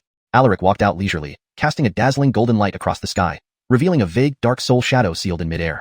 Sigh. It feels great to have outsmarted someone. This can't be. How can he still be alive? After such an explosion. Did you set this up long ago? Cloud Charlton, Alaric, the Dark Council underestimated you. But so what? You'll all die today. I didn't intend to kill you, but you invited death yourselves. Don't blame me. The Alden's voice was filled with astonishment and disbelief, realizing he was outmatched by two natives. His reputation was at stake here. Might as well end everything by slaying them and the Tomas. Oh really? Are you that confident you can kill us? I bet an origin stone that you won't kill us today. And you won't escape either. Cloud Charlton closed his fan, smiling mysteriously, exuding confidence. Haha, Cloud Charlton, Alaric, I admit I misjudged you. But does that make you invincible? If I wanted to leave, no one could stop me. Howren Academy has only one origin sage. Who gave you the confidence and courage to defy this elder? Pride can be forgiven, but ignorance is tragic. Natives of the 3,000 worlds will forever live within their limited perspectives. Unless you can summon beings like the four divine beasts or Scholar One, which you can't. The Alden's voice dripped with disdain, clearly angered by Cloud Charlton and Alaric's audacity. Can I tolerate this? Even if it brings down the ire of the elders in the 3,000 worlds, I must slay Cloud Charlton and Alaric today. Brother Montgomery, we're being belittled. How much do they underestimate us? You, a noble descendant of the imperial court, and I, a prince of the mythic race, called natives. Can we endure this? Alaric echoed Cloud Charlton, showing complete disregard for the Alden. Hidden around them were not just one but many powerful figures. Brother Ferdy, don't worry, let him put on a show. He won't escape today. Consider it a performance. Cloud Charlton swung his fan gracefully, his smile causing goosebumps despite its politeness. Chapter 397. The Aurelio takes action. 2 mere children, daring to toy with this elder, truly seeking death. Now, this elder will send you both straight to hell. The Zoltan's voice was icy and ominous. Terrifying dark energy intertwined, forming a pitch-black shadow filled with death and coldness, as if it could swallow everything, suffocating its victims into eternal darkness. You're the one seeking death. In an instant, an ethereal blue figure appeared, touching the void with the staff in his palm. Everything around him froze and came to a standstill. The newcomer was none other than the Aurelio of the Shadow Realm. They had originally planned to capture the Driscoll tonight under the cover of secrecy. However, they never expected that within just a few hours, these 2 young people had already wiped out the Feather Clan and the Ning royal family, suppressing the Driscoll while setting up a trap for the Dark Council. Indeed, their plan worked perfectly. You're the Aurelio of the Shadow Realm. The Shadow Realm? How dare you lay hands on me? Do you not fear that the Empire will rise and crush your Shadow Realm? If you know what's good for you, release this elder immediately and bring these 2 brats before me for punishment. I might even show mercy later. The Zoltan was utterly shocked but forced himself to maintain composure. Damn it, the Aurelio of the Shadow Realm, who resides in the 8th layer of the Shadow Realm, has never come out before. Even when the prince sent invitations multiple times, he never accepted. Today, he actually leaves the Shadow Realm to aid Ian and Alaric. I hope the name of the Dark Empire can intimidate him. Otherwise, we'll be in trouble. This priest is very tempted by your offer, but alas, the human Orin and the Artemio have offered conditions I cannot refuse.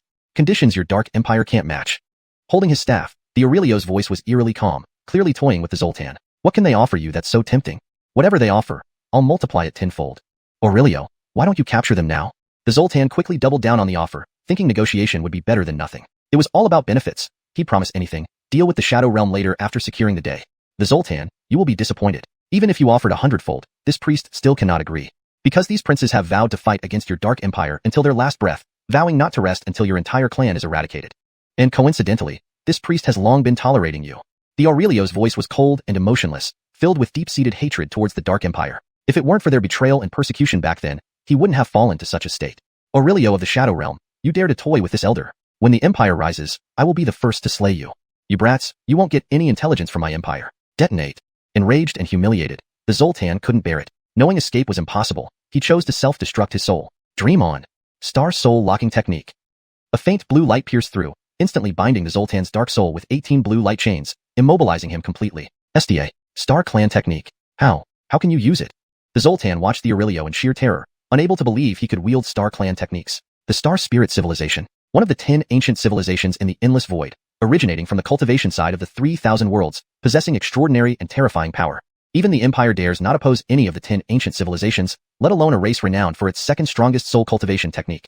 Splash. How does it feel, Zoltan? Surprised and amazed? To think the Aurelio of the Shadow Realm can use Star Clan techniques, you'll surely take this confusion to hell.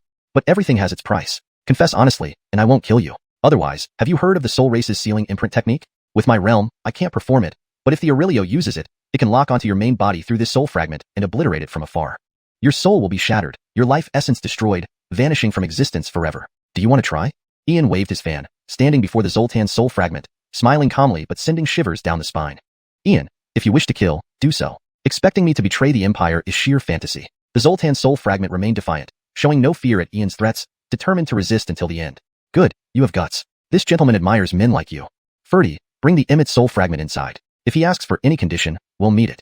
Even if it means taking a heavenly oath, you must agree. Treat those who confess with leniency. Remember, no torture. Aurelio, leave him here for now. Since you're here, help me construct the array. I need to refine several sets of spirit pattern armor. Ian closed his fan, gesturing to Alaric, then resumed carving runes, leaving the Zoltan aside. Brother Montgomery, I'll go. Orin, you're going to refine spirit pattern armor. Lord, is there anything you can't do? Alaric led the Emmet soul fragment inside, while the Aurelio approached Ian, looking at him with great astonishment. Aurelio, spirit pattern armor is nothing much. When I reach the Fabian realm, even legendary holy armors or emperor-grade armors, or even the divine armor suites passed down in the endless void, I can refine for you.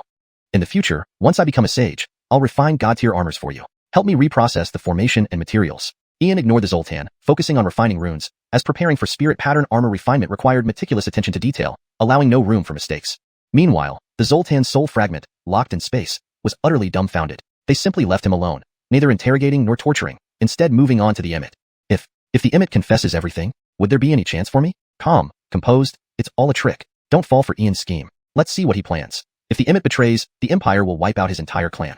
Chapter 398. Still denying the betrayal. Inside the room, the Tomas's dark soul fragment remained in a sealed state, while Alaric sat calmly by the table. He gracefully took out a jade gourd and jade cup, poured himself a cup of wine from the gourd, drank it all in one go, displaying an incomparable elegance. There was no torture or interrogation. Similarly, he left the Tomas ignored on the side, truly neglected there.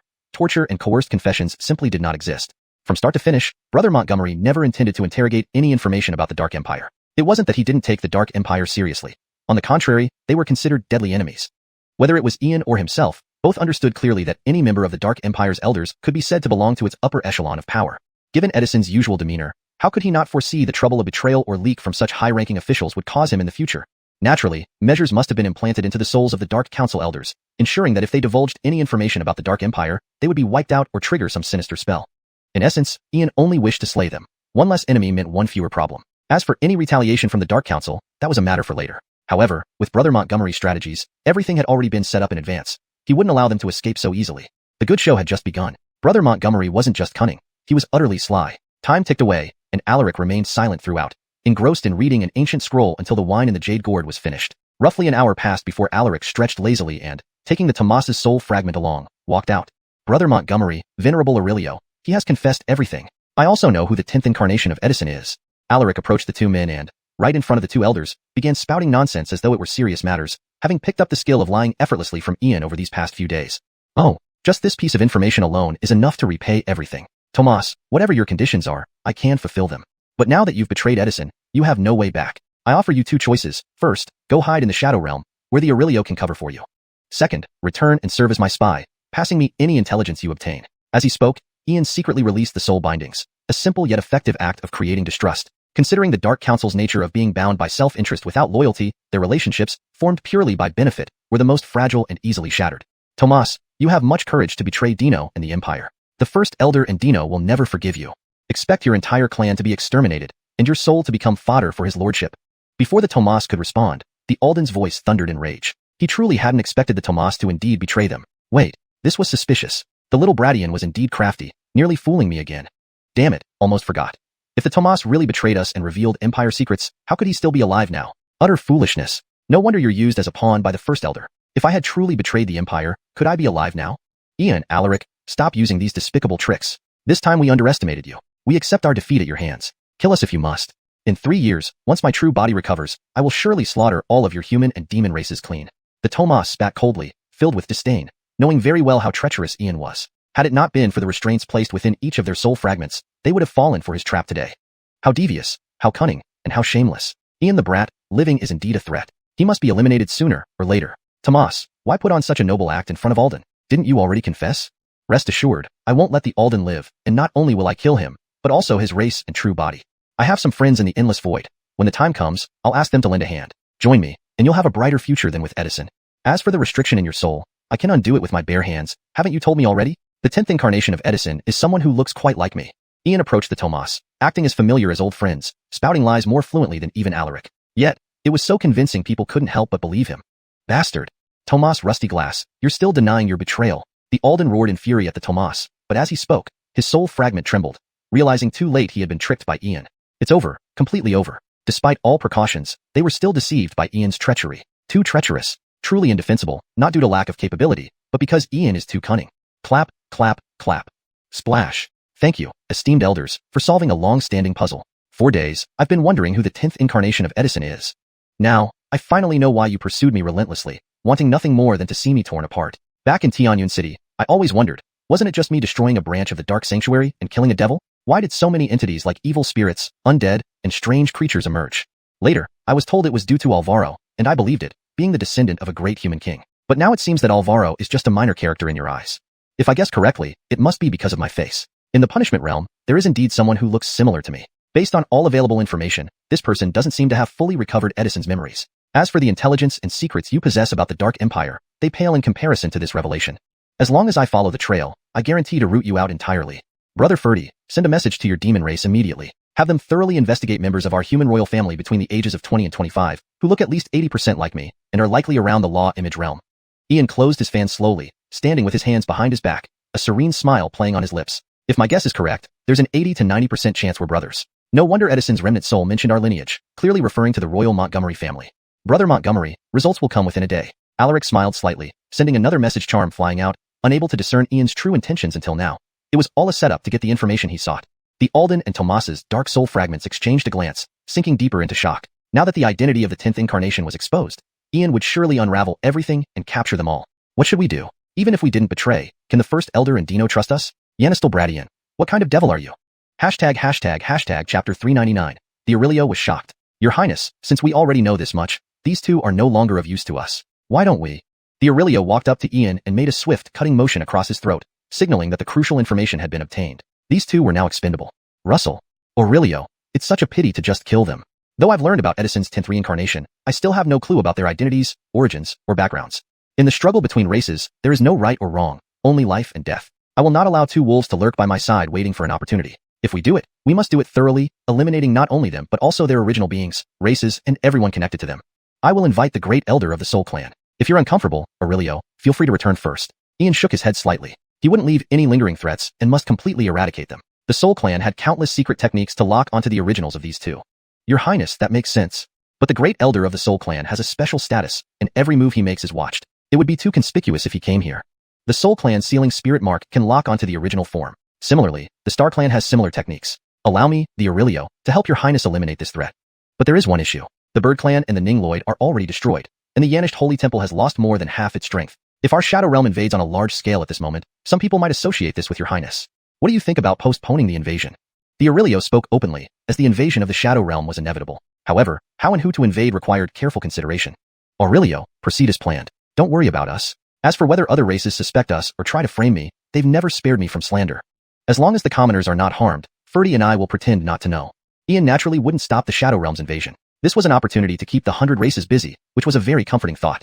Aurelio, what Brother Montgomery said is also my opinion. But let me add something. While Brother Montgomery insists on not harming the commoners, he didn't say you couldn't harm extraordinary beings, including my beast race. We can tolerate accidental injuries. How to act. You should understand, Aurelio. After all, in conflicts between humans and beasts, it's unrealistic for no one to die. It's been too peaceful for too long. It's time to remind the various branches of the beast race of the pain. They need to be taught a lesson. Ferdy seized this rare opportunity to train the beast race. They followed the principle of survival of the fittest. Clap, clap, clap. Brother Ferdy, brilliant. I almost overlooked this. Aurelio, do as you suggested.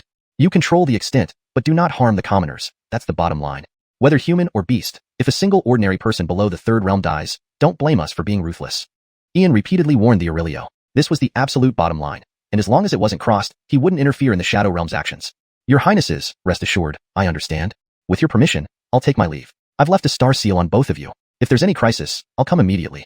The Aurelio understood the severity of the situation and grew increasingly wary of these two princes. Though they were currently lower in cultivation, in 10 years, when they matured.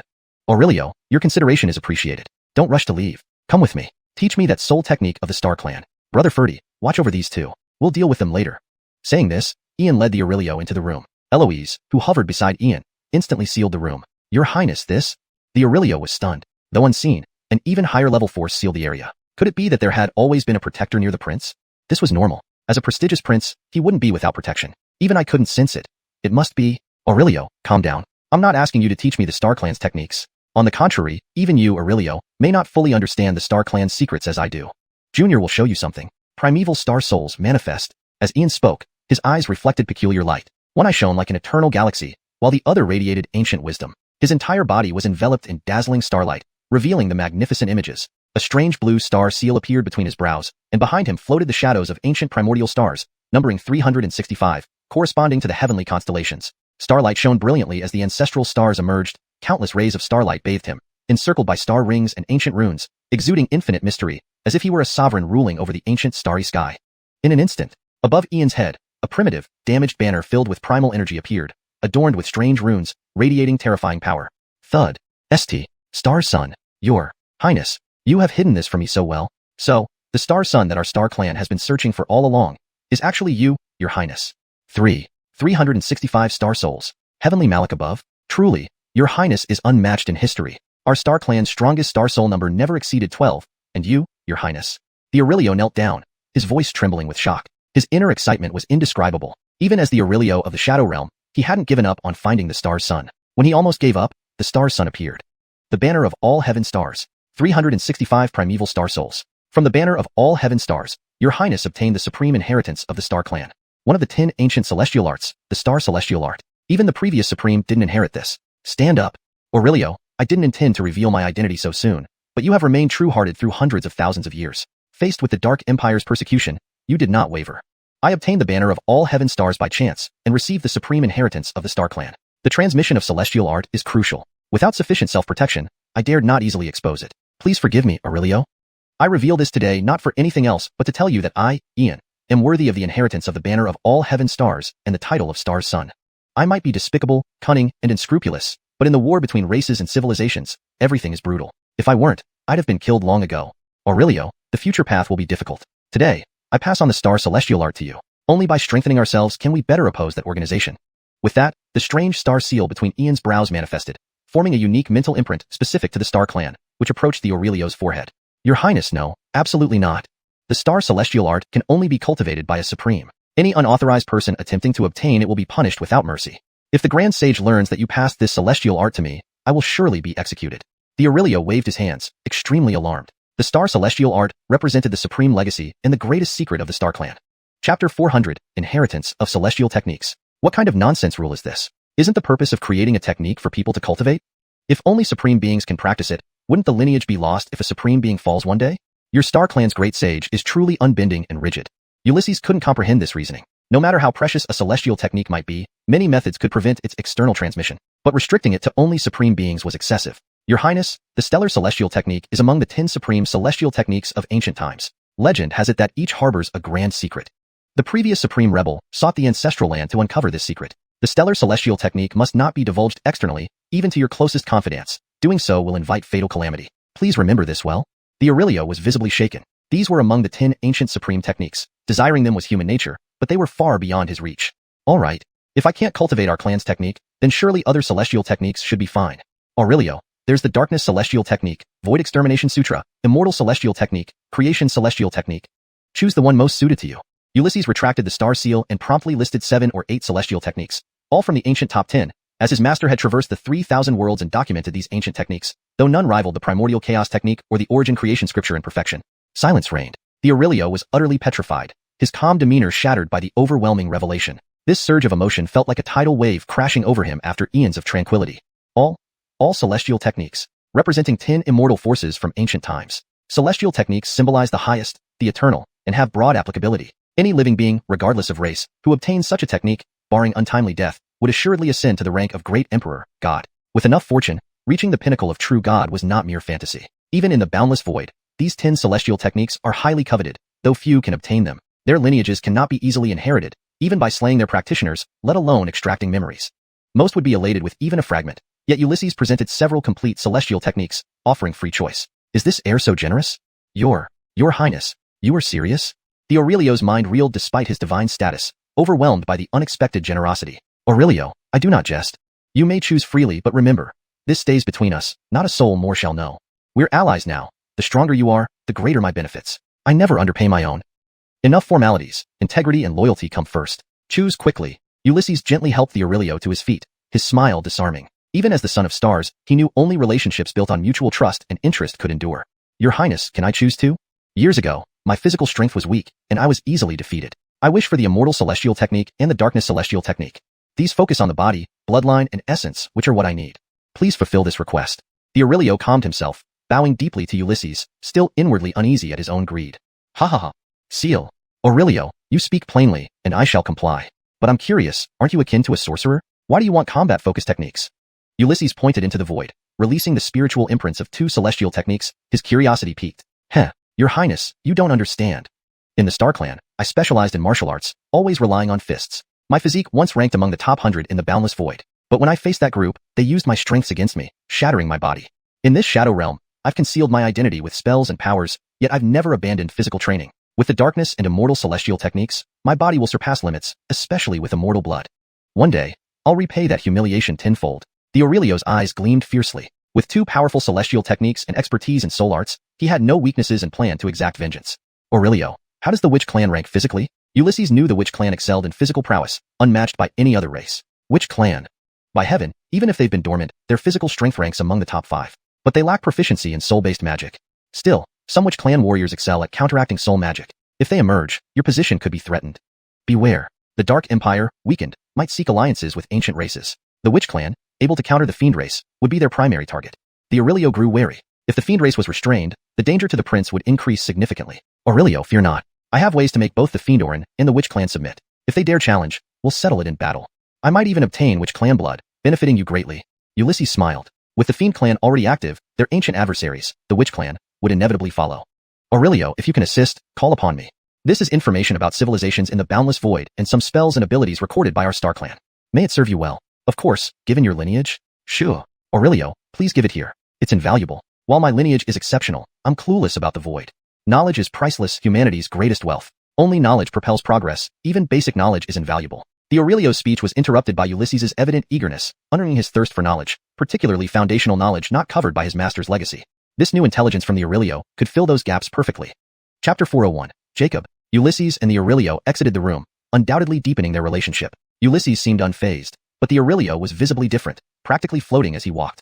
Previously, they feared the imperial court and the demon race. But now, with both the bond of the court and the star Orin of the celestial race on the same side, the situation had changed. With the two supreme celestial art legacies in his possession, if he couldn't advance to the true god realm, it would be an embarrassment severe enough for him to commit suicide.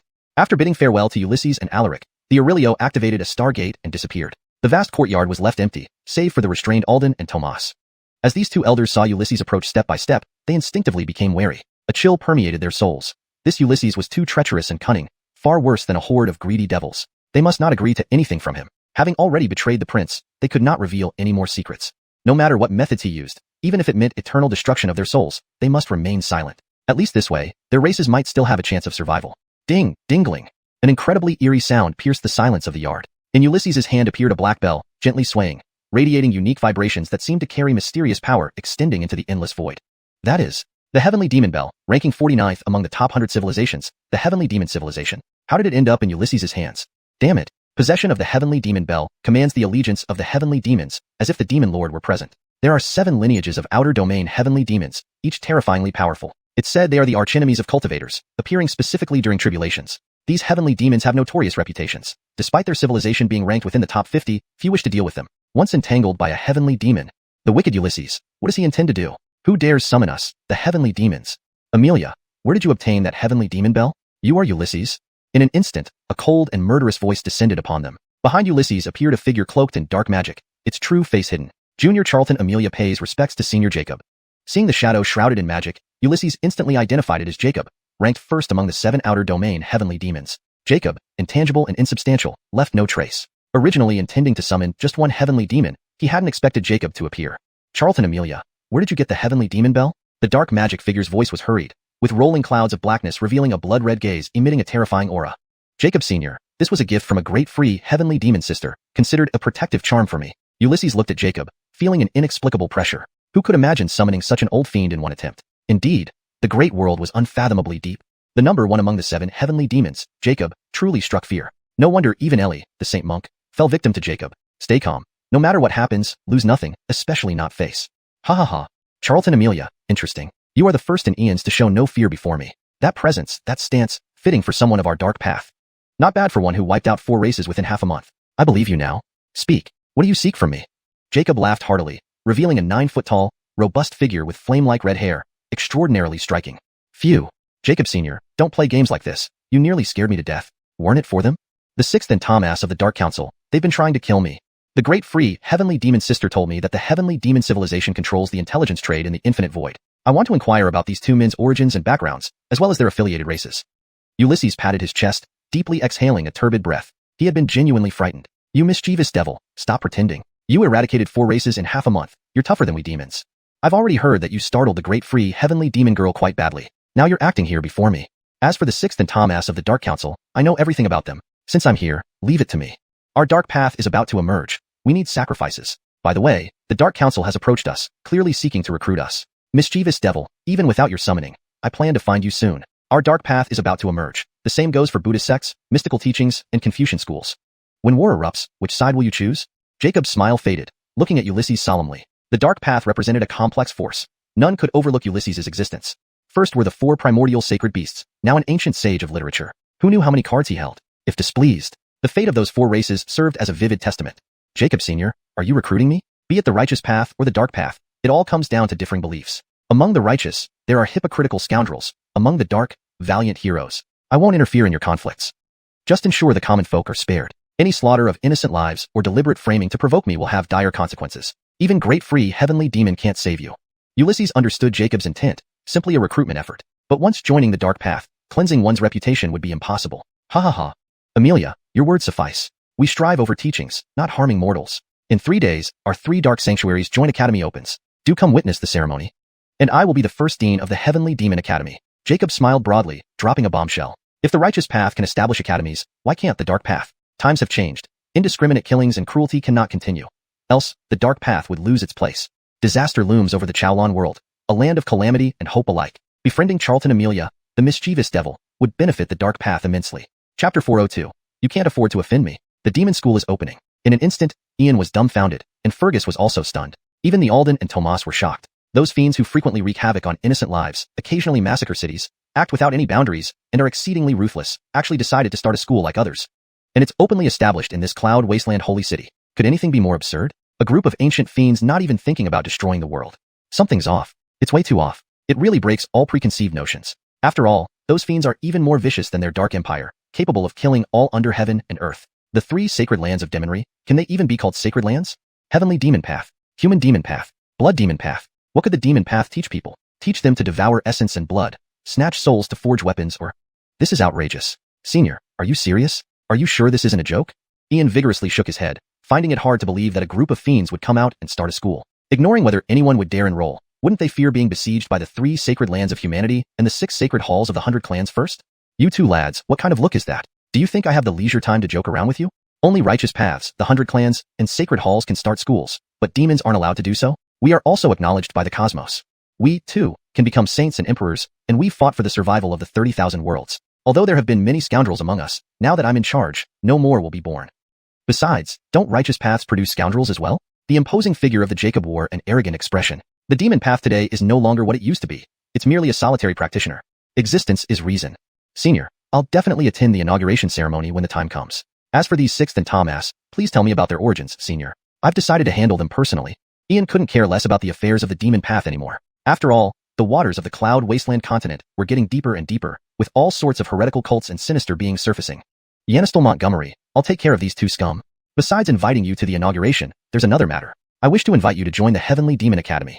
Your conduct and principles make you a natural fit as my disciple in the demon path. Now that the academy has just been established, we need a highly reputed young genius, and you're the perfect candidate. Join us, and name your terms. Jacob stood with his hands clasped behind his back, looking at Ian expectantly. It was true that 3 days later the demon school would open, but he couldn't deny that the reputation of the demon path was terrible. They might not recruit any disciples, which would indeed be embarrassing. The demon path needs dignity, and Ian fits perfectly. No. Ian rejected the offer without hesitation. It was laughable. One day a demon, always a demon, never able to cleanse the stain. No matter how much the demon path changes, they're still the same ilk. To put it nicely, they follow their whims. Less nicely, they're insane. Yanistel Montgomery, such decisiveness and refusal. Aren't you giving face? What the righteous paths have, we demons have too. What the righteous lack, we demons possess. Why not consider it? Jacob was taken aback, not expecting Ian's firm refusal. Indeed, the demon path's reputation had been ingrained for so long that changing it wouldn't be quick. He needed to persuade both Ian and Fergus to join. If they joined, at least the problem of having no disciples would be solved. Not considering. Ian glanced at Jacob, feeling a chill run down his spine. He sensed that this old fiend wasn't easy to deal with and had come prepared. Yanistel Montgomery, if you don't join the Heavenly Demon Academy, the elders from various demon sanctuaries might go on rampages, kidnapping disciples, siphoning souls, and forging demonic weapons. And the Een Charltong demon sect's enchantresses practice a method of drawing Een to replenish Yang, regardless of gender or condition. Jacobs and blood demons, these I won't be able to control. Jacob wore a chilling smile that made one shiver uncontrollably, a blatant intimidation. You dare to establish a college openly. If my guess is correct, you must have received permission from a certain existence. The Heavenly Demon Path, Human Demon Path, and Blood Demon Path, the 3 ancient demon sanctuaries acting together. Only that one can make you behave so obediently. I assume that one gave you some rules. If any rule is broken, that one could obliterate you. So, Senior Jacob, you can't scare me. Furthermore, doing such things would incite public anger and unite ancient clans, sacred lands, and righteous paths against you. I doubt your prideful demon path would do something so stupid. Ian slowly opened a folding fan in his palm and fanned himself calmly. If the demons dared violate these taboos, they wouldn't leave behind a trace. Ha ha ha. Well done, Yanistel Montgomery, you're truly clever. Indeed, the demon path has restrictions, but don't forget, the Dark Council is courting us. If you don't join us, don't blame me for allying with the Dark Council. At that point, we will be enemies, and demons don't adhere to ethics or rules. Jacob laughed maniacally, growing more fond of Ian, more determined to recruit him. This young lad was born to be part of the demon path. Splash. Senior Jacob, there's no need for these tactics. You simply don't dare. If you were planning to ally with the Dark Council, you wouldn't be threatening me. Firstly, while you are reckless and boundless, you originate from the cultivation realm. Even though you are Jacob, 90% of demons are from the cultivation side. Secondly, 20,000 years ago during the Dark Empire's prime, you didn't choose to join them. How much more so after 20,000 years? Demons act independently. When have they ever submitted to anyone? Thirdly, you can't afford to offend me. Believe me, if you nod in agreement, my heavenly freedom Jacqueline will lead troops here first. Do you want me to continue? Ian closed his fan and smiled mysteriously. This old fiend was truly cunning, deliberately testing him, likely harboring significant intentions. Intriguing, truly intriguing. Yanistel Montgomery, you live up to my expectations. You're naturally suited for the demon path. Very well. Since you refuse to join the Heavenly Demon Academy as a disciple, then I'll compromise and ask you to be our mentor. Based on my understanding of you, there are few in this world who can teach you. Yanistel Montgomery, this is my final concession. Refuse again, and I'll expose a certain little girl.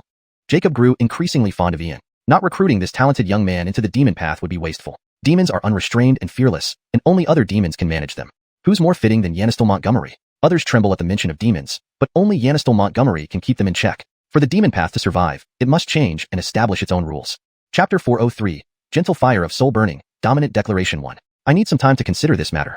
Let's resolve the two elders of the Dark Council first. Ulysses was already clear in his heart. This Jacob must have been guided by someone. Otherwise, it wouldn't know even about the demon blood inside Montgomery, nor would it become a mentor at the Heavenly Demon Academy. It didn't really matter since he himself had no ill will toward the demonic path. Orlando Montgomery, how do you plan to resolve it? Your Excellency knows their identities and origins, and where they hide their weaknesses. Just say the word, and my disciples of the demonic path can eliminate them within minutes. Jacob felt reassured seeing that Ulysses did not refuse. Regardless of whether they were disciples or mentors, as long as one joined the demonic path, one day a demon, forever a demon. Once marked as demons, they would all be on the same side. The Alden and Tomas froze, realizing that what they feared most was happening. They knew it was bad when Ulysses took out the bell of heavenly demons. Now, not only was it bad but also the most terrifying first Jacob was summoned. Even though they had hidden their weaknesses well, they could not withstand the onslaught of these demons. These demons would never be courteous. They would wipe out their races within minutes. This might just be the best case scenario. In Charltong demon sect would drain them dry, blood demon path would suck their blood dry, human demon path would extract their souls, while the heavenly demon path, and those demonic fiends wielding black arts would not spare their bodies either, forging them into puppets of the demonic path. Forget reincarnation, even death would be a luxury. Demons had no rules or principles. Now even the 10th incarnation of Orin Edison has been exposed. The downfall of the Dark Council is inevitable, and the Dark Empire won't spare them either. Ulysses is now courting even the demonic factions. He seems to have considerable influence in the Endless Void and the Aurelio of the Shadow Realm, not to mention his ties with the beast race. They cannot win. There is absolutely no hope. They might as well surrender. In an instant, the Alden and Tomas exchanged glances, clearly seeing through each other's thoughts. They decided to forsake the Dark Empire entirely. Wait, Ulysses, I have something to say. Ulysses, this elder also wishes to speak. Tomas and Alden spoke one after another, deciding to completely betray the Dark Empire. The path of the Dark Empire was a dead end, whereas Ulysses offered a road to freedom. Russell, I know what you're going to say, but I won't accept it. Ulysses unfolded the fan in his palm, his gaze cold and ferocious like an unsheathed sword, making people shudder from their soul deep inside. Ulysses, you don't even hear us out? You reject us without listening. Ulysses, this elder has decided to confess to you. The two elders were stunned, utterly unexpected that Ulysses would be so resolute, rejecting their surrender even before they spoke. No need. I, Ulysses, can fraternize with devils, but I will never ally with the Dark Empire. As long as I, Ulysses, still breathe, I will fight you to the death. If I don't exterminate your kind to extinction, I'll die unavenged. I will make you scream in despair and agony until your last breath. Senior Jacob, please step aside. I will use the righteous fire of justice to smelt these vermin, projecting it live across every corner of the holy city. I don't want to harm our allies. Please go back. Ulysses slowly closed the fan in his palm, filled with unparalleled killing intent. Any compromise with the Dark Empire was absolutely impossible. Orlando Montgomery, you shouldn't be so extreme. You can kill them, but this act disgraces them. The Dark Council may retaliate at any cost. Even if you can withstand it, have you considered the safety of those around you? Even we, in the demonic path, would not do such things. Jacob trembled upon hearing this, not expecting Orlando Montgomery to be so extreme. Broadcasting this would openly humiliate them. That's you, not me, Ulysses. I intend to disgrace them and provoke them. After repeated attacks on me, if I don't give them a taste of their own medicine, they'll think I fear the Dark Council. Righteousness exists as long as heaven and earth do. One stroke sets right the world. One book seals the human realm. Condense my sacred scripture. Borrow the essence of hundreds of sages. Gather my righteous energy. Ignite the sacred fire. Smelt. Upon saying, a sacred scripture appeared above Ulysses's head, surging with boundless righteousness spreading for miles. The entire Righteous Academy shook violently as the statues of the 100 sages from the Sage Hall projected green beams upward, converging into the sacred scripture above Ulysses. In an instant, a stone knife and a bamboo scroll seemed like ancient divine weapons coming to life, emitting countless rays of sacred light beneath the dark sky, creating wondrous phenomena. What's happening? The Spring Autumn Pin and the 10,000 Phenomena book are active again. That's Master Montgomery's place. Look, that's the Righteous Fire. What's Master Montgomery doing? The elders and disciples of the Righteous Academy were all awakened. Arden, nine-headed golden Yonison ancestor, Brandan, Lord Joyo, Adeline, Izira, all rushed towards Ulysses' direction but couldn't get close due to the two supreme treasures suspended mid-air.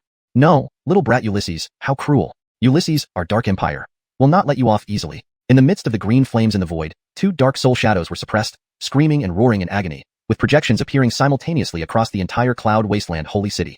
Ha ha ha.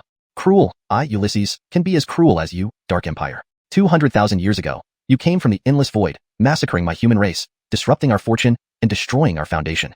Were it not for you, would our human clan Montgomery Luo dynasty have crumbled? Would our human race have suffered under the oppression of myriad races? Were it not for you, would our ancestor Emperor Alvaro have died tragically in the Green Cloud's secret realm, fighting valiantly only to be defamed and framed, leading to the confiscation of our family's bloodline and erasure from history?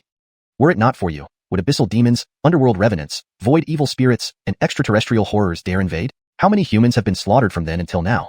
In ancient times, our ancestors fought the heavens, the earth, and myriad races for survival. We were weak, and countless emperors bled for humanity. Several emperors perished defending our race. Yenison up, Dark Empire scum. The 30,000 worlds are our ancestral land. For the atrocities you've committed, I will make you pay 100-fold. No matter where you flee, I will find each of you and ensure your complete extinction. To all Dark Council scum, I, Ulysses, stand in the Righteous Academy. Come if you dare.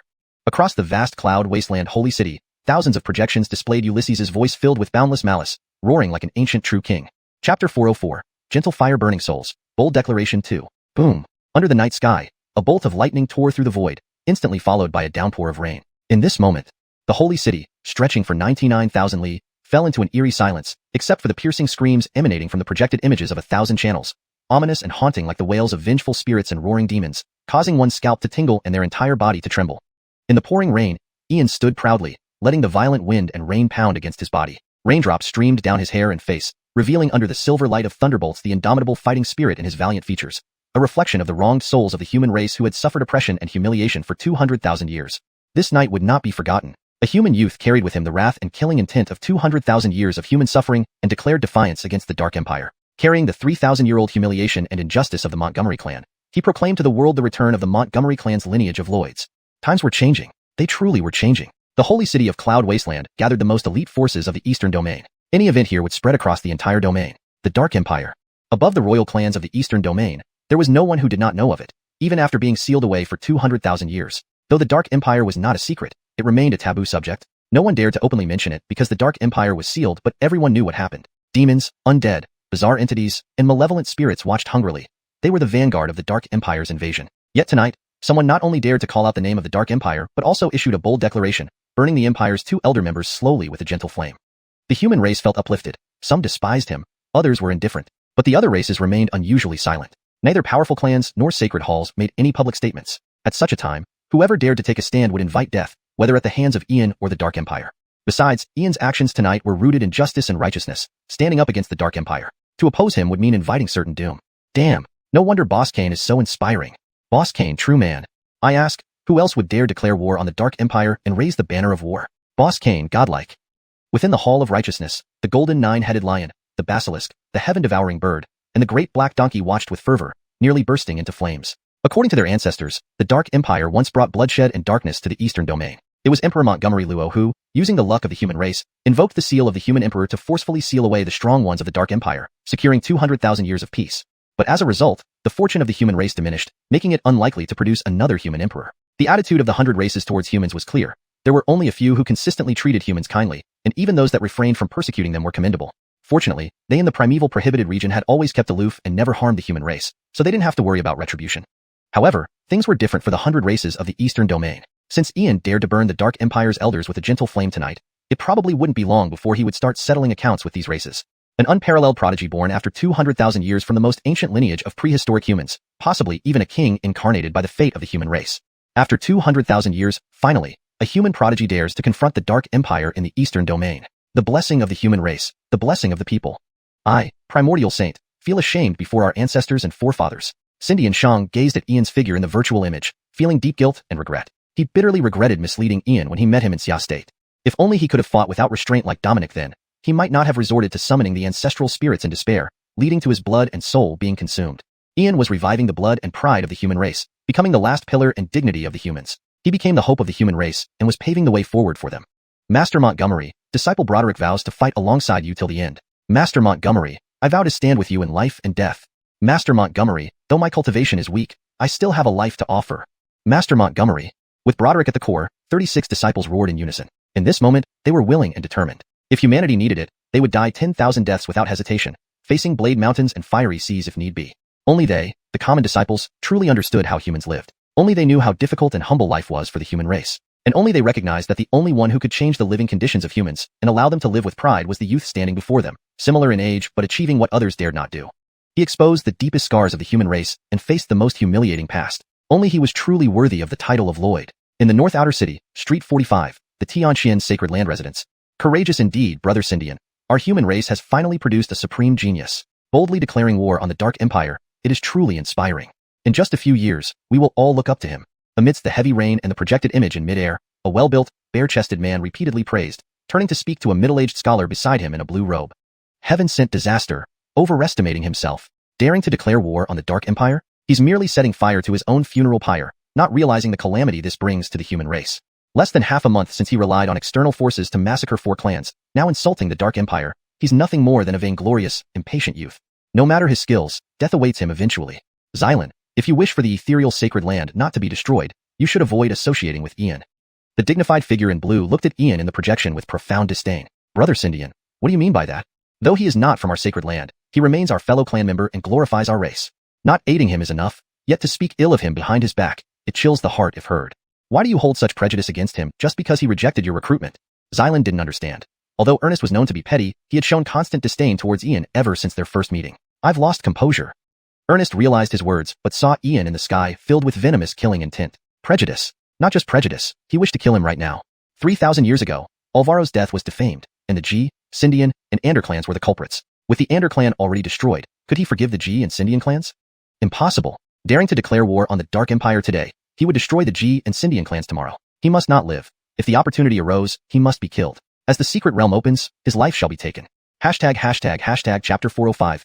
Ian, you tricked me again. 3 days and 3 nights. The holy path's gentle flame burned for 3 days and nights. The dark soul splits of the Alden and Tomas howled incessantly for 3 days, ultimately dissipating into wisps of black smoke in endless despair and silence. Ian stood steadfast for the entire 3 days and nights. On the morning of the 4th day, watching the soul splits of the Alden and Tomas disappear, he was fully aware of his actions and the consequences they would bring. Yet, no one from the Dark Council had come, which disappointed him. Perhaps he could intimidate the 100 tribes, but certainly not the Dark Council. They were only the soul splits of the 6th and Tomas. Their true forms remained in the Azure Cloud secret realm. The Dark Council will counterattack. Tisich, what a drag. Those rats didn't even show up. I waited so long for nothing. If a few divine rank figures came, I could have drawn my sword and slashed them. Ainsleyuan, it's as expected. If they really dared to come, that would be unusual. Brother Charlton, why is that? Ainsleyuan, what do you think my actions mean here? Brother Charlton, aren't you declaring war on the Dark Empire, raising a banner of resistance and intimidating the 100 tribes? It's aggressive, but it works. Ha, Ainsleyuan, you're wrong. I am testing the waters. If the Dark Council had shown up, it would prove they are unafraid of me and have strong enough backing. Also, it means the Empire is united, with the 7 elders having an unbreakable bond. But since they didn't come, it proves they are not a monolithic entity and have ulterior motives. More importantly, they lack the strength to defeat me instantly. Oh, Brother Charlton, so what now? Ainsleyuan, this shows the Dark Empire can be divided and taken down one by one. Moreover, the powerful organization mentioned by the Aurelio does not focus here. Perhaps more significantly, certain formidable entities in the 3,000 worlds secretly intimidate the Dark Empire, preventing them from going too far. Brother Charlton, what was the point of burning souls for 3 days? Was it just for showing off, boosting morale? Isn't this making yourself a target? Ha, Ainsleyuan, without demonstrating determination and resolve, how can I gain prestige and reputation? Occupying the high ground of righteousness and morality first means that in future conflicts, I won't be stabbed in the back by my own people. This was where Montgomery Shendu made a mistake. He only thought about contributing to humanity without considering the broader context. Unless one has the ultimate power like Master or Matilda, changes cannot be forced. Subtle influences must come first, at least to form a powerful alliance. Brother Charlton, your plans sound deep, but some might say you're trying to have both benefits. Truly, as Troy said, intellectuals have dirty hearts. But seeing you so cunning reassures me. Cough, Ainsleyuan, who wants to be devious? Isn't this forced upon us? We must never give up on humanity. It is the foundation of our cultivation civilization. Though human nature can be despicable, it also has its bright spots. Master and Matilda defended the 3,000 worlds in different ways, right? Brother Charlton, you've changed? I remember you used to say the life or death of humanity wasn't your concern. Now, you fight for humanity's honor and dignity. Ainsleyuan, times have changed. If I don't stand up, how can I face Master in the future? Even if my cultivation surpasses his, I would still feel guilty. But if I die fighting for humanity, even if I couldn't help Master, I will die without regrets. Pish pish pish. Brother Charlton, don't talk nonsense. With little sister here, you won't die. Even if you must, I'll die first. I won't let you die before me. Ainsleyuan, no one can predict the future. Humph. Brother Charlton, you must live. Only then can you accomplish your goals. Humanity isn't as weak as you think. Ian, big liar. You tricked me again after all my worrying. Ainsleyuan, don't blame me wrongly. When have I tricked you? Since you mentioned it, I'll explain further. Naughty Brother Charlton, I curse you to lifelong solitude. Want to trick me? No way. Ainsleyuan, that's enough. Ainsleyuan looked at Ian angrily and disappeared in a huff, realizing she'd been tricked again, which was infuriating. Glug. Ian pulled out a jar of spirit wine and began drinking deeply. Ainsleyuan's words eased his mind. It seemed he guessed correctly. The 3,000 worlds indeed harbored some old human masters. Thus, he could be more aggressive. Conquering the 3,000 worlds was the grand goal. A smaller goal, thoroughly crush the Eastern Domain tribes. Relying on himself alone wasn't enough. He needed to focus on training those around him, equipping them with the best gear, cultivation techniques, and resources. First, he would complete the forging of the 7 sets of Spirit 1 armament. Note, the term, Spirit 1 armament, seems to be a proper noun or specific terminology from the original work, so it's kept in its original form while ensuring the rest of the sentence flows naturally.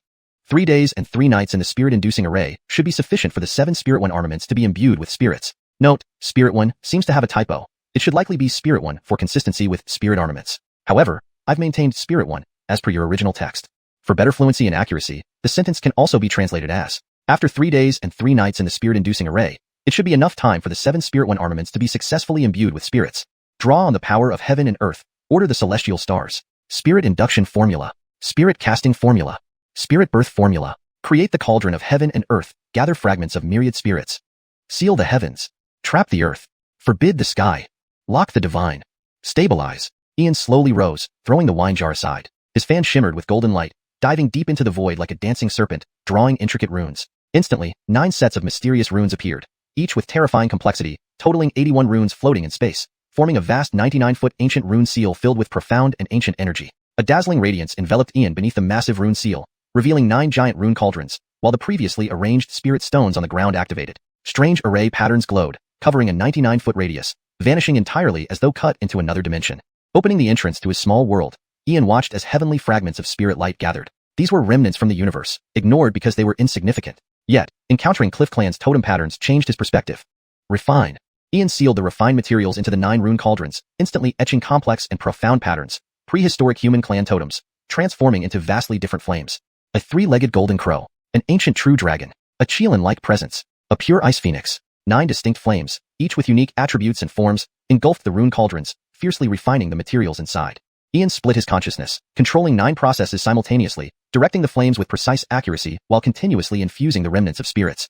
As day turned to night and back again, 3 days passed. Ian, despite extreme fatigue, continued refining. Faintly visible in each cauldron, complete sets of weapons and armor began to take shape. Chapter 406, Spiritual Pattern Armament. A crowd had gathered at the gate of the small courtyard. What is Grant doing in there? It's been 3 whole days, why hasn't he come out yet? The Supreme Academy's assessment is almost over. Arden walked back and forth by the courtyard gate with his hands behind his back, pacing nervously. Currently, Nathaniel, Montgomery, Asifang, Judo Yanisen, Bash, Santue Lu, Blackbird, and Aubrey all passed the Supreme Academy's assessment, except for this Grant who hadn't gone yet. The assessment was about to end at noon. You old coot, don't be anxious. Perhaps he's in deep cultivation. Even if he misses it, wouldn't the Supreme Academy make an exception for him?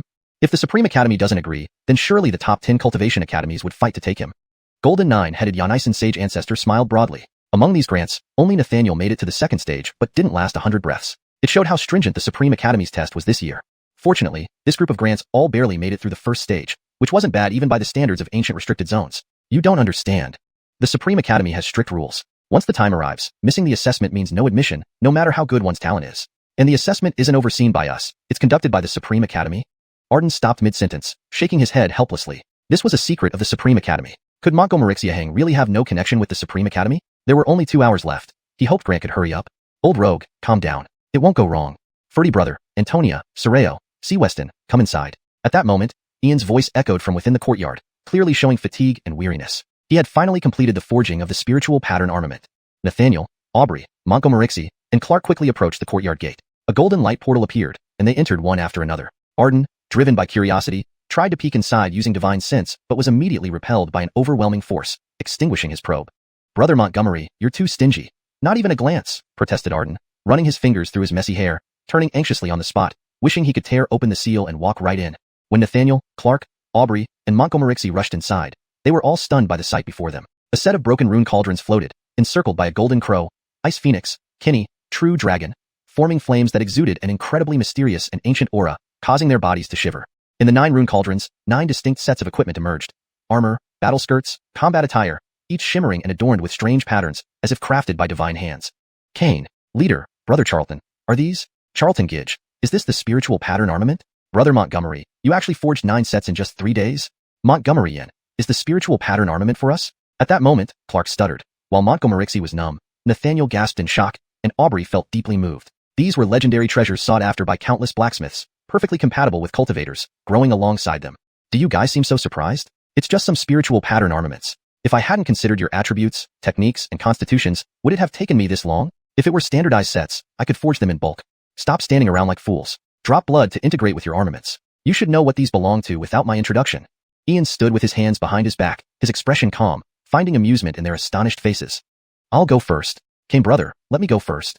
This bright heaven dragon suit must be mine. I can feel the essence of Yanished within it. Saying that, Clark bit his tongue, sending 3 drops of blood into the rune cauldron enveloped by bright heaven dragon flames. As the blood fused with the suit, the flames erupted, transforming into a set of silver-white armor, helmet, wrist guards, boots, gloves, and belt, covering Clark's body. Only a piece of golden soul armor merged into his forehead, entering his sea of consciousness. Instantly, Clark's power surged, silver light danced on his skin, ancient runes intertwined, and faint dragon shadows appeared. The 6 pieces of armor tightly enclosed him, concealing his face except for his eyes that gleamed brilliantly. When he channeled his Buddhist technique, a colossal image of a bright heaven dragon hovered behind him, resembling an ancient deity returned. Kane brother, is this the spiritual pattern armament? So strong, really so powerful. I feel like I could kill a soul realm cultivator. Clark felt a fusion with the bloodline, commanding power like an extension of himself, a comprehensive enhancement filled with might and dominance. Master, have confidence. Don't use can, use will. Not could kill, but will kill. At that moment, a miniature heavenly dragon shadow appeared before Clark, no longer than half a meter, brimming with vitality.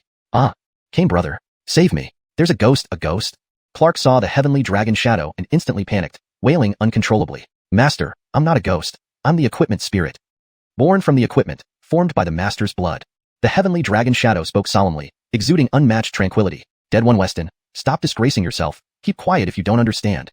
Spiritual pattern armament, as the name implies, inherently has spirit. If it lacked an equipment spirit, it wouldn't be called a dedicated spiritual pattern armament. For Dead One Weston, this suit enhances strength by 3 to 5 times, reduces energy consumption by 50%, and recovers 30% during battles. It ignores attacks from Supreme Imperial weapons, resists Law Phase Experts' assaults, and is immune to darkness and shadow erosion, reducing death forces by half. The soul armor can block Imperial-level soul techniques and reflects 30% of the attack, increasing soul recovery speed by nearly double. It has 3 forms. Offensive mode enhances combat power 7 times within 15 minutes. Defensive form boosts defense 10-fold within 15 minutes. Speed mode increases speed 15 times within 15 minutes. The equipment spirit adjusts based on enemy strength. If the set gets damaged, it self-repairs with required materials. In theory, as long as One Weston doesn't do something reckless, even a sealed king expert couldn't kill you. Of course, don't reveal the spiritual pattern armament easily unless in a life-or-death situation. I'm not worried about them, only you Dead One Weston. Remember this if you don't want to die prematurely. Montgomery briefly explained the characteristics of Zack's suit, while sternly warning him, aware of the world-shocking nature of his creation.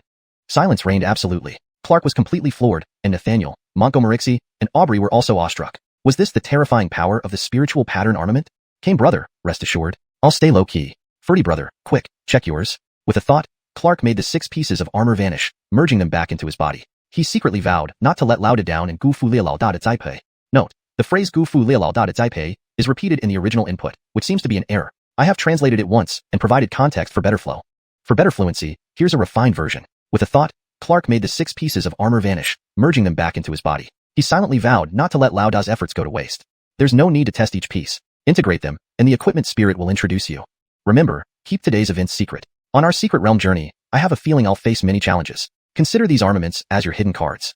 It's time to attend the Supreme Academy's assessment. Ian's eyes were filled with a cold, lethal intent. With a wave of his hand, he summoned 3 sets of spiritual pattern armaments to Alaric, Brianna, and Misty. The remaining 5 sets were all sealed and directly integrated into the small world, stored separately.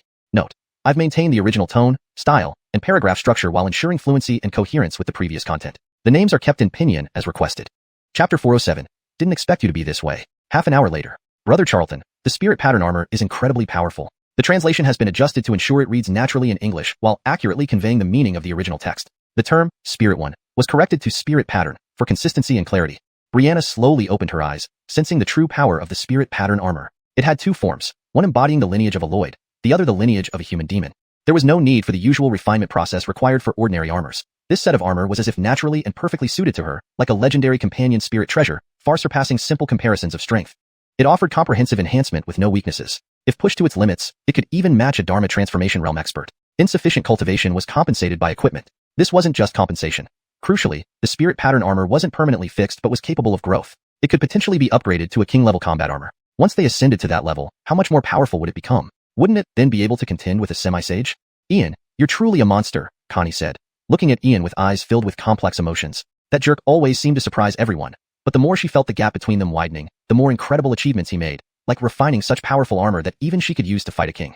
Brother Montgomery, I surrender. Sure enough, introducing my second sister to you was the right choice.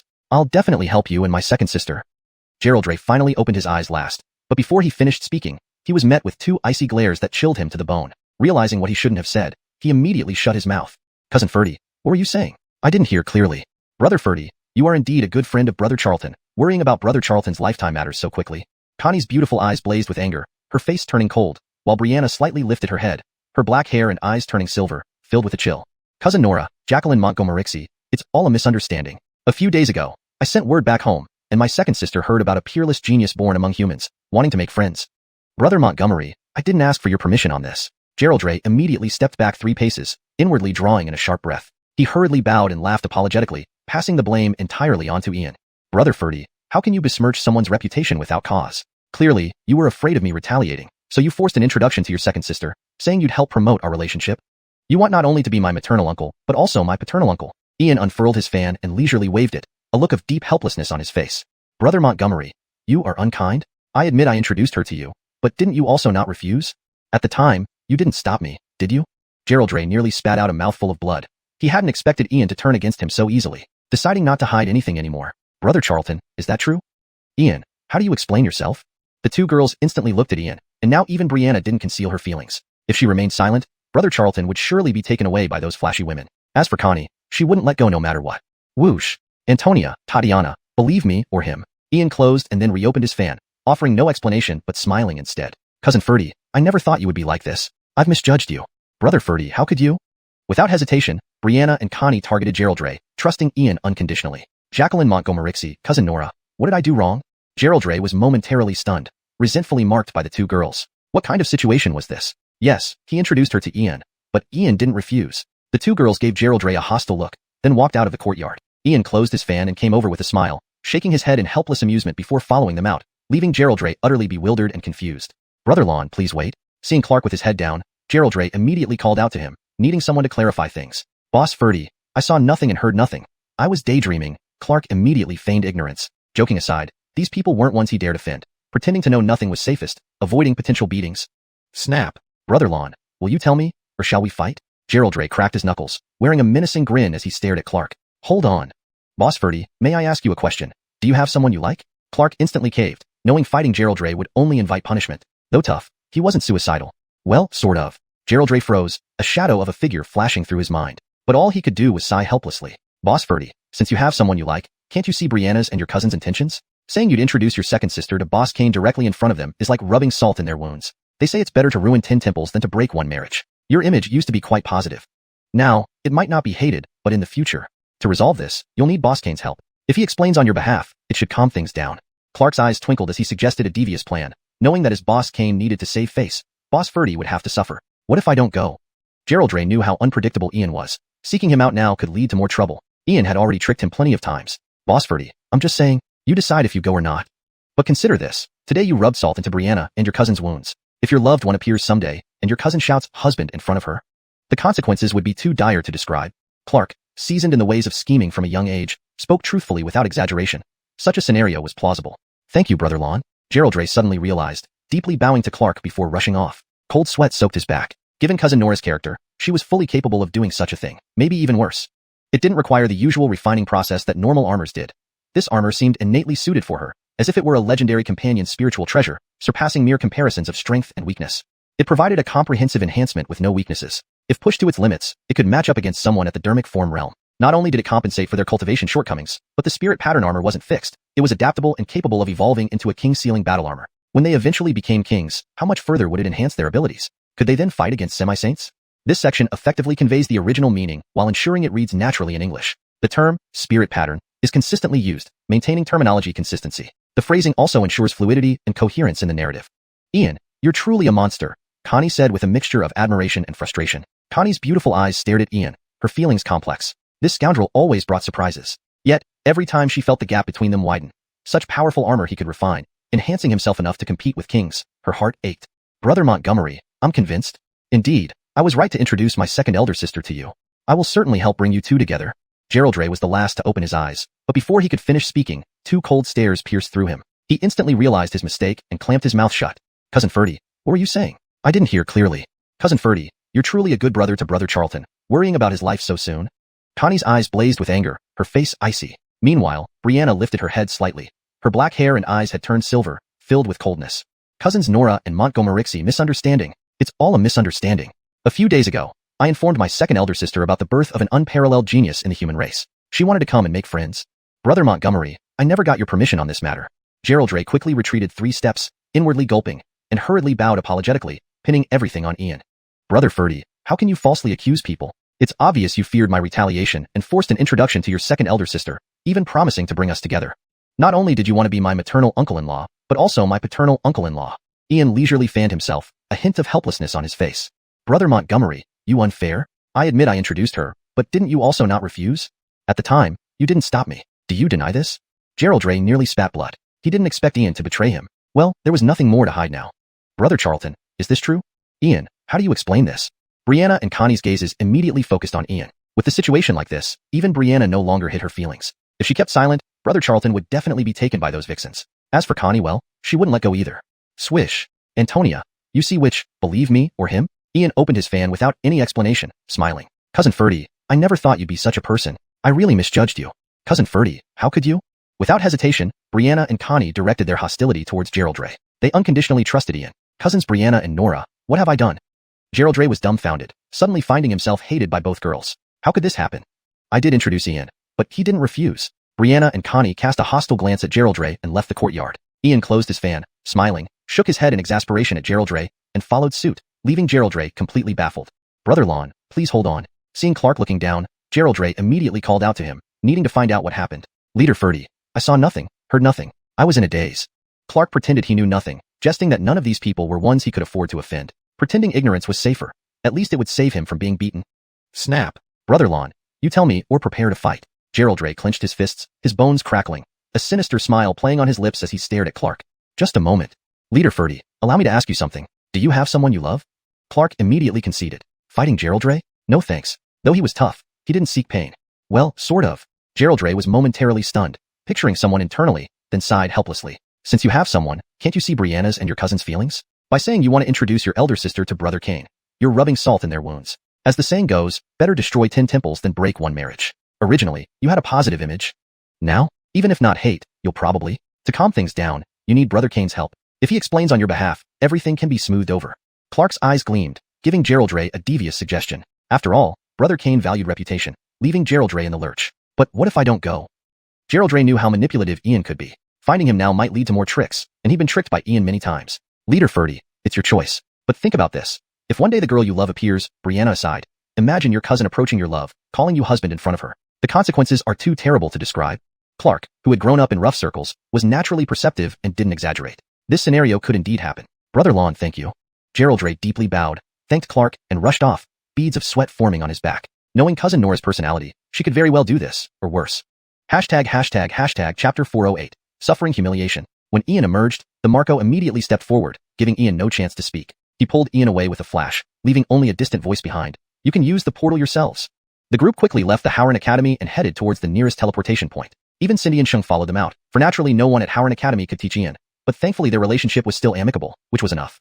Everyone was curious about how many levels of the Yale Sheng Academy's conscience test Ian would pass. Even Alaric had only cleared the second level, so it was natural that everyone was interested in Ian's performance. Since the founding of the Yelsheng Academy, only a select few had ever passed the third level. Yelsheng Academy. Located in the inner west city of Zhuangjiqianli Yunhuang Holy City, only the Montgomery Huang Academy and the Yelsheng Academy were situated within the inner city. The inner city spanned 999 li, making it a city within a city, and also the original form of the Yunhuang Holy City.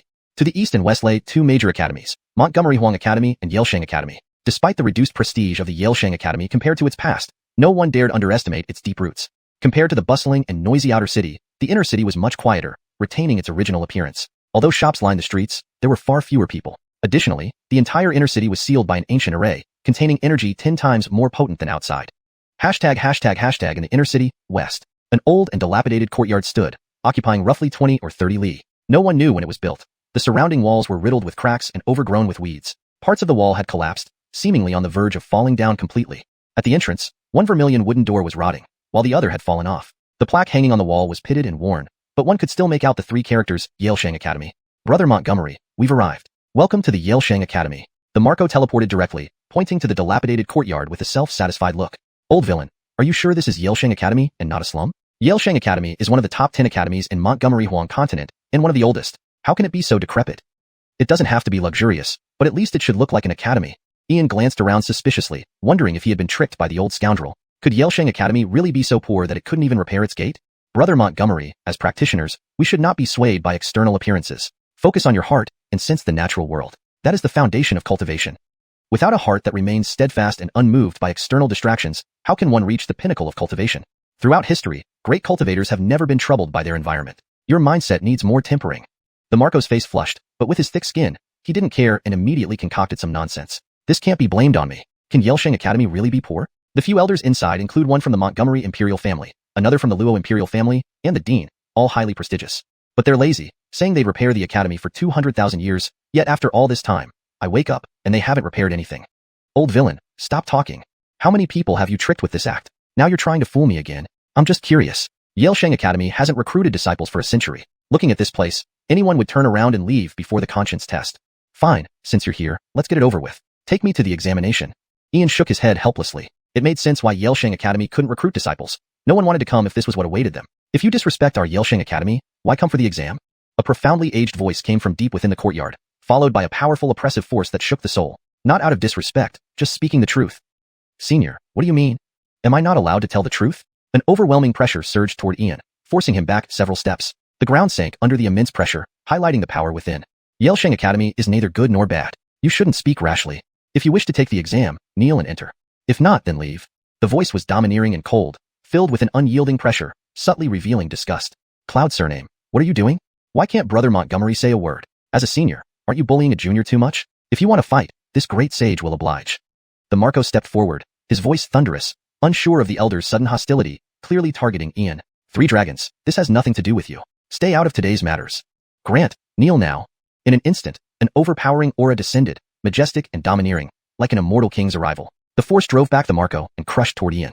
Boom. The earth cracked, the surroundings collapsed. The terrifying pressure pushed Ian down, but he supported himself with both hands, his face calm despite the intense anger in his eyes. His vital energy and Yuan energy erupted as he resisted the pain and pressure, slowly standing up from the ground. You, unworthy.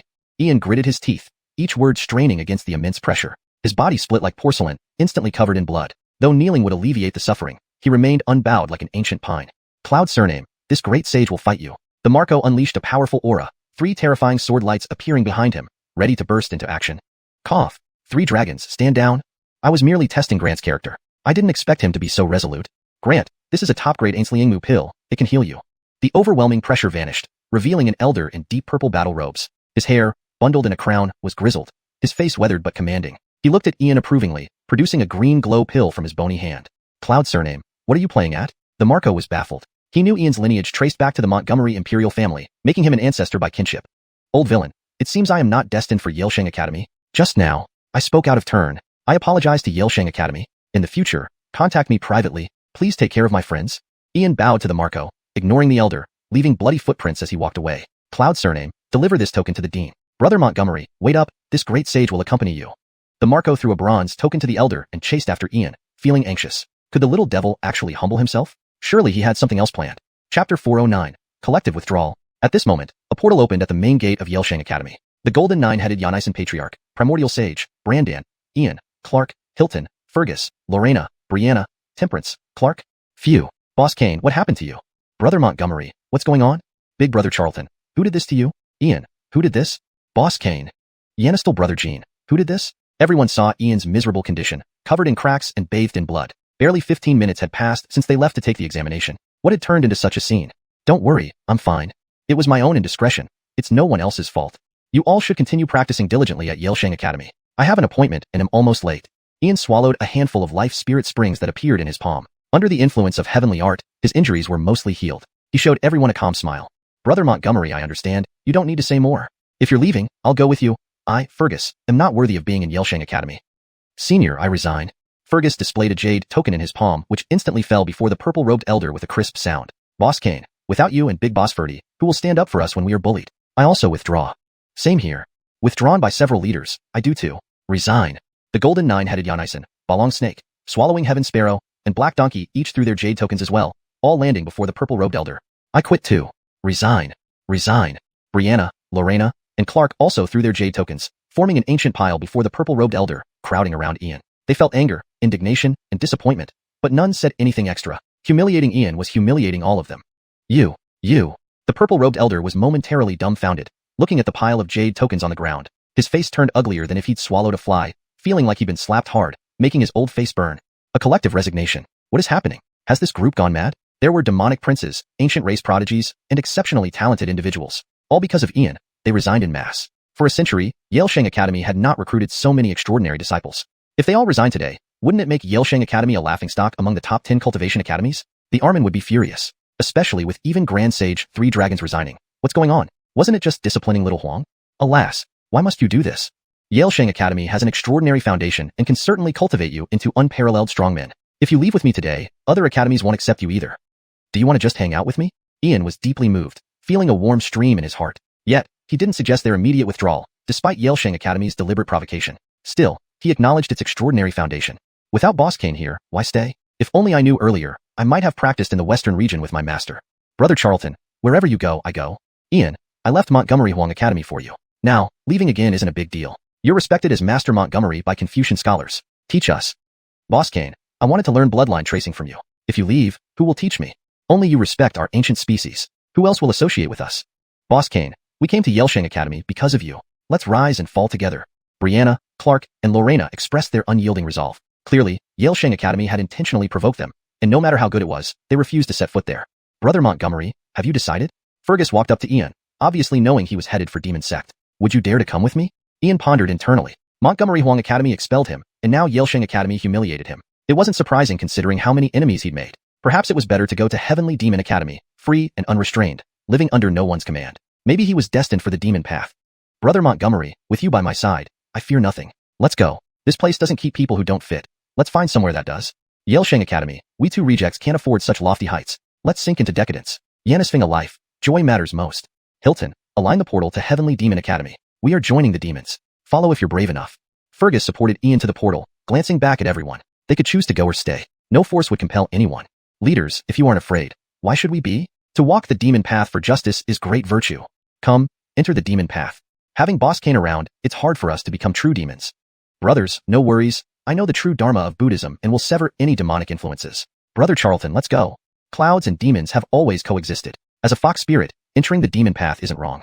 Golden nine-headed Xianxia, Balong Snake, Swallowing Heaven Sparrow, Black Donkey, Brianna, Lorena, and Clark voiced their support. So what if they entered the demon path? Their leader's actions already aligned with it. No. You cannot go, nor can you resign. As Yelsheng Academy disciples, you cannot simply resign. What about our reputation? 3 dragons, bring them back quickly. The purple-robed elder panicked, finally realizing the severity. He urgently tried to persuade them back, focusing on Ian as the root cause. However, as an elder, he couldn't humble himself, especially after hearing tales of Ian's defiance. Today, he wanted to teach him humility. Unbeknownst to him, this situation arose, even causing Grand Sage 3 Dragons to resign. If the Armin found out, he might rip him apart. I am no longer an elder at Yelsheng Academy. Its affairs no longer concern me. Now you care about dignity. Did you give younger brother Montgomery any? You think these juniors come for Yelsheng Academy? They come for younger brother Montgomery. In my long life, I've never seen any Academy Elder bully examination candidates like this. Montgomery simply spoke about the Academy's poor state. Yet, you beat him. If he joined and offended you someday, would you peel his skin off? Keep your heirs of superiority for Cloud Imperial clan descendants. I'm done serving. Grand Sage 3 dragons disappeared through the portal, ignoring the elder entirely. May the celestial Fabian bless you. I wish to honor Yanistal friend Montgomery, yet someone drives him away. Brandan shook his head and vanished into the portal, gaining a clearer understanding of Yelshang Academy. Yelshang Academy. Not getting disciples isn't without reason. Golden 9 headed Yanisen Patriarch side and vanished, finding Yelshang Academy regrettable, but staying with Ian regardless. Ha ha ha. The Armin returns. Where are our students? When everyone had vanished, a cheerful voice echoed from the depths of the sky. The person had yet to arrive, but their voice had already carried over. Chapter 410. Follow the Armin to rescue the disciples. Armin, how did you come back? Weren't you participating in the battle in the Bear Achilles Great World? The purple-robed elder abruptly heard a voice and could not stop trembling. He waved his hand to tuck the jade tablet on the ground into his sleeve, but the indentation on the ground and the bloodstains were impossible to remove. Heske, why did the Armin return at such an unfortunate time, neither early nor late? If the Armin knew that because of Ian, all disciples withdrew from the academy, he would certainly tear me to shreds. The situation has stabilized, and there won't be any more fighting in the short term. As the dean of Yelshang Academy, with so many disciples entering within one stroke, how could I not come back to have a look? Where are the disciples? Where are they? The sky tore apart, and an elder dressed in tattered iron armor, still stained with dark red blood, appeared. Though he looked incredibly aged, he stood over 2 meters tall. Most terrifying was his muscular physique. Even iron armor couldn't completely cover it. Truly a killing god risen from the battlefield. Disciple. The purple-robed elder stammered. Facing the terrifying pressure of the Armin, he really didn't know how to explain. With the Armin's explosive temper, he would definitely beat him to death. Yet this matter can no longer be hidden. Ground caved in, and there's blood. What exactly happened? The old man in iron armor bellowed thunderously. The killing aura from just retreating from the battlefield had yet to dissipate, making him appear truly like a warrior god. Armin, the thing is, the purple-robed elder repeatedly stepped backward, daring not to hide anything from the Armin. He told everything. Inside, he could only sigh. He had no idea what awaited him today at the hands of the Armin. Fool. How absurd. Montgomery Gee, if it weren't for our decades-long acquaintance, I would slice you up right now. You, too, could do something so disgraceful? Truly infuriating. Today, I came back for Ian. Even from afar in the Bear Achilles Great World, I've heard about what he has done. For 20,000 years, our Canglan World's humans have finally produced a proud young genius. In terms of lineage, you are his ancient ancestor. How could you treat him like this? Tell me, what was the reason? The iron-armored elder bristled, shaking violently with rage, wishing he could really slice Montgomery Gee. But now, even if he killed him, it wouldn't help. Montgomery Gee does indeed harbor selfishness, but he isn't this brainless. Just because Ian criticized Yelshang Academy as being dilapidated, he shouldn't have beaten him severely or forced all the disciples to withdraw. Armin, please calm down. There indeed is a reason. I didn't mean to trouble him, but this child is too sharp, always eradicating a whole clan, occasionally attracting powerful enemies. If left unchecked, he might bring disaster to our Montgomery Imperial clan. I only wanted him to understand there are people beyond himself, and that he should not be overly arrogant. But I never expected this child's nature to be so strong-willed, preferring death over kneeling. And another reason, Ian could very likely be a direct descendant of our Montgomery Imperial clan. He looks so much like Tiger as if carved from the same mold. Zahir is our clan's unicorn son, heavily nurtured by our clan. If Ian's current momentum and reputation aren't suppressed, he will inevitably affect Tiger. I did have private interests, but I truly didn't intend to force him to leave. Montgomery Gee sighed helplessly. He indeed committed a foolish act today, but he had no regrets. If Ian entered Montgomery Huang Academy, he would likely— Montgomery Gee, this is your excuse for bullying Ian. How laughable, how pitiful, how sorrowful. Do you know why the battle situation in the Bear Achilles Great World stabilized? That was due to the intervention of Oswald, the demigod prince of Dirac ancient civilization, who is 7th in the list of top 100 civilizations in Boundless Voids. A Grand Duke from Hellish Devils personally delivered the message. Hence, the invaded races retreated from Bear Achilles' Great World. If they didn't retreat, the Dirac ancient civilization would directly eliminate these races. And all of this was because of Ian. Because he has established trade with the Dirac ancient civilization, the news I received is regarding medicinal pills. In Boundless Voids, myriad worlds, vast star seas, Ian is the only universally acknowledged grand alchemist. Even the demigod prince of Dirac ancient civilization wishes to establish equal relations with him. Your Montgomery Imperial clan dominates Canglan. Facing 3,000 great worlds, you don't even rank among the top 1,000 in hidden forces, let alone Boundless Voids. Without this incident, your Montgomery Imperial clan would dominate in 3,000 worlds and become a supreme ruler even in Boundless Voids. Could your unicorn son make the alien races retreat from the Bear Achilles Great World? Could he have a Devil Grand Duke deliver personal orders? Could he get Dirac ancient civilization to intervene? All of us, the living elders, owe Ian a life debt. The emotions of the iron-armored elder gradually calmed down. Though furious at Montgomery Gee, he wouldn't give up on Ian and his group of disciples. Even if it meant battling the demonic path, he'd retrieve them. What? Armin, what you say is true. So, what should we do now? Upon hearing this, Montgomery Gee was taken aback, drawing a sharp breath, wishing he had slapped himself. He had committed a foolish mistake by nearly killing a disciple who could make their Montgomery Imperial clan become dominant. No wonder, with such a fierce temperament, he didn't confront me face to face but chose to leave. He wasn't afraid of confrontation. he simply found it beneath him. With his identity and influence, he never took the Montgomery Imperial clan seriously. Bang! What nonsense are you still standing there for? Grab weapons, wake everyone up, and follow me to the Heavenly Devil Academy to rescue the disciples. If I don't recover the disciples today, I'll tear you all apart. Sanlong? Have him roll back here immediately. The iron-armored elder exuded an intense murderous aura, roaring like a thunderclap. Various presences emerged from deep within Yaleshang Academy. One after another, withered, elderly figures, like mummies, stood up. Armin, Sanlong, he resigned. Montgomery Gee's face turned extremely ugly, tremulously holding out Aaron's bronze token. Things had reached this point, and he didn't dare hide anymore. Bang! Montgomery Gee, why don't you go die? How did Sanlong resign? How do you plan to get him back? If Sanlong doesn't return, you also shouldn't. Is everyone gathered? Follow me to the Heavenly Devil Academy to rescue the disciples. You bunch of scoundrels, sleeping all day, ignoring everything. If we fail to retrieve the disciples today, I'll break your coffins apart. A blood-red war blade appeared in the iron-armored elder's hand, splitting the space around him. Carrying the blood-red blade, he walked inside first. The group of old mummy-like figures looked at each other, unsure what happened, but decided to just go with it. The Armin hadn't been this angry in a long time. Chapter 411. Heavenly Demon Academy. The Heavenly Demon Academy. It is the 11th cultivation academy in the holy city of Montgomery Huang, representing an age when the demonic path thrived during its long period of seclusion. In the era of humanity's three great teachings, the demonic path was at odds with the three teachings. Back then, the righteous and demonic paths were irreconcilably opposed. Whenever disciples from both paths met, it inevitably led to battles to the death. With the withdrawal of the three teachings into seclusion, the demonic path also vanished from the world. Now, with the reopening of the demonic academy in the holy city of Montgomery Huang, this event has caused a stir across the world because it represents the reemergence of the three ancient sanctuaries of the demonic path. Heavenly Demon Sect, Human Demon Sect, Blood Demon Sect. One must understand that during the time when they were suppressed by the three teachings, these three ancient demonic sanctuaries were also immensely glorious, each capable of standing against one teaching on their own.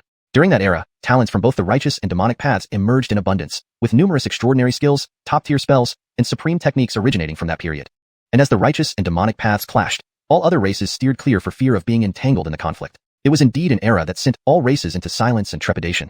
In the holy city, to the north, on the 472nd Street, stands a colossal dark red tower. Standing at 300 zhang tall, it has 99 stories. The entire structure is interwoven with ancient demonic seals and carved with countless eerie images, true demons feasting on blood, human demons slaughtering innocents, and blood demons incinerating souls. Its malevolent and domineering aura is incredibly striking. Its main entrance is blood red, approximately 15 zhang high, crowned by a massive horizontal signboard inscribed with the terrifying three characters, Heavenly Demon Academy, exuding a wild, overbearing, and bloodthirsty vibe that fully embodies the essence of the demonic path. Inside the entrance, thick mists envelop the area, permeated with vast amounts of terrifying demonic energy that cause goosebumps to rise uncontrollably, showcasing the formidable strength of the ancient demonic sects. Hiss! It's truly the Heavenly Demon Academy. The ancient demonic path has re-emerged, along with the three ancient demonic sanctuaries that went into seclusion with the three teachings. Rumor has it that these three sanctuaries could individually stand up to one of the teachings. The demonic path is naturally domineering, indeed impressive. This heritage probably matches, or even surpasses that of the Supreme Academy and the Montgomery Huang Academy. The future of the holy city of Montgomery Huang is going to be turbulent. Rumor has it that the Heavenly Demon Academy is opening today and has invited the deans of the 10 major academies to witness the ceremony. Yet, as noon approaches, not a single person has registered.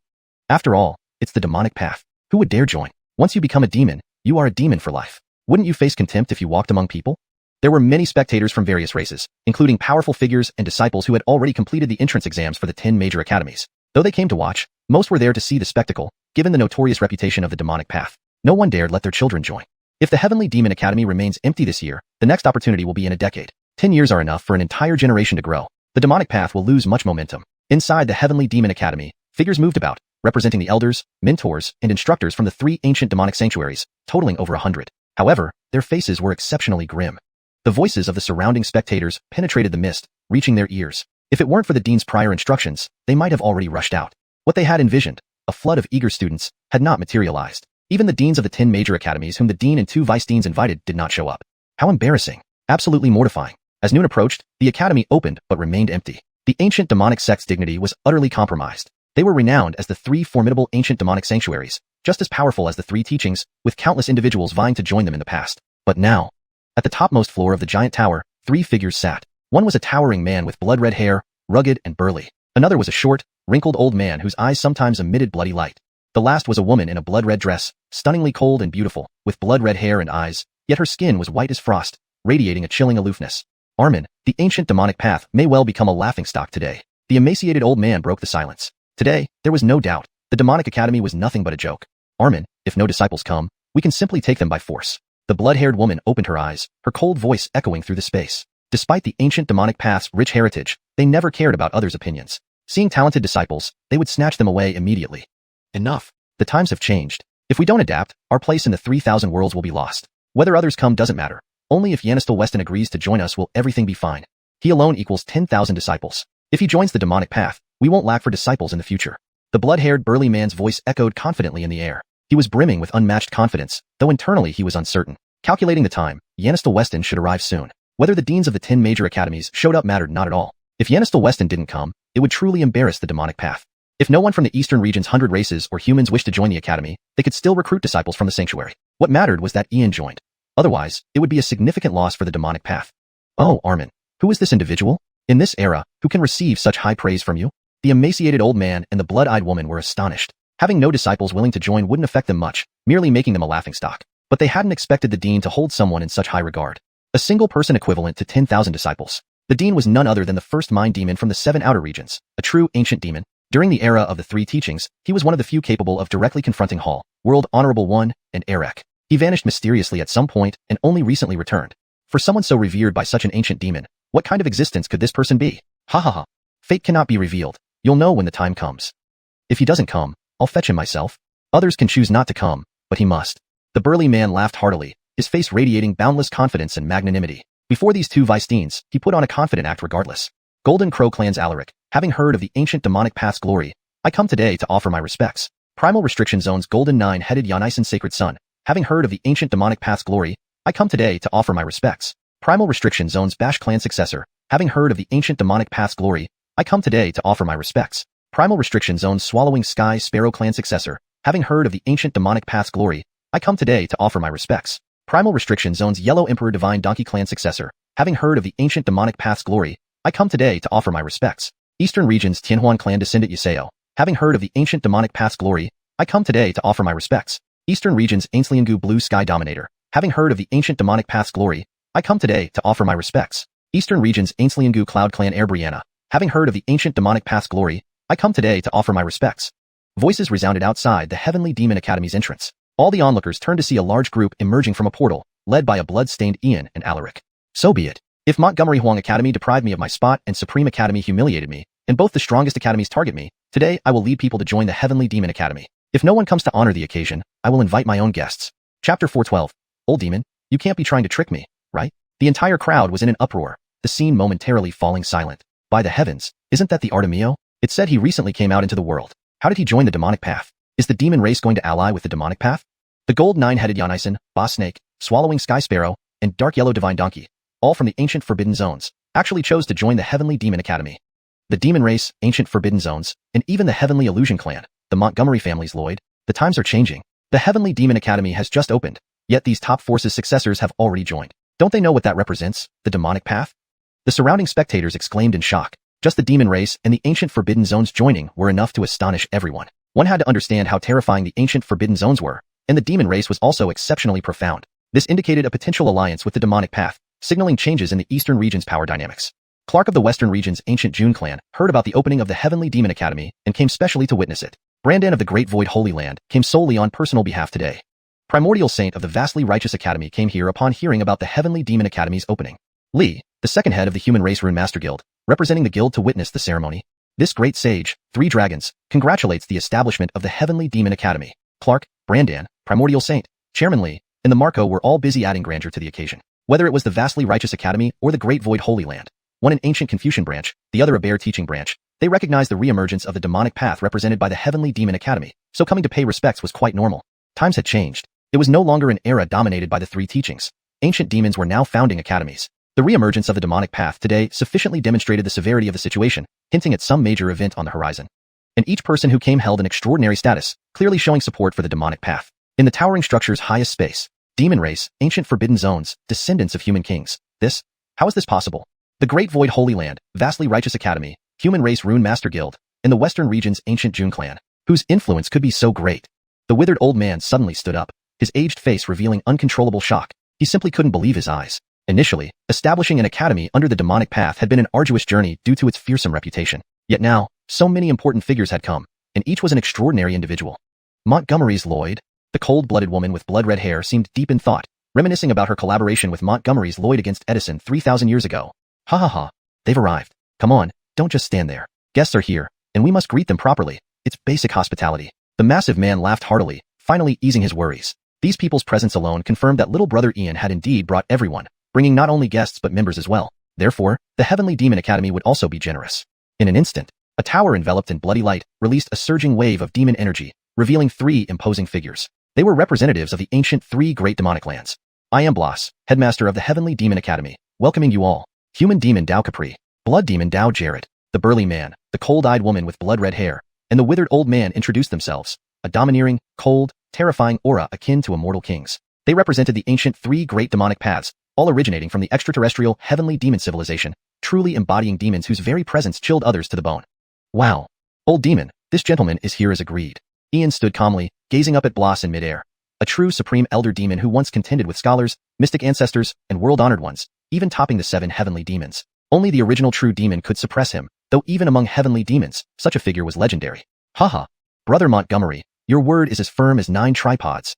I admire you. From today onwards, you will be our 3rd vice headmaster and chief mentor concurrently. If I'm not present, you shall act as the headmaster, with command over Jared and Capri. Those who do not respect you will be punished severely. Brother Montgomery, can you accept such terms? Blas laughed loudly, appearing before Ian, granting him immense authority. Only Blas knew the changes Ian could bring to the demonic path. Given the unruly nature of demonic disciples, only someone like Ian could impose order. Hiss, isn't that Ian? The Heavenly Demon Academy giving him so much power. The Heavenly Demon Academy is really making a bold move. Given all those who came, giving him such authority isn't too bad. Starting today, Ian will be one of the major figures in the Montgomery desolate holy city. The Heavenly Demon Academy. The audience was completely stunned by the magnitude of power bestowed upon Ian. Every academy's chief mentor wields power second only to the vice headmasters, but Ian wasn't just a chief mentor, he was a vice headmaster and even acting headmaster. This meant entrusting the future of the demonic path to him. Old demon, the conditions are acceptable. Your gentleman barely agrees. But what about the salary? You can't expect me to work for free, can you? Ian nodded slightly, closing his fan inch by inch. Indeed, Blas was skilled. Not for nothing did he rival scholars, mystic ancestors, and world-honored ones. Entrusting the Heavenly Demon Academy to him was a significant gesture, but business was business. Salary? What salary? Brother Montgomery, do you want me to give you a monthly salary? We're cultivators. Can you please stop being so mundane? Resources of the Heavenly Demon Academy are at your disposal. Anyone who wants resources needs your approval. The financial power rests in your hands. Are you still asking me about salary? Blas's face twitched violently. Truly, a little demon lord wouldn't fall for tricks easily. With the academy just starting, every penny counted. Asking about salaries now felt like pulling the plug on him. Don't tell me you made trade deals with the Dirac ancient civilization. Money will flow in soon. Why did I recruit you except for your supreme talent and money-making abilities? Old demon, saying that makes it boring. Gentleman receives rewards according to effort. Handing resources to me is another matter. What's rightfully mine? Not a single crystal less. What isn't mine? I won't take a cent. Or do you, as the respectable headmaster, want me to work for free? Or does your academy lack funds? It's not my place to belittle you, but based on the demonic path's secretive nature over the years, your previous wealth must be nearly depleted.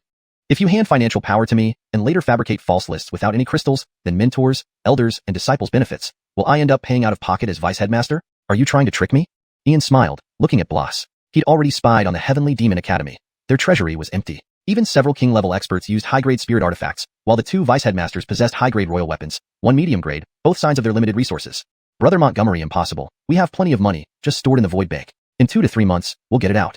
At that time, we'll discuss salaries. Blas's mouth twitched violently, truly embarrassed to the extreme. What was wrong with the young people nowadays? Were they all this pragmatic? Before any work was even done, they started discussing rewards. What happened to their simple and unadulterated nature? Hashtag chapter 413. Loathsome countenance. F***CK off. Brianeo hang. Don't fall for this old devil's tricks. Their ancient demon path storage equipment is cleaner than your face. Blas, with your condition, you still try to set up a school? Your disciples from the Heavenly Demon Path, Human Demon Path, and Blood Demon Path are so poor they have to gnaw on tree bark. You could just open a school, but why do you have to target my Supreme Academy? These are all my Supreme Academy's disciples, and you dare to poach them. Do you think I'm a vegetarian? At this moment, a voice echoed from the crowd. An iron-armored elder wielding a massive sword appeared, followed by Montgomery Gee and 3 or 4 other emaciated figures. TSK. Who did I think it was? It's you, you old coot, still not dead? Our demonic path may be poor, but how much better can your Supreme Academy be? These disciples came of their own accord. I didn't poach them. That doesn't make sense. I thought you were fighting the foreigners in the Bear Achilles world. How do you have time to come to my territory? The translation has been adjusted for natural fluency and accurate meaning conveyance in English. The term, Bear Achilles world, is a proper noun and thus capitalized. This maintains consistency in terminology and style, ensuring the text reads naturally. Want to fight? A sinister smile spread across Blas's face. As expected, this old man had come to snatch the disciples, but he had miscalculated. his disciples weren't so easy to take. Old devil, you're despicable and lowly, using dirty tricks to deceive my Supreme Academy's disciples. You know that very well. Return my Supreme Academy's disciples today, and everything will be forgiven. If you dare say no, I'll tear down your Heavenly Demon Institute. The iron-armored elder pointed his large sword, unleashing an overwhelmingly terrifying killing intent that sent chills down everyone's spines. Try me, old man. I may not be as strong as before, but I can still handle you. Fox Norman, if any of the Supreme Academy's people try to move, kill them on sight. Bloss also released a shocking aura, ready for battle. The world had changed, and so had the demonic path. Only Ian could revitalize it, and he wouldn't let go easily. At most, it would lead to a conflict. Yes, Armin. Norman and Fox radiated demonic energy into the heavens, signaling an imminent battle. Come on. Everyone, get your weapons ready. Today, the Supreme Academy stands against evil to uphold righteousness. Old devil, wait for me outside the boundaries. Do you dare to fight? The iron-armored elder's voice grew icy cold, his terrifying intent permeating the air. Yes, Armin. Montgomery Gee and the 4 emaciated elders revealed their weapons, each emitting formidable auras at the great sage level. Stop, all of you. What exactly are you trying to do? Yes, Ian admitted to overstepping, but I nearly died at the hands of your elders. Afterward, I apologized and made amends. What more do you want? To pursue me like this without letting go, do you want me to compensate with my life? Ian stood with folded arms, completely calm, though there was a bone-chilling coldness in his words. Brianeohang, don't misunderstand. I have no such intention.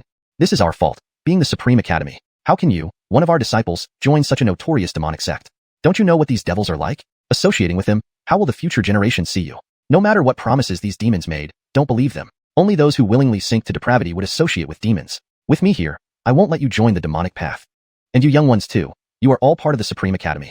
I cannot let you stray. The iron-armored elder spoke eloquently, standing high on moral grounds, presenting himself as acting for their best interest. Silence fell over the crowd. Bloss, Norman, and Fox looked uncomfortable but couldn't find room to counter. Indeed, the demonic path's reputation was horrendous, worse than floodwaters and beasts. Even if the demons wanted to change. The demonic path is indeed notorious and infamous, but does the righteous path lack its villains? Existence itself is justified. If the demonic path truly caused universal outrage, wouldn't they have been eradicated long ago? Instead, they openly exist.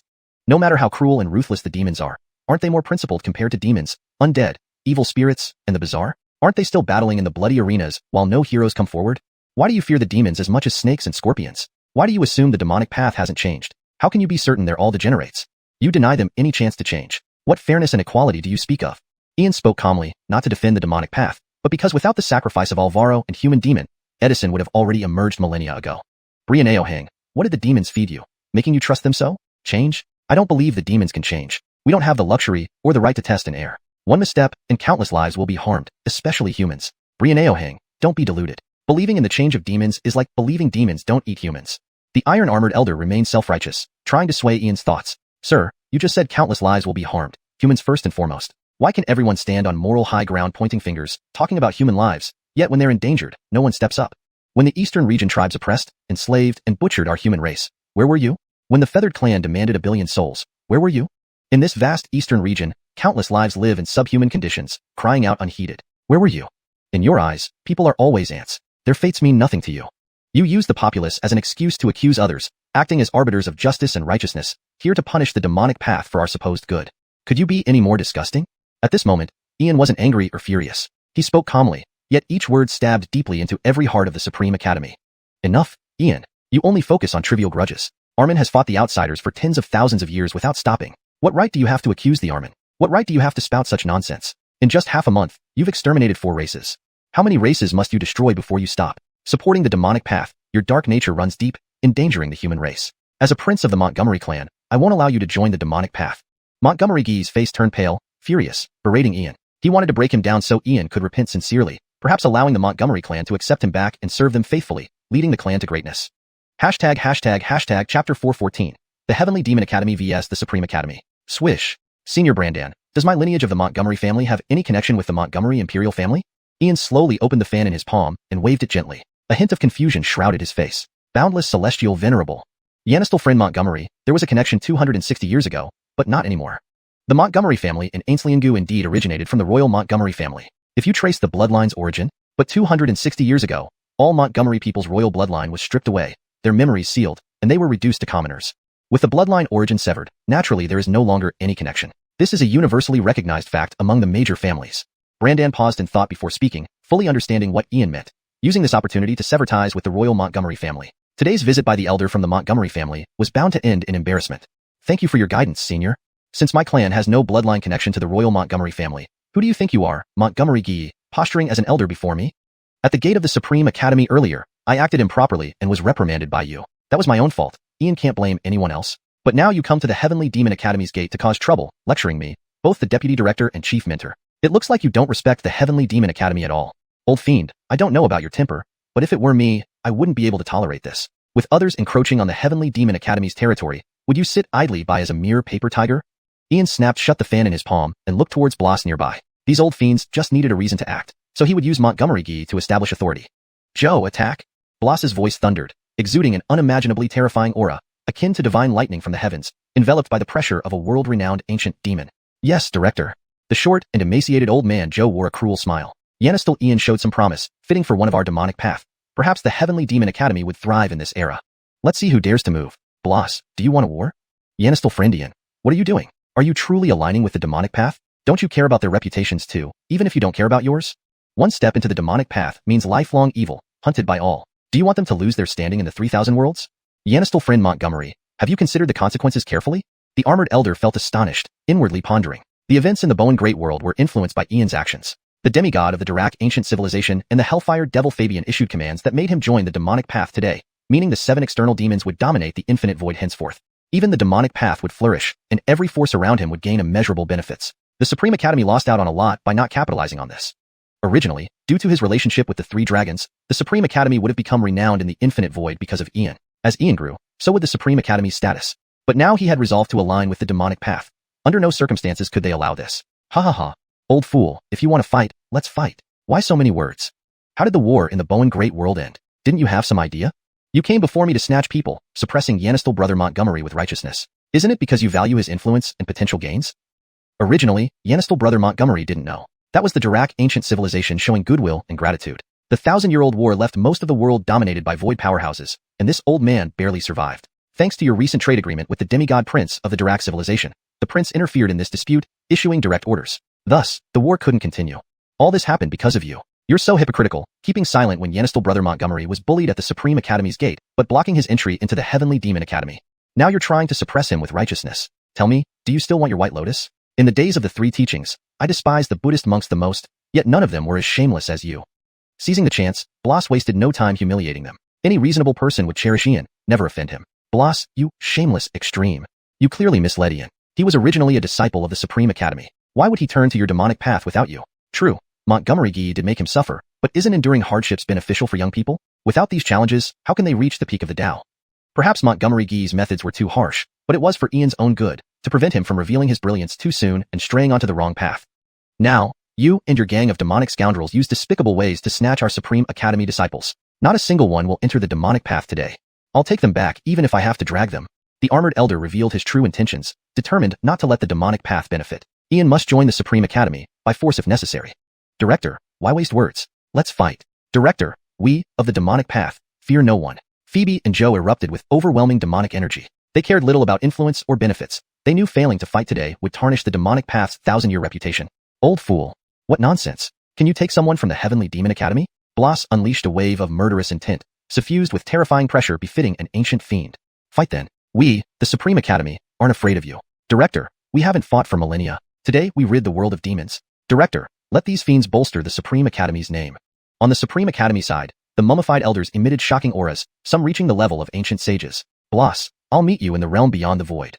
Today, I'll use your demonic blood to honor my celestial saber. We go. The armored elder shouldered a giant saber, soared into the sky, and disappeared into the horizon, followed by other mummified elders. Old fiend, Elder Joe, Elder Phoebe, catch. These weapons and armor, remember to return them after use. With a wave of his sleeve, Ian revealed 3 pieces of demonic weaponry and armor. Despite the seals, the imperial aura within couldn't be concealed. Yanistel brother Montgomery, thank you. I go. Yanistel brother Montgomery, from now on, you are my brother. Yanistel brother Montgomery, thank you. Bloss, Joe, and Phoebe exchanged looks, their hearts trembling in awe. The equipment Ian provided were all imperial-grade demonic artifacts, each bearing illustrious names and the glory of a supreme emperor. With such imperial-grade weapons, losing would mean seeking death. Hashtag Chapter 415. Establishing rules. 3 hours later, Bloss, Ira, and Capri returned, but not a single person from the Supreme Academy was in sight. It was clear what had happened to everyone present, especially to the Xianxia, Brandan, Primordial Saint, and Ian. They had produced 3 sets of Imperial arms, which, even if used at 1/10 their power, would easily defeat the opposition. Supreme Academy. This time they lost face completely. Not only did all their disciples run away, but they were also thrashed by the Heavenly Demon Academy. Now, with the addition of monsters like Ian and his group, it could be foreseen that as long as the demon path didn't overstep its bounds or provoke universal resentment, its prosperity was inevitable. Both Primordial Saint and Brandan envied them immensely, but each knew clearly that whether it was Howran Academy or Taisu Holy Land, neither could conceal someone like Ian. With his unruly and fearless nature, the demon path suited him best. As for Blas, Ira, and Capri, they didn't speak of the battle's outcome, but it was evident on their faces that possessing the Imperial arms had made a significant difference. Refreshing, truly refreshing. Yanistel Brother Montgomery, here are your armors and weapons. Armin, I have no objections to making Yanistel Brother Montgomery the new dean. Armin, I'm fine with it too. Blas, Ira, and Capri handed back the 6 pieces of Imperial arms effortlessly, despite their reluctance. But these arms didn't belong to them. They fit perfectly, being remnants from past emperors of the Heaven Demon Path, Human Demon Path, and Blood Demon Path respectively. Use them for now. I'll take them back later. Ian waved his hand indifferently. Since he had taken control of the Heavenly Demon Academy, the Demon Path was now his supporting force. Ira and Capri were high-ranking officials within the Demon Path. Gaining their support through the Imperial arms was a very profitable deal indeed. Yanistel Brother Montgomery, let me not be polite. Brother Montgomery, everyone, don't just stand there. Let's go inside. Blas and Ira were initially surprised but decided not to refuse. After all, the Imperial arms were incredibly useful. Only Capri's gaze shifted towards Brianna, suddenly appearing before her with an extraordinarily kind expression. Brianna, would you be willing to take me as your master? Capri had long noticed Brianna. No matter how much Brianna concealed herself, she couldn't hide the fact that she bore traces of Huyael blood. The Huyael blood within her was undoubtedly inherited from this source. Brother Charlton, Brianna was momentarily bewildered, unsure whether to agree or not, turning to Ian for guidance. Antonia, quickly pay respects to your new master. Ian smiled slightly, understanding the situation well. He knew the origin of Brianna's Huyael blood, most likely due to Cloud War Sky's former partner. Disciple Brianna pays respect to master. Without hesitation, Brianna bowed to Capri, fully trusting Ian. Good. Brianna, follow me. Capri took Brianna and disappeared instantly, paying no attention to Ira or Blas. This girl wasn't just a disciple, but possibly a blood relative. Ha. Gentlemen, please forgive us. Jacqueline Capri has always been like this. Please enter. Blas was incredibly pleased, guessing the implications of this relationship. With this new bond, Ian's ties to the demon path were strengthened. He could finally rest easy as a senior figure. Meet Vice Armin Montgomery. As they entered the Heavenly Demon Academy, over 100 high-ranking experts greeted Ian with utmost respect. Gentlemen, please don't feel the need for such formalities. I'm new here, and will need guidance from everyone. Since you call me Vice Armin Montgomery, regardless of whether it's genuine respect or flattery, it doesn't matter. In front of Armin, Vice Armin Ira, and the elders, I set forth 3 rules today. Firstly, anyone who betrays their teacher, harms fellow students, commits rape or looting, or violates the law, shall die. Secondly, anyone who collaborates with enemies or betrays the clan shall be executed without mercy. Thirdly, any member of the demon path who dares to oppress, enslave, or kill civilians will see their entire family exterminated. These 3 rules are ironclad. From the Armin down to the common disciple, whoever breaks them will be executed. I hope everyone remembers this clearly. Ian stood tall, his eyes sweeping over the gathered experts. These were the core forces from the ancient demon path, accustomed to defying all restrictions. As an elder, he intended to delegate more responsibility in the future. Relying on Ira and Capri to manage the Heavenly Demon Academy was unrealistic. By granting him such power, the old patriarch wanted someone external to manage the place impartially. Given his strong ties to the demon path, this role suited him perfectly. All things must have order, even the demon path. Times have changed. In ancient times, conflicts remained internal among cultivators. Now, it was time to unite against external threats. Otherwise, the future of cultivation civilization would be bleak. Yes, we will abide by Deputy Armin Montgomery's orders. Hundreds of experts from the ancient demon path saluted, although outwardly respectful, inwardly displeased. The essence of the demon path was freedom and boundless desire. Too many restrictions undermine their core identity. Deputy Armin Montgomery, so many rules make us less like demons. If everything is confined by rules, why cultivate as demons? Demon paths thrive on spontaneity and audacity. You've exterminated clans yourself, haven't you? A figure with a 40-year-old appearance, a king-level expert from the ancient demon path, stepped forward, questioning these new constraints which threatened the very existence of the demon path. Ira prepared to intervene but was held back by Blas. Instead, he watched with amusement. He knew some in the demon path wouldn't submit easily. This test would reveal Ian's true capabilities. Spontaneity and audacity? Let me ask you, where do you come from? Vice Armin Montgomery, like you, I hail from the human race. Over 90% of the ancient demon path are humans. Fine. Tell me, how many saints have emerged from the demon path in the last 200,000 years? 36, Vice Armin Montgomery. Now, tell me, in these 200,000 years, did you indiscriminately massacre cities and exterminate clans? Did you kill countless lives and bring misery to the world? No, Vice Armin Montgomery. 36 saints in 200,000 years. Let me tell you something. In the era of the 3 teachings, during the golden age of the ancient demon path, 7 sages founded Confucianism. 81 saints were born in the mystic teaching, 63 in Buddhism, and 49 in the 3 sanctuaries of the demon path. That era lasted 7 eons, nearly 10 million years. In just 200,000 years, 36 saints emerged from the demon path. Have you thought about why? One more question. What exactly is a demon? At this moment, Ian unfolded a fan in his palm, his smile calm yet filled with profound mystery. Chapter 416. The Demon Path Expert's Enlightenment. What is a demon? These four simple characters left everyone deep in thought. What exactly is a demon? No one had ever considered it, nor had anyone defined it. Even Alexei, the chief of the 7 heavenly demons, had never pondered this question. A demon is just a demon, but what is a demon? This was a question that could lead to endless speculation. Each person's definition and understanding of a demon differed, ensuring that no definitive answer could be found. Yet, the very lack of an answer was enough to make people reflect deeply. At this moment, Bloss, Jared, and the many other experts of the demon path, even everyone present, unconsciously felt doubtful. Splashing. What? Can't you answer? Practitioners of the demon path don't even know what a demon is. Then what is the meaning of your cultivation? For power, authority, status, wealth, immortality, the scholars emphasize rights and laws, the mystical religion teaches tranquility and non-action, and the Buddhist sects focus on karma and fate. So what does the demon path emphasize? Following one's heart's desires and unrestrained behavior. Being fearless, indulging oneself, allowing desires to grow endlessly, seizing divine treasures, refining demonic weapons by killing for souls, slaughtering cities at a whim. Those who comply will thrive. Those who resist will perish. This might be the consistent style of the demon path. But why do practitioners of the righteous path remain calm during tribulations, while demon path practitioners panic as if they've lost their parents, feeling perpetual dread? They shouldn't be fearful. They should have the attitude of defying all constraints and following their desires. They should disregard heavenly tribulations as nonsense. Isn't this how the demon path should behave? In ancient times, during its most glorious era, 49 sages were born over millennia. Now, over 200,000 years later, only 36 sages have emerged. Have you thought about the reasons behind this difference? Ian watched the reflective crowd, his fan slowly swaying in his palm, his smile becoming more radiant. Fundamentally, the demon path focused on power rather than cultivating the mind, leading them to ultimately become souls lost in the heavenly tribulations. When living beings lose reverence for heaven and earth, they are not far from death. Without explicitly stating the truth, enlightenment can still be achieved by those who understand. It cannot be forced. Scholars must not only have dirty hearts, but also excel in sophistry. In my dominion over the demon path, the future should only see different levels of strength. The actions of the 3 teachings disciples should be corrected. The warped values of the demon path must be rectified. Armin, young brother Montgomery, what's he up to with this? TSK. This little devil has some substance. Armin certainly hasn't misjudged him. The hope for the flourishing of the demon path lies with him. Only those fools on the righteous path would suppress him so heavily. Armin, can you please stop being so mysterious? Brother Jared, celestial secrets cannot be disclosed. If one understands, then they understand. If not, there's nothing we can do about it. Only insight matters, not explicit explanation. Jared muttered internally. Bloss, the old demon, knew very well that sometimes words needn't be spoken explicitly. When someone truly understands, they understand. As the embodiment of Jacobs, how could he not know what young Master Ian intended? He had already explained the essence of demon cultivation, almost breaking through the final barrier of understanding. Whether or not one could break through depended entirely on their insight. Young Master Ian wasn't just a bit talented. He saw through phenomena to grasp the essence. As the bald monks of the Buddhist sect might say, this young man possesses great wisdom, surpassing ordinary individuals. Cultivating demons is easy, controlling demon heart is hard. Throughout history, only a fraction of demon path cultivators could pass through tribulations. Most ended up descending into madness, a bitter irony for those who chose the path of demons. At this moment, among the 100 or so high-ranking experts of the demon path, the sealed king realm expert from the human demon path furrowed his brows in deep thought. Suddenly, his eyes brightened, and he sat cross-legged, entering the deepest meditative state.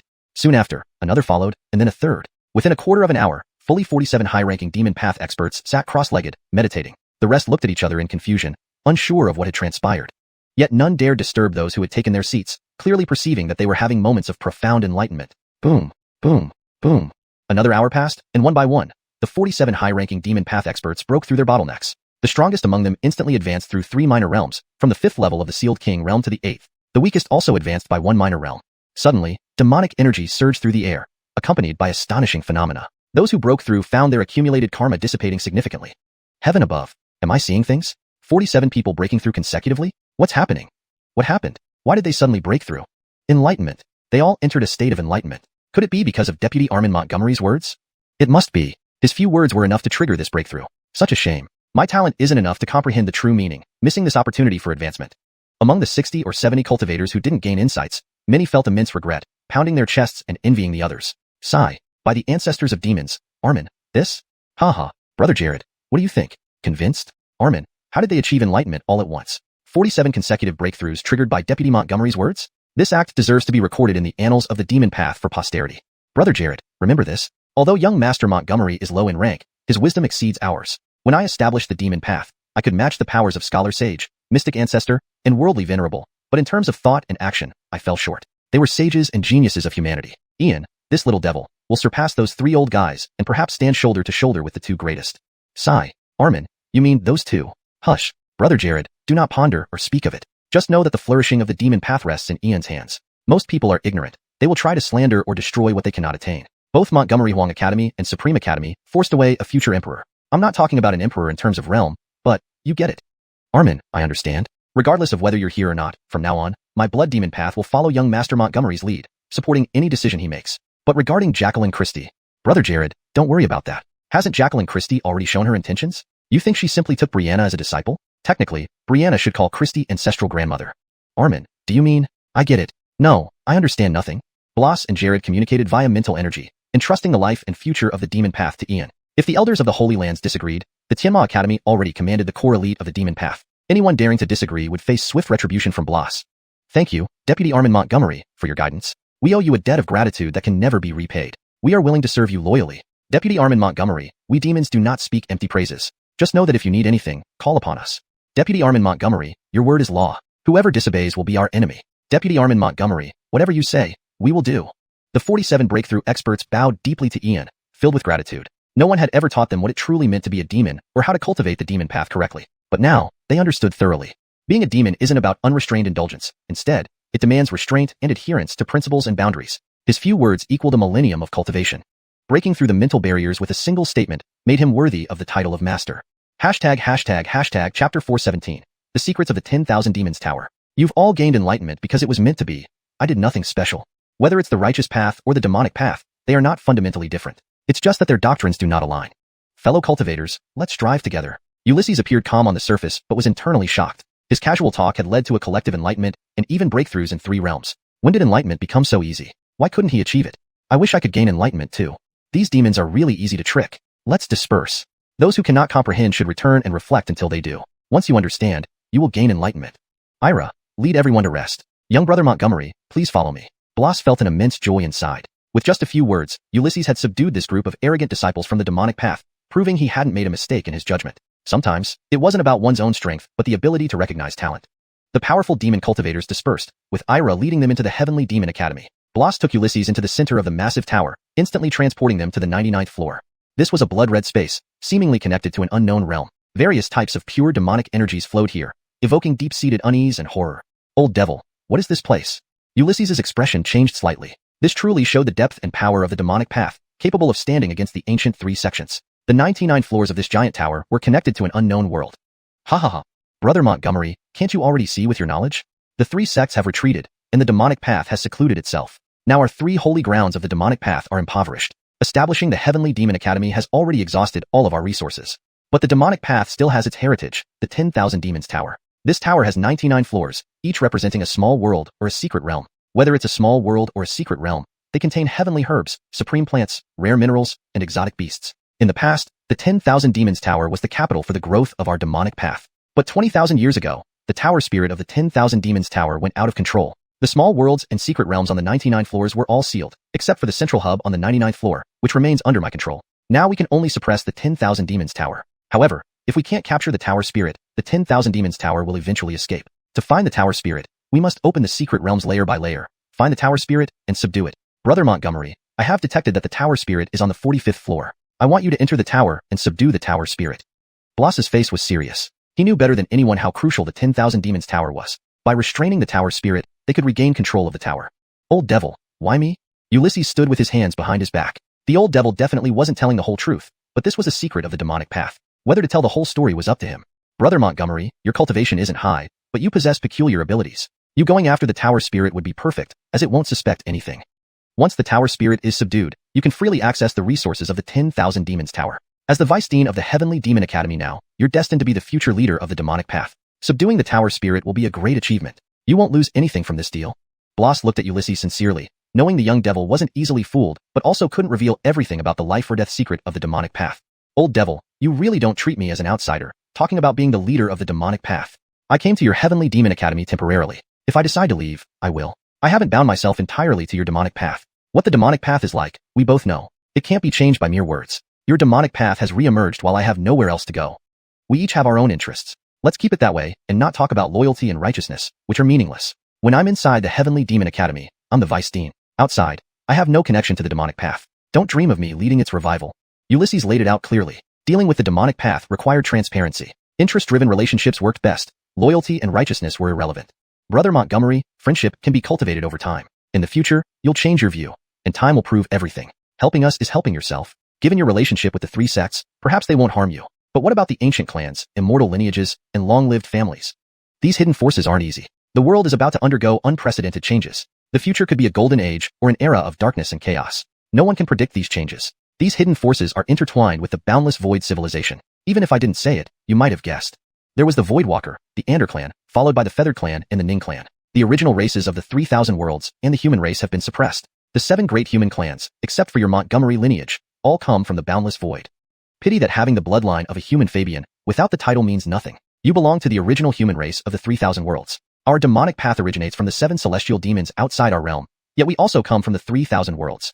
There's an ancient prophecy predicting a calamity that could destroy all living beings. The 3,000 worlds will be the final sanctuary. In fact, I've been watching you for a long time. When Void Sky Dome first met you, I already knew. And here's another secret, Void Sky Dome didn't die. How surprising. Did you expect it? He and I are brothers, a complex relationship I'll explain later. Brother Montgomery, the 10,000 Demons Tower was left by a powerful primordial true demon. Not only does it have 99 floors with secret realms and small worlds, but it also contains a legacy from the primordial true demon, the heaven art of our demonic path. Besides me, no one in the demonic path knows this secret. Brother Montgomery, subduing the tower spirit and finding the demonic path legacy is a gesture of goodwill from me. Consider it. I won't force you. Bloss revealed almost all his secrets, showing sincerity. Everyone wanted the heavenly art of the demonic path, but after countless years, no one had succeeded. Brother Charlton, accept it. The 10,000 Demons Tower indeed has the demonic path heavenly art. My former master once yearned for it. Unfortunately, he missed the best opportunity. Now, with this chance handed to you, don't refuse. With me here, dealing with a simple tower spirit will be effortless. Jacqueline Tamara, the old devil has ulterior motives. Who knows what traps the 10,000 Demons Tower holds? What if a 10,000-year-old demon wants to seize a body? Brother Charlton, the old devil would be courting death trying such tricks on you. Do you think I'm a pushover? Jacqueline Tamara, or maybe he's testing me to uncover my secrets. Be cautious when dealing with the old devil. Brother Charlton, go ahead, don't be afraid. If there's a trap, it'll be perfect for melting the secret realms into our own small world and purging the demons. Haha, Jacqueline Tamara, with your support, I'm not afraid. Brother Charlton, you jerk, using me again, serves you right for being single forever. Jacqueline Tamara, with you by my side, why would I ever be alone? Tamara fell silent, realizing she was unwittingly manipulated by Montgomery every time. She couldn't help but acknowledge her innate kindness. Hashtag chapter 418, the break. At the Supreme Academy, the armored elder, Montgomery Gee, and a group of dried-up elders were almost all injured. Only Bloss, Ira, and Capri had held back. Otherwise, they might have suffered even worse fates, possibly losing limbs or their lives. Montgomery Gee was in the worst condition. His face was swollen almost like a pig's head, and he couldn't stop coughing up blood as soon as he returned to the Supreme Academy, clearly having been severely injured. Cough. Armin, I can't let this grudge pass. Our Supreme Academy's reputation is ruined. Won't we become a laughingstock among the 10 great academies? Ian is the cause of all this trouble. If I had known earlier, I should have crushed him with one palm. Otherwise, we wouldn't have ended up in such a predicament. As long as this boy lives, our Supreme Academy will never know peace. Montgomery Gee was seething with resentment, continuously coughing up blood, his eyes filled with intense hatred. Shut up, snapped the armored elder. Montgomery Gee, you still have the audacity to bring this up? If not for you, why would Ian have left the academy?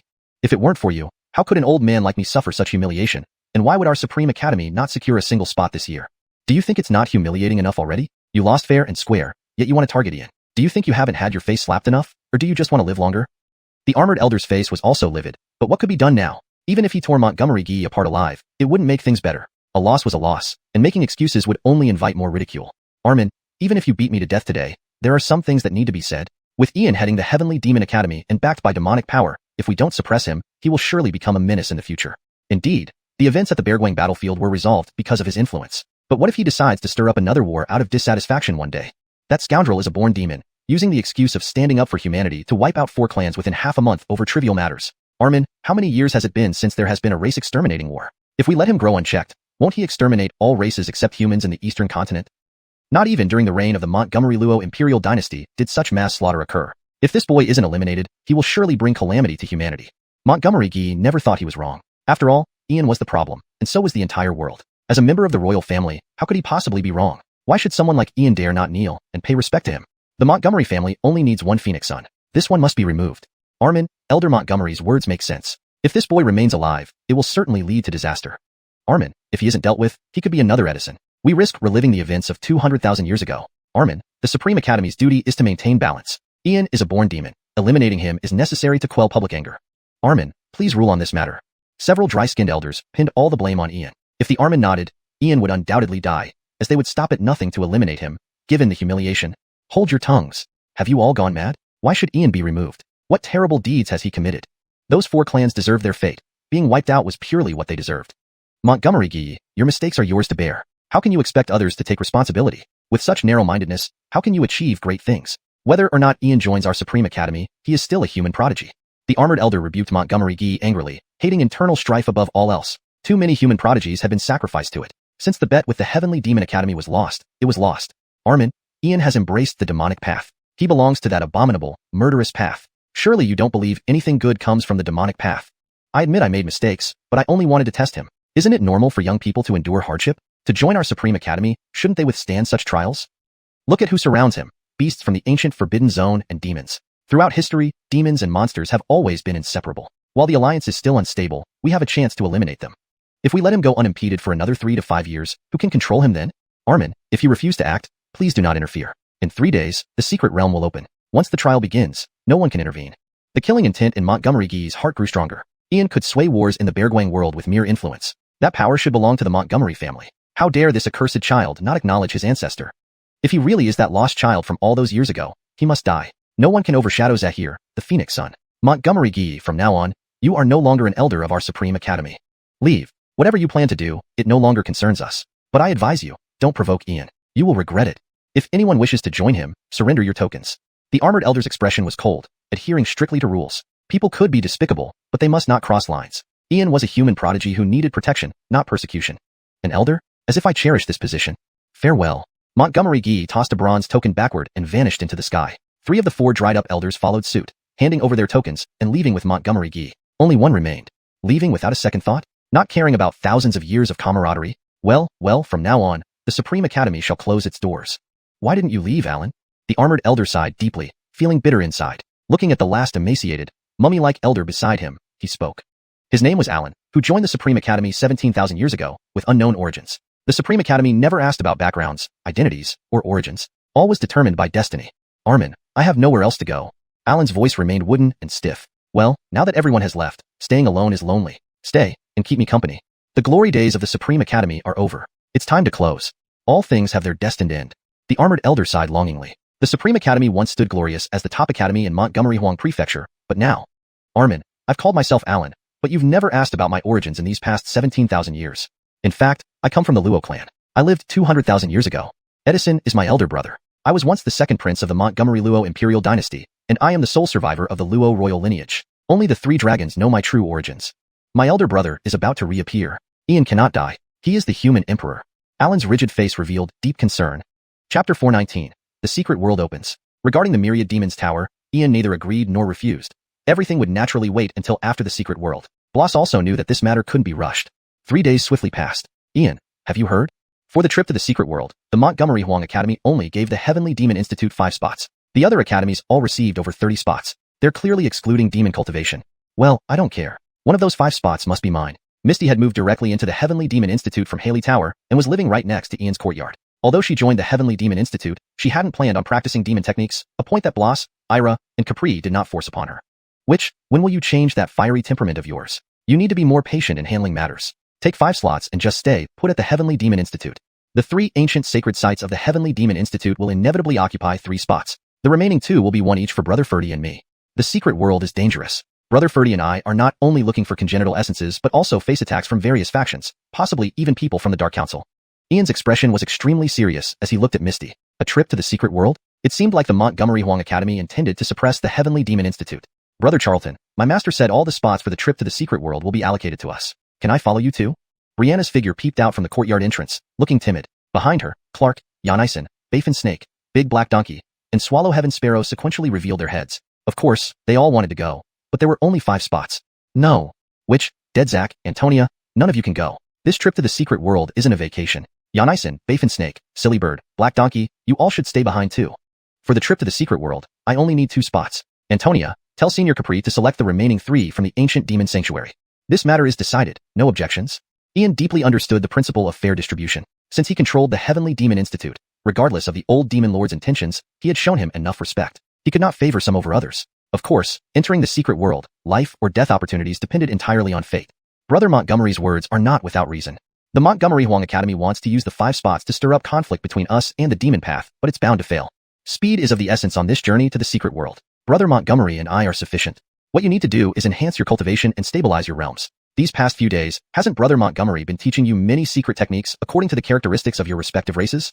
Tyrant Ferdy also walked out, fully aware of the Montgomery Huang Academy's intentions. Wasn't it to create division among them and the demon path? Unfortunately, their goal for going to the secret world was singular, obtaining congenital essences. Bosses, since you say so, we can only agree. Bosses, the practice of secret techniques is a long-term endeavor. How can we achieve results in just a few days? Yeah, bosses, not everyone is as gifted as you two. Don't worry bosses, we will definitely work hard on our cultivation. Xianxia, Bafin Snake, Swallow Heaven Sparrow, and Big Black Donkey also understood this well. Only Achilles Lauda could genuinely help the two bosses. They would only be a hindrance or even a burden if they went. You guys listen carefully. When Brother Ferdy and I return, we will test each of you. If anyone fails, they'll all be thrown into the Shadow Realm. Dedzak, this is the blood talisman for the Bloodstained Coliseum. Find Izzy. He will arrange your duels. But remember, this is for training, not to show off. Don't underestimate the 3 major factions. Otherwise, if you get killed, don't blame me for not warning you. Ian tossed a bloody jade token, a marker for the Bloodstained Coliseum. The duration of the secret world journey was unknown, so these few couldn't be left idle.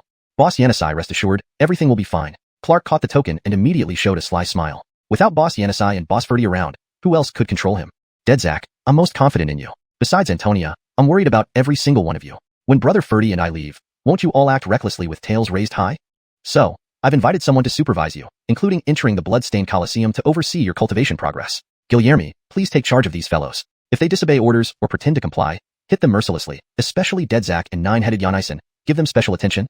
Ian stood with his hands behind his back, smiling calmly. How could he really let these fellows act lawlessly? Guillermi had nothing better to do anyway, so why not have him supervise?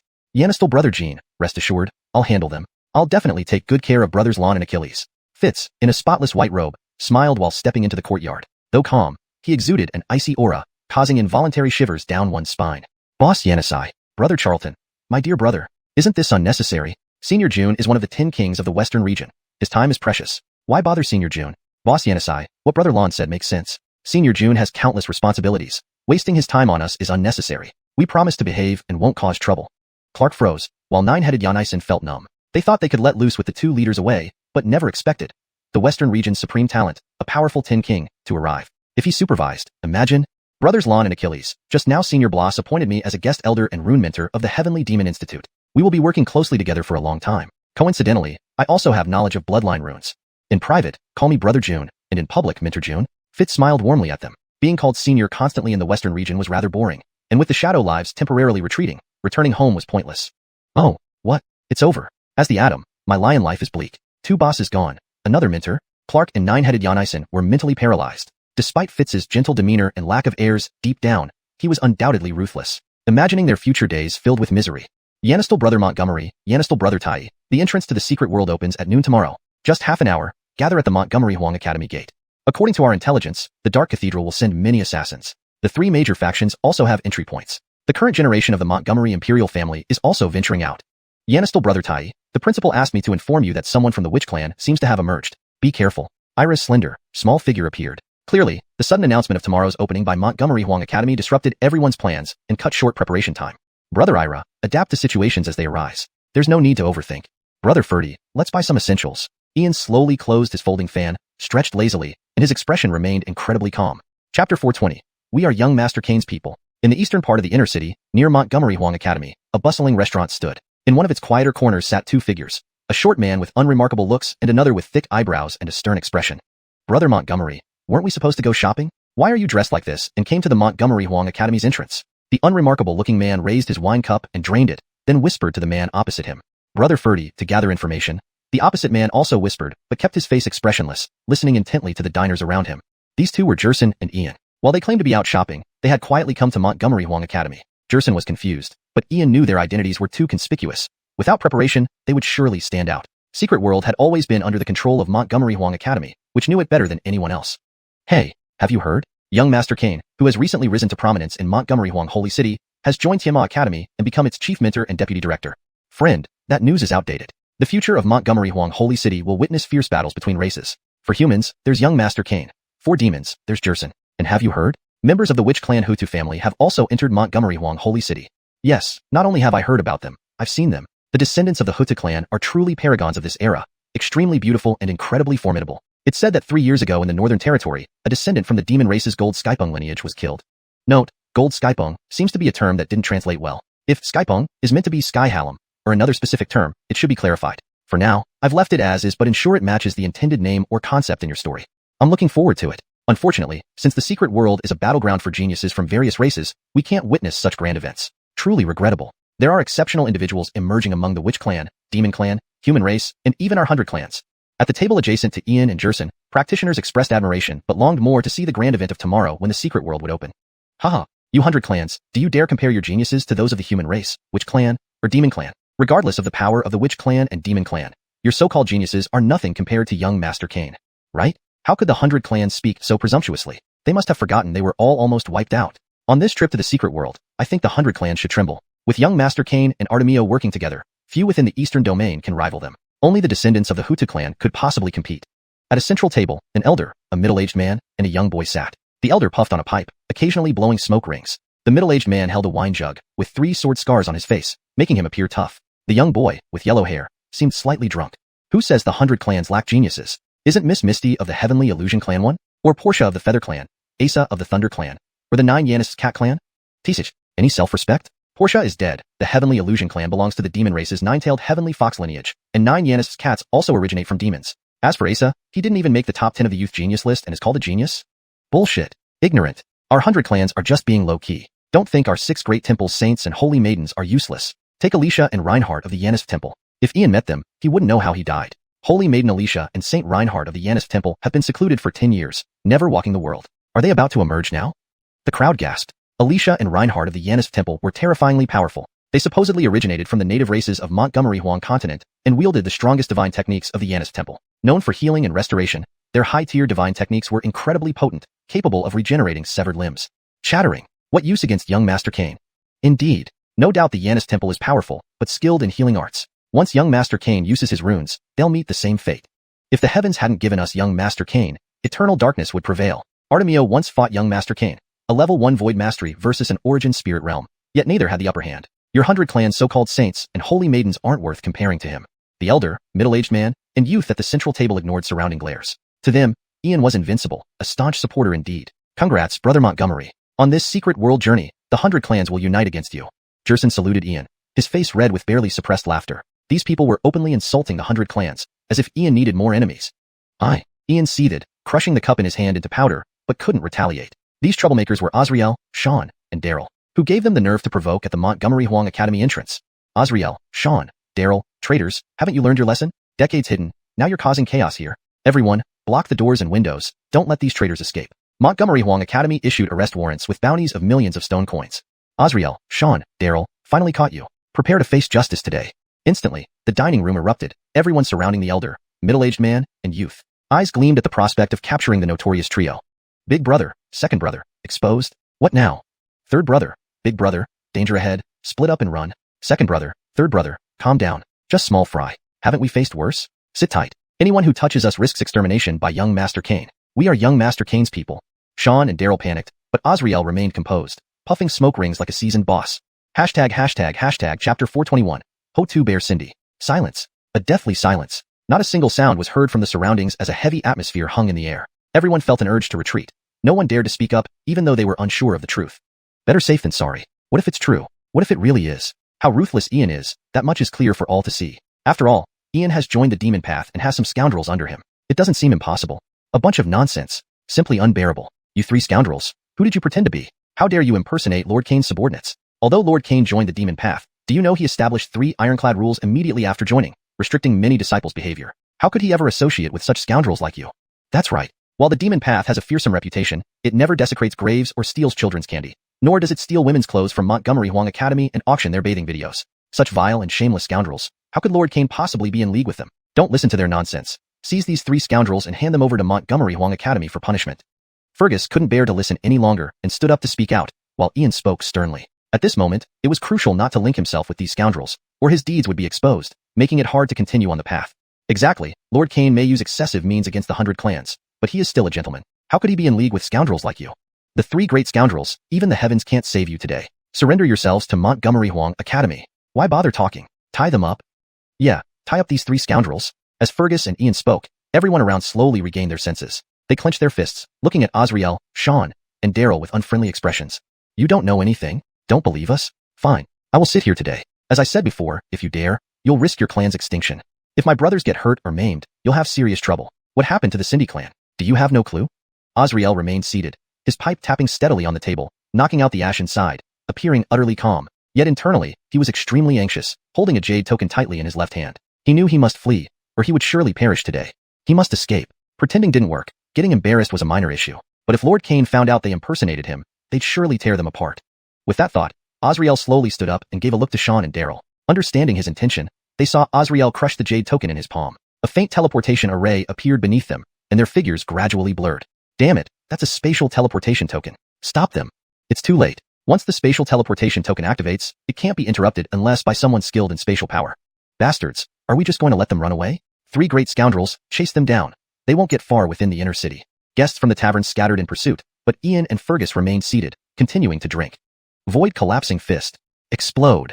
At that moment, just as Azriel, Sean, and Daryl were about to disappear, a primordial and primitive aura erupted from the doorway. An almost transparent fist mark shot out, exerting tremendous pressure that distorted space into irregular waves, releasing an overwhelming force. Boom. The tremor shook the tavern, dust filled the air, and the terrifying punch disrupted the teleportation, sending Azriel, Sean, and Daryl flying backward like disconnected kites. They crashed into the walls, sliding down helplessly. Cough, cough. Who dares touch me? Hell, if Second Master doesn't lose his temper, do you think it's easy to provoke me? Which bastard dared sneak attack Third Master? Revealing their true forms, despite the powerful attack, the three remained unharmed, merely covered in dust. I want to find Ian. Take me to him. Suddenly, a slender and tall figure emerged at the entrance. A young woman with short black hair cascading beside her ears, wearing a mysterious fur skirt from ancient times, her healthy, weak complexion exuding primal beauty. Her legs, exposed and muscular, could kick an ancient beast to death. Behind her back, she carried a bronze battle shield and a bronze battle axe, adding to her wild appearance. Why do you want to see Lord Cain? Yes, why do you seek Lord Cain? He is very busy and doesn't meet just anyone. You can't just see Lord Cain anytime you want. Azriel, Sean, and Daryl immediately softened, their earlier arrogance disappearing. Having spent years on the road, they knew exactly who could be provoked and who couldn't. This girl was clearly a descendant of the Ho-Tu clan of the witch race. 3 years ago, she tore apart a sky hallam in the northern domain barehanded. 2 years ago, she hunted and killed the prince of the sea dragon tribe near the southern sea. Ho-Tu bear Cindy, just 16 years old, born into the Ho-Tu clan, yet awake in the essence blood of 4 clans. The earth bloodline of Ho-Tu clan, the fire bloodline of Zhurong clan, the strength bloodline of Xingtian clan, and the spatial bloodline of Bering clan. Rumored to have reached the second extreme of body cultivation realm before the age of 10, she now possessed the Dao Pill realm, wielding unimaginable combat prowess. Kill him. Simple, direct, and brutal, echoing the typical style of the witch race. Killing never needed a reason. May I ask why you wish to kill Lord Cain? After all, he has no grudges against the witch race, right? Azriel felt a chill run down his spine, but still dared to ask. Could it be because Lord Cain got too close to the Artemio? Max Zahir says he is evil and will endanger all life. Also, he consorts with feathered beasts. He deserves death. Ho-Tu bear Cindy tilted her head, thinking for a moment. Anyway, whatever Max Zahir said was right. Evil beings and feathered beasts deserve death. Evil? No. There might be some misunderstanding. Lord Cain isn't evil. On the contrary, he has slain many demons. Mara, please don't be misled by villains. Anyone can be evil, except Lord Cain. May I ask, who is this Max Zahir? Hearing this, Azriel relaxed. Based on his experience on the road, he realized this girl was naive and ignorant of worldly matters, clearly misled. Take me to Ian. Otherwise, I will kill you first. Ho-Tu bear Cindy obviously lost her patience, radiating an intimidating aura like a prehistoric beast emerging from the past. Azriel, Sean, and Daryl didn't dare speak further, following Ho-Tu bear Cindy toward the Demon Academy as dejectedly as wilted eggplants. Chapter 422. We make a move. In a corner of the tavern, Ian exchanged glances with Fergus, left a few yuan stones behind, and swiftly exited the establishment. They were heading towards the Supreme Academy. Brother Montgomery, it seems that as the great priest said, the witch clan has indeed emerged. Alessia, endowed with exceptional talent nearly on par with the primordial witches, has awakened 4 major witch clan bloodlines. Given time, he will likely awaken all 12 bloodlines. Did you see the shield and axe on his back? Those are from the legendary weapons of Xingtian, a great witch of strength. It's rumored that at least 3 great witches follow him. Your elder brother is already planning against you. On our secret journey, I will distract Alessia, while you handle your affairs, Fergus said, his gaze filled with seriousness. In the past, they might not have been a match for Alessia, but with the spirit-patterned arms, there was no fear. Brother Ferdy, since we've met him, we can't let this opportunity pass. Let's make a move, Ian responded, equally serious, clearly harboring nefarious intentions. Brother Montgomery, have you lost your mind? If we act here, the witch clan will surely ignite war. Won't this fall into Tiger's trap? If we're entangled by the witch clan, who will deal with Tiger once he merges with Edison Soul.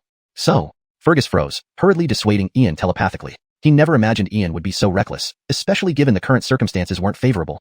Brother Ferdy, do you really think I'm some evil fiend? Who said anything about killing her? That naive girl Alessia. I can easily capture her. Our plan will go like this. Like this? Do you agree or not? Give me an answer, Ian said, watching their retreating figures with a sinister smile, looking every bit like a cunning old fox who was about to succeed in his scheme. Brother Montgomery, is this reliable? Fergus slapped his forehead, clearly feeling hopeless. He knew Ian could be underhanded, but didn't expect his heart to be so dark. Brother Ferdy, the witch clan girl is wielding an axe, ready to cut us down. If it were anyone else, they'd probably get rid of her immediately. Only we, being righteous brothers, just want to educate her. Of course, if you, the Artemio, can't bear it, I won't force you. Then wait for another war between the witches and demons to begin. At that time, don't ask for my help. Ian shrugged slightly, leaving it up to Fergus. After all, the war between the witches and demons was his Achilles heel, always hitting the mark. Fine, Brother Montgomery, I'll listen to you. I'll lure the girl out of the city, but remember, she'll be protected by powerful witch clan members. Keep that in mind. I'll go to the Supreme Academy first and arrange an accidental meeting with Alessia, then lead her to the Dark Thunder Valley. Fergus felt utterly helpless inside, but had no choice but to proceed despite the risk. Perhaps, maybe, once Alessia falls into Ian's hands, she might end up helping him count money after being sold. Dark Thunder Valley leads to the Shadow Realm. He gets it, completely. What a schemer. Alessia, having caught Ian's attention, was destined for a life of misfortune. If Ian could win her over, wouldn't the war between the witches and demons never happen? I must be a scoundrel. Ian clearly did this for the greater good of our cultivation civilization, sacrificing himself to stop the war. Yes, that must be it. Ian is notoriously hypocritical and overly sentimental. Just look at how he treats his cousin. With this thought, Fergus, who had walked several steps ahead, turned back to bow deeply to Ian, his expression full of gratitude, before vanishing. What is Fergus up to? Haha, Brother Charlton. It's hilarious. I've seen misunderstandings before, but none as big as this. Your sinister plot made Fergus view you as a hero. Raina, what nonsense are you talking about? Brother Charlton, don't rush. Don't you want Fergus to lure the witch clan girl to Dark Thunder Valley so you can ambush and strip her, then throw her into the Shadow Realm, making the witch clan blame him? When you rescue her as the hero, they owe you a huge favor, right? Raina, is there any problem? Brother Charlton, but Fergus thinks differently. He believes you want him to lead the witch clan girl to Dark Thunder Valley so you can use the shadows to save her heroically and naturally win her over, preventing future wars. This sacrifice of yourself achieves the greater good? Brother Charlton, don't be speechless. Anyway, regardless of what happens, this misunderstanding is formed. Yannistel's sister prefers you as the heroic savior. Don't hit her too hard. Look at her big bust and long legs. This primitive beauty, can you really resist? Raina, shut up. What are you saying? This gentleman only cares about the witch clan's essence and Xingtian's weapons. Raina was momentarily speechless, almost choked by Ian's words. Even she envied that girl. How could Brother Charlton remain unaffected, focused only on stealing witch clan essence and weapons? What a stone-hearted man. Troy, did your memory seed only pass on knowledge and not teach Brother Charlton how to cherish beauty? Heaven forbid. I wonder if I'm crazy or if the world is crazy. Raina, are there any ancient witch clan elders with the witch clan girl? If so, find a way to get rid of them. Oh, Brother Charlton, there aren't any. The witch clan elders are drinking at Montgomery Huang Academy. The girl has formidable physical strength, rivaling yours. Aim for a clean knockout, giving her no chance to struggle. Go heavy if necessary. Raina, you've done this before. Brother Charlton, I only assist. Troy is the main one. Jerk Brother Charlton. You're leading me on again? Raina, how could it be leading on? It's clearly offhand remarks. Talking, Ian used runes to hide himself in the void, speeding towards Dark Thunder Valley. Raina fell silent, unable to win an argument against Ian. Truly a despicable guy. Deserved to be single forever. Chapter 423, Felling Sherry. Near the Supreme Academy, a fixed teleportation portal opened, and Alaric emerged from it. His long hair, as radiant as the sun, immediately drew attention. Just then, he came face to face with Sherry and her group. In an instant, both parties halted, the air thickened instantly, and a chilling aura began to spread. An intangible yet oppressive force radiated out. The next moment, Alaric and Sherry locked eyes. Without any preliminaries, an overwhelming presence erupted from both sides. One side shone like the brilliant sun that illuminated all, burning heaven and earth, consuming everything. The other side resembled a demon god that tore apart the universe, cracking stars with a wave of its hand and shattering the cosmos with a stomp. Bang! A heavy, ancient, and fierce pressure interwove. Sherry held a shield in her left hand and an axe in her right, bursting with volcanic and tidal power. With one step, she unleashed boundless might, swinging her ancient bronze battle axe downwards, its force sending shockwaves through the heavens. Behind Alaric, golden wings appeared, allowing him to instantly flee several dozen miles, avoiding the devastating blow. His figure dissolved into golden light. Sherry, I'll be waiting outside the city. Birdbrain, don't run. Sherry gazed at the void, her agile figure leaping skyward. Her feet emitted mysterious glows, each step creating a thunderous sonic boom. Golden Crow heaven-soaring technique, Kwafu sun-chasing step, an astonishing showdown. Mac, why wait? We must witness such a clash of prodigies. Second brother, what nonsense. Let's get out of here. If either of them gets hurt, we three will surely die. Warned by Daryl, Osriel and Sean snapped back to reality. Taking advantage of the emptiness around them, the three scoundrels quietly slipped away. This matter was too significant for them to get involved. It was better to pretend they knew nothing. The witch and demon races were sworn enemies, their feud lasting until one side perished. Such a profound grudge. Who dared to get entangled? At the peak of the sky, Alaric transformed into swift light, with Sherry chasing through the void. Several times, Alaric nearly got caught, but at crucial moments, his spirit pattern weapon provided secret enhancements, allowing him to maintain distance. Outside the holy city, Alaric suddenly accelerated, leaving behind trails of golden light. But Sherry, with her Kwafu sun-chasing step, complementing her spatial bloodline, kept locking onto Alaric, maintaining a distance of less than 100 meters. Seeing Yulei Valley ahead, Alaric abruptly sped up, dashing into the valley's depths. Following a prearranged plan, he activated a rune Ian had left behind, disappearing into the entrance of the Shadow Realm. For Alaric and Ian, entering the Shadow Realm was like a casual outing. As endless darkness enveloped him, Alaric arrived at the 8th layer of the Shadow Realm. Heaving deep breaths from prolonged exertion, even Alaric felt a significant drain on his primal energy. Your Highness, what has happened to you? Why are you in such disarray? The Hamish appeared before Alaric, the only two capable of directly entering the 8th layer being Ian and Alaric. Great. Hamish, it's fine, just exhausted. Our external enemies set up a trap. I am responsible for luring them, while Montgomery handles the capture. Speaking, Alaric pulled out a jar of spiritual wine and drank deeply. The witch clan truly could not be underestimated. Without his spirit pattern weapon, he, this half-wrecked imperial prince, would have failed today. Are these our mortal enemies, the witches? Can I assist in any way? The Hamish approached Alaric, an indigo light enveloping him, relieving his fatigue. Leave it to Brother Montgomery. Alaric regained his composure, waiting for Ian to arrive in the Shadow Realm. Outside, in Yulei Valley. Boom. An earth-shattering sound echoed as Sherry descended from the heavens. The ground caved in several feet, cracks spreading widely. Standing firm, she used the Earth's bloodline to sense her surroundings, opening her dark eyes and rushing towards where Alaric's residual energy lingered. Amidst jagged rocks, no figures or traces were visible. Only a massive black vortex, resembling a water curtain, leading to an unknown realm. What is this? The bird's aura disappears here. Sherry murmured, unsure of what it was. Sensing it through her spatial bloodline, it seemed similar to a teleportation gate. Hey, Brother Charlton, the chance is here, what are you waiting for? Quickly strike her with the brick, steal her bloodline, take all her treasures, and throw her into the Shadow Realm. Jacqueline Shayna, I'm uncertain. She possesses strength and earth bloodlines. Even her defensive power is formidable. Hee, Brother Charlton, you've overlooked the golden brick in your hands. It's the former master's treasure, designed for stealth attacks. Trust me, hit her. Jacqueline Shayna, are you sure? Oh no, you're hesitating too much. Hurry up. Shayna impatiently fluttered around Ian, who held the large golden brick, channeling primordial energy into it. The golden surface shimmered with countless mystical patterns, fully activating.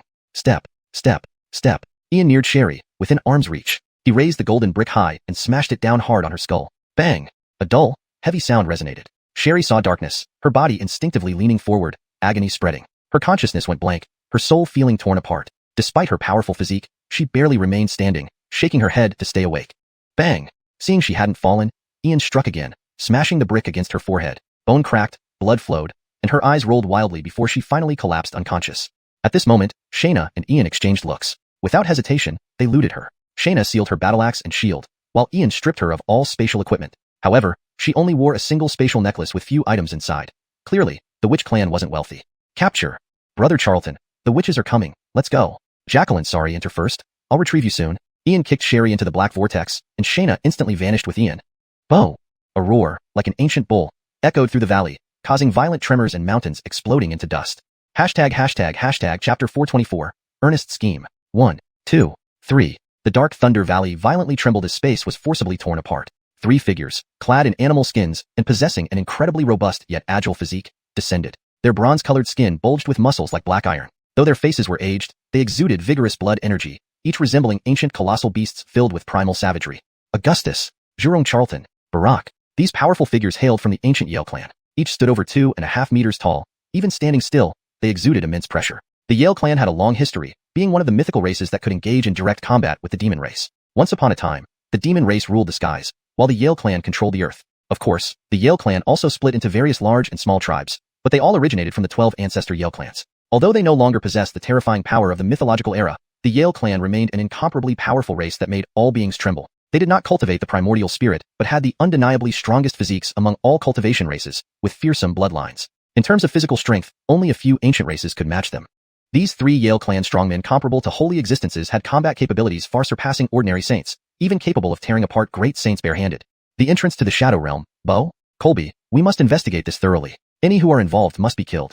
The scent of feathered birds. There is still the scent of feathered birds here. Bo must have followed the feathered bird into the Shadow Realm. Augustus, Zhurong Charlton, and Barak spoke individually. Despite the Yale clan's infamous impatience, it didn't mean they lacked intelligence. The entrance to the Shadow Realm lay before them, but they couldn't easily enter, or it might trigger a war. a responsibility no one could bear. What happened, seniors? A middle-aged man appeared, pale-faced and refined. It was none other than Ernest from the heavenly profound sanctuary. He was just enjoying his drink when he suddenly rushed off, eventually catching up. Yanistal Ernest, our clan heir has entered the Shadow Realm. Augustus squinted his eyes and spoke. The Yale clan had only recently emerged, and their actions shouldn't be too extreme. Ernest's arrival was timely, so naturally, the matter would be entrusted to him. What? This? Seniors, why did Miss Bo go to the Shadow Realm? The Shadow Life Forms temporarily withdrew for unknown reasons, but if Miss Bo descends now, mishandling this might lead the Shadow Realm to consider it an act of war. Seniors, we must handle this carefully, tracing the origin and making the responsible party pay the price. Ernest's heart skipped a beat, realizing this was an opportunity. He immediately bowed towards the 3 Yale clan strongmen. This incident should be attributed to Ian. Even if there was no connection, he'd forcefully create one. Yanistal Ernest, who will take responsibility? Bo chased after a feathered bird of the demon race into the Shadow Realm. Are you suggesting we blame the demon race? Do you want us to reignite the Yale Demon War? Zhurong Charlton interrupted, instantly emitting a vast oppressive aura. No matter the reason, it was clear that the demon race's feathered bird had also entered the Shadow Realm.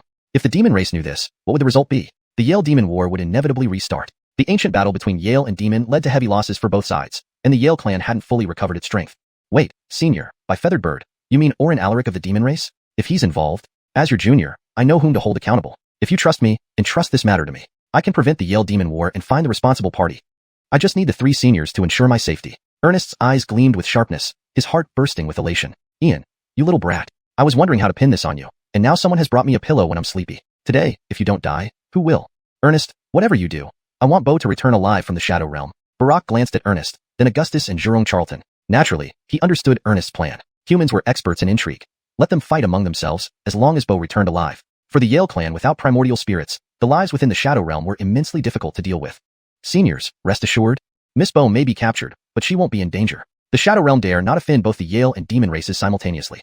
However, the Shadow Realm won't easily return her. After all, even they care about face. She will return safely, but only after some sacrifice. Both the Yale and Demon races need closure on this. Seniors, let us find someone to demand accountability. Ernest soared into the sky, instantly flying out of Dark Thunder Valley toward the Holy City, with the 3 Yale clan strongmen following closely behind. Orin, the Yale clan didn't attack. That doesn't seem like their usual behavior.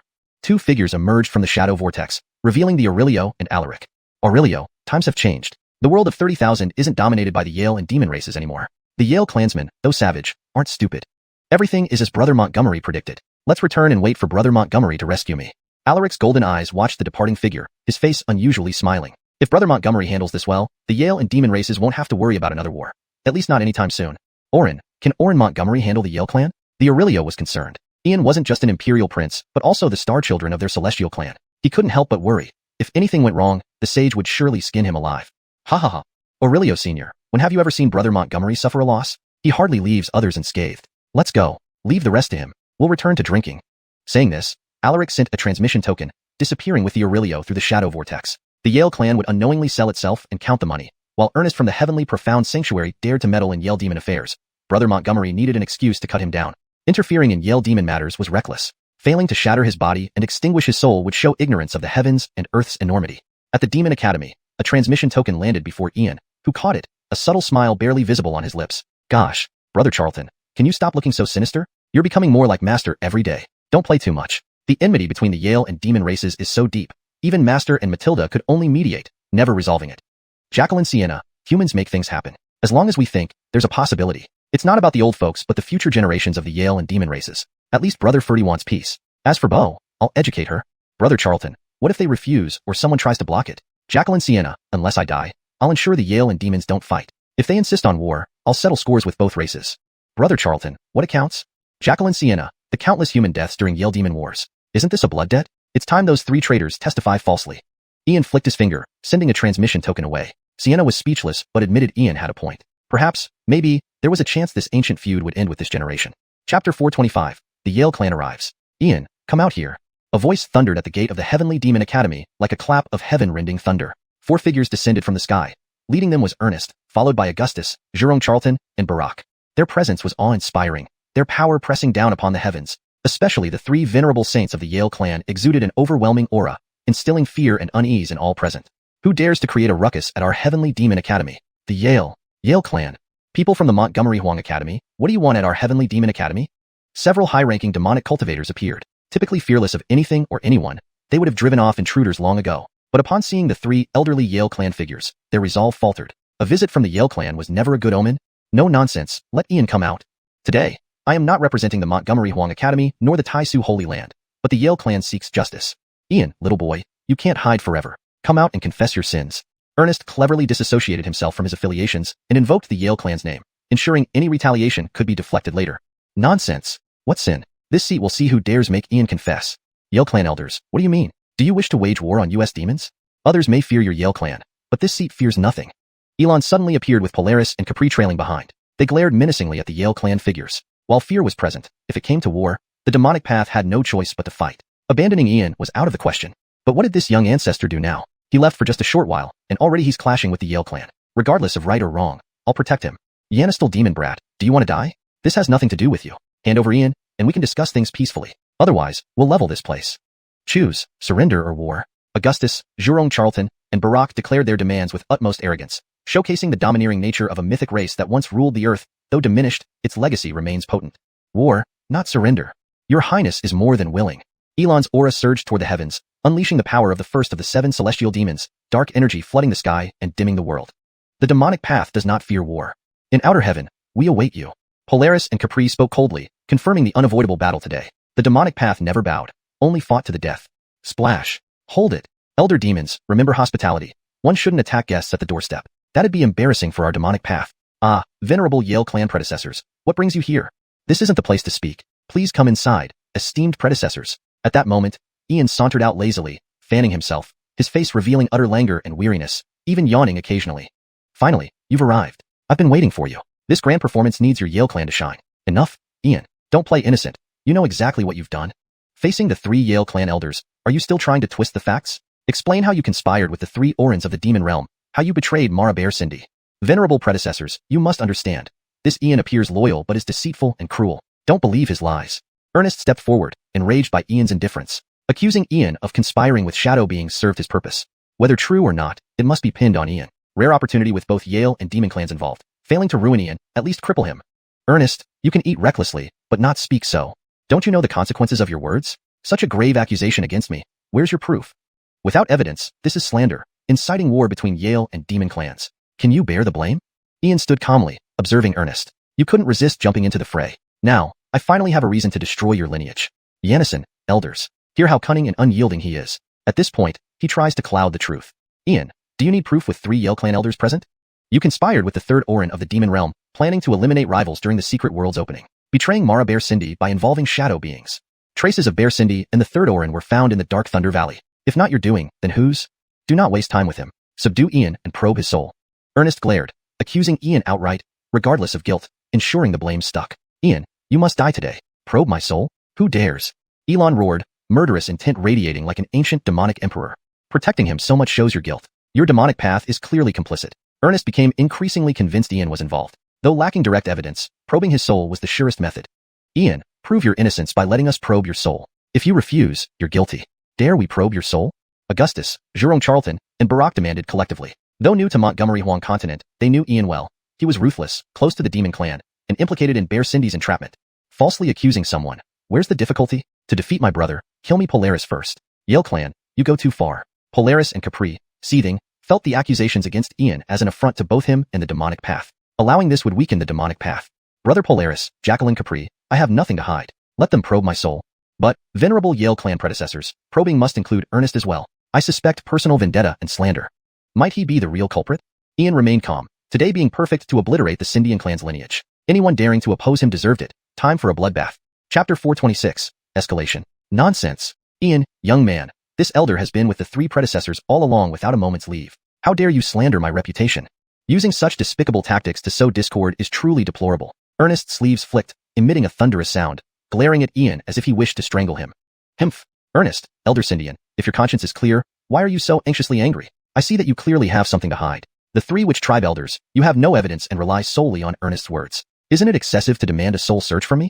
If Ernest can merely speculate that I did it, then why can't I speculate that he framed me? Let's all undergo a soul search, not just me. Certainly, your Witch Tribe is powerful. Both I, Ian, and the Heavenly Demon Academy cannot afford to provoke you. If you insist on capturing me for a soul search, go ahead.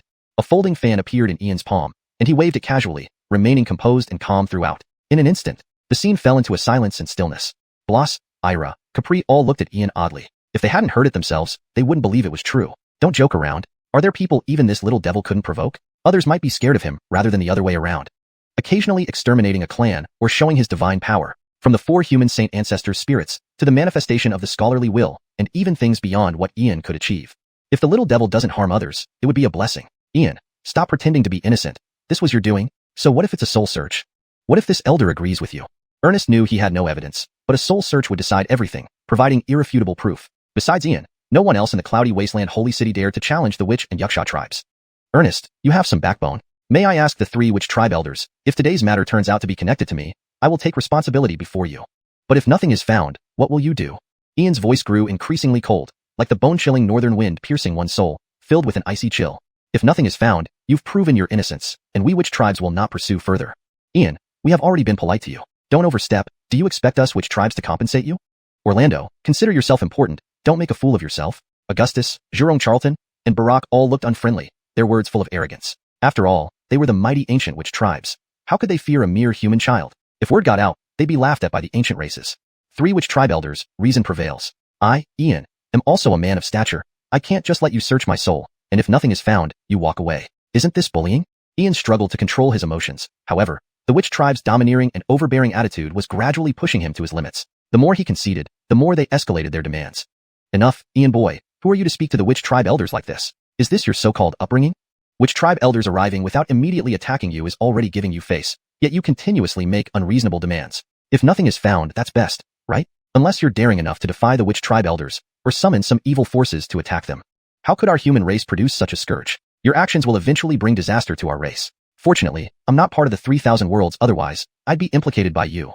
Ernest seized the opportunity, humiliating Ian with disdain and contempt on his face. Ernest, do you have the qualifications to interrupt when I speak with the witch tribe elders?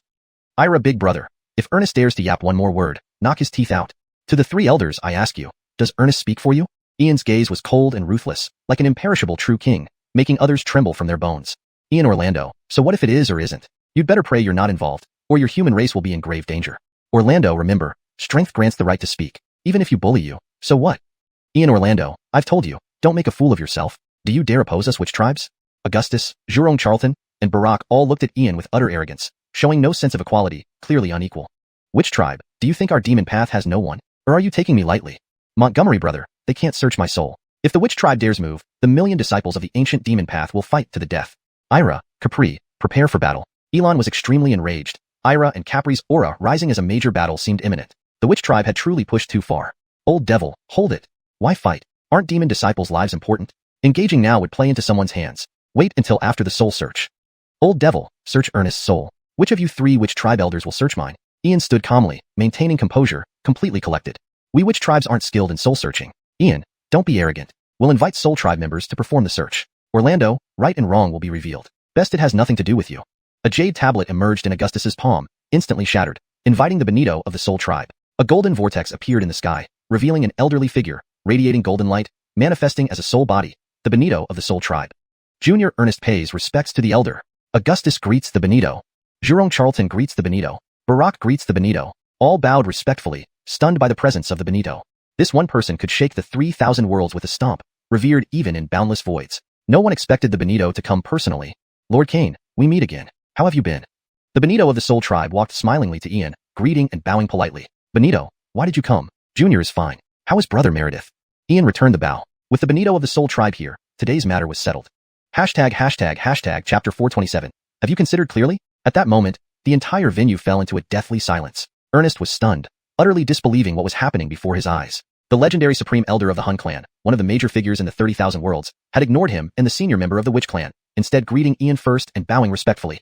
Augustus gasped, his mind feeling somewhat dazed. Jerome Charlton's eyelids twitched violently, unconsciously lowering his body even more humbly. Barack was drenched in sweat, an involuntary chill creeping into his heart.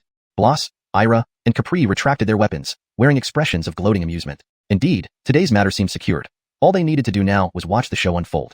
Orin Oswald, hello? Hello indeed. Sir Kane, this old man has a request. Could you perhaps make today's incident smaller and less significant? Just give me some face and don't make it too big. The supreme elder of the Hun clan rushed over upon receiving reports from his juniors. Any matter involving Ian was never trivial. If he hadn't come today, who knew how far things might have escalated, involving both the witch and beast clans, not to mention Ian, the little demon. That one person had already decreed that no one above the king level should lay hands on Ian, or risk clan extermination. He must keep track of Ian's every move. Elder, since you speak, I can't refuse to give you face. But today's affair is truly unjust to me. I sat at home minding my own business when disaster struck out of nowhere. Ernest came with a senior from the Witch Clan and accused me without evidence of conspiring with shadow beings, harming the descendants of the Witch Clan. He insisted it was me and wanted to search my soul. Elder, if we agree to the soul search and they find proof, I will take responsibility and commit suicide to atone for my sins. But what if they don't find anything? The Witch Clan senior spoke arrogantly, saying that if they found nothing, I was just lucky. Otherwise, I would bring calamity to the human race. Such bullying by the Witch Clan makes me want to seek fairness from Mercedes Jacqueline, but I restrain myself. Elder, it's not me making a big deal out of this. They framed me, wanting to pin the blame on me. What should I do? Ian bowed respectfully to the elder, his face filled with deep injustice, almost crying out to the heavens. Is that so? The supreme elder of the Hun clan felt a massive headache. Ian truly was a little demon. If this matter wasn't handled well, it could trigger a chain reaction. At best, it could lead to war between the witch and beast clans, and at worst, unimaginable chaos. Even that person might not be able to contain the situation. Now, with the descendants of both clans trapped in the Shadow Realm, a dark, desolate place, nobody dared venture there lightly, not even the Hun clan. And involving Ian made the situation even trickier.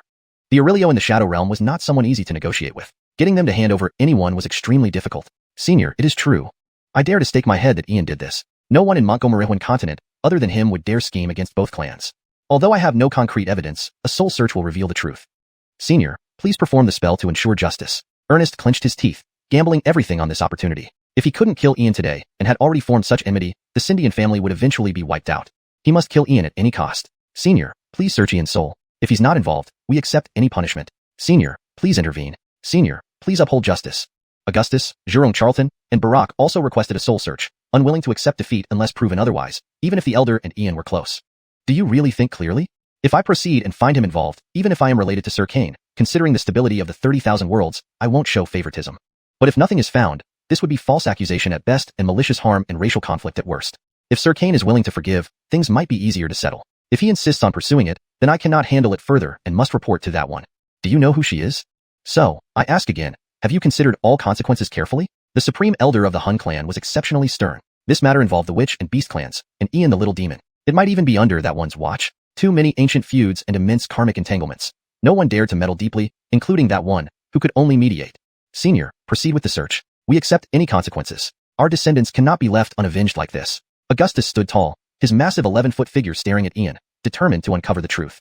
Fine, since that's your stance, I have nothing else to say. Rest assured, I will not show favoritism. This involves humans, witches, and beasts. I dare not and cannot show favoritism. Sir Kane, I apologize. My clan soul search technique won't harm your soul. If there are no objections, I shall begin. The Supreme Elder felt immense pressure, aiming to handle the matter impartially and fairly, as it involved too much at stake. Hold, Elder, dealing with the Witch clan can wait, but Ernest slandered me, tarnished my reputation, and intended to incite war between the Witch and Beast clans, disrupting the peace of the 30,000 worlds. If this has nothing to do with me, I challenge Ernest to a sacred duel in the bloody arena. On the honor and glory of the Montgomery family royal Yannison, and the lives of everyone in his Scindian family Yannison. Ernest, do you dare accept? Ian's eyes glinted with cold determination, pointing at Ernest, radiating an overwhelming will like an ancient war god. The bloody arena automatically corrected the duelers' realms to be equal. Ian would restore the honor of his lineage only after defeating Ernest. Ian, do you think I fear you? I accept the duel. In full view of everyone, Ernest could only grit his teeth and accept. Facing the supreme elder of the Hun clan and the Witch clan's powerhouses, he dared not refuse. If he refused, it would confirm his accusations. Then, the Witch clan alone could exterminate his clan. A positive result from the soul search would be ideal. A negative result wouldn't scare him either. His Scindian family Yannison was a branch of the number 91 civilization among the top 100 from the Endless Void. Ian was merely a native of the 30,000 worlds, daring to challenge the top 100 civilizations? In the bloody arena, even with correction effects, relying on his void travel realm and experience, he could easily defeat Ian. Chapter 428, Ernest's Downfall. Master Kane, I will begin now. The spell will reveal everything that happened within the past 12 hours. Soul Reflection. The Mateo pointed at Ian's brow, and a terrifying aura spread out as threads of soul memories emerged. All events unfolded like a movie playing in reverse. Over the last day and night, there was only one scene. Ian was either cultivating or guiding others in their cultivation. It was utterly mundane.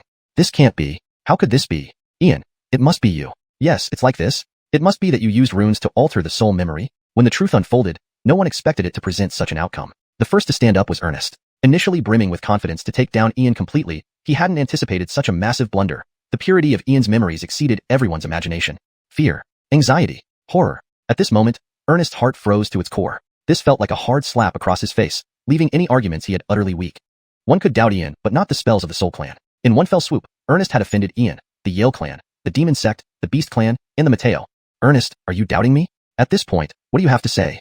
The Mateo breathed a sigh of relief. As long as this matter didn't involve Ian, it would calm half the storm. This little demon wasn't the type to relentlessly pursue once things were resolved. However, the Sindian clan would find it challenging to escape today.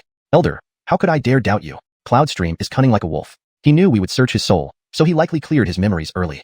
The demon sect, mystical sect, Confucian sect, and Buddhist sect all have similar spells. Although no evidence points to Ian today, this does not mean he isn't involved. If he wishes to prove his innocence, he should retrieve the descendants of the Yale and Beast clans from the Shadow Realm unharmed. At that time, with all three parties confronting each other, the truth will be clear. Ernest was internally panicked, but his face remained composed. By stubbornly accusing Ian, he believed he might escape certain death. Silence. Yanistel Ernest, you slandered Master Kane's reputation earlier and framed him. We've already searched his soul, finding no evidence linking him to this affair. Yet, you continue incessantly. What do you want? You're trying to frame Master Kane to save the Yale and Beast clan's descendants. Are you planning to reignite war again? Truly a brilliant strategy of setting wolves against tigers. I strongly suspect you are behind these actions. Let us see your memories. With those words, the Benito instantly restrained Ernest, pressing his fingers forcefully onto his face. As Ernest's memories surfaced like tidal waves, even the powerful Benito did not notice a faint spiritual figure blending into Ernest's soul in that moment. The memories unfolded, revealing everything within the past 12 hours without any hidden corners. In a dark space, where shadows reigned supreme, appeared a figure cloaked in black robes and enveloped in mist. Beside him stood Ernest respectfully. Subordinate Ernest welcomes Granville. Ernest knelt, showing immense reverence and agitation, almost worshipful. Why did you summon me, Ernest? The figure in the dark mist spoke, exuding a condescending demeanor. Granville, I have a plan to ignite a war between the Yale and Beast clans, drawing Ian into it and inflicting heavy damage on the Shadow Realm. Ernest crawled forward, stopping before the shadowy figure, wearing a despicable smile. Oh, speak. The shadowed figure showed genuine interest. Lord, my plan has 3 steps. First, incite conflict between the descendants of the Yale and Beast clans in Dark Thunder Valley. Beforehand, I will subdue Tion Matthias for a day and throw him into the Shadow Realm, then send someone to lure Ho2 Bear Cindy there, render her unconscious, steal her weapon, and pilfer her bloodline. Second, the primitive Yale clan won't suspect a thing. I'll lead them to accuse Ian. Regardless of how eloquent he is, solid evidence will leave him nowhere to hide. I'll then force him to enter the Shadow Realm to rescue them. Third, with human, Yale, and Beast clans gathering, using their ancient feud, sending enough experts led by a prince into the Shadow Realm under the guise of rescue, but actually to eliminate the disobedient inhabitants. When the Yale clan girl is brought out while the Beast descendant remains missing, do you think they would let go? Once the war begins, some experts will intervene. Send several elites from the Endless Void to delay them for 2 or 3 years. Then grab batches of human natives for sacrifice in the Forbidden Zones. Ernest laid out his plan meticulously, a diabolical scheme to wipe out the strongest races in the cultivation world. Good plan. Proceed. The 6th and 7th seats are vacant. If you succeed, I will recommend you. The Dark Empire doesn't wrong anyone. The shadowy figure vanished as if it never existed. Farewell, Elder. At this point, the memory vanished, leaving everyone shaken. The Mateo, along with Yale clan elders and demon sect masters, trembled uncontrollably, looking at Ernest as if they wished to rip him to shreds.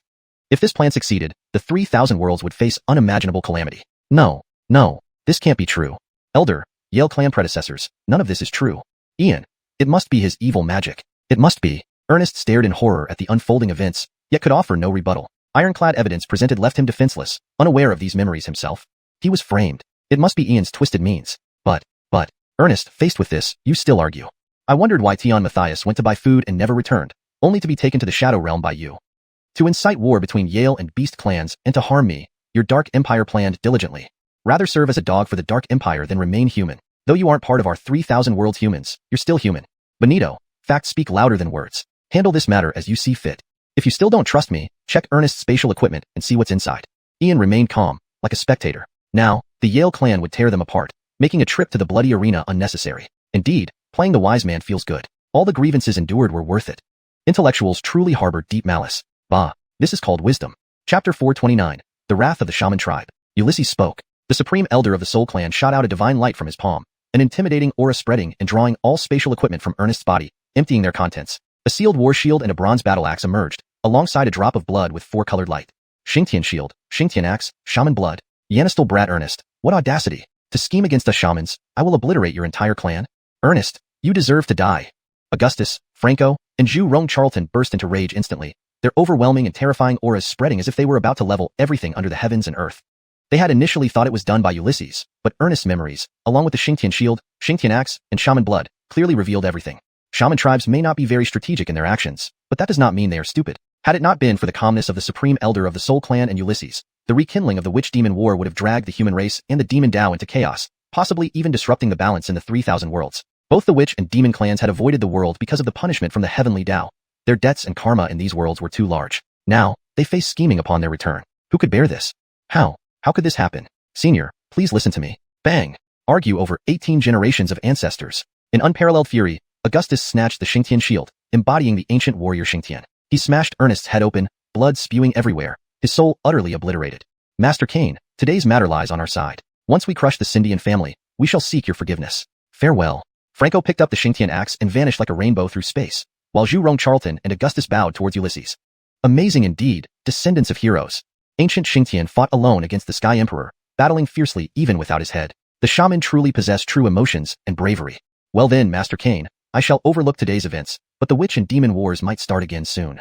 Ulysses opened his folding fan, revealing a hint of deep helplessness. With Ernest and the Dark Council shouldering the blame, it was unexpectedly fortuitous. Originally, he just wanted to rob Sherry. Master Cain, what do you mean? The Soul Clan Supreme Elder was surprised. Though the witch and demon clans were eternal enemies, today's incident has causes. Can it still incite war? Benito, you are a living monument of history. Have you not seen this? If such a feud could be resolved, it would have happened long ago. When Brother Ferdy meets the descendants of the shaman tribe in the Shadow Realm, how do you think they'll react? Not full-scale war, but surely not a peaceful meeting. Moreover, with the interference of the Dark Parliament, proving my innocence won't help much. I cannot speak for all humans either, especially with the shadow of a prince behind them. And who invited the shamans? Whose allies are they now? Our ancestors once killed 9 golden crows before. In front of Hilton, I must admit, my friendship with Brother Ferdy is partly for resolving the deadlocks between humans and demons. Though Brother Ferdy aims for peace, the current situation requires preparation for a war involving humans, shamans, and demons. Closing the fan, Ulysses' eyes were grave. Partly true, and partly a strategy to send a hidden message to the Laurel, ensuring her attention through the Soul Clan Supreme Elder. I won't move unless the Laurel does. Master Cain, this? According to your analysis, war is possible, yet perhaps there's a way out? If we bring them out from the Shadow Realm, perhaps we can prevent immediate war. Let me mediate to avoid it. The Soul Clan Elder frowned deeper. Ulysses' words were plausible, but relying on personal influence couldn't hold long. Benito, you misunderstand. As friends with demons, shamans see me unfavorably. First point. Second, even if we bring the heirs out, Brother Ferdy isn't a core member among demons and cannot represent them. Third, the Dark Empire intervenes, as shown earlier, summoning numerous aids from Void Infinity, delaying you 7 guardians. With this situation, I can only focus on self-preservation. If war erupts, I can only observe passively, protecting my people, which is my limit. Benito, the feud is too profound. No one can resolve it. Ulysses sighed. Clearly, others would feel anxious. He remained calm. Charlton, brother, you're playing with fire here, directly putting the Matilda on edge. She might really get mad. Sevenstein, though you've lived long, you don't understand people's minds. Not pushing her enough would make her complacent, believing the 3,000 worlds safe with me around. She might just leave after becoming an emperor. Crazy. Charlton, brother, you're scheming against the Matilda. Sevenstein, not scheming, but making her aware of real issues, needing reasons for action. Don't you agree? Speak normally. Sevenstein, you're silly. Shamans and demons have an unbreakable feud, which even our teacher can't solve. They're formidable races, many covet their power. But I have ways to control them, preventing conflict during my time. Yet, it's unsanctioned. A decree from the Matilda would legitimize bringing the heirs out. You're using chicken feathers as commands? Exactly. Using the right tools at the right time shows resourcefulness. Now, with every advantage in place, it depends on whether the Matilda understands and supports me.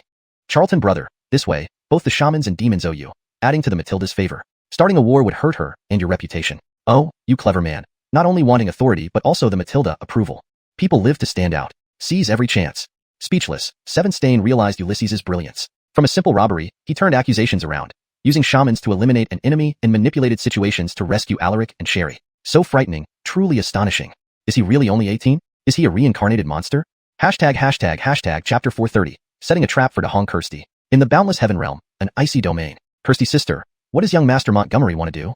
Amidst the swirling snow and endless ice fields, Miss Laney, dressed in a pristine white dress untouched by dust, watched the projection in the void. She glanced at Nidhogg Kirsty beside her and asked with confusion.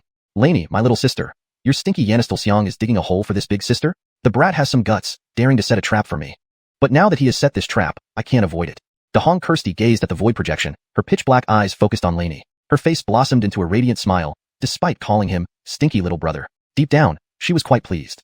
Compared to you, even I fall short. Back then, when I roamed across the 33 worlds, unmatched under heaven, unfortunately, I lived too arrogantly and too alone. I thought with just one person's strength, I could restore the former glory of the imperial court. But human strength has its limits. There are always greater heights to climb. Stinky little brother, the 33 worlds are fortunate to have someone like you among humanity. You truly live up to the title of Bond, and do not disgrace your bloodline. What do you want today? I will give it to you. Kirsty sister, how dare he set a trap for you? Laney was stunned by the dark-eyed gaze filled with shock. Truly understanding Kirsty's nature, she realized just how formidable this elder sister could be. How could Master Montgomery dare set a trap for Kirsty's sister? Isn't she afraid that Kirsty's sister might kill him afterward? Kirsty's sister, after all, is a demoness. Is he afraid? There's nothing Xiang is afraid of. Only someone as naive as you would be swayed by him. Xianxia brother is clever and meticulous. He knew I was watching. The words he spoke earlier were ostensibly for the elder patriarch, but were actually meant for me. He wants to obtain a decree from me. Nidhogg Kirsty patiently explained to Lainey, clearly enjoying the situation. It was something that aligned perfectly with her thoughts. Xianxia brother, grow faster. My days in the 33 worlds are numbered. In the future, everything will depend on you. Perhaps, your help will be needed. Decree. Kirsty's sister, doesn't that belong only to the ancient emperors? Lainey hesitated, having never delved into Kirsty's background. She only knew that Kirsty was immensely powerful, almost beyond human comprehension. Lainey, my dear sister. I am a reincarnated being, once revered as the Matilda. Thump. Kirsty's sister, you. Lainey was utterly frightened, her body trembling as she collapsed onto the ground. Her eyes were wide with terror and unease, stemming from deep within her soul. Matilda, the one whose name has echoed through the millennia, suppressing the 33 worlds, invincible in both realms. She, the unparalleled Matilda of humanity, stood right before her. Lainey, don't worry. I've already been reincarnated. Only Xiang isn't afraid of me, and even dared to tease me publicly. Now you're my half-successor. Never bring shame to my reputation. Just give this stinky little boy a decree. Nidhogg Kirsty lifted Lainey up. Indeed, her reputation struck fear into everyone except for Xiang. Kirsty's sister, what if I fail? If you fail, I'll destroy Xiang utterly. No, Kirsty's sister, please don't. I will work hard and never disgrace your reputation. Lainey, merely avoiding dishonor isn't enough. You must surpass me and become the second Matilda of the 33 worlds. Don't just avoid disgracing me. Kirsty's sister, it's too hard. Hard? Not at all. Back then, I ascended to the peak of cultivation with just my mortal body, subduing all races and slaying countless civilizations in boundless space. Whether it's you or Xiang, your starting point is much higher than mine. If you cannot surpass me, I will destroy you. Kirsty's sister, you bullying us? Yes, Lainey, I am bullying you. Anyway, you can't beat me. To avoid being bullied, grow stronger. Kirsty's sister, remember your words today. No matter where you go in the future, I will find you and prove that I will become stronger than you. Very well, I look forward to seeing it. Nidhogg Kirsty smiled approvingly. Lainey, outwardly gentle but inwardly strong, needs pressure to gain motivation. Xiang is her drive. As for Xiang, the future is boundless. Who knows how far he can go? No one can predict. Ian, little brother, strive to become stronger. Humanity's future in the 33 worlds rests on your shoulders. Do not let me down. With that thought, Nidhogg Kirsty revealed a golden scroll in her palm, tearing through the void and descending upon the Canglan World. At the Heavenly Demon Academy, thump. Master Cain, the entire Sindian clan has been wiped out. This old man wronged you and comes here to apologize. Master Cain, whether you kill us or punish us, we have no complaints. Master Cain, we feel ashamed. Augustus, Jurong Charlton, and Barack, covered in blood, kneeled before Ian. Within just a few hours, they had annihilated the Sindian clan, demonstrating the terrifying power and savagery of the witch tribe. However, their true emotions dictated their actions. Right was right, and wrong was wrong. Seniors, please rise. You were misled. There's no need for such apologies. If I truly blamed you, I wouldn't have waited this long. Ian hurried to help them stand, but the three remained immovable like stones. Master Cain, we have one more request. Please help save our successor from the Shadow Realm. This demand may seem unreasonable, but as witches, we lack the cultivation of primordial spirits, making it difficult to combat the shadow beings. Please, Master Cain, assist us. Augustus, ashamed but sincere, believed only Ian could be trusted. If Ian agreed, the Soul Clan would certainly help. Seniors, first, please stand. I cannot promise success, but I will do my utmost. After all, my brother is also stranded there. The Shadow Realm is no easy place. Elder Patriarch, this matter requires your intervention. Ian feigned reluctance but was anxious. Where was the Demoness decree? Did she not understand his intentions? Master Cain, this old man will do his best, but success depends on fate. The Shadow Realm has a Aurelio whose power matches mine. An assault could trigger a war. Let's see if the Shadow Realm agrees to negotiate. Bang! Ouch! What was that? It hurts like hell. Before the Elder Patriarch could finish, a golden scroll from the void struck Ian squarely on the forehead, knocking him onto the ground. What is this? The Mateo immediately bowed thrice respectfully and retrieved the scroll from the void, presenting it to Ian. Why are you looking at me, Elder Patriarch? Master Cain, this is surely for you from that one. What? Elder Patriarch, I don't want it. I won't read it. Take it back. Master Cain, refusing is disobedience. If you reject it, I will die here, as returning empty-handed means death. Elder Patriarch, is it really that serious? Don't scare me like that. Master Cain, if you refuse, not only will I die, but no one here will survive. Ask Chancellor Xing and the Three Dragon Sage. Old scoundrel, old demon, this serious? Are you sure you're not tricking me? Ian slowly stood up, eyeing the Elder Patriarch, the old demon, and the Three Dragon Sage suspiciously. He didn't expect the Benito to act either. Hashtag chapter 431. A miscalculation. The aura of destiny, hidden within it is the momentum of an emperor. Hiss, soul brother, could this be that one?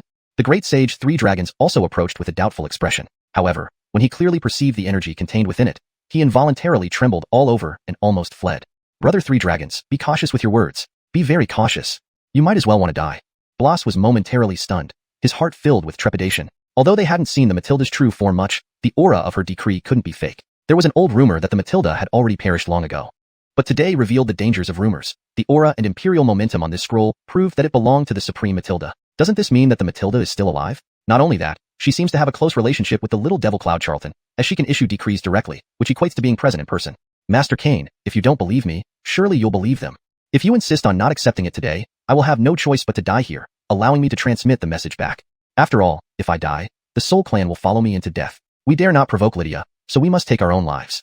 The Mateo was not acting but genuinely speaking the truth. The little devil Cloud Charlton dared to defy the decree, but they did not have such courage. Benito, what you hold is indeed from Lydia? Benito, for such a trivial matter, how could it bother Lydia? Benito, may I ask about Master Cain's connection to Lydia? Augustus, Barack, and Jurong Charlton saw the decree before them. Only the legendary figure could cause such shock and unease. Silence. Do you want to die? Matters concerning Lydia are not something you should inquire about. Master Cain, please, accept it for my sake. The Mateo was truly helpless, nearly crying out loud, preparing to kneel before Cloud Charlton. No, Benito, aren't you reducing my lifespan by doing this? I'll accept, all right? Just let me see what this devil woman wants. Cloud Charlton immediately helped the Benito up, grabbing the decree and reading it, only to explode in anger, throwing the scroll towards the void. Cloud brother, absolutely not. Three dragons reacted swiftly, catching the scroll midair, and after glancing at its content, his expression turned equally stunned. Three dragons brother, why this expression? What exactly? Blas, also curious, stepped forward to see and immediately froze, feeling a chill deep in his bones as he slumped down. What happened? Heavens! The Mateo went over and instantly froze, his expression incredibly dramatic. By the heavens, this is indeed Lydia's style. No wonder the little devil was furious enough to throw the decree away. It was clearly a colossal trap. In the celestial frost realm, ha ha ha. Jacqueline Laney, you're killing me with laughter. Look at Yanistel Weston's expression. Jacqueline, I love seeing Yanistel Weston frustrated yet unable to do anything. So refreshing. Truly refreshing. Yanistel brother, let's see you dig yourself a hole. Tiara laughed until she shook, clearly enjoying herself immensely. Of course, she had also set a huge trap for Cloud Charlton. Mercedes Jacqueline, what did you write on the decree? Laney, with bright eyes, looked at Cloud Charlton's expression and knew that Mercedes Jacqueline had cleverly turned the tables. Indeed, only Mercedes Jacqueline could make Master Cain feel helpless. Laney sister, I told the brat Weston two things. First, bring back the descendants of the witch and demon races intact. Second, capture the Shadow Realm without bloodshed and make their high priest submit. Third, to prevent future wars between the witch and demon races, choose a beautiful lady from each race for marriage. He must not use force or coercion and must pursue them normally. Fourth, if any of these conditions are not met, everyone present will be wiped out entirely. Tiara smiled brightly, her black eyes filled with satisfaction and pride. For the peace of the 3,000 worlds, for the witch and demon races to stop fighting, only you, this stinky little brother, need to sacrifice. Mercedes Jacqueline, how can you do this? Laney was momentarily dumbfounded, feeling an immense pang of bitterness, even confronting the Supreme Matilda. Laney Jacqueline, a real man has many wives. He is the sole heir of our imperial line for thousands of years. To rebuild the human imperial court, the witch and demon race's assistance is indispensable. I am doing it for his good, creating opportunities for him. To win Yanistel Weston's heart, try to become stronger. Tiara's smile froze, but her dark eyes revealed a hint of regret. If possible, she would not have done this. That decree. Xingtian brother, this is wonderful news. Excellent news. Our Bo girl is also a natural beauty. Master Cain, you haven't met her yet. Indeed. Bo has unparalleled talent and would be a perfect match for Master Cain, far better than those tiny demons. Augustus, Barack, and Jurong Charlton saw the decree and immediately beamed with joy. This was great news for the witch race. While they didn't know why Master Cain gained the attention of the Supreme, it was clear he was extraordinary, far superior to the royal family's Yanistel Weston. Master Cain, since matters have come to this, you should agree. Don't worry, I'll vouch for you. Once you nod, the rest will be taken care of. The Mateo affirmed, realizing how quickly Lydia had found a solution to the witch and demon war. With the Supreme's authority, who would dare oppose? The witch and demon races would send their beauties eagerly. Haha, Cloud brother, this is wonderful news for the 3,000 worlds, a great virtue. Yes, Cloud brother, Three Dragons brother is right. This is excellent. Three Dragons and Blas agreed. If this plan succeeded, it would indeed be a great boon, and it didn't seem like the little devil would lose out. Haha, laughing so hard. Brother Charlton, I said it wouldn't be easy. Matilda's decree marrying you off, what will you do now? Indira, you miscalculated. You really miscalculated. Underestimating the devil woman. Brother Charlton, what do you plan to do? Indira, don't worry. I have a plan. Since the devil woman won't give me face, I'll make her lose face. If necessary, I'll abandon my dignity. Brother Charlton, I advise you to be cautious. Don't provoke Matilda again, or else you'll end up dead, and I'd have to find a new master. Indira was thoroughly dumbfounded, almost guessing what Cloud Charlton intended. If he truly abandoned his dignity, it could overturn the heavens. Chapter 432, Proceeding and Calculations. Great merit, a good deed. You all don't seem worried about Alaric and Ho2 Bear Cindy. If this young master can't achieve any one of these conditions, everyone present will be wiped out. Let's speak frankly. Who's going down to the Shadow Realm next? Ulysses swayed his folding fan, calmly observing the people in front of him. Were they truly ignorant, or just pretending to be? He decided to temporarily set aside the matter with the female devil for now. There would always be a chance to settle accounts later. His words hung in the air, and the room fell silent. People exchanged glances, unsure and hesitant. Regardless of whether it was the old demon king Elon, the Marco, Ira, Capri, Franco, Zhu Charlton, or Anselm, they all lowered their heads without uttering a word. Even the Mateo remained silent, not because he couldn't go into the Shadow Realm, but because entering it had an extremely high likelihood of leading to doom. The Matilda, although she had issued an edict, had specifically instructed Ian to proceed. The witch clan didn't need to be mentioned. They didn't cultivate the primordial spirit, so venturing in would lead to certain disorientation. Elon, the leader of the demonic path, wasn't afraid of death, but the dangers of the Shadow Realm were undeniably perilous. Primarily, they feared becoming lost. Crack. It seems no one is willing to enter the Shadow Realm. Then I shall do it personally. Georgia, come with me. We are going into the Shadow Realm to rescue them. Ian snapped shut his fan and glanced at Temperance standing nearby. His figure soared into the sky, ready to head toward the Veil of Dark Thunder. Yes, Master. Temperance responded and flew beside Ian. Going into the Shadow Realm to save someone? Master really isn't thinking of his own safety. Yanistel Brother Montgomery, absolutely not. The Shadow Realm is extraordinarily dangerous. Entering recklessly could lead to getting lost. This great sage is not exaggerating. Yanistel Brother Montgomery, what Three Dragons said is true. We should carefully consider this and not act impulsively. If we fail to save anyone and lose you in the process? Master Kane, the Shadow Realm is incredibly dangerous. Even though it's the Matilda's decree, we must think long and hard. Your presence is more important than the heirs of the Witch and Beast clans. An old man like me dares say something unpleasant. Even if they perished, the Witch and Beast clans could raise another heir, but for the human race. Master Kane, we are already deeply grateful for your willingness to help. If you get hurt because of Bear Cindy, how could our Witch clan bear it? Master Kane, please take your time and consider carefully. Our Witch clan knows better. Master Kane, do not rush. Marco, Elon, the Mateo, Franco, Anselm, and Zhu Charlton all spoke up, trying to dissuade Ian. A young man chosen by the Supreme Being was undoubtedly an unparalleled genius of the human race, possessing the potential to achieve enlightenment. If he were to perish here, the anger of the Supreme Being would be too much for anyone to bear. My mind is made up. No more persuasion is needed. One is my brother, and the other has deep ties with our human race.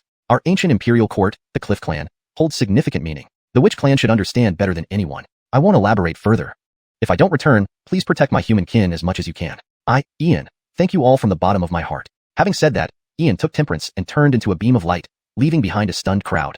No one expected him to be so determined. This little fellow. Ira, Capri, you two stay. If we don't return by noon tomorrow, immediately summon my disciples of the demonic path and enter the Shadow Realm. Saying this, Elon also pursued Ian. People often said the demonic path had no feelings, but did it truly lack genuine emotions? Fine, let's go together. Yanistel Devil, wait for me. Let's go. Marco, the Mateo, and 3 powerful members of the Witch clan all felt an indescribable emotion. The 3 powerful Witch clan members understood exactly what Ian meant. During ancient times, a strong Witch clan member signed an alliance with the Imperial Court, leading to the Cliff clan descending among humans, becoming part of humanity. Only a select few within the Witch clan knew this. Today's humans carry the bloodline of the Witch clan, but why they signed the pact remains unknown. Cliff once slew 9 golden crows and executed the Imperial Orin, resulting in the entire lineage being exiled, possibly long since extinct. At the entrance of the Shadow Realm in Dark Thunder Valley, 3 figures descended from the void. The foremost figure wore a purple gold dragon-patterned battle robe, looking nearly identical to Ian except for his aura, a leader's charisma rather than the scholarly demeanor of Ian. Tiger, a prodigy of the Royal Montgomery family, rarely seen outside, known only to hidden factions. Your Highness, it's done. As soon as Ian enters, he will be swept into the abyss. All arrangements have been made. He won't survive. A middle-aged man in yellow robes spoke near the entrance, revealing a very secretive array pattern hovering above it, invisible unless closely observed. Very well. Ian, you can die. The Royal Montgomery family needs only me. Tiger nodded coldly, his face flashing with murderous intent. He harbored hatred towards Ian. Had it not been for Ian, his mother wouldn't have fallen so low, and his father wouldn't have nearly gone mad with guilt, nor would he have suffered under the clan's bullying. All of this was due to that menace. Zahir, it's time to leave. An elder beside him spoke, the voice unmistakably belonging to Montgomery Gee if Ian were present. Ancestor, what do you know about the secret world? Tiger's voice dripped with icy coldness. As the most outstanding genius of the Montgomery royal family, even the ancestor held little sway over him. The secret world would open tomorrow, yet a voice inside him kept urging him to do something he hadn't told anyone. Zahir, the secret world offers opportunities and dangers. Each opening is not fixed. It connects to an unnamed place, rumored to contain ancient divine powers, emperor's weapons, lost secret techniques, and long-extinct heavenly herbs. Success depends on fate. Given your innate fortune, you will surely gain something, but avoid stepping into the shadow area of the secret world. Ian is coming. Let's withdraw. Montgomery Gee instantly crushed a spatial teleportation rune, taking Tiger and the middle-aged figure away. They couldn't be discovered, or it would bring endless troubles. Meanwhile, Ian and Temperance descended into Dark Thunder Valley. Walking to the entrance of the Shadow Realm, Ian suddenly heard the Grand Priest's telepathic message. Your Highness, be careful. Someone tampered with the Shadow Realm entry portal. Grand Priest, who did it? Your Highness, he looks like you. It's likely your elder brother. Don't enter rashly. Let the Grand Priest remove the tampered symbols first. Grand Priest, no. How are Tion Matthias and the witch girl? Your Highness, they are fine with the Grand Priest here. All right, Grand Priest. No issues then. Let's see what my elder brother intends. After such meticulous planning, I cannot refuse him this favor. Based on the altered runes, it should connect to the abyss. The four saint ancestors killed countless demons there. If you fall into the abyss, those demons will tear you apart alive. Grand Priest, mere demons, what a fear. I'm going in. Saying this, Ian looked at Temperance, gently hugged her slender waist, and stepped into the shadow vortex. This translation maintains the original tone and style while ensuring readability and coherence in English. It keeps paragraph structure and line breaks intact for an accurate representation of the original text. Hashtag chapter 433, Descent into the Abyss. Hashtag the 45th layer of the abyss. This was a landmass teeming with volcanoes and lava, an environment inhabited by various fire attribute demons. Besides extreme heat, molten rock, and flames, it was almost impossible to find any vegetation here. The parched, dark red earth constantly emitted hot steam, and in some places, flames spurted out intermittently. The strongest demon lord on this layer belonged to the abyssal flame demons. The abyssal flame demons originated deep within underground lava. From birth, they could wield the power of fire and magma, leaving scorched earth and desolation in their wake. The demonic population on the 45th layer was vast, but all submitted to the rule of the flame demons. There were 11 flame demon lords, and one great flame demon lord on this level. A demon of the lord rank was equivalent to a king-level powerhouse. A great demon lord, on the other hand, was akin to a demigod or half-saint. After all, except for the indigenous races of the 33 worlds, demons, anomalies, the undead, and malevolent spirits did not require tribulation to ascend. Their advancement depended solely on their bloodline. The 45th layer of the abyss could be considered an utterly barren land. However, it was rich in fire crystal stones, which were the private property of the flame demons. Apart from the necessary tribute, these fire crystal stones and various minerals were the very foundation upon which life on this layer depended. At the center of the 45th layer's abyssal continent stood a massive city bustling with different abyssal races, mostly flame demons. They had scarlet skin, horns on their heads, 2 wings on their backs, a pair of fangs in their mouths, and hooves for feet. Their facial features resembled humans, but were exceptionally ugly. Among the abyssal demon races, lineage was paramount. Higher-blooded demons had absolute dominion over lower-blooded ones. In the heart of this rough, primitive, and exotic city stood a water curtain resembling an altar, adorned with arches and glowing strange symbols. 2 peculiar beings emerged from within it. One wore red armor, was nearly 10 feet tall, had fiery red hair, and sported a sharp red horn on his forehead. His face was chiseled and stern, with pitch-black eyes devoid of light, a clear indication of his identity. Your humble servant Fedor, under the command of the Great Lord, awaits the arrival of Fabian Ed. A flame demon lord accompanied by over 100 flame demon guards approached the figure in red armor, his grotesque face splitting into a wicked smile. Fabian Ed, a devil sovereign from the Hell Civilization of the Endless Void. Hell Civilization ranked 47th among the top 100 in the Endless Void. It was rumored that Fabian Ed had descended into the 33 worlds on behalf of a demigod prince from one of the top 10 ancient civilizations, making a detour to establish trade relations with the Abyss. Fabian Ed led the Magma Devils in Hell. In a sense, flame demons and Magma Devils were cousins. To races outside the Abyss and Hell, demons and devils were practically indistinguishable. Lord Fedor, no need for formalities. Thank your great lord for me. I have just arrived at the Abyss and would like to explore a bit. Please assign a guide for me, and I will meet your great lord later. Fabian Ed remained calm. Since he had been invited, it was only right to pay respects, though the Abyss seemed quite impoverished, even more so than Hell. Never mind, he thought. He'd take a couple of days to visit Lord Cain after exploring. My lord, he has arrived. A small, wingless, red-skinned demon by the altar announced as the runes surrounding the water curtain began to glow brightly. Finally, form ranks. Capture him alive. Lord Fedor stood ready, filled with excitement. After all, the moment to earn merit had arrived. Ian, a human, was being transported here. Ian was the most wanted individual across the 3 major factions. In the bloody arena, he alone faced off against 10 anomalies. Such a prodigious human genius was about to be subdued today. The rewards from the Great Lord would surely be generous. Over 100 flame demon guards surrounded the altar while Fabian Ed watched curiously, though he did not inquire what was happening. It was inappropriate for a guest to meddle casually. The transmission portal grew brighter, revealing a man and woman emerging from it. The man wore a green robe and held a folding fan in his palm, looking heroic. The woman had black hair, appearing beautiful yet aloof. Welcome to the Abyss, little boy Ian. Don't resist pointlessly. Surrender now. Otherwise, you'll beg for death. Fedor's sharp claws glowed with a dark red long knife, pointing at Ian and Temperance atop the altar, his expression wicked. Splash. Just the likes of you? Who do you think you are? Ian closed his fan, feeling the energy around him. Indeed, this was the essence of the Abyss, filled with extreme negative energies. You asked for it, human. Attack. With a roar, Lord Fedor ordered the surrounding flame demon guards to attack. Flames erupted everywhere, along with blade lights and terrifying fist imprints. The great bell of Yanished. Ian clasped his hands together, a faint golden bell enveloping his body. Strange characters circulated, exuding an incredibly serene and harmonious force. All attacks were blocked by the great bell of Yanished, though it eventually shattered. At the instant it fragmented, Ian dashed forward like a swift leopard. Blood surged like a mighty river, an immense aura sweeping outward from his body, golden essence energy bursting forth, creating a terrifying and domineering fist imprint. Boom, boom, boom. Blade lights cut through the air, overwhelming pressure engulfing everything. Every flame demon guard in Ian's path had their head explode. Within moments, more than half of the guards were slaughtered. Ian, you dare defy us. Cross of flame blades. Lord Fedor struck with his dark red long knife, covered in mysterious runes, emitting terrifying energy that formed a 100-foot-long cross-shaped blade, cutting through the air toward Ian. Insolent. Darkness sky fist.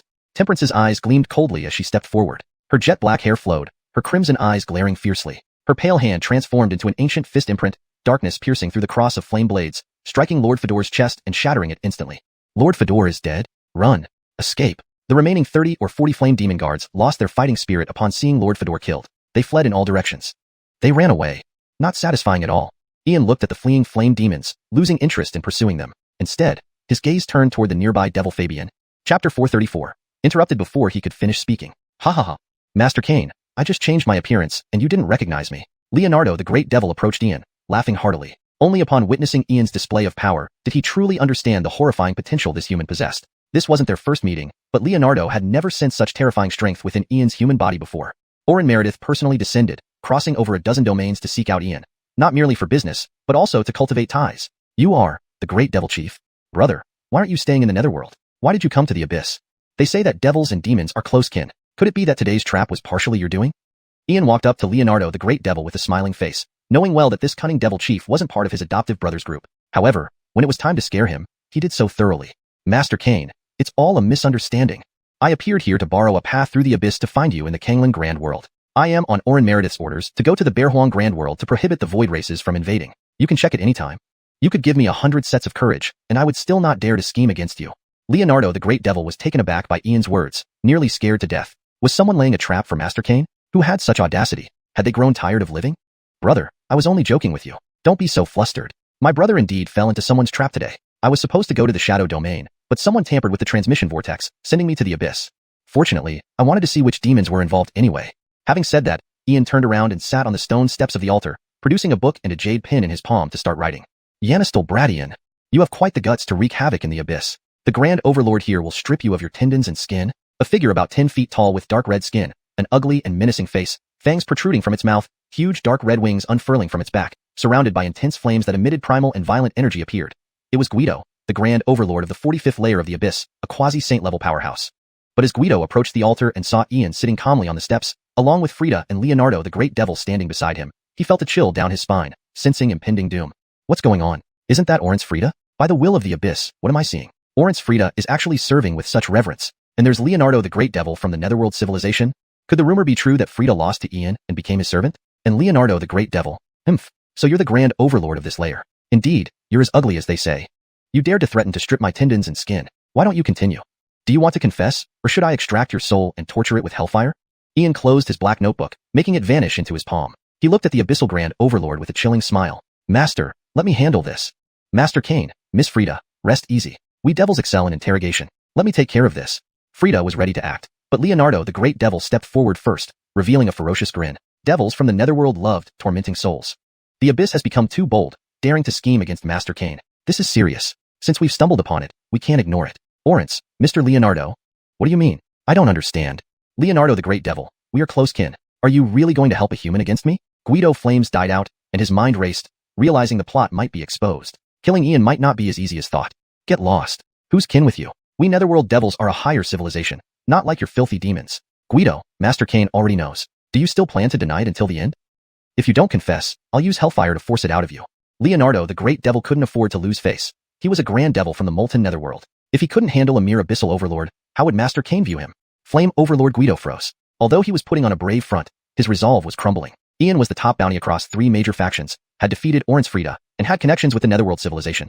He, an abyssal grand overlord, didn't need to resist to the bitter end. The result would only be death. Even if killed by Leonardo, the Abyss wouldn't avenge him. Whatever, confess first. It's the Dark Council. Bang! Before Guido finished speaking, his head exploded, and his soul was instantly annihilated. Obviously caught in an extremely evil soul-binding spell.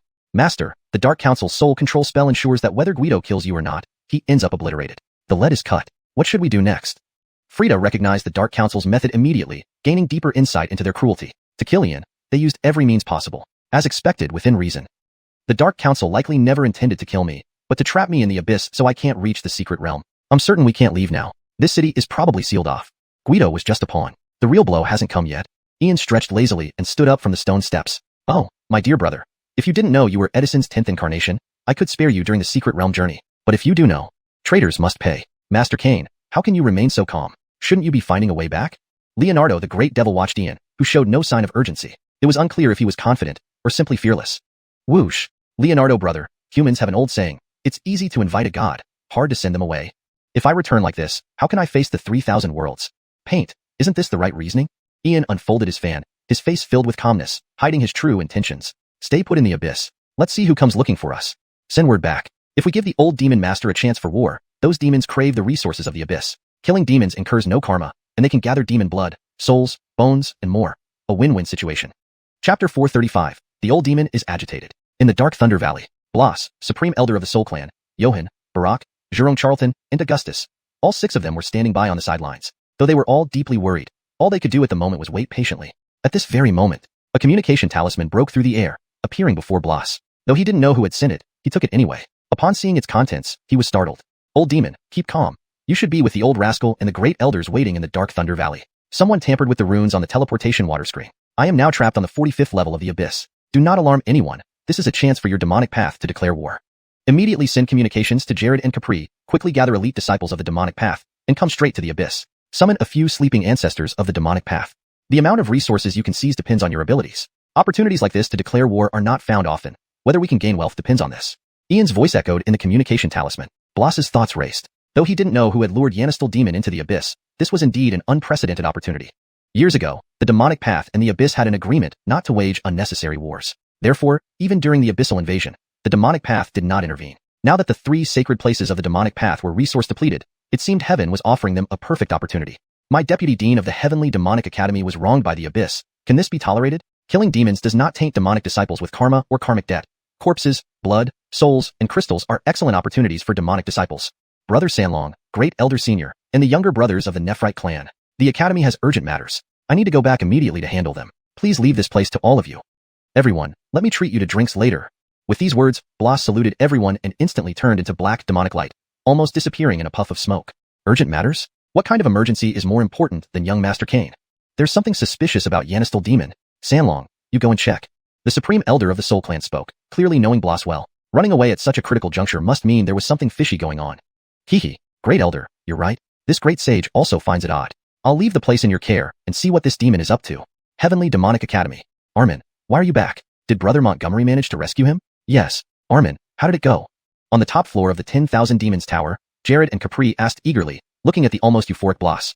Jared, Capri, don't waste time. Take my token and immediately convene all disciples above the void crossing realm within the demonic path. I will open a direct passage to the abyss from the 10,000 Demons Tower. Awaken the few ancestor elders as well.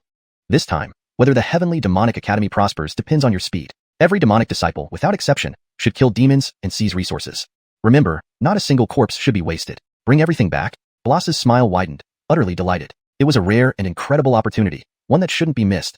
Aha, Armin, are you out of your mind? We have a pact with the abyss. Armin, what happened? If you don't explain clearly, we won't act. Jared and Capri hesitated. One represented the blood demon path, the other the human demon path. Although their ancestors' orders belonged to Blas's command, that didn't mean they would follow blindly. Pact my ass. In the past, our demonic path was deceived by the abyss, leading to the non-aggression pact that made us stand idly by 20,000 years ago as the human empire crumbled. We lost a great opportunity to rise and miss a chance for heavenly merit. The appearance of the Dark Empire left the Eastern Domain desolate and plagued with misery. We may be a bunch of demons, but 95% of our disciples in the 3 holy places are human. Back then, many of them resented our inaction, and many chose to cripple their own cultivation just to leave the demonic path. Now, if we can change the perception of all races towards us. The runes on the teleportation water screen were tampered with, leaving Brother Montgomery stranded on the 45th level of the abyss. Our deputy dean was detained by the abyss. Jared, Capri, what should we do? Blas's smile widened. This last question was crucial, but one couldn't help but admire Brother Montgomery's cunning. He had created a golden opportunity where declaring war on the abyss would secure abundant resources and improve their reputation. Armin, the blood demon path will not hesitate. Neither will the human demon path. Jared and Capri exchanged looks. They understood the gravity of this rare and grand opportunity. It wasn't easy to find. Blas, you sly dog. You slipped away so secretly to benefit your demonic path. You heartless fellows, Brother Montgomery gave you imperial weapons upon first meeting. Now that he's been tricked into the abyss, you actually... Do you still have any conscience left? Blas, Jared, and Capri? Johan silently emerged, pointing at them and berating fiercely. Jared, Capri, go now. Brother Sanlong, please calm down. Let me explain. How could I lack integrity? Brother Montgomery instructed me to do this. Don't believe me? Look at this communication talisman. Bloss laughed apologetically, handing over the talisman. He didn't want to offend this elder. He knew his relationship with Brother Montgomery wasn't ordinary. It's true. Count me in, Bloss. Otherwise, I'll inform the great elder. Johann smiled. With the demonic path fully mobilized, he wouldn't miss such a good chance. Ha ha ha.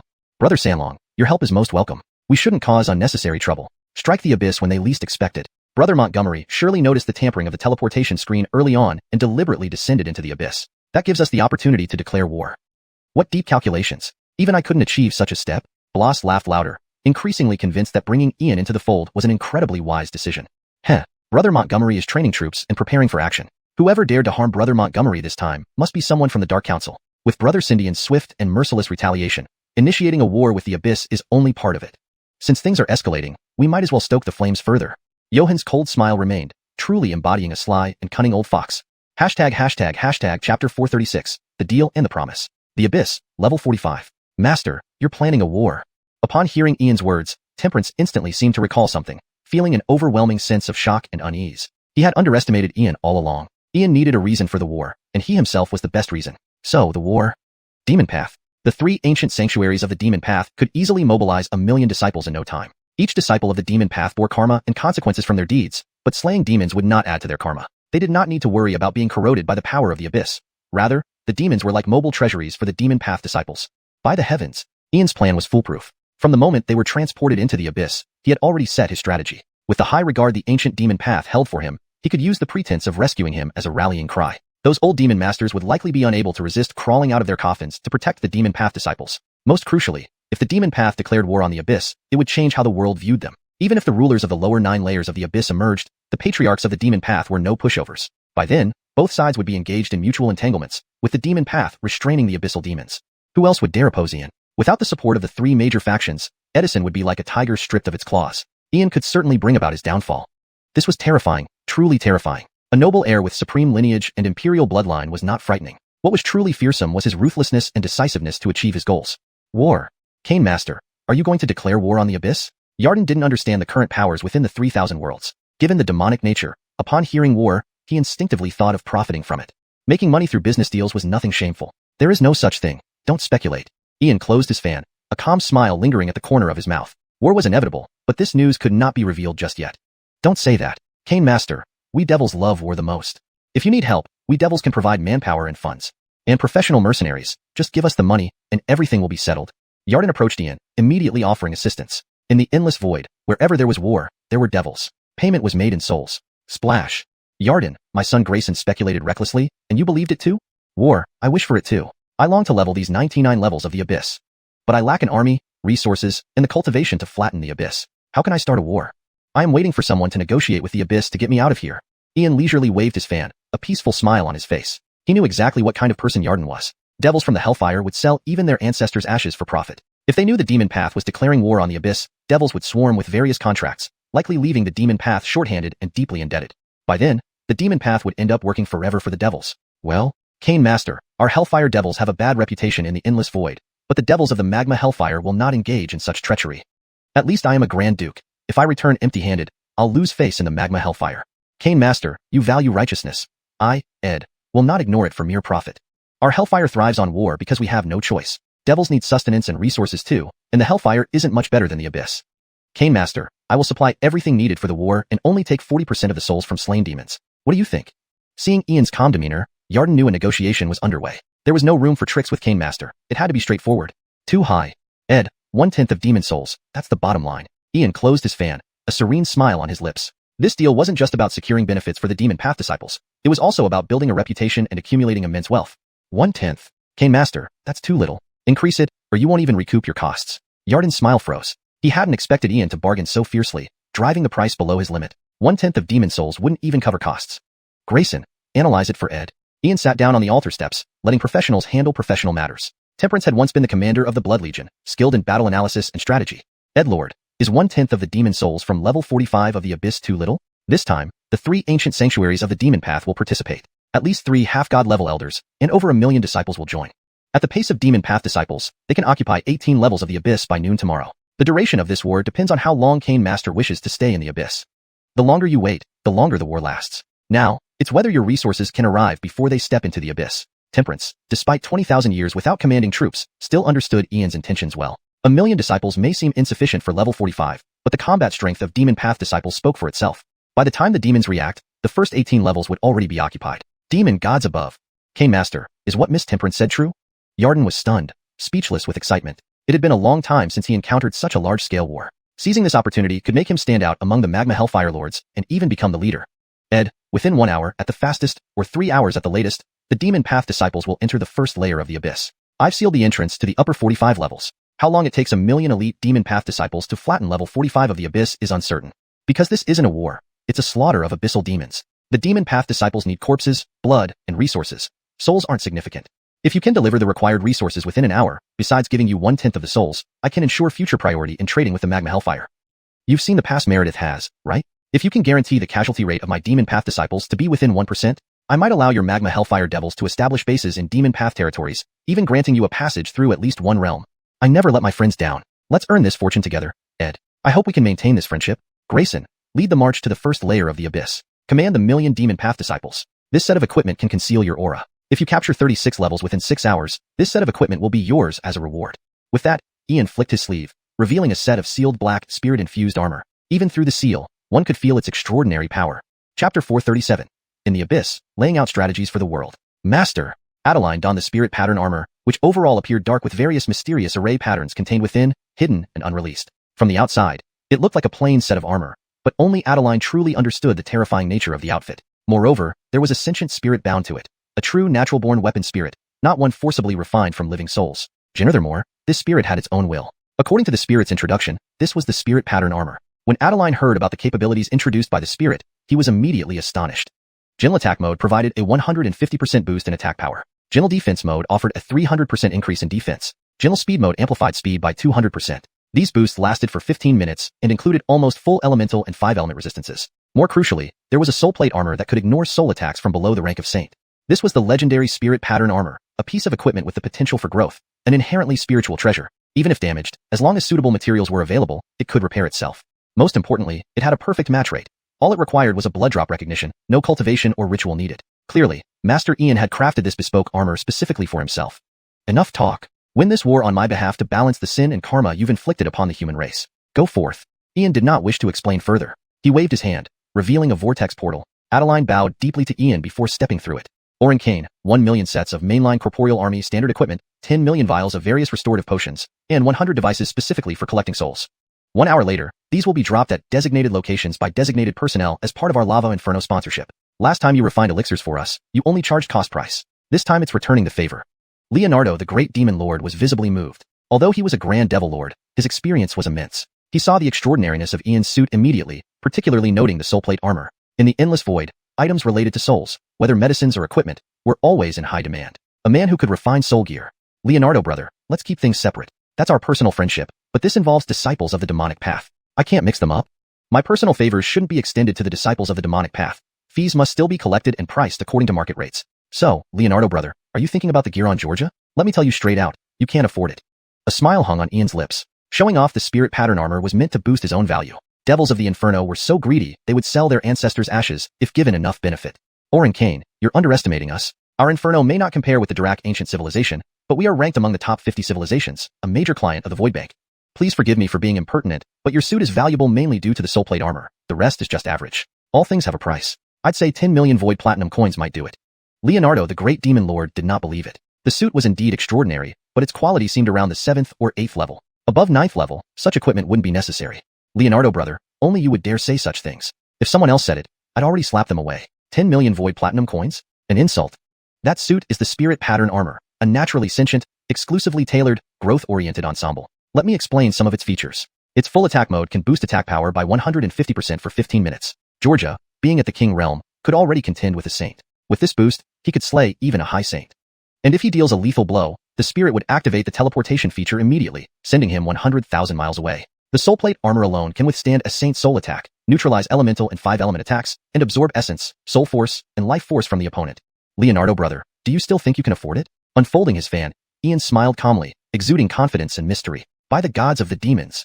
Spirit pattern armor? Hehe. Orin Kane, my limited knowledge embarrasses me. I won't buy it either. Even Meredith, who has a bank at home, couldn't afford such equipment. Leonardo the Great Demon Lord felt utterly embarrassed but maintained a polite smile. Internally, he was overwhelmed by shock. The spirit pattern armor was renowned throughout the endless void. Viable? Clearly not. Leonardo brother, above the spirit pattern armor are king battlesuits, legendary saint suits, and emperor armors. This humble master has never sold, but only gifted such treasures as a symbol of friendship. I'll help forge one for you when the matters here are resolved. But remember, keep this between us. If the Ice Devils found out and asked me to create a specialized spirit pattern armor to counter yours, should I refuse? Got it. Ian slowly closed his fan. His value rose, and naturally, he had to give the devil something beneficial. Creating spirit pattern armors was a matter of sufficient materials. Got it. Got it. Oren Kane, I fully understand. Devils excel in secrecy. Leonardo the Great Demon Lord felt excited internally, looking at Ian with a smile. This visit was worth it, not only profiting immensely but also deepening his relationship with Oren Kane. As for those sky demons, ghost races, and frost fiends, let them envy. Yes, understanding is key. Leonardo brother, now I need you to travel to the Canglan World on my behalf. Do this like this. Ian stood up and whispered instructions into Leonardo's ear. Not letting the Montgomery clan nobles get away, Ian wanted Leonardo to visit the Supreme Academy. Ha ha ha. Oren Kane, rest assured, I won't mess it up. I represent Oren Meredith in visiting the Supreme Academy. Leonardo the Great Demon Lord knew exactly what to do. Deception was second nature to devils. This task was simple, but those wishing harm upon Oren Kane would surely grow anxious. Yes. Remember, act forcefully and arrogantly, showcasing your devil lord demeanor. Go. Ian waved his sleeve, opening a golden vortex leading directly to the sacred city of Cloud Waste in the Canglan World. Leonardo, content, stepped through it.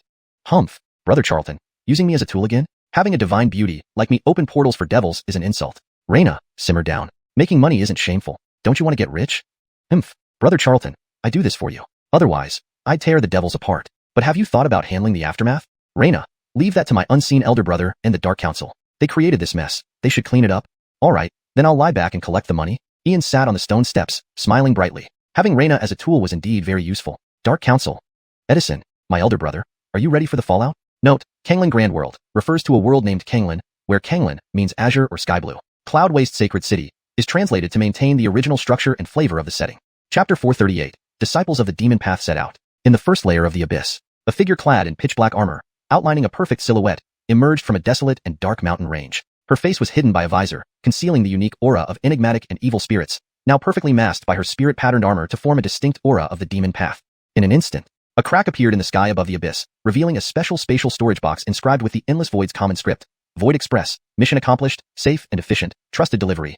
At the same moment and place, a black rift was torn open. Leading the way were Capri and Ira, followed by a dense crowd, among whom were several terrifying presences, all at least ancient sage-level elders, one of whom was even a sage king. There were over 25 sages, 10 great sages, 10,000 Dharma phantoms and Fabian kings, about 25,000 core formation and nascent soul cultivators, and the remaining 70-odd thousand were all airstride realm cultivators. The three sacred grounds of the ancient demon path had dispatched their elite forces, each knowing what venturing into the abyss represented. Reputation, wealth, resources, status. Times have changed. The demon path could no longer dominate the 3,000 worlds, their core base of operations and homeland. Invading the abyss was the best strategy. The reason was simple enough: to rescue Tiamat Academy's vice-armin and the joint deputy head of the three holy sites of the ancient demon path. Who are you?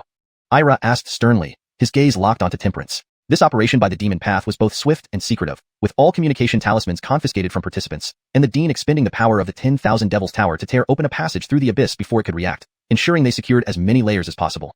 I am Temperance, here under Young Master's command to wait for you, and take charge of the demon path disciples. Ira, this is Young Master's holographic imprint. The visor on Temperance's face vanished, revealing her true appearance, while a holographic image floated from her palm towards Ira and Capri. Ira and Capri received the holographic imprint and projected it into the air, instantly allowing everyone to see Ian's figure within. Brother Ira, Elder Jacqueline Capri, senior figures of the demon path, and all fellow disciples, when you see my imprint, obey Temperance's orders unconditionally. Because she can lead you to seize 36 layers of the abyss within 6 hours, with support from devils of the void hell, 1 million sets of standardized void equipment, 10 million different types of potions, and 1 million soul collecting vessels. The devils never do business without conditions. The souls of abyssal demons will be their reward, but I have no other choice. This time, I hope you all return alive. Only by living can we have hope. This is a great opportunity for the demon path to redeem its name in the world. It's not just the Confucian Gate, the Taoist sects, or the Buddhist sects that can save people, the demon path can too. In short, whether it's the Confucian Gate, Buddhist sects, Taoist sects, or demon path, internal strife is meaningless. What matters is making a name in the endless void. In 6 hours, a minimum of 36 layers of the abyss. If you can seize the 45th layer, I will personally offer a volume of the Demon Imperial Scripture. But let me make this clear. Anyone who disobeys orders, pays lip service, and undermines this mission will settle accounts with me afterward. The virtual image disappeared, but Ian's words echoed in every demon path disciple's ear, especially regarding the Demon Imperial Scripture. Humankind follows young master's orders. Blood demon path obeys young master's commands. Heavenly demon path respects young master's directives. Millions of disciples and elders shouted, sending vibrations throughout the heavens, their formidable presence leaving no doubt of their obedience. Today, every demon path disciple knew the name Ian, a vice dean so young, also a deputy head of the 3 holy sites of the demon path, whose battle achievements had long been renowned. Temperance, you take command. We all heed your leadership, including our ancestors. Temperance, don't feel burdened. I trust your capabilities. Ira and Capri led the way in showing compliance, understanding better than anyone how formidable Ian was. They had been instructed before departure to follow orders, expecting to confront the Shadow World, only to invade the Abyss. This battle is simple. The 1st to 33rd layers of the Abyss house inferior bloodline demons, lower and middle demons. Their strength lies in numbers, not high-tier combat power. Of the 70,000 airstride disciples, 1,000 core formation and nascent soul disciples will lead divisions to the 33 layers of the Abyss, with 100 kings coordinating and supporting. The remaining 30,000 disciples, divided into 12 squads, each with a sage, will cleanse each layer. The 10 great sages and 5 ancient sages will enter the next 12 layers to systematically clean out each higher than king rank demon lord. Please, Sage King Ancestor, go to the 45th layer to protect Young Master. Before departure, Young Master set a goal. Less than 1% casualty rate for demon path disciples. My goal is 1 in 10,000. Here is Young Master's specially made holographic projection talisman. Keep it on you so I can observe and adjust strategies accordingly. In this battle, I hope no one is left behind. Remember, this isn't about the number of demons but seizing the Abyss. Secure it first, then deal with the demons slowly. Young Master said the war continues until he leaves the Abyss, with reinforcements from the beast and shaman races coming. The demon path won't fight alone. Now, let us march forth. With those words, Temperance put on her visor, drawing her dark red saber, emitting a cold and lethal sound. Instantly, Ainsley Ellie secretly acted, 12 golden gates appearing, leading to the 34th to 45th layers of the Abyss. May Lord Kane Gong Weston show his prowess. May the demon path win. Lord Kane Donghua is invincible. The demon path is unbeatable. Lord Kane Gong Yale is unparalleled. May the demon path triumph. The demon path disciples went wild, roaring like waves, a formidable display. Such a strategy to secure every layer would be impossible otherwise. 70,000 airstride disciples stayed behind, while the rest, those at core formation and above, split into 12 teams, entering each abyssal layer. I'll go to the 45th layer to meet our future leader. A Sage King 4th rank elder stepped into the final gate, eager to see the famed Lord Kane, whom Xing Yaoming praised so highly. The war between the 3 ancient holy grounds of the demon path and the abyss began, turning into a one-sided slaughter, while the lower 46 layers remained unaware. Chapter 439, Blatant Slap in the Face. In the holy city of Montgomery Huang, deep within the inner city, there lay a secluded and tranquil residence. Ha ha ha. Your Highness, old Emperor, good news. Excellent news. It's been 3 hours, and the people from the Heavenly Demon Academy haven't returned yet. They are all gathered in Dark Thunder Valley now. With that abyss on the 45th layer, that little rascal Ian is sure to perish without a trace. Even if he survives, he will never return. A middle-aged man dressed in a gray robe with a small goatee walked into the courtyard. Seeing Tiger and Montgomery Gee sitting quietly playing chess, he couldn't help but feel displeased. He thought to himself how long they would remain powerful. Once Orange true spirit revived, the Montgomery imperial family's days would be numbered. Excellent. Very well indeed. Zahir, now that our main enemy has left, no one can challenge your position anymore. This child disregards respect for elders. Keeping him alive is always a danger. Removing him early can be considered a merit. Montgomery Gee placed a black stone, his eyes flickering with malice. For Ian, he felt nothing but disdain. Years ago, when Tiger's father opposed the royal family and fled with his wife, the Montgomery clan pursued them relentlessly. In the end, Tiger's father sacrificed his cultivation and was imprisoned forever to save the young woman. Unexpectedly, after 10 years, they came back, and Ian was left among a branch of the Montgomery family. There had been some investigation by strong Montgomery clansmen, who concluded he only carried a lineage of royal blood and thus abandoned him. Those unable to awaken royal blood were useless to the Montgomery clan. If they knew this earlier, they should have killed him long ago. Who could have imagined he would grow so formidable? If Ian lived, it would be disastrous. Learning about what the Montgomery clan did to his parents, his ferocity and ruthlessness would likely result in the destruction of the Montgomery clan. But they must not underestimate the cunning of Tiger. Since childhood, he showed incredible restraint. The hatred for what happened to his parents might still be deeply rooted. Should he betray the Montgomery clan, even a prince like Tiger must be removed. The imperial seal appeared. Only the most loyal could inherit it. Though Tiger is a son of royalty, the Montgomery clan has another supreme being kept secret. This journey to the mystic realm was merely for that supreme one's benefit. Ian. He deserves death. As Tiger placed a white stone, his eyes glowed with intense hostility. But was this hostility towards Ian or the Montgomery clan? Only he knew. The ruthless and decaying royal clan had harmed my parents, causing one to become crippled and the other severely weakened. This enmity, I can never forgive. I hate Ian, but I despise you more. One day, I will slaughter those who wronged my parents. The middle-aged man in gray stood silently, then suddenly a black communication charm fell into his hand. Reading it almost made him faint. Your Highness, old Emperor.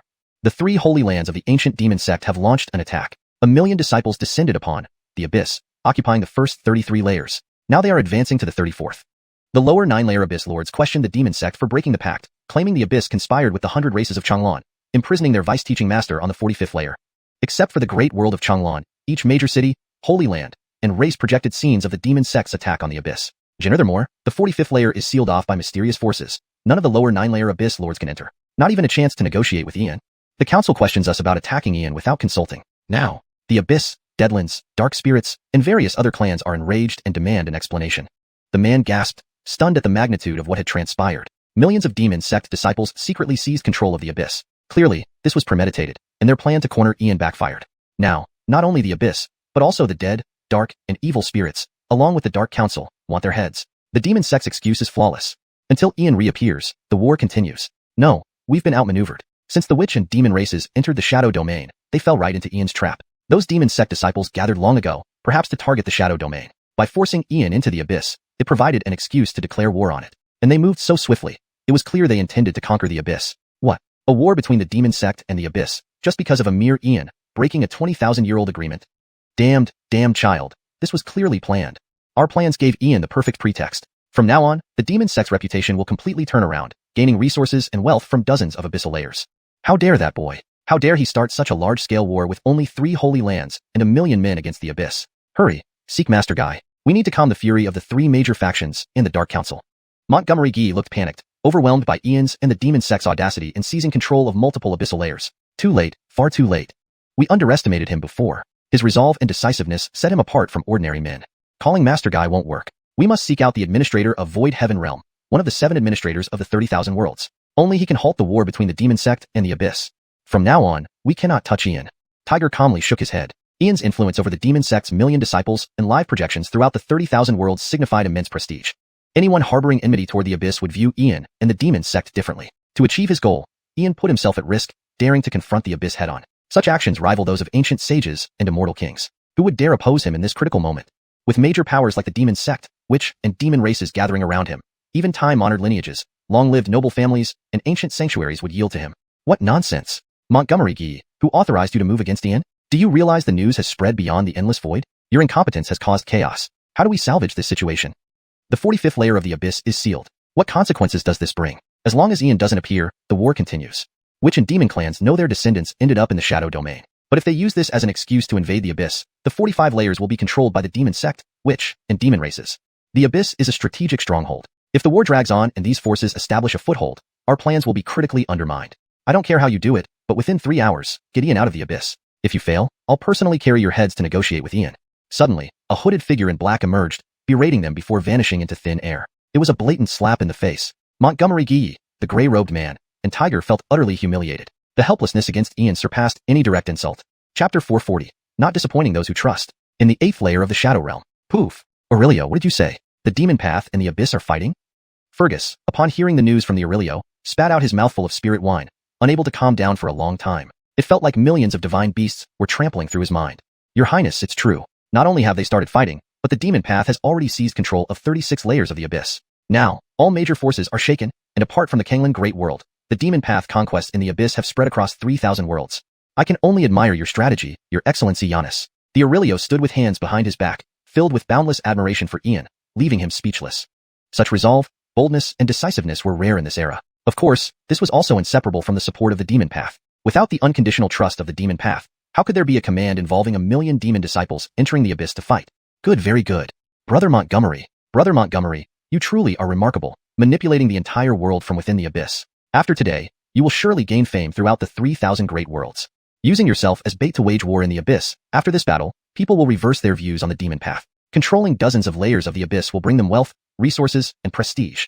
Haha, how laughable. That Tiger thought he could use the abyss to get rid of you, but never expected to fall into your trap. Fergus kept praising but admired Ian's adaptability even more. So much had happened in just a few hours. After this, no one would dare to challenge Ian without considering the demon path and the beast clan.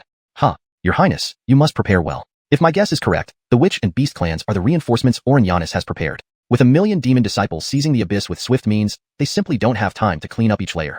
If I were Giannis, I wouldn't let the demon path monopolize such an enormous benefit and opportunity. They couldn't handle it alone either. Only through cooperation between the witch and beast clans. The alliance of these 3 powers is necessary to stabilize the situation. Moreover, the abyss is a strategic stronghold. In the future, if the Dark Empire wants to advance into the 3,000 worlds, the abyss is its choke point. Whoever controls the choke point holds the initiative.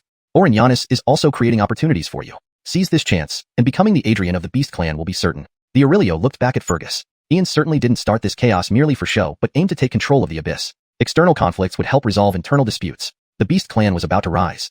Alas, Aurelio, as you say, how could I not see this? But with my reputation, I cannot command the Beast Clan.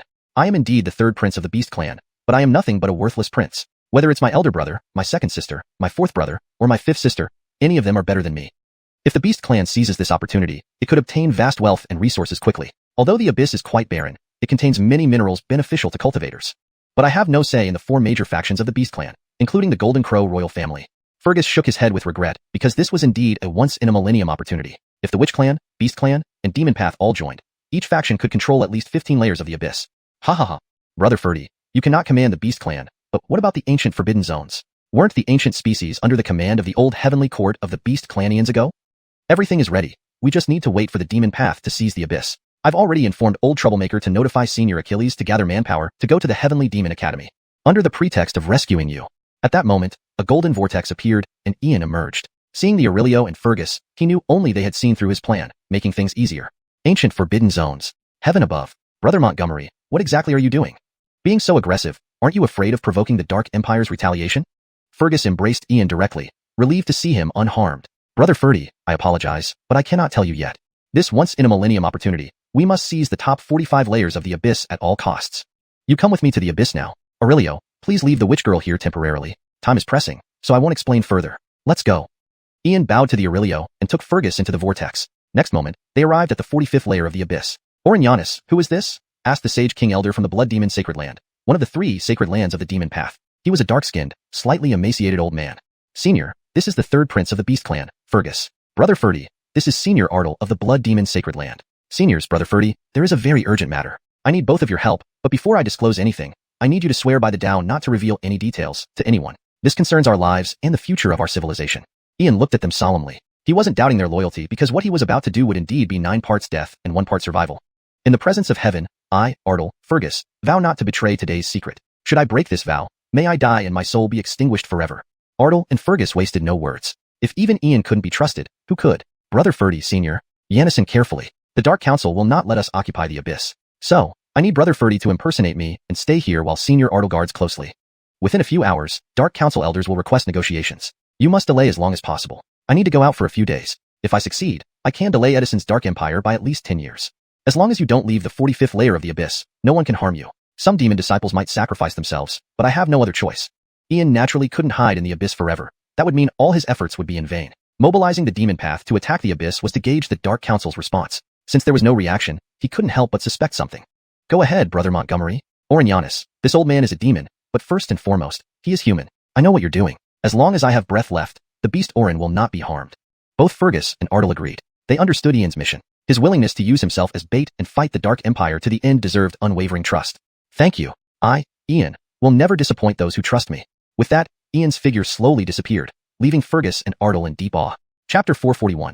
Is there anything he dares not do? In the Sky Void Realm, a domain frozen by ice and frost. Your Excellency, I have returned, said a figure in a long black robe, his dark hair flowing like a waterfall, wearing a bronze mask. His eyes, cold as lightning, conveyed helplessness. We truly need your intervention this time. You can no longer indulge Ian. In just a few days, he has found excuses to exterminate the Feathered Clan and the Ning royal family. Now, he has incited a war between the Abyss and the Dark Path, tearing up an agreement that has stood for 200,000 years. If we don't stop him, it might lead to a full-scale war. The man's words were filled with frustration. He hated Ian deeply, yet felt powerless against him, especially since Tiara showed no interest in restraining Ian. Humph, are you done? Then leave. Tiara, draped in a long black dress, sounded incredibly lethargic, but carried an air of irrefutable authority. Yannistal brother, you sure or something? She allowed these 7 great administrators of the 10,000 worlds to come running to her every other day to lodge complaints. Let them fight. The war between the Dark Path and the Abyss is none of my concern. As long as I'm here in the 10,000 worlds, no one will dare touch him. Your Excellency, I don't understand. Even though Ian carries the bloodline of the Imperial Court of old was never as brutal as him. In just a few days, 4 clans have been destroyed by him. He is now leading hundreds of thousands of disciples of the Dark Path into the Abyss. The demons may not deserve pity, but Ian's actions have already drawn the ire of many alien races and powers. Just look at who surrounds Ian. Beasts from the ancient Forbidden Zones, the demon tribes, and even the 3 dragons degenerate, along with members of the Dark Path. As a member of the Imperial bloodline, how can he associate with such scoundrels? This disgraces the Imperial Court. Back in the day, the Imperial Court represented a great nation of propriety and civility, which attracted countless races and forces from the endless void to the 10,000 worlds, fostering prosperity in our cultivation realm. If Ian continues to act so brutally, how can the 10,000 worlds continue to attract outsiders and coexist prosperously? If the imperial court is inherited by Ian, won't it turn into a demonic court? Each word from the figure in the bronze mask struck at the heart of righteousness. Ian cannot be allowed to act so recklessly anymore. Tiara dotes on him too much after all these Ians. Such a bloodline only appears once in billions of years. Eradicate. He must be eradicated. As long as Ian lives, the Dark Empire will never know peace. How does my brother conduct himself? Does that need an explanation from me? Asked Tiara, her black eyes piercing through the air, emanating an indomitable imperial aura that symbolized millennia of invincibility and majesty.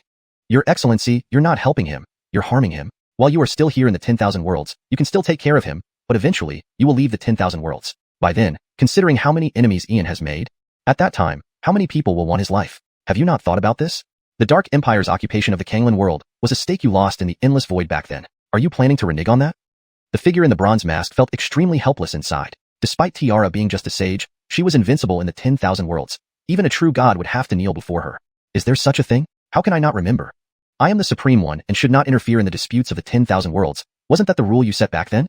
Stop coming to me. If you have the ability, kill Ian yourself. Tiara could not admit to this. Her little brother was risking his life for humanity and the civilization of cultivation, seeking a glimmer of hope.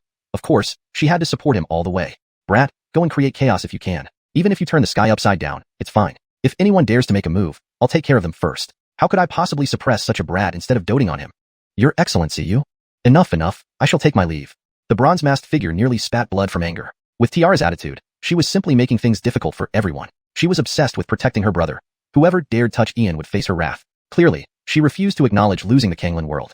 This game with the Dark Empire is precarious. If Ian takes over the 45th layer of the Abyss, it would strangle the Dark Empire's throat. Moreover, their elite forces were sealed by the human Fabian seal, unable to escape. Meanwhile, Ian's influence grows ever stronger. If this continues for another 3 years, everything might be too late. The awakening plan must succeed. The prince must awaken. With this thought, the bronze-masked figure vanished, knowing that staying any longer would only result in his own rage. Big Jacqueline Mercedes, you're so awe-inspiring, Annabelle exclaimed, appearing beside Tiara. Her bright eyes sparkled with admiration, befitting the Supreme Matilda, so domineering. Yanistal sister Annabelle, if I don't protect you all, who else should I protect? That person who came was one of the 7 administrators of the 10,000 worlds. Were we not in the 10,000 worlds, he wouldn't fear me so much. Wonder what little brother really intends to do? I've been itching for action for a while. Why haven't some saint emperors and greater beings taken action? That way, I could have unleashed my full wrath. Tiara returned to her lazy demeanor, feeling too lazy to consider these matters further. Having such a brother was indeed a blessing for the 10,000 worlds, yet few understood what Ian was doing. Big Jacqueline Mercedes, Master's intentions aren't hard to guess. On the surface, it looks like the Dark Path and the Abyss are fighting over territory. But knowing Master, this is likely just a distraction to draw everyone's attention. He mentioned the Xianxian secret realm opening in 3 years and Edison's emergence. So, I boldly hypothesized that Master might not be in the Abyss anymore. Given his boldness, he might have ventured into the nameless Forbidden Zone. His true goal is the Xianxian secret realm. Knowing Master, if he believes there's a slight chance, he'd risk everything to delay the emergence of the Dark Empire. 3 years is too short. 10 years would give him ample time to grow and purge alien races and forces from the endless void. Master faced the malevolent ones at the innate realm stage, ultimately defeating them with your power. What could he not do? Annabelle's bright eyes shone beneath her veil, smiling confidently. Ian never shied away from challenges, undoubtedly planning to raid the Xianxian secret realm. Yanistal sister Annabelle, let's wait and see. Tiara smiled gently, standing amidst the icy world like a lone blooming plum blossom, exuding solitude and nobility. Raids like these, he could do them and would dare to do them. Brat, it's all up to you now. As long as the Dark Empire hasn't fully occupied the Canglan World, my bet isn't lost. Chapter 442. The Journey into the Nameless Forbidden Zone. In a secluded corner of the holy city of Montgomery Huang, a figure slowly appeared. Who else could it be but Ian? Beside him in midair floated the form of Shayna Dai, who was utterly bewildered and couldn't fathom what Ian was up to. Brother Charlton, you've been diverting attention with these complex traps just to escape the Abyss. Surely, you must tell me what you plan to do. Jacqueline Shayna, we're going to launch a surprise attack on Edison's stronghold. What? Brother Charlton, I'm giving you a chance to rephrase your words and think carefully before answering. Jacqueline Shayna, you heard right. We're attacking Edison's stronghold. Brother Charlton, you must be crazy. Do you even know what you're saying? Do you understand how powerful the Dark Empire is? Do you know what dangers lie within the Xianxian secret realm? 20,000 years of history have fortified that place as their core territory. How many lives do you have to spare? Jacqueline Shayna, do you believe anyone would dare touch me once I step into the Xianxian secret realm? Brother Charlton, what exactly do you mean? If you don't explain clearly, I won't let you go. Jacqueline Shayna, if I say I'm not Ian, who would still treat me as such? Have you forgotten about someone who looks like me? Brother Charlton, are you planning some kind of deception? Jacqueline Shayna, exactly that. I intend to create a diversion. What you need to do is seal off the entrance to the Xianxian secret realm, preventing anyone from entering or leaving. Let me handle the rest. The Dark Empire has wronged us time and again, and this time I'll raid their base. And haven't you noticed something odd? Despite all this happening, the Matilda hasn't made a move. Moreover, various foreign races and forces have flooded into the Canglan Great World, which isn't her style at all. Brother Charlton, what do you mean? Jacqueline Shayna, this only means one thing. The Matilda must be restricted for some reason. No matter what happens in the Canglan Great World, she can only watch without interfering. Otherwise, with her domineering nature, she would have already crushed Edison long ago. Brother Charlton, but if, just a hypothetical, if all this turmoil in the Canglan Great World happened because of the Matilda, would you forgive her? Jacqueline Shayna, like what? Brother Charlton, never mind, Jacqueline Shayna, you don't need to be troubled. I will not ask. Regardless of the reasons, I trust the Matilda has her own troubles. Though her personality is extreme, she has always treated me fairly. Even if the control of the Canglan Great World is not in her hands, I can take it back.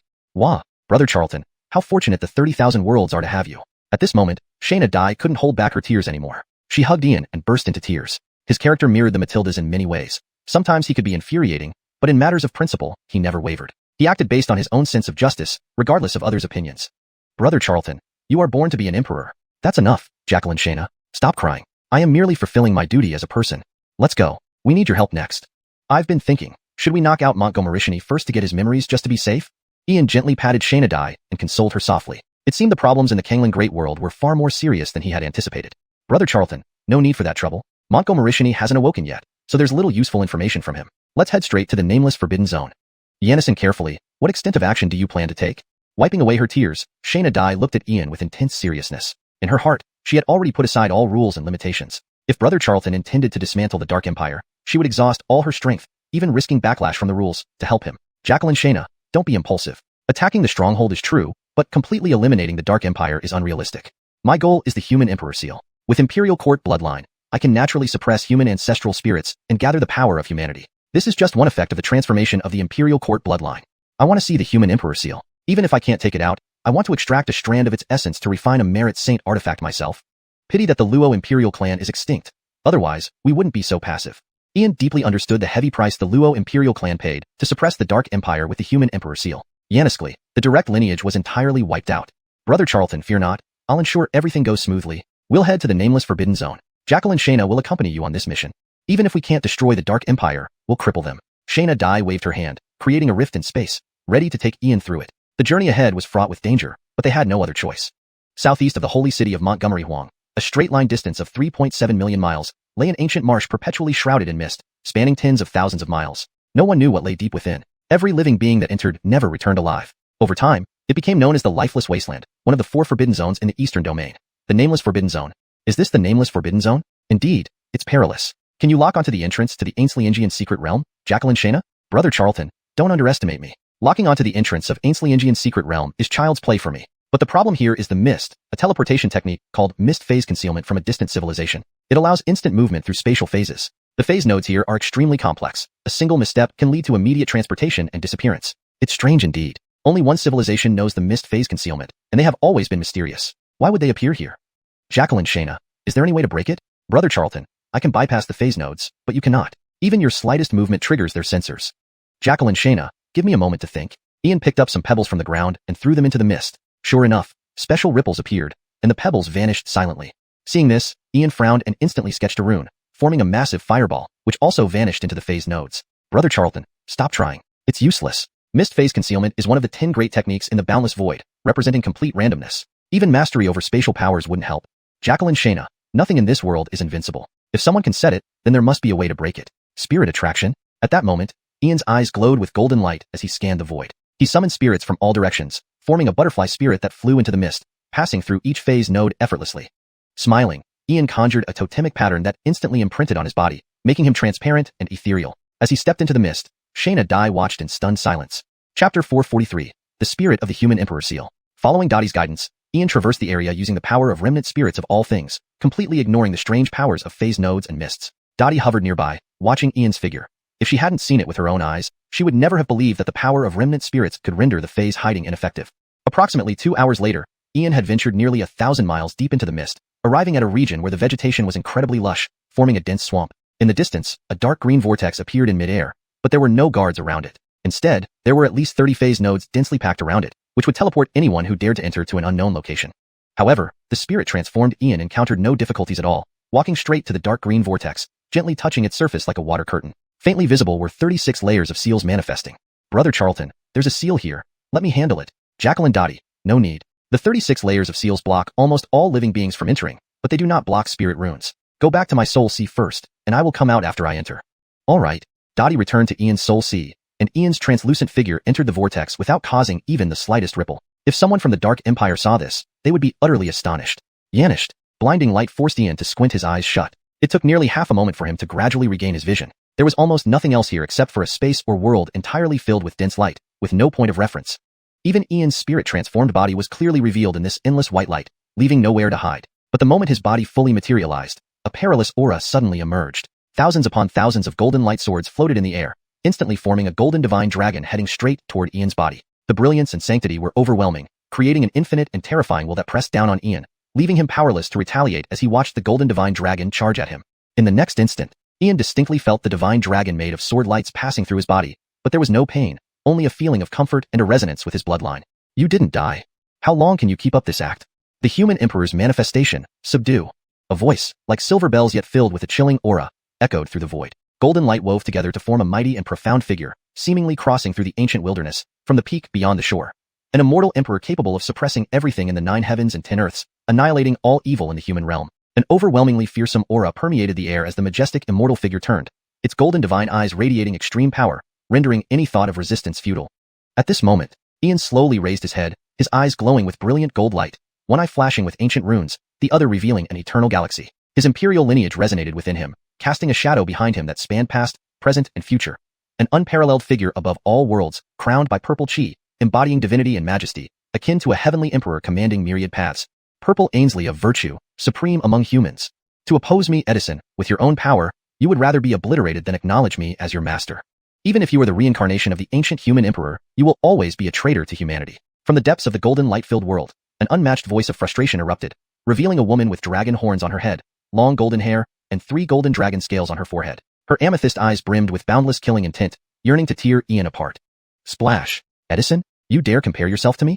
Take a good look and see what bloodline I possess. Unfolding a fan in his palm, Ian calmly fanned himself, instantly revealing the supremacy of his bloodline. Boundless, dominating all things, and ruling over humanity. Boom. Your bloodline, actually suppresses me. The Imperial Court. Human Imperial Court. You actually possess the bloodline of the Imperial Court. Who are you?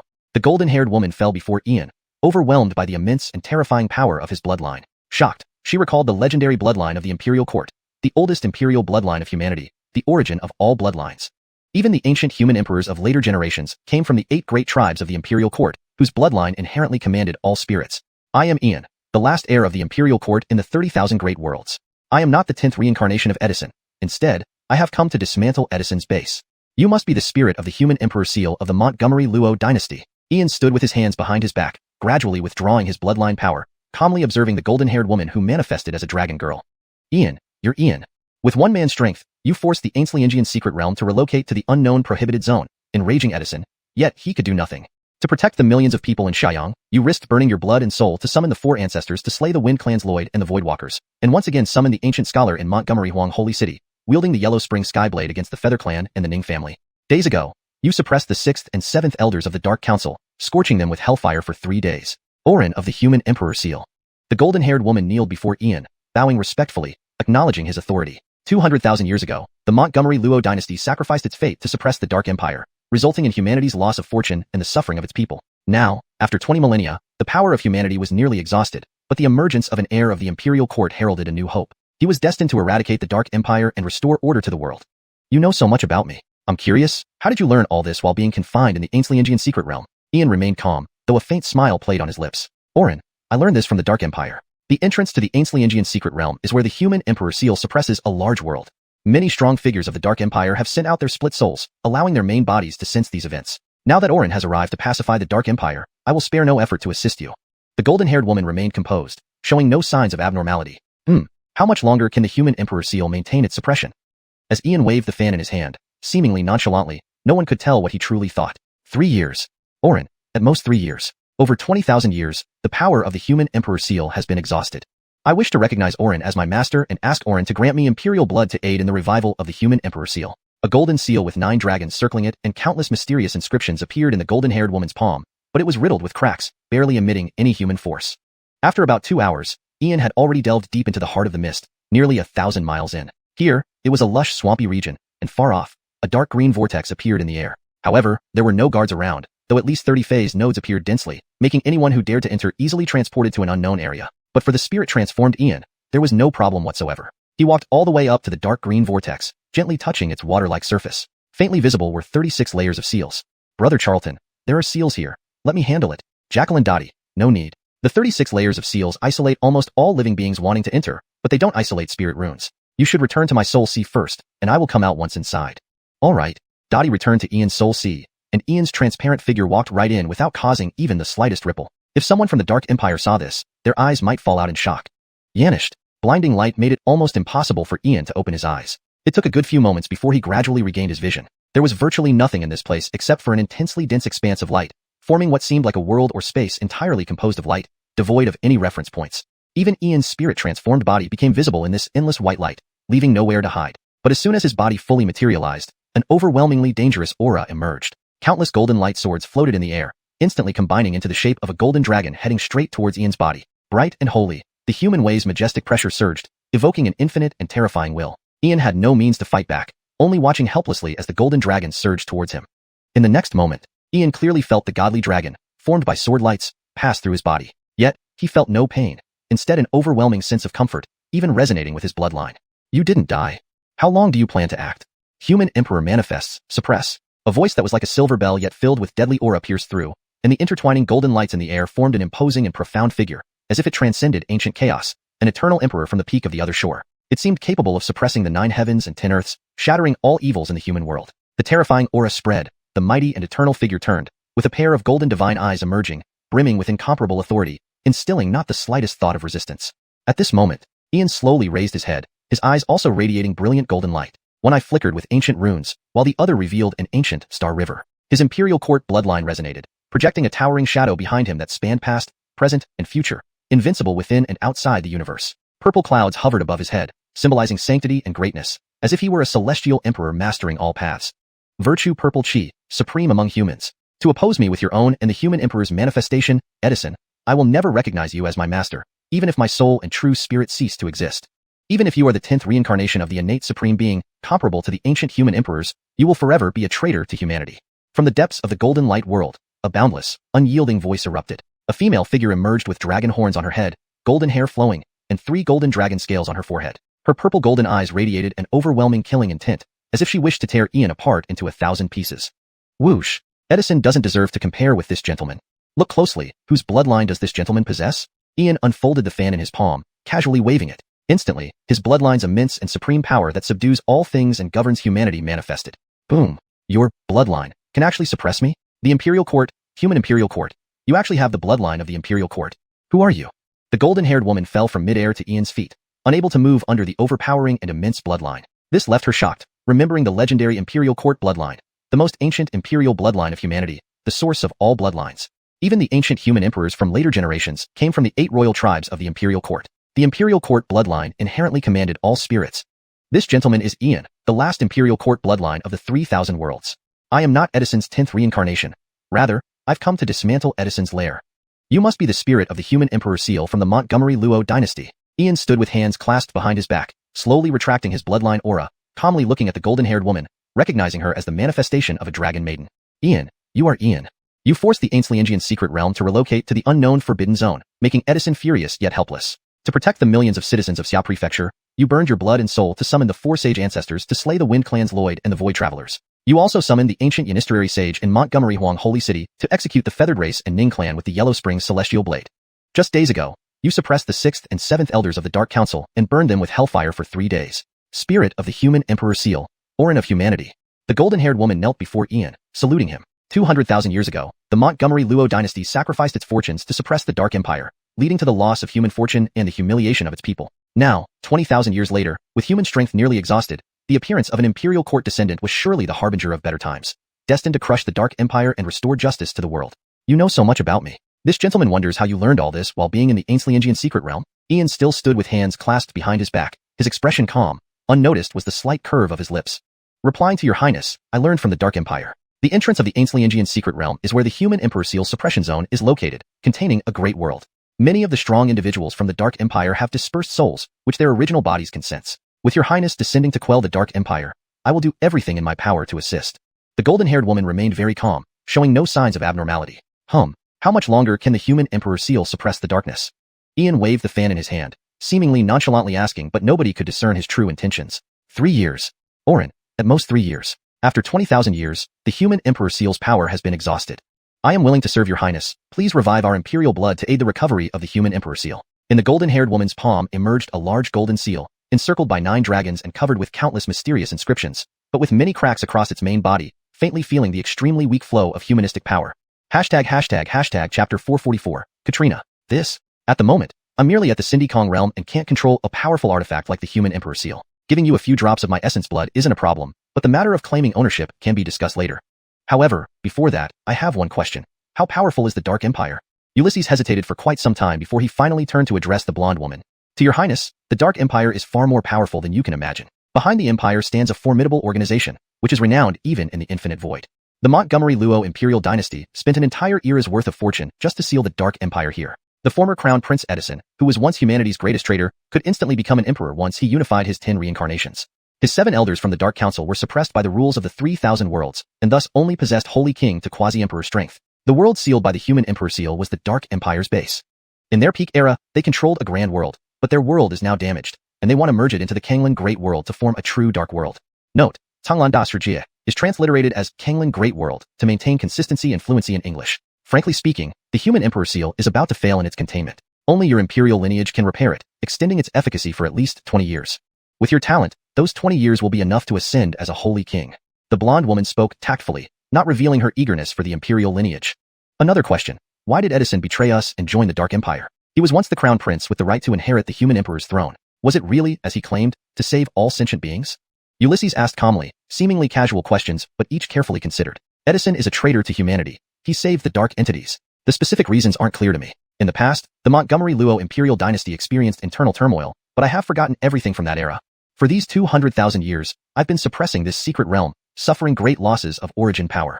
Please understand, your highness. Perhaps your imperial blood might help me restore my memory. The blonde woman sighed deeply, full of helplessness, and seemed lost in thought. Brother Charlton, be careful. There's something wrong with her. Don't let her beauty deceive you. Jacqueline Dottie, am I someone who would be so easily deceived? I already knew she had problems. An illegal immigrant pretending to be the spirit of the human Emperor Seal, truly fearless. What? An illegal immigrant? How did you find out, Brother Charlton? Jacqueline Dottie, haven't you forgotten that I'm a provisional time overseer? The law lock has revealed information on her lineage long ago. Brother Charlton, what do you plan to do? Should I suppress this place? Jacqueline Dottie, seal the space. I'm too lazy to keep pretending with her. Let's bind her first. Sure thing. Brother Charlton, you're amazing. Dottie appeared silently, isolating a small area, waiting for Ulysses's move. Russell, should I call you the spirit of the human Emperor Seal or Orange Katrina? Katrina, born into the Black Dragon clan during the prehistoric age of the Imperial Court. She was once expelled from the dragon race by the Azure Dragon Saint ancestor and cast into the infinite void to fend for herself. After the Imperial Court disappeared, the Black Dragon clan established a vast reputation in the infinite void, gathering countless dark races and founding the Dragon Empire, eventually ranking among the top 30 civilizations. Due to their brutal methods, they were wiped out by the third Noah ancient civilization. The remnants joined the Dark Empire, with her ancestor becoming the third elder of the council. And you, Katrina, born 1700 years after, were hailed as the Black Dragon clan's unprecedented genius, awakening the 9-rank true dragon blood of darkness innately. You achieved the status of half-god in 1300 years, becoming Crown Orin Edison's fiancée. Reversing time, fate, and causality, you arrived 20,000 years ago when Edison was still the crown prince, during the era where Montgomery Luo Imperial Dynasty sacrificed human luck to suppress the Dark Empire. You awakened 10,000 years ago, killing the original spirit of the human Emperor Seal and taking its place. For the past 10,000 years, Edison has reincarnated every 1300 years, all thanks to your assistance, isn't that right? 10 reincarnations unified, unmatched in the world. Indeed worthy of being one of the 10 great divine arts. Orange Katrina, am I correct? As he spoke, Ulysses stood with his hands behind his back, a calm and peaceful smile on his face, yet the atmosphere felt bone-chilling. Indeed, the law lock was an excellent tool. Facing these illegal immigrants, it reveals everything down to the ancestors. If I ever meet them in the future, I should indeed thank them properly. Highness, I don't know what you were talking about. Internally trembling fiercely, the blonde woman kept a serene expression but dared not meet Ulysses's eyes, feeling as if her soul was being seen through. How did he know? Even the fact of her illegal immigration was exposed. The crown prince must have known Ulysses would come exploring the Green Cloud's secret realm, arranging for her to be here to gain trust and acquire the imperial lineage. Not acknowledging it? No problem. Because I never intended for you to admit anything. Katrina, recognize this object in my hand? A 3-foot-long chain appeared in Ulysses's palm, shimmering with golden and silver hues, densely etched with mysterious patterns, exuding a mysterious and formidable aura. Law lock. How do you have? Ulysses, you. Katrina's expression changed dramatically. Unable to continue pretending, she felt an intense urge to flee. However, as she tried to escape, she crashed into an invisible spatial wall. You still want to run, Katrina? Did I come alone without preparing for contingencies? I forgot to tell you. I'm also a provisional time overseer, specifically targeting illegal immigrants like you. I've never tested the power of the law lock. Might as well try it out on you today. Ulysses made a motion to throw the law lock, his smile growing wider. He hadn't expected to capture such a significant target upon arrival. No. Sir Kane, no, please don't. I beg you to spare my life. I'll tell you everything. Sir Kane, I only wish to survive. These 200,000 years. I never harmed anyone. Katrina's eyes filled with terror, immediately kneeling before Ulysses, her body trembling violently. If sealed by the law lock, time, fate, and causality would erase her from existence on all levels, a punishment worse than death. Katrina, do you think I'm so easily fooled? I could spare your life if your information proves valuable. This is your only chance. You'd better seize it. After all, it would be a pity to kill such a beautiful woman. Ulysses walked to Katrina, gently lifting her chin, looking into her appealing face with a sardonic smile. Spit, scum, saying you're not tempted by beauty. Ulysses was momentarily speechless, sighing inwardly. This was all for extracting information. How could he be swayed by her appearance? Chapter 445. No repayment for deception. Your Highness, what would you like to know? Katrina asked, her voice trembling. She was not naive enough to think Ian could be easily deceived. A human imperial prince who possessed the law lock and could alter the course of destiny with his own strength certainly wouldn't have a weak mind. In the future, haven't you already taken control of the Canglan Great World? Why would you go through such great lengths to return to 200,000 years ago? What happened in the future? Ian looked at Katrina solemnly. Based on the information he had, everyone in the future perished. No one escaped, and clearly, even the Dark Empire didn't benefit. They were willing to reverse time just to come back. Your Highness, the future is dark and tumultuous. All living beings are dead, silence envelopes after countless massacres. The calamity that swept through the endless void originated from the Canglan Great World.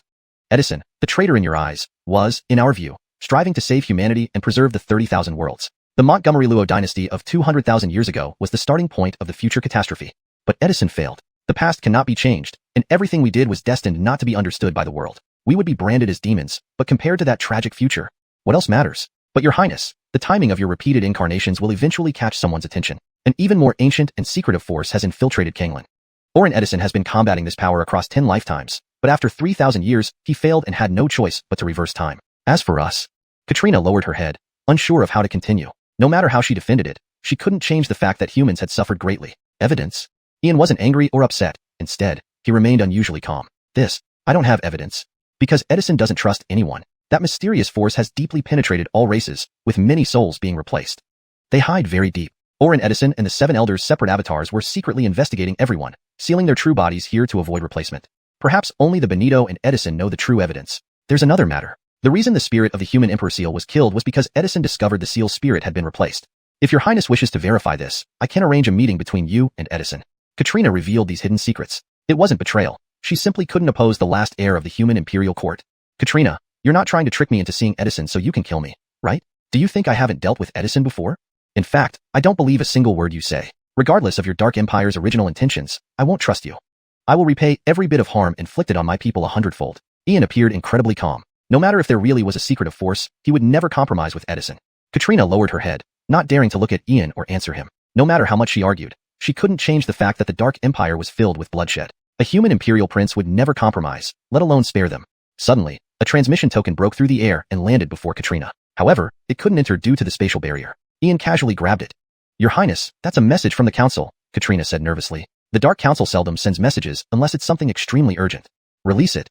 Ian tossed the token to Katrina. The Dark Council used specific runes to prevent outsiders from intercepting. Fedora, the demonic path and the abyss are at war. His Excellency orders you to accompany me to the Holy City immediately. Kidnap Ian's sister to force him to retreat from the abyss. Tomorrow is the last day for his revival. There must be no losses. Katrina chanted incantations, extracting the content from the token, which materialized into lines of text. Her face turned pale, clearly shaken by the message. Your Highness, this Tomas, the one you burned to death. How should I respond? He is also one of the time travelers from the future. Finally, Katrina looked at Ian, forcibly steadying her frantic heart. To protect herself, she chose to betray the Tomas. Katrina, you're practical and intelligent. You should know how to choose. Bring him here deceitfully. If you handle this well, not only will I spare your life, but I'll also ask the Azure Dragon Sage Ancestor to allow the Black Dragon lineage to rejoin the Dragon Clan, no matter what wrongs they've committed. I can pardon you. Ian waved his folding fan, smiling innocently. Canes flowed effortlessly from his lips, but it didn't matter since cheating never required repayment. Thank you, Your Highness. Fedora is willing to serve you until death. Katrina was taken aback, bowing deeply to Ian. Initially, she didn't expect to live, but now there was a chance, even allowing the Black Dragons to rejoin the Dragon Clan. If anyone else spoke, she wouldn't believe them, but the words of a human imperial prince held weight, especially one who summoned the Azure Dragon Sage ancestor. At the same time, Katrina released the transmission token, waiting for the Tomas to arrive. Katrina, you only have one chance. I hope you make the most of it. Don't play tricks on me, or I'll personally summon the Azure Dragon Sage ancestor to obliterate you and your kin. Saying this, Ian's figure vanished silently, and the sealed space around him disappeared. Katrina slowly stood up, her gaze firm and determined. Pa, Ian, you say you aren't lustful, but you're nothing but a scum. Today I'm telling you, you can use Katrina, but once you're done, she must die. Otherwise, Geraldriel, stop fooling around. Have I ever been lustful? Killing Katrina is easy, but what about the intel? If you can provide accurate information, I promise to send her off. Brother Charlton, but you said you'd plead to the Azure Dragon Sage ancestor to bring the Black Dragon lineage back into the fold. How do you explain this? Geraldriel, strategy, understand? Without offering something valuable, how could I convince Katrina to cooperate? Brother Charlton, you better not lie to me. Geraldriel, I will never lie to you in this lifetime, so please stop acting up. Today's plan could capture several major figures, making Edison wary. And Katrina's words aren't entirely false. Don't forget Bridget. I'll deal with her after handling Edison. Brother Charlton, I understand. Yanistel Jacqueline won't act out anymore. Ian sighed, finally calming down Geraldriel. If not for her, many plans wouldn't work. Fedora, why must you require me to come here personally? At this moment, a cloaked figure appeared, wearing a black robe and mask, surrounded by mist. Chapter 446. Ian, you don't follow the rules. Tomas, are you really going to capture Brianna? Have you considered what might happen if we fail? Katrina calmed her mind and looked up at the Tomas before her. Now, she had no way out. Edison was bound to fail against Ian. For the Black Dragon clan, Katrina had no other choice. Fail? How could we possibly fail? You're in the 4th realm of Holy King, while I am in the 7th. Even if the information leaks, it wouldn't lead to failure. Even if we have to storm through by force, not many can withstand us. The suppressing 30,000 worlds restricts those above the quasi-deity level, but not us demigods. Girl, don't tell me you still feel sympathy for the 30,000 worlds. Don't forget how your Black Dragon lineage was exiled after consuming half a world's worth of humans. The Tomas dissipated the black mist surrounding him, removed his mask, revealing blonde hair and blue eyes. A stark contrast from the black-haired, dark-eyed humans of the 30,000 worlds. Tomas, must we truly keep confronting Ian until death? Is there no way for peaceful coexistence? Katrina's heart trembled. She clearly knew what the ancestors of the Black Dragon clan had done. The Azure Dragon Saint ancestor had already been merciful in exiling them. What if this little devil heard?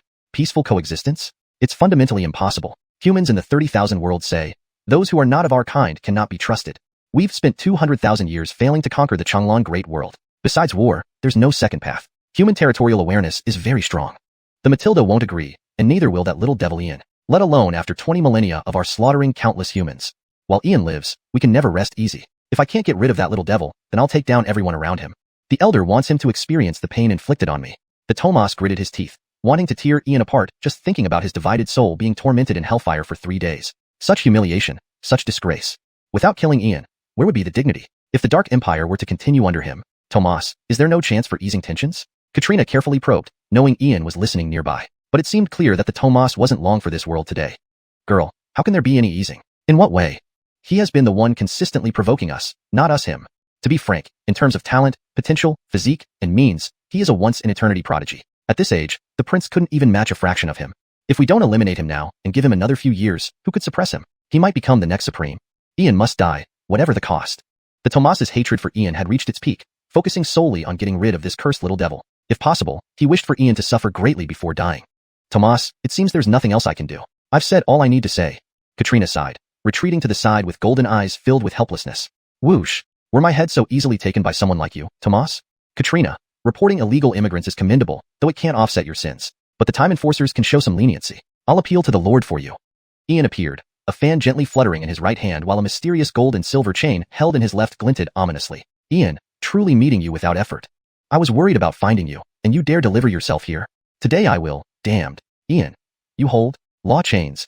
Initially arrogantly boastful, the Tomas retreated 3 steps when seeing Ian's chain, utterly shocked and discomposed. Haha, quite knowledgeable, recognizing law chains. Forgot to mention, this gentleman also serves as a time enforcer. Acting role, naturally. Tomas, let me advise you, don't think of escaping or seeking help, nor trying any tricks. Doing so might mean death. Lord of Time is extremely displeased with illegal immigrants. The last person met his end in time itself. It said causal law was used to erase everything connected to that person, including civilization and race. Do you wish to try? The law chain in Ian's palm rotated in midair, matching his innocent smile, appearing as a human-devil hybrid. Ian, you. The Tomas froze, breathing sharply, face pale, cold sweat dripping. Fear and unease, more terrifying than death, hadn't been felt in ages. Death allowed rebirth, but ensnared by law chains meant total annihilation, erasure from time, fate, and causality. Tomas, will you negotiate or disappear forever? Looks like negotiation is impossible. Your attitude earlier clearly showed loyalty. If positions were different, perhaps at another time and place, we could have shared a drink. Therefore, I respect people with high integrity. So, I will send you on your way without reporting you to the Lord. Saying so, Ian sent the law chain towards the Tomas. Wait, Alden is also an illegal immigrant. I'm reporting him. Ian, time enforcers only have arrest authority, not execution rights. According to unreversible laws, I have the right to redeem myself by exposing over 3 immigrants. Ian, you can't disregard the rules. Terrified beyond measure, driven by survival instinct, the Tomas made a calm judgment, immediately betraying the Alden, knowing he was an immigrant and had demanded execution during the capture of his split soul. If the Tomas didn't survive today, neither would he. Rules? Tomas, do you remember the time regulations well? Now speaking of rules, did you follow them? Do the Dark Empire abide by the 30,000 worlds rules? Fortunately, I kept my ace in the hole. Otherwise, everyone around me would be killed. Everyone is involved. Harm doesn't affect family members. You should know that. You played dirty because you couldn't win. Now you talk about righteousness and rules? Do you have any shame? Anyone can live except you, old dog. Today, you must die. Ian's law chains glowed brightly, instantly binding the Tomas into a mummy-like bundle.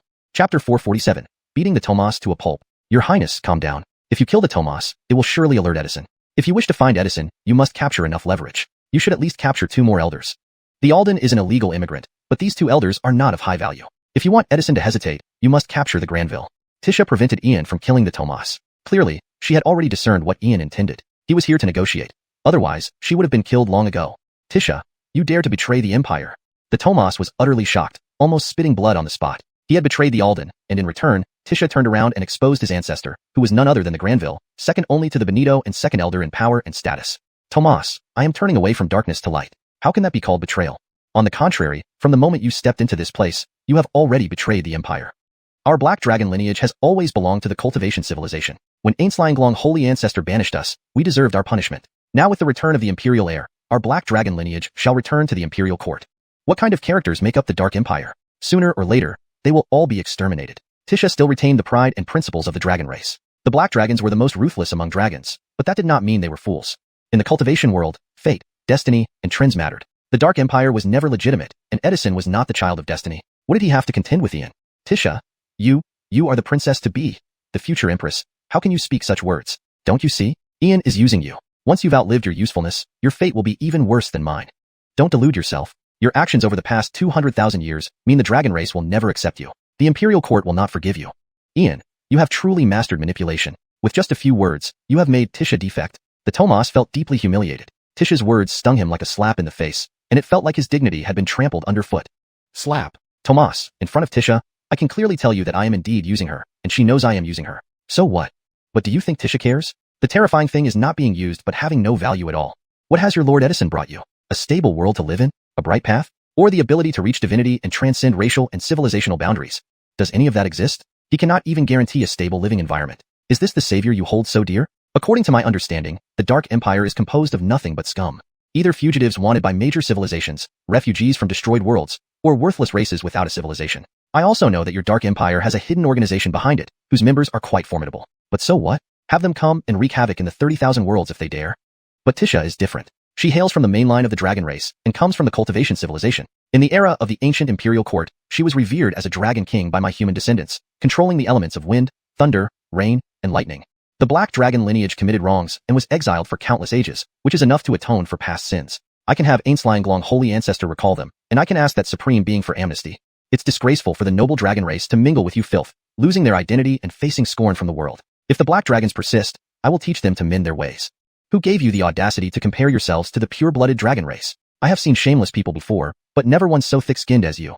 Humph. After speaking, Ian spat directly onto the Tomas's face, revealing disdain and contempt deep within. Why, Ian brat? Why, you're too much? Spit. Covered in spit. The Tomas's face was nearly as red as liver, filled with shame and humiliation. His heart burned with anger, causing him to spit out a mouthful of blood involuntarily. Never had anyone dared spit on him before. This level of humiliation. It caused immense pain. I hate this. I regret not killing this little demon earlier. Tisha watched Ian in disbelief. The imperial prince of the human imperial court held the dragon race in such high regard. The Black Dragons had always longed to return to the dragon race, but Ainslanglong holy ancestors' decree. Yet Ian was different. He harbored no grudge against the Black Dragons, believing that their long exile had compensated for their sins. Orin, even if your words are lies, Tisha will die content. Bang! I am bullying you. What can you do about it? Bang! If it weren't for you and your ilk, why would I grow up without parents? Bang! If it weren't for you, why would my Montgomery clan's royal lineage be stripped of its bloodline, erased from memory, and expelled? Bang! If it weren't for you, why would my brothers turn against each other? Bang! If it weren't for you, how could the Montgomery dynasty collapse, leaving my human descendants to suffer for 200,000 years? Bang! If it weren't for you, I would be reading the classics in the academy instead of plotting and struggling against you. Bang! If it weren't for you, would I bear the name of a demon, occasionally annihilating entire races and massacring families? Bang! If it weren't for you, would I abandon the teachings of the three teachings and join the demonic path? Bang! If it weren't for you, would foreign races and forces dare enslave my human descendants? Bang! All because of you, scum. As long as I, Ian, have breath in me, I will fight the Dark Empire to the death, wherever they may be. All dark beings will be exterminated. Montgomery, Ian, this is fabricated slander. The foreign races and forces, what does that have to do with us? See Canglan World has many foreigners because the Matilda stepped into the endless void.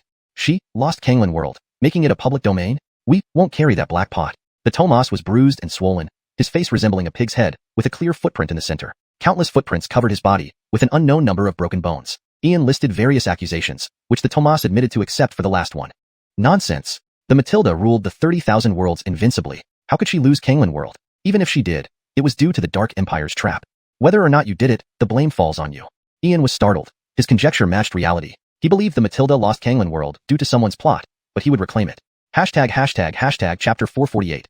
Ian's dirty tricks. The Tomas dared not speak anymore, for he feared another thrashing from Ian. After all, even a dignified Saint King, half-deity, must maintain some semblance of decorum. Fate had turned against him. Encountering someone like Ian, a little devil, left him no choice but to accept his misfortune. There was no denying it. What could he do otherwise? Even the law lock was in Ian's possession. How could this situation be navigated? It couldn't be played at all. A single misstep and one might lose their life. Your Highness, the Alden has arrived, as well as my ancestor. Can you be lenient with my ancestor? Katrina was horrified, fearing that Ian would use such thuggish tactics against her ancestor. The fate and future of the Black Dragon lineage rested on this meeting. Splatter. Katrina, what are you implying? I am an honorable scholar. How could I act like a lowly thug? It wasn't me who tried to molest you. It was the Tomas who did so and ended up like this after your beating. How is this my concern? With that, Ian fanned himself calmly, then approached the Tomas, materializing a golden brick in his palm. In front of Katrina, he smashed it forcefully onto the Tomas's forehead, causing bones to crack and blood to gush out. The Tomas's eyes rolled back as he fell into unconsciousness. Your Highness, this? Katrina was stunned. She had seen shameless acts before, but never anyone who was so shamelessly confident, shifting the blame onto her so convincingly that she couldn't refute it. Miss Fedora, please bear with me. Saying this, Ian stepped forward, quickly undoing Katrina's sash and tearing several parts of her clothes, exposing large areas of white skin. He pulled out her hairpins, scattering them on the ground, turning her neat appearance into disheveled chaos. A final strike with the golden brick left deep bruises on her shoulder and back. Your Highness, you. Tears streamed down Katrina's face from the pain, her mind reeling from the blatant frame-up. Miss Fedora, you must insist that the Tomas tried to molest you. In extraordinary times, extraordinary measures are necessary. If I don't employ these tactics, how else will your Black Dragon lineage forsake darkness and embrace light? Even if I'm willing to show mercy, if your ancestor remains loyal to the Dark Empire, what can be done? And if you prove yourself, it will give me more leverage when pleading with the Green Dragon's sacred ancestor in the future.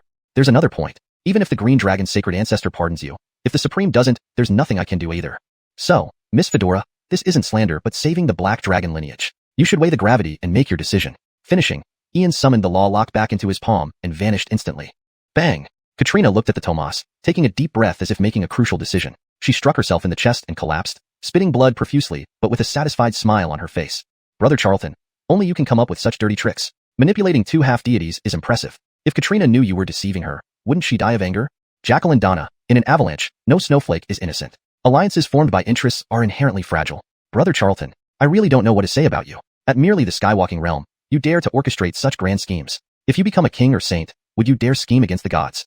Jacqueline Donna, that depends. The Dark Empire members are creatures of the dark, destined to not be united. An empire with disloyal elements is too focused on short-term gains. Given enough time, I could make them suffer without burial. Brother Charlton, that grand speech was all for Katrina's benefit, right? Deceiving women. You surpass even the old master. Jacqueline Donna, what do you think is the highest level of slander? Brother Charlton, are you testing me? Of course, it's leaving no witnesses. Just like now, if Katrina dies, it would be a perfect locked room murder.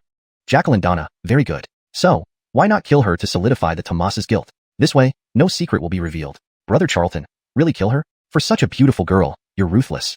Jacqueline Donna, didn't you say a perfect murder leaves no witnesses? Following your advice, and since you insisted I kill her from the start, doing it now satisfies your wish. Nonsense. Brother Charlton, Katrina is still useful. Killing her now would be a waste. With the Alden and Granville here, what do you plan to do? The Granville isn't just an illegal migrant. He's an archmage. Can you handle him? Jacqueline Donna, aren't you still around?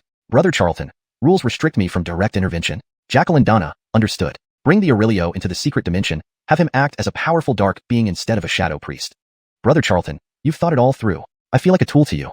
While Ian and Donna exchanged thoughts momentarily, two figures cloaked in black mist and wearing dark robes appeared simultaneously. Fedora, how are you? What happened? A shocked voice called out as a towering figure rushed to Katrina's side, pulling off his mask to reveal a stern, wrinkled face filled with worry. Pichty, ancestor, you're here, the Tomas? He tried to assault me, to preserve my honor. Ancestor, you must help me. Katrina opened her eyes, blood trickling from the corner of her mouth, a heart-wrenching sight. What? Rusty, you dare challenge me? The elder's rage surged, shattering his cloak and revealing a robust body with black dragon horns poised to pierce the sky. Granville, calm down. Revive Rusty first. We need to understand what happened. If you kill him like this, it won't sit well with Dino or the Benito. If he did this, Dino would be the first to deal with him. The Alden restrained the elder, fearing he'd kill Rusty in anger despite wanting him dead but recognizing the consequences. Alden, are you saying I'm? Ancestor, can't you see? The Dark Council targets us because of our origins. If you don't punish the Tomas, to preserve my honor. Katrina's face was ashen, feeling immense humiliation. She summoned the human emperor seal, ready to strike at her own forehead. Please let me know if you need further adjustments or changes. Chapter 449, Variables. Girl, no. A stream of black light emerged from the old man's palm, instantly freezing the void human emperor seal in midair. His heart ached intensely as he looked at Katrina's condition, overflowing with boundless anger and suppression.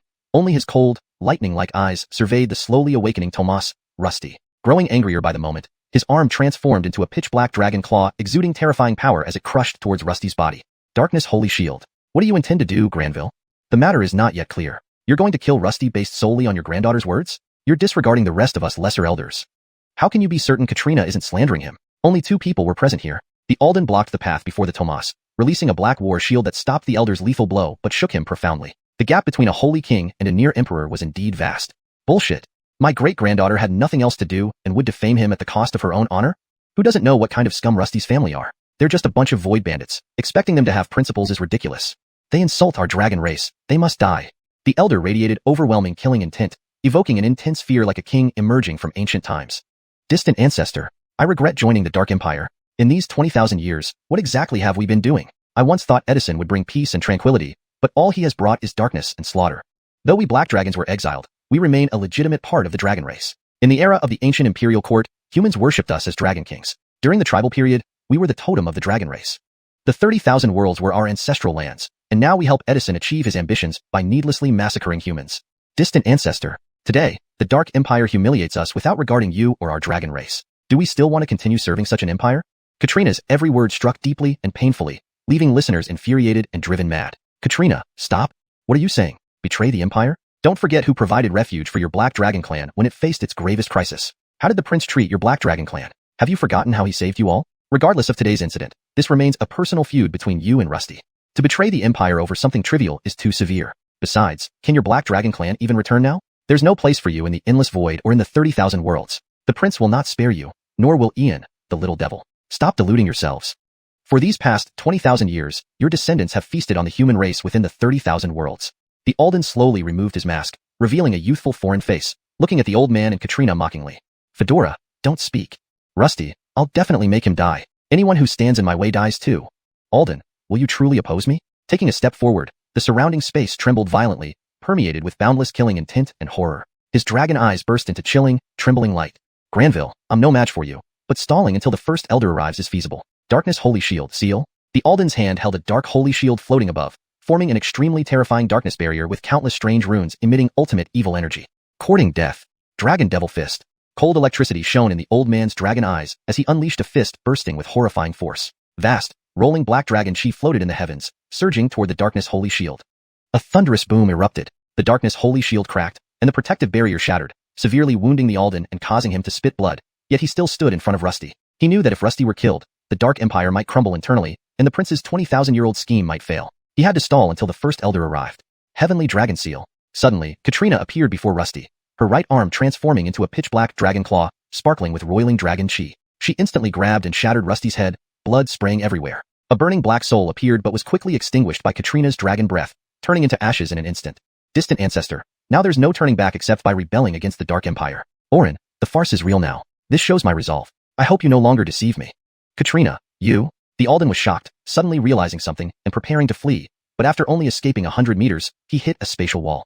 Alden, where do you plan to run? To send news to Edison or inform the first elder? Distant ancestor, I've killed the Tomas. Now our Black Dragon clan has no retreat.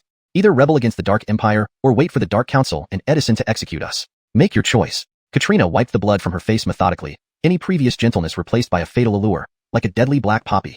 Brother Charlton, this woman is quite poisonous. Seizing one opportunity to climb higher, pretty women are often deceitful, needing to be eliminated after being used. Jacqueline Pepperin, Katrina is showing me loyalty. This is a pledge of allegiance. She had no choice before, but she does now, so naturally won't follow the Dark Empire all the way. Brother Charlton, are you attached to her? Such a vicious woman, give her a chance, and she'll rise to power, impossible to control. Jacqueline Pepperin, what nonsense are you thinking? Do you really believe I trust her? What if she's a spy Edison sent to me? Did you naively think a few words could shake the Dark Empire? If so, you underestimate Edison. Brother Charlton, what do you mean? Is this girl putting on a show for you? Jacqueline Pepperin, I don't know if it's a performance, but her actions are extreme. Maybe Edison anticipated my arrival, orchestrating this. But the truth isn't important, is it? Free fighters come and go as they please. Brother Charlton, can you speak plainly? Jacqueline Pepperin, everyone thinks I have a dirty mind, but Edison's dirtier. Pepperin was utterly confused. She couldn't understand such devious logic. Her old master was like this, and Brother Charlton was too. Unsolvable problems were best left unsolved. Her job was simply to protect Brother Charlton. Chapter 450. The human race needs an emperor. Deep within an unnamed pocket dimension, two figures stood. One wore a pitch-black cloak, his head crowned with sparse white hair, and his face as old and wrinkled as if it had crawled out of a coffin, an ancient mummy. His deep-set eyes radiated blackness, evoking a nameless dread. Next to this wizened figure stood a young man with a strikingly handsome visage, his jet-black hair cascading down like a waterfall. Both gazed at a massive crystal ball that projected an image before them. Without exchanging words, they met each other's gaze and smiled. Your Highness, if everything goes according to plan, we can expect great results. This move is solid. Cloud Charlton thought he could change his destiny on his own, but he doesn't realize that he himself is part of the grand scheme. Fate, momentum, causality, they all lie in your hands, Your Highness. The ancient mummy-like figure observed the scene within the crystal ball, a depiction of Katrina slaying the Tomas and compelling the Granville to make a decision. Truly, the prince's strategic mind was unparalleled. From the moment Cloud Charlton descended into the abyss and the demonic disciples invaded, it was foreseen that he would sneak into the Azure Cloud's secret realm. Indeed, as predicted by the prince. They then played along, letting the Tomas send a message for Katrina to ambush Cloud Charlton in the abyss. Eventually, everything unfolded as the prince prophesied. Katrina had already harbored rebellious thoughts. Benito, now that things have reached this point, what do you have to say? 20,000 years of loyalty, yet not as much as Cloud Charlton's few words. Katrina has long desired rebellion. She grasps every opportunity to climb up the ladder. Truly, no venom matches a woman's heart. Woman is ultimately a hindrance. Since you wish to rebel, let me give you a hand. Cloud Charlton, such a woman will only be a stumbling block, never a support. The young man stood with his hands behind his back, watching the projection in the crystal ball, his face cold and calculating. Your Highness, what do you plan to do next? The elder turned to look at the young man, his eyes filled with anticipation. The prince had always been impeccable in strategy. He hadn't moved for 20,000 years, merely accumulating power. People laughed at him, thinking he aimed to invade the 30,000 great worlds. Yet still did they know, the prince was preparing to face an unknown, formidable enemy. Cloud Charlton's emergence indeed presents an obstacle for me, but this obstacle can be transformed into an advantage. Let's push him further. The Dark Empire needs purging. Let's give the Azure Cloud's secret realm to Cloud Charlton. Let Cloud Charlton eliminate the 6th and Tomas, as well as the Black Dragon clan. I'll leave my 10th incarnation for him to kill. We should take this opportunity to escape. The young man's smile faded as he looked beyond the endless cosmos. How many truly understood him? In 3,000 years, people blamed Edison for the darkness and chaos. But how many knew that he had been defeated and had no choice but to retreat to the 30,000 worlds? Enough of this ignorant world. My actions need no one's approval. Being true to heaven and earth, true to my conscience, that's enough. Your Highness, are you abandoning the 20,000-year plan entirely? Do you intend to place your hopes on Cloud Charlton? You know how deeply he hates us. If he discovers our manipulation, it will bring endless trouble. This issue must be resolved, the elder said, shocked that the prince might actually mean this. It was as if he were deliberately grooming a successor. Had the prince lost his mind? Benito, why have you become so sensitive? 20,000 years ago, you supported my plan from the beginning. In those 20,000 years, we saw what happened to humanity in the Eastern Domain and even the entire Canglan World. I, Edison, am a sinner against humanity. Now, after 20,000 years, another supreme prodigy has arisen in the Eastern Domain. He can mend my regrets over these 20,000 years. We claim to be unashamed before the hearts of people, before all citizens. But are we really? Benito, after 20,000 years, it's time for humanity to have its emperor. This time, we have no second chance. If we truly fail, the 30,000 great worlds. I genuinely hope that one day Cloud Charlton will come to kill me, provided he can defeat my 10th incarnation. Whatever people think of me, at least I'm doing what needs to be done. Let's go. It's time to leave. The young man glanced at the crystal ball one last time, then extinguished it and sealed it. Behind him, a portal of light emerged, leading to dark space where colossal warships loomed. Farewell, 30,000 great worlds. It's hard to part with. I wonder if I'll ever return. Your Highness, you're not an emperor, yet you act as one. Yet the world. One day, I hope someone can vindicate you. The elder sighed softly, his desiccated body stepping through the portal into an uncertain journey. Azure Cloud's secret realm. Granville Katrina, Are you really going to betray? The prince has been kind to you. Do you think the Empire and the Council will forgive you? Granville, what do you plan to do? Are you truly going to kill me? The Alden felt an overwhelming sense of dread as he watched Katrina smirk and the Granville approach step by step. Betrayer. Alden, why would I betray? You killed the Tomas, and as the Granville, I must clear away the traitors. Rest assured, you will soon be joined by your clan members. The Granville was internally conflicted. The Black Dragon clan had no choice after Katrina slew the Tomas. Killing one or many didn't matter when rebelling meant going all the way. Die. Patriarch, you speak too much. Katrina's sharp dragon claws pierced the Alden's heart, crushing it instantly. The prince observed from the side, judging the future of the Black Dragon clan based on her actions today. Fedora, explain yourself. Now. The Granville lifted his gaze to meet Katrina's. How did this girl become so audacious and ruthless? Who gave her such confidence? Patriarch, allow me to introduce you to someone. Your Highness, you may come forward. Katrina bowed respectfully toward the void, her expression reverent yet fraught with worry. Which Highness? The Granville blurted out, stunned, wondering who else could be here. Katrina, I accept your loyalty. Cloud Charlton appeared from the void, his smile calm and serene. You're Cloud Charlton. Fedora, you consider this boy your prince? With just a Skysoar realm, what can he achieve for you? Worth it to bet the entire Black Dragon clan on him? The Granville drew a sharp breath, anger surging within. There was no turning back now. Cloud Charlton, the boy Fedora trusted, was truly insane. Patriarch, it's worth it. First, Orin can restore our status among the dragons. Second, Orin can pardon our crimes. Third, Orin is the sole heir of the Imperial Court. Katrina approached the Granville, having taken such drastic measures solely to force a rebellion against the Dark Empire. Chapter 451, Deceived. The Granville looked at Ian. Though he had heard much about him, the boy still appeared as an unremarkable youth. Yet this youth had accomplished one astonishing feat after another. Imperial Court bloodline. It could pardon them, and even allow them to return to the Dragon Clan. No wonder Fedora was willing to risk so much to rebel against the Dark Empire. Indeed, these were three conditions that no one could refuse. Even I find it very tempting. Fedora, you are too rash. How do you know he isn't deceiving you?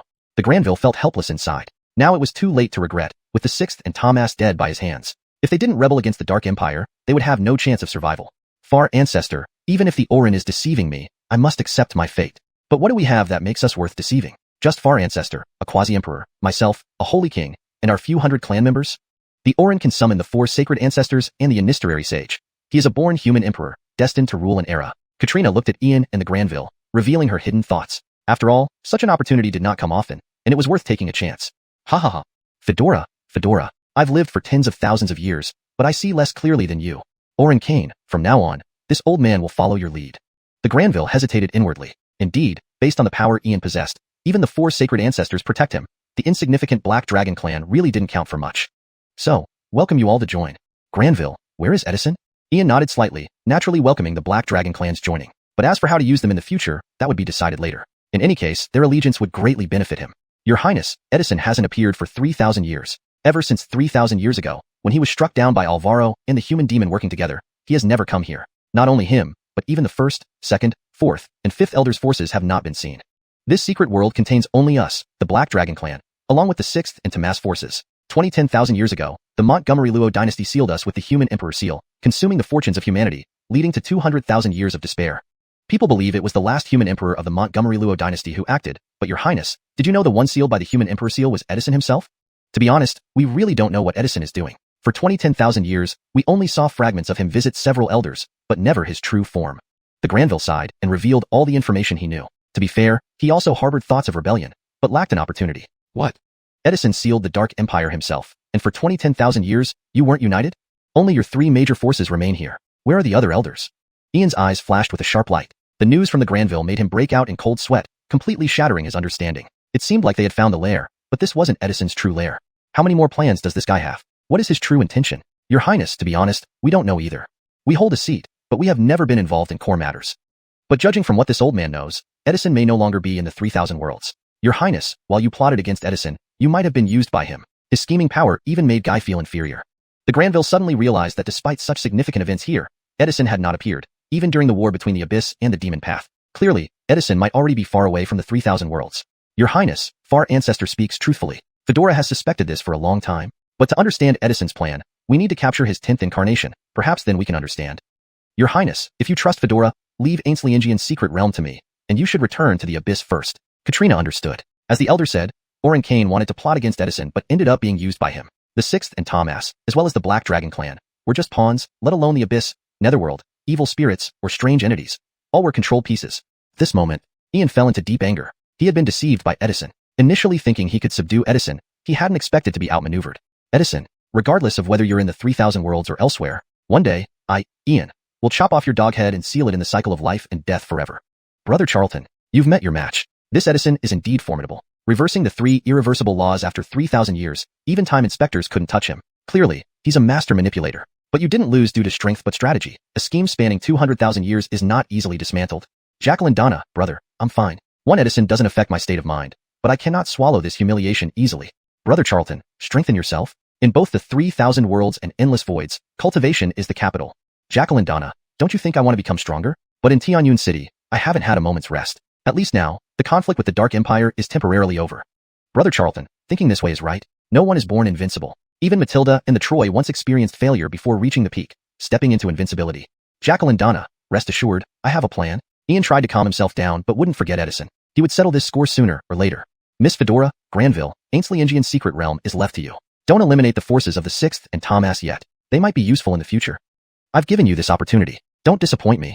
With that, Ian disappeared, emerging from the entrance of Ainsley Indian's secret realm into endless fog. Far ancestor, our opportunity has arrived. Katrina confirmed Ian had truly left, revealing a smile. But beneath this smile lay numerous hidden dangers. Yes, our opportunity has finally come. The Granville smiled too, but what exactly did they mean by opportunity? Perhaps only they understood. Brother Charlton, they indeed have ulterior motives. My temper wants to just kill them outright. Jacqueline Donna, no need. Let them be. Everyone has secrets nowadays. As long as they don't interfere with me, it's fine. Brother Charlton, Katrina isn't like Lainey, a naive girl. Are you sure you can control this? Ian was speechless. With Donna, the tool character, there was nothing more to say. She was always so informal. Hashtag chapter 452. I shall take responsibility. In the holy city of Montgomery Huang, at the Heavenly Demon Institute, at the Tower of 10,000 Demons, Bloss and Benny stood side by side, watching the images projected from within the tower. One a heart demon, the other a scoundrel, both occasionally emitting sinister laughs. 38 levels, the 38th level. Old fiend, this wave has made you rich. The advancement speed is astonishing. It will probably occupy up to the 45th level of the Abyss by dawn. Who's commanding this group? Every ounce of strength she utilizes perfectly. First, she eliminates key targets with experts, then uses lesser disciples for localized strikes. When did our demon way produce such an expert in military strategy and formation tactics? Benny watched the projection inside the Tower of 10,000 Demons, his gaze fixed on the fully armored Temperance. He felt a strange familiarity, as if he had seen this combat tactic before.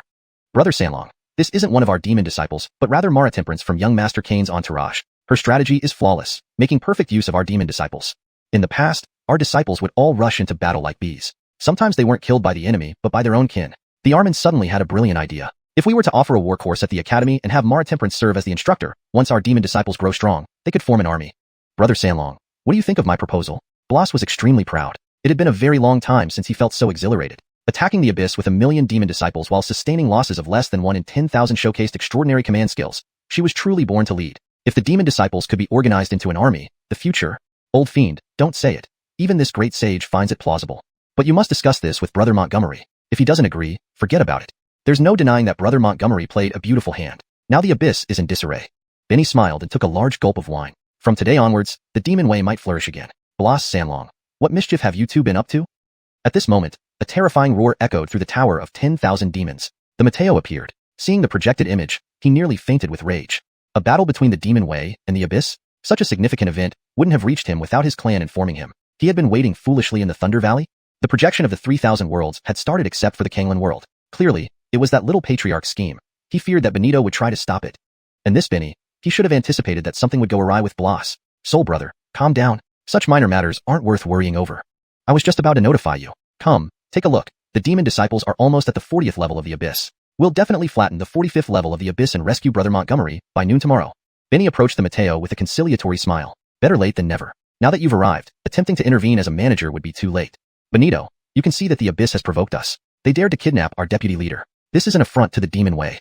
Don't worry. We'll handle this matter smoothly and bring Brother Montgomery back safely. Just watch. As long as they don't hand over Brother Montgomery, we'll fight until they do. Bloss preempted, seizing the moral high ground. After all, the Benito was the leader among the 7 managers. If he forcibly stopped the operation, all of Brother Montgomery's efforts would be for naught. Matters concerning the reputation, resources, wealth, and prestige of the demon way meant retreat was impossible. At least not for several millennia. Do you want to drive me mad? Young Master Kane acted rashly, and you followed suit. The Overlord of the Abyss has already reported to our Soul Clan. You should retreat immediately. Are you really trying to give the 3 major factions a reason to attack? Don't forget the Shadow Realm watches nearby. If the factions launch an attack, the Shadow Realm will surely exploit the chaos. Who will take responsibility then? The Mateo turned pale, shaking with fury. He wished he could kill these two rascals with a single blow. Although this concerned Ian, the situation had become absurdly chaotic. I shall take responsibility. Benito, don't blame them. It was my plan. The three major factions won't dare attack, nor will the Shadow Realm. They lack the courage. Ian silently appeared in the Tower of 10,000 Demons, a mysterious smile playing on his lips, clearly confident in his scheme. Young Master Cain, what's happening here? Seeing Ian, the Benito was momentarily dazed. Since Ian had emerged, who was inside, and what was his true intention? Ian smiled, explaining his entire plan without reservation. Both Benny, Blas, and the Mateo were utterly stunned. They were astonished. They had thought Ian only wanted to enhance the Demon Way's reputation, resources, and wealth, but there was another layer of meaning, to strangle the Dark Empire. Because the Abyss was a forward post, it was the closest to the Canglan World. By occupying the 40 levels of the Abyss, they aimed to seize advantageous terrain. If they ever had to fight the Dark Empire, they would keep the battlefield confined to the Abyss, preventing the Canglan World from becoming a battleground. This would buy more time for preparation. At this moment, whether it was Benny, Blas, or the Benito, they all revered Ian's foresight. They had only thought about the resources and wealth of the Abyss, but Ian was preparing for the future. If the Demon Way controlled the 45th level of the Abyss, the resources would benefit the human race of the Canglan World. Each day delayed would make the Demon Way stronger. As long as the three major factions didn't deploy troops, the future of the Canglan World's humans was clear. Brother Montgomery, your foresight amazes me, said Benny. But 45 levels of the Abyss, with our current numbers, can we hold it? Benny admitted defeat while Blas began strategizing. He knew they couldn't hold such a vast territory and would need allies. Only Ian could facilitate this. Old fiend, you want me to find allies for you, don't you? But how? Who do we ally with? How do we distribute benefits? These are crucial details. Not yet. Let's first secure the 45th level of the Abyss. Don't exterminate all demons on each level. They're ideal slaves. Managing abyssal demons is a delicate art. Don't use your methods. Let demons manage demons. That's the best approach. Benito, don't worry. I have it under control. Ian waved his fan gently, his expression calm and composed. As long as he dispelled the Benito's unease, the matter would be resolved. Brother Montgomery, we'll focus on capturing territory. Other matters, I leave to you. Distribution of benefits falls under your purview as deputy leader. Blas chuckled nervously. He couldn't hide his thoughts from Ian. Though they could capture 45 levels of the Abyss, holding such a vast territory was unrealistic. Distributing benefits strategically could earn support from other factions, ensuring the Demon Way's prosperity. Chapter 453. I'll help you bear it. Yanistal Brother Montgomery, are you still planning to go when the secret realm opens tomorrow? Cameron asked because it contained primordial essences that were invaluable to him. If Ian didn't go, then this hope would be lost. Splash. Old rascal, with such a huge event now drawing everyone's attention to the war between the Demon Sect and the Abyss, how many forces will care about the secret realm? As a guest elder of the Heavenly Demon Academy, you're going to have your hands full. How many forces will come to the Heavenly Demon Academy? 45 layers of the Abyss. Only those demons with brains like stones would regard the Abyss as barren land. Each layer yields countless treasures. Mark my words, many forces will want their share. Ensure you guard this well. Ian closed his palm fan, looked at Cameron with utmost seriousness. The deeper one went in the 45 layers of the Abyss, the richer the resources became. The Demon Sect alone couldn't manage it. Others would definitely eye it. Old Rascal was the perfect choice due to his unscrupulous nature. Yanistal Brother Montgomery, this matter is on me, but how long do you plan to occupy the Abyss? Shaw can ignore Abyss Lord's request, but other managers might not. There's also interference from hidden powers. With such great benefits, can you withstand the pressure? Cameron knew it was a profitable task, yet faced immense pressure. If Yanistal Brother Montgomery couldn't bear it, he'd have to flee. Indeed. Yanistal Brother Montgomery, Max Sanlong makes a good point. What if you can't bear it? Blas's smile faded. This benefit was too large. Even if everything went right, there was always a risk of losing both interest and face in the 3,000 realms.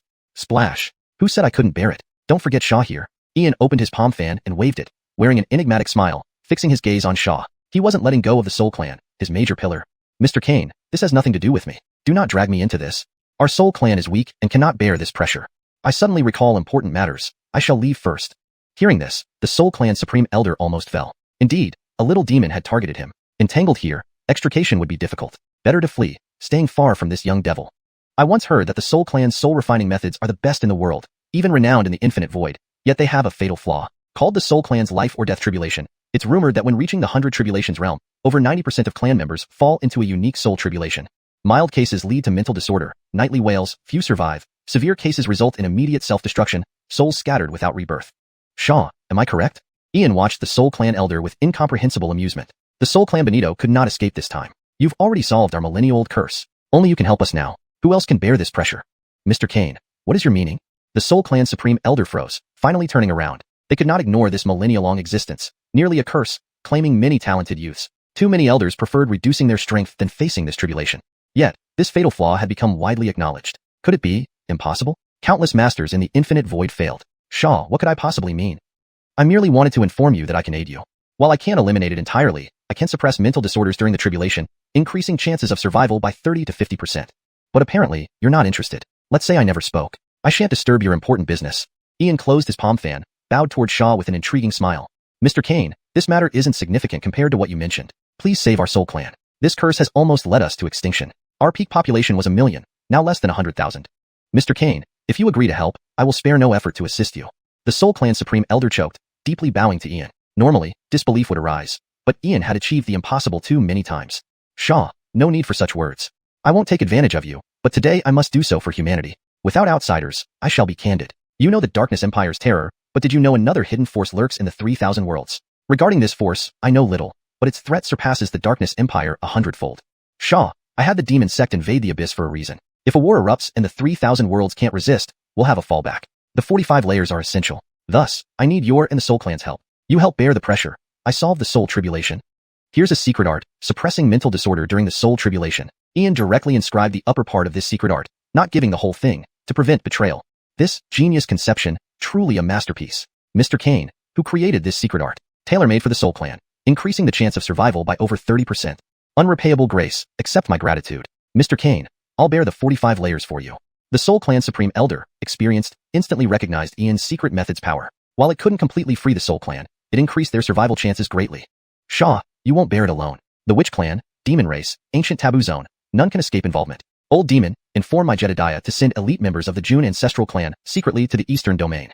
Prepare them as reinforcements for the Abyss. Well, I've said my part. I'm returning to the Abyss, leaving the rest to you. Ian vanished, leaving 3 people staring at each other, but they all knew it would be a protracted struggle.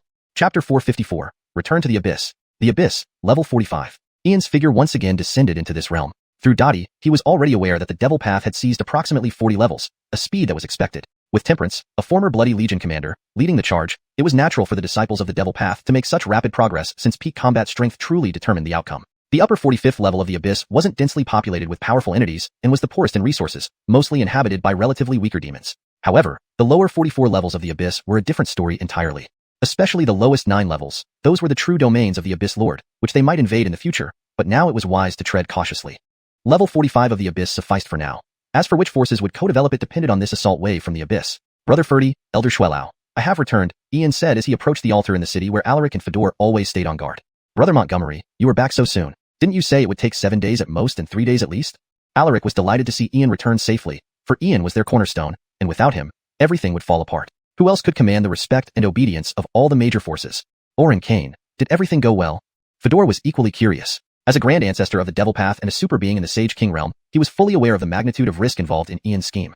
Some twists and turns, but it's done. Specifics can wait for later. Brother Ferdy, before sunrise tomorrow, the 3 holy sites of the Devil Path will have taken over level 45 of the Abyss.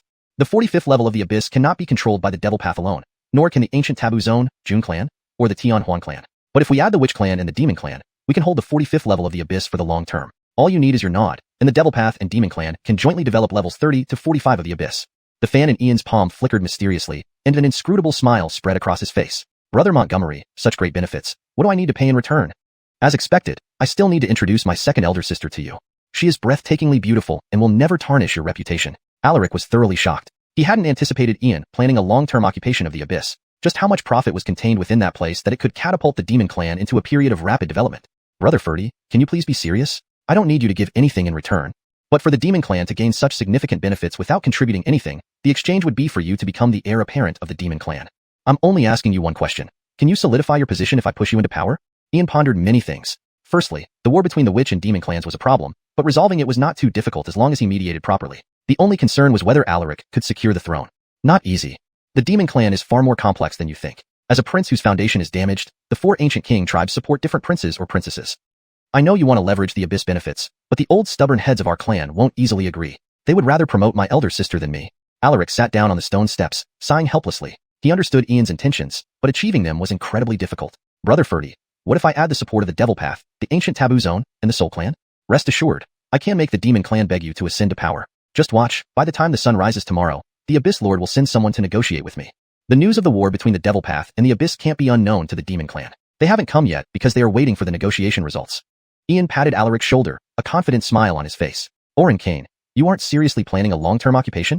Fedor carefully analyzed Ian's words and realized that his intent was indeed to control the Abyss, a seemingly impossible task. The Abyss Lord wouldn't let humans occupy level 45 of the Abyss. It would be a huge disgrace to them. Elder Shue, it's not just a long-term occupation. I have no intention of returning it. I must occupy this level of the abyss. It serves as both defense and offense. I genuinely don't know how much longer the Canglan World can withstand, and preparing a fallback sooner rather than later seems prudent. Once a true crisis hits, it might be too late. I'll start by securing level 45 of the abyss, and then cleanse all non-Canglan forces and races starting from the eastern domain. When we occupy the abyss, I'll reveal some secrets to you. Ian gripped the fan in his palm tightly. On the surface, he appeared calm, but internally, he felt more pressure than anyone. Both the Montgomery human emperor race and the imperial lineage, along with his own emperor's bloodline, had become widely known. So he had to proceed boldly. The Time Watcher's words were still vivid in his mind. Canglan was destroyed after 3,000 years, dragging the 30,000 worlds into turmoil. Not to mention the Matilda forced into reincarnation, whom he needed to rescue. Yet he lacked sufficient power. Forced into this situation, he had no choice but to reverse the future.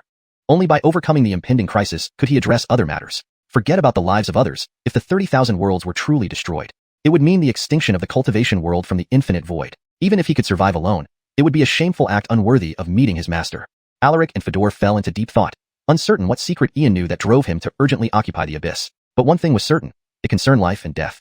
An 18-year-old boy had achieved what countless others dared not even dream of, gathering a cluster of major forces around him. A born supreme. Only the ancient human emperor could compare.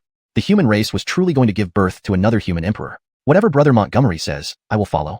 Oren Kane, this old man is willing to offer my utmost assistance. Alaric and Fedor expressed their resolve. There was no turning back now. They had become an interest community. If Ian fell, the benefits they had gained would benefit others instead. Brother Ferdy, Elder Shui, it's not complicated. We'll see how much benefit we gain from occupying the abyss. The June clan will arrive as the second batch of reinforcements. The Devil Path will handle capturing territory while logistics fall to them. Don't worry about selling the resources. I will invite Brother Oswald from the Dirac Ancient Civilization to join us. He will sell the resources in the infinite void, receiving 10% of the profits. When a large amount of resources flows continuously into the hands of major forces from the infinite void, I doubt the old stubborn heads of the demon clan can sit still. At that time, you, a ruined prince, will be revered as an ancestor by these stubborn elders, and various hidden powers will present their sacred maidens, divine maidens, and celestial ladies to you. Elder Shui, don't blame me for not notifying you in advance. If there are any demonesses or enchantresses in your devil path, find one quickly for Brother Ferdy. He's the future demon emperor. If others get there first, you'll regret it. Ian shook the fan, his lips curved into a mysterious smile, sitting calmly on the stone steps, betraying Alaric without hesitation. Better to serve the devil path than let others reap the benefits. Chapter 455. I do not accept negotiations. The speaker was careless, but the listener had a purpose. Fedor realized it was indeed so upon hearing it. However, he secretly kept a close watch on Ian and Tai Ferdy. Indeed, several female disciples of the demon path were outstanding. Whether talking about one or two, he might as well capture them all at once. Ian and Tai Ferdy were both exceptional geniuses among humans, with unparalleled talent, potential, and physique. Such youthful paragons were naturally to be seized by the demon path. At this moment, Ian sensed the unusual movement in his spatial ring and instantly drew out a sheepskin scroll. It was the sacred dual pact he signed with the old skeleton. Strange light patterns flickered on the scroll, projecting an indistinct image. Yanistal Ancestor, I finally got in touch with you. I'm right at the entrance to the 46th level. Hurry up and release the seal on the 45th level, for I have urgent matters to discuss with you. The projected image was none other than the pitch-black skeleton. Upon seeing Ian's figure, he truly felt deeply helpless. The communication talisman couldn't penetrate the sealed 45th abyss layer, nor could spatial transmission work, causing the abyss lords to be nearly frantic. Splash. Brantley, if you have something, say it directly. Otherwise, scram. Ian unfolded a fan and slowly fanned himself. The abyss lord had come knocking quickly enough, even sending the old skeleton as a mediator. Unfortunately, his plans would not succeed. Yanistal Ancestor, one must repay trust given by others. Let me in first, then we can talk freely. Won't you even give me that much respect? The soul fire in the black skeleton's eye sockets trembled. Knowing this Yanistal Ancestor well, he feared this wave would result in the occupation of the abyss. These foolish demons had picked a fight with the wrong person, giving him a perfect excuse for war. Brantley, this has nothing to do with you. Now scram. Why? Does your Netherworld faction plan to intervene too? Tell the abyss lords, I do not accept negotiations. With that, Ian conjured a hellfire in his palm and incinerated the scroll before him, making the old skeleton's projection vanish instantly. Brother Montgomery, really not accepting negotiations? The Abyss Lords sought mediation, showing they don't want war. If we push the Abyss Lords too far, they might risk everything to launch a full-scale attack on the Canglan World to force you to withdraw. Tai Ferdy frowned, surprised at how quickly the Abyss Lords acted. But Brother Montgomery's refusal clearly showed his intent to regain face. Opening talks immediately would seem too humiliating. Heh, Brother Ferdy, do you think the demons dare? I wish they would attack the Canglan World. That would give me even more reason to occupy the Abyss. Don't worry, the Abyss Lords won't dare to attack and will choose to negotiate. Ian seemed confident, thoroughly understanding the depths of the demons. Last time, over a dozen emperors were killed by the Zhuge Sage Ancestor, which inflicted heavy losses on the demons. Now they wouldn't dare offend him, fearing he might summon the Zhuge again. Haha, Orin Demonic, young Master Kane is correct. Don't forget, the Zhuge Sage Ancestor killed over a dozen demon emperors. It's not that we push the demons to their limits, it's that the demons fear enraging young Master Kane. The demons don't dare gamble whether young Master Cain will summon the sage ancestor again. Beckham, having lived over 100,000 years, knew well that the Abyss Lords chose indirect means to ask for mediation instead of immediate negotiation, revealing their intentions. Exactly, let them wait a few days. Ian grinned mysteriously, grabbing a jug of fiery liquor and drinking it heartily. Fourth sixth layer of the Abyss. Several figures stood at the entrance to the 45th Abyss layer. Most conspicuous was the burning skeleton enveloped in black flames. Around them were various high-level demonic lords from the lower 9 layers, including an exceptionally striking female demon with purple eyes, curved horns on her head, and dark wings on her back, radiating beauty and allure. Child Ian, you've insulted us far too much. Despicable human, to dare refuse negotiations, thinking we are easy to bully? Rotten child, I'll break your neck someday. Abyss Lords angrily raged while the black skeleton and the purple-eyed female demon remained silent. The remaining Abyss Lords exuded towering killing intent. That's enough. You fools, why did you provoke that little demon? Now, he refuses negotiations. Are you satisfied? You frequently invade the human realm. Now, someone has manipulated the little demon into the abyss, and you even plan to kill him. Millions of demon path disciples came under the pretext of rescuing a vice leader. This gives them a just cause. I warned you not to provoke Ian. Among the 3 factions, Ian hates the abyss most. Now you've given him a reason for war. I doubt you'll get the 45th layer back. The soul fire in the black skeleton's eyes flickered wildly. He knew better than anyone else the schemes of Ian, the little demon, who had tricked him countless times. How could these demons, whose minds were stone, match Ian? Bone Elder, so we asked you to mediate. Only your wasteland escaped disaster among the 4 sage ancestors' attacks on our camps. We know of your extraordinary relationship with Ian. Please help us. We will agree to any condition if Ian agrees to withdraw. We must reclaim the 45th layer. That's our bottom line. The purple-eyed female demon spoke, emphasizing that the resources of the upper layers supported the lower layers, making it imperative to reclaim it. Difficult. I advise you to prepare for territorial concessions. Ian is not an easy opponent. He hasn't attacked our wasteland because our deceased haven't harmed the humans much. Of course, there's also my friendship with him. But you only see the invasion of the abyss. Have you seen another side? That when Ian orders it, a million demon path elites pour out. Ian uses abyss demons to train his forces. Until he accepts negotiations, the demons will keep dying. The wealth, resources, bodies, and souls of the demons on the upper 45th layer. Every day of delay makes the demon path stronger. But you think only the demon path benefits? More factions will join in. By delaying negotiations, Ian aims to gain time. I have no solutions. We need someone who can influence Ian and change his mind. One person comes to mind, Imperial Phoenix Mercedes. Who dares go? The soul fire in the black skeleton's eyes shook violently. Dealing with this mess would only irritate Ian further, who harbored deep grudges. If provoked, he might find a reason to invade the netherworld, even calling in reinforcements from his sect. Chapter 456. This matter has truly escalated. Tiara. The Abyss Lords from the lower 9 layers immediately shut their mouths, each of them frozen in fear, as if they suddenly feared for their lives. Who didn't know the terrifying power of Tiara? She had achieved enlightenment after 10 years of cultivation and instantly became a saint, challenging all the formidable figures in the vast world of Canglan. A peerless female saint like her was not to be provoked by an Abyss Lord. Seeking her would only end in certain death. Rumors had it that one of the avatars of a Void Overlord had been slain by Tiara. How come no one is speaking now? Aren't you usually fearless? Even a human saintess intimidates you now? I won't hide it from you, even I dare not approach her. What should we do about this matter? Let me clarify, Cloud Charlton is a troublemaker I cannot afford to provoke. Since he refuses to negotiate, I have no choice but to take my leave. The black-skulled entity did not want to get entangled, fearing he would be burned if he got too close. It was hard enough building a relationship with Cloud Charlton, and he did not wish to jeopardize it for the sake of the Abyss. This won't work. It's truly infuriating. When has our Abyss ever suffered such humiliation? In my opinion, we should attack the great world of Canglan to pressure Cloud Charlton into retreating from the Abyss. Yes, I agree. Let's fight that damn little devil. We cannot remain passive. I don't support launching an attack. What if this is Cloud Charlton's ploy? Once we invade the great world of Canglan, it will change the nature of our conflict. We'll be enemies with the entire Canglan world, not just Cloud Charlton. While an attack may not be the best option, we can't remain passive either. The 45th layer of the Abyss has been sealed. Our only hope is to seek help from forces within the infinite void. The Abyss Lords from the lower 9 layers deliberated among themselves, some angry, some raging, and some deeply aggrieved. But none had any real solutions. Cloud Charlton rejected negotiations and remained out of sight, leaving them feeling utterly helpless. They had faced crises before, but never like this, one that felt so demeaning and blatant. The forces of the infinite void. Aren't you being overly optimistic? Haven't you forgotten how the war in the Bare Achilles world ended? Didn't the demigod of the Dirac ancient civilization intervene and send Grand Marshal Ishmael to mediate due to Cloud Charlton? With our supporting civilization ranked 97th among the top 100, there's no need for the Dirac civilization to intervene. Just the presence of Grand Marshal Ishmael could make our civilization tremble. When that happens, there will truly be no room for negotiation. This matter cannot be rushed. We must ask the ancients to mediate. Elderbone, please bear the responsibility. A purple-eyed female demon spoke up, sighing deeply inside. This issue was truly difficult to resolve. It wasn't that she feared Cloud Charlton asking for exorbitant terms. It was that he wouldn't negotiate at all, which was maddening. There's nothing more I can do, said Elderbone. I've heard that the supreme great elder of the Soul Clan is in the great world of Canglan. Perhaps we should seek his assistance. Don't get your hopes up. The elderly gentleman probably. Enough. I will personally visit Canglan. Before I return, you must not take any rash actions or provoke further conflicts. The black-skulled entity, having no other options, decided to visit Canglan himself, hoping the supreme great elder of the Soul Clan would intervene. The Abyss Lords reluctantly agreed, powerless to act otherwise. The upper entrance was sealed, and spatial teleportation was ineffective. Clearly, this was a deliberate provocation by Cloud Charlton. The black-skulled entity disappeared, entering the bloody arena directly and then arriving at the Heavenly Demon Academy through Clark's holy dual pact. Mommy! A ghost! Help! Clark was practicing when he sensed someone appear. Opening his eyes, he saw a skeleton engulfed in black flames, which terrified him into screaming loudly.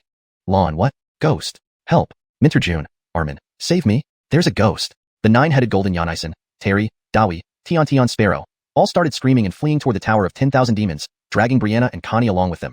As who wouldn't be terrified seeing a giant flaming skeleton late at night? Bold, deceased spirit, how dare you create chaos in the Heavenly Demon Academy? Clark and Hilton also appeared but were equally frightened by the black-flamed skeleton. A powerful undead at least in the Saint King realm.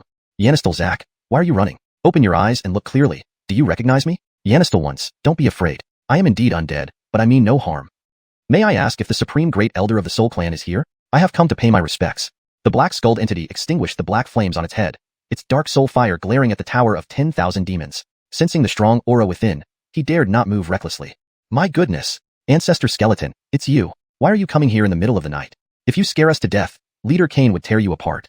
Supreme Elder Ancestor, wait in the Tower of 10,000 Demons. I'll go inform you. Clark regained his composure upon recognizing the black skull, realizing it was the manager of the bloody arena. He sighed in relief, nearly scared to death. Young Zach, no need. I've already arrived. What brings you here? If you're pleading for the Abyss, you can leave. Lord Kane has said he won't accept negotiations or mediation. The figure of the Supreme Great Elder of the Soul Clan emerged, exuding an overwhelmingly authoritative presence. Clearly, he knew the purpose of the visitor and blocked any further conversation outright. Supreme Elder Ancestor, I merely fulfill the requests entrusted to me. Since Lord Kane won't negotiate or mediate, could you at least tell me what he intends to do? At least give me something to report back with. The black-skulled entity bowed deeply to the elder, the soul fire in his eye sockets almost extinguishing. He knew this matter had escalated beyond control. The 45th layer might never return. With the Supreme Elder present, it signaled the Soul Clan's involvement. The elder was shielding the young troublemaker. Lord Kane said this is to reclaim debts, to settle the debt for the killing of the human Emperor Alvaro 3,000 years ago in the Azure Cloud's secret realm. This is personal grudge, and as one of the 7 managers, I cannot prevent or interfere. The Supreme Great Elder of the Soul Clan maintained an impartial demeanor, explaining that Lord Kane was exacting personal revenge, something he could not hinder. Thank you, Supreme Elder. I understand and will take my leave. The black-skulled entity bowed and vanished. The matter had indeed escalated, potentially implicating many. It was clear the young devil intended to manipulate events to settle old scores from 3,000 years ago. Chapter 457, The Threat from Crawford. The 46th level of the Abyss. When the black skeleton returned, a group of Abyss Lords from the lower 9 layers were collectively stunned again. The words of the Soul Clan's Benito almost made them spit blood. Collecting debts. Revenge. A 3,000-year-old grudge. Lloyd Alvaro, what is this all about? The killing of over a dozen emperors by the Juke Holy Ancestor. Wasn't that enough to offset your grudge? Now you've brought the demonic path invasion, turning it into personal revenge in your mouth. Could you be any more shameless, Ian? We've never seen such an audacious human. There are many who have grudges against our Abyss, but why do you, Ian, hold on so tightly? If you want to occupy the 45th layer of the Abyss, just say it directly instead of fabricating these excuses. Even devils wouldn't dare be as deceitful. It's simply abhorrent. With this, the nature has completely changed. Ian isn't here to seize the Abyss, but to seek revenge, exacting payment for debt, a perfectly justified matter. The demonic path invasion, initially framed as rescuing Deputy Chief Ian, has now degraded into assisting his personal vendetta. At this moment, the 5 Abyss Lords inwardly screamed countless profanities and wished they could flay Ian alive. What a humiliation. Moreover, it was a bare-faced slap, even trampling on the entire Abyss's dignity. This cannot be tolerated any longer. I'm going back to assemble the army to march into the Canglan Great World. That's right, I can't stand it anymore. Let's fight with that brat Ian. A mere human dares bully our Abyss like this. If we don't take revenge, how can the Abyss survive? The damned boy Ian. I'll twist his head off. The 4 Abyss Lords were furious, having not faced such humiliation for many years. It was truly an intolerable rogue, and Ian must not be let off. Enough. We are seeking a solution, not escalating the conflict. Once we send troops, the situation changes. We must restrain ourselves at this time. Ian claims revenge while the demonic path claims to rescue their deputy chief. Don't forget the Yaoju, Yaozu, and Wuzu, if they also join under various pretexts. Edit. Ian claims revenge while the demonic path claims to rescue their deputy chief. Don't forget, if the Yao tribe and Wu tribe also join under various pretexts. Note, the terms Yaoju, Yaozu, and Wuzu are often translated as Yao tribe and Wu tribe, or can be named according to context like tribe of spirits and tribe of shamans. Choose the one that fits your narrative best. For consistency, I will use Yao tribe and Wu tribe here. Our Abyss would face the wrath of the mythic races. Can any of you withstand the 2 tribes? If so, feel free to send the troops. The purple-eyed female demon spoke, one of the few calm voices among the 5 Abyss Lords. It was clear now that Ian was provoking the Abyss, hoping it would deploy forces. Bluntly speaking, Ian had undoubtedly laid traps, awaiting the Abyss's arrival. Hold your breath. Since we've offended this young ancestor, we must swallow our pride. I can assure you that I will mediate. But please, no excessive actions. Don't expect a manager to intervene. With the Soul Clan's Benito personally overseeing the Tianma Academy, it's obvious he supports Ian. If you dare to attack the Canglan Great World, the Soul Clan's Benito might instantly snatch your souls. Prepare to abandon the 45th layer of the Abyss. At least for the short term, you won't get it back. The Black Skeleton understood that this matter would involve many more people. Ian might be testing the three major factions. They've never been a unified force. Or, Ian's target is the Dark Empire. This little devil's thoughts are too deep. You can never know what he really thinks. All they can do is wait for the little devil to make a move. In fact, Ian's actions serve as a warning to the three major factions. Ian, I am Crawford, one of the 7 managers of the 33,000 worlds. As a manager, I order you to immediately lead the demonic path out of the Abyss. By tomorrow's sunrise, if you do not withdraw, I will descend upon the Abyss myself and slaughter your 1,000,000 disciples. A voice, filled with supreme authority and deathly menace, echoed across the 99 levels of the Abyss, unleashing terrifying pressure. On each level, a bronze-masked figure appeared in the sky, resembling an immortal king, untouchable and sacred. Haha, a breakthrough, the manager has taken action. Watch Ian, the little brat, try to act arrogantly now. For better fluency and natural reading in English, manager Darin Chusola, adult has acted, is adjusted to manager has taken action. This maintains the meaning while ensuring it reads naturally in English. Indeed, Ian has caught the attention of the mighty manager. His good days are over. Unaware humans. One of the 7 managers controls the 33,000 worlds, each at least an emperor-level existence. Crawford is the second strongest of the 7 managers, overseeing the Void Heaven Realm, second only to the Soul Clan's Benito. Ian has really overstepped. He's finished. The Abyss Lords grew excited. While they dared not kill Ian directly, slaughtering his disciples wasn't a problem.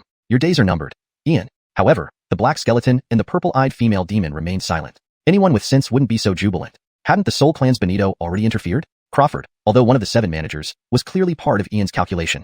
If Ian feared Crawford's threat, he wouldn't have attacked in the first place. This only meant the situation was escalating further. Or perhaps Ian's occupation of the Abyss was aimed at provoking certain individuals. So, you're Crawford. Embarrassingly, I haven't heard of you. Whether you're Crawford or some nobody, here's my response. Withdrawing is impossible. Come to the Abyss yourself, Crawford. If one of my 1,000,000 disciples or elders falls, I'll exterminate your entire clan. Simultaneously, Ian's voice resonated across every level of the vast Abyss, showing no fear of Crawford's threats. The 7 managers of the 33,000 worlds, it was meaningless. You insolent child, Ian. Not withdrawing before sunrise means not only the death of the demonic disciples, but also eternal exclusion from the Void Heaven Realm. Think carefully if you can bear the consequences. Crawford, enraged to the extreme, forced himself to suppress his anger, using access to the Void Heaven Realm as leverage against Ian. I'll never step into the Void Heaven Realm, not even if you, Crawford, kneel before me and beg. Crawford, I always keep my word. Want to test me? Ian's voice was calm but exuded unmatched savagery, as if a great ancient demon had awakened, causing involuntary shivers down one's spine. Ian, you ask for death and can't blame anyone else. Before sunrise, if you don't withdraw, I'll make you regret being born. Crawford's voice carried a bone-chilling aura, signaling he intended to clash to the death with Ian. Crawford, before sunrise, if you don't kneel at the entrance of the Tianma Academy, I'll commit suicide in the Abyss. Ian's voice was filled with overwhelming murderous intent, causing everyone around him, including Alaric and Elmer, to feel bone-chilling unease, except for his own icy eyes, which remained terrifyingly cold. Chapter 458, You Just Want to Be a Traitor. The Devilish Academy, the 10,000 Devils Tower. Old Demon Bloss was stunned. Jesus looked dumbfounded. Even the Mateo's eyes twitched in disbelief. All three were sharp and perceptive individuals who knew all too well who Bar was. The controller of the Void Celestial Realm was an ancient monster with vast longevity, and among the 7 great administrators, he ranked just below the Soul Clan's Supreme Benito. There were rumors of his ties with a powerful civilization within the Endless Void. He wielded considerable influence across the 3,000 major worlds and maintained cordial relations with many hidden forces. Even the Soul Clan's Supreme Benito could not say for sure that he could definitively defeat Bar. Yet here this little devil Ian wanted to destroy his entire clan and have him kneel at the entrance of the Devilish Academy. Did Ian intend to summon the 4 sacred Akashas again? If he really destroyed Bar, the severity of the consequences would likely be so grave that even that person couldn't suppress them. The other 5 great administrators would also emerge and target Ian. This idiot. Why does he have to provoke Ian? Brother Montgomery values face more than his life, and he's been slapped in the face by Bar this time. He will definitely seek retribution. Look at what happened to the Feather Clan and the Ning royal family. He said he'd wipe out their clans by sunset, and he did. Bar is probably doomed. Jesus was not grinning or joking as usual. Instead, he was genuinely worried. Knowing the Yanistal devil Ian, this was something he would do. While others might not know Ian's trump card, he did. The E clan has an ancient sacrificial spirit still alive. If the Akashas awakened, Bar wouldn't stand a chance. Hundreds of thousands of his clan members would be wiped out in minutes. Brother Three Dragon, I have a heart condition. Don't scare me. You can't mean Ian is going to wipe out Bar's entire clan. Bar is an Emperor-level powerhouse, at the peak of combat strength in the 3,000 major worlds. No one above the Emperor realm can interfere unless Brother Montgomery can summon a true god. But even a true god wouldn't dare descend into the 3,000 major worlds.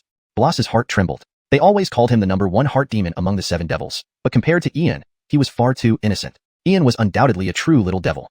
3 Dragon, you know something, don't you? If you do, speak up now. Young Master Cain went to conquer the abyss, which is righteous and justified. But if he truly wipes out Bar's clan, he'll become a target for everyone. The other 5 great administrators will intervene because, from their standpoint, Bar isn't wrong. The Soul Clan's Supreme Benito listened intently, knowing that Jesus surely had more information on Ian's hidden moves. If these cards were revealed, it would truly be a matter of life and death. Big brother, take this time to advise Bar, and get him to kneel at the entrance of the Devilish Academy. There's less than an hour before sunrise. If we're late, it will be catastrophic. Brother Montgomery never delays revenge. With Bar being so arrogant, Brother Montgomery's pride is severely hurt. If we're late, Bar won't last long. Jesus shook his head helplessly. Despite Ian seeming like a scoundrel on the surface, deep down, he was tougher than anyone else. If Bar doesn't die, then who dies? You stay here, I'll go find someone. The Soul Clan's Supreme Benito felt chills run down his spine. Clearly, Jesus wasn't exaggerating. He rushed to find Brenda to avoid an unmanageable situation. Reaching the icy domain of the Void Celestial Realm, he found Brenda. Your Majesty, listen to this. I went to fulfill my administrative duties, but Ian demands I kneel at the Devilish Academy by sunrise and threatens to destroy my entire clan. Isn't this little devil worse than any demon? Although I know his words are outrageous, how can I maintain my status in the 3,000 major worlds? If you don't handle it, I will take action against Ian. A figure with a bronze mask appeared.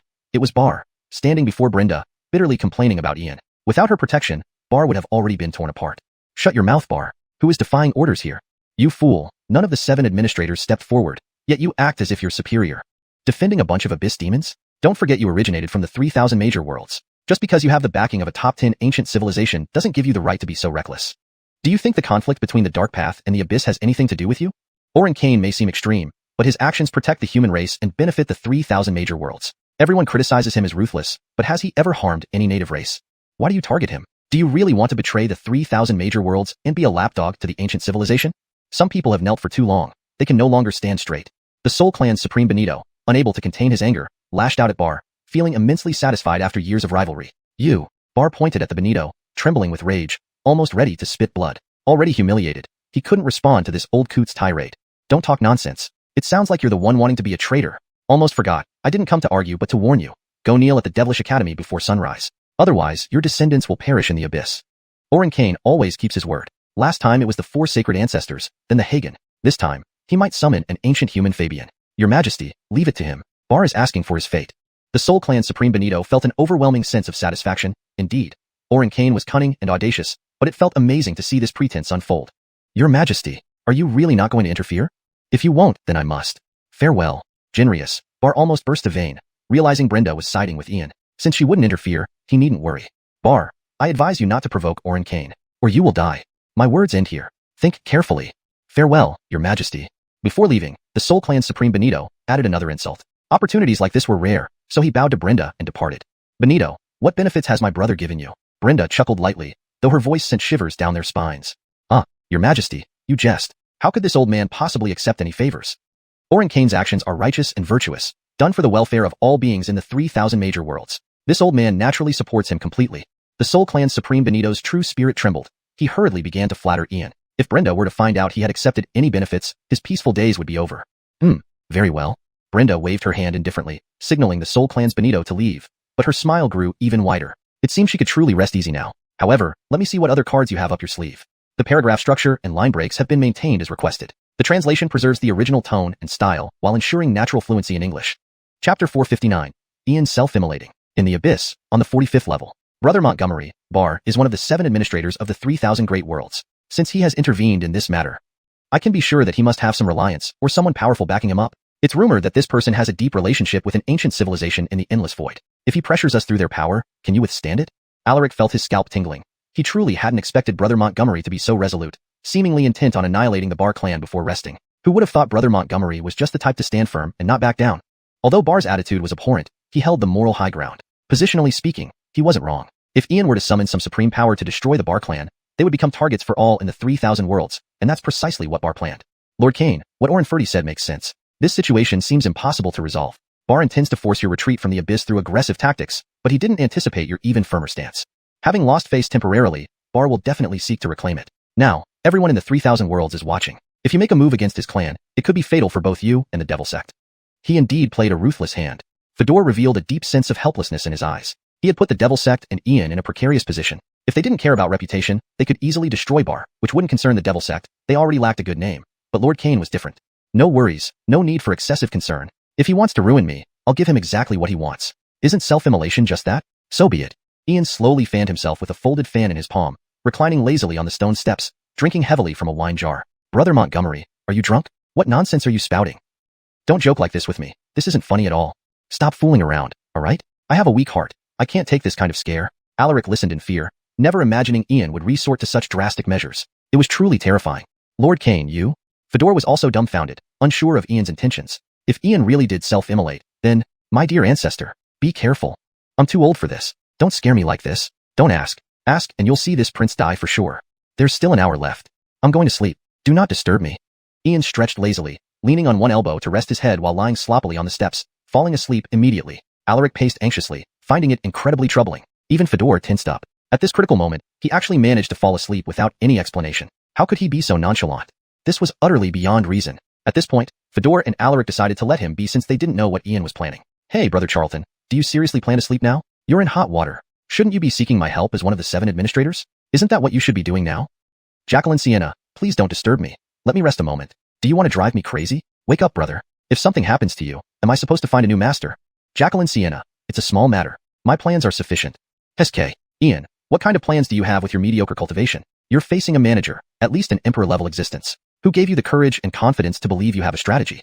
Jacqueline Sienna, please stop yelling. I said I have a plan. Besides, you're bound by rules and can't act directly. At most, you could scare Bar away, but that wouldn't achieve anything. Brother Charlton, although I can't act myself, I can find others. Awakening any old monster could make Bar submit easily. Jacqueline Sienna, once, twice, 3 times, should we always rely on others? How can I hold my head high before the female devil queen if I always borrow strength? She dominated the 3,000 worlds by her own might. Can I forever rely on favors that need repayment? Brother Charlton, but life is more important than pride. If anything happens to you, must I find another master? Jacqueline Sienna, enough with what shouldn't be asked. One must take responsibility for their actions. I've made full preparations. The worst comes to the worst, death.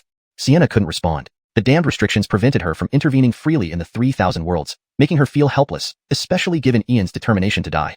Time ticked away. In the Canglan World, the red sun slowly rose above the eastern horizon, its first ray piercing through darkness, bringing light and warmth. Simultaneously, all those watching the conflict felt an inexplicable pain, sensing an impending loss. Ian, time is up. Withdraw now or win.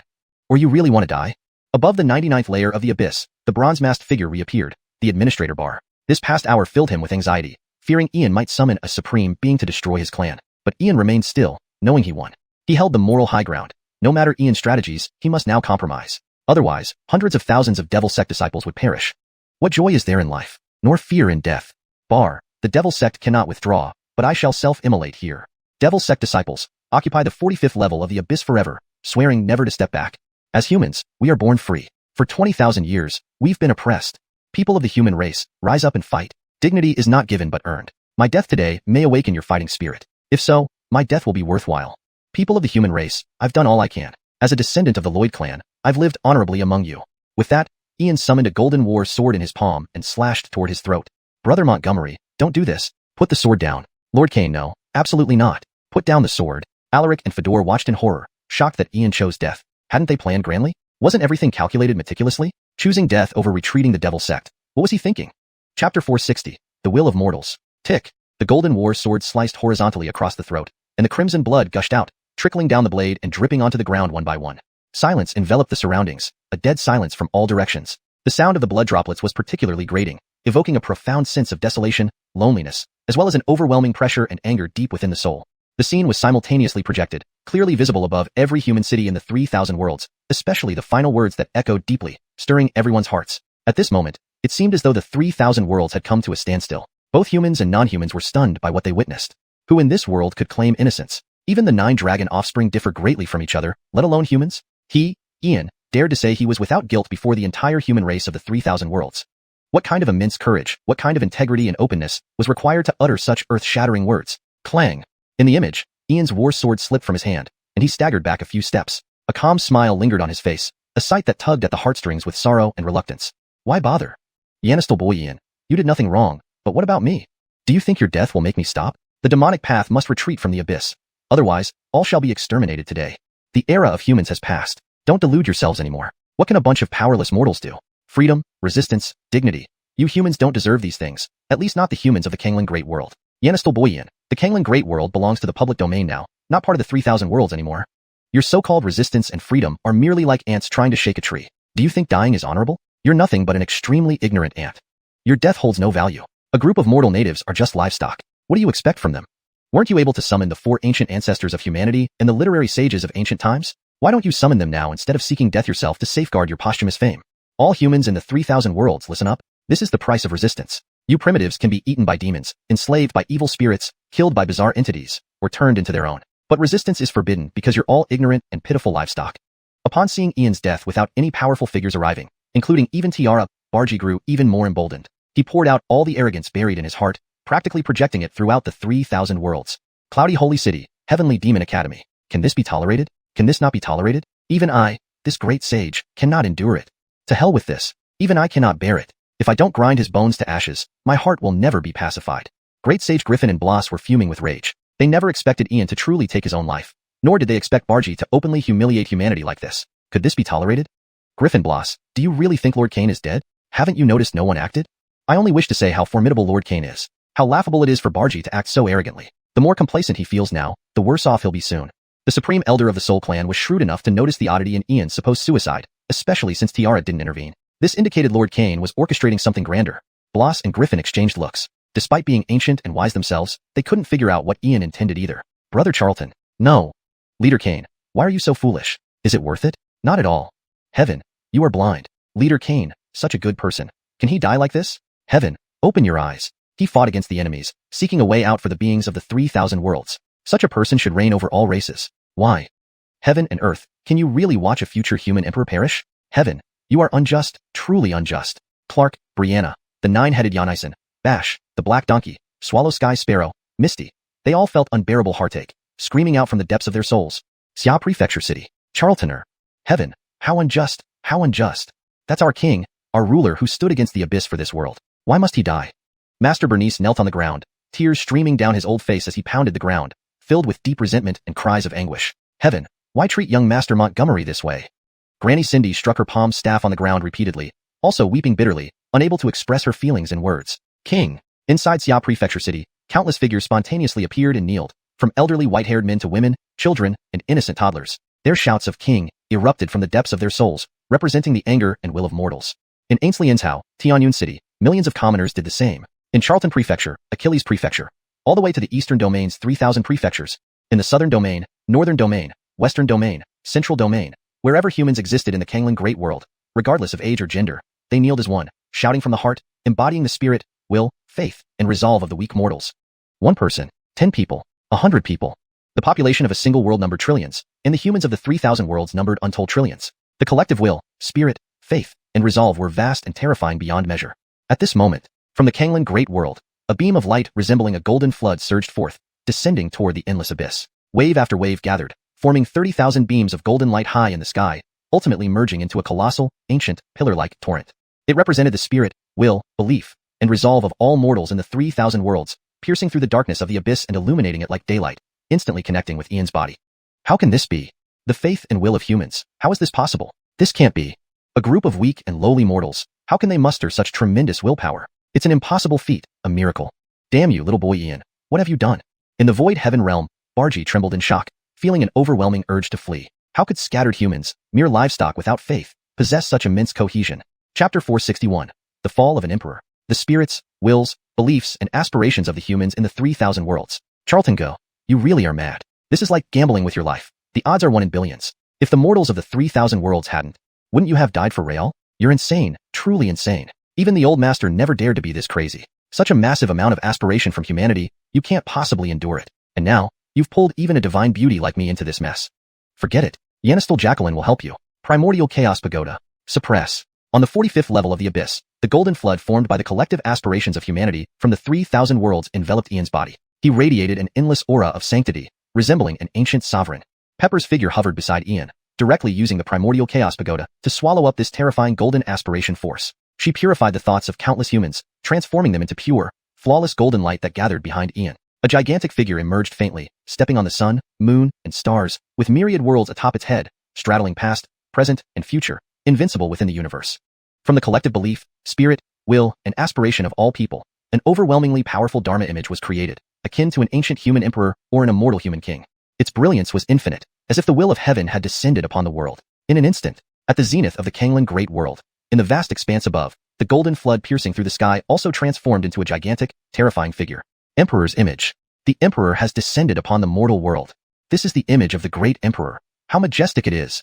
The supreme elder of the Soul Clan gazed at the huge figure in the sky, feeling as if his soul were about to shatter. Such a terrifying might was incomprehensible. I don't know. But looking at this power, it's probably an ancient emperor, borrowing the collective aspirations of humanity to manifest the emperor's image. The three-dragon sage exclaimed in astonishment. This was a completely earth-shattering feat, far more shocking than summoning the four saint ancestors or the ancient literary sage. Borrowing the collective aspirations of the 3,000 worlds to condense the image of an ancient emperor, Ian was truly defying the heavens. With such might and majesty, Bar might be finished. The collective aspirations of the 3,000 worlds humanity have never been harnessed like this before. I've learned something today. Blah sighed repeatedly, never expecting Ian to borrow the collective aspirations to gather the image of an ancient emperor. But how long would this emperor's image last? Bar. He was a genuine emperor. If he could be suppressed today, the shock would be comparable to wiping out 10 clans. Ian must have intended to use Bar's head to intimidate the 3,000 worlds. Ha ha ha. Ian, you've surprised me indeed. I thought you could summon an ancient emperor to descend, but it turned out to be just an image. Do you really think that a bunch of animals, mere mortals of the 3,000 worlds, can magically produce a human emperor? Just an image, what's there to fear? Today, I will crush it and show you what true despair means. Humanity, a group of despicable animals, you do not deserve to rise. Destroy. In the void, Bar's gaze pierced through the sky, instantly bursting forth with extreme might, shaking the 3,000 worlds. Ancient imperial might spread across the sky, creating numerous astonishing phenomena, including a golden rainbow stretching beneath him as he stepped before the ancient image. Black energy surged, millions of runes intertwined, and an explosive punch erupted, echoing across the 3,000 worlds with terrifying intent, tearing towards the colossal image. Ice domain. Mercedes Jacqueline, quickly save young master. The image manifested by human power cannot withstand Bar. Annabelle's eyes dimmed as she looked at Brenda, knowing only she could stop Bar. Annabelle, who told you that was just an emperor's image? Why couldn't it be a projection? Brenda smiled faintly, still appearing exhausted and lazy. Ian, little brother, you really made me worry. How many tricks do you have hidden? I'm getting more excited by the minute. The first emperor since ancient times was about to fall. Mercedes Jacqueline, an emperor's projection. Does that mean we still have living emperors? Annabelle's eyes sparkled with surprise. It was commonly believed that humanity had no kings and the world had no emperors. But an emperor's projection? Only an ancient emperor could do that. Perhaps. Brenda replied ambiguously, her smile growing wider. Humanity definitely has living emperors, and more than one. Boom. The sky of the Canglan Great World erupted with brilliant light, like fireworks blossoming. At this moment, the masses of the 3,000 worlds were deeply shocked. The shocking fist beam conjured by Bar stopped less than a meter away from the giant image. Suddenly, the image extended a finger, completely sealing the devastating fist beam. The heavens shook, the void rumbled, and sonic booms echoed continuously. In an instant, the Dharma image, manifested by the collective aspirations of humanity from the 3,000 worlds, opened its eyes, cold, emotionless, and terrifying, like an eternal sovereign. It seemed like the eye of the heavens. No, not an image. A projection. You are actually a projection? Humanity still has living emperors. You, who are you? Looking at the enormous image before him, Bar felt a deep tremor in his soul, as if being thoroughly seen through. This was definitely an emperor's projection. An image alone couldn't possess such power. My name, you are not worthy to know. For insulting our race, you must die. A voice filled with solemnity and indifference resonated, shaking every corner of the 3,000 worlds, causing countless alien races to feel a chill and despair in their souls. Next moment, the giant image kicked down, crushing Bar from the top of the sky to the Sindihuang continent of the Canglan Great World, leaving a deep pit over hundreds of thousands of miles wide. No, I am also an emperor. You cannot kill me. At the bottom of the pit, Bar's body was cracking, blood streaming. Seeing the terrifying foot above him, he emitted an unbearable will, filled with coldness and despair in his soul. Boom. The giant image stomped down again, launching Bar from the pit's bottom. A golden hand descended from the sky, grabbing Bar's throat and passing through space. With an agonizing cry, Bar's entire body exploded, his soul and true essence completely crushed, turning into a shower of blood-red light rain. An emperor fell. Since ancient times, the 3,000 worlds' first emperor met his end. The collective aspirations of humanity from the 3,000 worlds summoned an ancient emperor's projection, slaying a foreign emperor. Achieving the way and becoming an emperor was extremely difficult. Anyone who became an emperor was unmatched in talent, having endured countless trials. Each emperor was inviolable, beyond insult. The fall of an emperor was an event only witnessed in ancient, primordial, or extremely ancient times. Yet, it unfolded before everyone today. Those who insult humanity shall meet this fate. Above the sky, the giant image stood with hands behind its back, a voice filled with sternness and authority, echoing across the 3,000 worlds, ending with a prolonged sigh and gradually disappearing. Chapter 462. What's it got to do with me? At this moment, the Sanchanda Surjia seemed to fall into an eternal stillness, with countless beings falling silent, all witnessing the final scene of the great emperor's projection dissipating. Note, Thanchen da Shijie is a specific term that might be best left untranslated, or given an established English equivalent if this is part of a series. Here, I've kept it as is for fidelity to the original. For a more fluent reading, consider establishing a consistent term for Thanchen da Shijie, depending on its significance in the broader context. If it refers to a specific realm or universe, naming it something like the 3,000 Worlds might help it read more naturally in English while maintaining consistency. Here's the edited version with that adjustment. The 3,000 Worlds seem to fall into an eternal stillness, with countless beings falling silent, all witnessing the final scene of the great emperor's projection dissipating. It was not a simple manifestation, but the projection of an ancient great emperor, although no one knew who it was, nor from which era they hailed. The fact that it could project itself over and easily kill a present-day great emperor indicated that this ancient great emperor was still alive. There were still great emperors among the human race. Throughout the Thanchen da Shijie, numerous alien races trembled at just this news. Human great emperors had been few since near ancient times. But during the ancient, remote ancient eras, even earlier times, human great emperors had emerged endlessly. Note, Thanchen da Shijie is a specific term that may be best left untranslated, or given a defined translation earlier in the text. I have kept it as is for this edit. Edits made. 1. Changed ancient times to near ancient times to more accurately reflect the timeline distinction. 2. Retained Thanchen da Shijie, as it seems to be a specific term within the context of the story. Could there really be a great emperor who lived from the ancient times until now? And if there is one, could there be two? Who could guarantee that more human great emperors did not exist? The implications were terrifying, truly terrifying. Ulysses. He possessed abilities that spanned ancient and modern times. While the masses of the 33 great worlds remembered the unnamed ancient great emperor, they also remembered Ulysses' name. Abyss, the 45th level. Hey, Brother Charlton, stop pretending. It's all over. This time you have truly made a name for yourself across the Thanchen da worlds, letting everyone know you. The first alien great emperor from the near ancient era to fall. This happened because of you. Note, Thanchen da worlds should be consistently translated as Thanchen da worlds, or another consistent term throughout the text to maintain terminology consistency. For this context, I assume it refers to 3,000 great worlds. Adjust according to full document context. Here's the revised passage with natural English flow. Hey, Brother Charlton, stop pretending. It's all over. This time you've truly made a name for yourself across the 3,000 great worlds, letting everyone know you. The first alien great emperor from the near ancient era to fall. It was your doing. Indira, don't talk nonsense. How is this related to me? This is the projection of a great emperor summoned by the human race's will in the 3,000 great worlds. Pa, Brother Charlton, keep pretending. Wasn't all your planning for this moment? You even kept it from me. Are you being fair? I was worried sick about you. Indira, it really has nothing to do with me. Brother Charlton, are you still pretending? Is this fun? Don't think I don't know you. This time, you've truly revealed yourself, but have you considered the consequences? A great emperor of the 3,000 great worlds has fallen, one of the 7 top managers. Indira, I've already died once. How would I know about these matters? Indira looked at Ian angrily, but couldn't find any reason to refute him. It seemed that his self-sacrifice was just a ploy to distance himself from the incident, gaining both fame and avoiding attention from powerful figures in the 3,000 worlds, while also eliminating a great emperor. Devil. Only a true devil could come up with such a wicked plan. Blood Elder, Brother Ferdy, am I not dead?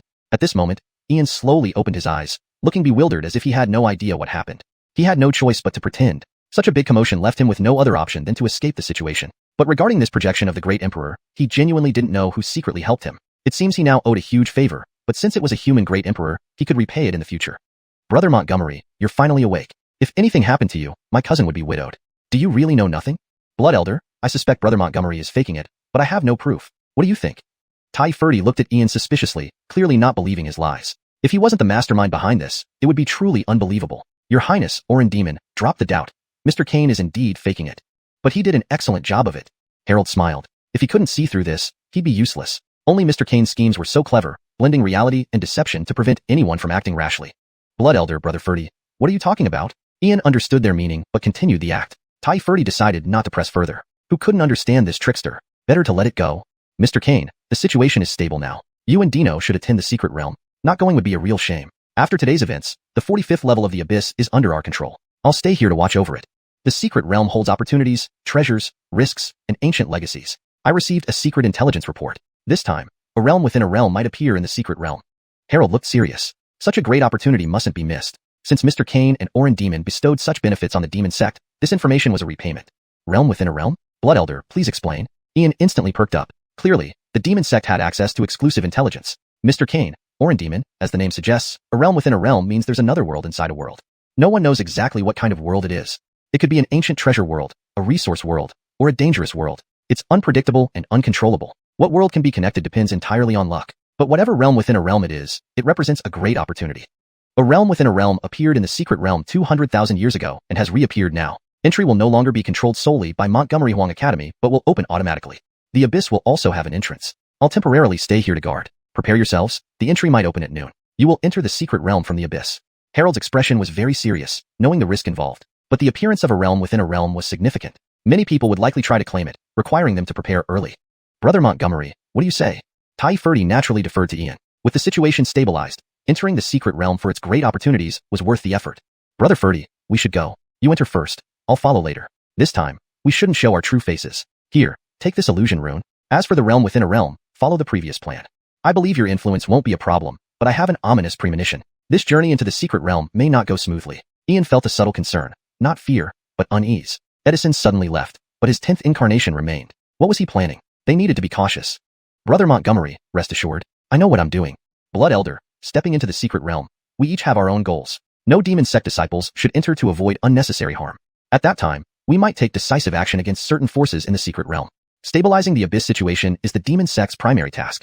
Tai Ferdy was very serious. Ian's actions could lead to Edison's 10th incarnation being killed, but given Edison's cunning, many variables were uncertain. Ultimately, they would need to clean up. Thank you, Your Highness. I understand the importance. I'll pass the message along. Harold nodded, deciding not to ask further. Indira, what are you talking about? What does this have to do with me? This is the projection of a great emperor summoned by the will of humanity in the Sanchenda worlds. For better fluency and accuracy, I made minor adjustments. 1. Talking nonsense was simplified to talking about for a more natural tone. 2. Wishes was changed to will, as it more accurately conveys the collective and powerful nature of the human race's sentiment in this context. 3. For consistency, Sanchenda worlds should be 33 great worlds in English, as it appears to be a specific term used throughout the translation. Here is the improved version. Indira, what are you talking about? What does this have to do with me? This is the projection of a great emperor summoned by the will of humanity in the 33 great worlds. Pooh, Brother Charlton. You pretend as much as you want. Wasn't all your planning for this moment? You even kept it from me. How could you do that? I was worried sick for you. Indira, brother really has nothing to do with this. Brother Charlton, do you find it funny to keep pretending? Yanistel Jacqueline knows you well. This time you really revealed yourself publicly. But did you consider the consequences? A great emperor fell in the 33 great worlds, and he was one of the 7 administrators. Note, I've changed Sanchenda worlds to 33 great worlds for fluency and consistency in terminology. Indira, brother has died once already. Where would I know about these things? Indira glared at Ulysses, fuming but unable to find any argument to counter him. It seemed all his drastic actions were aimed at distancing himself from the event, gaining immense prestige and fame without attracting attention from powerful figures of the 33 worlds, and even leading to the death of a great emperor. Truly devilish. Note, I made slight adjustments to ensure the text reads more naturally in English while preserving the meaning and style of the original passage. Specifically, I corrected Sanchen worlds to 33 worlds, which is the proper translation for Sanchenda Surjia. Additionally, I refined the phrasing to improve fluency. Devil. What kind of devil must one be to come up with such a cunning plan? Old blood, Brother Ferdy. Am I not dead? At that moment, Ulysses slowly opened his eyes, revealing a completely bewildered look, acting as if he didn't know what happened. He couldn't help but act. Causing such a huge commotion, he could only escape like a cicada shedding its skin. But the projection of the great emperor, he really didn't know who secretly helped him. He owed another big favor, but since it was a human great emperor, it could be repaid in the future. Brother Montgomery, you finally woke up. If anything had happened to you, my cousin would have become a widow. Do you really know nothing? Old blood, I suspect Brother Montgomery is bluffing, but I have no evidence. What do you think? Taichi Ferdy looked suspiciously at Ulysses, completely disbelieving his words. If he didn't lead all these events, it would be strange indeed. Orin demonic race, drop the suspicion. Lord Kane is bluffing. But it's quite a good bluff. Shui Zongtian wore a smile. Things had developed to this point, and if he couldn't see through it, he'd be a complete fool. He could only say that Lord Kane's methods were too sophisticated, blending truth and falsehood so skillfully that it left people unsure how to act. Old blood, Brother Ferdy. What are you talking about? Ian naturally understood their meanings, but continued to play his part. Taichi Ferdy didn't ask further, understanding the situation clearly enough, just looking through without exposing. Lord Kane, the current situation is stable. You and Orin demonic race should go to the secret realm. If you don't go, it would be a real pity. After today's events, the 45th level of the abyss will be under our control. I'll remain here as guard. The secret realm holds opportunities, rare treasures, supreme treasures, and risks. There's even an ancient legacy. Moreover, I've obtained a secret intelligence report. This time the secret realm might contain a realm within a realm. Beckham looked seriously at the two, indicating that such a significant opportunity shouldn't be missed. Lord Kane and Orin demonic race had provided such great advantages to the demon path, and this information was their way of reciprocating. A realm within a realm? Old blood, please explain. Ian instantly became interested. Indeed, the demonic path had access to many channels of information, likely controlled by a select few. Lord Kane, Orin demonic race, as the name suggests, a realm within a realm means there's another world inside this one. Specifically what kind of world, no one knows yet. It could be an ancient treasure realm, a resource world, or a malevolent realm. It's unpredictable and untraceable. What world can be connected depends on luck. Regardless of what type of realm within a realm it is, it represents a major opportunity. The secret realm appearing with a realm within a realm occurred 200,000 years ago. Now it's happening again. It won't be controlled solely by the Cloud Waste Academy. Entrances will appear automatically. The abyss will also have entry points. I'll stay here for the moment, guarding it. You two should prepare early, possibly starting at noon, entering the secret realm from the abyss. Beckham looked very serious, fully aware of the risks involved but also recognizing the immense significance of a realm within a realm. Many would vie for it, necessitating thorough preparation. Brother Montgomery, what do you think? Taichi Ferdy naturally deferred to Ian. Given the stabilized situation, they needed to enter the secret realm and compete for such a great opportunity, lest they miss out. Brother Ferdy, we must go, but you should enter first, and I'll follow last. We cannot reveal our true faces this time. Here's a transformation rune. Keep it with you. Regarding the realm within a realm, let's proceed according to our previously discussed plan. I believe with your influence, it should not be a problem. However, I have a sense of unease. I fear this trip to the secret realm won't be smooth sailing. Ian felt a vague concern, not from fear, but an inner unease. Edison suddenly left, but his 10th incarnation remained. What was he plotting? They had to be cautious. Brother Montgomery, rest assured, I understand the situation. Old blood, stepping into the secret realm, Brother Montgomery and I have separate objectives. No disciples of the demon path should enter to avoid unnecessary casualties. When we change our appearances, we may ruthlessly eliminate some forces in the secret realm. Stabilizing the abyss situation is the demon path's top priority. Taichi Ferdy was also very serious, knowing that Ian's actions could potentially kill Edison's 10th incarnation. With Edison's cunning nature, unpredictable variables could arise. Ultimately, anyone who enters might face elimination. Thank you, Your Highness. I understand the gravity. I will give instructions accordingly. Beckham nodded slightly, deciding not to delve deeper. Chapter 463. The Secret World Beings Plea for Help. The death of Bar caused a collective silence among the major forces in the Eastern Domain and also brought the three major camps, undead, demons, evil spirits, to complete stillness, at least for the short term. Upon witnessing Bar being killed directly, the Izzy and the Abyss Lords of the lower 9 layers fled immediately. Such a scene was far more terrifying than the 4 ancestral spirits eliminating the 3 major camps. It was broadcast across the 30,000 worlds, vividly showing its impact. This was the first fall of an emperor in at least the last 200,000 years, a projection of an ancient human emperor summoned by the wishes of the people from the 30,000 worlds. This was a warning from an ancient human emperor. Such was the fate awaiting those who dared to defy humanity. If anyone dared again, this ancient emperor might step out in person, even if he were nearing his end. No one would dare underestimate him. Which ancient emperor wasn't a fierce warrior who made blood flow like rivers and caused the heavens to tremble? Moreover, no one dared to wager on how many emperors were still alive among humans. The Izzy didn't dare think about it because he knew too well whose disciple Ian was. If this ancient emperor came from Ian's school, negotiations? Screw that. Return to the blood arena and play dead. Nothing was more important than survival. For this matter to be unrelated to Ian was unimaginable. While the willpower of the common people in the 30,000 worlds was indeed terrifying, it couldn't summon the projection of an ancient emperor. To say Ian hadn't meddled in this was laughable. Anyone claiming otherwise could have their skull turned into a chamber pot for Ian. As for the Abyss Lords, they were already trembling with fear. The upper 45 layers of the Abyss could remain under Ian's control. They just hoped this little devil wouldn't venture any deeper. Retreat. They must retreat. Below the 46th layer of the Abyss lay mostly high-ranking demons. At least 10 layers should be kept as a buffer zone. After all, the Abyss was barren, containing only some minerals. They couldn't provoke Ian, a human in appearance but a devil inside. Even devils weren't as treacherous. He required someone to wait at the entrance of the 46th layer to greet any humans entering, treating them with utmost respect. Demons loved battles, and many had brains full of rocks, but they weren't fools. Throughout history, few humans had shown such audacity and madness. Seppuku. Projecting simultaneously across the 30,000 worlds, stirring up the immense willpower of the masses to summon the projection of an ancient emperor. What did this signify?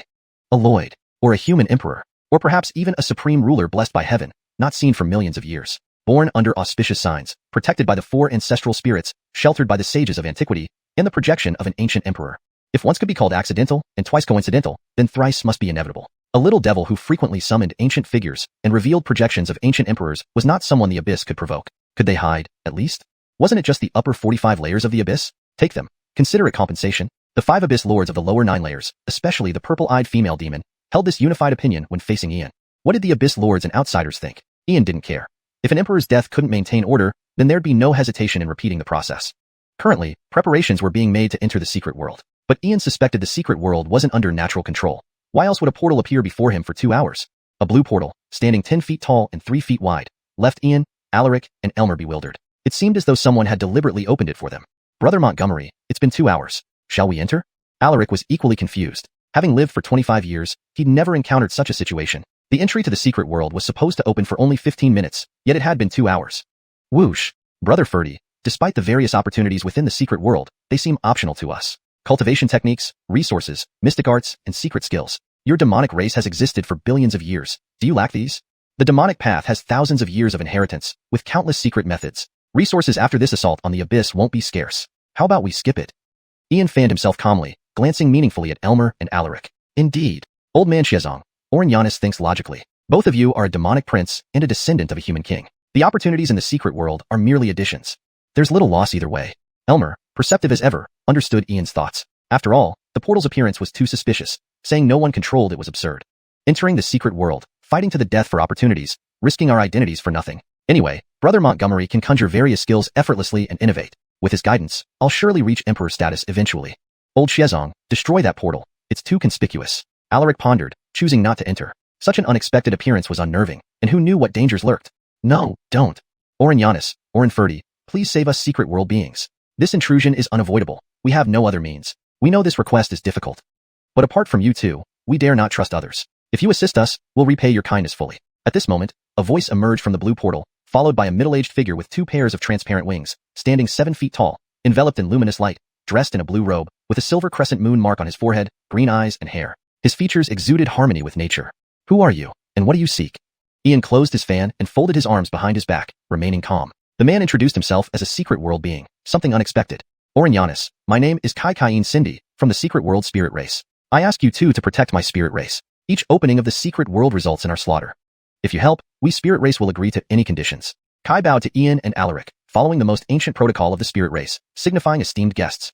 Spirit race. Searching through memories from his mentor, Ian found information on the spirit race. Originating from an endless void and an extinct ancient civilization, they inherited at least 35% of its legacy, subsequently vanishing. However, the spirit race excelled at disguise and greed, loving gems and wielding various strange mystical arts. Encountering them was dangerous. Killing them was advised whenever possible. Oh, Mr. Kai, aren't you overestimating us? I'm merely airborne realm, and Brother Ferdy is divine soul realm. How can we protect you? Moreover, as beings from outside this realm, aren't we inherently adversarial? After all, from your perspective, we are invaders and outright robbers. Ian kept his composure as he watched Kai. Even without the memories passed down from his mentor, he wouldn't easily trust a being of another race. This wasn't about human supremacy or xenophobia. It was a matter of instinct for every sentient being. No, young Master Giannis, you misunderstand me. We do not ask you to fight against the races and forces of the great world of Canglan, but rather against the demons in the secret world. To be honest with young Master Giannis, we know all about you. Ever since your first visit to the Blood Arena, we have been keeping an eye on you. In human terms, you are comparable to ancient sages whom we have long admired. Your many remarkable deeds need not be recounted here. Although outsider beings entering our realm may also engage in conflict, their casualties are within acceptable limits. However, demons are different. They have no sense of humanity. They specifically hunt our people, causing us unbearable suffering. If the secret world is occupied by demons, they will invade the great world of Canglan. Kai spoke earnestly and sincerely, humbling himself greatly in a manner that was genuinely respectful, stirring one's emotions. Ian fell silent, his gaze sweeping thoughtfully over Alaric. Naturally, Ian expected him to continue where he left off. Face spirit race, let's see what tricks you're up to. Isn't this just acting? Let's see who can act better. Brother Montgomery, what Mr. Kai says makes sense. If the demons truly conquer the secret world, not only would we lose a place for cultivation practice, but it could genuinely pose a threat to the great world of Canglan. The humans would be the first to suffer. Let's help Mr. Kai once. It's like helping ourselves. Don't you often say that cultivators should act for justice and righteousness, aiding those in distress? Alaric had grown accustomed to Ian's ways and understood his intentions perfectly. Clearly, Ian wanted him to play along smoothly. The face spirits were clearly up to no good. Since Brother Ferdy insists, I'll accompany you for a look. But I cannot guarantee my assistance. I can only do my best. Blood Elder, the abyss is in your hands. After some contemplation, Ian feigned a serious acceptance of Alaric's suggestion and turned to give instructions to Blood Burial Sky. Young Master Giannis, Orin Ferdy, please come in. Regardless of the outcome, our face spirits will never forget your great kindness. The specifics can be discussed inside. Overjoyed, Kai bowed deeply to both of them, then waited for Ian and Alaric to enter before following through the portal. However, none noticed the cold glint in his eyes. Ian, you're indeed difficult to deal with. The portal opened right in front of you, yet you made us wait for 2 hours. Truly, you're very cautious. Unfortunately, you're still too young. Once you're on our turf, we'll take our time dealing with you. Your survival poses an endless threat to us. Don't blame us for being ruthless. Blame yourselves for obstructing the path of the Orin. Brother Ferdy, Kai has ill intentions. Find an opportunity to leave quickly. Leave Kai to me. In an instant, the trio passed through the portal and descended into a world that seemed like a fairyland. Mysterious, natural, harmonious, and brimming with vitality. Ian transmitted telepathically. Brother Montgomery, if we leave now, it will raise his suspicions. Let's follow and see what he does. With your abilities, even if we are suppressed instantly, there must be a way to escape, right? One cannot understand a scheme unless immersed in it. Alaric similarly transmitted to Ian. Both were already in perfect sync. While Kai did not doubt their goodwill, he was doomed because Ian was truly a devil, more cunning than any devil. Feyart, forbid primordial energy. Feyart, seal soul. Feyart, suppress bloodline. Feyart, body lock. Suddenly, 4 Fey spirit strongmen appeared from all directions, casting Feyarts on Ian and Alaric. These spells immobilized their bodies, energy, bloodlines, and souls comprehensively. They knew the workings of cultivators intimately, targeting the fundamentals regardless of proficiency or lineage. Kai, what is the meaning of this? Enraged, Alaric shouted, clearly foreseeing this situation but surprised by Kai's swift betrayal. Oren Ferdy, it means nothing. Blame yourselves for being too young, ignorant of the depths of human malice. How else could you be lured into this trap? Young Master Giannis, don't waste your efforts. We know your methods well. You understand runes and formations, can refine pills, and possess extraordinary insight. But our Fey arts are beyond your reach. I won't take your lives for now. All decisions await the Oren's arrival. Take them away and guard them well. Kai's courteous demeanor vanished, replaced by coldness and ferocity, like an ancient evil spirit, sending involuntary shivers down one's spine. Chapter 464, Montgomery Zhang. Blue skies and white clouds, lush greenery, waterfalls and streams. This was a secluded valley of unparalleled tranquility. Ian and Alaric had been thrown into this secluded valley by the Demon Spirit clan. The surroundings were sealed with the unique barrier of the demon spirits, so apart from the guards at the entrance, there were no guards within the valley. The two men weren't in a hurry. They had transferred the contents of their storage equipment before entering, thus the demon spirits did not find anything. The entire valley was vast, spanning at least several hundred miles. Moreover, they could see many living beings inside from afar, most of whom came from the 3,000 worlds, as evidenced by their attire. It was unknown how long they had been imprisoned. Some appeared physically weak and pale, while others looked emaciated and on the brink of old age. All shared a hollow, lifeless gaze, devoid of hope. Alaric and Ian did not approach the crowd, but chose a spot neither too close nor too far away. Then, Ian pulled out 2 barrels of strong liquor from his microcosm. Brother Montgomery, weren't you sealed? Alaric was incredibly surprised, unable to believe his eyes. He didn't know how many more extraordinary abilities Ian possessed. Sealed, but only if I want it to be. If I don't wish it, then naturally it's not. The demonic arts do have unique aspects, but we cultivators have countless supernatural powers and myriad wondrous techniques. There are ways to break through those demonic seals. Don't think too much. Eat and drink fully to gain strength for our struggle. With that, Ian also retrieved a lot of dried meat from the Grady tribe. Thus, he and Alaric indulged themselves heartily. Although cultivators at the aerial realm could already practice fasting, enjoying food and drink was a pleasure they wouldn't easily forsake. You're right. Since we're here, we might as well settle in. Alaric stopped holding back. For now his cultivation was sealed, leaving him little stronger than an ordinary person. Without eating and drinking fully, how would he have the strength to cause trouble? Soon, the aroma of the wine and meat attracted many people nearby, all glancing frequently at them. Eventually, someone couldn't bear it any longer and shuffled towards them unsteadily. One person led the way, and soon more followed, eventually attracting at least 100 people. Each one was gaunt and haggard, barely standing steady, but looking at the wine and meat in Alaric and Ian's hands, their dead, hollow eyes emitted a greenish glow like ravenous wolves eyeing delicious prey. Sirs, young brothers, can you just talk nonsense grab? Look at their tender skins, better just take it. Though emaciated figures spoke up, none dared to make a move. Even if their powers were sealed, Ian and Alaric were still formidable newcomers who surpassed them in raw strength. Scram! Alaric instantly drained his barrel, stood up, grabbed the rim, and glared icily at the group, ready to act. Hold on, Brother Ferdy. All of you. I have wine and meat, but you must trade information with me. Now, who among you is in charge? Ian also stood up. Escaping wasn't difficult for him, but he wouldn't let the demon spirits off easily. However, he knew nothing about the situation. Everyone, step back. 2 young brothers, what do you want to know? No one here knows more than I do. I've been imprisoned for over 10,000 years. An elderly man emerged from the back, with sparse white hair, deeply lined face, sunken eyes, and skin hanging loosely over bones. He was a living mummy. Senior Montgomery, why are you here? Senior Montgomery, please take care of yourself. Senior Montgomery, you shouldn't exert too much energy. You are our pillar of support, don't get hurt. All figures retreated, supporting the elder who found speaking and moving incredibly strenuous. Heaven be praised. Senior, are you not the Saint King Montgomery Zheng who vanished 16,000 years ago? Alongside D and the Hidden Powers Holy Kings. What happened back then? Alaric dropped his wine jar, walked swiftly to Senior Montgomery's side, carefully identifying him before confirming he was indeed the missing Saint King Montgomery Zheng for over 10,000 years. Young friend, who are you? How do you know my identity? To be honest, all my old companions are dead, leaving only Zhou Xiao and me barely surviving. But we won't last long. After over 10,000 years, our life essence is depleted. We're hanging on by a thread. Whenever we think of those who died tragically, we can't rest. I hope someone can escape and bring out the truth. Looking at Alaric and Ian, the elder felt a strange sense of kinship, making him talk more than usual. Senior, you say D is still alive? Alaric was overwhelmed with excitement. Knowing that Zhou Xiao was his lineage ancestor, as long as he was alive, there was hope. With Brother Montgomery, even if alive, he could be rescued. Alive, still alive, currently in deep sleep. 2 young friends, may I ask who you are? Seeing Alaric's excitement, the elder wondered if this youth was Zhou Xiao's descendant. Indeed, he was of the Golden Crow clan, which split into several branches. To answer, Senior, my name is Alaric, from the Golden Crow clan, and my ancestral line is directly descended from D. Alaric bowed to Saint King Montgomery Zheng, knowing that according to family history, D and Montgomery Zheng were sworn brothers. What? Quickly, both of you, wake up Zhou Xiao. How did you 2 end up here? What's the situation outside now? Who is this young friend? Looking at Ian, the elder always felt a mysterious kinship. Could this youth be his descendant? It seemed unlikely. Senior Montgomery, this one is your descendant, a direct lineage, as you must have sensed. But Brother Montgomery is indeed born of the Montgomery Imperial clan, yet raised in a branch family. Alaric explained everything, including the unfair treatment of Alvaro's branch. Unbelievable, utterly unbelievable.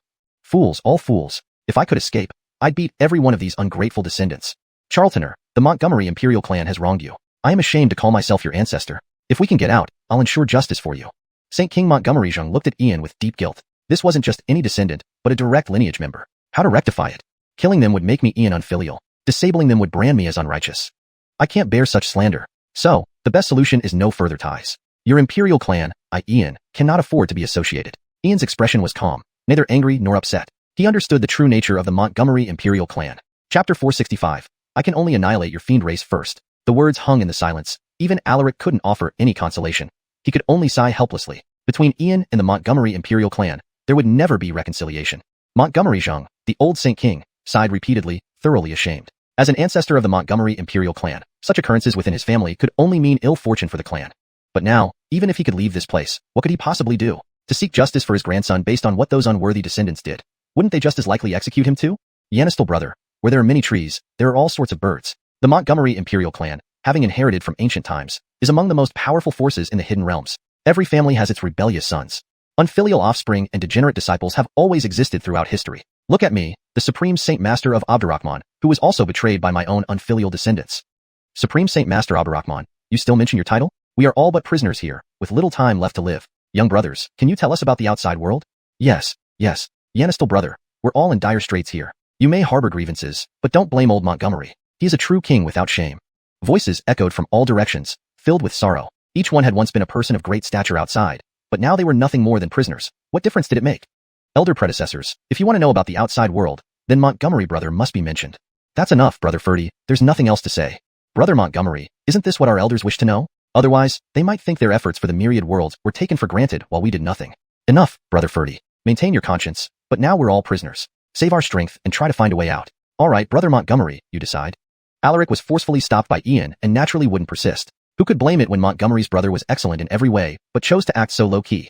You two young brothers, this is boring. At this point, why tease us further? Tell us quickly. Yes, back in the day, I faced demons alone with a single sword. Now, how are the three factions? Please, young brothers, just tell us. Voices urged from all sides, each person's curiosity piqued. Among these voices were some renowned powers whose reputation spanned regions, but Ian and Alaric stood out exceptionally. Xianxia brother Ferdy, speak up, let them know the current situation. Even the old Saint King Montgomery Zheng was intrigued, knowing that Alaric was a fiend prince but clearly following Ian, implying these two had significant achievements outside. Brother Montgomery, given their earnestness, let me share the current state. Senior predecessors, sit tight. My brother Montgomery's deeds will surely astound you. The story begins in Tianyun City. At this point, Alaric ignored Ian's murderous gaze, pouring out everything like beans spilling from a bamboo tube, detailing the journey from Tianyun City to Montgomery Huang continent for 2 hours straight until he was parched. Silence engulfed the area. Time seemed to stand still as everyone was lost in awe. The air felt frozen, as if everything had become eternal. In the Ainsley Induction Realm, single-handedly challenging a branch of the Dark Holy Cathedral, killing lower demons, capturing thousands of malevolent spirits solo, fighting 10 eerie entities in the bloody arena, gaining renown in a single battle, becoming the top bounty hunter in the three factions. For the sake of Xia State's millions, burning blood and soul to summon the 4 sacred ancestors, annihilating the Void Travelers and Anderloid, with the 3 sacred ancestor spirits slaughtering countless elite warriors. Using Chuanxiu Pin and 10,000 Phenomena record to summon an ancient scholar, wiping out the Cindy clan and Ning royal family, trapping and exterminating 2 senior souls of the Dark Council with infernal flames for 3 days, stopping an imperial intervention, joining Heavenly Demon Academy, leading 1,000,000 demon disciples to seize 45 levels of the abyss, sacrificing himself to harness the will of the myriad worlds, summoning an ancient emperor's projection to slay Bar. Each deed astonished everyone around. Far beyond unbelievable, it was akin to trampling 1,000,000 goats. King. These achievements completely overshadowed any human king, earning the title of human emperor. Through history, no one compared to such a prodigy as this, who would certainly rise to become an overlord in the future. A blessing for the great world and humanity. At merely the aerial realm, he accomplished what many could not in a lifetime. Such feats and glory were enough to make the world look up. The Montgomery Imperial clan had produced such a remarkable figure but suppressed him, showing utter stupidity. Human Emperor. With such feats, he deserves the title of Human Emperor in today's world. Cloud old man, your clan has an outstanding descendant. Grandson Ferdy, aren't you ashamed? At this moment, a withered old golden-haired elder approached, comparing Ian and Alaric. The disparity was striking, proving that comparison could indeed lead to despair. Senior, I can't bear the title of Human Emperor. I am merely the deputy head of Heavenly Demon Academy, seeking opportunities for demon disciples. In seizing the Abyss's 45 layers, Brother Ferdy should take the credit. Without his aid, I could not have laid out my plans confidently. Since you're here, Elder, what do you think about the long-standing feud between the Fiend and Witch clans? Ian wouldn't allow anyone to belittle Alaric, even if it were the old king of the fiend race. Only he could discipline his brother. How else could it be viewed? This is a mortal enmity that cannot be resolved. Even if the witch clan stops, we won't. The struggle will last until one side perishes. The old golden-haired elder's eyes turned cold, revealing deep-rooted hatred that was impossible to resolve. Brother Ferdy, you've heard this. Why should we exert ourselves so much? No matter what we do, it won't change the old ancestors' stance. Humans, witches, and fiends. These three clans are pillars of cultivation civilization. If witches and fiends war, we humans will be inevitably drawn in, no matter which side we support. Brother Ferdy, sorry, but it seems our brotherhood ends here. Once I get out, I'll have to annihilate your fiend race first. After all, the ties between our human race and the witch race are deeper. Ian patted Alaric's shoulder, his face displaying a helpless expression. A show for Morgan's benefit. What? Yanistal brother Montgomery, what do you mean? Old man Montgomery, isn't your grandson going to destroy my fiend race? Don't you care? Yanistal brother Montgomery, speaking of roots, our clans are closer than the witch clan. I and your ancestor were sworn brothers. In terms of seniority, you should call me great ancestor. The old golden-haired elder was none other than the fiend patriarch Morgan, visibly distressed. He had heard everything. Based on this little brother's actions, he could indeed destroy the fiend race. Old Ghost Joe Xiao, he doesn't recognize me as an ancestor, so I can't stop him. Speaking of roots, the relationship between the witch and human races is indeed deeper. Back then, the Cliff royal family consisted entirely of witches. What use is being sworn brothers? Montgomery Zhang smiled bitterly, adopting a detached attitude. After all, it had nothing to do with him. Since Ian didn't acknowledge him as an ancestor, he couldn't force it. Hashtag chapter 466. I think there's still hope. Brother Montgomery, let's discuss this after we get out. At least for now, we are still brothers. To be honest, given the situation, we probably won't leave either. Even if we do manage to leave, they will be a huge problem. Alaric was not at all hesitant, and simply decided to play along with Ian's performance. This crowd was anything but ordinary, albeit they were already disabled. Even if they were rescued, there was no guarantee that they could survive. Brother Ferdy, we're all in dire straits. There's no need to desire too much. Meeting here is also a matter of fate. If we can help, we will definitely assist. Seniors, I have some wine and meat here. Please partake. Ian waved his hand and several dozen jars of wine, and about a few hundred pounds of dried meat appeared from the void ring. Anyway, these were just ordinary wine and meat. Nothing significant.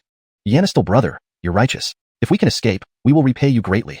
Yelwoo. It has been hundreds of years since I've tasted meat or wine. Thank you, little brother. Yanistal brother Montgomery, if we can escape alive, we will never forget your great kindness.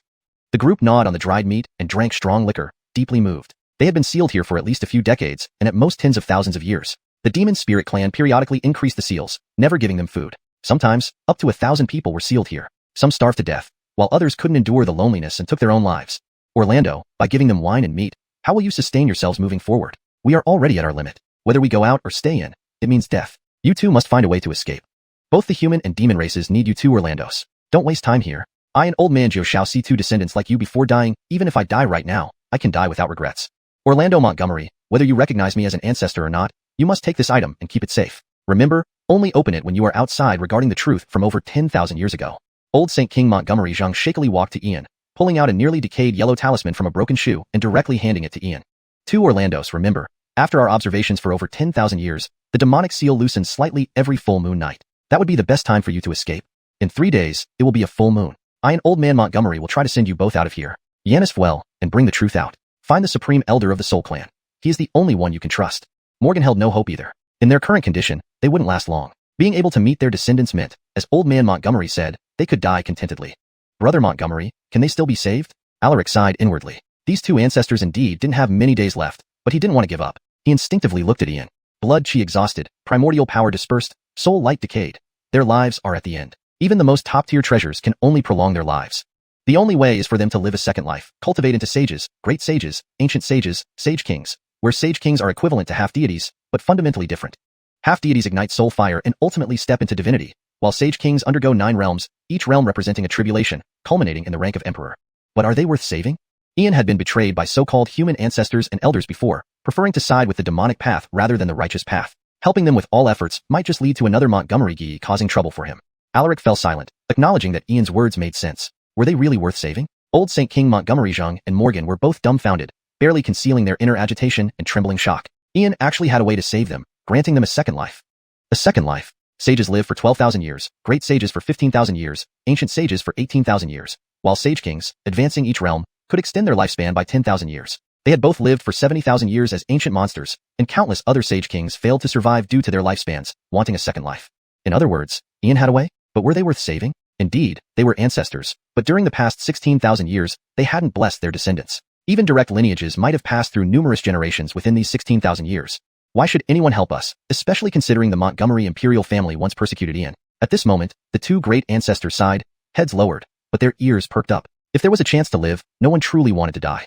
Brother Montgomery, I think the two ancestors can still be saved. Look, these are two sage kings, one representing the demon race, the other the Montgomery imperial family.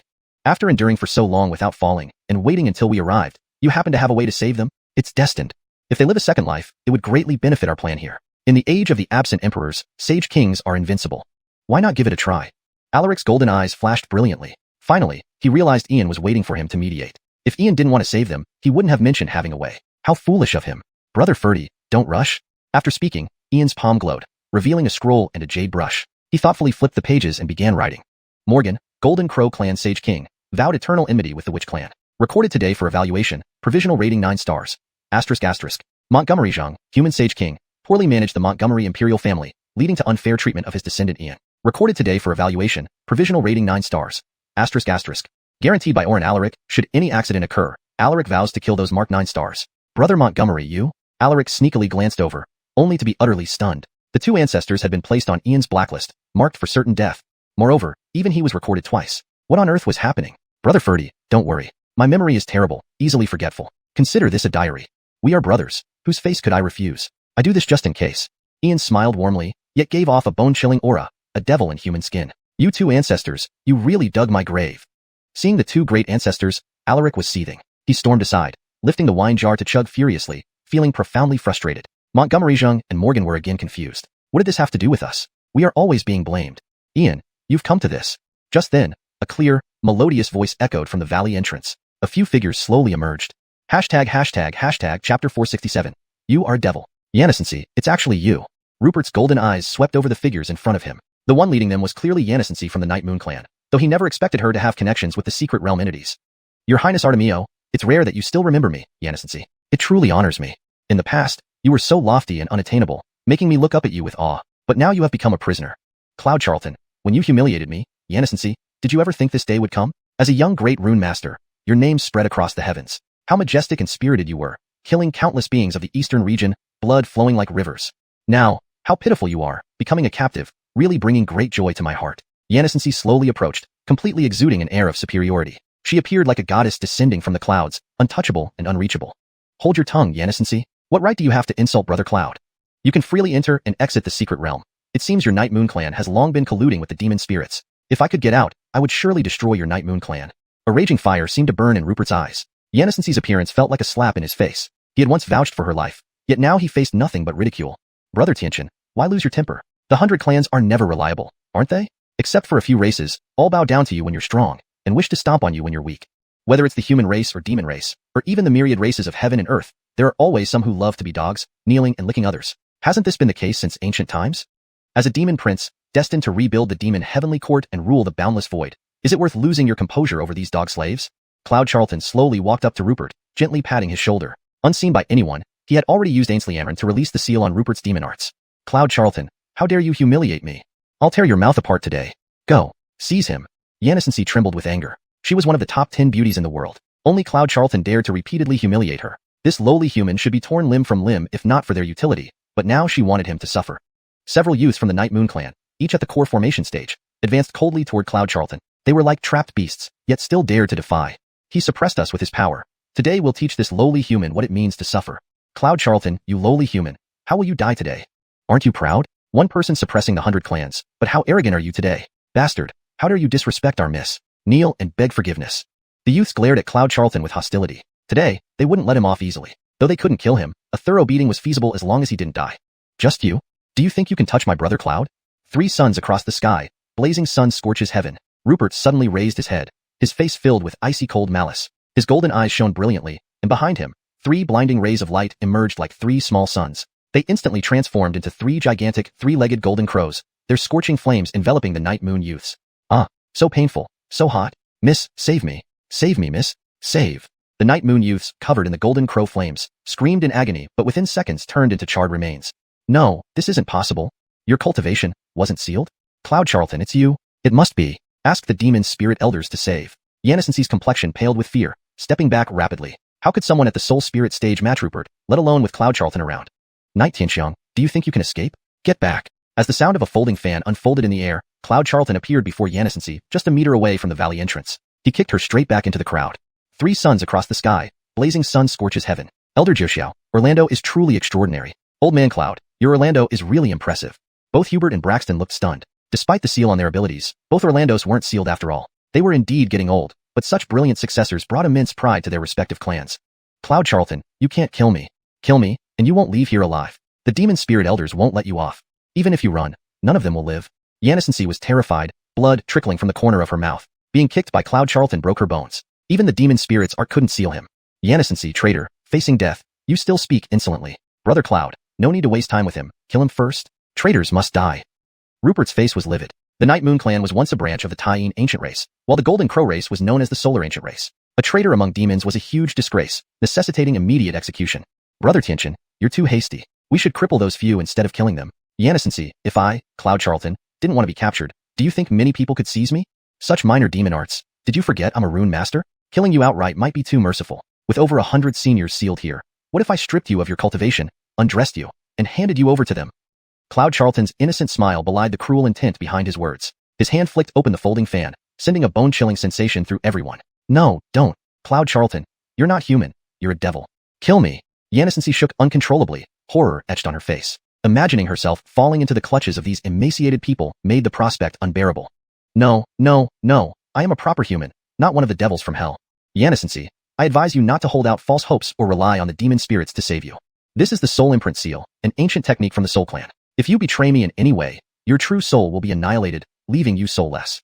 So, will you cooperate, or resist until the end? Cloud Charlton gently lifted Xianxia's chin, revealing a chilling grin. Just when he was searching for Edison's trail, Xianxia conveniently delivered herself. Edison, I've come. Are you ready to meet your fate? Chapter 468. Splitting up. What do you want me to do? Lori looked at Ian with unparalleled horror. She never thought that despite the situation, she would still fall into Ian's hands. This person was truly so treacherous and deceitful. Now they were at his mercy, leaving no room for resistance. Cooperation might result in death, but not cooperating would be worse than death. Ferdy brother, let's each leave behind a spiritual form, while our true bodies go out first. We'll act according to plan and split up. Venerable seniors, please bear with it for a few days. Once I've eradicated the demon spirits and dealt with Edison, I will certainly bring all of you out. After speaking, Ian directly left behind a spiritual form, bowing to everyone present before him, ready to eliminate Edison without hesitation. You two young brothers, be extremely cautious. Young brother, we pay tribute to your righteousness. Accept our bows. Take care on your journey, young brother. Over 100 figures bowed deeply to Ian, knowing well that this trip was almost certain death for him. However, they couldn't offer any help. Even if they could restore their cultivation, they would be nothing more than useless relics who wouldn't drag him down. To Grant, take care. Charlton or Matthias, sir, be extremely careful. Dee and Montgomery Zhang, the two ancient Saint Kings, felt quite uneasy. This responsibility should have fallen upon them, yet now it had been shifted onto their grandsons, despite many generations having passed. Ferdy brother, here is the sealing soul spell of the Soul Clan, allowing you to control Lori's life and death with a single thought. Bringing Lori along can be helpful. I have a premonition that seizing the innate essence soul will be fraught with difficulties. Try to seize it if possible, otherwise retreat. Hua Lori, lead us out. If you dare harbor any treachery, I will kill you instantly, Ian said as he approached Alaric, integrating a finger into his brow to teach him the method to control the sealing spell. He also transmitted secret sounds to him. Alaric nodded slightly, leaving behind a spiritual form as well, then transformed into a young man of the Yi clan using the illusion charm, following closely behind Lori. Lori stood up, wiped the blood from her lips, and without a moment's hesitation, led Ian and Alaric towards the entrance of the valley. With a token in her palm, the barrier at the valley entrance vanished. Old Cloud, we might really be saved. Old Nine Skies, after 16,000 years, everything has changed. Old Cloud, whether things have changed or not, we must live on and die on the land of the 3,000 worlds. We are sworn brothers bonded by blood, and it seems our descendants continue this legacy. Old Nine Skies, feel free to boast. Your Grant is remarkable, but mine doesn't even recognize me. Old Cloud, don't lose heart, there's always hope. Besides, this isn't your fault. Old Nine Skies, I hope so. The old Saint King Montgomery Zhang felt boundless emotion. Asking these two children to shoulder responsibilities that weren't theirs weighed heavily on his conscience. After all, those who fought in that battle 16,000 years ago had all perished. Outside the valley lay a lush forest. Sunlight filtered through the gaps in the branches, casting golden beams that shimmered like fragments of gold on a beach. The Demon Spirit clan lived within this ancient forest, a typical forest-dwelling race. The demon spirits were divided into several subclans: Silver Moon Demon Spirits, Yanis Demon Spirits, Wind Demon Spirits, Earth Demon Spirits, Water Demon Spirits, and Fire Demon Spirits. Each subclan had distinct characteristics but shared a common trait: the innate ability to control plants. A millennium ago, during the opening of the Mystic Realm, the Yi clan established contact with the Demon Spirit clan. Since then, bolstered by support from the demon spirits, the Yi clan's strength increased significantly, rising to become one of the top 10 clans in the Eastern Domain. The Demon Spirit clan served Edison and, sensing an unprecedented threat from this realm within a realm opening, invited many powerful clans from the Eastern Domain to assist. Unfortunately, only those up to Primordial Spirit realm could enter. Brother Montgomery, I'm off. Be careful yourself. Alaric took Lori and headed toward the location of the Life Essence Soul, leaving Ian alone. Brother Charlton, aren't you going to find the 10th incarnation of Edison? I've already locked onto your elder brother. Following him will surely disrupt Edison's schemes and save your eldest brother. Jacqueline Tamara, it's not as simple as you think. Tiger may not be his true 10th incarnation. He might just be a pawn. The real 10th incarnation is likely someone else. What? That's impossible. Didn't you say the main body of Edison fled? Why set up such ruses if it isn't your elder brother? Jacqueline Tamara, does it matter? Who cares about the 10th incarnation? What does it have to do with me? Brother Charlton, are you crazy? It has everything to do with you. You've killed so many people from the Dark Empire. Do you think the 10th incarnation of Edison will let you off? Jacqueline Tamara, if you were the 10th incarnation of Edison, would you dare to attack me now? Even the Dark Emperor has fallen. But what if the 10th incarnation of Edison is someone else, but your elder brother Tiger is still a pawn in his scheme? Would you just stand by and watch him die? Jacqueline Tamara, are you confused? Where did you get an elder brother? His fate has nothing to do with me. I can sacrifice everything for mortals, but the lives of cultivators, what does it matter to me? Jacqueline Tamara, speechless. Huh? Isn't my stance confusing? Aren't humans inherently complex? Some things are worth protecting with our lives, while others are not. As long as mortals remain alive, the civilization of cultivators won't perish. So, why does it matter if cultivators live or die? Brother Charlton, you sound just like the old master. If you're not here to confront Edison, what are you doing here? Are you just traveling? Jacqueline Tamara, I'm not here for travel but for cultivation. The time rate in the mystic realm differs from the outside world. Recently, I've been focusing on conflicts and strategies, missing opportunities to improve my cultivation. Isn't this a good time?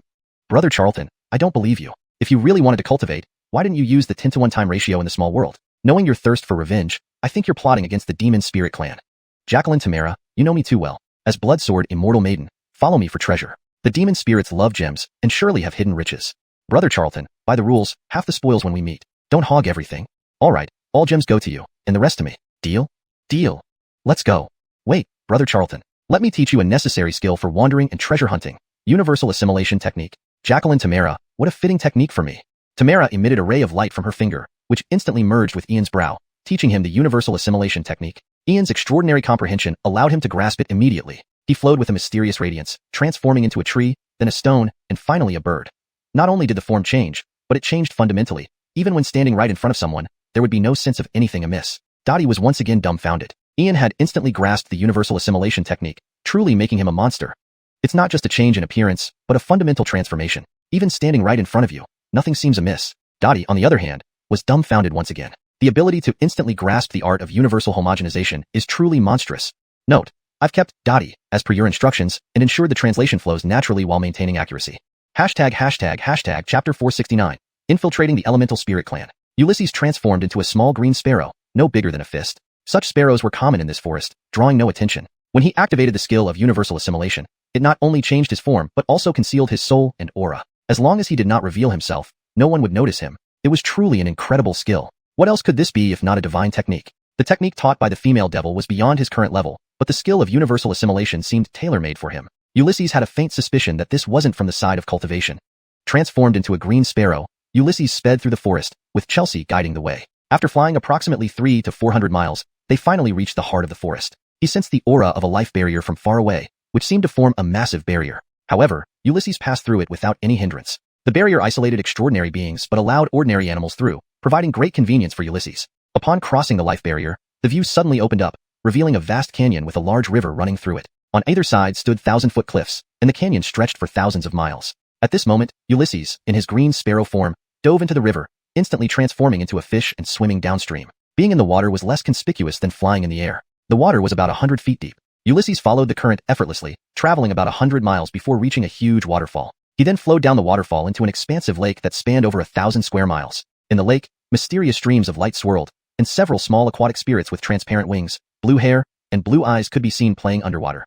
Water spirits? Ulysses observed these water spirits up close for the first time. They were very weak, similar to human infants. Brother Charlton, these are the young water spirits. They are naturally born as spirit bodies. In the boundless void, many evil entities like to capture water spirits to refine potions or conduct experiments. Jacqueline Chelsea, regardless of our differences, we should capture them all first. Not only the young water spirits, but also other types of spirits. Hee. Brother Charlton, I have a better idea. Why don't we find out what the spirits fear most, and then you can transform into one of those fearsome beings to kidnap them. Isn't that perfect?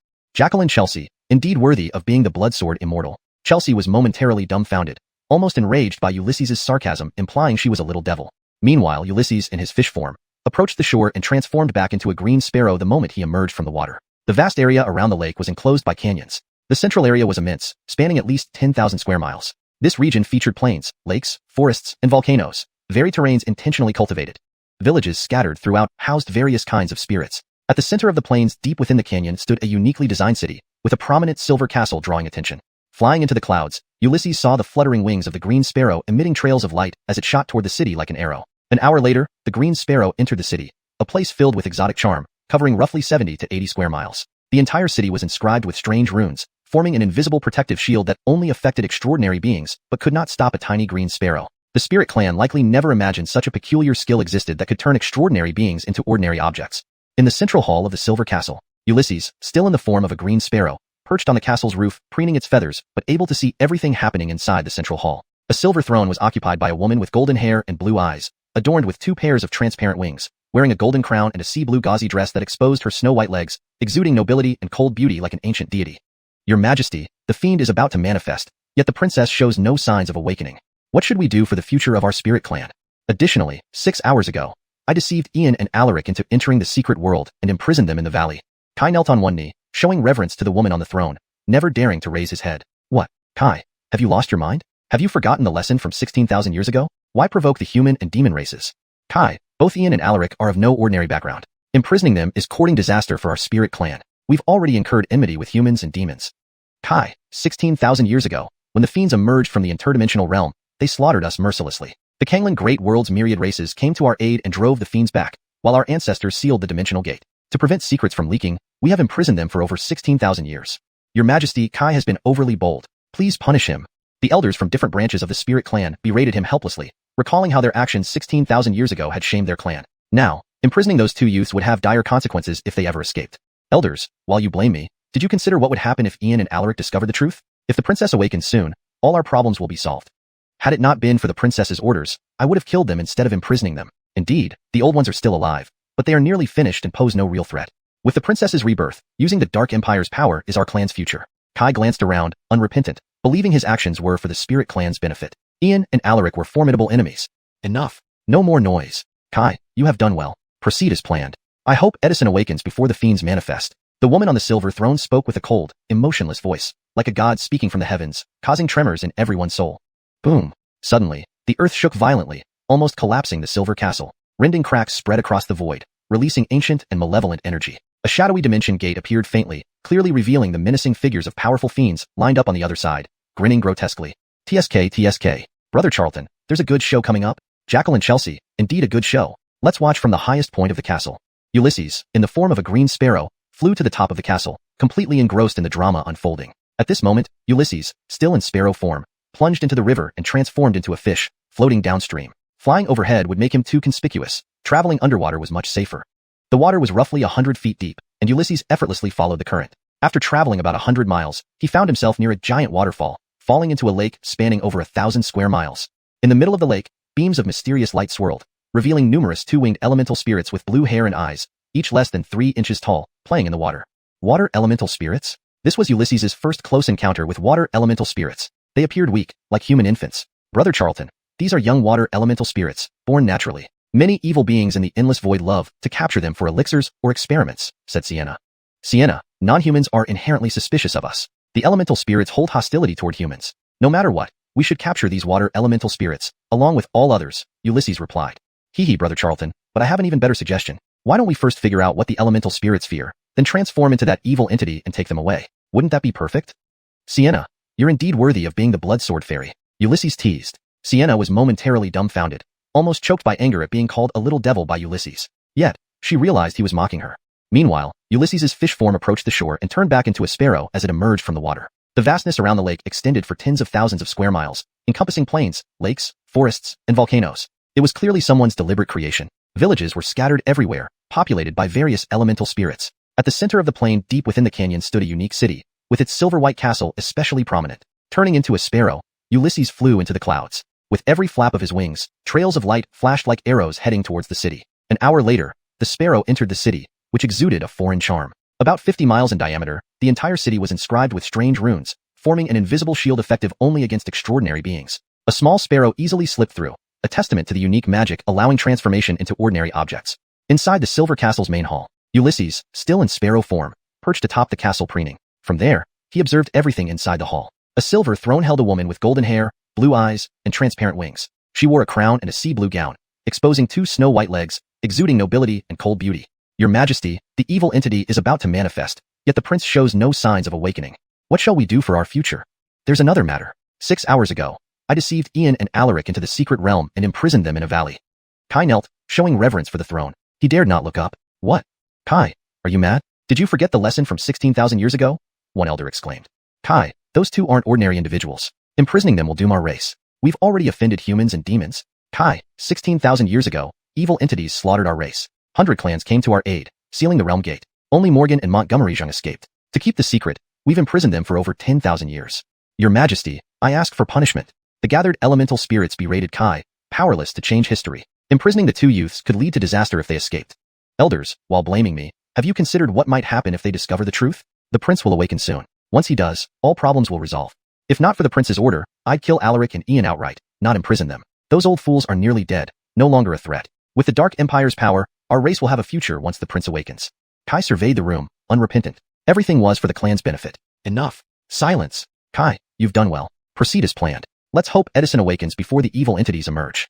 The queen spoke with an icy voice, causing everyone to tremble. Suddenly, the ground shook violently, nearly collapsing the Silver Castle. Cracks appeared in the sky, emitting ancient and malevolent auras. A dark realm gate loomed, revealing powerful figures with wicked grins. TSK, Brother Charlton, a good show is coming. Indeed, Jacqueline Sienna. Let's watch from the castle's highest point. Transformed into a sparrow, Ulysses soared to the castle's peak, ready for the spectacle. Chapter 470, Demon Invasion. Demons, how dare you be so impudent? Seal. A chilling voice echoed from the silver-white castle. A silver-haired woman stepped out, her transparent wings shimmering with silver light as she stood atop the vast sky. A silver scepter materialized in the air, its brilliant silver radiance shaking the heavens. Countless mysterious symbols emerged, and rolling waves of silver light pierced through the void, as if coating the entire sky with a silvery luster. Trifles. Great Annihilation Heaven Deity Finger. A terrifying will emanated from the other side of the Dark Realm Gate. An imposing figure clad in dark blue battle armor appeared, crushing the space with a single finger. The heavens seemed to freeze as an immense finger beam tore through, shattering the ceiling silver barrier like glass. The formidable finger light penetrated the heavens, annihilating layer after layer of space, heading towards the silver-haired demoness, seemingly aiming to crush her with a single strike. Demons, courting death. Demon art, moon shadow 1,000 cuts. The silver-haired woman's transparent wings spread wide. The scepter floated in midair while a crescent moon appeared above her head, illuminating the surrounding space. She resembled the moon goddess, exuding an aura of inviolable sanctity. 1,000 beams of moonlight pierced through the sky, interweaving with divine light. The sky was torn apart by the terrifying moon wheel slashes that not only obliterated the formidable finger light, but also struck towards the dark blue armored figure. Moon Demoness, worthy of being the queen of your race. But you're still lacking. Heavenly Deity Fist. The dark blue armored figure was a towering brute with a 2'5" stature, his dark blue fist beam piercing the sky like a falling meteor. Its speed was incomparably swift, unleashing a fearsome energy capable of annihilating all living things. Demons die. Moonlight Cage.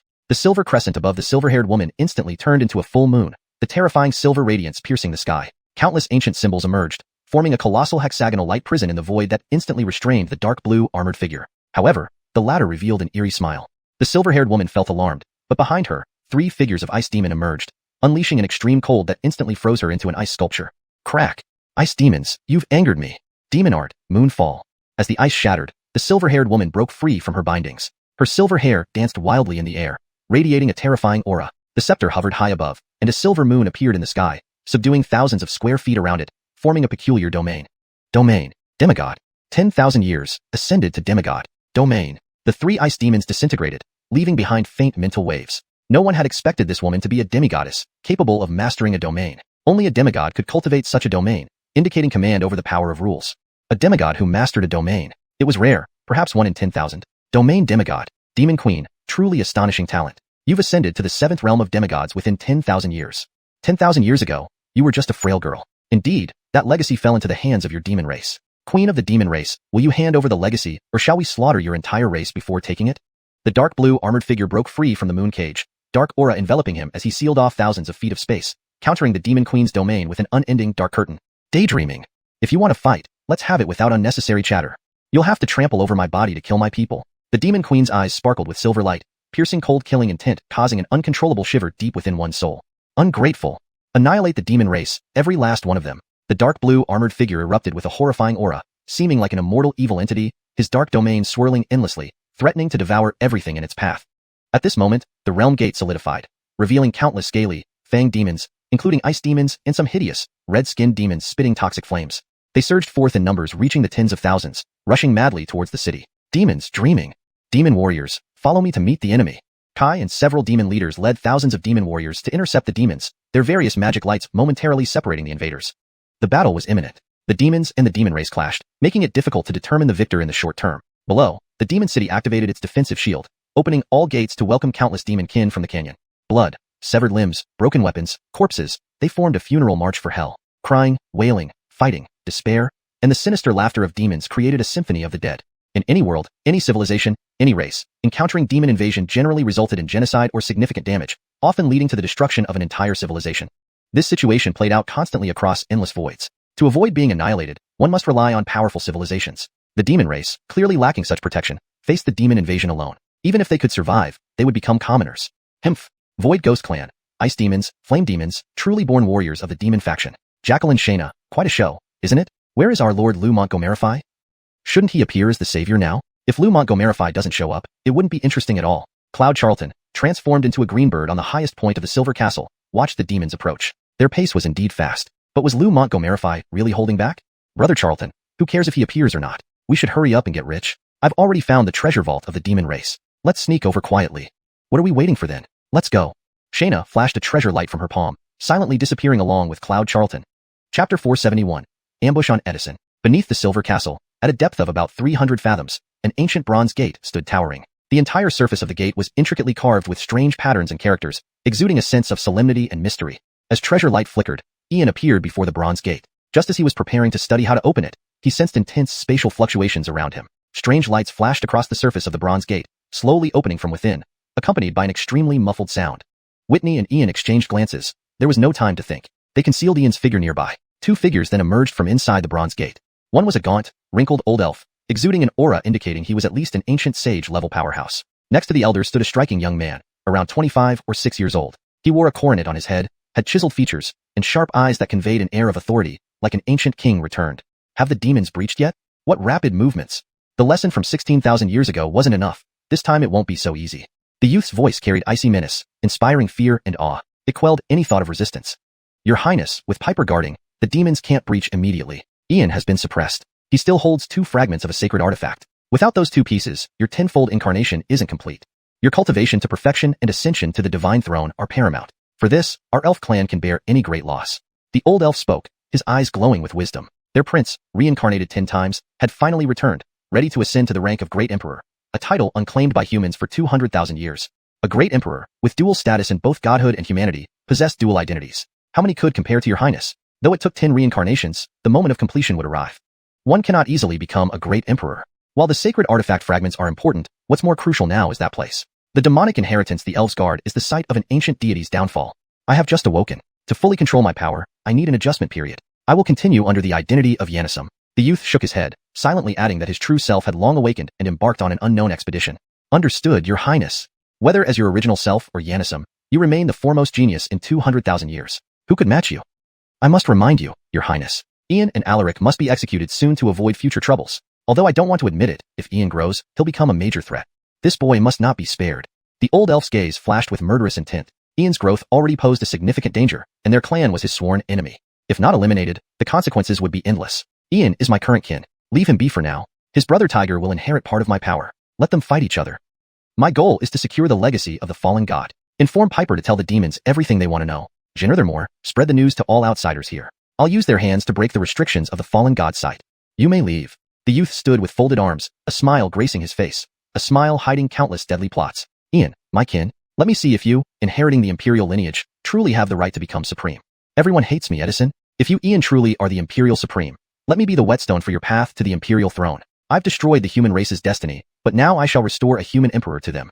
But do you have the qualifications? Understood, your Highness. The old elf bowed and disappeared, leaving the youth alone before the bronze gate, deep in thought. Brother Charlton, you were truly prophetic. Edison's 10th incarnation exists and shares the Montgomery imperial bloodline. This has become sibling rivalry. Jacqueline Whitney, you always say I'm cunning, but compared to them, I'm child's play. Jacqueline Whitney, should we hit him? Say yes or no, Jacqueline Whitney. Absolutely, Brother Charlton. But is the golden brick reliable? If we fail, it might be fatal for me. This fellow is a king. Brother Charlton, it will work. Trust me. The golden brick was Troy's treasure before enlightenment. With your cultivation, it barely reaches 1% of its potential. Once Troy used it against emperors and commoners alike, invincibly. Edison is nothing. So, let's do it. With Whitney's assurance, Ian summoned the golden brick. Stealthily approaching Yanisum, he poured immense energy into the brick, lifting his arm high, ready to strike. However, just inches away from Yanisum's skull, Whitney grabbed Ian's arm. Hold on, Brother Charlton. There's a powerful artifact suppressing his destiny. A single blow might not knock him out and could even cause backlash. Let me help activate the brick's power to counteract destiny. Yanish swirled in Whitney's palm, forming symbols that merged into the golden brick. Ian felt its weight double, half its patterns activating. Pang! Ian raised his arm again and smashed down on Yanisum's skull. A deafening thud echoed. Yanisum staggered forward, blood spraying from his cracked skull. He suffered excruciating pain, but remained conscious. Who? Show yourself. Yanisum roared, his body glowing as an ancient golden armor and floating seal appeared. Behind him, 9-tiered golden aura enveloped him, radiating an aura of divine sonhood. Ambushed. Damn, who dares to attack like this? Ignored protective fate. Can't locate the attacker. Must leave quickly. Resisting the pain. Yanisum tried to flee but felt searing agony in his forehead. Hashtag chapter 472, too heartless. Bang. Yanisum's crown was struck by Ian's brick, which flew out from the front. Blood spurted out as Yanisum felt the world spinning around him, stars dancing before his eyes. His soul sea ruptured, and his soul power churned violently, pushing his primordial spirit to the brink of disintegration. Who are you? Don't let me find out. Otherwise I, Edison, will make sure your soul dissipates completely. Despite all his myriad abilities and techniques, even with his protective chi luck, Yanisum ultimately lost consciousness, his body collapsing to the ground. Big Brother Charlton. He's down. Quickly strip him naked. This fellow has a lot of treasures on him. Didn't you see that ancient seal? That's an ancient emperor's artifact. Strip him of all his luck. Indira, hold it. Tread cautiously in this world. With those words, Ian raised the golden brick again, smashing it against the back of Yanisum's head. Only after ensuring Yanisum had truly fainted did he reveal his form. Indira also fully materialized, immediately sealing the ancient seal and manually extracting the luck energy, then locking it in a tight seal. Meanwhile, Ian didn't idle. He stripped Yanisum of his battle armor and confiscated every spatial storage device Yanisum had on him. Finally, Yanisum's clothes, shoes, and socks were all taken off, leaving him completely naked. Hiss. Big Brother Charlton, worthy of being the heir to the Montgomery Luo imperial dynasty. This kind of wealth is astonishing. As Troy said, how do you get rich quickly? Only by using bricks, indeed a way to prosperity. A fat lamb, truly a big fat lamb. This haul was worth it. Indira held several spatial storage devices and casually scanning them showed just how many resources they contained. Indeed, robbery was the ultimate path to quick wealth. Indira, you have little ambition. The real treasures are inside that door. Hurry up and empty it out. Wiping bloodstains from the golden brick, Ian walked straight to the huge bronze door. With Indira's help, they instantly broke the seal, sneaking into the room. When they saw the scene before them, they fell silent momentarily. Before their eyes was a vast space filled with multicolored, flawless gemstone mountains radiating brilliant light, and countless piles of void crystal coins, mostly white crystals but numbering possibly tens of billions, along with hundreds of millions of blue crystals and tens of millions of purple crystals, all piled up in coins. Materials sorted by attribute, some rare minerals unseen even in the boundless void like supreme star gold, essential for forging imperial weapons, worth at least billions per ounce, and here there were thousands of pounds of it. And deep-sea cold iron from fissures in the void, also starting from thousands of pounds. What caught Ian's attention most was a separately sealed area, containing various light orbs wrapped in special secret symbols. These were fragments of books, bamboo scrolls, bone carvings, turtle shells, totaling tens of thousands, all remnants of lost knowledge and skills from different civilizations in the void world. Gulp. Big Brother Charlton, we're rich now. With so many gems and crystal coins, we can buy beautiful clothes, candies, chicken legs. Indira, what are you waiting for? Act now. Alright, Big Brother Charlton. Gems and crystal coins for me, materials and cultivation techniques for you. Deal? Indira, absolutely. Satisfied with Ian's response, Indira opened her small world entrance and swiftly cleared the treasure trove, sweeping everything away. Rumble. As the treasures vanished, the entire space contracted and began to collapse, emitting terrifying spatial fluctuations. Clearly a warning system was triggered. Indira, the space is collapsing. Clear all traces and run. Hee, Big Brother Charlton, leave it to me. Indira, no more jokes, let's go and hide somewhere outside. What? Big Brother Charlton, are you crazy? Now isn't the time to hide. What if the demon race searches us? Indira, the most dangerous place is often the safest. There was nothing left for Indira to say as they vanished, and the treasure vault collapsed entirely. At the same time, in the Silver Castle, Queen Piper, Kai, the Elder, and other leaders of the demon race, having just concluded a deal with the demons who then retreated, felt the underground tremors. Their faces changed drastically as Piper disappeared first, followed by the leaders and Kai. Your Highness. Damn it, what happened? Who dared to do this? To humiliate our demon race like this? If we don't kill him, what face do we have left? Your Majesty, the treasure vault, all gone? The Elder tended to Yanisum's injuries, finding him unharmed and healing him with demonic arts. The leaders looked at the broken bronze doors, each one furious, shouting in rage. Millennia of accumulation. The heart's blood of the demon race. Their capital for survival, all stolen. Most infuriatingly, they not only attacked Orin Edison but also stripped him naked. Moreover, they used bricks from behind without killing him directly but instead chose to shame him, taking everything, even his clothes. How heartless, what disgrace, what humiliation. What kind of beggar would do such a thing? Even demons weren't this shameless. They could have killed Montgomery but chose to embarrass him instead. Was it necessary? Just for wealth, why humiliate someone? What hatred, what enmity? If word gets out, would Orin Montgomery still have any dignity? Would the demon race still be able to show their faces? Investigate. Thoroughly. No expense spared to find the thief. I will personally tear him apart and obliterate his soul. Queen Piper's face turned green as she spoke each word, her teeth grinding together, her body trembling with fury. Her calm demeanor, untouched for millennia, now roiled with waves of wrath. Ultimate humiliation. If this thief isn't killed, the resentment will never be quelled. No one can insult the demon race. No matter who. I must kill them. Damn it. Who is this thief? Not a single trace left. Kai, gather our best experts immediately. Leave none skilled in spatial power unchecked. Regardless of background or origin, if anyone resists, exterminate them on the spot. The elder's face darkened to a deep purple, nearly dying from anger. A thief who left no spatial traces must be highly skilled in spatial power. Only a master of spatial power could infiltrate silently, take treasures, and injure Orin Montgomery in such a humiliating way. Truly despicable. Chapter 473, Transformation and Breakthrough. In a secluded corner of the demon spirit race's city, Ian performed the technique of all-embracing assimilation. Based on the dead demon spirit youth lying on the ground, his body gradually changed, soon taking the form of the deceased demon spirit youth, who hailed from the moon demon spirit lineage. According to his memory, he was named Avon, a fourth-stage sorcerer with an innate ability to control plants and an affinity for various spiritual energies. Brother Charlton, what you're doing is too risky. Identity and memories can be faked, but revealing any skill would expose you. The demon spirits have fundamental differences from cultivators. The former rely on their affinity with natural spiritual energy, while the latter use primordial energy for refinement. Reina, indeed, demon spirits have unique aspects, but they also have limitations compared to cultivators. Cultivators start by strengthening their physical bodies from the outside before drawing chi into the body to awaken bloodline and open their souls. In contrast, demon spirits lack bloodline and physical enhancements, and instead use mental power to invoke natural spiritual energies. Yes, Brother Charlton. Even our former master couldn't grasp the secret techniques of the demon spirits due to the fundamental differences in life forms. Spiritual energy is the source of their existence. Reina, isn't spiritual energy also born between heaven and earth? Whether it's primordial energy, spiritual energy, elemental forces, life forces, or Yin Charltong, they all originate from this world. The Queen of the Demon Spirits techniques are very similar to the grading power. Whether they are holy kings or demigods, ultimately they must master their realms. Although the names differ, the essence remains the same. Brother Charlton, what do you mean? Are you planning to replace spiritual energy with primordial energy? Don't take unnecessary risks. If it backfires, your life might be in danger. Reina, we won't know until we try. With that, Ian used Infernal Flame to incinerate Avon's body and stepped into the microcosm. To act as a demon spirit, he needed to solve the issue of replacing primordial energy with spiritual energy for perfect camouflage. Deep within the microcosm, Ian sat cross-legged and cast runes to isolate an area where the primordial energy was overwhelmingly dense, almost visible to the naked eye. Reina hovered anxiously nearby, both hoping Ian could succeed and fearing he might face danger. She recalled her former master's process, filled with countless experiments near death. Now, Brother Charlton possessed incredible talent and insight, able to understand and innovate upon things at first glance, partly because of the vast knowledge passed down from the old master. But changing primordial energy to spiritual energy went beyond cultivation methods and involved different life forms. Could Brother Charlton really do it?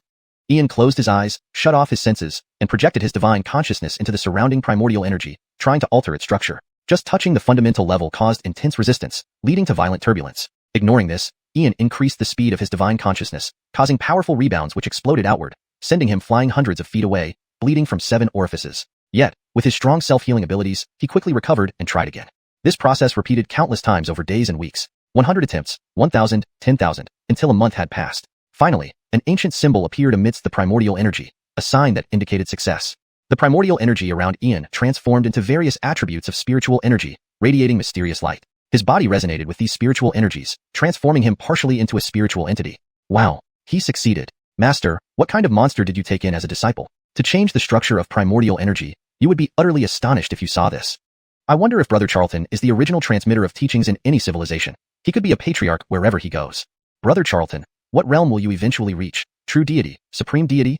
Reina watched over Ian for a month, resisting the urge to wake him even when he suffered immense injuries. Today, finally, he succeeded. Boom. Upon opening his eyes, the primordial chaos heaven technique and the primal creation scripture activated spontaneously at unprecedented speeds. After a month of sensory deprivation, relying on these two scriptures, Ian's body had exhausted all its energy, converting primordial energy to soul energy. As primordial energy was forcibly drawn in and converted into spiritual energy, Ian ceased suppressing his cultivation level. When 9 vortexes in his dantian filled up instantly, countless wonders happened around his body.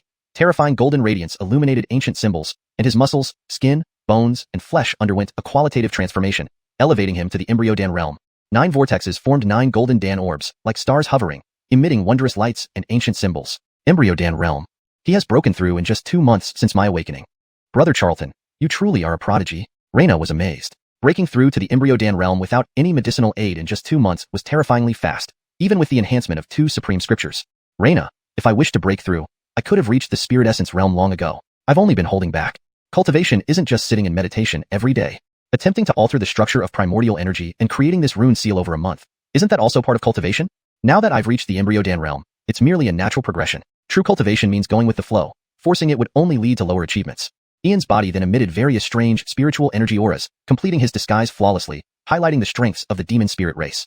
Hashtag chapter 474. I absolutely do not believe. 1 month in the small world equals 3 days in the outside world. Ian's figure reappeared at the same spot. The invasion by the demons had been over for 3 days, but the losses suffered by the Yaoling clan were severe. At least 100 elite warriors had perished in battle, thousands of civilians were caught in the crossfire, and countless others were injured. The entire city of the Yaoling clan was now on high alert, seemingly searching for any remaining demons. 3 days ago, Ian had killed Avon, an orphan without parents, who was a rather inconspicuous individual. As a 4th stage mage, equivalent to someone who had just ascended to the extraordinary realm, he lacked any background or many friends. This made him the perfect identity for Ian. However, as Ian approached the central area of the main city, several figures appeared before him, including Kai, an elder of the Yaoling clan, and even leaders from various lineages. Demon, how dare you still pretend to be one of our people? Die. Kai's eyes were cold, and the silver mark on his brow shone with immense radiance, instantly piercing through Ian's body. Ian did not resist, taking the blow head on. His body flew back several dozen feet, spewing silver blood from his mouth. How could it not be a demon? Kai, stop. This is one of our people, not a disguised demon. Kai, do not attack further to avoid unnecessary harm. Kai, elders are present. You must not act rashly. The leaders of the various lineages immediately stepped in to prevent further action. Everyone's expression changed as they remembered Orin Dallas being ambushed and the treasure vault being plundered. Every member of the Yaoling clan was furious, having searched thousands of miles around the city over the past 3 days while closely monitoring spatial fluctuations. They believed the thief hadn't gone far, but from this single strike, they confirmed that this was indeed a member of the Yaoling clan, not a disguised demon. They thus restrained themselves to avoid wrongful killing. Who are you? Confess everything. If you dare to hide anything, I will make you wish you were dead. Kai was seething, his eyes almost bloodshot. The past 3 days had been extremely stressful. If they couldn't find the thief, what would Orin Dallas think of the Yaoling clan? Leader. I am not a demon. I am Avon, a member of the Yaoling clan. Ian slowly rose from the ground, wiping the blood from his mouth. He had overlooked the spatial fluctuations of the small world and was sure he had been pinpointed because of them. This carelessness must never happen again. You are definitely not Avon. The real Avon died 3 days ago, and his Yannis mark has vanished from the ancestral hall. Demon, every child born into our Yaoling clan is recorded in the ancestral hall. Elder, please verify his Yannis mark. If he isn't a demon, I am willing to accept any punishment. Kai, as the leader of the Moon lineage, knew all too well about each fallen member, especially those who had reached the 4th stage extraordinary realm. Avon, the elder will inspect your Yannis mark. Are you willing to comply? The elderly Yaoling clan member's clouded gaze gleamed with a stern light, exuding an irresistible authority. Elder, I am willing to undergo any inspection, but I demand an explanation. To be falsely accused and attacked by the leader like this cannot be left unaddressed. Ian's eyes were unwavering. Even facing the high-ranking members of the Yaoling clan, he showed no fear, confident in his abilities. Very well, the elder agrees. Yaoling magic, spirit Yannis vindication.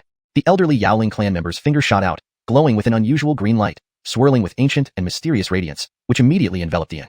In an instant, various spiritual lights shone from Ian's body: silver moonlight energy, blue water spirit energy, red fire spirit energy, brown earth spirit energy, green life spirit, and dark green wind spirit. 6 types of spiritual energies intertwined throughout his body, shooting up towards the sky, creating an ancient spectacle that felt both mysterious and primal, akin to the first Yaoling master. This is resonance of spiritual energies, 6 coexisting spirits, an apostle. A Yaoling apostle. Our clan has given birth to an apostle. Ancestors protect us. An apostle has been born among us. The lineage leaders exclaimed in shock, filled with elation. Who would have thought that the Yaoling clan could produce an apostle, one with 6 coexisting spiritual energies? Equivalent to the spokesman of the Yaoling deity, such an apostle had not been born for eons. All apostles were destined to ascend to divinity. If they had the opportunity, they might even reach true divinity. Only by ascending to true divinity could one transcend the limitations of race and civilization, standing firm in the boundless void. It's impossible. This can't be true. Don't be deceived by him. He is definitely not Avon. It's a demon's plot. A demon's plot. How could something so coincidental happen? Our clan just endured a demonic invasion and a theft, and now an apostle is born. A citizen dead for 3 days, whose Yannis mark vanished from the ancestral hall, returns to become an apostle from an ordinary mage. Elder, he is not the real Avon. Please don't be deceived. Kai was inwardly horrified but still didn't believe it was real. This wasn't due to personal bias. It simply couldn't happen. The Yaoling clan was a cursed race, forsaken by the gods and hated by demons. Producing an apostle was truly absurd. Enough, Kai. Under the spirit Yannis invocation spell, Avon shows no reaction or rejection, and the Ancestral Hall shows nothing. Could the Ancestral Hall ever be wrong? No apostle has been born for eons. Why are you targeting him so harshly? The elderly Yaoling clan members' clouded eyes were filled with authority. After enduring a demonic invasion, a theft, and the prince's injury, morale within the clan was low. The birth of an apostle could divert attention and boost morale. Fine, elder. Even if the Ancestral Hall is wrong, how do you explain the spatial fluctuations around him? I refuse to believe a Yaoling apostle. The boundless void has countless mystical arts. We must thoroughly verify him. I request the opening of the Ancestral Hall for the Primordial Yaoling to inspect. If there is no issue, Kai, will die to atone. Kai naturally wouldn't easily trust, believing only the Primordial Yaoling could confirm. If he truly found no issues, even death would be worthwhile. This concerned the survival of the Yaoling clan, requiring utmost caution. If he were a demon, it would mean the end of the Yaoling clan. Kai, if there is no issue, you will kneel here for 7 days. Ian did not act excessively, regardless of whether you were Yaoling or demon, acquired or innate. Before me, all must kneel. Humph. Let's see if you can survive coming out of the Ancestral Hall.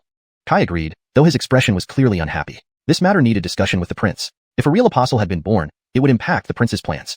Currently, the Yaoling clan was on high alert throughout the city, seemingly searching for any remaining demons.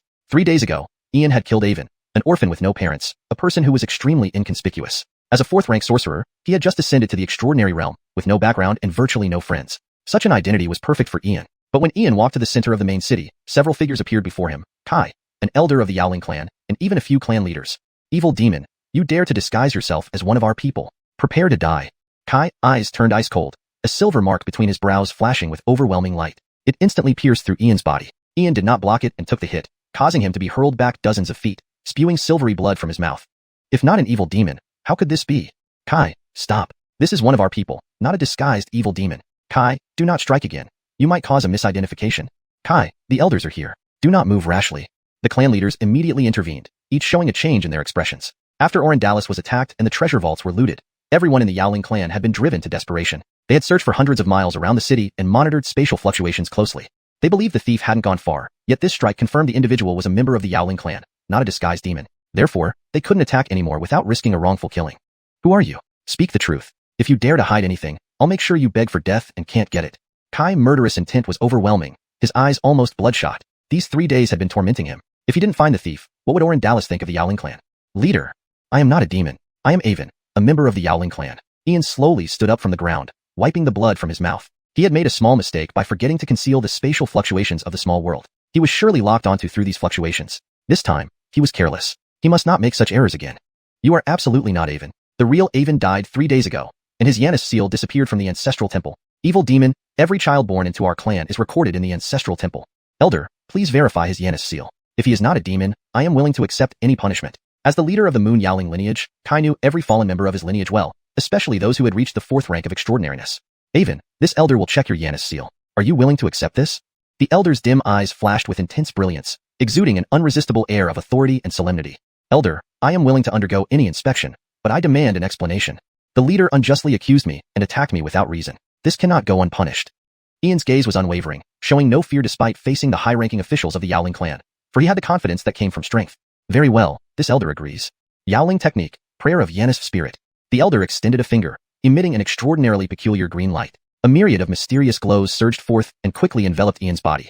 In an instant, various spiritual lights shone from Ian's body: silver moon spirit energy, blue water spirit energy, red fire spirit energy, brown earth spirit energy, green Yanis spirit energy, and dark green wind spirit energy. 6 kinds of spirit energies intertwined, radiating an ancient, mystical aura reminiscent of the original Yaoling rulers.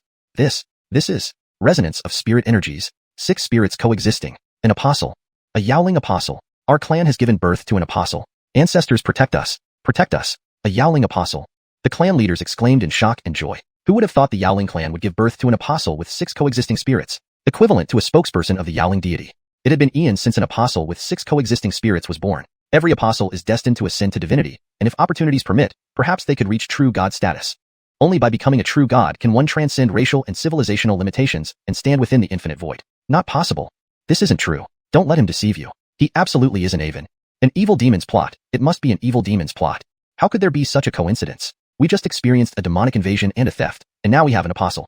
A member who has been dead for 3 days, with a vanished Yanis seal from the Ancestral Temple, returns as an ordinary sorcerer and becomes a legendary apostle.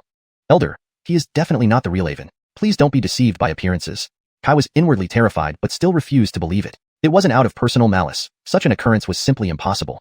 The Yaoling clan, cursed by the gods and detested by demons, Giving birth to an apostle was akin to seeing ghosts. Enough, Kai. Under the prayer of Yanis spirit technique, Avon showed no resistance or rejection, and the ancestral temple displayed nothing unusual. Could the ancestral temple be wrong? No apostle has been born in eons. Why are you so antagonistic toward him? The elder's dim eyes filled with authority and solemnity. The Yaoling clan had suffered a demonic invasion, lost its treasures, and had its prince severely injured. Now, the birth of an apostle was the perfect distraction and morale boost for the clan. Fine, elder. Even if the ancestral temple is wrong, how do you explain the spatial fluctuations? Yaoling apostle, I absolutely do not believe it. In the infinite void, various extraordinary techniques exist. If verification is necessary, it should be thorough. I request we activate the ancestral temple and have a primordial Yaoling examine him. If there's no problem with him, I, Kai, will willingly commit suicide as atonement. Kai wouldn't easily believe otherwise. Only a direct examination by the primordial Yaoling from the ancestral temple could settle the matter. If Ian truly had no issues, dying would be worth it. Given the stakes of the Yaoling clan's survival, caution was necessary. If he were a demon, it would spell doom for the Yaoling clan. Kai, if I prove innocent, you will kneel here for 7 days. Ian didn't make any unreasonable demands. No matter whether you were Yaoling or evil spirit, whether you were innate or primordial, you would kneel before him. Humph. Let's see if you can survive coming out of the ancestral temple alive. Kai agreed, though his expression clearly showed displeasure. This matter needed further discussion with the prince. If a true apostle was born, it would significantly impact the prince's plans. Chapter 475. The old demon spirit in the ancestor hall. Kai, have you not had enough of your antics? A commanding and chilling voice echoed from the silver castle. Queen Riley then slowly emerged, her slender figure boneless, radiating an unusual charm. Your Majesty, we present our respects. Kai, the elder of the demon spirits, along with the other chiefs, bowed deeply. Ian followed suit, standing silently to one side, observing. Your Majesty, I act for the future of the demon spirits. We must verify him by consulting the primordial demon spirit. If he is not evil, it will be a blessing for all. But if he is evil, it's better to remove him early. Our clan is cursed by the gods and abhorred by demons. It is suspicious that an apostle was born now rather than earlier or later. Even if your Majesty punishes me today, I will still insist on sending him to the ancestor hall. Kai took a step forward, maintaining his stance even before the queen, unwavering. Do you dare stake your life on this? The apostle cannot be defiled or insulted. Riley's scepter touched the ground lightly. Her silver eyes radiated an intense coldness. The demon spirits had cooperated with Edison but were always constrained by him. Now, with the birth of an apostle, their future could flourish without being bound by Edison. They could even compete for the fallen god's territory. Kai has forgotten his place, having gotten too close to Edison. Use this opportunity to eliminate him. Your Majesty, what do you mean? I act only for the clan's benefit. Why should I risk my life? I do not accept this. Kai, heart raced, yet he remained composed. As predicted, the prince was right. The queen intended to kill him. Since you are ruthless, don't blame me for my actions. Kai, dare you slander the apostle without taking responsibility for your words? The apostle represents divinity, potentially ascending to true godhood, guiding the demon spirits back into the endless void. How can you defile or insult such greatness? Queen Riley's silver eyes were icy and radiant, like an ancient deity, causing one to shiver from the depths of their soul. Very well, if that is what you say, I shall comply. Elder, take him to the ancestor hall. I want to see how this little devil evades the primordial demon spirit's judgment. Kai was backed into a corner, forced to agree. Even if he is an apostle, he hasn't grown fully. With the prince backing me, why fear you, Riley? Roar, fear not, I believe in you. Elder, open the ancestor hall. Queen Riley glanced at Ian, encouraging him verbally. Despite Kai, harsh words, verification was necessary. If Ian isn't evil, it would solidify trust. If he is, the primordial demon spirit would deal with him, no loss either way. Ancient pact, from the vastness of the ancestor hall, please open. The elder chanted an intricate language unique to the demon spirits, archaic and profound, holding a mysterious power. In an instant, a six-colored portal of spiritual light appeared, leading to a black domain where nothing could be seen clearly. Kai, clean your dog head. I'll chop it off myself.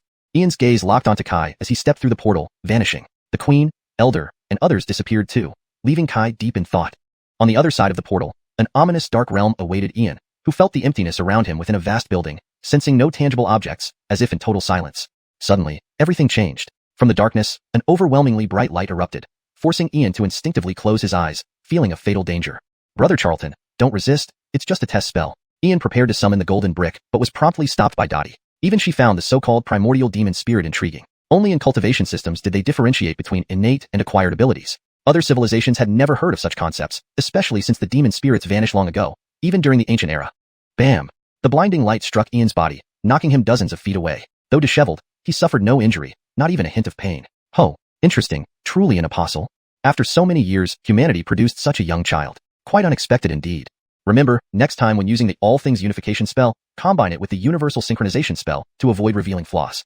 Human child Orlando, whose disciple are you? Your celestial legacy does not belong to any of the 10 celestial legacies. Has humanity in the 30,000 worlds produced another great powerhouse? Then, An old demon spirit with 6 pairs of translucent wings floated before them, enveloped in blue spiritual light, holding a pipe, exhaling smoke rings. Silence. Deadly silence. Both Dottie and Ian felt an inexplicable crisis. Most surprised was Dottie. The All Things Unification spell and Universal Synchronization spell were the highest secrets of the Endless Void, and the latter had already vanished. Yet, this old demon spirit recognized Brother Charlton's disguise and discerned the Celestial Legacy. Unfamiliar with Ian's legacy but knowing the 10 Celestial Legacies, this being must be extremely ancient, possibly predating the prehistoric Imperial Court. Since you've seen through me, there's no point in pretending further. I am Ian, disguising as a demon spirit due to circumstances. Please forgive me. May I ask your name, Elder? Ian took a deep breath, dispelling the All Things Unification spell, reverting to his true form. Pretending before such an ancient being would be pointless. Human child Orlando, you are candid. Not afraid I'll kill you. The 3-inch-tall old demon spirit transformed to Ian's size, exhaling another smoke ring, his eyes filled with curiosity. If you wish to kill me, you'd have done so already. With all due respect, if you dared to kill me, you couldn't bear the consequences. Ian remained calm, clearly perceiving no malice from the old demon spirit. Knowing his lineage implied the courage to act if needed. Human child Orlando, whom do you underestimate? You carry the sin of an old friend. That's why I didn't touch you. Otherwise, you'd be dust. Is the old tree spirit still alive? The old demon spirit glared at Ian, as if ready to fight, but soon sighed, looking bewildered. Chapter 476, The Awakened Akash. Tree Spirit. Ulysses felt somewhat bewildered. He did not remember anything about tree spirits. The only thing related to trees should not be the ancestral spirit of the great E-clan's royal lineage. To me, old man, it's just an old tree spirit, but for your human race, it is an ancestor-like existence. I remember now. That old tree spirit failed its tribulation and later fell into the 33 worlds, becoming a sacrificial spirit of one of your human tribes. When the old tree spirit awakened, I protected it for some time. It has been too long since then. The old spirit sighed deeply, took another deep puff of smoke, and with the swirling clouds of smoke, his face was filled with deep helplessness and loneliness. Jacqueline Leah, has the ancestor spirit awakened? Go check on the situation. Brother Charlton, the main body is still asleep, but left behind a divine will. Yannistel's sister will go ask. Their conversation took merely an instant, and already Leah had arrived before the enormous ancient tree of the great E-clan. From within the ancient tree, a greenish hazy figure appeared. Young Miss Leah, what's the matter? Is Dino in trouble? The green figure was the manifestation of the sacrificial spirit's divine will. Others could not sense Leah's presence, but the most ancient human sacrificial spirit could naturally feel her, although it hadn't revealed that fact before. Elder, Brother Charlton isn't in trouble, but he has encountered an old acquaintance of yours. Do you recognize him, Elder? Leah waved her hand, causing rays of light to dance across the sky, suddenly revealing the figure of the old spirit. To be cautious, they had to confirm its identity clearly as there were many sinister entities around. This old fox hasn't died yet? Young Miss Leah, it is indeed an old acquaintance. I never thought he would still be alive. Let me go over there. This old fox is very despicable. I'm afraid Dino can't handle him. The ancestor spirit was also extremely shocked, never expecting that after such a long period, even when it nearly couldn't endure, this old fox was still alive, seemingly living quite comfortably. Brother Charlton, the ancestor spirit says it's indeed an old acquaintance, and he wants to come out. All right, let the elder come out. Upon receiving Ian's response, Leah directly opened a gap in the microworld, seeing the ancestor spirit's greenish shadow emerge and stand silently beside Ian. Old fox, it's been a long time since we last met. You're actually still alive. Pfft, get stuffed. Old tree, if you didn't die, how could this old man dare to die first? Cursing and using foul language, so uncivilized. Old fox, when will you ever change? Go to hell. Old tree, after being a sacrificial spirit for days, you've learned to act refined. This old man won't change. What are you going to do about it? Old fox, do you want to fight? Hee hee. Old tree, have you gone crazy? Or has this old man become unable to lift a sword? With just a remnant consciousness, you still dare to defy me? Old fox, who said I only have a remnant consciousness. Once my true form awakens, I guarantee I'll beat you to kneeling and calling me brother. Old tree, what did you say? Awaken, the true form.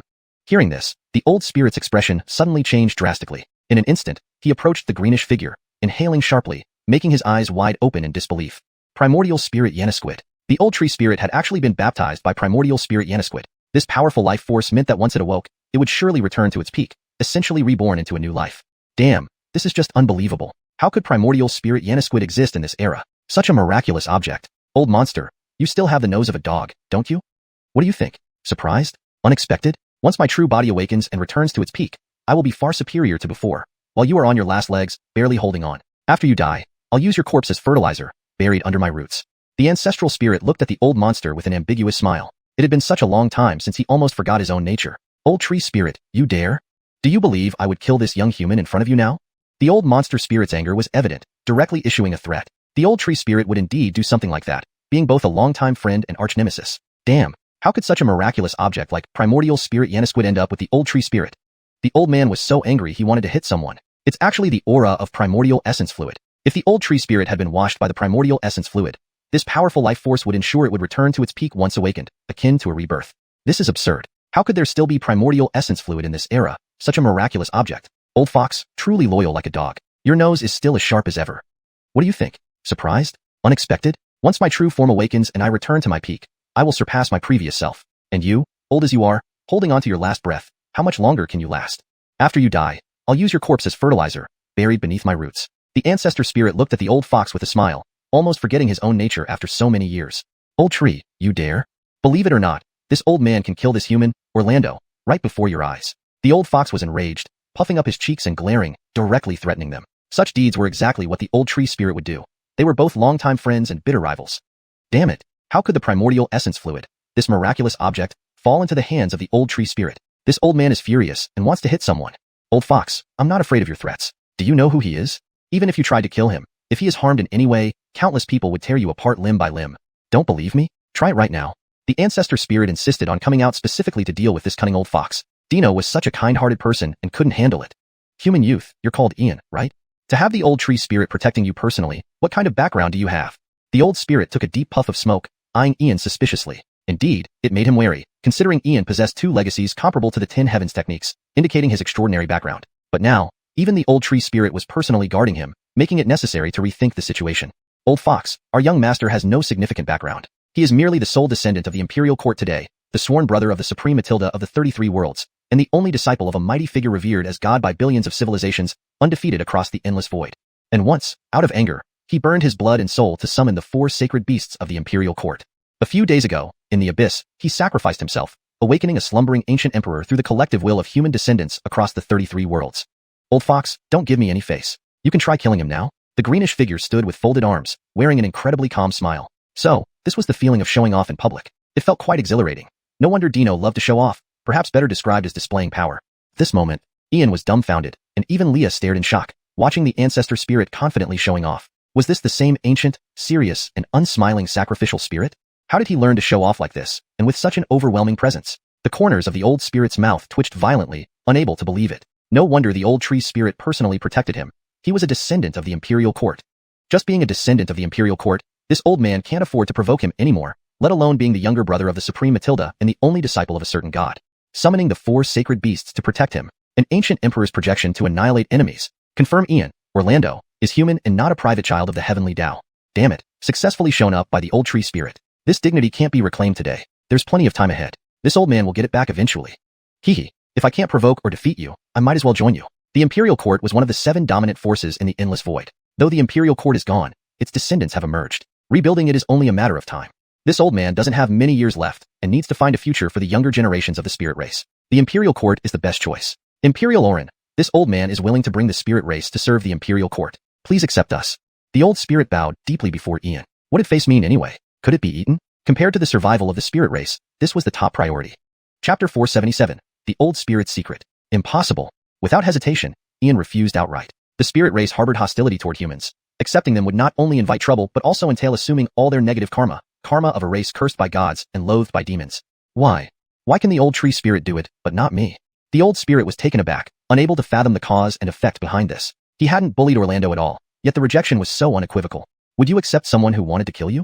I never intended to enter the secret realm. It was your people who lured me in. They sealed me as soon as I entered, planning to deliver me to Edison for a reward. If I hadn't been vigilant and left my spiritual body behind to escape, I wouldn't even have bone fragments left now.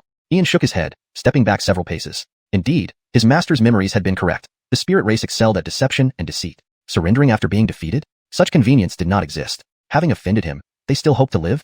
This, old tree spirit, please plead on my behalf. Even dragons give birth to 9 different offspring. No race lacks its few corrupt members. Majesty, these minor gifts are but token apologies from an old man on behalf of those children. The old spirit took several deep drags from his pipe, releasing a cloud of smoke. Suppressing his pain, 5 pearls of varying colors appeared in his palm, each one crystal clear with unique runes on the surface, brimming with pure soul energy. Innate essences? Majesty, how generous this old spirit is. These are the highest quality innate essence beads. Treat the spirit race according to your own thoughts, without considering my feelings. Times have changed, and everyone has their own stance and principles. Racial conflicts and civilizational battles know no right or wrong, only life and death. The ancestral spirit secretly transmitted a message to Ian, advising him not to be lenient with the spirit race because of him. Such lenience would be like nurturing tigers to court disaster. As a descendant of the imperial court, he should consider the human race as a whole rather than personal grudges. Senior, I am very sorry. As a citizen of the human race, I must consider the rise and fall of our people. Your spirit race has always regarded us with enmity and used deceit to lure many of our strong humans into that valley where over 100 of our predecessors remain suppressed. One of them is an ancestor of our clan. Despite our kindness and repeated assistance, you have betrayed us time and again. As an elder of the spirit race, I don't believe you could be unaware. The spirit race must pay for their actions. Ian's expression was stern, filled with intense words. Even without the ancestral spirit's reminder, compromise or leniency were not options. Sigh. Orin, what you say, this old man knows too well. Not that this old man doesn't want to address it, but there's truly nothing I can do. Old tree spirit, others might not see it, but you surely can. This old man isn't much stronger than you. Relying on this ancestral hall, I merely eke out a living. Once outside, my power will wane within moments due to the ancient deity's curse. The old spirit sighed deeply, his face filled with loneliness and helplessness. Without the protection of the ancestral hall against the curse, he would not have lasted long. Old spirit, wrongdoing remains wrongdoing. Do not try to excuse it. If you weren't greedy, you wouldn't be in this situation now.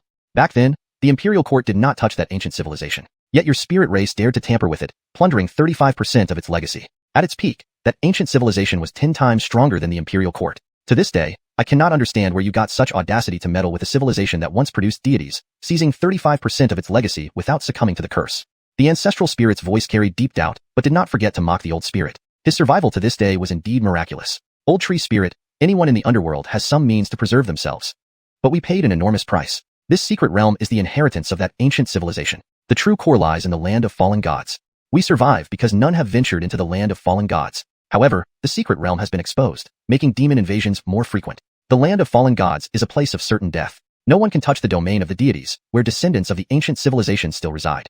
Orin, while my kin deceived your race, wouldn't you have been suppressed if you weren't greedy? 35% of the ancient civilization's legacy includes this secret realm in the Montgomery Huang continent in the outer world. That ancient civilization was known as the Montgomery Huang civilization. The Montgomery Huang continent hosts countless civilizations and races seeking to claim the heritage and divine legacies of that ancient civilization. The old spirit took a deep puff, exhaling clouds of smoke, finally revealing his inner secrets. Greed was the root cause. Do you mean to convey something specific by telling us this? Ian was intrigued by the Montgomery Huang ancient civilization but did not show excessive curiosity. Secrets were invaluable. The spirit race's greed had led to today's dire consequences. Majesty, old tree spirit, if this old man told you that the annihilation of the Montgomery Huang ancient civilization was orchestrated from start to finish? The Montgomery Huang ancient civilization surpassed the imperial court, ranking among the top 3 of the 10 great ancient civilizations. It suddenly disintegrated, worlds shattered, deities fell, and its legacy was divided. According to this old man's observations over the years, the Montgomery Huang ancient civilization deliberately dissolved, with at least 70% of its legacy descending upon the 33,000 worlds. The Montgomery Huang continent merely serves to distract attention, while the core inheritance is hidden within the 33,000 worlds due to an ancient prophecy. With time, the true descendants of the Montgomery Huang ancient civilization should appear to take control of the land of fallen gods. They are the cunning and treacherous ones. Orin, the Edison you mentioned should be a proxy cultivated by the Montgomery Huang ancient civilization. After the war with demons 16,000 years ago, Edison once descended with a group of mysterious figures near the outskirts of the land of fallen gods. Majesty, your true enemy isn't us spirits, but the Montgomery Huang ancient civilization, entrenched in the 33,000 worlds for who knows how long. They specialize in parasitism and control. We, the spirit race, were cursed because their parasitic and controlling methods had no effect on us. We needed to divert their attacks, which allowed us to survive to today. You may not believe this old man, but you should trust the old tree spirit. The old spirit spoke helplessly, knowing failure to resolve the prince's doubts would mean the complete destruction of the spirit race. Parasitism, control, Montgomery Huang ancient civilization. Ian paused, recalling the organization mentioned by the high priest, the mysterious force Katrina spoke of, and the Bridget from the Tai Su Holy Land. Was the Montgomery Huang ancient civilization the real mastermind? Chapter 478. The Art of Universal Resonance. Dino, do you know something about this? Seeing Ian's hesitation, the Akash couldn't help but ask. If the ancient Montgomery Huang civilization hadn't died out, but instead parasitized and controlled various creatures across the 3,000 worlds, it could cause catastrophic damage when it eventually erupted. Senior Akash, I've indeed heard some rumors, but at this point, the intelligence is unreliable, Ian replied thoughtfully. We'll talk about this later. Senior J, why are you imprisoning so many human experts? Don't tell me some of them have been parasitized by the Montgomery Huang civilization to protect the 3,000 worlds from harm, Ian mused, aware that if his suspicions were correct, they would need to redefine the Yama Yannison clan. Your Highness, Edison has done a lot of dirty work. The older generations have long lost their way due to him, and indeed, part of this situation stems from that. But more likely, Edison doesn't want to expose the secrets of the god-dying place. He's coveted those secrets for a long time and doesn't want any unexpected complications, the old spirit beast continued. Among those people, one thing I can be sure of is that some have definitely been parasitized by the ancient Montgomery Huang civilization, more than just a few. Unfortunately, it's impossible to identify who unless they reveal themselves. The old spirit beast once again exhaled clouds of smoke. While the spirit beasts weren't altruistic, they were not as vile as the evil entities. At least, they had some morals and didn't slaughter everyone outright. Very well, Senior J. Inform your clan that I'm an imposter disguised as a demon and have already been executed. And have your people bring me back from the valley, saying I hold significant information about the god-dying place. I want to see how Edison reacts, and how your clan reacts. In fact, Ian's lips curled into a smile, brimming with confidence and mystery, as if he had everything planned out perfectly. He needed to stir up the waters before catching the big fish. Edison, just how many identities do you really have? If you're truly determined to secure the god-dying place, you will definitely show up, even perhaps revealing a true creature of the ancient Montgomery Huang civilization. Highness, this is too dangerous. Old Sprite, don't drag Dino into your clan's mess. Highness, the secret realm's waters run deep. You shouldn't get involved further. You bear the future of humanity on your shoulders. The Akash intervened immediately, knowing he would be branded a traitor to all humanity if anything happened to the prince, and the four holy beasts would tear him apart first. Senior Akash, I wish I could stay out of it, but do I really have a choice? From the moment I entered the Dark Saint Hall branch in Tianyun City and chose to fight the demons, I no longer had a choice. Edison, the Dark Empire, their organization, and the mysterious ancient Montgomery Huang civilization. They won't let me off easily. The only option is to eliminate them one by one. Ian shook his head, his expression firm. Each opponent was stronger than the last, and too many secrets were involved. It was impossible to withdraw now that he was already entrenched. You truly live up to your title as the bond of humanity. This sense of responsibility earns my respect. Old Tree Sprite, the prince is right. We have no choice but to take them down. Highness, since you have mastered the all-transforming technique, let me teach you the Yanis synchronizing technique. Together, these two supreme techniques will be enough to handle the upcoming challenges. Mark. The old spirit beast blew out a large smoke ring, regarding Ian with newfound respect. As a gift, he would bestow the art of universal resonance, a powerful technique that could safeguard his life. Art of universal resonance. Well done, Old Sprite. This technique did end up in your hands. Highness, the core of the all-transforming technique lies in transforming into myriad things, while the core of the universal resonance technique is controlling them. For example, you can transform into a tree, but you'd only change physically and mentally without accessing the tree's abilities. With the universal resonance technique, however, you can control all of the tree's abilities. Naturally, this applies to beings below the extraordinary rank. If you wish to transform into an extraordinary being and control their abilities, you must have contact with them. But this ability isn't strength, it's language, demeanor, actions, memories. To master their power, Highness, it shouldn't be difficult for you with some practice. The all-transforming technique and the universal resonance technique. These two supreme techniques are among the greatest in the boundless void. Mastering both simultaneously is exceedingly rare. This greedy and stingy old sprite has truly opened up today. The Akash also looked at the old sprite differently, impressed by his generosity. Teaching Ian the art of universal resonance was no small feat in the wrong hands. It was worthless, but in Ian's hands, its potential was limitless. Old Tree Sprite, what kind of talk is that? Isn't it pure admiration for Dino's character?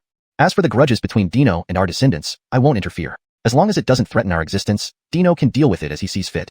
I wish I had your luck. Had I known earlier, I would have joined the Imperial Court's totem department. Now, I'd be one of the Akashas too. Blowing his beard in frustration, the old sprite looked at the Akash with envy. The Akasha's fortunes had truly turned.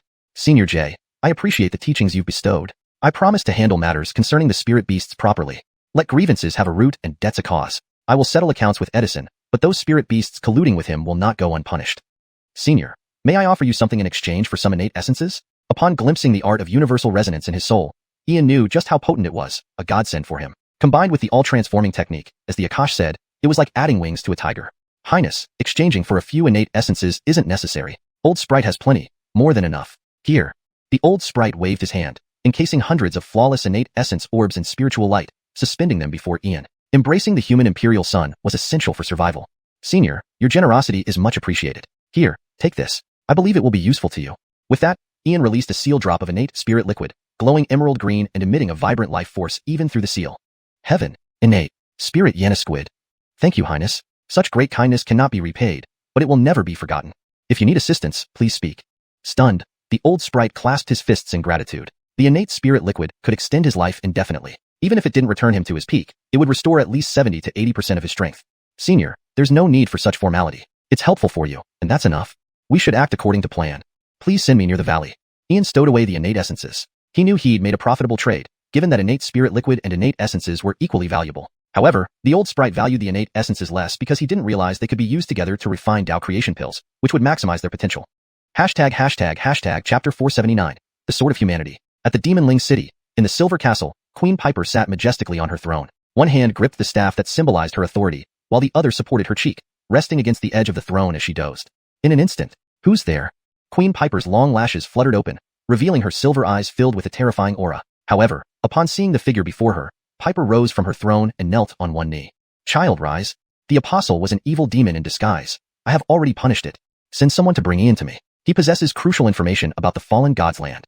The figure was a projection, unmistakably the old demon from the Ancestor Hall. Naturally, this was all part of Ian's plan to provoke Edison's reaction. As you command, Ancestor.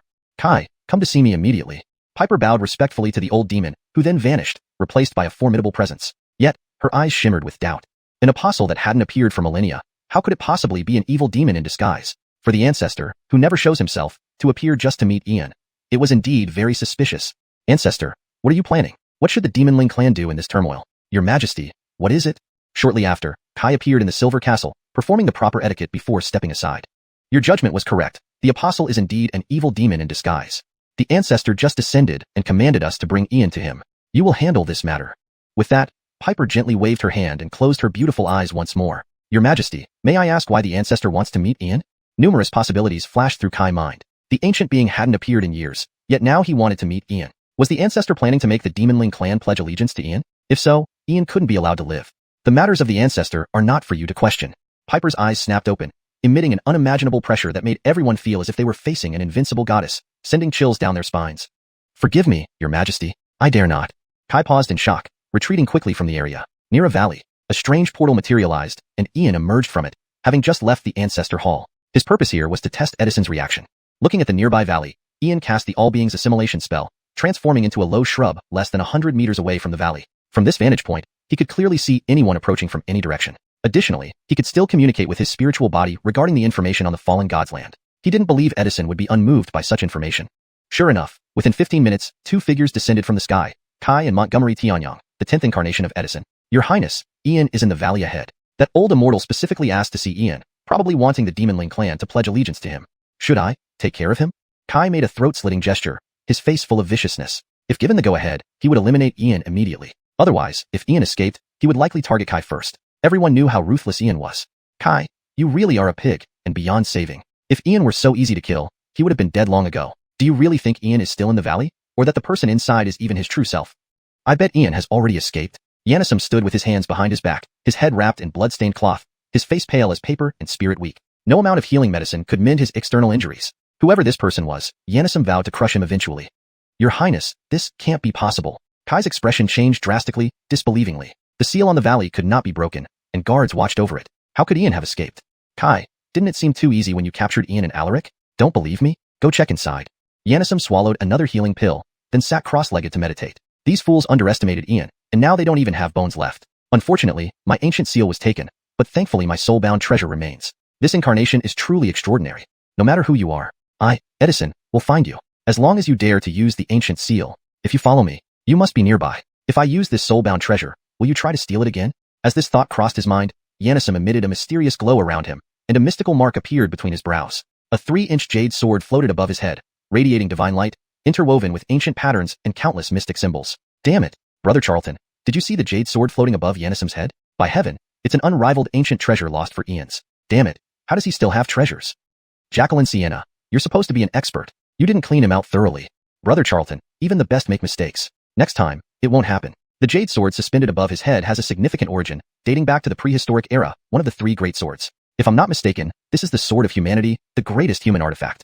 Jacqueline Sienna, how does it compare to the Taiji Sindiaming Pagoda? Brother Charlton, they can't be compared. The Taiji Sindiaming Pagoda is an ultimate supreme weapon, while the Sword of Humanity represents the pinnacle of humanity. To put it simply, holding the Sword of Humanity makes you the master of humanity, invincible. It's said that even imperial courts sought the Sword of Humanity. Jacqueline Sienna, can we let such a precious treasure fall into the hands of this evil? As an heir of the imperial court, I must reclaim it for the light of humanity. Brother Charlton then? Jacqueline Sienna, let's steal it again. Brother Charlton, be careful. The Sword of Humanity protects him, clearly recognizing its master. Failure is minor, but triggering its retaliation could be fatal. Let's wait until we reach the fallen god's land and act then. Jacqueline Sienna, opportunities don't come twice. Aren't you an omnipotent wonder girl? Do you really lack confidence? Brother Charlton, unless we use the Taiji Sindiaming Pagoda. Strangely, last time we stole from him, the Sword of Humanity didn't intervene. I can't be sure if it was dormant or had other reasons. Your safety is paramount. Sienna, leaving such a deadly weapon in the hands of this evil will only bring disaster to our race. No matter what, I must try. Help me immobilize space, and I won't believe we can't get the Sword of Humanity. Brother Charlton, let's try once. If it doesn't work, I'll help you escape. Their conversation passed in a flash. Both bold and daring, such treasures couldn't be ignored. Your Highness, Jacqueline Sienna, don't rush. The Sword of Humanity is one of the 3 ancient swords. Acting rashly will trigger its retaliation, regardless of your status as an imperial prince. Besides, he seems to be deliberately provoking you. Hashtag chapter 480. the Sword of Humanity. Just as Ainsley, Dan, and Ian were about to make their move, the voice of the ancestral spirit reverberated in their ears. With the emergence of the Sword of Humanity, the Heaven's Tao Sword and the Earth's Netherworld Sword would likely soon follow. Only when the great catastrophe befalls all living beings would these three swords come into existence, all born in the chaos before time, wielding supreme authority. Venerable ancestral spirit, thank you for the warning. I was nearly tricked by Edison's scheme, Ian said, suddenly realizing how perilously close he had come to falling into Edison's trap. The man was cunning and deceitful, but his bait was irresistible. But if this sword falls into his hands, it could cause irreparable harm to our human race. Do you have any way to help me reclaim the Sword of Humanity? Even if I cannot obtain it, I cannot let it fall into Edison's possession. Ian was suddenly enlightened, having narrowly avoided Edison's trap. Clearly, this person was deviously cunning, but the bait was too hard to resist. Highness, the Sword of Humanity represents the destiny, status, and authority of humanity. It is a primordial treasure formed from the very beginning. To reclaim such a treasure is almost impossible, replied the ancestral spirit. Long before the imperial court, anyone who obtained the Sword of Humanity became the ruler of humanity.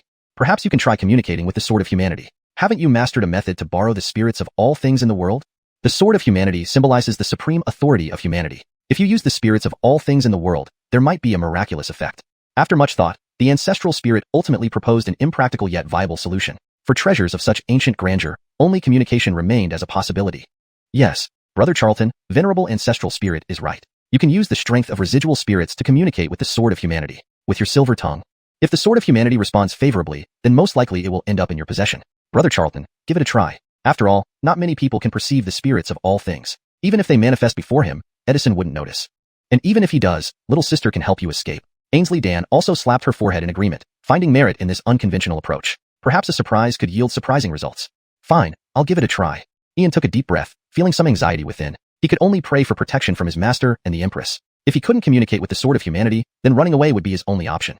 With that thought in mind, Ian focused his soul power despite being in shrub form. Having reached the Soul Dan realm, his soul force could penetrate his body.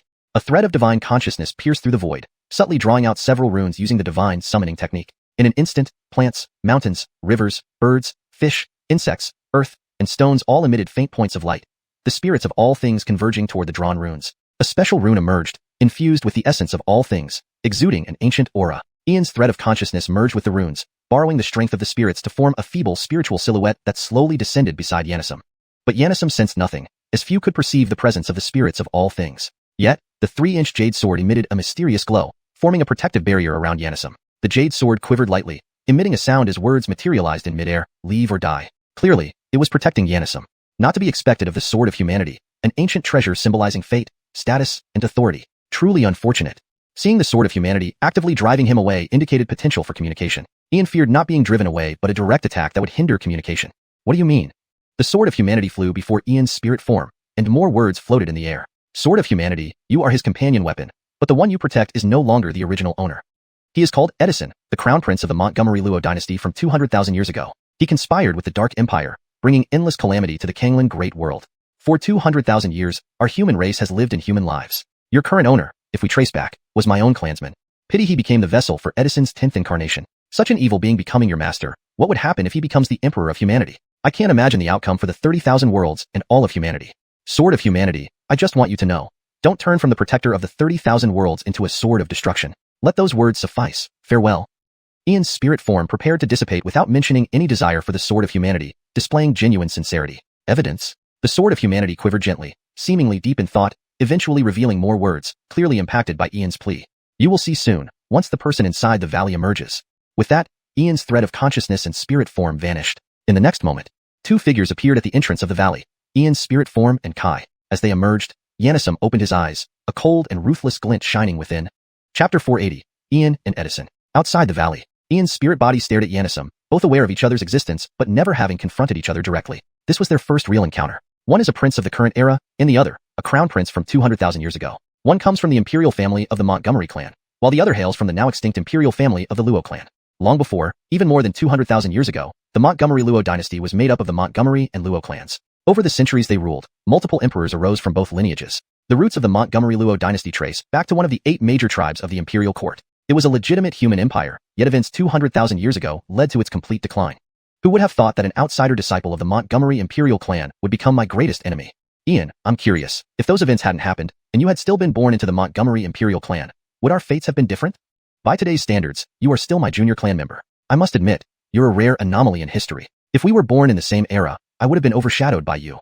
Your elder brother Tiger, hailed as a rare talent among the Montgomery Imperial clan in 10,000 years, falls far short compared to you. Your talent, physical endowments, lineage, and character surpass him 100-fold. The 4 sacred beasts stand for you. The Hagen defends your path.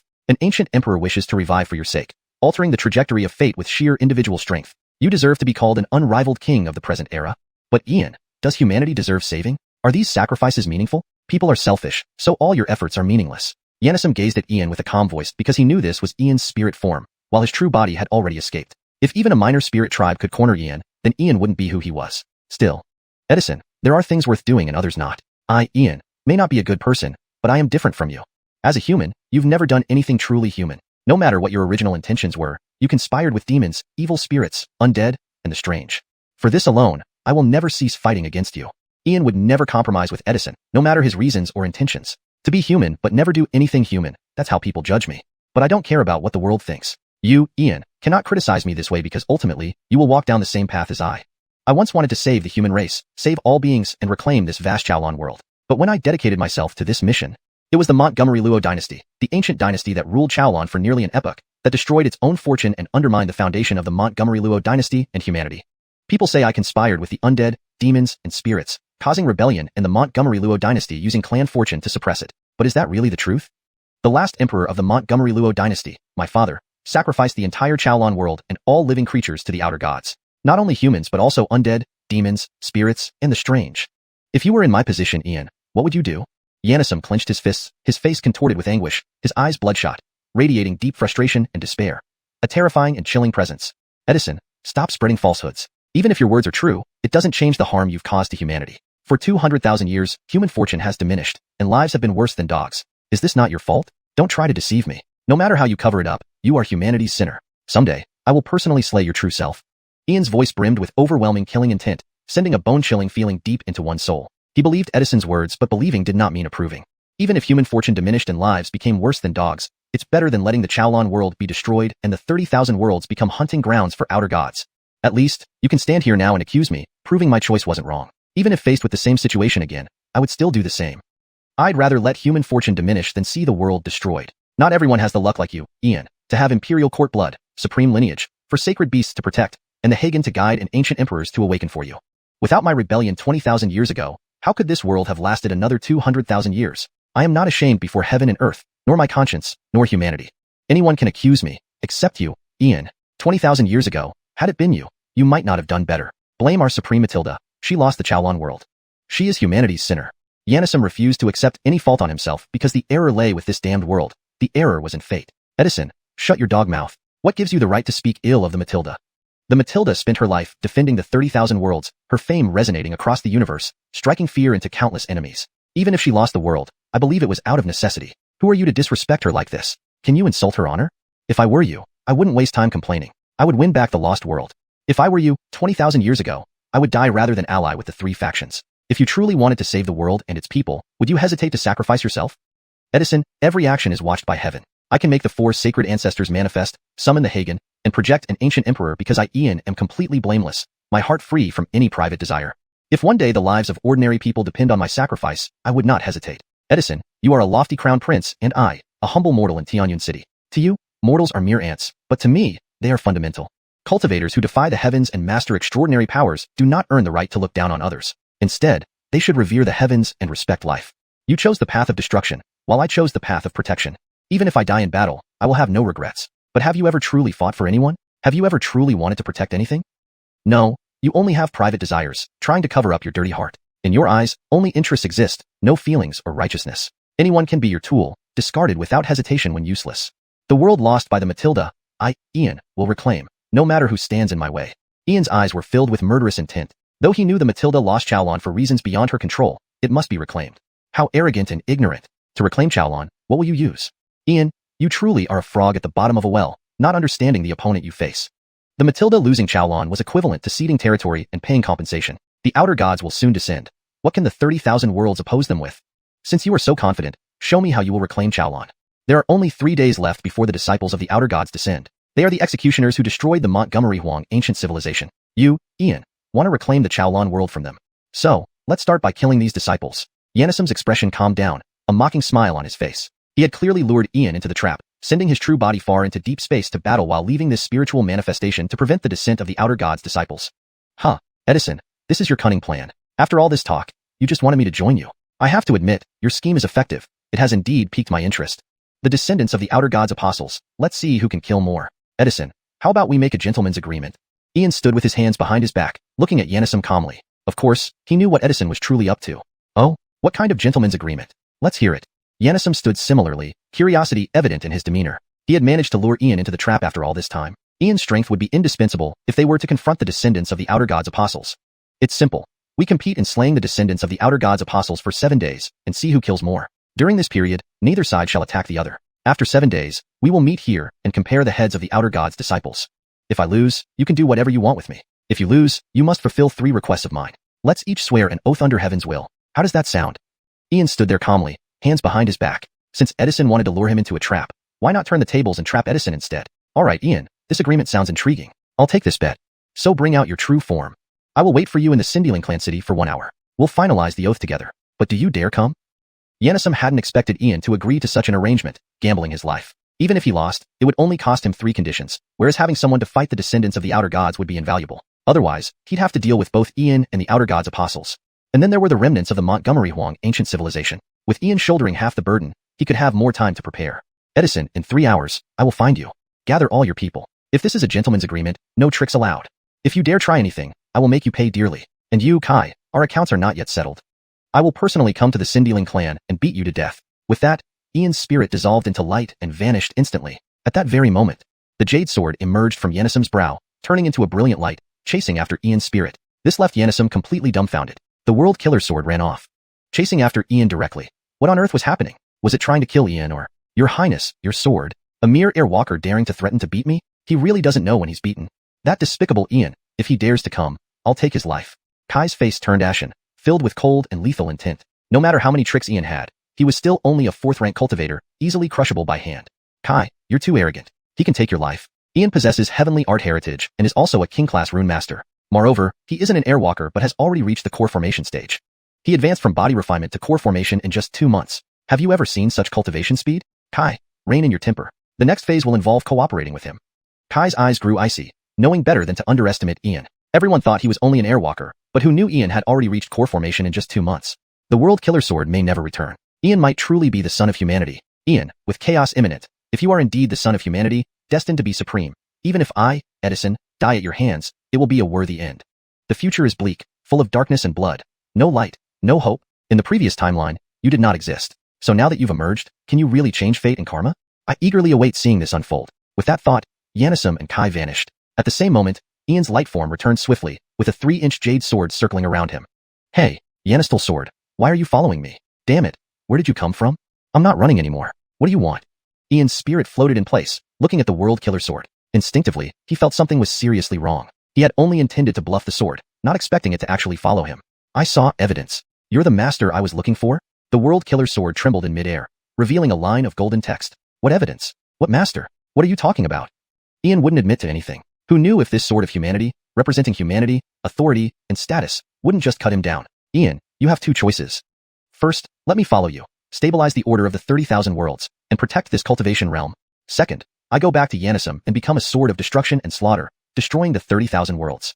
The world killer sword trembled again, leaving another line of text in midair. Well, alright, I'm done pretending. Yes, it was me earlier. But I only wanted to tell you that Edison once severed my clan's fortune, leading the 30,000 worlds to the brink of destruction. But I don't arrogantly believe I can save the 30,000 worlds or protect this cultivation realm, because I will only sacrifice myself for the human race, not for all beings. And I will conspire with evil spirits and use any means necessary to achieve my goals. My virtues do not match your lofty standards. Ian shrugged helplessly, laying bare his thoughts. He had never been a saintly sage. You aren't lying. But you are born supreme, destined to be an emperor. I am willing to follow you. At least, you have truly sacrificed yourself for the sake of all living beings. That's enough. The world killer sword possessed its own will and discernment, ultimately leaving another line of text in the air. Fine, since you chose me. I, Ian, promise not to disgrace your honor. One day, I will echo through the infinite void, making gods kneel and demons bow. At that moment, Ian's spirit vanished, and his true body appeared beside the world killer sword, speaking solemnly. Chapter 481. Whence comes this demoness, seeking her own beating? In the small world, at the Khalil clan's tribe, Dottie and Zilling stared at each other, nearly petrified, almost unable to believe their eyes. The world sword, symbolizing supreme authority of human civilization, the embodiment of the sovereign ruler of mankind. A representation of the highest status was before them. It had been fooled by Ian. If Edison knew about this, would he be so enraged as to spit blood, perhaps 3 pints? The World Sword. Only the one who possesses the World Sword can truly be the emperor of human civilization, the ruler of humanity. Its status and power are indeed too high. Throughout the long ages, despite countless people coveting it, no one could obtain it unless the World Sword acknowledged them. Even the ancient emperors couldn't succeed if the sword refused. Born supreme, truly born supreme. If not born supreme, how could the World Sword recognize him? Also, it should be noted that while the World Sword represents human fortune, status, and power, only its master can unleash its full strength. Choosing its master, the World Sword doesn't just look at cultivation levels, but also at virtues. Since time immemorial, among the 3 swords of heaven, earth, and man, now that the World Sword has appeared, can the Heavensward and Underworld Sword be far behind? Only when chaos reigns in heaven and earth, when the world is unsettled, do these 3 swords appear to pacify the disorder and establish order. Now that the World Sword has emerged, it clearly signifies that the great chaos will begin from the human world. Edison, the Dark Empire, the Montgomery Huang ancient civilization, outer gods, enemies are becoming more numerous and stronger, especially the legendary outer gods, those indescribable, unfathomable beings. Brother Charlton, have you decided, truly to cooperate with Edison? What if this is his trap?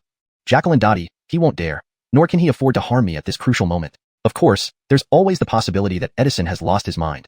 Brother Charlton, what if Edison really has lost his mind? Do you really believe what he says, that the previous emperor of the Montgomery Luo dynasty wanted to sacrifice the Canglan Great World to the outer gods, and he acted to protect the world? Jacqueline Dottie, does it matter what the truth is? Whether it's Edison, the Dark Empire, the Montgomery Huang ancient civilization, or the outer gods, they all aim to claim the 30,000 worlds. Only this is most important. Regardless of right or wrong, for whatever reason, I must kill them all. Brother Charlton, do you want to make enemies of the entire world? If you were an emperor, it wouldn't matter, but now you're only at the core formation stage. This isn't your burden to bear, even if you're of the imperial court lineage. Jacqueline Dottie, the 4 sacred beasts have fought for me, the Hagen has protected me, projections of ancient emperors have descended, and elder Jacqueline Mercedes has passed down heavenly powers. Each has sacrificed for our race. How can I betray their expectations? At least I must take back the Canglan Great World from the outer gods. Brother Charlton, aren't you afraid of dying? Jacqueline, you've asked this question many times, and I've answered it many times. Did Master fear death back then?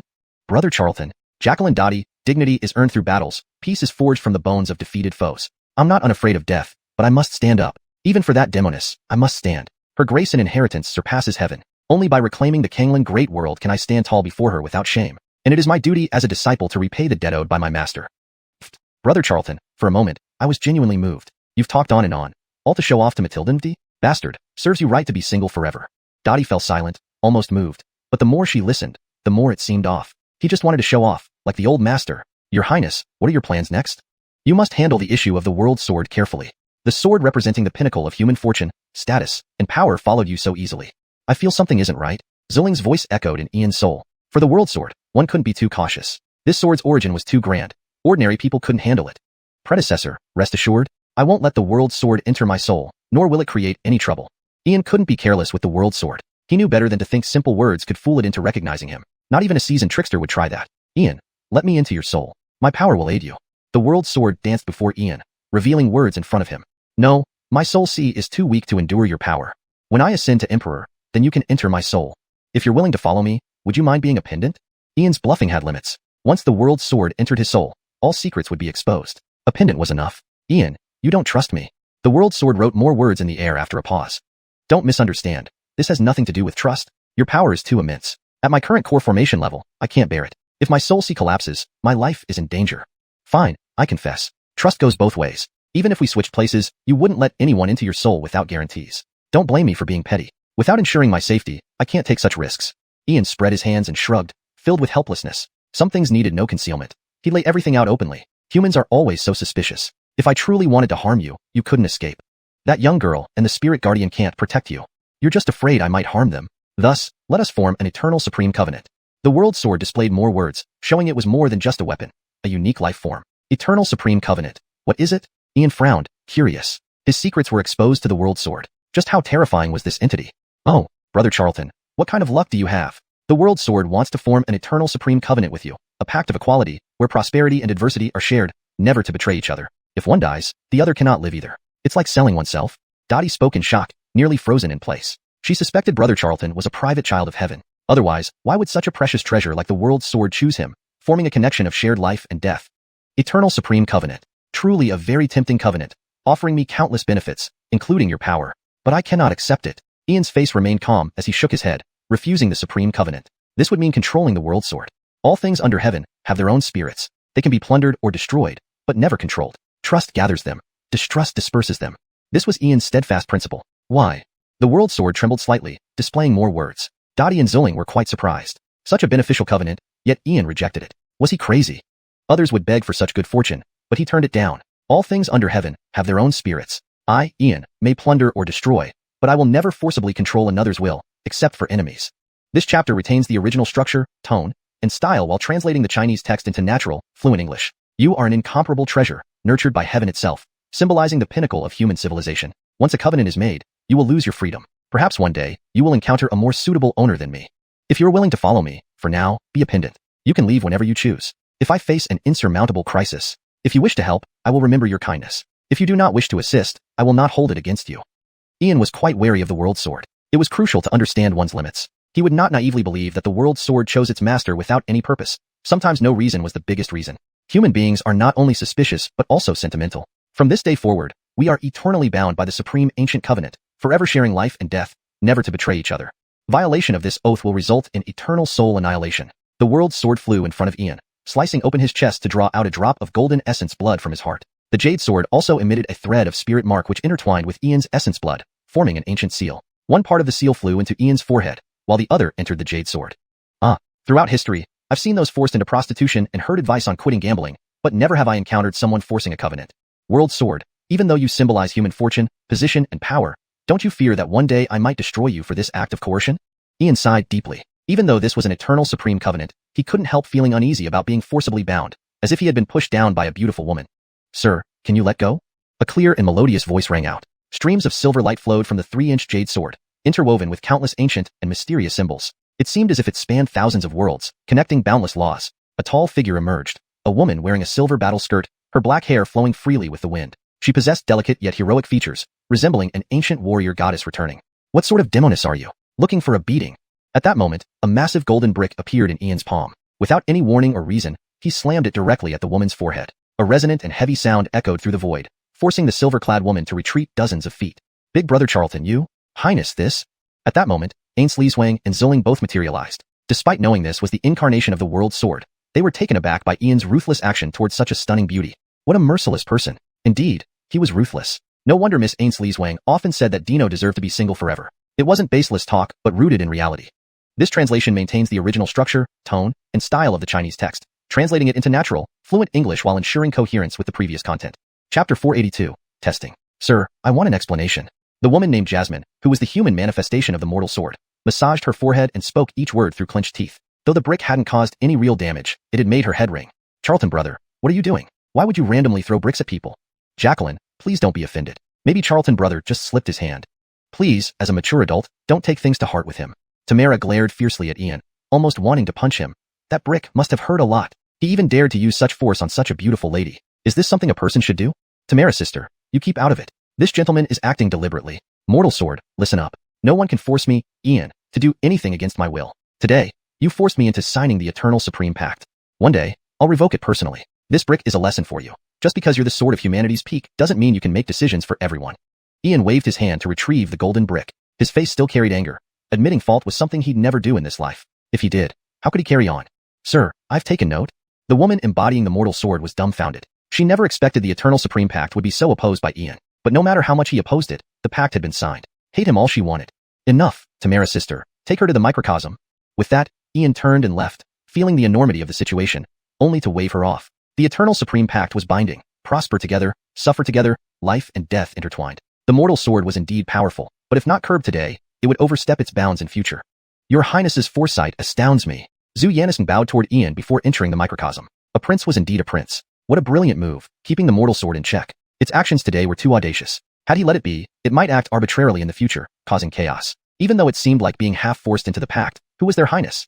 Brother Montgomery, what happened? You called me back here. I apologize. I didn't find the innate essence spirit where Senior 3 Dragon indicated. It's now a wasteland. A streak of golden light descended from the sky. It was Alaric. Upon seeing Ian, he felt apologetic. Don't worry about it. For now, forget about the innate essence spirit. I've already gathered enough. I asked you to return for more important matters. Earlier, Edison and I reached an agreement. Ian explained everything of the past few days to Alaric, holding nothing back since he was one of his own. What? Brother Montgomery, you're joining hands with Edison to hunt the descendants of Outer God disciples. Are you mad? Those descendants possess powers more terrifying than demons. And why cooperate with anyone else when you choose Edison? Don't you fear betrayal? Brother Montgomery, you're usually a master planner. Why make such a rash decision here? Alaric felt an immense headache. He couldn't believe Ian actually agreed to collaborate with Edison and the Yao Yannison clan. Brother Ferdy, calm down. Even you know Edison isn't trustworthy. Why would I easily trust him? That's just playing along. Don't forget we have two ancestors here. If I don't placate Edison, how would those old guys fare? To avoid risks, I've decided to move them first, so we have no lingering worries. And while we're at it, Ian whispered into Alaric's ear. Brother Montgomery, what if they notice? Do you have full confidence? Alaric's mind was in turmoil. He never thought Ian would dare so much. If successful, it would be a triumph. If not, Brother Ferdy, relax. Leave it to me. Follow our previous plan. Show no mercy or all efforts will be in vain. Ian patted Alaric on the shoulder, and they walked towards the valley entrance. Ian used his spiritual power and entered the valley. Charltoner Matthiaser, are you alright? Heh, old Montgomery, these kids look lively, nothing wrong with them. Armand and Morgan approached, finally relieved to see them unharmed. Ancestors, today, Brother Montgomery and I have a question. 200,000 years ago, what transpired between Montgomery Luo dynasty and Edison? Ian remained silent, while Alaric, very serious, posed the question. He knew the story from Ian, trusting only part of Edison's words. They needed to consult the ancestors as the Montgomery Luo dynasty's secrets were hidden among various clans. Yannistal Cloud, Yannistal Ferdy, do you need to ask? Edison conspired with the Dark Empire to invade Canglan. The Montgomery Luo dynasty sacrificed its fortune to suppress them. Everyone knows this, why ask now? Morgan didn't look at the elder Saint King but was also deeply anxious. Revealing this could shock the entire Canglan. It involved not only the Montgomery Luo dynasty but several ancient clans and immortal families. Ancestor, is this true? Alaric's expression fell. Hearing this, he deduced the involvement of other clans, especially the demon race. How dare they sacrifice a world to outer gods, unless many participated? Yannistal Ferdy, do you doubt an elder nearly 20,000 years old? You've been out for days, haven't you been misled? Don't you trust us and instead believe other slanders? Morgan fussed, equally worried. Misleading his grandson was easy, but not the old Cloud families. Ian wasn't speaking, a bad sign. If the events of 200,000 years ago came out, every hidden force would be exposed. Predecessor, calm down. Brother Ferdy was just asking casually. After all, 200,000 years have passed, right? Many doubts surround this matter. As Artemio and Lloyd descendant, to ensure the future of demons and humans, we must investigate. While hunting demons recently, one mocked us as pitiful sacrifices. I found some information suggesting the retrieval of sacrificial remnants from 200,000 years ago. That's why we returned. Ian emerged, fan waving, with a peaceful smile. If they didn't know anything, then it would be truly bizarre. Pretend all you want. I'll see how long you can fool me. One of you must have been parasitized by Montgomery Huang ancient civilization. Time remains, allowing investigation one by one. Charltoner, can we really trust the words of demons? The Elder Emperor sacrificed the fortunes of humanity to suppress the Dark Empire, ensuring the future survival. The Lu royal family was nearly wiped out because of this. Evil demons excel at deceiving others. You must not believe their words. Regarding the Montgomery Huang ancient civilization, we do know something about it. It vanished before the Imperial Court era and was even stronger during its peak than the Imperial Court. Perhaps the Montgomery Huang ancient civilization hasn't completely died out. There might be one or two descendants who carry on its legacy. Evil demons are a cultivator's enemies. Never trust what they say. If you encounter Edison, you must spare no cost to kill him. Montgomery Zhang, the old Saint King, sighed deeply, his heart filled with hidden worries. He wasn't sure how long he could keep the truth hidden from his exceptionally talented grandson. Any minor detail would draw his attention, and if he ever discovered the truth, it might doom the Montgomery clan. Thank you for your guidance, Grandfather Montgomery. I will always remember it. I will definitely slay Edison. But I will continue investigating. Sooner or later, I will uncover what happened 20,000 years ago.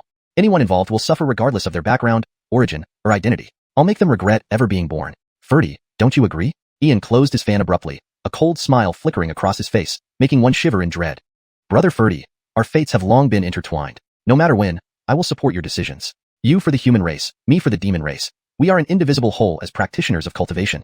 Whoever dares to undermine the foundation of our civilization, I will eliminate them without mercy. Even if the demon race is involved, I will mercilessly slay them. The interests of our civilization come first. I believe you feel the same. Two ancestors, please bear with us for a few days. Brother Montgomery and I are about to head to the land of fallen gods. We've heard there might be survivors of the Montgomery Huang ancient civilization. We plan to eliminate all of them.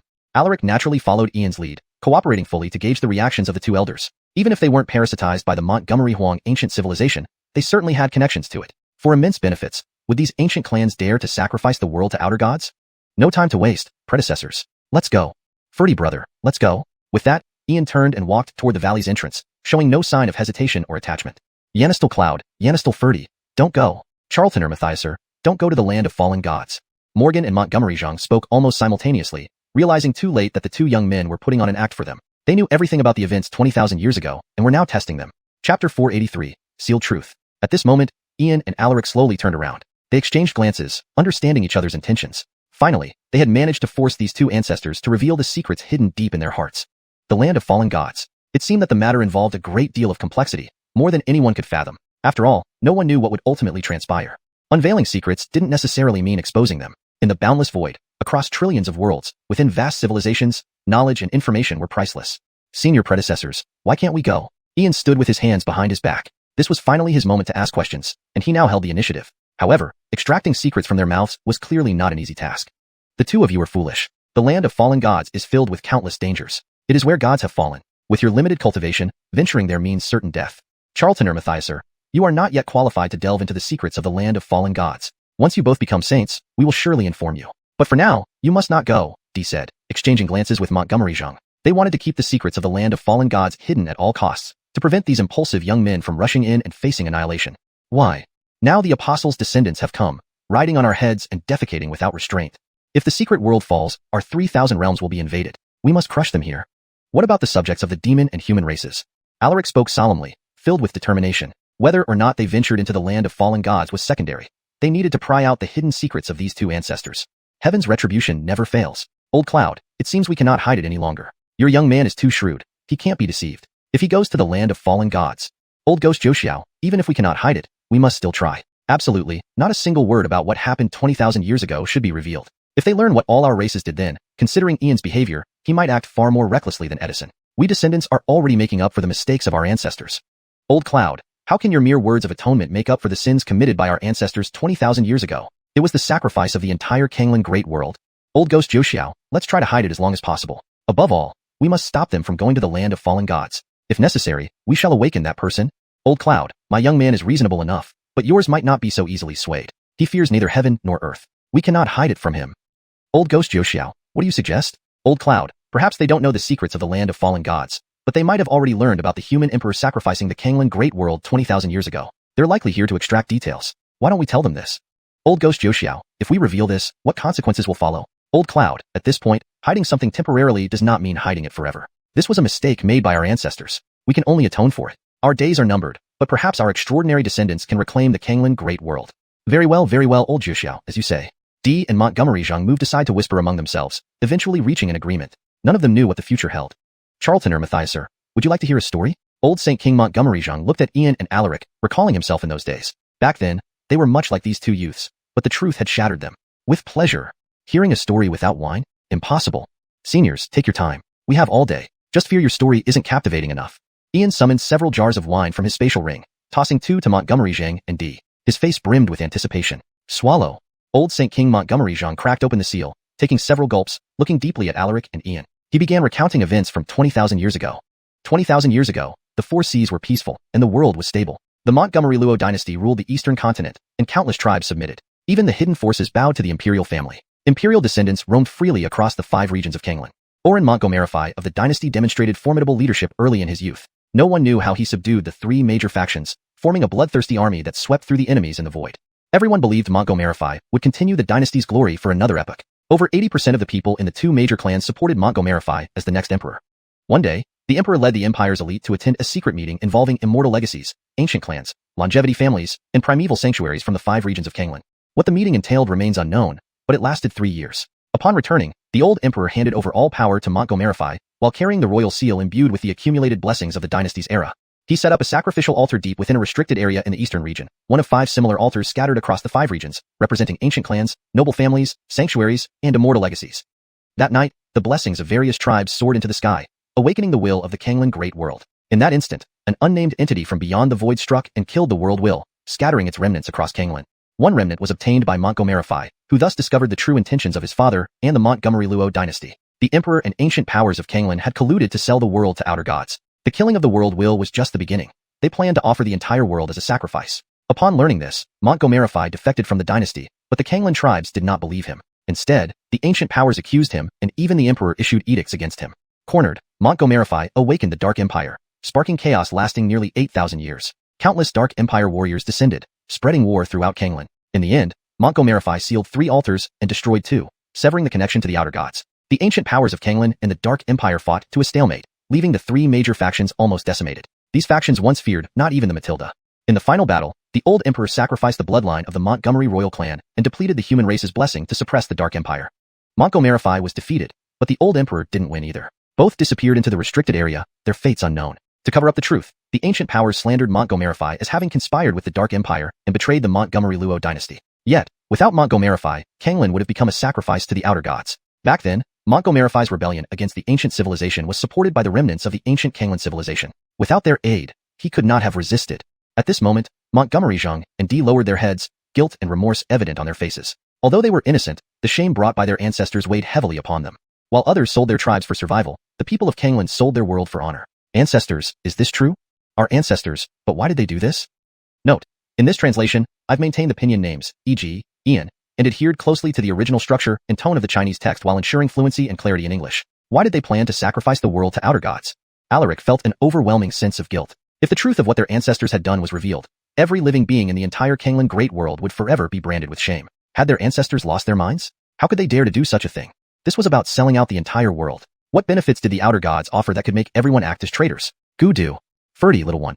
Even I wish to know. But all the elders who were involved back then have long since passed away. All we know are the secrets inscribed within our bloodline inheritance. Every being in the Canglan Great World owes Edison an apology, Dee said, feeling immense shame and embarrassment. His face flushed red as he kept drinking spiritual wine to cover his disgrace. Edison was once a hero who extended the future for all beings in the world. But after 10 reincarnations, Edison had changed. With each rebirth, he slaughtered countless members of ancient clans, noble families, sanctuaries, and immortal legacies. Why? Why did it come to this? Edison wasn't the source of darkness and chaos. He was a hero who saved the world. And the mythic races I once took pride in turned out to be traitors who sold out the world. Heaven, how utterly laughable and shameful, fighting against a hero for so long while believing we were in the right. Brother Montgomery, no matter how hard we strive, we are sinners. Does it even make sense for us to continue on this path? Alaric was nearly collapsing under the weight of the brutal truth before him, which left no room for doubt. Facts spoke louder than rhetoric. Yanis is like a chess game, fate unpredictable, lamenting only the whims of destiny. Charltoner Matthiaser, your appearance was inevitable, destined to atone for our ancestors' mistakes. The details of the secret meeting 20,000 years ago remain unknown to us. In the 3,000 worlds, there has never been a clear standard of right and wrong. As long as you adhere to the principles of your heart, whatever decision you make, we will support you, no matter what. Cloud St. King Montgomery Zhang also felt profound bitterness. He would rather not reveal this truth if possible, but it couldn't be hidden. Even if he didn't say it, these two young men had already uncovered most of it, missing only the details. I don't believe it. Ian drank all the spiritual wine in the jar, slowly stood up, and maintained a calm demeanor, as if this event had not affected him. Brother Montgomery, what don't you believe? Alaric looked at Ian, instantly becoming calm and speaking with utmost seriousness. I don't believe the Dark Empire would help Edison unconditionally. I don't believe the ancient Montgomery Huang civilization would be so generous. I don't believe that the plot to sacrifice the Canglan Great World wasn't orchestrated by them. I don't believe there was no one guiding this war behind the scenes. Brother Ferdy, stories are just stories. Even if it's the truth, so what? Remember this. All outsiders cannot be trusted. Our human ancestors had a saying, those not of our kind cannot be relied upon.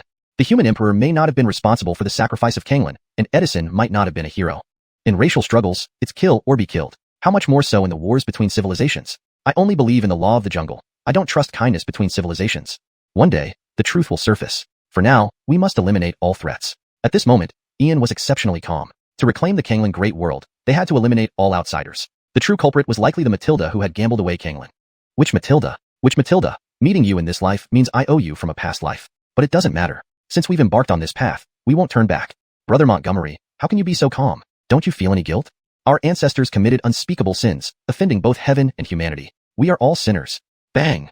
Alaric, remember, we are not sinners. We do not need to bear this guilt.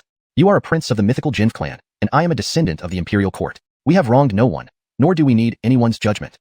The events of 20,000 years ago will not be easily resolved. All those who betrayed the Canglan Great World must be purged. We owe nothing to anyone. We must reclaim the Canglan Great World. Ian kicked Alaric several dozen feet away, his voice cold and filled with menace, causing an involuntary shiver deep within the soul. Brother Montgomery, I understand. I won't make such basic mistakes again. What do we do next? Alaric stood up, having shaken off his guilt and confusion. At least Brother Montgomery was right. He owed nothing to anyone, so why should he live with guilt? Brother Ferdy, do you still have the supreme imperial artifact from the mythic heavens of your race? If you do, I will find a way to send you out and bring it back here. I want to kill every living being here. I need your mythic heavens supreme imperial artifact. Ian's eyes gleamed menacingly. He possessed the sunbow and sunset arrows, weapons capable of slaying the 9 princes of the heavenly court, treasures of humanity. If these treasures encountered the supreme imperial artifact of the mythic heavens, it would trigger an inherent confrontation, making it easy to destroy the secret world. Chapter 484, Gathering in the Demon Spirit King City. The Heavenly Emperor Bell. Charlton, do you think I can retrieve the Heavenly Emperor Bell? That's our demonic race's legacy, hidden deep within the ancestral land of our clan. Even if our ancestors went themselves, they could not summon the Heavenly Emperor Bell. Alaric helplessly shook his head. After the Mythic era, the Heavenly Emperor Bell had never reappeared. The ancestral land of the demonic race had not been opened for a long time, and to many members of the demonic race, the bell was merely a legend. Forget it. I didn't think it through properly. It's about time. We should go to the Demon Spirit Clan. Charlton pondered for a moment and abandoned this plan. After all, the Heavenly Emperor Bell couldn't be obtained quickly, and even if they did manage to get it, whether it could be used was another big question. Charlton, Matthias, what exactly are you planning to do? You two little scoundrels, don't be so mysterious. You already told us what you wanted to know. Now tell us your plan. Montgomery, Zheng, and Morgan were bewildered again. These two little scoundrels were definitely up to something significant. Otherwise, why would they even think of borrowing the Heavenly Emperor Bell? But they kept their secrets from them, completely ignoring these two elders. Esteemed predecessors, please wait patiently. If my brother and I survive this journey, we will certainly bring you out. If we don't return, that's just how it's meant to be. After saying this, Ian didn't continue speaking but walked straight out of the valley. Alaric bowed to the two men before following him out. Darn brats. Old Montgomery. Look at these darn brats. Tell me, aren't you angry? Old Monster Jiu Shao, as two crippled elders, we can't offer any real help. So let's just wait anxiously. We can only pray they return alive. Don't you think these kids remind us of ourselves when we were young? Old man Montgomery, stop giving yourself false glory. Brianeo Hang doesn't acknowledge you, you know, so stop flattering yourself. Old Ghost Jiu Shao, I can see you're just jealous. Whether or not Matthias acknowledges me, he is still my royal lineage, and I've already acknowledged him. Old man Montgomery, not surprising, you shameless person. Old Ghost Jiu Shao, aren't you proud too? If these two kids survive, your lineage has produced a genius like Matthias, which could even contest for the throne of the Demon Emperor. Old man Montgomery, true. Brianeo Hang isn't bad either. If they can truly conquer the secret realm, the rebuilding of the Imperial Court isn't far off. So, Old Ghost Jiu Shao, let's awaken him. At least with him here, this conflict can remain relatively fair. Old man Montgomery, I've been waiting for those words. Brats, this is the only way we can help you. Morgan and Montgomery Zhang exchanged glances. Both had reached an agreement. For the sake of their descendants, they had to take this gamble. The secret realm was bound to be brutal, and certain rules mustn't be violated. Outside the valley, Ian and Alaric flew rapidly and soon arrived at the Demon Spirit Clan's barrier, where powerful demon spirit warriors awaited. They led the two men directly into the city. Upon arrival, they saw numerous blue portals appearing in the Demon Spirit City, bringing outsiders one by one. Some came from the 10 great cultivation academies of the Eastern region, others from the ancient Forbidden Zones, human holy lands, and the 100 tribe sanctuaries. All were elite representatives, the worst being at the level of sacred princes and princesses. Not only were there cultivators from the Eastern region, but also from the other 4 regions, each forming small groups accompanied by demon spirit experts. Only Ian and Alaric were sidelined. Clearly, the Demon Spirit Clan had extensive connections with the outside world, evident from the familiarity of everyone present. Given that the secret realm opens every 10 years, interactions between the Demon Spirit Clan and the outside world must be frequent. Brother Montgomery, something seems off. Didn't Edison sign a gentleman's agreement with you? Yet now, descendants from various races of the Canglan World have come. What's he up to? Alaric scanned the surroundings, spotting familiar figures, and sending Ian a private message. Brother Ferdy, 2 possibilities. First, letting the Demon Spirit Clan and outsiders witness this agreement. After all, agreements are agreements, but none of us trust each other. With Edison not fully recovered, wouldn't he fear I might attack him in secret? This way, we'd need to kill all outsiders if we want to make a move. Secondly, Edison wants to trap and eliminate all of us, likely under the Demon Spirit Clan's name. He might be after more than just killing us, perhaps seeking new hosts for the remnants of the Montgomery Huang ancient civilization or collaborating with the Apostles' offspring to capture these successors and threaten all races of the Canglan world. Ian stood with folded arms, his gaze scanning the area with a faint smile. Edison had indeed planned well, ensuring his own invincibility from the start. Brother Montgomery, we've been played by Edison. Alaric hadn't thought so deeply, but after Ian's reminder, he understood. With this setup, Edison had much room to maneuver. Anyone mentioned here holds significant status. If they all perish in the secret realm, the survivors would face universal hostility. Brother Ferdy, that depends on whether we fall for his trap. Saying this, Ian sat on the stone steps of the Silver Castle Square, pulled out 2 jars of spirit wine, tossed one to Alaric, and started drinking. In the center of the square, another blue portal appeared, from which emerged several figures led by Yanisum, Edison, along with a man and a woman. The man exuded vigor while the woman was breathtakingly beautiful. Yanisum, Tiger, Montgomery Ruoshi, they are the 3 strongest youngsters of the Eastern region's Montgomery Imperial Clan, not inferior even to descendants of ancient holy lands, eternal families, or immortal legacies. Not just that, the Montgomery Imperial Clan has one more standout. Ian, who recently rose to fame in the Canglan world, confirmed to be from the Montgomery Imperial Clan, possibly carrying the bloodline of the legendary human Imperial Court. Heaven! How many prodigies has the Montgomery Imperial Clan produced? Each more terrifying than the last. Yanisum was always hidden by the clan. Tiger is called the Kinney child of the Montgomery Imperial Clan. Montgomery Ruoshi hails from another branch of the Montgomery Imperial Clan and is the Holy Maiden of the Taisu Holy Land. She made waves during her last visit to the secret realm. 4 outstanding geniuses from one family, each capable of becoming Saint Emperors. Hard to say they won't produce a human emperor. Any one of them could support the future of the Montgomery Imperial Clan. As Yanisum, Tiger, and Montgomery Ruoshi appeared, they instantly became the focus. Among attendees from the eastern region's ancient clans, noble families, and holy lands, the most frequently heard name recently was Ian. For outstanding geniuses from one family, each possessing the potential to become a saint emperor or even a supreme emperor. The profound foundation of the Montgomery imperial clan was clear, and none of them had yet ascended to the rank of king. In the upcoming King's War 3 years later, it would surely be a bloody battle. As long as they didn't fall, the Montgomery imperial clan would undoubtedly dominate an era. At this moment, 2 more portals opened. From the left, 3 youths with golden hair and eyes emerged, followed on the right by 2 towering figures emanating a primal aura. The eldest Orin of the demon race, Ronald, the second Orins, Inna, and the 7th Orin, Iman, along with Alessia and Xianxia from the Witch clan. These are the top prodigies of both the demon and witch clans. ##### Chapter 485, Confrontation of Prodigies. Truly an era where the winds and clouds gather, and extraordinary talents emerge one after another. The top prodigies of the witch and demon clans can contend with the Montgomery imperial clan. The human, demon, and witch races, the 3 largest factions in cultivation, were once the rulers of the 30,000 worlds. Now gathered in the secret realm, they will surely engage in a fierce struggle. The witch and demon clans have been sworn enemies since ancient times, destined to fight until one side is utterly annihilated. Today, someone is bound to suffer great losses. All eyes were on the figures from the witch and demon clans, the most elite among the young generation. The demons included 2 lineages and 4 major tribes, while the witches had over a dozen branches. Each member was a terrifying existence. The ancient enmity between the witch and demon clans ensured that their conflict would be deadly and relentless. Birdbrain die. Xianxia, a towering youth nearly 2.5 meters tall with bronze skin and explosive muscles, roared. He appeared like a primal beast from ancient times, unleashing terrifying power that churned the void. A wave of blood energy surged, forming a fist imprint that shattered the sky as it sped toward the 3 demon clan members. Within a radius of several miles, the air churned violently, dust rose high into the sky, and the ground sank, cracking widely. Under the surge of blood energy, a colossal 100-meter-high avatar of Xianxia erupted behind him. Which brute? It's you who seeks death. Amon, the 7th prince of the Golden Crow clan at just 17 years old, emitted overwhelming battle intent despite his youthful appearance. Blazing heat radiated from him as 3 dazzling wheels of light appeared in the sky. Behind him, a massive golden crow materialized. The flames of the golden crow were scorching and violent, piercing through the void and engulfing a vast area, forcing everyone around to retreat. Blood energy surged, and the golden crow flew across the sky. Fist imprints raced, and the blazing sun scorched. Without any words, Iman and Xianxia engaged in a deadly duel right away. This was common between the witch and demon clans. Whenever they met, regardless of time or place, it would inevitably end in a life-and-death struggle. Your Highness, shouldn't you stop this? Augustine asked, appearing beside Yanisum. After all, these people were invited by Dino for an alliance to combat the offspring of the apostles of the outer gods. Yet before forming an alliance, chaos had already erupted. Someone will stop them, Yanisum said, standing with folded arms. His eyes flickered toward Ian, who sat on a stone step nearby. A faint smile lingered on his lips. The age-old enmity between the witch and demon clans was unstoppable. Ian, as a descendant of the imperial court, had a deep-seated connection with both clans. Would he intervene? Before the square stone steps, Brother Montgomery, they've started fighting. What should we do? Edison invited all these people, yet he's so calm, watching as if it's a show.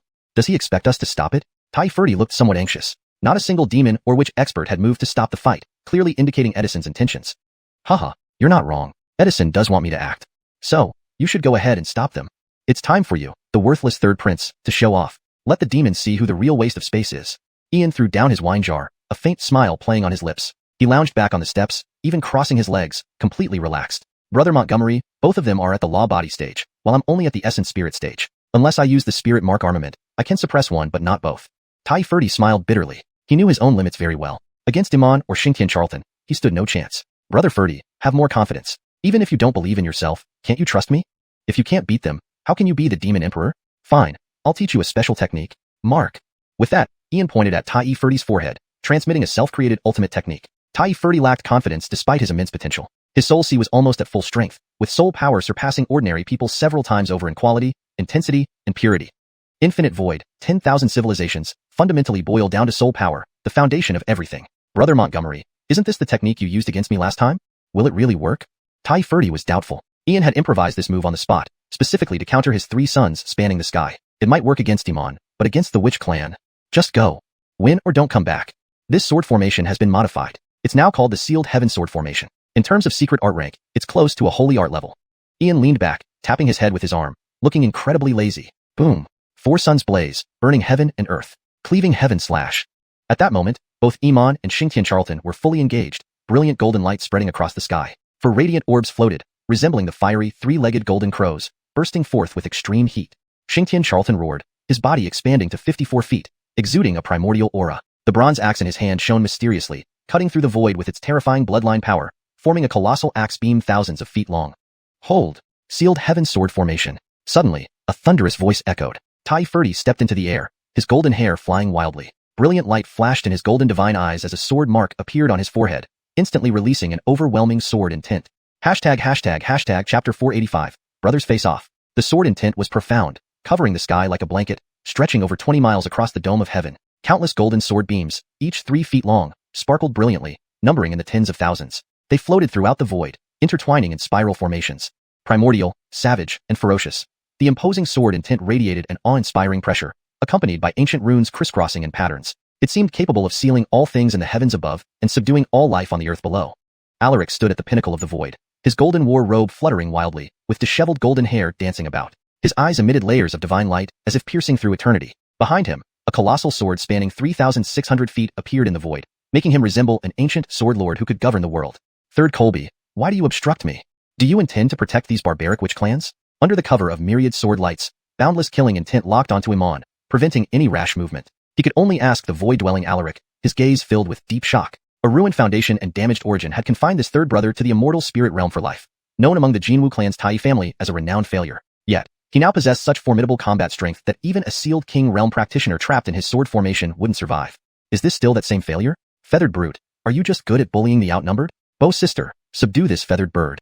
Xianxia Charlton pointed at Alaric in the void with his bronze battle axe, but did not dare move recklessly, knowing this sword formation contained powerful soul attacks, which the witch clans were unprepared to handle due to their lack of spirit cultivation.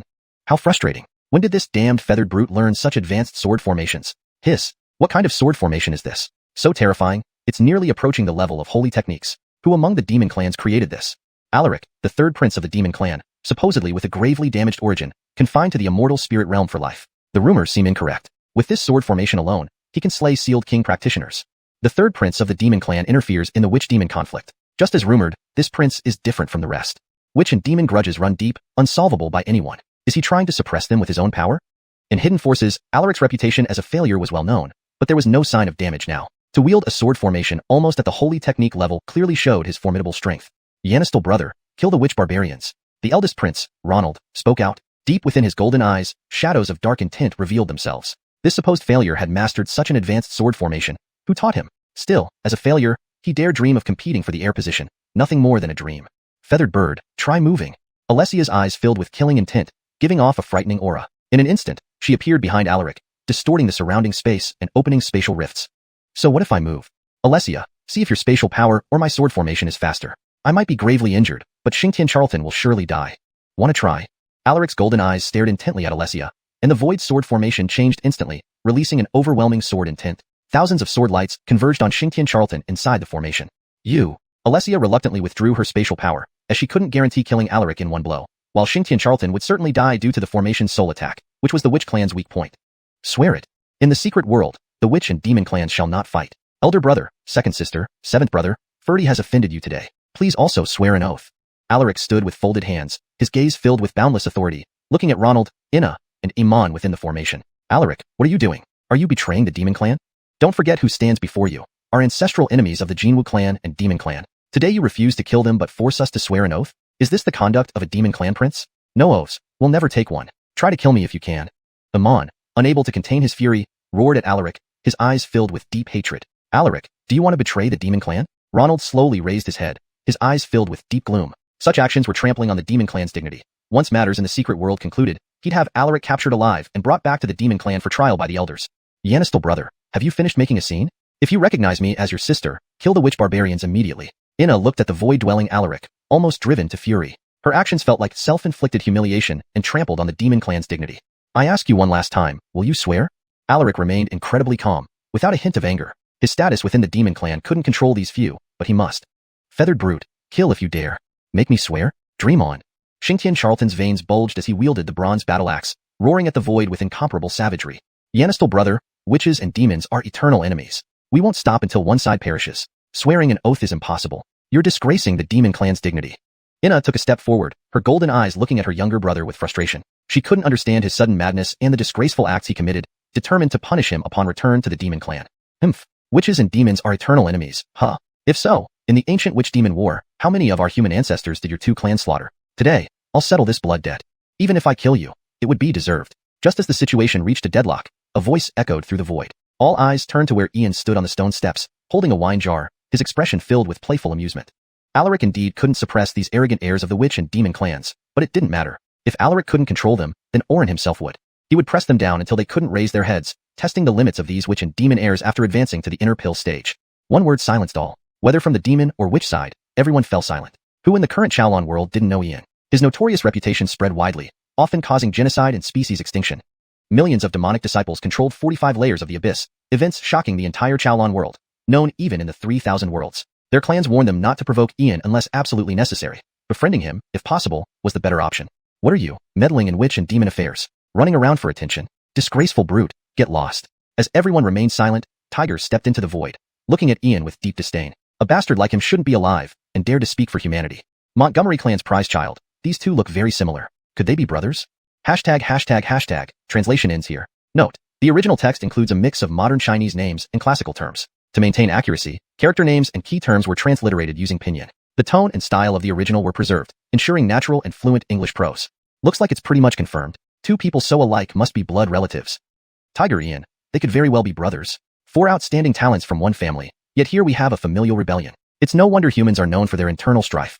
The onlookers were enjoying the spectacle, as such an intense confrontation wasn't a common occurrence. No matter what Tiger's intentions were, daring to speak to Ian this way, he would likely receive a severe beating. What a joke. What business of yours is it how I act? You come out here with that high and mighty attitude and dare to scold me. I can't understand who gave you the courage or the nerve. If you dare to babble another word, I won't hesitate to send you to the underworld. Ian pointed at Tiger with his palm fan, his dark eyes radiating intense killing intent. Ever since learning about the teleportation array to the abyss set up by the Montgomery Imperial clan, he harbored no illusions about his elder brother Tiger, whom he had never met. Blood relations meant nothing. Anyone opposing him would face death, even if they were kin. How dare you? Have you truly turned against me? To be so disrespectful to your elder brother. Today, I will discipline you on behalf of our parents for your lawless behavior. Sky-breaking finger. With these words, Tiger's rage erupted into overwhelming killing intent. A finger strike, spanning 100 feet through the air, transformed into an incredibly sharp beam, aimed straight at Ian's body. Tiger, did I give you too much respect? If you want to die, I'll grant your wish. Void collapsing fist. Ian gazed at the void, exuding a chilling aura, delivering a fist strike into the emptiness. An intangible, formless fist imprint pierced through space, causing the sky stretching tens of miles to tremble violently. Fist imprint, finger beam. They collided in mid-air, instantly annihilating the finger beam. The terrifying force of the void collapsing fist continued unimpeded, striking Tiger and sending him retreating over 10 feet. Void collapsing fist, a technique of the witch clan. Ian, whose lineage did you inherit the void collapsing fist from? Xianxia Charlton and Alessia exchanged glances, both voicing their questions. Each of the 100 clans in the 3,000 worlds had their own unique heritages, especially bloodline techniques, which outsiders couldn't learn. The void collapsing fist belonged to the lineage of the Great Witch of Strength. Just a void collapsing fist, not some profound boxing art. Tiger, rumor has it you're the crown prince of the Montgomery Imperial clan, inheriting the highest traditions. Yet, you can't even withstand my single punch. Do not insult the term Kinney, for you are unworthy. Ian stood with his hands behind his back, mocking Tiger, who had retreated over 10 feet. Just one punch revealed Tiger's true strength. Even if there was a significant gap in cultivation levels, combat prowess was a different matter.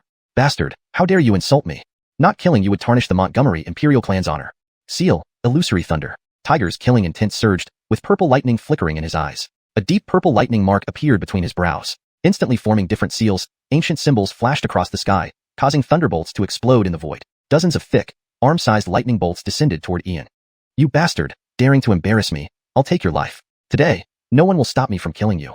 That's all you've got? You dare show this to me. Tiger, I won't use foreign clan techniques to ensure you don't complain. Today, I'll use human techniques from the 3 orthodox schools to fight you. Heaven and earth without bounds, borrow the power of Ainslian Kuin. Pure clarity energy, subdue evil with thunder. Great clarity true thunder spell.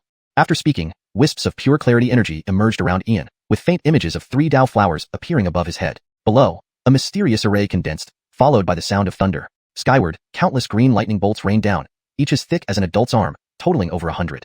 One side wielded thunder seals, while the other used the mystical sect's thunder spells. A blue and purple clash of thunder boomed through the air, unleashing lightning storms that scarred the square of the J-King city with craters. Curse you, Ian. I'll take your life. Tiger roared like a thunderclap, releasing overwhelming energy. His Sindian Shan realm might unleash to its fullest, forming a hundreds of feet-long purple thunder dragon that emitted a deafening roar, charging toward Ian. Tiger, if you seek death, I'll grant your wish. Mighty heavenly dragon, Bodhisattvas and Buddhas. Great Yanished heaven dragon seal. Ian clasped his palms together, chanting ancient Buddhist scriptures. As he spread his palms, a majestic dragon's roar echoed through the 9 heavens and 10 earths. A golden dragon hundreds of feet long spanned the sky, charging toward the thunder dragon, emitting an overwhelmingly holy aura. By heaven, mystical sect techniques and ancient Buddhist arts, how many legacies does this Ian possess? Esteemed Yanisi is truly remarkable. Possessing orthodox human traditions, he challenges a Sindian Shan realm practitioner at the Dao core realm without falling short, and he seems to still have more power in reserve. Note, I've made Yanisi consistent with the previous names used, Cloud Charlton, corrected Baldanjing to Dao core realm, which is a more natural translation for this cultivation realm, and adjusted some phrasing for fluency. However, Yanisi should likely be Cloud Charlton to maintain consistency with the original text names. Here's an alternative.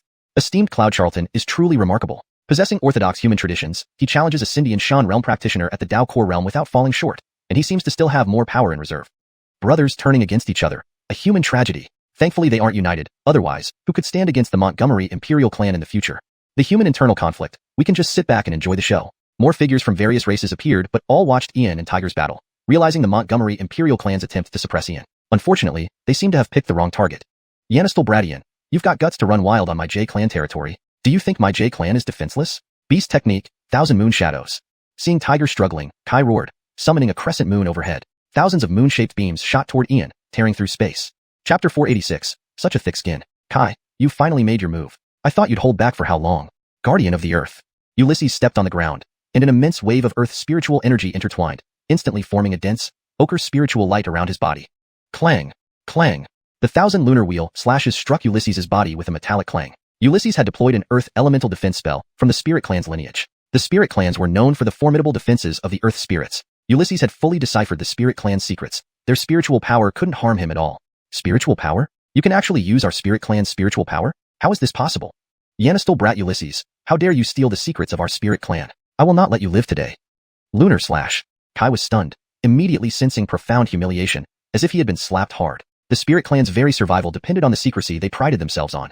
If he continued to live, it would be a significant threat to the Spirit Clan. Realizing this, Kai became more deadly, transforming the crescent moon above into a full moon. Gentle moonlight wheels spun in the air, bringing irresistible pressure towards Ulysses' body. Too slow, much too slow. Your casting speed really needs work. What a pity, such a powerful spell being used by trash like you. Earth Shield. Wings of Wind. As he spoke, Ulysses summoned several ochre shields in front of him, while behind him appeared a pair of translucent green wings. His figure flashed hundreds of feet away like a ghost, darting through the void. Various spiritual powers flickered around him, exuding an incredibly mysterious aura. The Spirit Clan's spiritual power? What kind of monster is Ulysses? The Spirit Clan and cultivators are two entirely different concepts, yet he can master the Spirit Clan's techniques. Genius, truly an unparalleled genius. Provoking such a monster, that was indeed unwise. Earth and Wind spiritual power, not a member of the Spirit Clan, but able to control their spiritual power. This Ulysses must be deliberately insulting the Spirit Clan. The Spirit Clan has certainly lost face this time. This Ulysses is a total troublemaker. From all directions, figures from various races were utterly amazed by Ulysses' world-shaking talent. If someone like this doesn't fall, he will surely dominate an era, making all his peers look up to him. Yanistel brat Ulysses, you infuriate me. If you have the guts, don't hide. Fight me head on. Kai trembled in rage. Against Ulysses enhanced by Wind's spiritual power, it was nearly impossible to track his movements. And clearly, Ulysses was playing with him, deliberately humiliating him. A detestable troublemaker, but utterly helpless against him. Kai, I've seen shameless before, but never someone so shameless as you. You're a King Realm expert, while I'm merely at the core formation stage. You have the nerve to demand a fair fight? Why don't you suppress your realm and fight me then? Ulysses hovered in the sky, his wind wings constantly shifting positions. Spirit Clans communicated with spiritual power via souls. Innate soul strength determined one's upper limit, lacking any complete method for soul cultivation. Achievements were based purely on personal talent. Whether it's heavenly essence or spiritual power, they're just different forms of energy. Their essence remains the same. So civilizations across the endless void regard the soul as fundamental. Even the shaman tribes who inherently cannot cultivate the spirit without innate factors, otherwise everyone would train their souls. Kai turned pale with anger, wishing he could flay Ulysses alive. What a despicable, shameless rascal. Sooner or later he would reduce him to dust. Enough, Kai. Haven't you lost enough face already? Ulysses, you've shown off enough. It's time to stop. For now, let's put aside our private grievances and unite against the external enemies. At this moment, Yanissim emerged, appearing gentle and cultivated, but inwardly extremely wary. What terrifying talent, what demonic perception, to grasp the core of the Spirit Clan's techniques in just a few days, something even he hadn't managed. If not for the joint extermination of the Apostle's offspring, I wouldn't leave this menace alive today, no matter the cost. The human world sword hasn't returned. Who knows if it's still with him? Forget it, since I've never used it. A thing that can be seen but not used is nothing but scrap iron. Yanissim, an hour ago, I might have agreed to fight the enemy with you. But now my mood is terrible, and I don't want your people stabbing me in the back. Aside from that, why should I care about external invasion? Heavenly day, brother Ferdy, let's go. Ulysses descended from the sky, standing opposite Yanissim, his face filled with mockery. Hold it. Ulysses, in the face of a major enemy, can you just come and go as you please? The Apostle's offspring, once they break through the secret realm's defenses, will invade the 33 worlds. Do you think you can escape then? Kai looked even more troubled, aware of Ulysses' various means. He was indispensable in combating the Apostles' offspring, whether it was commanding on the battlefield or employing hidden methods. In terms of capability, he didn't fall short of anyone here, possibly even matching Orin Sindian. Kai, you have such a thick skin. Even the shaman tribe's physique, which is unrivaled, probably isn't as thick as yours. Just moments ago, you wanted to kill Brother Montgomery, and now you can spout such high-minded words. Whether human or spirit, we need some shame, right? Brother Montgomery, collaborating with these honey-tongued, two-faced hypocrites, they might stab us in the back the next moment. Tian Tai sneered, relentlessly mocking them. Whether the shaman and spirit clans fought or not was their own business. He had done his part in warning them. If they refused to heed his advice, what could he do? The Apostles' offspring are not simple beings. Who knows what plot Lou Montgomery has up his sleeve? Ulysses, if I truly intended to attack you, would you still be standing here now? In the 5 regions of Canglan, the elites of all forces are gathered here today for a common goal. Regardless of grudges, let's deal with the external enemy first. We must survive first, then consider individual grudges. This isn't just a battle, but also a struggle for destiny and the future. All who came here are prepared to die. Do you, Ulysses, have that resolve? If not, better leave early. Xianxia stood with his hands behind his back, his dark eyes fixed on Ulysses. Regarding the plan to counterattack the Apostles' offspring, he indeed harbored no ulterior motives and sincerely wished to exterminate them. Once the Apostles' offspring die, it will be your turn. Ulysses, enjoy your arrogance for a few more days. Only one of us will leave the secret realm. Xianxia, save your nonsense. I can collaborate, but I won't act with you all. I dare not leave my back exposed to you. As for intelligence on the Apostles' offspring, share it if you wish. If not, so be it. Standing with his hands behind his back, apart from Tian Tai, Ulysses wouldn't trust anyone in the scene. Originally, he intended to collaborate with the shaman and spirit clans for great achievements, but seeing their attitude, it was impossible. Anyway, they had no prior connection, so let fate decide. Truly laughable. Ulysses, do you think we'd act with a butcher like you? Ulysses, don't think too highly of yourself. If you don't want to act with us, that's fine. But when the Apostles' offspring attack, don't ask for our help. Heh, Orin Kane would never ask for our help. He's the deputy chief of the Devil Sect, wielding incredible powers. Ulysses, it's only in Donghua that you can be so arrogant. In any other domain, you wouldn't even have bones left. The top figures from various regions of the vast Canglan world spoke up one after another. For this ruthless little devil who exterminated clans without hesitation, no one held any affection. If they had a chance, they wouldn't mind stabbing him. Even if I have no bones left, I won't ask for your aid. You all better stay alive. At the battlefield for the royal promotion of 100 clans in 3 years, I will hunt you down one by one. Xianxia, stop playing tricks. Otherwise, I'll be the first to turn the tables. Ulysses stood with his hands behind his back, eyes scanning everyone around him. It was clear he was being targeted collectively. Well then, let's see what these Apostles' offspring are made of. Ulysses, you must join us. Otherwise, who knows what you might do. Everyone, stop arguing. This is not the time to settle personal grudges. The Apostles' offspring will soon arrive, and they have been hunting us for ages. We plan to counterattack them. The secret realm is vast, and I've marked several arrival points. We'll split into 5 teams. As for team members, each race should decide on its own. Friends from the shaman and spirit clans, I hope you can put aside your prejudices this time and wait until after we repel the Apostles' offspring to settle old scores. I'd like to ask you to join me and Ulysses at the most likely landing site for the strongest enemy forces. Proper coordination could catch them off guard. Xianxia looked at the representatives from the shaman and spirit clans, knowing full well they were among the strongest here. The shaman clan's formidable physiques, the spirit clan's secret arts, and Ulysses' various means. If they cooperated, they could take on the Apostles' offspring. Dream on. Collaborate with these feathered beasts? Only if I'm dead. Xianxia Charlton was the first to oppose, revealing the long-standing enmity between the shaman and spirit clans. They despised each other, often resolving conflicts with life-or-death duels. Gross shaman barbarians, who wants to work with you? I'll kill you sooner or later. Price also chimed in mockingly, and the atmosphere instantly turned tense, ready to erupt into chaos. Xianxia, I've never met anyone as idealistic as you. I can cooperate, but first, resolve the conflict between the shaman and spirit clans. Alright, handle the rest. When you're ready to depart, remember to call me. Ferdy brother, let's leave before they hate us more. Find a place to drink. With that, Ulysses waved his folding fan and walked away without looking back, abandoning any hope of cooperation with the shaman and spirit clans. Let them fight to the death if they wish. It was none of his business. Alaric naturally followed. In the spirit clans, he was an outsider, closest only to his second elder sister. But since he was crippled, their interactions became scarce. Today's actions were part of Montgomery Brothers' test, assessing the shaman and spirit clan stance. Clearly, Montgomery Brother was disappointed. Brother 3, hold it. Tell me, who taught you that sword array? Zola's voice echoed, indicating this wasn't a spirit clan technique, but almost a divine art, extremely rare. Second Jacqueline, this sword array was taught by Senior Sanlong. Why do you ask? Alaric, influenced by Ulysses, didn't blink at lies. He wouldn't reveal Montgomery unless necessary. With Montgomery Brother around, future prospects were limitless. The throne of the spirit clans paled in comparison. No reason, just asking. Why so serious? Braden Gomery, I've heard much about you. Could I have the honor to share a drink with Orin Kane? Zola approached and bowed deeply, remembering her elder's instruction to cultivate a relationship with Ulysses, given his close bond with her brother. Orance, it's unnecessary. Ancient wisdom says keep distance between genders. We aren't close friends or old acquaintances, so it's best to keep our distance to avoid misunderstandings. Ferdy brother, Please accompany your elder sister. If you need me, send a message. Ulysses returned the bow, intending to limit ties with the spirit clans. Alaric could be a friend, but the clans couldn't. Braden Gomery, why be so distant? Afraid I'll eat you? Brother 3 has caused you trouble. As an elder sister, I should thank you properly. Braden Gomery, can you really refuse such an offer? Zola smiled gracefully, unwilling to miss this golden opportunity. Her brother had told her of Ulysses's wonders, and possibly the heavenly sealing sword array. Braden Gomery, the elder of the Soul Clan, saved me from the Shadow Domain. Shuiwe thanks you. Long ago, I heard Braden Gomery enjoys wine. Shuiwe brings our clan's special beast blood wine from the Shaman clans. Please accept it. Alessia eyed Zola with hostility, approaching Ulysses with sealed jars of beast blood wine, blushing deeply. Swallow. Good wine, potent. No wonder it's one of the 4 ancient spirits. I won't be shy. Hutu, this is your repayment. We're square. Ulysses scooped up the wine with his sleeve and disappeared into the air, leaving behind a swirl of mystery. Chapter 487. The Just Knight Medal. In the east of Demon Spirit King City, 1,400 miles away lies a large lake. Ian held a jar of beast blood wine in one hand while casting a fishing line into the lake with the other. Upon closer inspection, the fishhook was straight. He fished only to find peace of mind. Edison, from the Dark Empire, descendant of the Outer God Apostle in the Montgomery Huang ancient civilization. Enemies grew more formidable, even surpassing comprehension. Just dealing with Edison alone was already enough of a headache, necessitating his utmost effort to maneuver around. Initially, plans involved cooperating with the witch and demon races to alleviate pressure and free up resources to deal with Edison. Trusting Edison was never an option.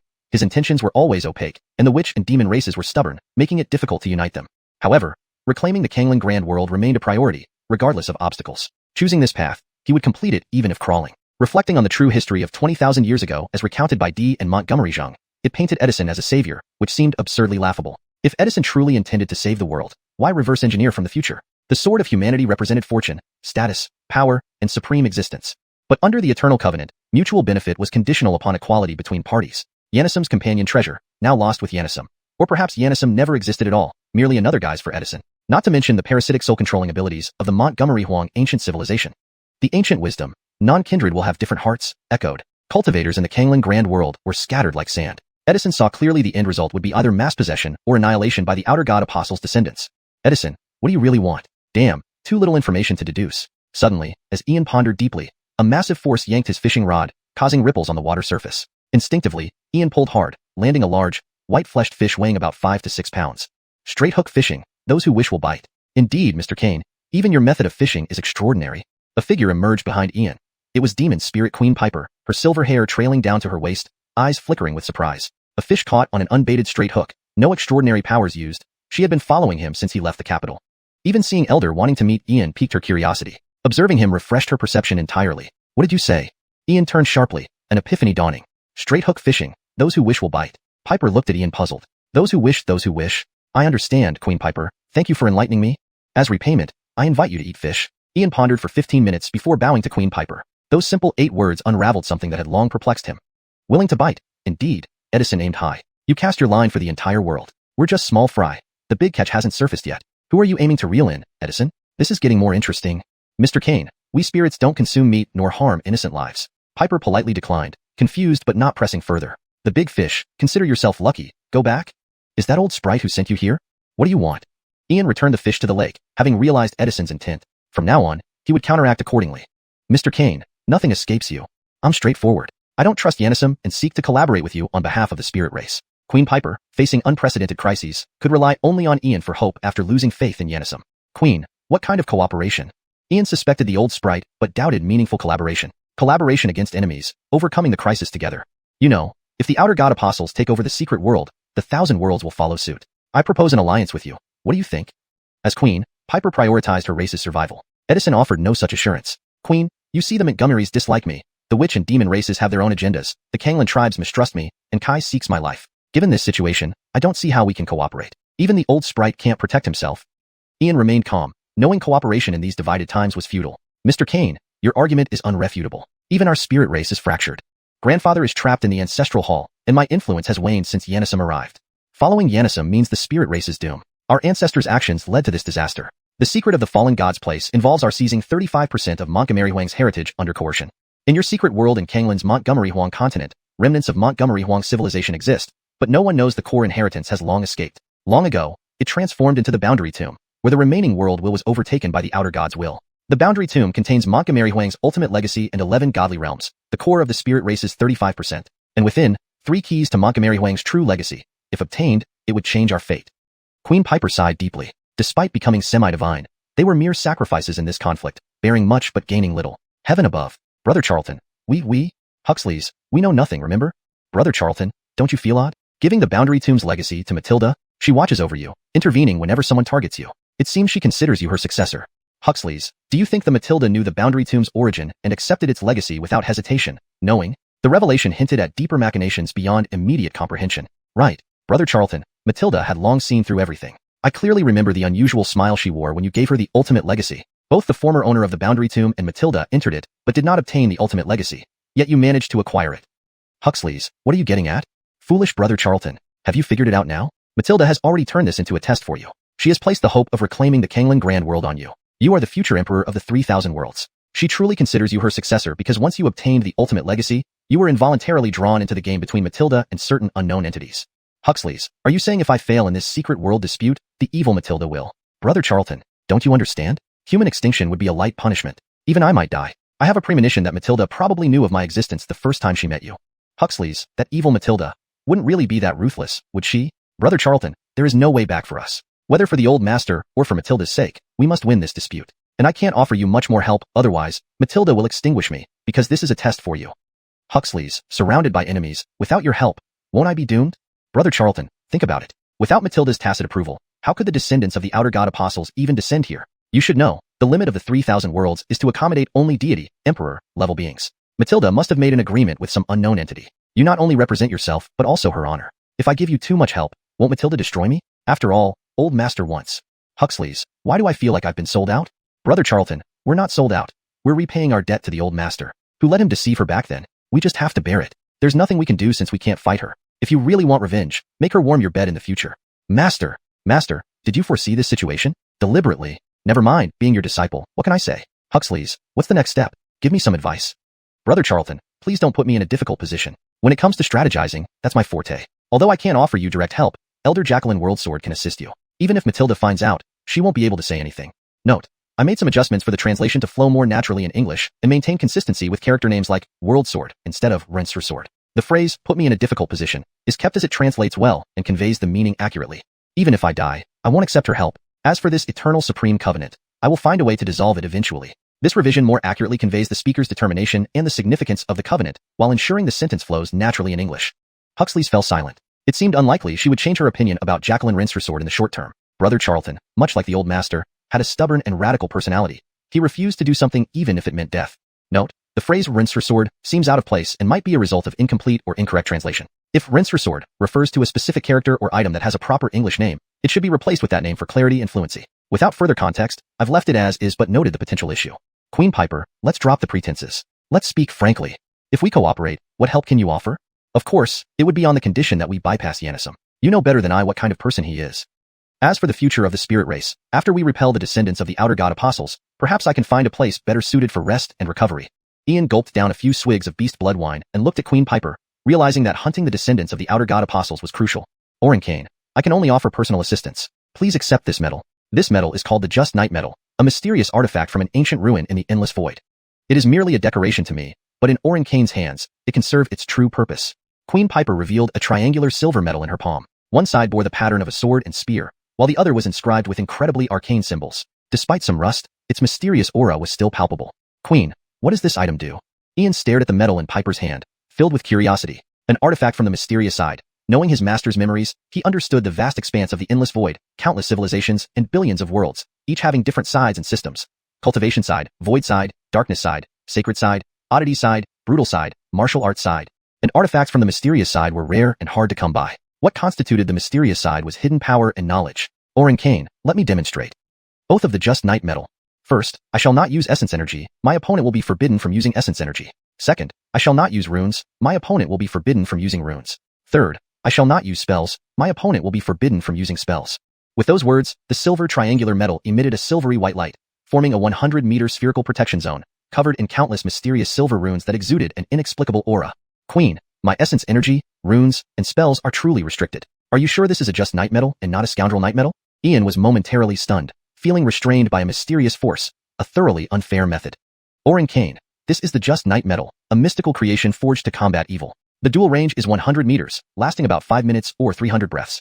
Only when one side admits defeat or dies can the duel end. The loser's soul and treasures belong to the winner. Of course, the Oath of the Just Knight medal only applies below the sacred domain, meaning cultivators below the sage realm. This medal can be used thrice daily for single or team duels.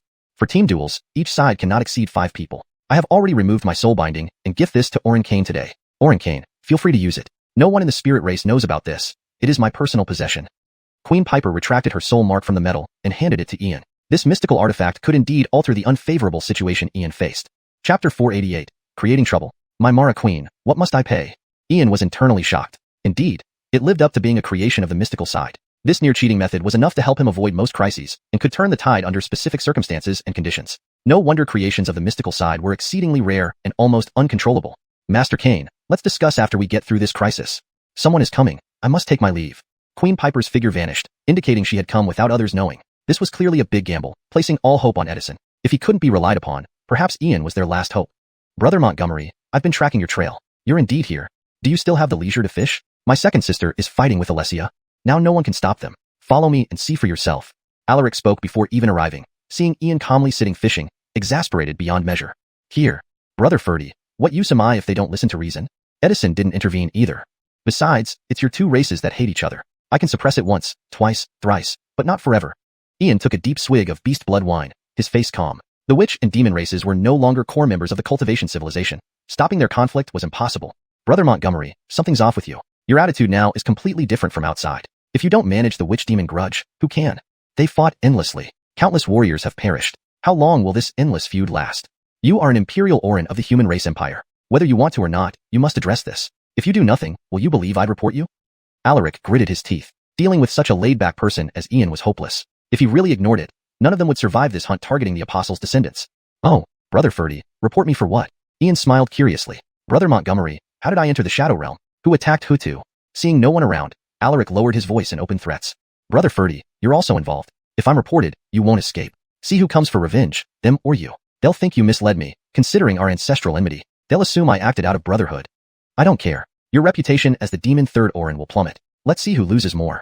Ian unfurled his fan slowly, smiling wider. Kid, trying to challenge me? Not even close. I've done these dirty deeds all my life.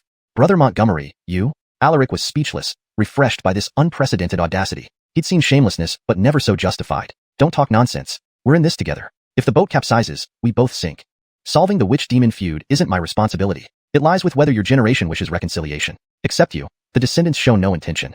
We shouldn't rush this. Patience is key. Let's go on a little venture. Ian finished his drink, cold eyes gleaming. Who, Brother Montgomery? Kai. That old dog has disrespected us repeatedly. Today, we end him. How do we do it, Brother Montgomery? No plan. Let's go all in. Don't be speechless. Brother Ferdy, do you know how street thugs target someone? Tell me more, Brother Montgomery. Today, we'll act like street scoundrels. Alaric smiled bitterly, understanding Ian's intent. Sometimes, brute force was effective. In less than a half hour, they reached the demon spirit city. Walking casually through bustling streets filled with visitors, Ian fanned himself, scanning the area. Opposite came several figures, led by a silver-haired young man about 20, strong and noble-looking, at the essence spirit realm. Clearly high-ranking among demon spirits, especially as a moon demon spirit. Ian gave Alaric a nod. He understood and walked toward them while Ian pretended to enter a shop. As Alaric passed the young demon spirit, he bumped hard into the last one. A robust yellow-haired earth demon spirit whose power automatically repelled Ferdy, sending him crashing to the ground. Intruder, watch where you walk. Didn't kill you, lucky you. The earth demon spirit, disdainfully looking at Ferdy, sneered. You. Ferdy felt pain radiate from his shoulder. With a crunch, bones shattered, causing him to pale, sweat pouring down. Cloud brother, why involve me? Now I'm ruined. You what? Do you dare defy? Intruder, this is the demon spirit capital. Behave. Regardless of who you are, obey or else. Don't die here, behave or vanish. The earth demon spirit strutted away arrogantly. You bump me and expect to walk away? Ian emerged, icy and menacing.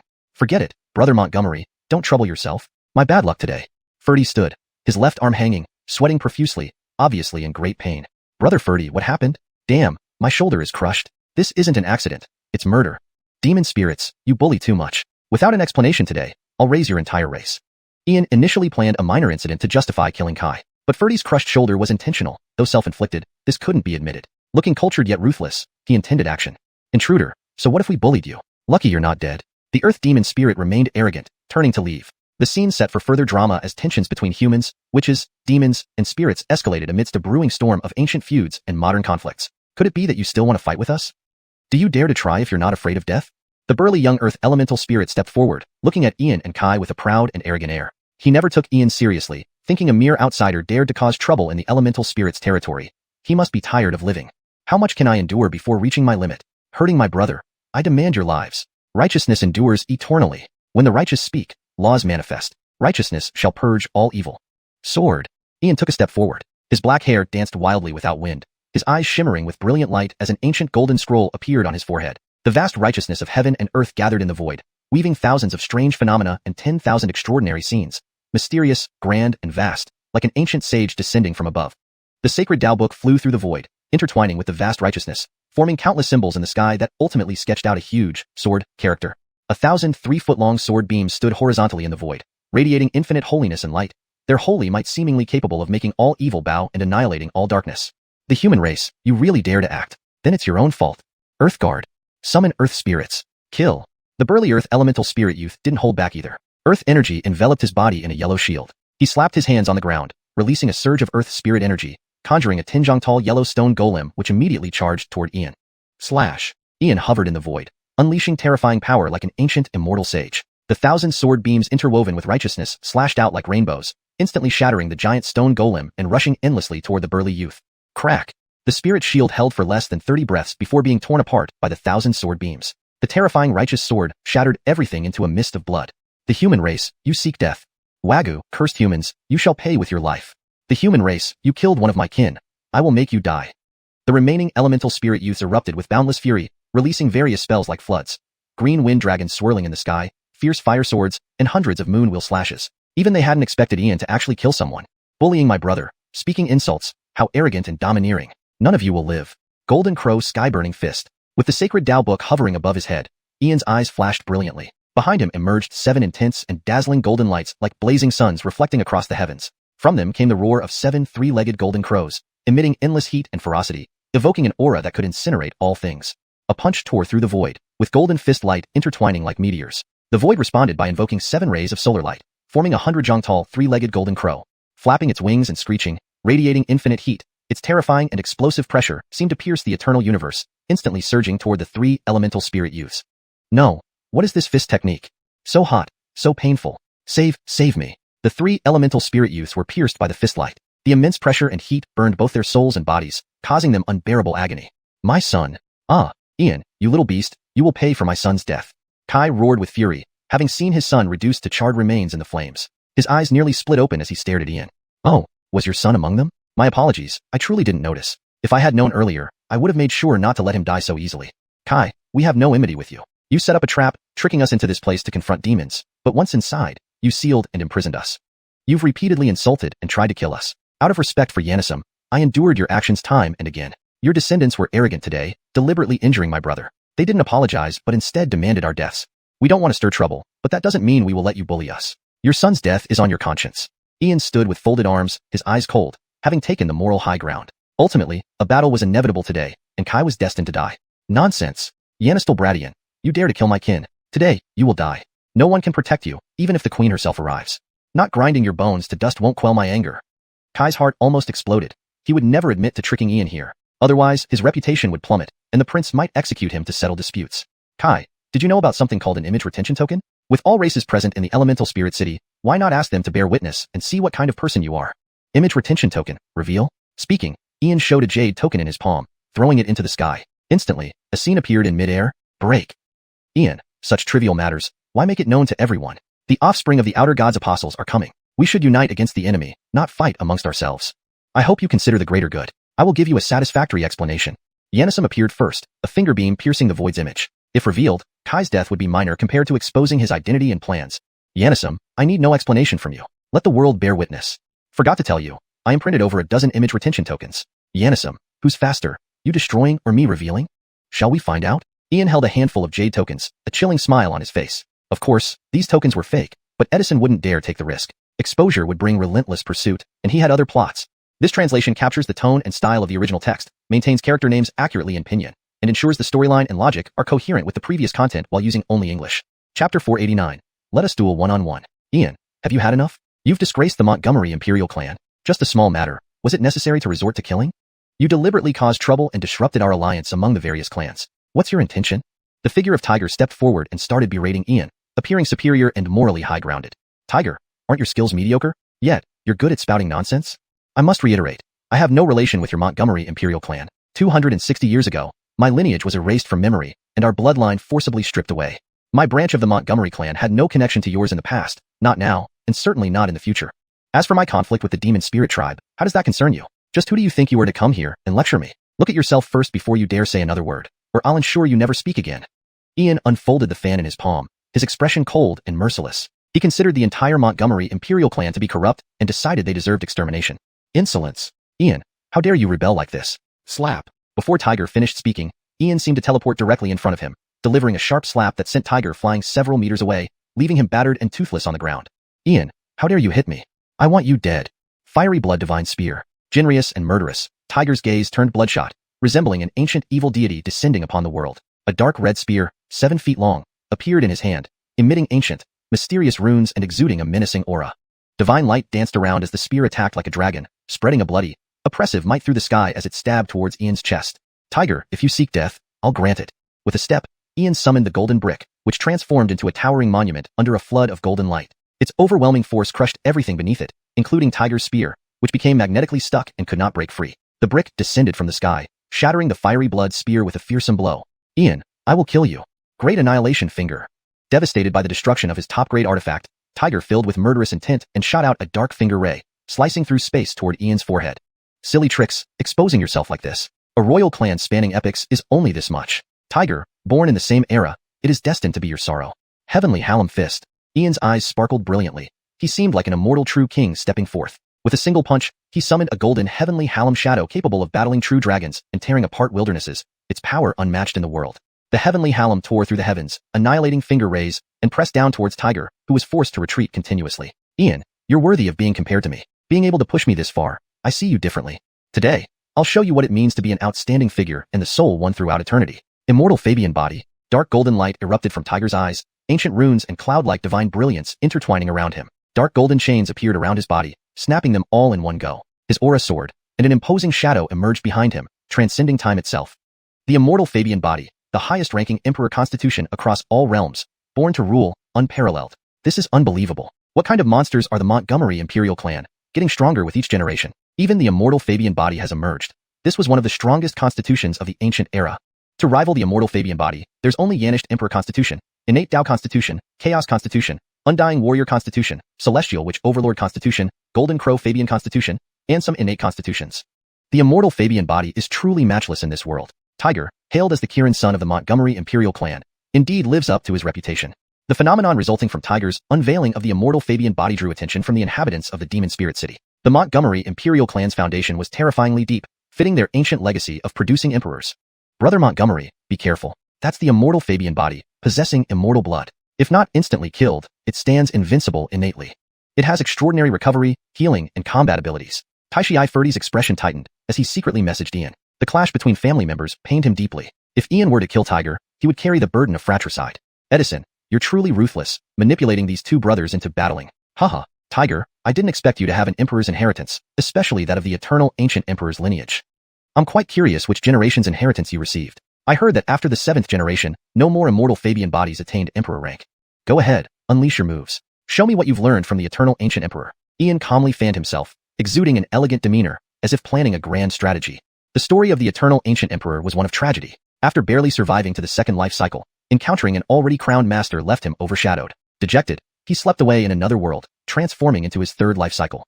But even before awakening, he was unearthed by the vile Xianxia, nearly destroying his cultivation. Enraged, he fled into the void, falling back into slumber. In his 4th life, he did not emerge, and by the 5th, almost reaching half-step true god, he met a female emperor who had already dominated the 3,000 worlds. In fear and horror, he died without becoming a true god, dying from sheer frustration. Now, Tiger possessed the eternal ancient emperor's inheritance, a twist of fate. But certain individuals were destined for tragedy. Insolence. Ian, you dare to disrespect an emperor. For that alone, you deserve death. Immortal Fabian Fist. Tiger's swollen, bruised face brimmed with fury. Stepping into the void, he generated a sonic boom, unleashing a terrifying punch that crushed all in its path. Tiger, you've performed the immortal Fabian Fist incorrectly. This isn't a technique that relies on essence energy, but purely on bloodline power. The foundation lies in bloodline, with soul force as the guide. It's about explosive intent, not crude mimicry. It has the strength, but lacks the essence. Pity for a fist technique that can rival imperial techniques when fully cultivated. Your insight is lacking. Well then, considering how dense you are, I'll demonstrate once what the true immortal Fabian fist looks like. Watch closely. Cloud Charlton closed the fan in his palm and used the Kwafu chasing sun step, instantly retreating 100 paces. His eyes emitted golden light as he suddenly punched forward. Before the momentum appeared, the intent erupted first, freezing time and space, focusing solely on this unparalleled and terrifying punch. The fearsome Chen Yi spanned heaven and earth, weaving an intimidating pressure. Asterisk note. I noticed there's a Chinese phrase Chen Yi Guan Chan Tan Di, Jiao Zhi Chula Hai Ren De Wei Ya, which was not fully translated into English in your provided text. Here's the completed translation for it. Asterisk. The fearsome Chen Yi should be changed to fearsome Chen Yi, or described properly in context, spanned heaven and earth, weaving an intimidating pressure. For better readability, I suggest changing fearsome Chen Yi to fearsome Chen Yi, or describe it properly in context, such as, the fearsome boxing intent spanned heaven and earth, weaving an intimidating pressure. Or, the terrifying boxing intent penetrated heaven and earth, creating an overwhelming aura. Choose the one that fits best with the overall tone and style of your document. Spit. Note, the original text poo is an onomatopoeia that typically represents the sound of spitting or a sharp expulsion of breath. In context, it seems to indicate a sound effect for someone spitting out blood or a similar action. A more fitting translation might be spit, or even blurt, depending on the exact context. However, without further context, spit is a reasonable choice. If this is part of a larger narrative where a character is coughing up blood, you might consider cough or choke as alternatives. For a smoother narrative flow in English, you may want to integrate this into the surrounding sentences more naturally. For example, Cloud Charlton's spiritual energy eyes caused Cloud Zahir to spit out a mouthful of fresh blood. This integrates the action more fluidly into the story. Please provide more context if needed for a more precise translation. This can't be. This isn't real. Cloud Charlton, you dare to humiliate me. Immortal Fabian eyes kill. Tiger's mind was captured, spewing out a mouthful of blood. Although he refused to admit it verbally, he had to acknowledge that Cloud Charlton had indeed demonstrated the true essence of the immortal Fabian fist. However, how could he admit that it was Cloud Charlton who had caused his father's ruin, his mother's suffering, and his own mistreatment? Instantly, two beams of terrifying divine light pierced through, capable of splitting heaven and earth, shattering all things eternally, their unstoppable might racing toward Cloud Charlton. Eye technique? Tiger, what kind of haphazard skills are you learning? Although the ancient immortal emperor met a tragic end, he was still a mighty emperor. His legacy ranks among the top 10 in all the imperial legacies of the great emperors in the Canglan World. Please note that Canglan World is translated as Canglan World to maintain consistency and ensure it reads naturally in English. While this eye technique doesn't match the Supreme 10 eye techniques, it is still one of the top tier ones. How can it end up so pathetic in your hands? If the immortal ancient emperor were alive, I'd suspect he'd beat you to death from frustration. Really, I don't even want to fight you. Break. Cloud Charlton stretched lazily, yawned, and let out two beams from his eyes, effortlessly nullifying Tiger's eye technique, appearing utterly nonchalant. Pity for the immortal ancient emperor, one of the top human emperors. Yet, his successors continuously failed him. To claim himself as the Kirin's son, would the actual Kirins claw him to death upon hearing this? Cloud Charlton, you? Tiger's face, already bruised and swollen, turned almost black with fury. His fists clenched tightly, eyes ready to burst. Naked mockery and open insults stung deeply. He burned with rage, but could not retaliate. How could an emperor's legacy be treated so casually? I am the royal Kirin's son, born for greatness. What is he? How dares he compare with me, much less surpass me? Cloud Charlton, if I don't kill you, how can I save face? What do you think you are? Dissatisfaction, just hold it in. I spit. You call yourself the Kirin's son of the Montgomery Imperial clan? Don't insult our auspicious beast. You're not worthy of the name Kirin. Tiger, did you tamper with the transmission runes in the Shadow Realm? I haven't held you accountable for that yet. Now you dare to confront me? I don't understand why you hate me so much, wanting my death. I've never wronged you. As the young master of the Montgomery Imperial clan, I live in Tianxue City as the second young master of the Montgomery family. We're parallel lines, unrelated. Why do you keep provoking me? Do you really think I won't dare to kill you, or can you use your brother's authority to suppress me? Tiger, remember, this is your third attempt on my life. If there's another, I will take your dog head and deliver it personally to the Montgomery Imperial clan. Cloud Charlton stood with hands behind his back, suppressing the murderous intent. Killing Tiger today would make facing his mother impossible later. Giving him another chance was pushing the limits of tolerance. Magnanimous hypocrisy. Haven't you killed enough people? Void Travelers, Wind Clan Royalty, Ning Clan Royalty, the Feather Clan. They didn't deserve extermination. You're a devil deserving execution. Cloud Charlton, don't pretend here. You refrained from killing Tiger only to avoid the slander of fratricide. Don't play saint. Yes, Isekai, intend to kill you. Seeing you is unbearable. Seeking justice for the dead races, is that so wrong? You killed my son today. I demand retribution. Come out and fight. Kai's infuriated voice echoed, revealing his intent to fight without restraint. No point holding back now, only a battle remained. This was the J Clan's domain. He couldn't escape unscathed. Without his death, the J Clan's honor would be tarnished. Kai, do you dare to duel me? One-on-one, to the death. Do you dare? The Just Knight emblem appeared in Cloud Charlton's hand. Now he understood Queen J's intention in gifting it, to eliminate Kai. But activating it required Kai's oath for combat, though it could be forced against equals. Fear you, huh? Cloud Charlton, come out and die. Kai exuded lethal intent, his spirit energy swelling with terrifying aura. Just Knight oath witnessed. I shall use only 5th stage cultivation, restricting you to 5th stage. I shall not use spirit energy, restricting you from using it. I shall seal all extraordinary items, prohibiting you from using them. Let's duel, one-on-one Kai. At this moment, the Just Knight emblem appeared in Cloud Charlton's palm. Upon declaring the 3 oaths, a 100-meter-wide silver shield formed. Ancient and mysterious symbols flashed, binding both Cloud Charlton and Kai under the rules. Hashtag chapter 490, step-by-step pressure. At that moment, everyone in the scene was stunned. No one had expected Ian to have such an item, but most people did not understand what it was. However, the members of the Fiend Spirit Clan and Yanisum knew. A mysterious side artifact. The Just Knight medal. Proof of a vow duel. Those who were familiar with the Endless Void would know that knights were never impartial, at least not toward demons. Moreover, artifacts from the mysterious side were extremely rare, each one being incomparably precious. But no one had imagined that Ian would possess a mysterious side artifact, especially one so deviously unfair. Yet, artifacts from the mysterious side were insurmountable. In such a dual vow, the oath would only vanish if one party met their demise. Yanistil Bradian, you are despicable and shameless, lacking martial virtue. You trick me this way. Even if I become a ghost, I won't let you off. Your Highness, don't let Ian go unpunished. By all means. Bang. Kai, you talk too much. Ian moved swiftly, kicking Kai in the face. Restricted by the Just Knight medal, Kai had been reduced to a mere mortal, unable to use any supernatural abilities. He could only be at Ian's mercy. Ian, I admit. Bang. What did you say? I didn't hear clearly. Kai wanted to admit defeat but was kicked in the mouth by Ian, shattering his teeth. Blood and fragments filled his mouth as he fell to the ground, spitting out blood foam and broken teeth. I admit. Ian, you. Despite his attempt to concede, Kai's leg bones were shattered by another kick from Ian, eliciting heart-wrenching screams. At this moment, he realized that only inhuman torture and despair awaited him. Ian would never give him the chance to surrender. Do you want to admit defeat, Kai? That's impossible. You have no chance to surrender to me. Your only chance is to endure the pain before death. Our clan responded sincerely to your invitation to help fight the fiends, but you deceived us and imprisoned us. Luckily, I always knew your Fiend Spirit Clan was treacherous and untrustworthy. Otherwise, I might have really fallen for your tricks. Killing you is just interest on the debt. I will make your Fiend Spirit Clan extinct. Since you wish to fight the Outer God Acolyte's descendants, I will help them instead. The enemy of my enemy is my friend. Ian whispered the last few sentences into Kai's ear while breaking another leg and sealing his mouth. Kai glared with hatred, regretting not having killed Ian when he had the chance, though he felt no remorse for his actions. For the grand cause of Dino, even betraying the queen was worth it. Looking up at Yanisum in the sky, Kai found no concern or sympathy on his face, not even a glance. At this moment, Kai felt utterly abandoned, unable to believe that after betraying the queen for Dino's cause, he was now ignored completely. Am I nothing more than an insignificant pawn? Why does no one come to stop or save me? Where are the leaders and elders of our clan? Kai, abandon any illusions. No one will save you. He whom you serve, I understand him better. In his eyes, there's only utilization and abandonment. You have no value left. Why keep a useless piece of trash like you? I'll tell you something else. This mysterious side artifact was given to me by your queen herself. Your queen is quite nice, as is the elder of the Fiend Spirit Clan. In their honor, perhaps I might spare some of your clan, but your lineage will be eradicated entirely. I've heard Fiend Spirit souls are highly valued, the favorite food of the fiends in the Endless Void. A royal soul can fetch a good price. How do you feel? Surprised? Disappointed? People fear being used, but they dread even more losing their place. Even Edison dare not kill me, yet you kept trying repeatedly. Who gave you the audacity? If you don't die, then who will? It's time to send you to hell. With those words, Ian raised his foot high and stomped down on Kai's head. This single stomp would end his life. Hold it, Ian. Give me a face-saving measure and spare his life. If you have any demands, name them. Stop killing. Enough people have died today. Yanisum appeared at the edge of the shield, his expression grim. Although he had no intention of helping or saving Kai, watching him be killed today would affect how the ancient Montgomery civilization viewed him. Ian's killing of Kai was merely a pretext to embarrass him. Boom. Yanisum, I have no demands. I simply want to kill. If you have a problem with it, come fight me. I won't use the Just Knight medal, but if you harm my friends outside because of this, Ian have a life to throw away. As long as I still breathe, I'll chase you to the ends of the earth. We won't rest until one of us dies. Whether it's the Fiend Spirit Clan, the ancient Montgomery civilization, or the descendants of the Outer God Acolytes, I declare here that you can try anything.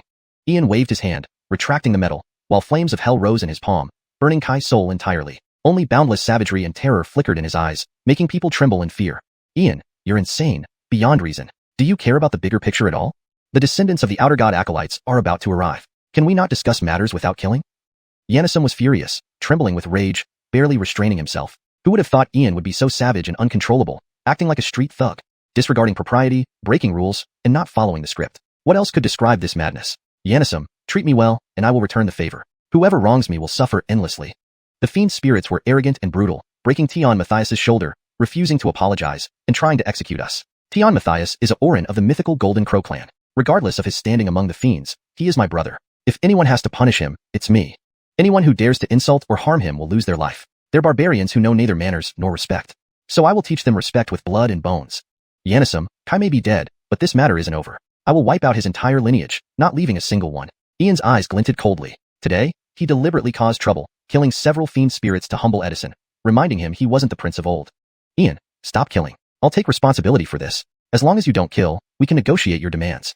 Yanisum's expression changed drastically, his hands trembling furiously behind his back, unable to contain his anger. First, Tiger was humiliated. Then Yanisum's dignity was trampled, followed by the murder of Kai and the humiliation of his lineage. This wasn't random savagery but calculated provocation. Damn, manipulated by this thug. Ian, enjoy your days for now. Once the descendants of the Outer God acolytes arrive, I will make sure you die without a trace. Fine, not killing is acceptable. Then let all of Kai lineage come kneel before me. Kneel and kowtow 9 times to apologize to my brother Tion Matthias. A mythical Orin cannot be insulted. This matter must have a resolution. If you can't do it, then I'll kill everyone here until it's done. Ian kept pressing forward without yielding. The series of disputes were meant to force Edison into a corner, testing his limits, to uncover his hidden agenda. In fact, Edison did indeed have other intentions. Whether it was the Dark Empire, the Demon Spirits clan, or the ancient Montgomery civilization, they were all being used by him. First, get rid of his avatar, then go after his true self later. Alright, I agree. But you must promise not to cause any more trouble or kill anyone else. Yanisum suppressed his anger and reluctantly agreed to Ian's terms. The situation needed to be contained. After all, what was kneeling and apologizing? This wasn't a big deal compared to allowing this thug to wreak havoc. Moreover, the Demon Spirit Queen never appeared, clearly condoning Ian's actions. After all, several branches of the Demon Spirits had already submitted to him, and the Queen had long been sidelined. 1/4 of an hour, no delays. Yanisum, I've given you face, don't disappoint me. We're all in the same game. If you don't follow the rules, it'll end badly for you. With that, Ian opened a folding fan in his palm, turned around, and walked to Tion Matthias's side. He immediately drew healing runes and fused them into Tion Matthias's shoulder, then produced 2 jars of wine. Yanisum flicked his sleeves and left, fuming inwardly. He had seen shameless people, but never one so audacious. Who was really the one breaking the rules and lacking martial virtue? A mighty sealed king realm expert almost died at Ian's hands using these unscrupulous methods. Ian, just wait and see how long you can keep this up. I won't kill you now, but I will make sure you die eventually. Brother Montgomery, you really went too far. I was almost moved by your act. Tion Matthias uncorked the beast blood wine and transmitted telepathically. If not for knowing Ian well, he would have been fooled by such a seemingly righteous performance. A mythical Orin cannot be insulted. Though he knew it was fake, it still felt satisfying to hear. When would they truly recover the glory of the demon race? Brother Tion Matthias, as if you didn't stir things up either. I told you to bump into someone, not shatter their shoulder. Weren't you usually so gentlemanly? Since when did you become so dark? But this time, the effect was surprisingly good. Edison is the one planning something big. Ian also transmitted telepathically. Through this probe, Edison's true intentions became clear. His plans were far from simple and involved significant secrets. Brother Montgomery, that's true. Edison has endured everything you threw at him. But wait, why do you say I've become dark? Haven't I always followed your lead? Never mind, that's not the point. Can you still cooperate with Edison? If I were Edison, I would find an opportunity to eliminate you. Tion Matthias was concerned about Ian's safety. Edison wasn't someone to be trifled with. Regardless of whether he aimed to save or destroy the world, Ian would never agree with him. Brother Tion Matthias, he dares not. At least not now. From our recent tests, Edison fears the descendants of the Outer God acolytes. Consider this. If 200,000 years ago, he did indeed sacrifice himself to save the great world of Canglan, then why does he fear the descendants of the Outer God acolytes? If I'm not mistaken, Edison has some involvement or hidden secret concerning the descendants of the Outer God acolytes. Given his despicable and cunning nature, either he's hiding a certain object or secret, or he's tricked the descendants of the Outer God acolytes. Or there's an even more impossible truth, that we are all mere sacrifices to atone for his sins. Ian picked up the beast blood wine and guzzled a few large gulps, a barely noticeable smirk on his face. Now he needed to escape Edison's trap. What? Sacrifices? This? Tion Matthias paused, still trying to grasp Ian's meaning. The situation grew more complex, and he struggled to keep up with Ian's thoughts. Eliminate all impossibilities, and what remains, however improbable, must be the truth. To sum it up, Edison will not let anyone here leave alive. Brother Tion Matthias, keep this confidential. In this conflict and power play, I'll do my best to protect us both. Well, that's enough for now. Edison is returning. Ian drained another jar of beast blood wine and tossed the empty vessel aside. At that moment, Edison returned with a large group of demon spirits, all from the moon branch. There were about 100 of them, each kneeling and performing 3 kneels and 9 kowtows towards Tion Matthias, showing no anger but instead appearing terrified. Yanisum, you're punctual and understand the rules. Let today's matter end here. Ian glanced over and instantly smiled, a fox who had planned every move. Ian, I hope you keep your word. If you cause any more trouble or killings, I won't let you off. Tomorrow morning, we set out to the major landing points. Don't be late. Yanisum flicked his sleeves and left, his eyes hinting at a clear warning. This dispute was apparently resolved for now, but Ian was no ordinary individual. Did his actions merely humiliate Edison, or was there a deeper motive? Alright, I'll be on time. Ian watched Tion Matthias leave, a mysterious smile emerging on his face. ##### Chapter 491. Ian's thoughts. Alaric, Elder Jacqueline was gravely injured by Sherry. Do you still have the heart to cause trouble here? If you still consider yourself part of the demon race, come with me to kill the barbarians of the Witch clan and avenge our second sister's humiliation. At this moment, Iman arrived, brimming with suppressed rage. But when he saw Ian with Alaric, his demeanor immediately softened. Guilherme, how is second Jacqueline's condition? Alaric's face changed drastically. Even though he was somewhat estranged from the demon race and not particularly close to his half-sister, she was still his elder sister, and he couldn't remain unmoved. Alaric, at least you have some conscience. Although second Jacqueline's injuries aren't fatal, she can't fight again for some time. But Sherry didn't get away unscathed either. Her soul seems heavily damaged. While the witches are weak now, let's go and kill these two barbarians. Amon had come alone, recognizing that this was the best chance to eliminate the witch clan's threats. However, he lacked confidence in killing Xianxia and Charlton on his own, so involving Alaric was essential. After all, second Jacqueline was his blood-related elder sister, and it made sense for him to seek revenge. Guilherme, is this your idea or an order from Colby? Alaric's expression was stern. He already suspected this was Tianyang acting on his own. This reckless fool didn't realize how much trouble this would cause. Killing the witches now would forever cement their enmity. Alaric, why are you nagging? If you're coming, say yes. Otherwise, just say no. Iman was clearly losing patience. If he could defeat Alaric, he wouldn't even be talking right now. He'd already attacked. Your Highness 7th Orin, this is initially a matter of the demon race, and I shouldn't meddle. With my current strength, it's easy to kill Sherry and Xianxia Charlton, but have you considered the consequences? When a witch lineage heir dies, will the witches back down? They will surely attack the demon race in force. You can claim the demons won't fear them, but what follows will be a war leading to mutual destruction. After the elites and high-ranking forces die, what happens to the remaining people? Will your ancestral halls, resources, and wealth not be looted by hidden powers? From then on, both races will be relegated to history, and your people will become slaves and playthings, even sold into the endless void. If this is your desired outcome, then follow 7th Orin. Ian stood calmly, watching him on. Initially, he hadn't wanted to intervene, but he didn't want to see Alaric struggle. The decision was theirs to make. Ian, the future of the demon and witch races isn't your business as a human. Don't think I don't know what you're plotting. What's your purpose in befriending the waste of a person like Alaric? Humans are notorious for deceit and treachery, collaborating with evil cults. You invaded 45 layers of the abyss without reason and slaughtered 4 tribes. As a monster like you, what right do you have to preach to me? Iman, being a genius among the demon race, was typically arrogant. Despite facing Ian, he dared to speak his mind. Enough. Guilherme, apologize to Brother Montgomery immediately. Alaric's face darkened as he burst out, knowing full well how dangerous Ian could be. Killing Guilherme would be trivial for Ian. Apologize? To him? I am the 7th Orin of the demon race. Who is Ian? Only Alaric would demean himself to befriend a lowly human, disgracing us all. Seeing Ian remain silent, Iman felt a surge of smug satisfaction. This infamous man seemed less threatening than expected. Iman, if you don't apologize, I'll beat you until you do. Alaric trembled with fury, his face livid with restrained anger. Forget it, Brother Ferdy. Don't blame 7th Orin. It was my mistake to interfere. 7th Orin, please forgive my rudeness. Ian patted Alaric on the shoulder, bowing deeply with a smile. Haha, Ian, you know your place. Watch your words next time. A lowly human should behave accordingly. Standing before me is already a great honor. With that, Iman left arrogantly. He believed Ian wasn't as formidable as rumored. His elders had repeatedly instructed him to befriend Ian, even if only for appearance's sake. Yet he felt unworthy of such friendship. Brother Montgomery, why? Alaric looked at Ian, confused. Though they hadn't known each other long, Ian had never shown deference to anyone, yet today he did for Guilherme. Huh, Brother Ferdy, what else could I do? Beat up Iman to teach him manners? No matter what, he's still your brother. Beating him would dishonor you, creating ridicule within the demon clans. It's just a verbal altercation. There's no point in stooping to his level. Brother Ferdy, we're brothers, and I value our friendship. If you need help, I'll do everything I can. But if it involves any demon, don't ask me. Ever. Ian's smile froze, cutting ties with the demon race. Whether it was the medicinal business with Meredith or developing the abyss, he had once included them. But now, he saw they hadn't changed. If they sought war, let them have it. Brother Montgomery, I'm ashamed. You've always considered us, but these are their choices. I'm already a marginal figure in the Jinyu clan. I've said everything, what should and shouldn't be said. The demon's problems are no longer mine. In the future, if you establish an imperial court, how about making me a prince consort? Deeply moved, Alaric felt genuine kinship with Ian, unlike those of the same bloodline within the demon race. Alright, if that day comes. But are all the imperial bloodlines truly dead? Which friends, since you're here, why hide? Your spatial energy is strong, but try suppressing it more.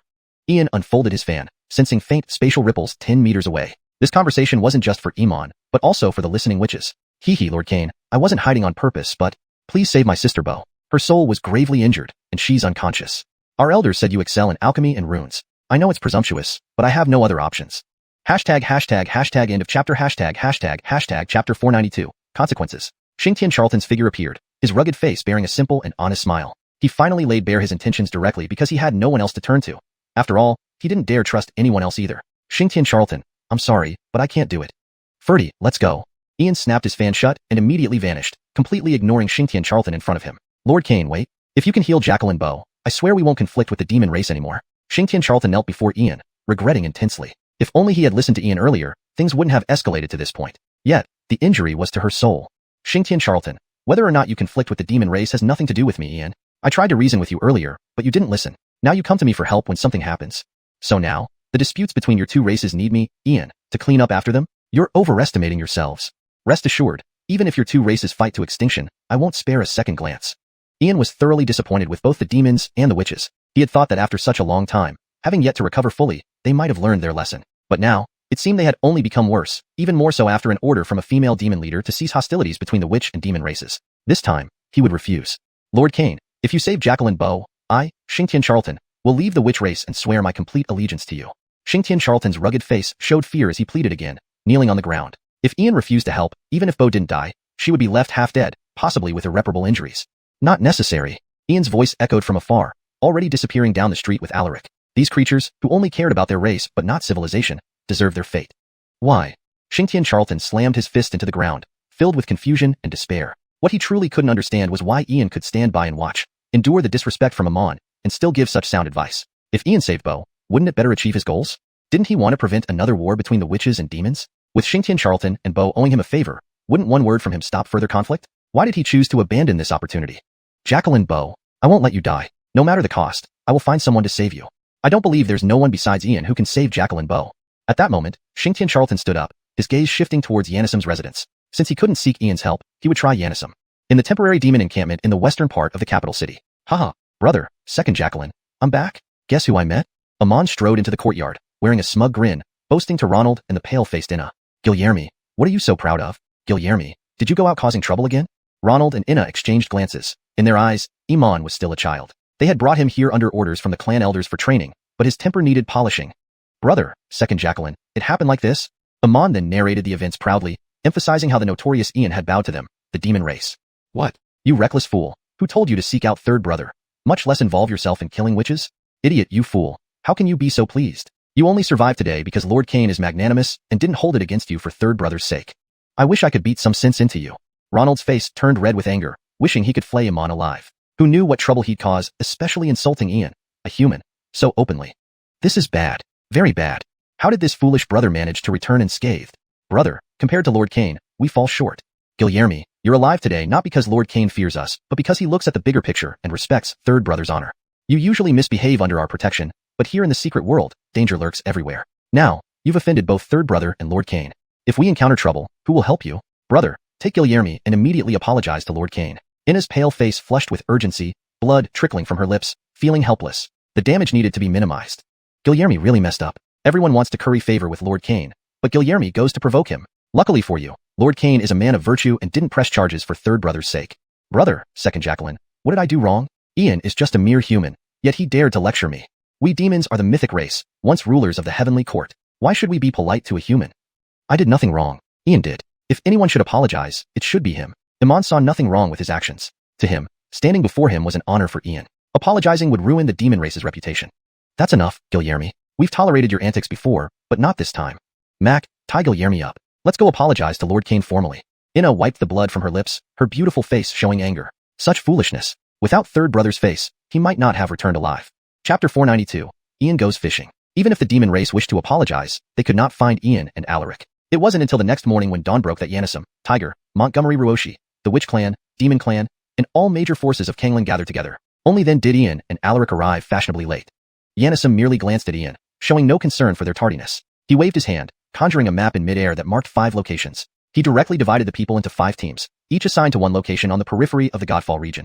Ronald led one team, Xingtian Charlton another, while Yannisim himself would lead one too. The remaining teams consisted of an alliance between the Demon Spirit Clan and various races of Canglan, with the final group being led by Ian and Alaric. Everyone approved without any objections. Ian's gaze swept over Inna and Alessia. Both were recovering from serious injuries and were following Yannisim's orders, clearly arranged by him. Of the thousands who came from Canglan, many were sacrifices for the external god apostles, or parasites of the Montgomery Huang ancient civilization. But Ian felt no responsibility or obligation to remind them. Since stepping into this place, everyone was destined to face the consequences. No matter how many tricks Edison had up his sleeve, Ian would find a chance to kill him. Ian, I wanted you to join me, but personnel are tight. These 200 friends from the various Canglan races, please help you and Orin Furdy with them. No matter what, please set aside your prejudices for the greater good and fight against the external gods. I entrust their safety to you. Yannisim approached Ian, his expression calm yet filled with resignation, as if saying a farewell before a battle. Yannisim, I agreed to act with you, not to lead a team. The hunting of external god apostles should be based on individual skill. Yannis and Death are predestined. Each should rely on their own means. I have no obligation or responsibility to ensure others' safety. I can only promise not to harm them unless they provoke me. You take these 200 yourself. We choose to act alone. Ian unfolded his fan and waved it leisurely. How could he follow a bunch of descendants from various races while guaranteeing their safety? This was truly laughable. Enough, Ian. We don't even want to join your team if you're unwilling to lead. Don't think too highly of yourself, Ian. You're just a monster who slaughters innocents. What qualifications do you have to speak so arrogantly? We only agreed to follow you because of Yanisum Sake. What does Ian mean by this? If you won't join us, Ian, do you have something to hide? Various races of Canglan expressed strong dissatisfaction. Ian's actions were insulting, daring to boldly claim he could defend a single location all by himself. Who would care about Ian, a notorious killer? My reputation is bad, often killing and sometimes wiping out clans. Yanisum, you heard them. If I took charge of their lives, I might collude with the external god apostles and sell them out. So, for the safety of these holy and divine children, please find someone else. Oren Ferdy, let's go. Ian's smile grew thicker, enough to infuriate anyone, yet none could do anything about it. Hold it. Ian, Alaric, this mission affects the safety of the Canglan universe and countless lives. I forbid you from acting independently. If even one external god apostle escapes, it could cause great danger to the 33,000 worlds. Can you bear that responsibility? Ian, at this critical time, can't you think of the bigger picture? Yanisum almost lost control but held back under everyone's watchful eyes. Damn Ian, a true troublemaker. Did he notice something? Yanisum, spare me your lofty reasons. The safety of Canglan has nothing to do with me. Why should I care about the fate of myriad races? Remember, I didn't come here willingly. Kai tricked me into entering the secret world. Trying to morally bind me? You don't have the authority. All I can promise is that, if it doesn't endanger my life, I'll help you deal with a few external god apostles. As for risking my life for Canglan's safety? Sorry, that sounds like utter nonsense. Closing his fan, Ian's smile turned cold, completely tearing off the mask in front of Edison. He'd rather side with devils than join the myriad races. The faces of the myriad races were more despicable than devils. In times of crisis, how many among them would stand up? In every disaster, the human race always suffered the most. Many human emperors fell while fighting enemies, achieving fame but neglecting their own kind. A foolish choice. 3,000 years ago, the Montgomery family ended up being erased from memory, stripped of lineage, and slandered, which still hasn't been cleansed. The demoness lost Canglan, but didn't say she needed to guarantee its survival. You. Yanisum's face turned green with rage, nearly dying from anger. Truly a troublemaker, needing to be eliminated? Why do you care about the myriad races, Yanisum? What I choose to do or not do isn't your business. Helping you against external gods is based on sentiment. Not helping you is within reason. Even if we bring these myriad race descendants out alive, they won't appreciate it. They will think it's their due. If we live while they die, they will blame us. Their fault is ours, and they're always right. If you want to be with them, fine, but don't force your preferences on us. One day, I will wipe out those races that oppressed human descendants, even if the world ends tomorrow. With that, Ian disappeared through the void, turning into a golden light. Huh, myriad races? Alaric looked over with disdain and vanished too. This was the final breaking point, yet it felt so refreshing. Ian indeed was a pitiful man, but his actions were justified, speaking with righteous indignation. As for Edison, he was already beyond repair. Ian. After this, I'll settle accounts with you. Yanisum trembled with anger, barely containing his fury but had to hold back in front of the myriad races and demon spirits. Ian was the greatest uncertainty and must be killed at the right moment. At the same time, Montgomery Ruoshi silently left the group, unseen. Yanisum noticed but said nothing. Does Ruoshi also sense the danger? Ian, how will you die now? I won't let you ruin the plan laid out for millennia, but today is the day. Chapter 492, Ian Fishing. Even if the demon race wished to apologize, they could not find Ian and Alaric. Not until the next morning, when dawn broke, did figures from the Yale clan, demon race, and various forces of the Canglan realm gather, including Yanisum, Tiger, and Montgomery Ruoshi. Only then did Ian and Alaric arrive fashionably late. Yanisum merely glanced at Ian, unconcerned by their tardiness. He waved his hand, creating a topographical map in mid-air marked with 5 locations. He immediately divided everyone into 5 teams, each assigned to one of these locations on the periphery of the fallen god's land. Tai Ainslying was responsible for leading one team, Xingtian Charlton another, while Yanisum himself led a third. The remaining members were divided between the Spirit Demon Clan Alliance and Canglan's 100 races, with Ian and Alaric forming the last team. Everyone agreed without opposition. Ian's gaze swept over Tai Shi and Alessia, who had just recovered from severe injuries and were following Yanisum's orders, clearly his doing. Among the thousands of representatives from Canglan's major powers, some were sacrifices for the Outer God's disciples, others parasites of the Montgomery Huang ancient civilization. But Ian felt no duty or responsibility to warn them. Once they stepped into this place, they were bound to face all consequences. No matter what methods Edison used, Ian would find an opportunity to kill him. Ian, I wanted you to accompany me, but there aren't enough people. These 200 friends from the Canglan races are entrusted to you and Oren Ferdy. No matter what, please put aside your prejudices, prioritize the greater good, and fight against the Outer Gods. Their safety is in your hands now. Yanisum approached Ian, his expression calm yet helpless, hinting at impending doom. Yanisum, I agreed to act with you, but not to lead a team. Hunting the descendants of the Outer God's disciples, let's rely on our own abilities. Yanists are predestined, and everyone uses their own means. I have no obligation to guarantee anyone's safety. I can only promise not to betray them unless they provoke me first. Take those 200 with you. We choose to act independently. Ian opened a fan in his palm, waving it slowly. How could he be grouped with hundreds of representatives from various races and expected to ensure their safety? It was laughable. Enough, Ian. We don't want you to lead us either. Ian, don't think too highly of yourself. You're just a bloodthirsty fiend who slaughters innocents. Ian, we only follow you out of respect for Yanisum, but what do you mean by this? Ian, if you refuse to join us, are you hiding something despicable? Beings from the Canglan World expressed strong dissatisfaction. Ian's actions insulted them all. Who would heed Ian, a notorious killer, without Yanisum's face?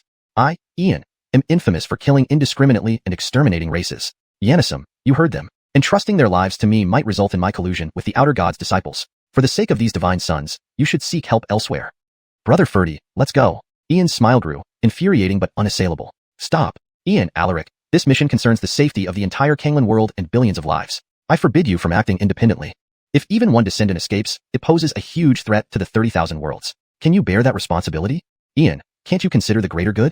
Yanisum suppressed his urge to kill, barely holding back under public scrutiny. Damien, a real black sheep. Had Ian seen through something? Yanisum, stop spouting high-minded reasons. The safety of the Canglan world is none of my concern. Why should I care about other races? Don't forget, I didn't intend to come here. Kai deceived me, trying to morally coerce me. You lack the authority. All I can promise is helping you deal with a couple of Outer God's disciples if it doesn't endanger my life. Asking me to risk my life for Canglan's safety is absurd.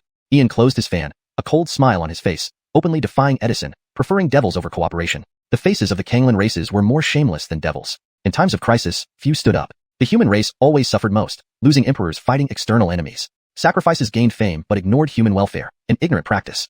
3,000 years ago, the Montgomery family exemplified this. They ended up forgotten, their lineage stripped, and their reputations tarnished. Mara Demon lost the Canglan world and aimed to reclaim it, but not to save its inhabitants. You. Yanisum's face turned green, nearly exploding in anger. A black sheep, indeed, a must-be-eliminated threat. Yanisum, associating with Canglan races is your choice. What I do or don't is none of your business.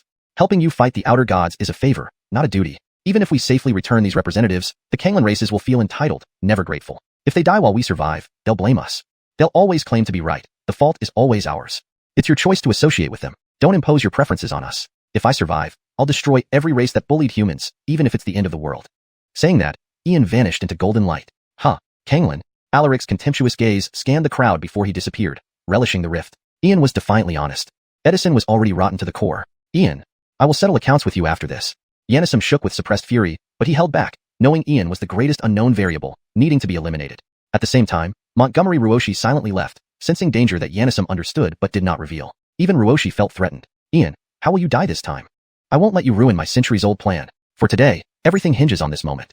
Note: edited to enhance natural English flow, maintain consistency, and preserve the original narrative. In the northern region of the demon spirit capital, 17,000 miles away, about 3,000 miles from the location marked by Yanisum where the Outer God apostles would descend. Brother Montgomery, why have we stopped? Alaric asked, noting they were not far from the descent point. Brother Ferdy, we've been flying for 3 hours. Let's find a place to rest. By the way, the beast blood wine of the witch clan is quite good. Eat well, drink well, and restore our strength to better face strong enemies. Ian tossed 2 jars of beast blood wine, casually giving one to Alaric. They descended onto the barren wasteland and sat down in an uninhabited area. Brother Montgomery, cheers. Alaric instantly understood Ian's intent. Clearly, they were being followed, and he had failed to notice it. Had it not been for Brother Montgomery, they might have been ambushed. Brother Ferdy, do you know how many original races remain in the vast world of Canglan? The 4 races I wiped out came from the endless void. Our living space has been gradually eroded. I'll tell you something more. 3,000 years ago, Alvaro fought against demons in the Ainsliangian secret realm, leading to his tragic fate because he uncovered a forbidden secret. Due to this secret, the Cloud Clan was subjected to an even worse fate than extermination. Many forces within the Canglan universe are controlled or replaced, including some holy sons and daughters of various races. I don't know how many races can be trusted anymore. The solution is total extermination. This hidden hand is the Montgomery Huang ancient civilization. I've gathered enough evidence. Once we get out of here, I will cleanse the Eastern Domain's 100 races. Ian raised the wine jar and took a large gulp, a subtle sneer on his lips. Finally, she's here. Montgomery Ruoshi, what are you really? Today, I will uncover your ancestors' secrets. What? Brother Montgomery, when have you ever needed evidence before? Suspicion alone has always been enough. Why suddenly insist on evidence? Could this be related to the Cloud Imperial clan? Alaric was confused. After all, Ian had never cared about evidence when wiping out races. Suspicion was enough. If he hadn't known Ian was acting, he might have believed it. Not just the Cloud Imperial clan, but also the Great Void Holy Land and the 6 great sanctuaries of the 100 races. Brother Ferdy, look at this. This blacklist contains the secret Alvaro risked his life to protect. It lists all parasitized beings. Do you know why I'm so adamant about confronting Edison? It's not only because of Alvaro but also because I obtained this, a letter from 3,000 years into the future. People from 3,000 years hence have traveled back through time using the laws of destiny, fate, and causality. By chance, I saved Alvaro from that era. He handed me this blacklist. Among those I killed were parasitized beings, mostly minor figures, but there's a big fish in the Great Void Holy Land. Bridget, the sacred daughter from 1400 years ago, was one of the replacements. According to Alvaro, she held a significant position in the Montgomery Huang ancient civilization. After we're out, we'll start with Bridget and dig up everything about the Montgomery Huang ancient civilization. With that, Ian took another swig of wine, carefully storing the blacklist as if it were extremely precious. Montgomery Ruoshi, will you take the bait? If you're not part of the Montgomery Huang ancient civilization, you won't care about this list. But if you are, you'll go to any lengths to retrieve it. Phew, Brother Montgomery, this secret, it's immense. Give me a moment to process it. Alaric trembled, his hand shaking as he slowly drank, but his mouth twitched violently. Brother Montgomery, your talent for fabricating stories is truly refined. You almost had me believing it if I didn't know the real deal with the blacklist. To catch someone on the hook, you're really… Brother Ferdy, calm down. This is just a small matter. It's only the Montgomery Huang ancient civilization, after all. No matter what Edison wants, let's collaborate with the Outer God Apostles first and betray him later. One more thing, we must be cautious around Montgomery Ruoshi, who's always by Yanisum's side. That woman is not simple. Ian discarded the wine jar, his expression serious as he leaned close to Alaric and whispered, Montgomery Ruoshi, will you take the bait? I'm very interested in your Montgomery Huang ancient civilization. If you don't bite, my act won't hold much longer. Brother Montgomery, what's there to fear from Montgomery Ruoshi? She's only third on the genius rankings. Isn't she from another branch of the Montgomery clan? If you calculate it, she's still your cousin. Alaric hesitated, looking at Ian uncertainly. Internally, however, he was panicked. This fishing attempt was truly unique. What if Montgomery Ruoshi doesn't take the bait or get spooked away? Bang! Suddenly, a figure appeared, striking Ian and sending him flying dozens of feet. Dark mist spread, forming eerie patterns that immobilized Alaric. Ian, hand over the list, or die. A cold, lethal voice echoed. A figure clad in deep blue emerged, Montgomery Ruoshi. In her palm, a black dagger pressed against Alaric's throat. Chapter 493, Montgomery Ruoshi. Montgomery brother, the list cannot be handed over. Hewitt Ekian tried his utmost to utter a few syllables. His body was already wrapped in black mist, with dark and sinister marks spreading up his throat, crawling toward his face, looking incredibly ghastly. Hewitt Ekian, shut your mouth. Montgomery Ruoshi, what do you intend? If he loses a single hair, I will obliterate your Montgomery Huang ancient civilization. Ian couldn't help but stagger inwardly, naturally recognizing that the markings spreading over Hewitt Ekian were extremely venomous. He had underestimated Montgomery Ruoshi's methods, yet the situation was still within control. No nonsense. Hand over the list. Ian, don't play games, otherwise he will surely die. Montgomery Ruoshi slashed Hewitt Ekian's throat with the dagger in her palm, blood slowly flowing out. Facing Ian this ruffian, Montgomery Ruoshi didn't dare be careless. However, the list was very important, better safe than sorry. At least her master Qianlong was a powerful figure from the Montgomery Huang ancient civilization. Alright, I won't play any tricks. But even if I give you the list, obviously, you won't let my brother go. Why not try this? I've read the list and it's all in my mind. If you kill Hewitt Ekian, you gain nothing. Why not release him and take me as a hostage instead? Wouldn't everyone be happier? Montgomery Ruoshi, by seniority, you're my elder cousin. We're all family. Is there really a need to push things to such extremes? Ian calmed himself, revealing a book in his palm as he gradually approached Montgomery Ruoshi. In his other hand, he already held the Just Knight medal. Ian, if you dare to come one step closer, he dies immediately. Throw the list and the Just Knight medal on the ground. Montgomery Ruoshi's gaze was cold, wary of Ian to the extreme. His devious ways were many, so she had to guard against him. The princess had no way of dealing with him, showing just how skilled Ian was. Anyone who underestimated this ruffian would end up dead. Bang! Elder cousin, is there truly no room for negotiation? Gerald's, we go to the bitter end? I have no ill intentions towards your Montgomery Huang ancient civilization. After all, we have no conflicts of interest or deadly enmities. What you want, I've already given you. Release him first. If anything happens to him today, then you must consider offending me. Believe me, you can't afford the consequences. Ian threw the blacklist and the medal to the ground, stepping back while still trying to pacify Montgomery Ruoshi. Capture. Montgomery Ruoshi grabbed the blacklist and the medal with her bare hands. The moment she opened the list, a burst of intense crimson inferno fire erupted. The terrifying impact blasted Hewitt Ekian and Montgomery Ruoshi hundreds of feet away. However, golden armor appeared on Hewitt Ekian's body, completely neutralizing the force of the inferno fire. Montgomery Ruoshi wasn't as fortunate, being blown backward by the inferno fire, vomiting blood. She glared at Ian coldly before vanishing into hiding. Despite her precautions, Montgomery Ruoshi ultimately fell into Ian's trap. She had no time to linger, speeding away rapidly, determined to pierce through Ian's bones next time, never giving this ruffian a chance to speak again. Truly, she had never seen such a treacherous and cunning individual. Swoosh, swoosh, swoosh. Suddenly, piercing whistles cut through the air as 3 arrow-like streaks of light shot across the sky, heading toward Montgomery Ruoshi's direction. In her hidden state, Montgomery Ruoshi desperately dodged the arrows. As they landed, each arrow caused an explosive shockwave. Boom! The final arrow embedded itself 10 meters in front of Montgomery Ruoshi, the massive explosion throwing her out. Even Montgomery Ruoshi, nearing the king rank, couldn't stop coughing blood. She never expected Ian to possess such terrifying archery skills. Though he could lock onto her, he deliberately targeted nearby areas. Elder cousin, my archery comes from the Great E clan, the world's best archery. Unless you can use spatial teleportation, allowing me to lose track of you? Otherwise, as long as you remain within my perception, you won't get away. Your stealth technique is decent, but unfortunately, my archery specifically counters such tricks. You can run now if you don't care about your reputation. The image of the Void Saintess bathing in high definition, I'm sure many would pay for it. Ian held a silver patterned bow in his palm, addressing Montgomery Ruoshi who was nearly 10 miles away, while simultaneously using runes to expel the sinister marks from Hewitt Etienne's body. Pooh. Ian, if I perish, the Montgomery Huang ancient civilization will not let you off. Montgomery Ruoshi coughed violently, looking at Ian filled with rage and fear. This despicable man used underhanded methods. Great E-clan's archery. The disappearance of the penal realm indeed had something to do with him. The secrets coveted by the outer gods and the core legacy of the Montgomery Huang ancient civilization. Even once. How many secrets did this despicable Ian know? TSK. Montgomery Ruoshi, your Montgomery Huang ancient civilization can barely handle its own problems, yet you still dare to threaten me. With a simple scheme, I lured you all out. If you, Montgomery Ruoshi, hadn't shown up, I wouldn't have known what to do. After all, I offended some evil god from beyond the void. Using the Montgomery Huang ancient civilization as compensation might interest the void evil god. Oh right, that void evil god seems to control 11 secret realms and reportedly holds a supreme legacy, a world tomb, according to the evil god. The war bow in Ian's palm vanished as he glanced at the seated Hewitt Etienne, protecting him with a rune before approaching Montgomery Ruoshi. You. Montgomery Ruoshi lifted her head to look at Ian, her pale face full of panic. They had been searching for the world tomb, now controlled by the evil god. How did Ian know about this? Had he been inside? Impossible. How could the outer god allow him to leave alive? But if he hadn't gone in, how did he know about the 11 secret realms and the ultimate legacy? He really did enter. Montgomery Ruoshi, the knowledge and secrets of endless void are priceless. I have shown enough sincerity. What about you?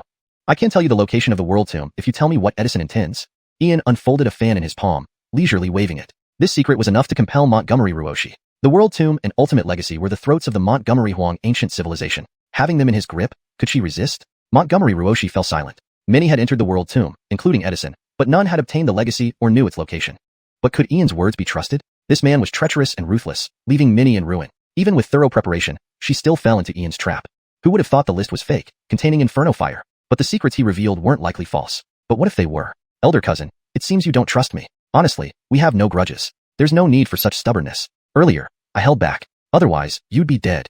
I don't know your agreement with Edison, but it doesn't hinder our cooperation, right? Tell me Edison's goal, and I'll tell you the world tomb's location. It's a fair trade. If you choose to oppose me. Translation provided while maintaining original structure, tone, and style, ensuring fluency and coherence with previous content. So it seems my brother has no other options. I'll have to extract your soul and use the demonic method of refining souls to interrogate you. You wouldn't want to experience such torture. Ian didn't give her any chance to respond, knowing he had methods to force Montgomery Ruoshi to reveal information. However, doing so would alert Edison, making his goal of eliminating him even harder. If he could overpower her with brute strength, who would resort to being a sly old fox? But hadn't he been forced into this situation without alternatives? 20,000 years ago, do you know about the hidden forces of the 5 domains attempting to sacrifice an entire world for the human emperor? Yes, Clan Jacqueline, I know about this. Please continue. Ian, the attempt by various forces in the 5 domains to sacrifice the world failed. Edison joined forces with the Dark Empire to oppose the human emperor and the forces of the 5 domains, thwarting the outer god's invasion. However, the world's will was destroyed as a result. This is true. Our Montgomery Huang ancient civilization also secretly assisted. After the outer god's failure, Edison was cursed. Interesting, Clan Jacqueline. Please go on. The curse ensures that Edison would die if he ascends to godhood. Thus, for 20,000 years, he has reincarnated repeatedly to resist this curse. His true purpose for entering this secret realm is first to confront the descendants of the outer god's apostles, and secondly to integrate the cultivation from his previous 9 lifetimes to ascend to godhood, emperor. Is that all? Ian folded his fan and glanced at Montgomery Ruoshi. Another race duped by Edison. If Edison's intentions were truly so simple, there wouldn't be so much strife. Unfortunately, he was only dealing with a detached soul fragment. The main entity had already fled far away. It seemed he couldn't obtain useful information from Montgomery Ruoshi. I know only this much. My master ordered me to assist him fully. There's one more thing. My master, Xianxia Long, is not a parasitic mind controller but a true reborn member of the Montgomery Huang ancient civilization. However, her body was almost taken over by someone else. She barely escaped with her life. That unknown spirit, harboring sinister intentions, unfortunately got away. Ian, tell me the location of the world tomb. Montgomery Ruoshi couldn't hide or deny the truth. Ian must have ways to detect lies, and there was no real enmity between them. Resisting him wasn't wise. The world tomb's location is near Shadow Realm, approximately 7 domains away. If you act quickly, you might find it. But if you're too late, the evil god might take the world tomb away. Clan Jacqueline, let me give you a piece of advice. Be wary of Edison. He's not as simple as you think. If possible, help me watch over Etienne, that fool. I fear he'll be toyed with by Edison. If he dies, Mother will never forgive me for standing by. Ian sighed deeply, feeling helpless. The Montgomery Imperial clan was indeed complex and entangled. Ian was indeed hopelessly foolish, but he was still his elder brother. Ian, you care about brotherhood despite killing and exterminating races? The world tomb's location isn't in Shadow Realm, right? right? I knew you were deceiving me to extract information. But you calling me Clan Jacqueline and repeatedly showing mercy proves you aren't cold-blooded or treacherous. So I'm willing to bet that if the 30,000 worlds and endless void face an unprecedented calamity, a doom destined to destroy all worlds and lives, what would you do? Montgomery Ruoshi looked at Ian solemnly. Although they had brief contact, it was enough to see Ian wasn't what rumors claimed. A person can pretend or lie, but not deceive one's heart. Clan Jacqueline, does this question need an answer from me? Doesn't my conduct show my resolve? People call me despicable and cunning, behaving like a demon, but in racial conflicts, it's life or death. If a great calamity comes upon the 30,000 worlds, I will choose to resist until the end. I don't know what happened to your Montgomery Huang ancient civilization, but your situation likely isn't much better than ours. You certainly have many secrets. Don't place your bets on me. You should be glad you haven't slaughtered human clans, or you'd already be dead. I'm not against alien civilizations and am willing to interact with them, provided they are benevolent toward us. From this perspective, your Montgomery Huang ancient civilization truly deserves its ancient name. Take this. It will heal your injuries. 3 drops of Yanis Spirit Spring appeared in Ian's palm, a divine remedy beneficial to physical healing. Ian, your honesty compels me to reciprocate. Here's a secret. The Montgomery and Luo royal families were cultivated by our Montgomery Huang ancient civilization. When Montgomery Huang continent descended into the Canglan Great World, it was still in a primitive era. The Montgomery and Luo families once belonged to the 8 departments of the imperial court. Our ancient civilization imparted many legacies that allowed the court to dominate endless void and become one of the top 7 hegemonies. Our Montgomery Huang ancient civilization is a cultivation-based civilization but differs from others. In a sense, we've continued in another form. But the outer gods won't spare us or the 30,000 worlds. Ian, regardless, let's join forces to kill the offspring of the outer gods' apostles. Once we survive and leave the secret realm, we can discuss future matters. Montgomery Ruoshi smiled, extending maximum goodwill. They must first face the threat from the outer gods' apostles. If they couldn't survive, everything else was pointless. Nonsense, shameless to the core. Young Master Kane, what connection do the 30,000 worlds cultivation civilizations have with their Montgomery Huang ancient civilization? The 8 departments came from the strongest 8 clans. Don't believe her lies. Heavenly Sword, shut up. Who allowed you out? Never invade my soul again, or I'll sever our alliance even if it means heavy damage to my essence. Young Master Kane, you? Enough, I don't want to hear your voice. What I do or don't do is none of your business. The Heavenly Sword fell silent, never expecting such a strong reaction from Ian. It merely wanted to warn him but didn't expect this outcome, so it chose silence. Chapter 494. Ian, will you still not show yourself? Elder Clan Jacqueline, you should return. Be cautious so as not to raise Edison's suspicions. Be especially careful around this person. Ian calmed his mind and didn't delve into a deep conversation with Montgomery Ruoshi. The more they spoke, the more vulnerabilities might be revealed. This was enough for now. As for the Montgomery Huang ancient civilization, he would find an opportunity later to root it out completely. Anyone who consorts with Edison cannot be good. No need for many words. The destruction of their clan is what needs to happen. Ian, take care of yourself too. The descendants of the outer gods' disciples are not easy to deal with. Don't be the one to step forward. You're too prominent. Avoid drawing the attention of the outer gods' disciples. Let Edison handle them. If you can escape, do your best to do so. After pondering for a moment, Montgomery Ruoshi gave Ian some ambiguous advice as a sign of her goodwill. Whether Ian heeded or ignored it, only heaven knew. Edison, what exactly are you trying to do? And you, Ian, I can sense your hostility towards us. What will Montgomery Huang's future be? It's truly unpredictable. Finally, Montgomery Ruoshi left, and Ian watched her depart with a deeply inscrutable smile on his face. Montgomery Ruoshi was afraid. It seemed that intimidation wasn't entirely ineffective. Montgomery Huang, ancient civilization?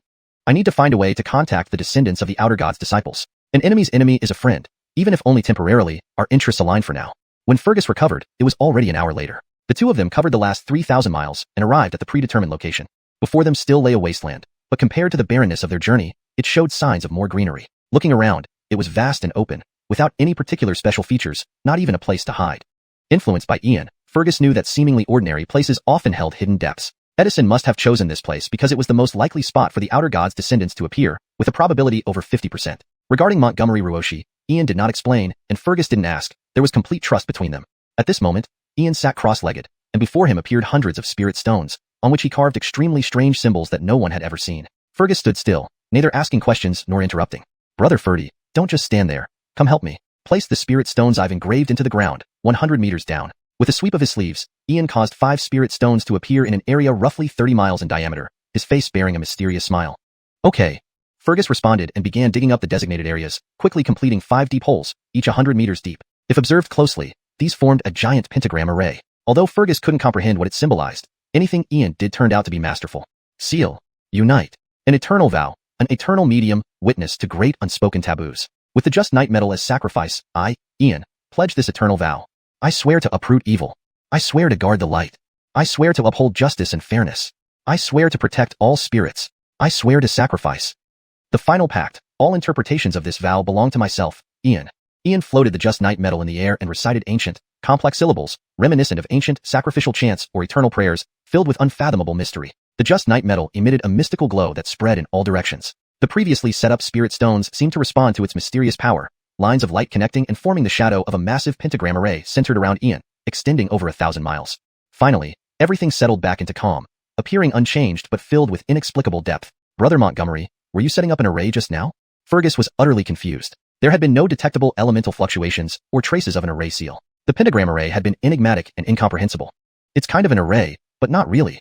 I'm not sure how to explain it to you. You saw the power of the just night metal. It can have surprising effects whether in single combat or group battles.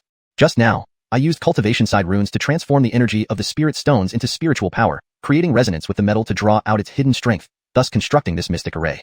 For now, it has two functions. First, to sense enemies within a 1,000-mile radius. Second, to identify identities. Any non-demon spirit race and cultivation side beings will be instantly marked by the array, visible only to me. Sitting at the center of the array, Ian wore an enigmatic smile. Only through such means could he feel somewhat assured. No matter what kind of outer god's descendants showed up, they wouldn't escape his senses. Indeed, the creations of the mystic side were extraordinary. Unfortunately, his revered teacher lacked legacy in this aspect, but using it merely as a medal would be a huge waste. Just a trial, yet it succeeded. Brother Montgomery, you're a monster. I'm really glad to be your friend, not your enemy, otherwise I wouldn't know how I'd die. Fergus was genuinely amazed. He couldn't fathom how Ian's mind worked. It was terrifying. Brother Ferdy, don't praise me, or I'll get arrogant. Infinite voids, countless civilizations, trillions of worlds. We're far from perfect. Come, focus on this rune imprint. Use your own primordial force to resonate with it. Speaking, Ian's finger glowed, creating a golden and strange rune imprint that hovered before Fergus. This was the rune that transformed primordial force into spiritual power, intended to impart demon spirit techniques to Fergus, giving him some means of self-preservation since cultivators were easily targeted. Fergus channeled his primordial force into the rune imprint. Instantly, 3 unusual beams of spiritual light, a blue, a red, and a green. One shone brightly, intermingling. The red light was particularly strong.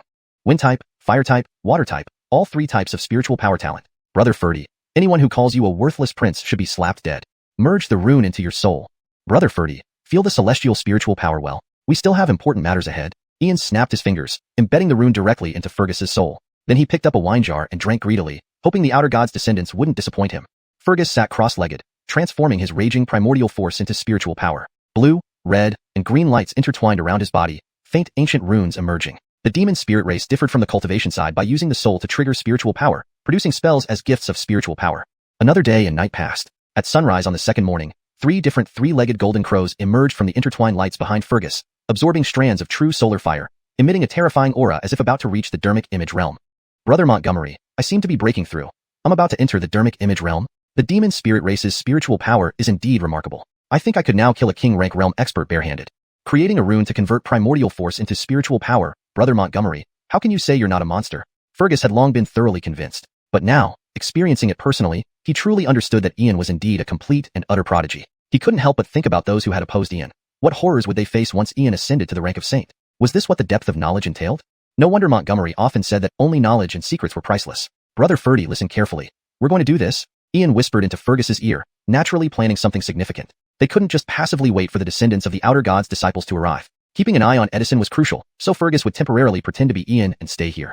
Brother Montgomery, I understand. Go ahead. Don't worry about me. If things get tough, I can always choose to flee. Indeed, you cannot underestimate Edison. You must be cautious as you proceed. Fergus nodded gravely, fully aware of the mission Ian was about to undertake. It was no less than risking his life, with the slightest misstep leading to his demise. I'll leave you with the just night metal. As long as you have it with you, no one within 1,000 miles can escape your senses.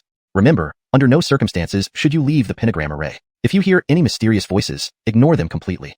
If things become unbearable, activate the spirit rune armor and run as far as possible. Don't recklessly fight back. I'm leaving. With that, Ian left the metal behind, his figure instantly vanishing as he sped towards Edison's position. Fergus nodded heavily, transforming into Ian's appearance. Even if he stood alone, he wouldn't take a step back, not letting everything depend on Ian. Ian rushed forward. About 10,000 miles from where Edison was stationed, he arrived just as night fell. Here, a small camp had already formed, with at least 300 beings from various races following Edison. Inside a tent, Montgomery Ruoshi, Tiger, and Yanisum sat facing each other. Yanisum waved his hand, casting a barrier, his dark eyes flashing with a cold and somber look. Zahir, Ruoshi, you both know my true identity. Next, I need to tell you something of utmost importance. The descendants of the outer god's disciples will indeed descend, but no one here will survive. Every single person here is merely a pawn to buy time. Their fates matter not to me. I care only for you two. So, I will tell you the true purpose. All the life forms in this area will become my sacrifices, awakening the will of a dormant existence below. This requires vast amounts of flesh and life essence to allow this being to reshape its true form. These 5 arrival points are sacrificial arrays. Similar events have happened 10 times before, and this final attempt will complete it. So, by noon tomorrow, you must find a way to evacuate. Yanisum sighed softly. After 10 reincarnations, the main body had already departed. The sole purpose of the divided soul was to awaken the will of this great existence, aiding it to reshape its true form. Why?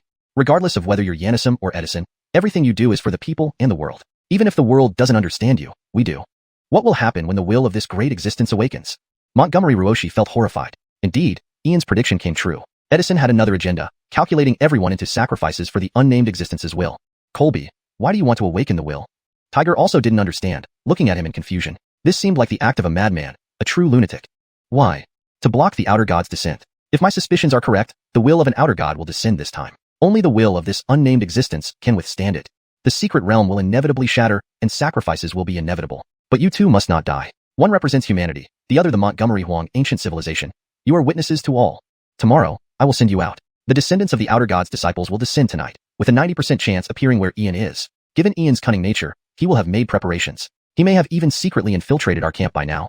Both of you aren't quite ready to face the descendants of the outer god's disciples. I need to keep Ian here, fighting against the outer god's will with me. If Ian survives, remember never to oppose him. Otherwise, the Montgomery clan and the Montgomery Huang ancient civilization will eventually be destroyed by him.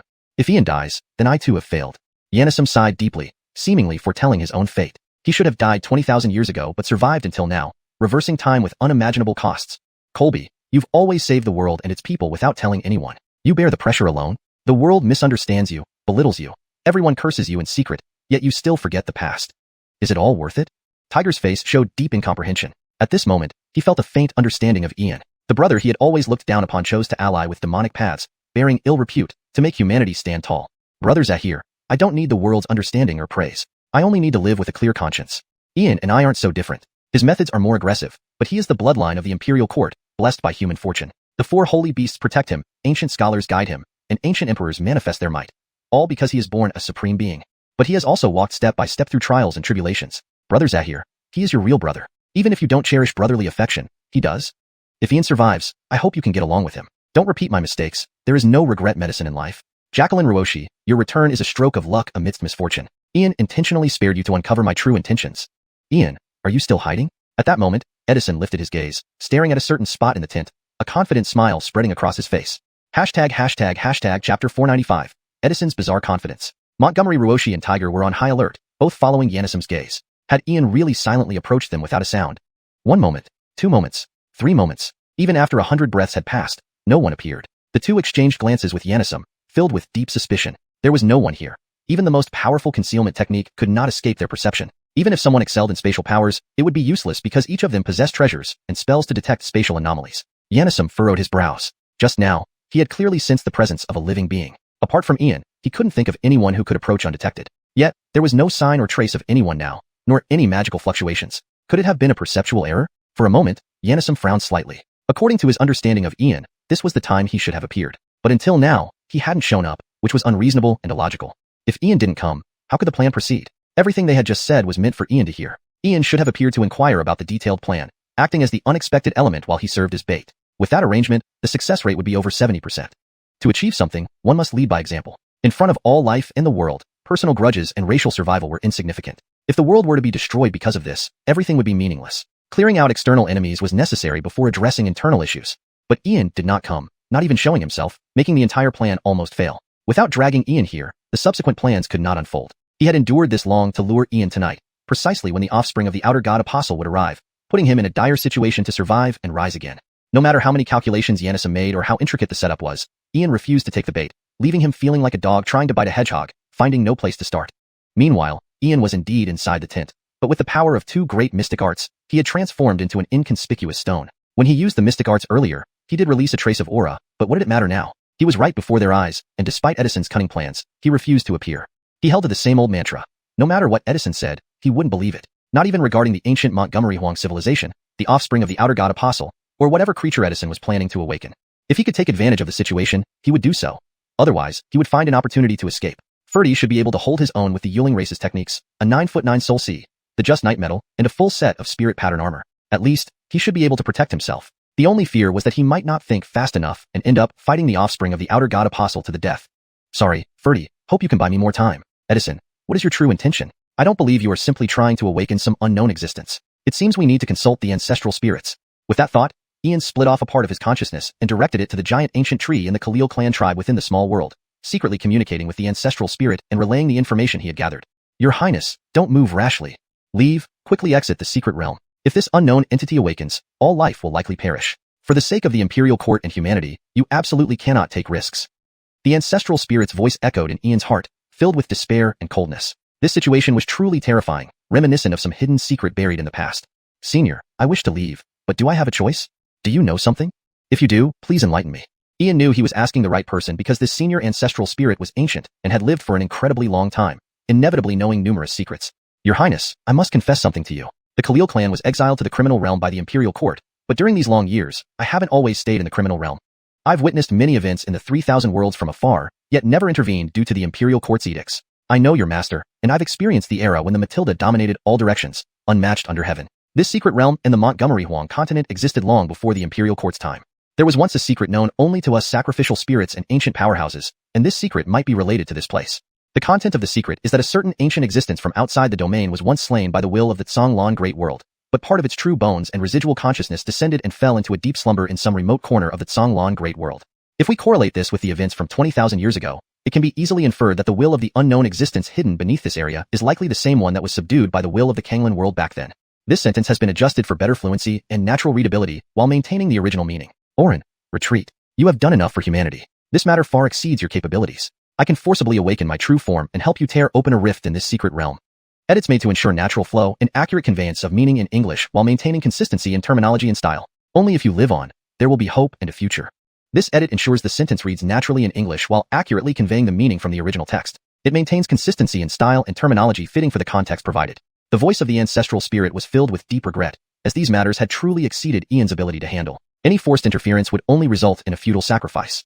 Senior, we have no way to retreat. Behind us is the great Canglan World, where my family, friends, and our human race citizens reside. There are also those who have always trusted me. Note, I made slight adjustments to ensure the translation reads more naturally in English while preserving the original meaning. If it were my master facing this, would he retreat? If it were the Matilda facing this, would she retreat? Would the four sacred ancestors of the imperial court, the sage of Ynistrature, and the ancient great emperor retreat? This translation maintains the meaning and style of the original text while ensuring it reads naturally in English. It also keeps consistency with the terminology used in the context of the narrative.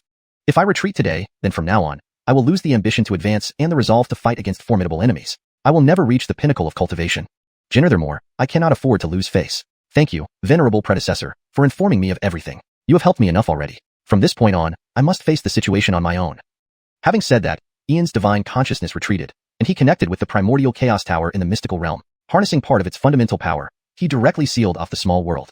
Note, for better fluency, I have made minor adjustments to the sentence structure and wording while ensuring the meaning is accurately conveyed. Yin-Yan is translated as Eon for consistency. The term Taichu Hunyanta is translated as primordial chaos tower to maintain a consistent and meaningful name in English.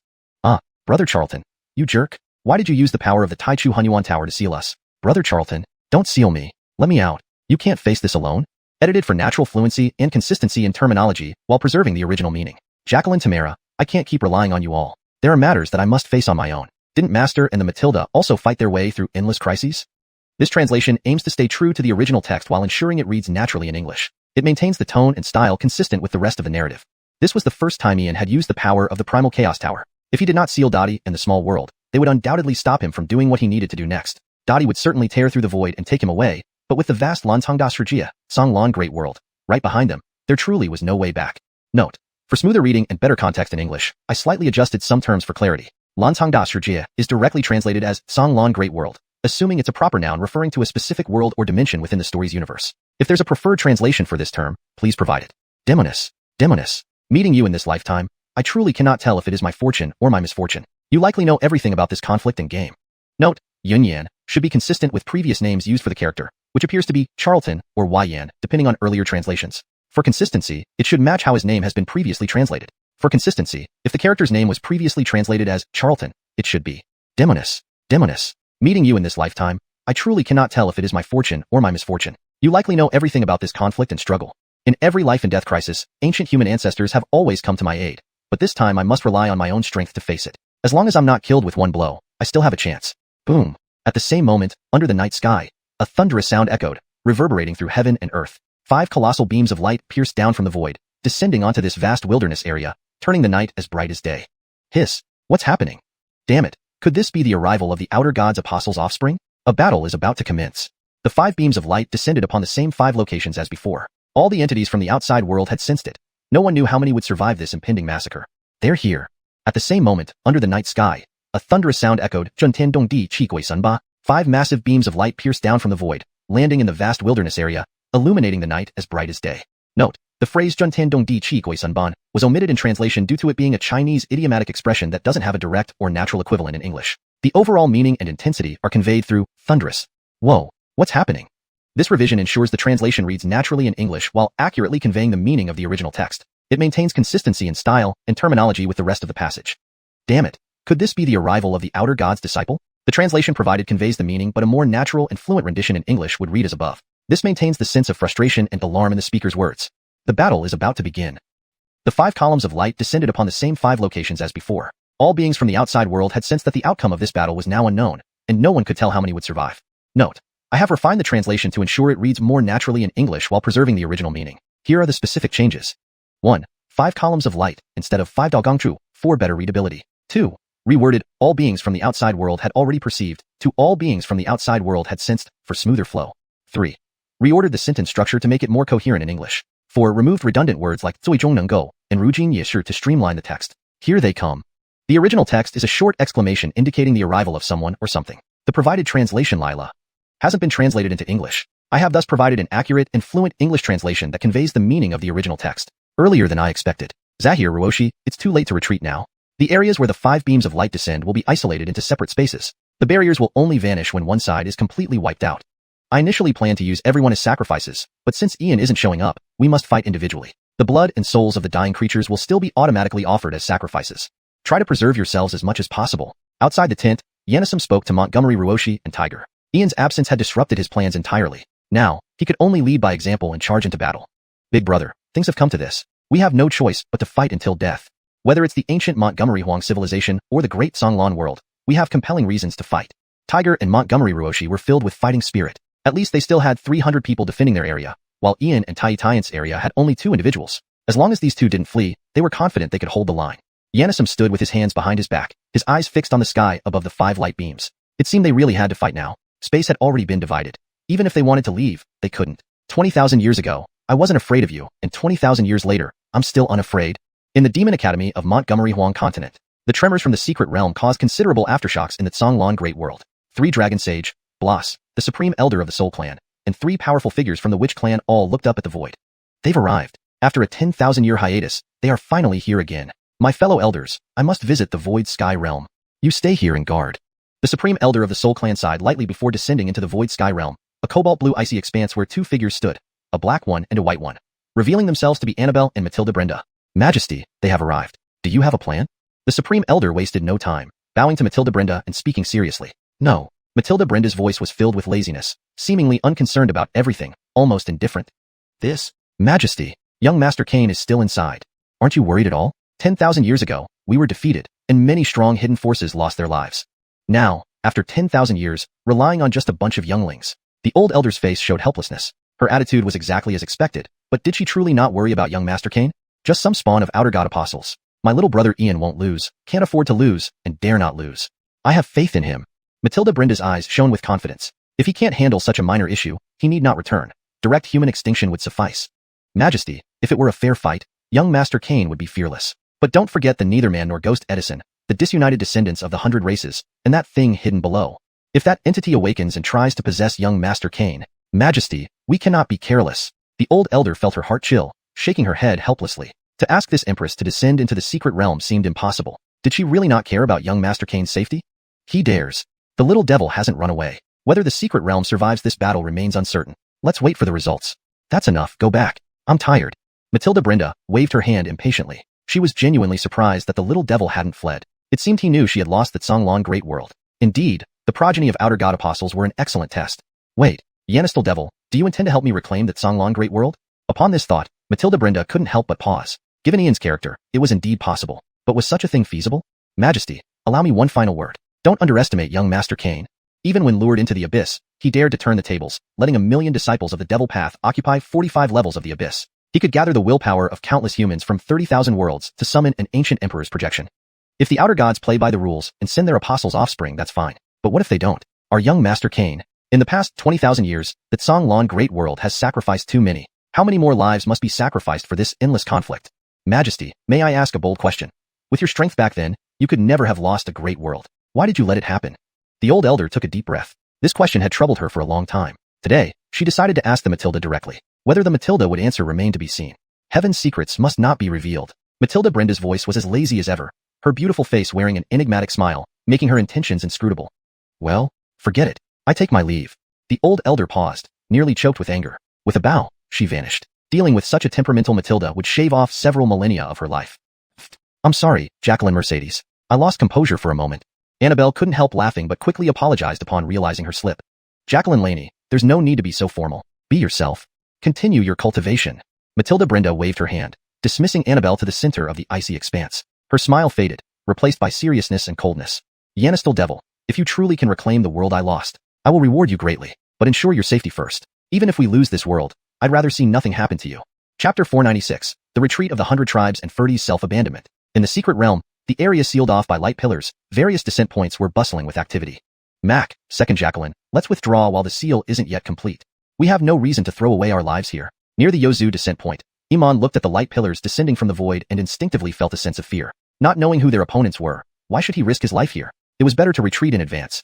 Guilherme, you're being ridiculous. If we retreat now, it will only invite ridicule from all the races under heaven. We can't retreat. We've all sworn before the elders to fight to the death.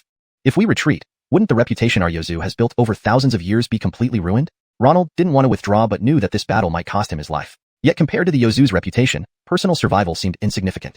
Guilherme, you may leave if you wish, but Mac and I cannot. The millennia-old honor of our race cannot be destroyed by us. Thousands of years ago, the predecessors of all races perished here, and not one ancestor took a step back. How can we take a step back? Ina sighed softly, knowing this matter was truly critical. While the seventh brother could leave, as the eldest prince and second princess of the Yozu, they couldn't retreat even a single step. Mac, second Jacqueline, is it really worth it? If we don't leave, we'll surely perish, and no one will remember what we've done. We'll just be throwing our lives away for nothing. If we all die, won't the position of great emperor of the Yozu fall into Alaric's hands? I don't believe Alaric will stay here to the end. He has aligned with that devil Ian, long forgetting he is the third prince of our race. Mac, second Jacqueline, which is more important, the millennia-old reputation of our race or the future of our people? The youths of the 100 clans have mostly fled already. Amon did not want to leave either, but with the youths of the 100 clans already having fled, what was the point of continuing to hold out? Even if they died in battle, no one would remember them. What? Ronald instantly left the tent, finding the once bustling camp deserted except for the 3 siblings. They've all fled. How could the 100 clans? Ina froze, her face turning pale. This slap on the face was harsh indeed. The offspring of the external deity apostles hadn't even arrived, and the 100 clans had already fled en masse. Mac, second Jacqueline, what are you still hesitating for? It's not that we, of the Yozu, are unrighteous, but the youths of the 100 clans acted unrighteously first. Why should they flee while we must remain to die here? Iman's handsome face flushed with rage. Now he understood why Ian despised the 100 clans. They were all a bunch of unprincipled people, and the Yozu shouldn't sacrifice themselves for them. Second Jacqueline, Guilherme, let's go. Ronald, with a grim expression, finally chose to leave. Had the youths of the 100 clans not fled, they might have fought to the death, but since the 100 clans had retreated, staying behind would be pointless. Ina and Iman nodded in agreement, and the 3 withdrew from the Light Pillar region in the final moments before the seal was completed, seeing scattered youths of the 100 clans along the way.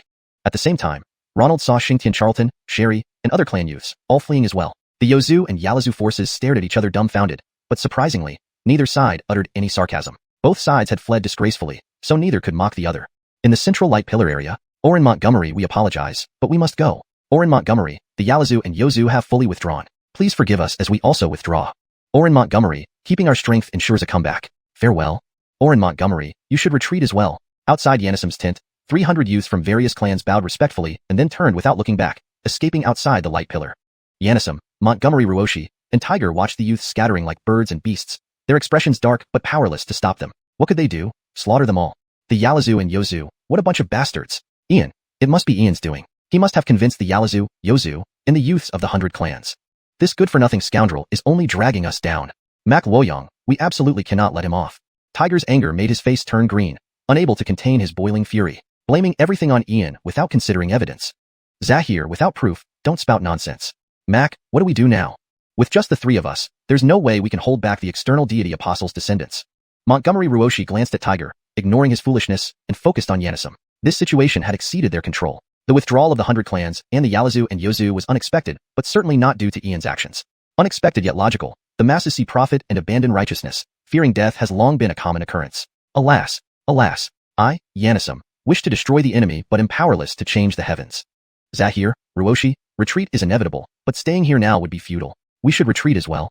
Yanisum looked up to the sky, a bitter smile hanging on his face. 1,000 years ago, the heroes of all races united against the apostles but ultimately failed. Now facing their descendants, with the 100 clans already retreating, the 3 of them could hardly hold the 5 major regions. What? You're retreating too? Mak Luoyang, if we retreat, the external deity apostles' descendants will fully occupy the secret realm and invade the Canglan World. Not eliminating them here means letting them into the Canglan World, making them harder to kill. Mak, please reconsider. For the sake of the human race or Montgomery Huang, we have no reason to retreat. Montgomery Ruoshi's eyes filled with shock, never imagining Yanisum would also consider retreating. If even he retreated, wouldn't the Canglan World be in imminent danger? What would Ian do in such a situation? Jacqueline Ruoshi, Mac's reasoning makes sense. With just the 3 of us, there's no way we can hold back the external deity apostles' descendants. Dying here would be meaningless. Our world is our territory. Even if they descend upon us, we can annihilate them. Facing the survival of the entire world, personal bravery won't solve anything. This isn't running. It's a strategic withdrawal. Tiger had harbored thoughts of retreating. Human nature, regardless of cultivation, tends to follow the herd, valuing life above all else. Staying meant waiting to die.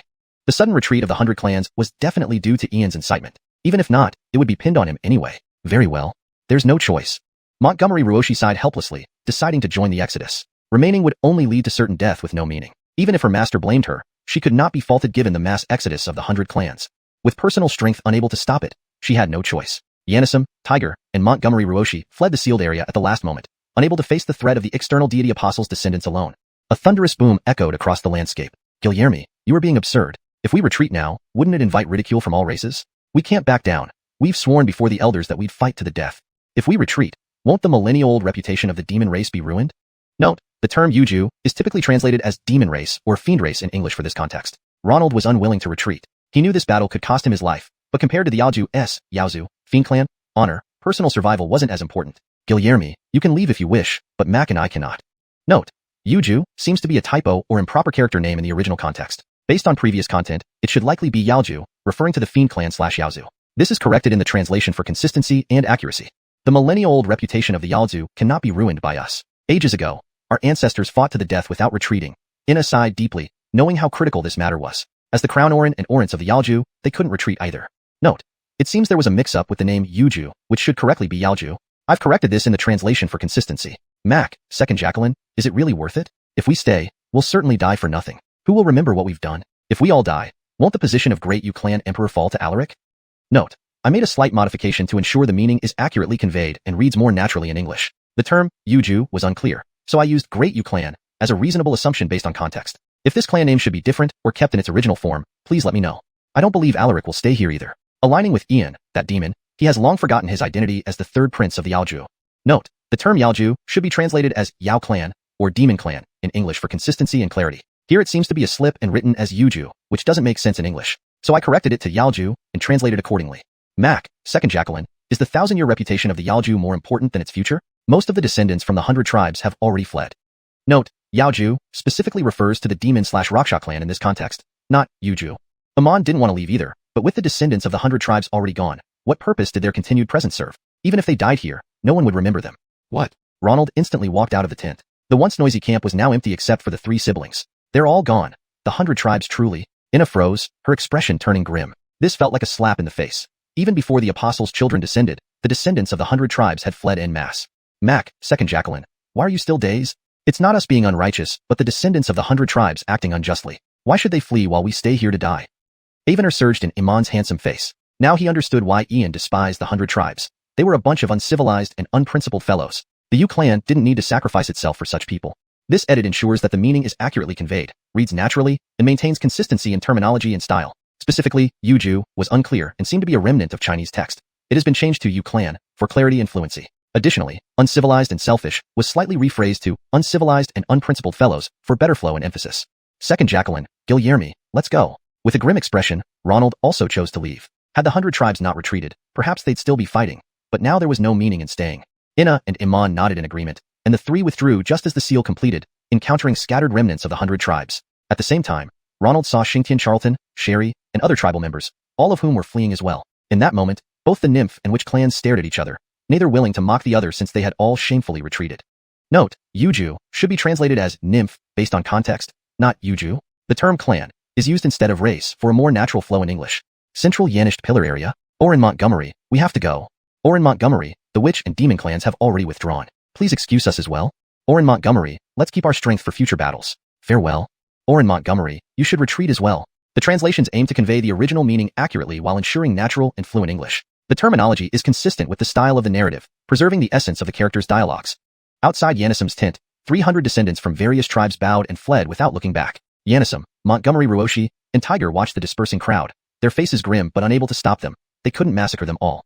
Yale clan, Nether clan. What a bunch of bastards. Ian must have convinced the Yale clan, Nether clan, and the descendants of the 100 tribes. Note, Yuju is typically translated as Nether clan to maintain consistency in terminology and style. For better fluency and natural reading in English, we can further refine it. The Yale clan and Nether clan. What a bunch of bastards. It must be Ian. He must have persuaded the Yale clan, Nether clan, and the descendants of the 100 tribes. This conveys the meaning accurately, reads naturally, and maintains consistency. This troublemaker only drags us down. Mak Luoyang, we mustn't let him off. Tiger was livid, attributing everything to Ian without evidence. Zahir, speak with proof. What should we do, Mac? 3 of us alone cannot withstand the apostles' offspring. Montgomery Ruoshi glanced at Tiger, ignoring his foolishness, and turned to Yanisim. The situation was beyond their control. The withdrawal of the witch clan, demon clan, and the 100 tribes was unexpected, but made sense given their self-serving and cowardly nature. For a more fluid and natural read in English, here are some adjustments.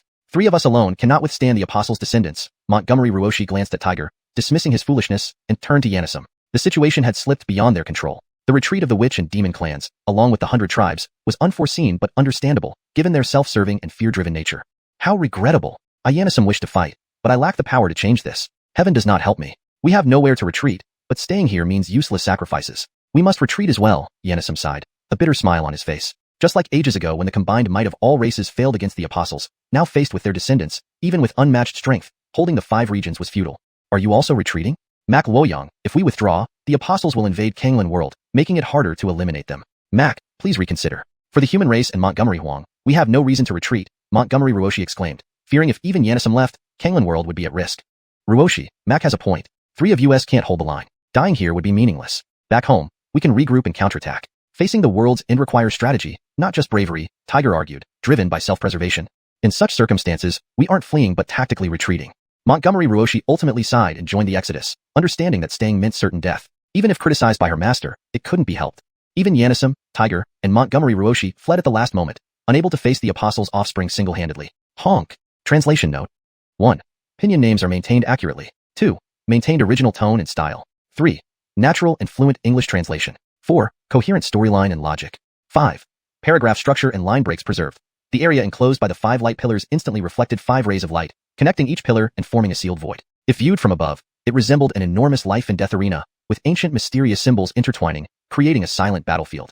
Strange, everyone has evacuated, yet the light pillars are still sealing the area. Could someone still be inside? Yanisim looked at the vast sealed region formed in the void, his brows furrowing deeply. He could hardly believe his eyes. Unless someone was still inside, it would be impossible for the seal to remain active. Who else could be in there? Tiger was also filled with disbelief. After all, he had heard tales of the war that occurred 10,000 years ago, where all races' warriors returned defeated, not a single one surviving. Now, those who should have fled had all done so. Who could be so reckless as to stay behind alone? No one would truly think they could defeat the offspring of the Exarchs single-handedly. It must be Ian and Alaric. Who else could it be? Luo Charltong, we were wrong. There are indeed some people in this world who won't consider their own gains or losses and will strive toward a goal, dedicating and even sacrificing themselves. Some people don't just talk about what they want to do, they take action. We've all been slapped in the face. Montgomery Ruoshi felt somewhat bitter. Apart from Alaric and Ian, she couldn't think of anyone else who would be willing to fight without regard for personal cost. Their actions far surpassed those who only spoke of racial survival and interests. At least they were ready to step forward without hesitation. Impossible. I refuse to believe Ian would be so righteous. It's merely a show to gain popularity. How can one person achieve what our ancestors couldn't? What gives him the right not to leave, not to retreat? Why does he insist on playing the hero, thinking he can represent the 100 tribes of the Canglan World? Who allowed him? Who recognized him? Just because he can summon the 4 sacred beasts of humanity, the ancient sage of Ynistrature, and the ancient emperor, does he consider himself the human emperor? Ian, it's you, isn't it? You incited the use of the 100 tribes and us to withdraw, so you could play the hero and let everyone in the Canglan World see you fighting for the world. You want to become the supreme ruler and touch the throne of the human emperor? How nefarious your intentions are. As long as I, Tiger, live, I will never acknowledge you. Tiger clenched his fists tightly, his face turning green, as if deeply humiliated. He screamed towards the sealed area. He was unwilling to accept this, refusing to concede. Why should Ian have the right to fight so resolutely? Why should Ian have the right to battle so unreservedly? Why should everyone else flee while he stays behind to face the enemy alone? Why? He was merely an abandoned pawn. Why should he bear this burden? Tiger, be quiet. Repeatedly insulting Brother Montgomery. What is your reasoning? Brother Montgomery has considered your brotherhood multiple times, sparing you despite repeated provocations. Not only did you fail to appreciate it, but why do you slander him so? You fear death and choose not to fight the offspring of the Exarchs. Is Brother Montgomery's bravery a mistake? Do you, a proud heir of the Montgomery imperial clan, understand the hardships of the common folk, the difficulties faced by humanity, and the struggles of those at the bottom? No matter humans or demons, no one considers their survival. In the eyes of the extraordinary, ordinary people are mere ants. Yet these very ants form the foundation of our races. You chose to run, chose to retreat. Everyone makes their choice in the face of death, and none of it is right or wrong. But as deserters, do you have the face or the right to criticize us from a position of superiority? You are unworthy, do you understand? Alaric's voice echoed from the third descent point, filled with rage and tumult. His voice traveled thousands of miles, like thunder crashing on the ground. Shut up, Alaric. Who do you think you are, showing off here? Talking about the welfare of the demon race. Even by seniority, you can't represent the demon race. Wanting the imperial throne of the demon race, are you treating your Mac and second Jacqueline as ornaments? Our demon people are not so fragile that they need a cripple like you to speak for them.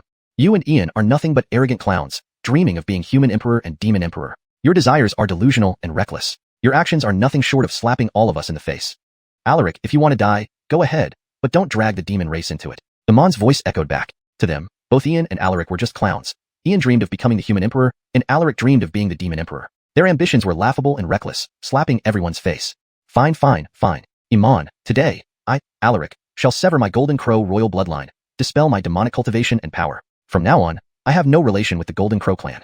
Brother Montgomery, I am sorry, I have held you back. From here on, it depends solely on you.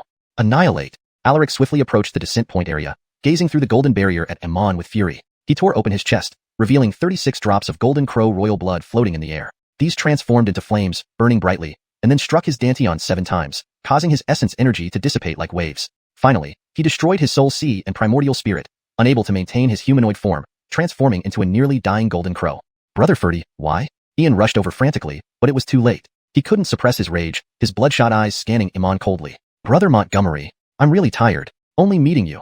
Have I understood what brotherhood means? But ultimately, I am still a demon, even if I am a cripple. If I die in this battle, so be it, but I believe you will win. I don't want you to be bound by me, causing future karma with my clan. I know better than anyone how shameless our clan elders are. By disowning my cultivation and bloodline, I am not dead. Brother Montgomery, retreat. The Canglan world is not worth protecting.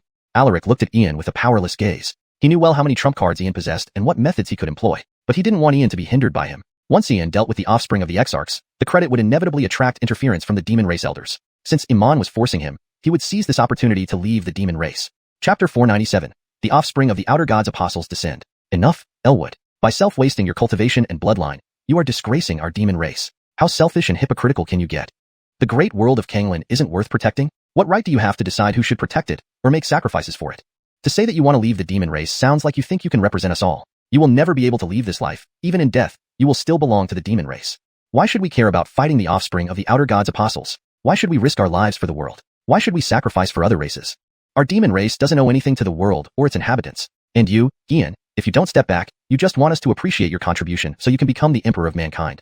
Just keep dreaming. No matter what you have done for the great world of Canglan, you won't receive an ounce of gratitude from us because we never asked for it. Taishiishan Charltong's face was beyond pale, and Ian also suffered accusations by association due to Elwood's actions which were essentially a direct insult to the Golden Crow clan. Who could endure such humiliation? The 7th Orin is right. We won't thank you, whether you live or die. Your goal is to become the emperor of mankind. Humans, indeed, have wolves' ambition. The Montgomery Luo dynasty ruled for an era, and now you wish to present another human emperor? Even if the 100 races are destroyed, we will not honor you as the emperor. Ian, you devil, killing indiscriminately, exterminating entire races, yet you dare dream of becoming the emperor? It's a delusion. With just you alone, how can you expect to fight the offspring of the outer gods' apostles? That's merely putting on a brave front. They have deities behind them. Killing one of them would implicate all of us. Why don't you just die yourself? One after another, individuals from the 100 races looked at the now crippled Elwood and the crouching Ian with no encouragement, only scorn and disdain, as if they awaited Ian's demise with bated breath. You, how shameless, and utterly devoid of integrity. Brother Montgomery, retreat. Mankind does not deserve protection, nor does the world require sacrifices. Brother, please leave now. Your death here would be meaningless. Elwood felt an intense chill, trying his best to convince Ian to leave since there was no point staying. Brother Taishiishan, if a dog bites you, would you bite it back? Do you think I fight for them? No, I fight for the countless commoners of the great world of Canglan. Even if I die in battle, I will have no regrets. At least I can face the 4 holy ancestors, the scholar saint, the ancient emperor, and the countless citizens with no regrets. Throughout history, each generation of human emperors has fought alone, their blood spilled across distant realms, buried among the stars. As a descendant of the human emperor, I must follow the footsteps of my predecessors. Why should I care what others say? At least I have you, my brother, by my side. On the road to the netherworld, with you, brother Taishishin, I have no regrets. Come, drink up this jug of wine. Let's face death together. Ian ignored the insults from the 100 races and brought out 2 jars of spiritual wine, opening one and placing it before Elwood. Yes, our brothers together in death. In this life, having a brother like you leaves me without regrets. Even though Elwood couldn't maintain his human form, he still drank the entire jar of spiritual wine. Even in death, he had no regrets. Ian, Elwood, you're pretending right up until death? You both are truly repulsive. Let's see how you die. 1 discarded pawn, 1 cripple, a perfect match. To whom are you playing this show? When the end of the world comes, the various races of the great world of Canglan will rise. Ian, you don't deserve it. No matter what you do, I will never recognize you. Cloud Zahir clenched his fists, veins bulging on his forehead, roaring loudly as if enduring tremendous humiliation. Ian's indifference made him feel disrespected and humiliated even further. I will never recognize him, absolutely never. No matter what, he would never acknowledge Ian. How should I act? Do I need your recognition, Cloud Zahir? Does your approval or rejection have any impact on me? Ian casually tossed aside the wine jar, gradually walking into the depths of the sealed area. Elwood, transformed into a sparrow-sized golden crow, landed on Ian's shoulder, disappearing from everyone's sight. Mac, are we really going to let him go alone? Montgomery Ruoshi sighed heavily, shaking her head helplessly. Now, even if they wanted to intervene, there was no opportunity. Such a peerless genius, born supreme, faced certain death if nothing changed. That is the path he chose. We cannot interfere. If Ian survives, I will personally ensure his demise. The great world of Canglan does not need an emperor, much less a supreme ruler. As he watched Ian's figure vanish, Yanisum considered him a mortal enemy. He sensed that Ian might not die and could even defeat the offspring of the Outer God's apostles. Ian, do you really fight only for the common people? How can you be so calm in the face of death? You may be the supreme ruler and emperor, but if you choose death, it's on you. Everything here would be sacrificed.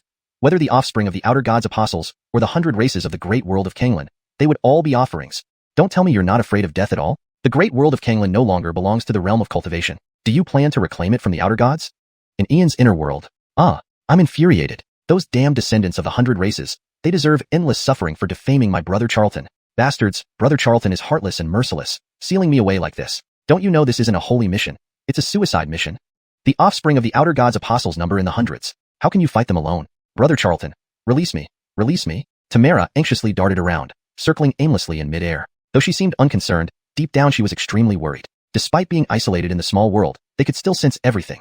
Miss Tamara, please stop shouting. Calm down. The prince knows what he's doing. He isn't acting recklessly. If the prince cannot withstand it, he will open the isolation. Now we can only hope the offspring of the Outer God's apostles are weaker. The Akash was helpless. Although unsure of Ian's intentions, he knew the prince wouldn't put himself in true danger. Sealing them off was likely to avoid distractions.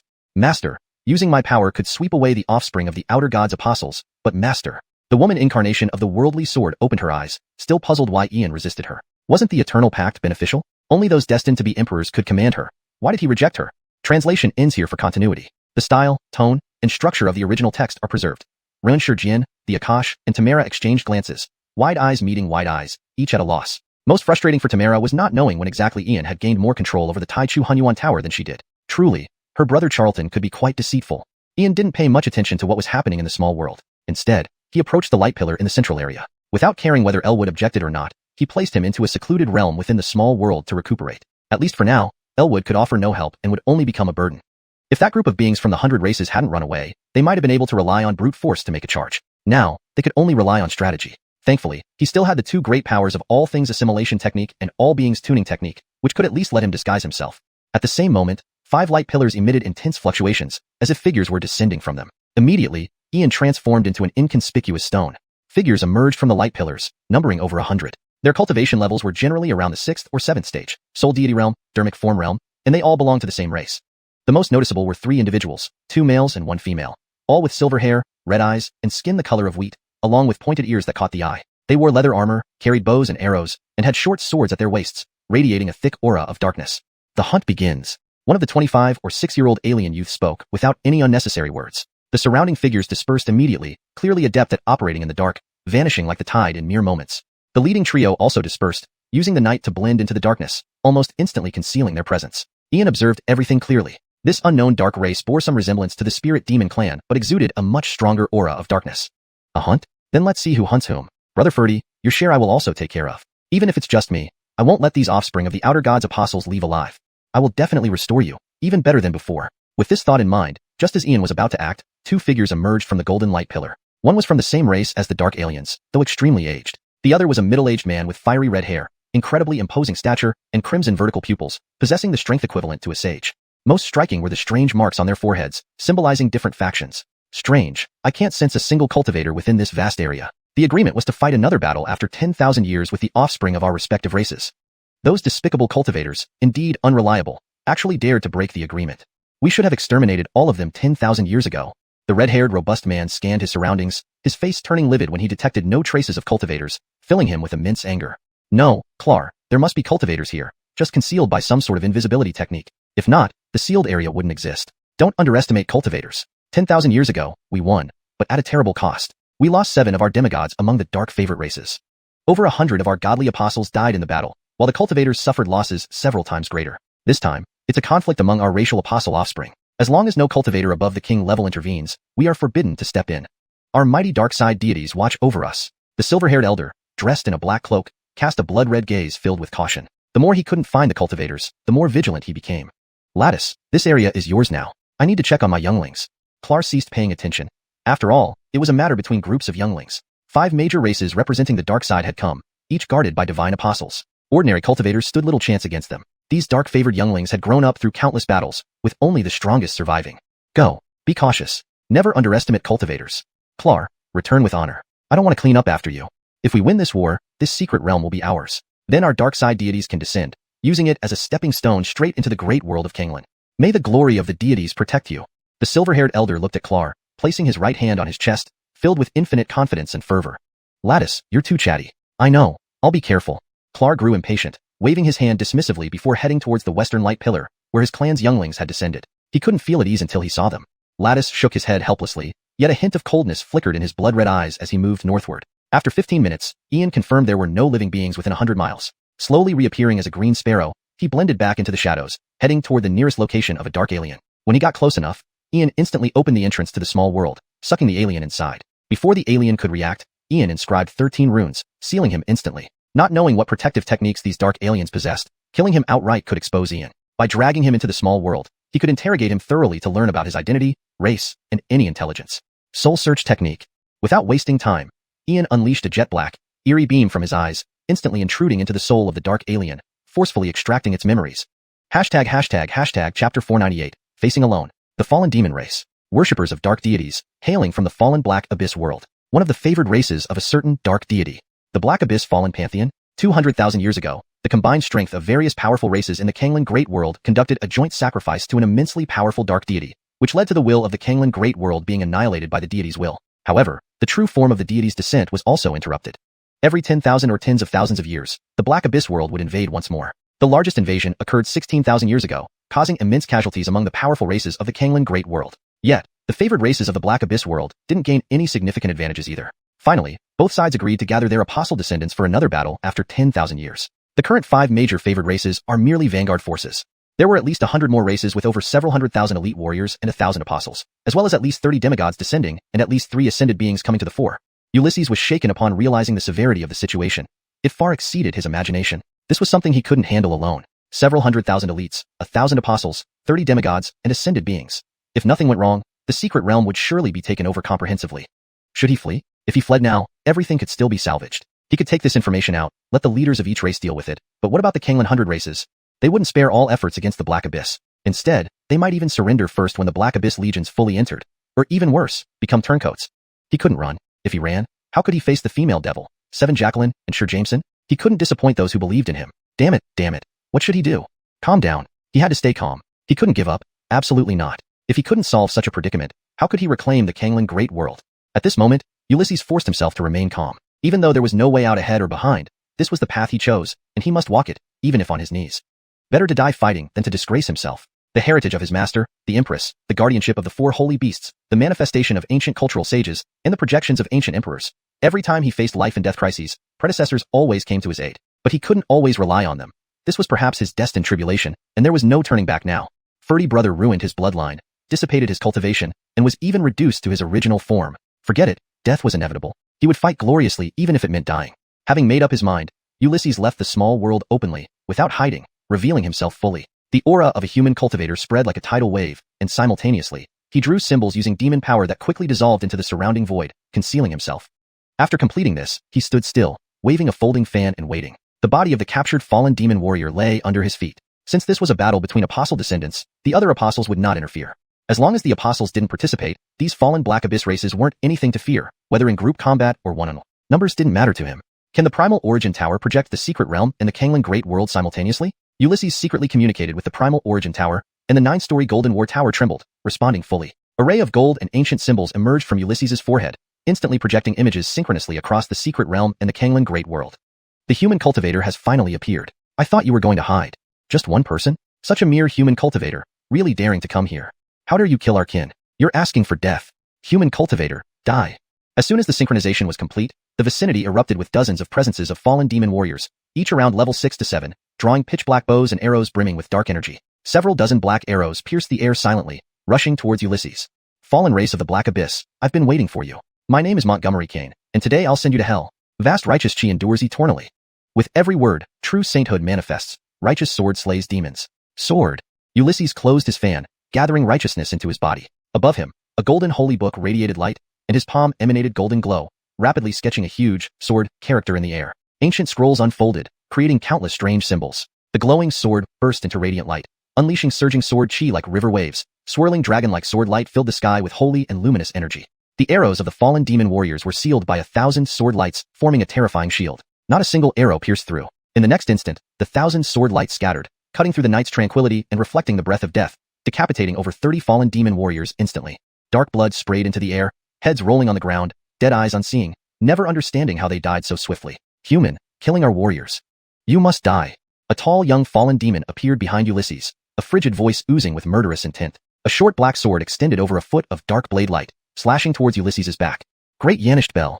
Without turning back, a golden bell appeared around Ulysses, shielding his entire body. Dozens of sword lights and sword beams penetrated from all directions, but were all repelled by the Great Yanished Bell, not allowing any of the fallen demon warriors to penetrate. Darkness Sword. Shadow Hand. Dark Cross Slash. Various dark techniques and spells were unleashed, each at least equivalent to the spiritual level techniques and spells of the cultivation realm, pressing towards Ulysses. Insignificant tricks, dare to show off before me. Fellows of the Black Abyss, you're not much. Killing you is like slaughtering dogs. Great Dragon Power, Bodhisattvas. Great Brightness, Heavenly Dragon Seal. Ulysses clasped his palms together, his eyes blazing. Behind him appeared the shadow of an ancient Buddha, exuding unparalleled sacredness. An intense dragon roar echoed across the heavens, ancient and overwhelming pressure ripping through the air. 100-meter golden dragon emerged, conspicuous against the dark sky. Golden rays surged, illuminating endlessly. The golden dragon stirred the heavens, its breath incinerating dozens of hidden fallen demon warriors. At this moment, Ulysses hovered in midair, appearing like an ancient Buddha son, an ancient sage, and a Bergio disciple. Surrounded by a 100-meter dragon, a golden scroll floated above his head, while the shadow of a Buddha and the presence of a sage intertwined, emitting an extremely formidable aura. What? That's Ulysses. He's actually fighting alone. Insane. Who does he think he is, facing apostle descendants alone? Truly reckless. Ulysses, what hero is he playing? Let the outer god apostles invade if they want. Why resist? Does he really think one person can stand against them? Utterly foolish, absolutely foolish. Outside the area sealed by the light pillars, the descendants of the 100 races who had yet to disperse watched as Ian faced off against the apostle descendants. Moreover, this confrontation was synchronously projected by an unknown power, filling everyone's heart with profound bitterness, especially since it might also be projected in the Canglan Great World. Yanisum, Tiger, Montgomery Ruoshi, Ronald, Ina, Iman, Hotu Bear Cindy, and Xingtian Charlton, arguably the 8 strongest individuals present, did not ridicule or disdain Ian like the others. Instead, each of their faces was extremely grim, as if they had been slapped hard. Even Yanisum's heart was incredibly conflicted. He had thought Ian would employ many strategies to counteract the threat, but never imagined that Ian would choose direct confrontation, so rashly. To challenge the entire Black Abyss world alone. What kind of mind and will does one need to do this, Ian? Ian, you are indeed very foolish. It's merely a path to certain death. That is the entire Black Abyss world, not only numerous races but also dark deities overseeing them. And you, just one person? In the silver ancient castle of the J King City. Sure enough, it's this little Weston, choosing to face the Black Abyss alone. The human imperial court, no cowards. The elder spirit beast's figure appeared at the silver castle, watching the scene projected in the sky over the King City, observing Ian's solitary fight, which deeply moved him. Ancestor, why is he alone? Where are Edison and the descendants of the 100 races? J. Queen Piper's silver eyes gazed into the void, filled with deep confusion. Could it be that under such dire circumstances, Edison chose to flee? If they were reliable, they wouldn't have ceased the battle 10,000 years ago. Piper, the J-race cannot remain bystanders any longer. We must not let Yanistel Weston down. I will use part of the secret realm's essence force to forcefully tear open the sealed area and send our descendants inside. The elder spirit beast stood with his hands behind his back, sighing aloud. If Ian were to be lost here, it would truly mean losing everything. Ian must not die. He is not only hope but a testament to all living beings in Canglan that the Black Abyss races can be resisted. Even alone, he still fights to the end. Yes, Ancestor. J. Queen Piper froze, delighted that the Ancestor finally allowed their race to participate, thereby seizing an opportunity for their race and potentially mending Ian's negative feelings toward them. In the Canglan Great World, Cloud Wasteland Continent, Heavenly Demon Academy. Why is Brother Montgomery alone? Why is he fighting the Black Abyss race by himself? Where are the disciples from the various academies? Where are the descendants of the 100 races? The descendants of the witch and demon races? Damn it, what happened? What really happened? Augustus, Jerome Charlton, Franco, if anything happens to Brother Montgomery, I will spare no expense to summon my true form and ensure blood flows like rivers through your witch race from top to bottom. Sanlong Dajiang stared at the scene displayed in the air, his fingers tangled in his disheveled hair, his dirty face contorted with rage and ferocity. An overwhelming wave of anger surged within him.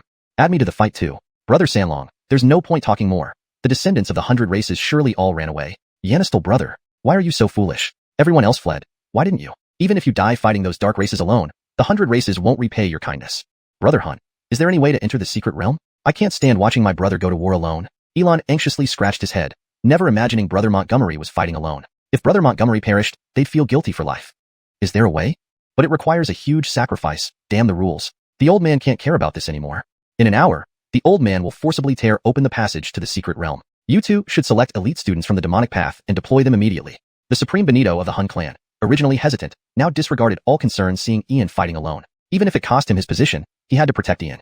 Augustus, Jerome Charlton, and Franco looked at each other, feeling deeply ashamed, not daring to speak because they had no right. Though they didn't know what happened, it seemed their witch race descendants survived but acted as deserters, a humiliating situation. No going. Those who disobey, die. At this moment, Nidhogg Baldur's voice, full of coldness and menace, echoed throughout the Heavenly Demon Academy. Naturally, she too saw the projection, recognizing it as a test, one that only Ian could confront on his own. Why? Nidhogg Baldur, you're just watching Brother Montgomery fight alone. Didn't you claim him as your brother? This is how you act as a sister, you heartless woman. How could Brother Montgomery ever consider you kin? Bam. Brother Sanlong, shut up. Miss Baldur, Brother Sanlong speaks without thinking out of concern for young Master Kane. Please don't take it personally. The old man offers my apologies. The Supreme Benito of the Hun clan trembled, striking his cane onto Sanlong Dajiang's head before bowing nervously to the void, fearing Nidhogg Baldur's wrath, the Matilda herself. If this happens again, I will not forgive you easily. Nidhogg Baldur's stern voice vanished, easing the pressure on everyone. Chapter 499. The End of the Apocalypse, Final. Deep within the secret realm, countless mists cover an area as vast as an ancient continent, silently floating in the chaotic void. This transitional zone lies between two universes and serves as the only transit point to the upper universe. Innumerable figures appeared deep within the continent, and an ancient, massive vortex emerged. An ancient path spanning across uncountable epochs appeared. Endless apparitions floated in the air, with countless shrill voices of ghostly souls tearing through the void. Above the ancient path, a colossal dragon coiled, stretching for who knows how many thousands of miles. This was the renowned epic ancient path, the sole passage capable of reversing the deadlock and reaching the time before antiquity, yet no one would have thought it hidden in the desolate wilderness. Not everyone could traverse the epic ancient path, nor could they withstand the bindings of the temporal souls and the epic dragon. Without cultivation at the level of emperor or above, ever since the outsider deities invaded the Canglan Great World, hundreds of thousands of years had passed. Ian had been guarding it all this time, and finally today he would reverse time and return to antiquity. Just the erosion by the temporal forces is something few could avoid. For the forces of the outsider deities, this was their last chance, their only opportunity to escape. But can you leave? So many people, friends, loved ones, compatriots, had been slain by the power of the outsider deities. Guarding for tens of thousands of years, this day was for exterminating them. The path of antiquity has opened. Proceed immediately. Retreat. A voice resonated with immense power, seemingly breaking the cycle of life and death, shredding the bonds of time, severing the long river of 10,000 ages. Insolent. Forcefully reversing space-time. Retreat to the three ancients. Am I dead? Who dares to reverse forcefully? Exterminate. From the distant source of the ancient path, an endless and terrifying will erupted. A massive, ferocious dragon's head emerged, seemingly able to obliterate the cycle of heaven and earth, collapsing boundless eras. The epic dragon, stationed on the temporal path, spanned past, present, and future, suppressing countless mighty warriors who intended to reverse time. Countless temporal souls were the best witnesses. The epic dragon. It really exists, truly the epic dragon. The legends are true, there really is an epic dragon. As the dragon's head appeared, boundless pressure emanated. The figures from the desolate wilderness trembled, unable to resist the epic dragon or withstand its power. To cross into antiquity was simply impossible. Epic dragon, the final apocalypse, only before antiquity is their hope. If you block our departure, when the mist beasts arrive, you too will not escape death. This is the decree of the founders. Do you dare defy their will? A mysterious figure descended, a being among many outsider deities. Surrounded by endless green light, it seemed to come from an infinite and distant past, filled with a misty and boundless aura. The epic dragon was silent, sensing that this epoch was already collapsing into silence. This collapse was inevitable. Once thoroughly annihilated, even he would perish. No one could escape. Only a battle before antiquity might offer a glimmer of hope. Very well. You may go. The dragon's head finally moved aside, for this also concerned his own survival. The collapse of this epoch was set. Without returning to the three ancients, none would have hope. Thank you. Depart immediately. No matter what you encounter, keep your mind steadfast. At the end of the ancient path, someone will guide you. The figure enveloped in green light was a Heaven Respecter level powerhouse, looking down at the numerous overlapping silhouettes below, his face revealing profound anxiety and concern. White fog had sealed the heavens and earth, and it was only a matter of time before it entered here. Only by sending this group back to the three ancients was there any hope of turning the tide. Wanna leave? Dream on. Collapse. From the depths of the dark and desolate land, a grand and overwhelming will descended, releasing terrifying power. Countless silver rays illuminated the desolate land like daylight, revealing Ian clearly. Sealing the sky and locking the earth, suppressing all. Boundless skies, infinite future, and ancient times were all sealed by silver light. No one could hide, no one could escape. Within the entire ancient secret world, only a single silver figure stood like an eternal king ruling over billions of realms and endless cycles. How can this be? You are Ian. Also, the King of Mist. The epic dragon was infinitely terrified, but before it finished speaking, its massive head began to dissolve into a shower of light rain, like a splendid meteor shower falling from the heavens. The epic dragon vanished, the ancient path collapsed, and the endless river of time faded. Temporal souls sensed instinctual danger and emitted endless shrieks. Yet they couldn't escape. The river of time disintegrated, the epic dragon fell, and a strike from the King of Mist penetrated the epochs, shattering the entirety of pre-ancient times. Everything ceased to exist, vanishing into nothingness with the King of Mist strike. Silence enveloped the heavens and earth. All life perished. Infinite despair, no trace of hope remained, not even a hint of the future. Time collapsed, fate shattered, all existence vanished. No one could evade this destiny, no one could survive this catastrophe. The myriad spirits, the eternal end, the 9 heavens and 10 earthly realms, utterly destroyed. The King of Mist came swiftly and left swiftly, shattering the ancient path, killing the epic dragon, and destroying the pre-ancient times. Its figure withdrew, leaving the dark and shadowy secret world seemingly at the end of its lifespan. Heaven and earth split apart, collapsing endlessly. The surviving creatures screamed in despair. The epic dragon falls, pre-ancient times shatter, the desolate land collapses. Are we truly doomed? Heaven and earth vast, where shall we find refuge? The Canglan Great World still exists. Among the 3,000 worlds, only Canglan remains. Return to Canglan. Countless figures representing various powers faced the King of Mist helplessly, but among them were peak powerhouses who sensed that only the Canglan Great World remained. Strong figures from different factions gathered their people, tore through the chaos, and headed towards the Canglan Great World. The vast ancient realm crumbled into dust in the eternal darkness. Only one figure stood motionless, the eternal realm's Heaven Respecter, still immersed in the shock of the King of Mist strike.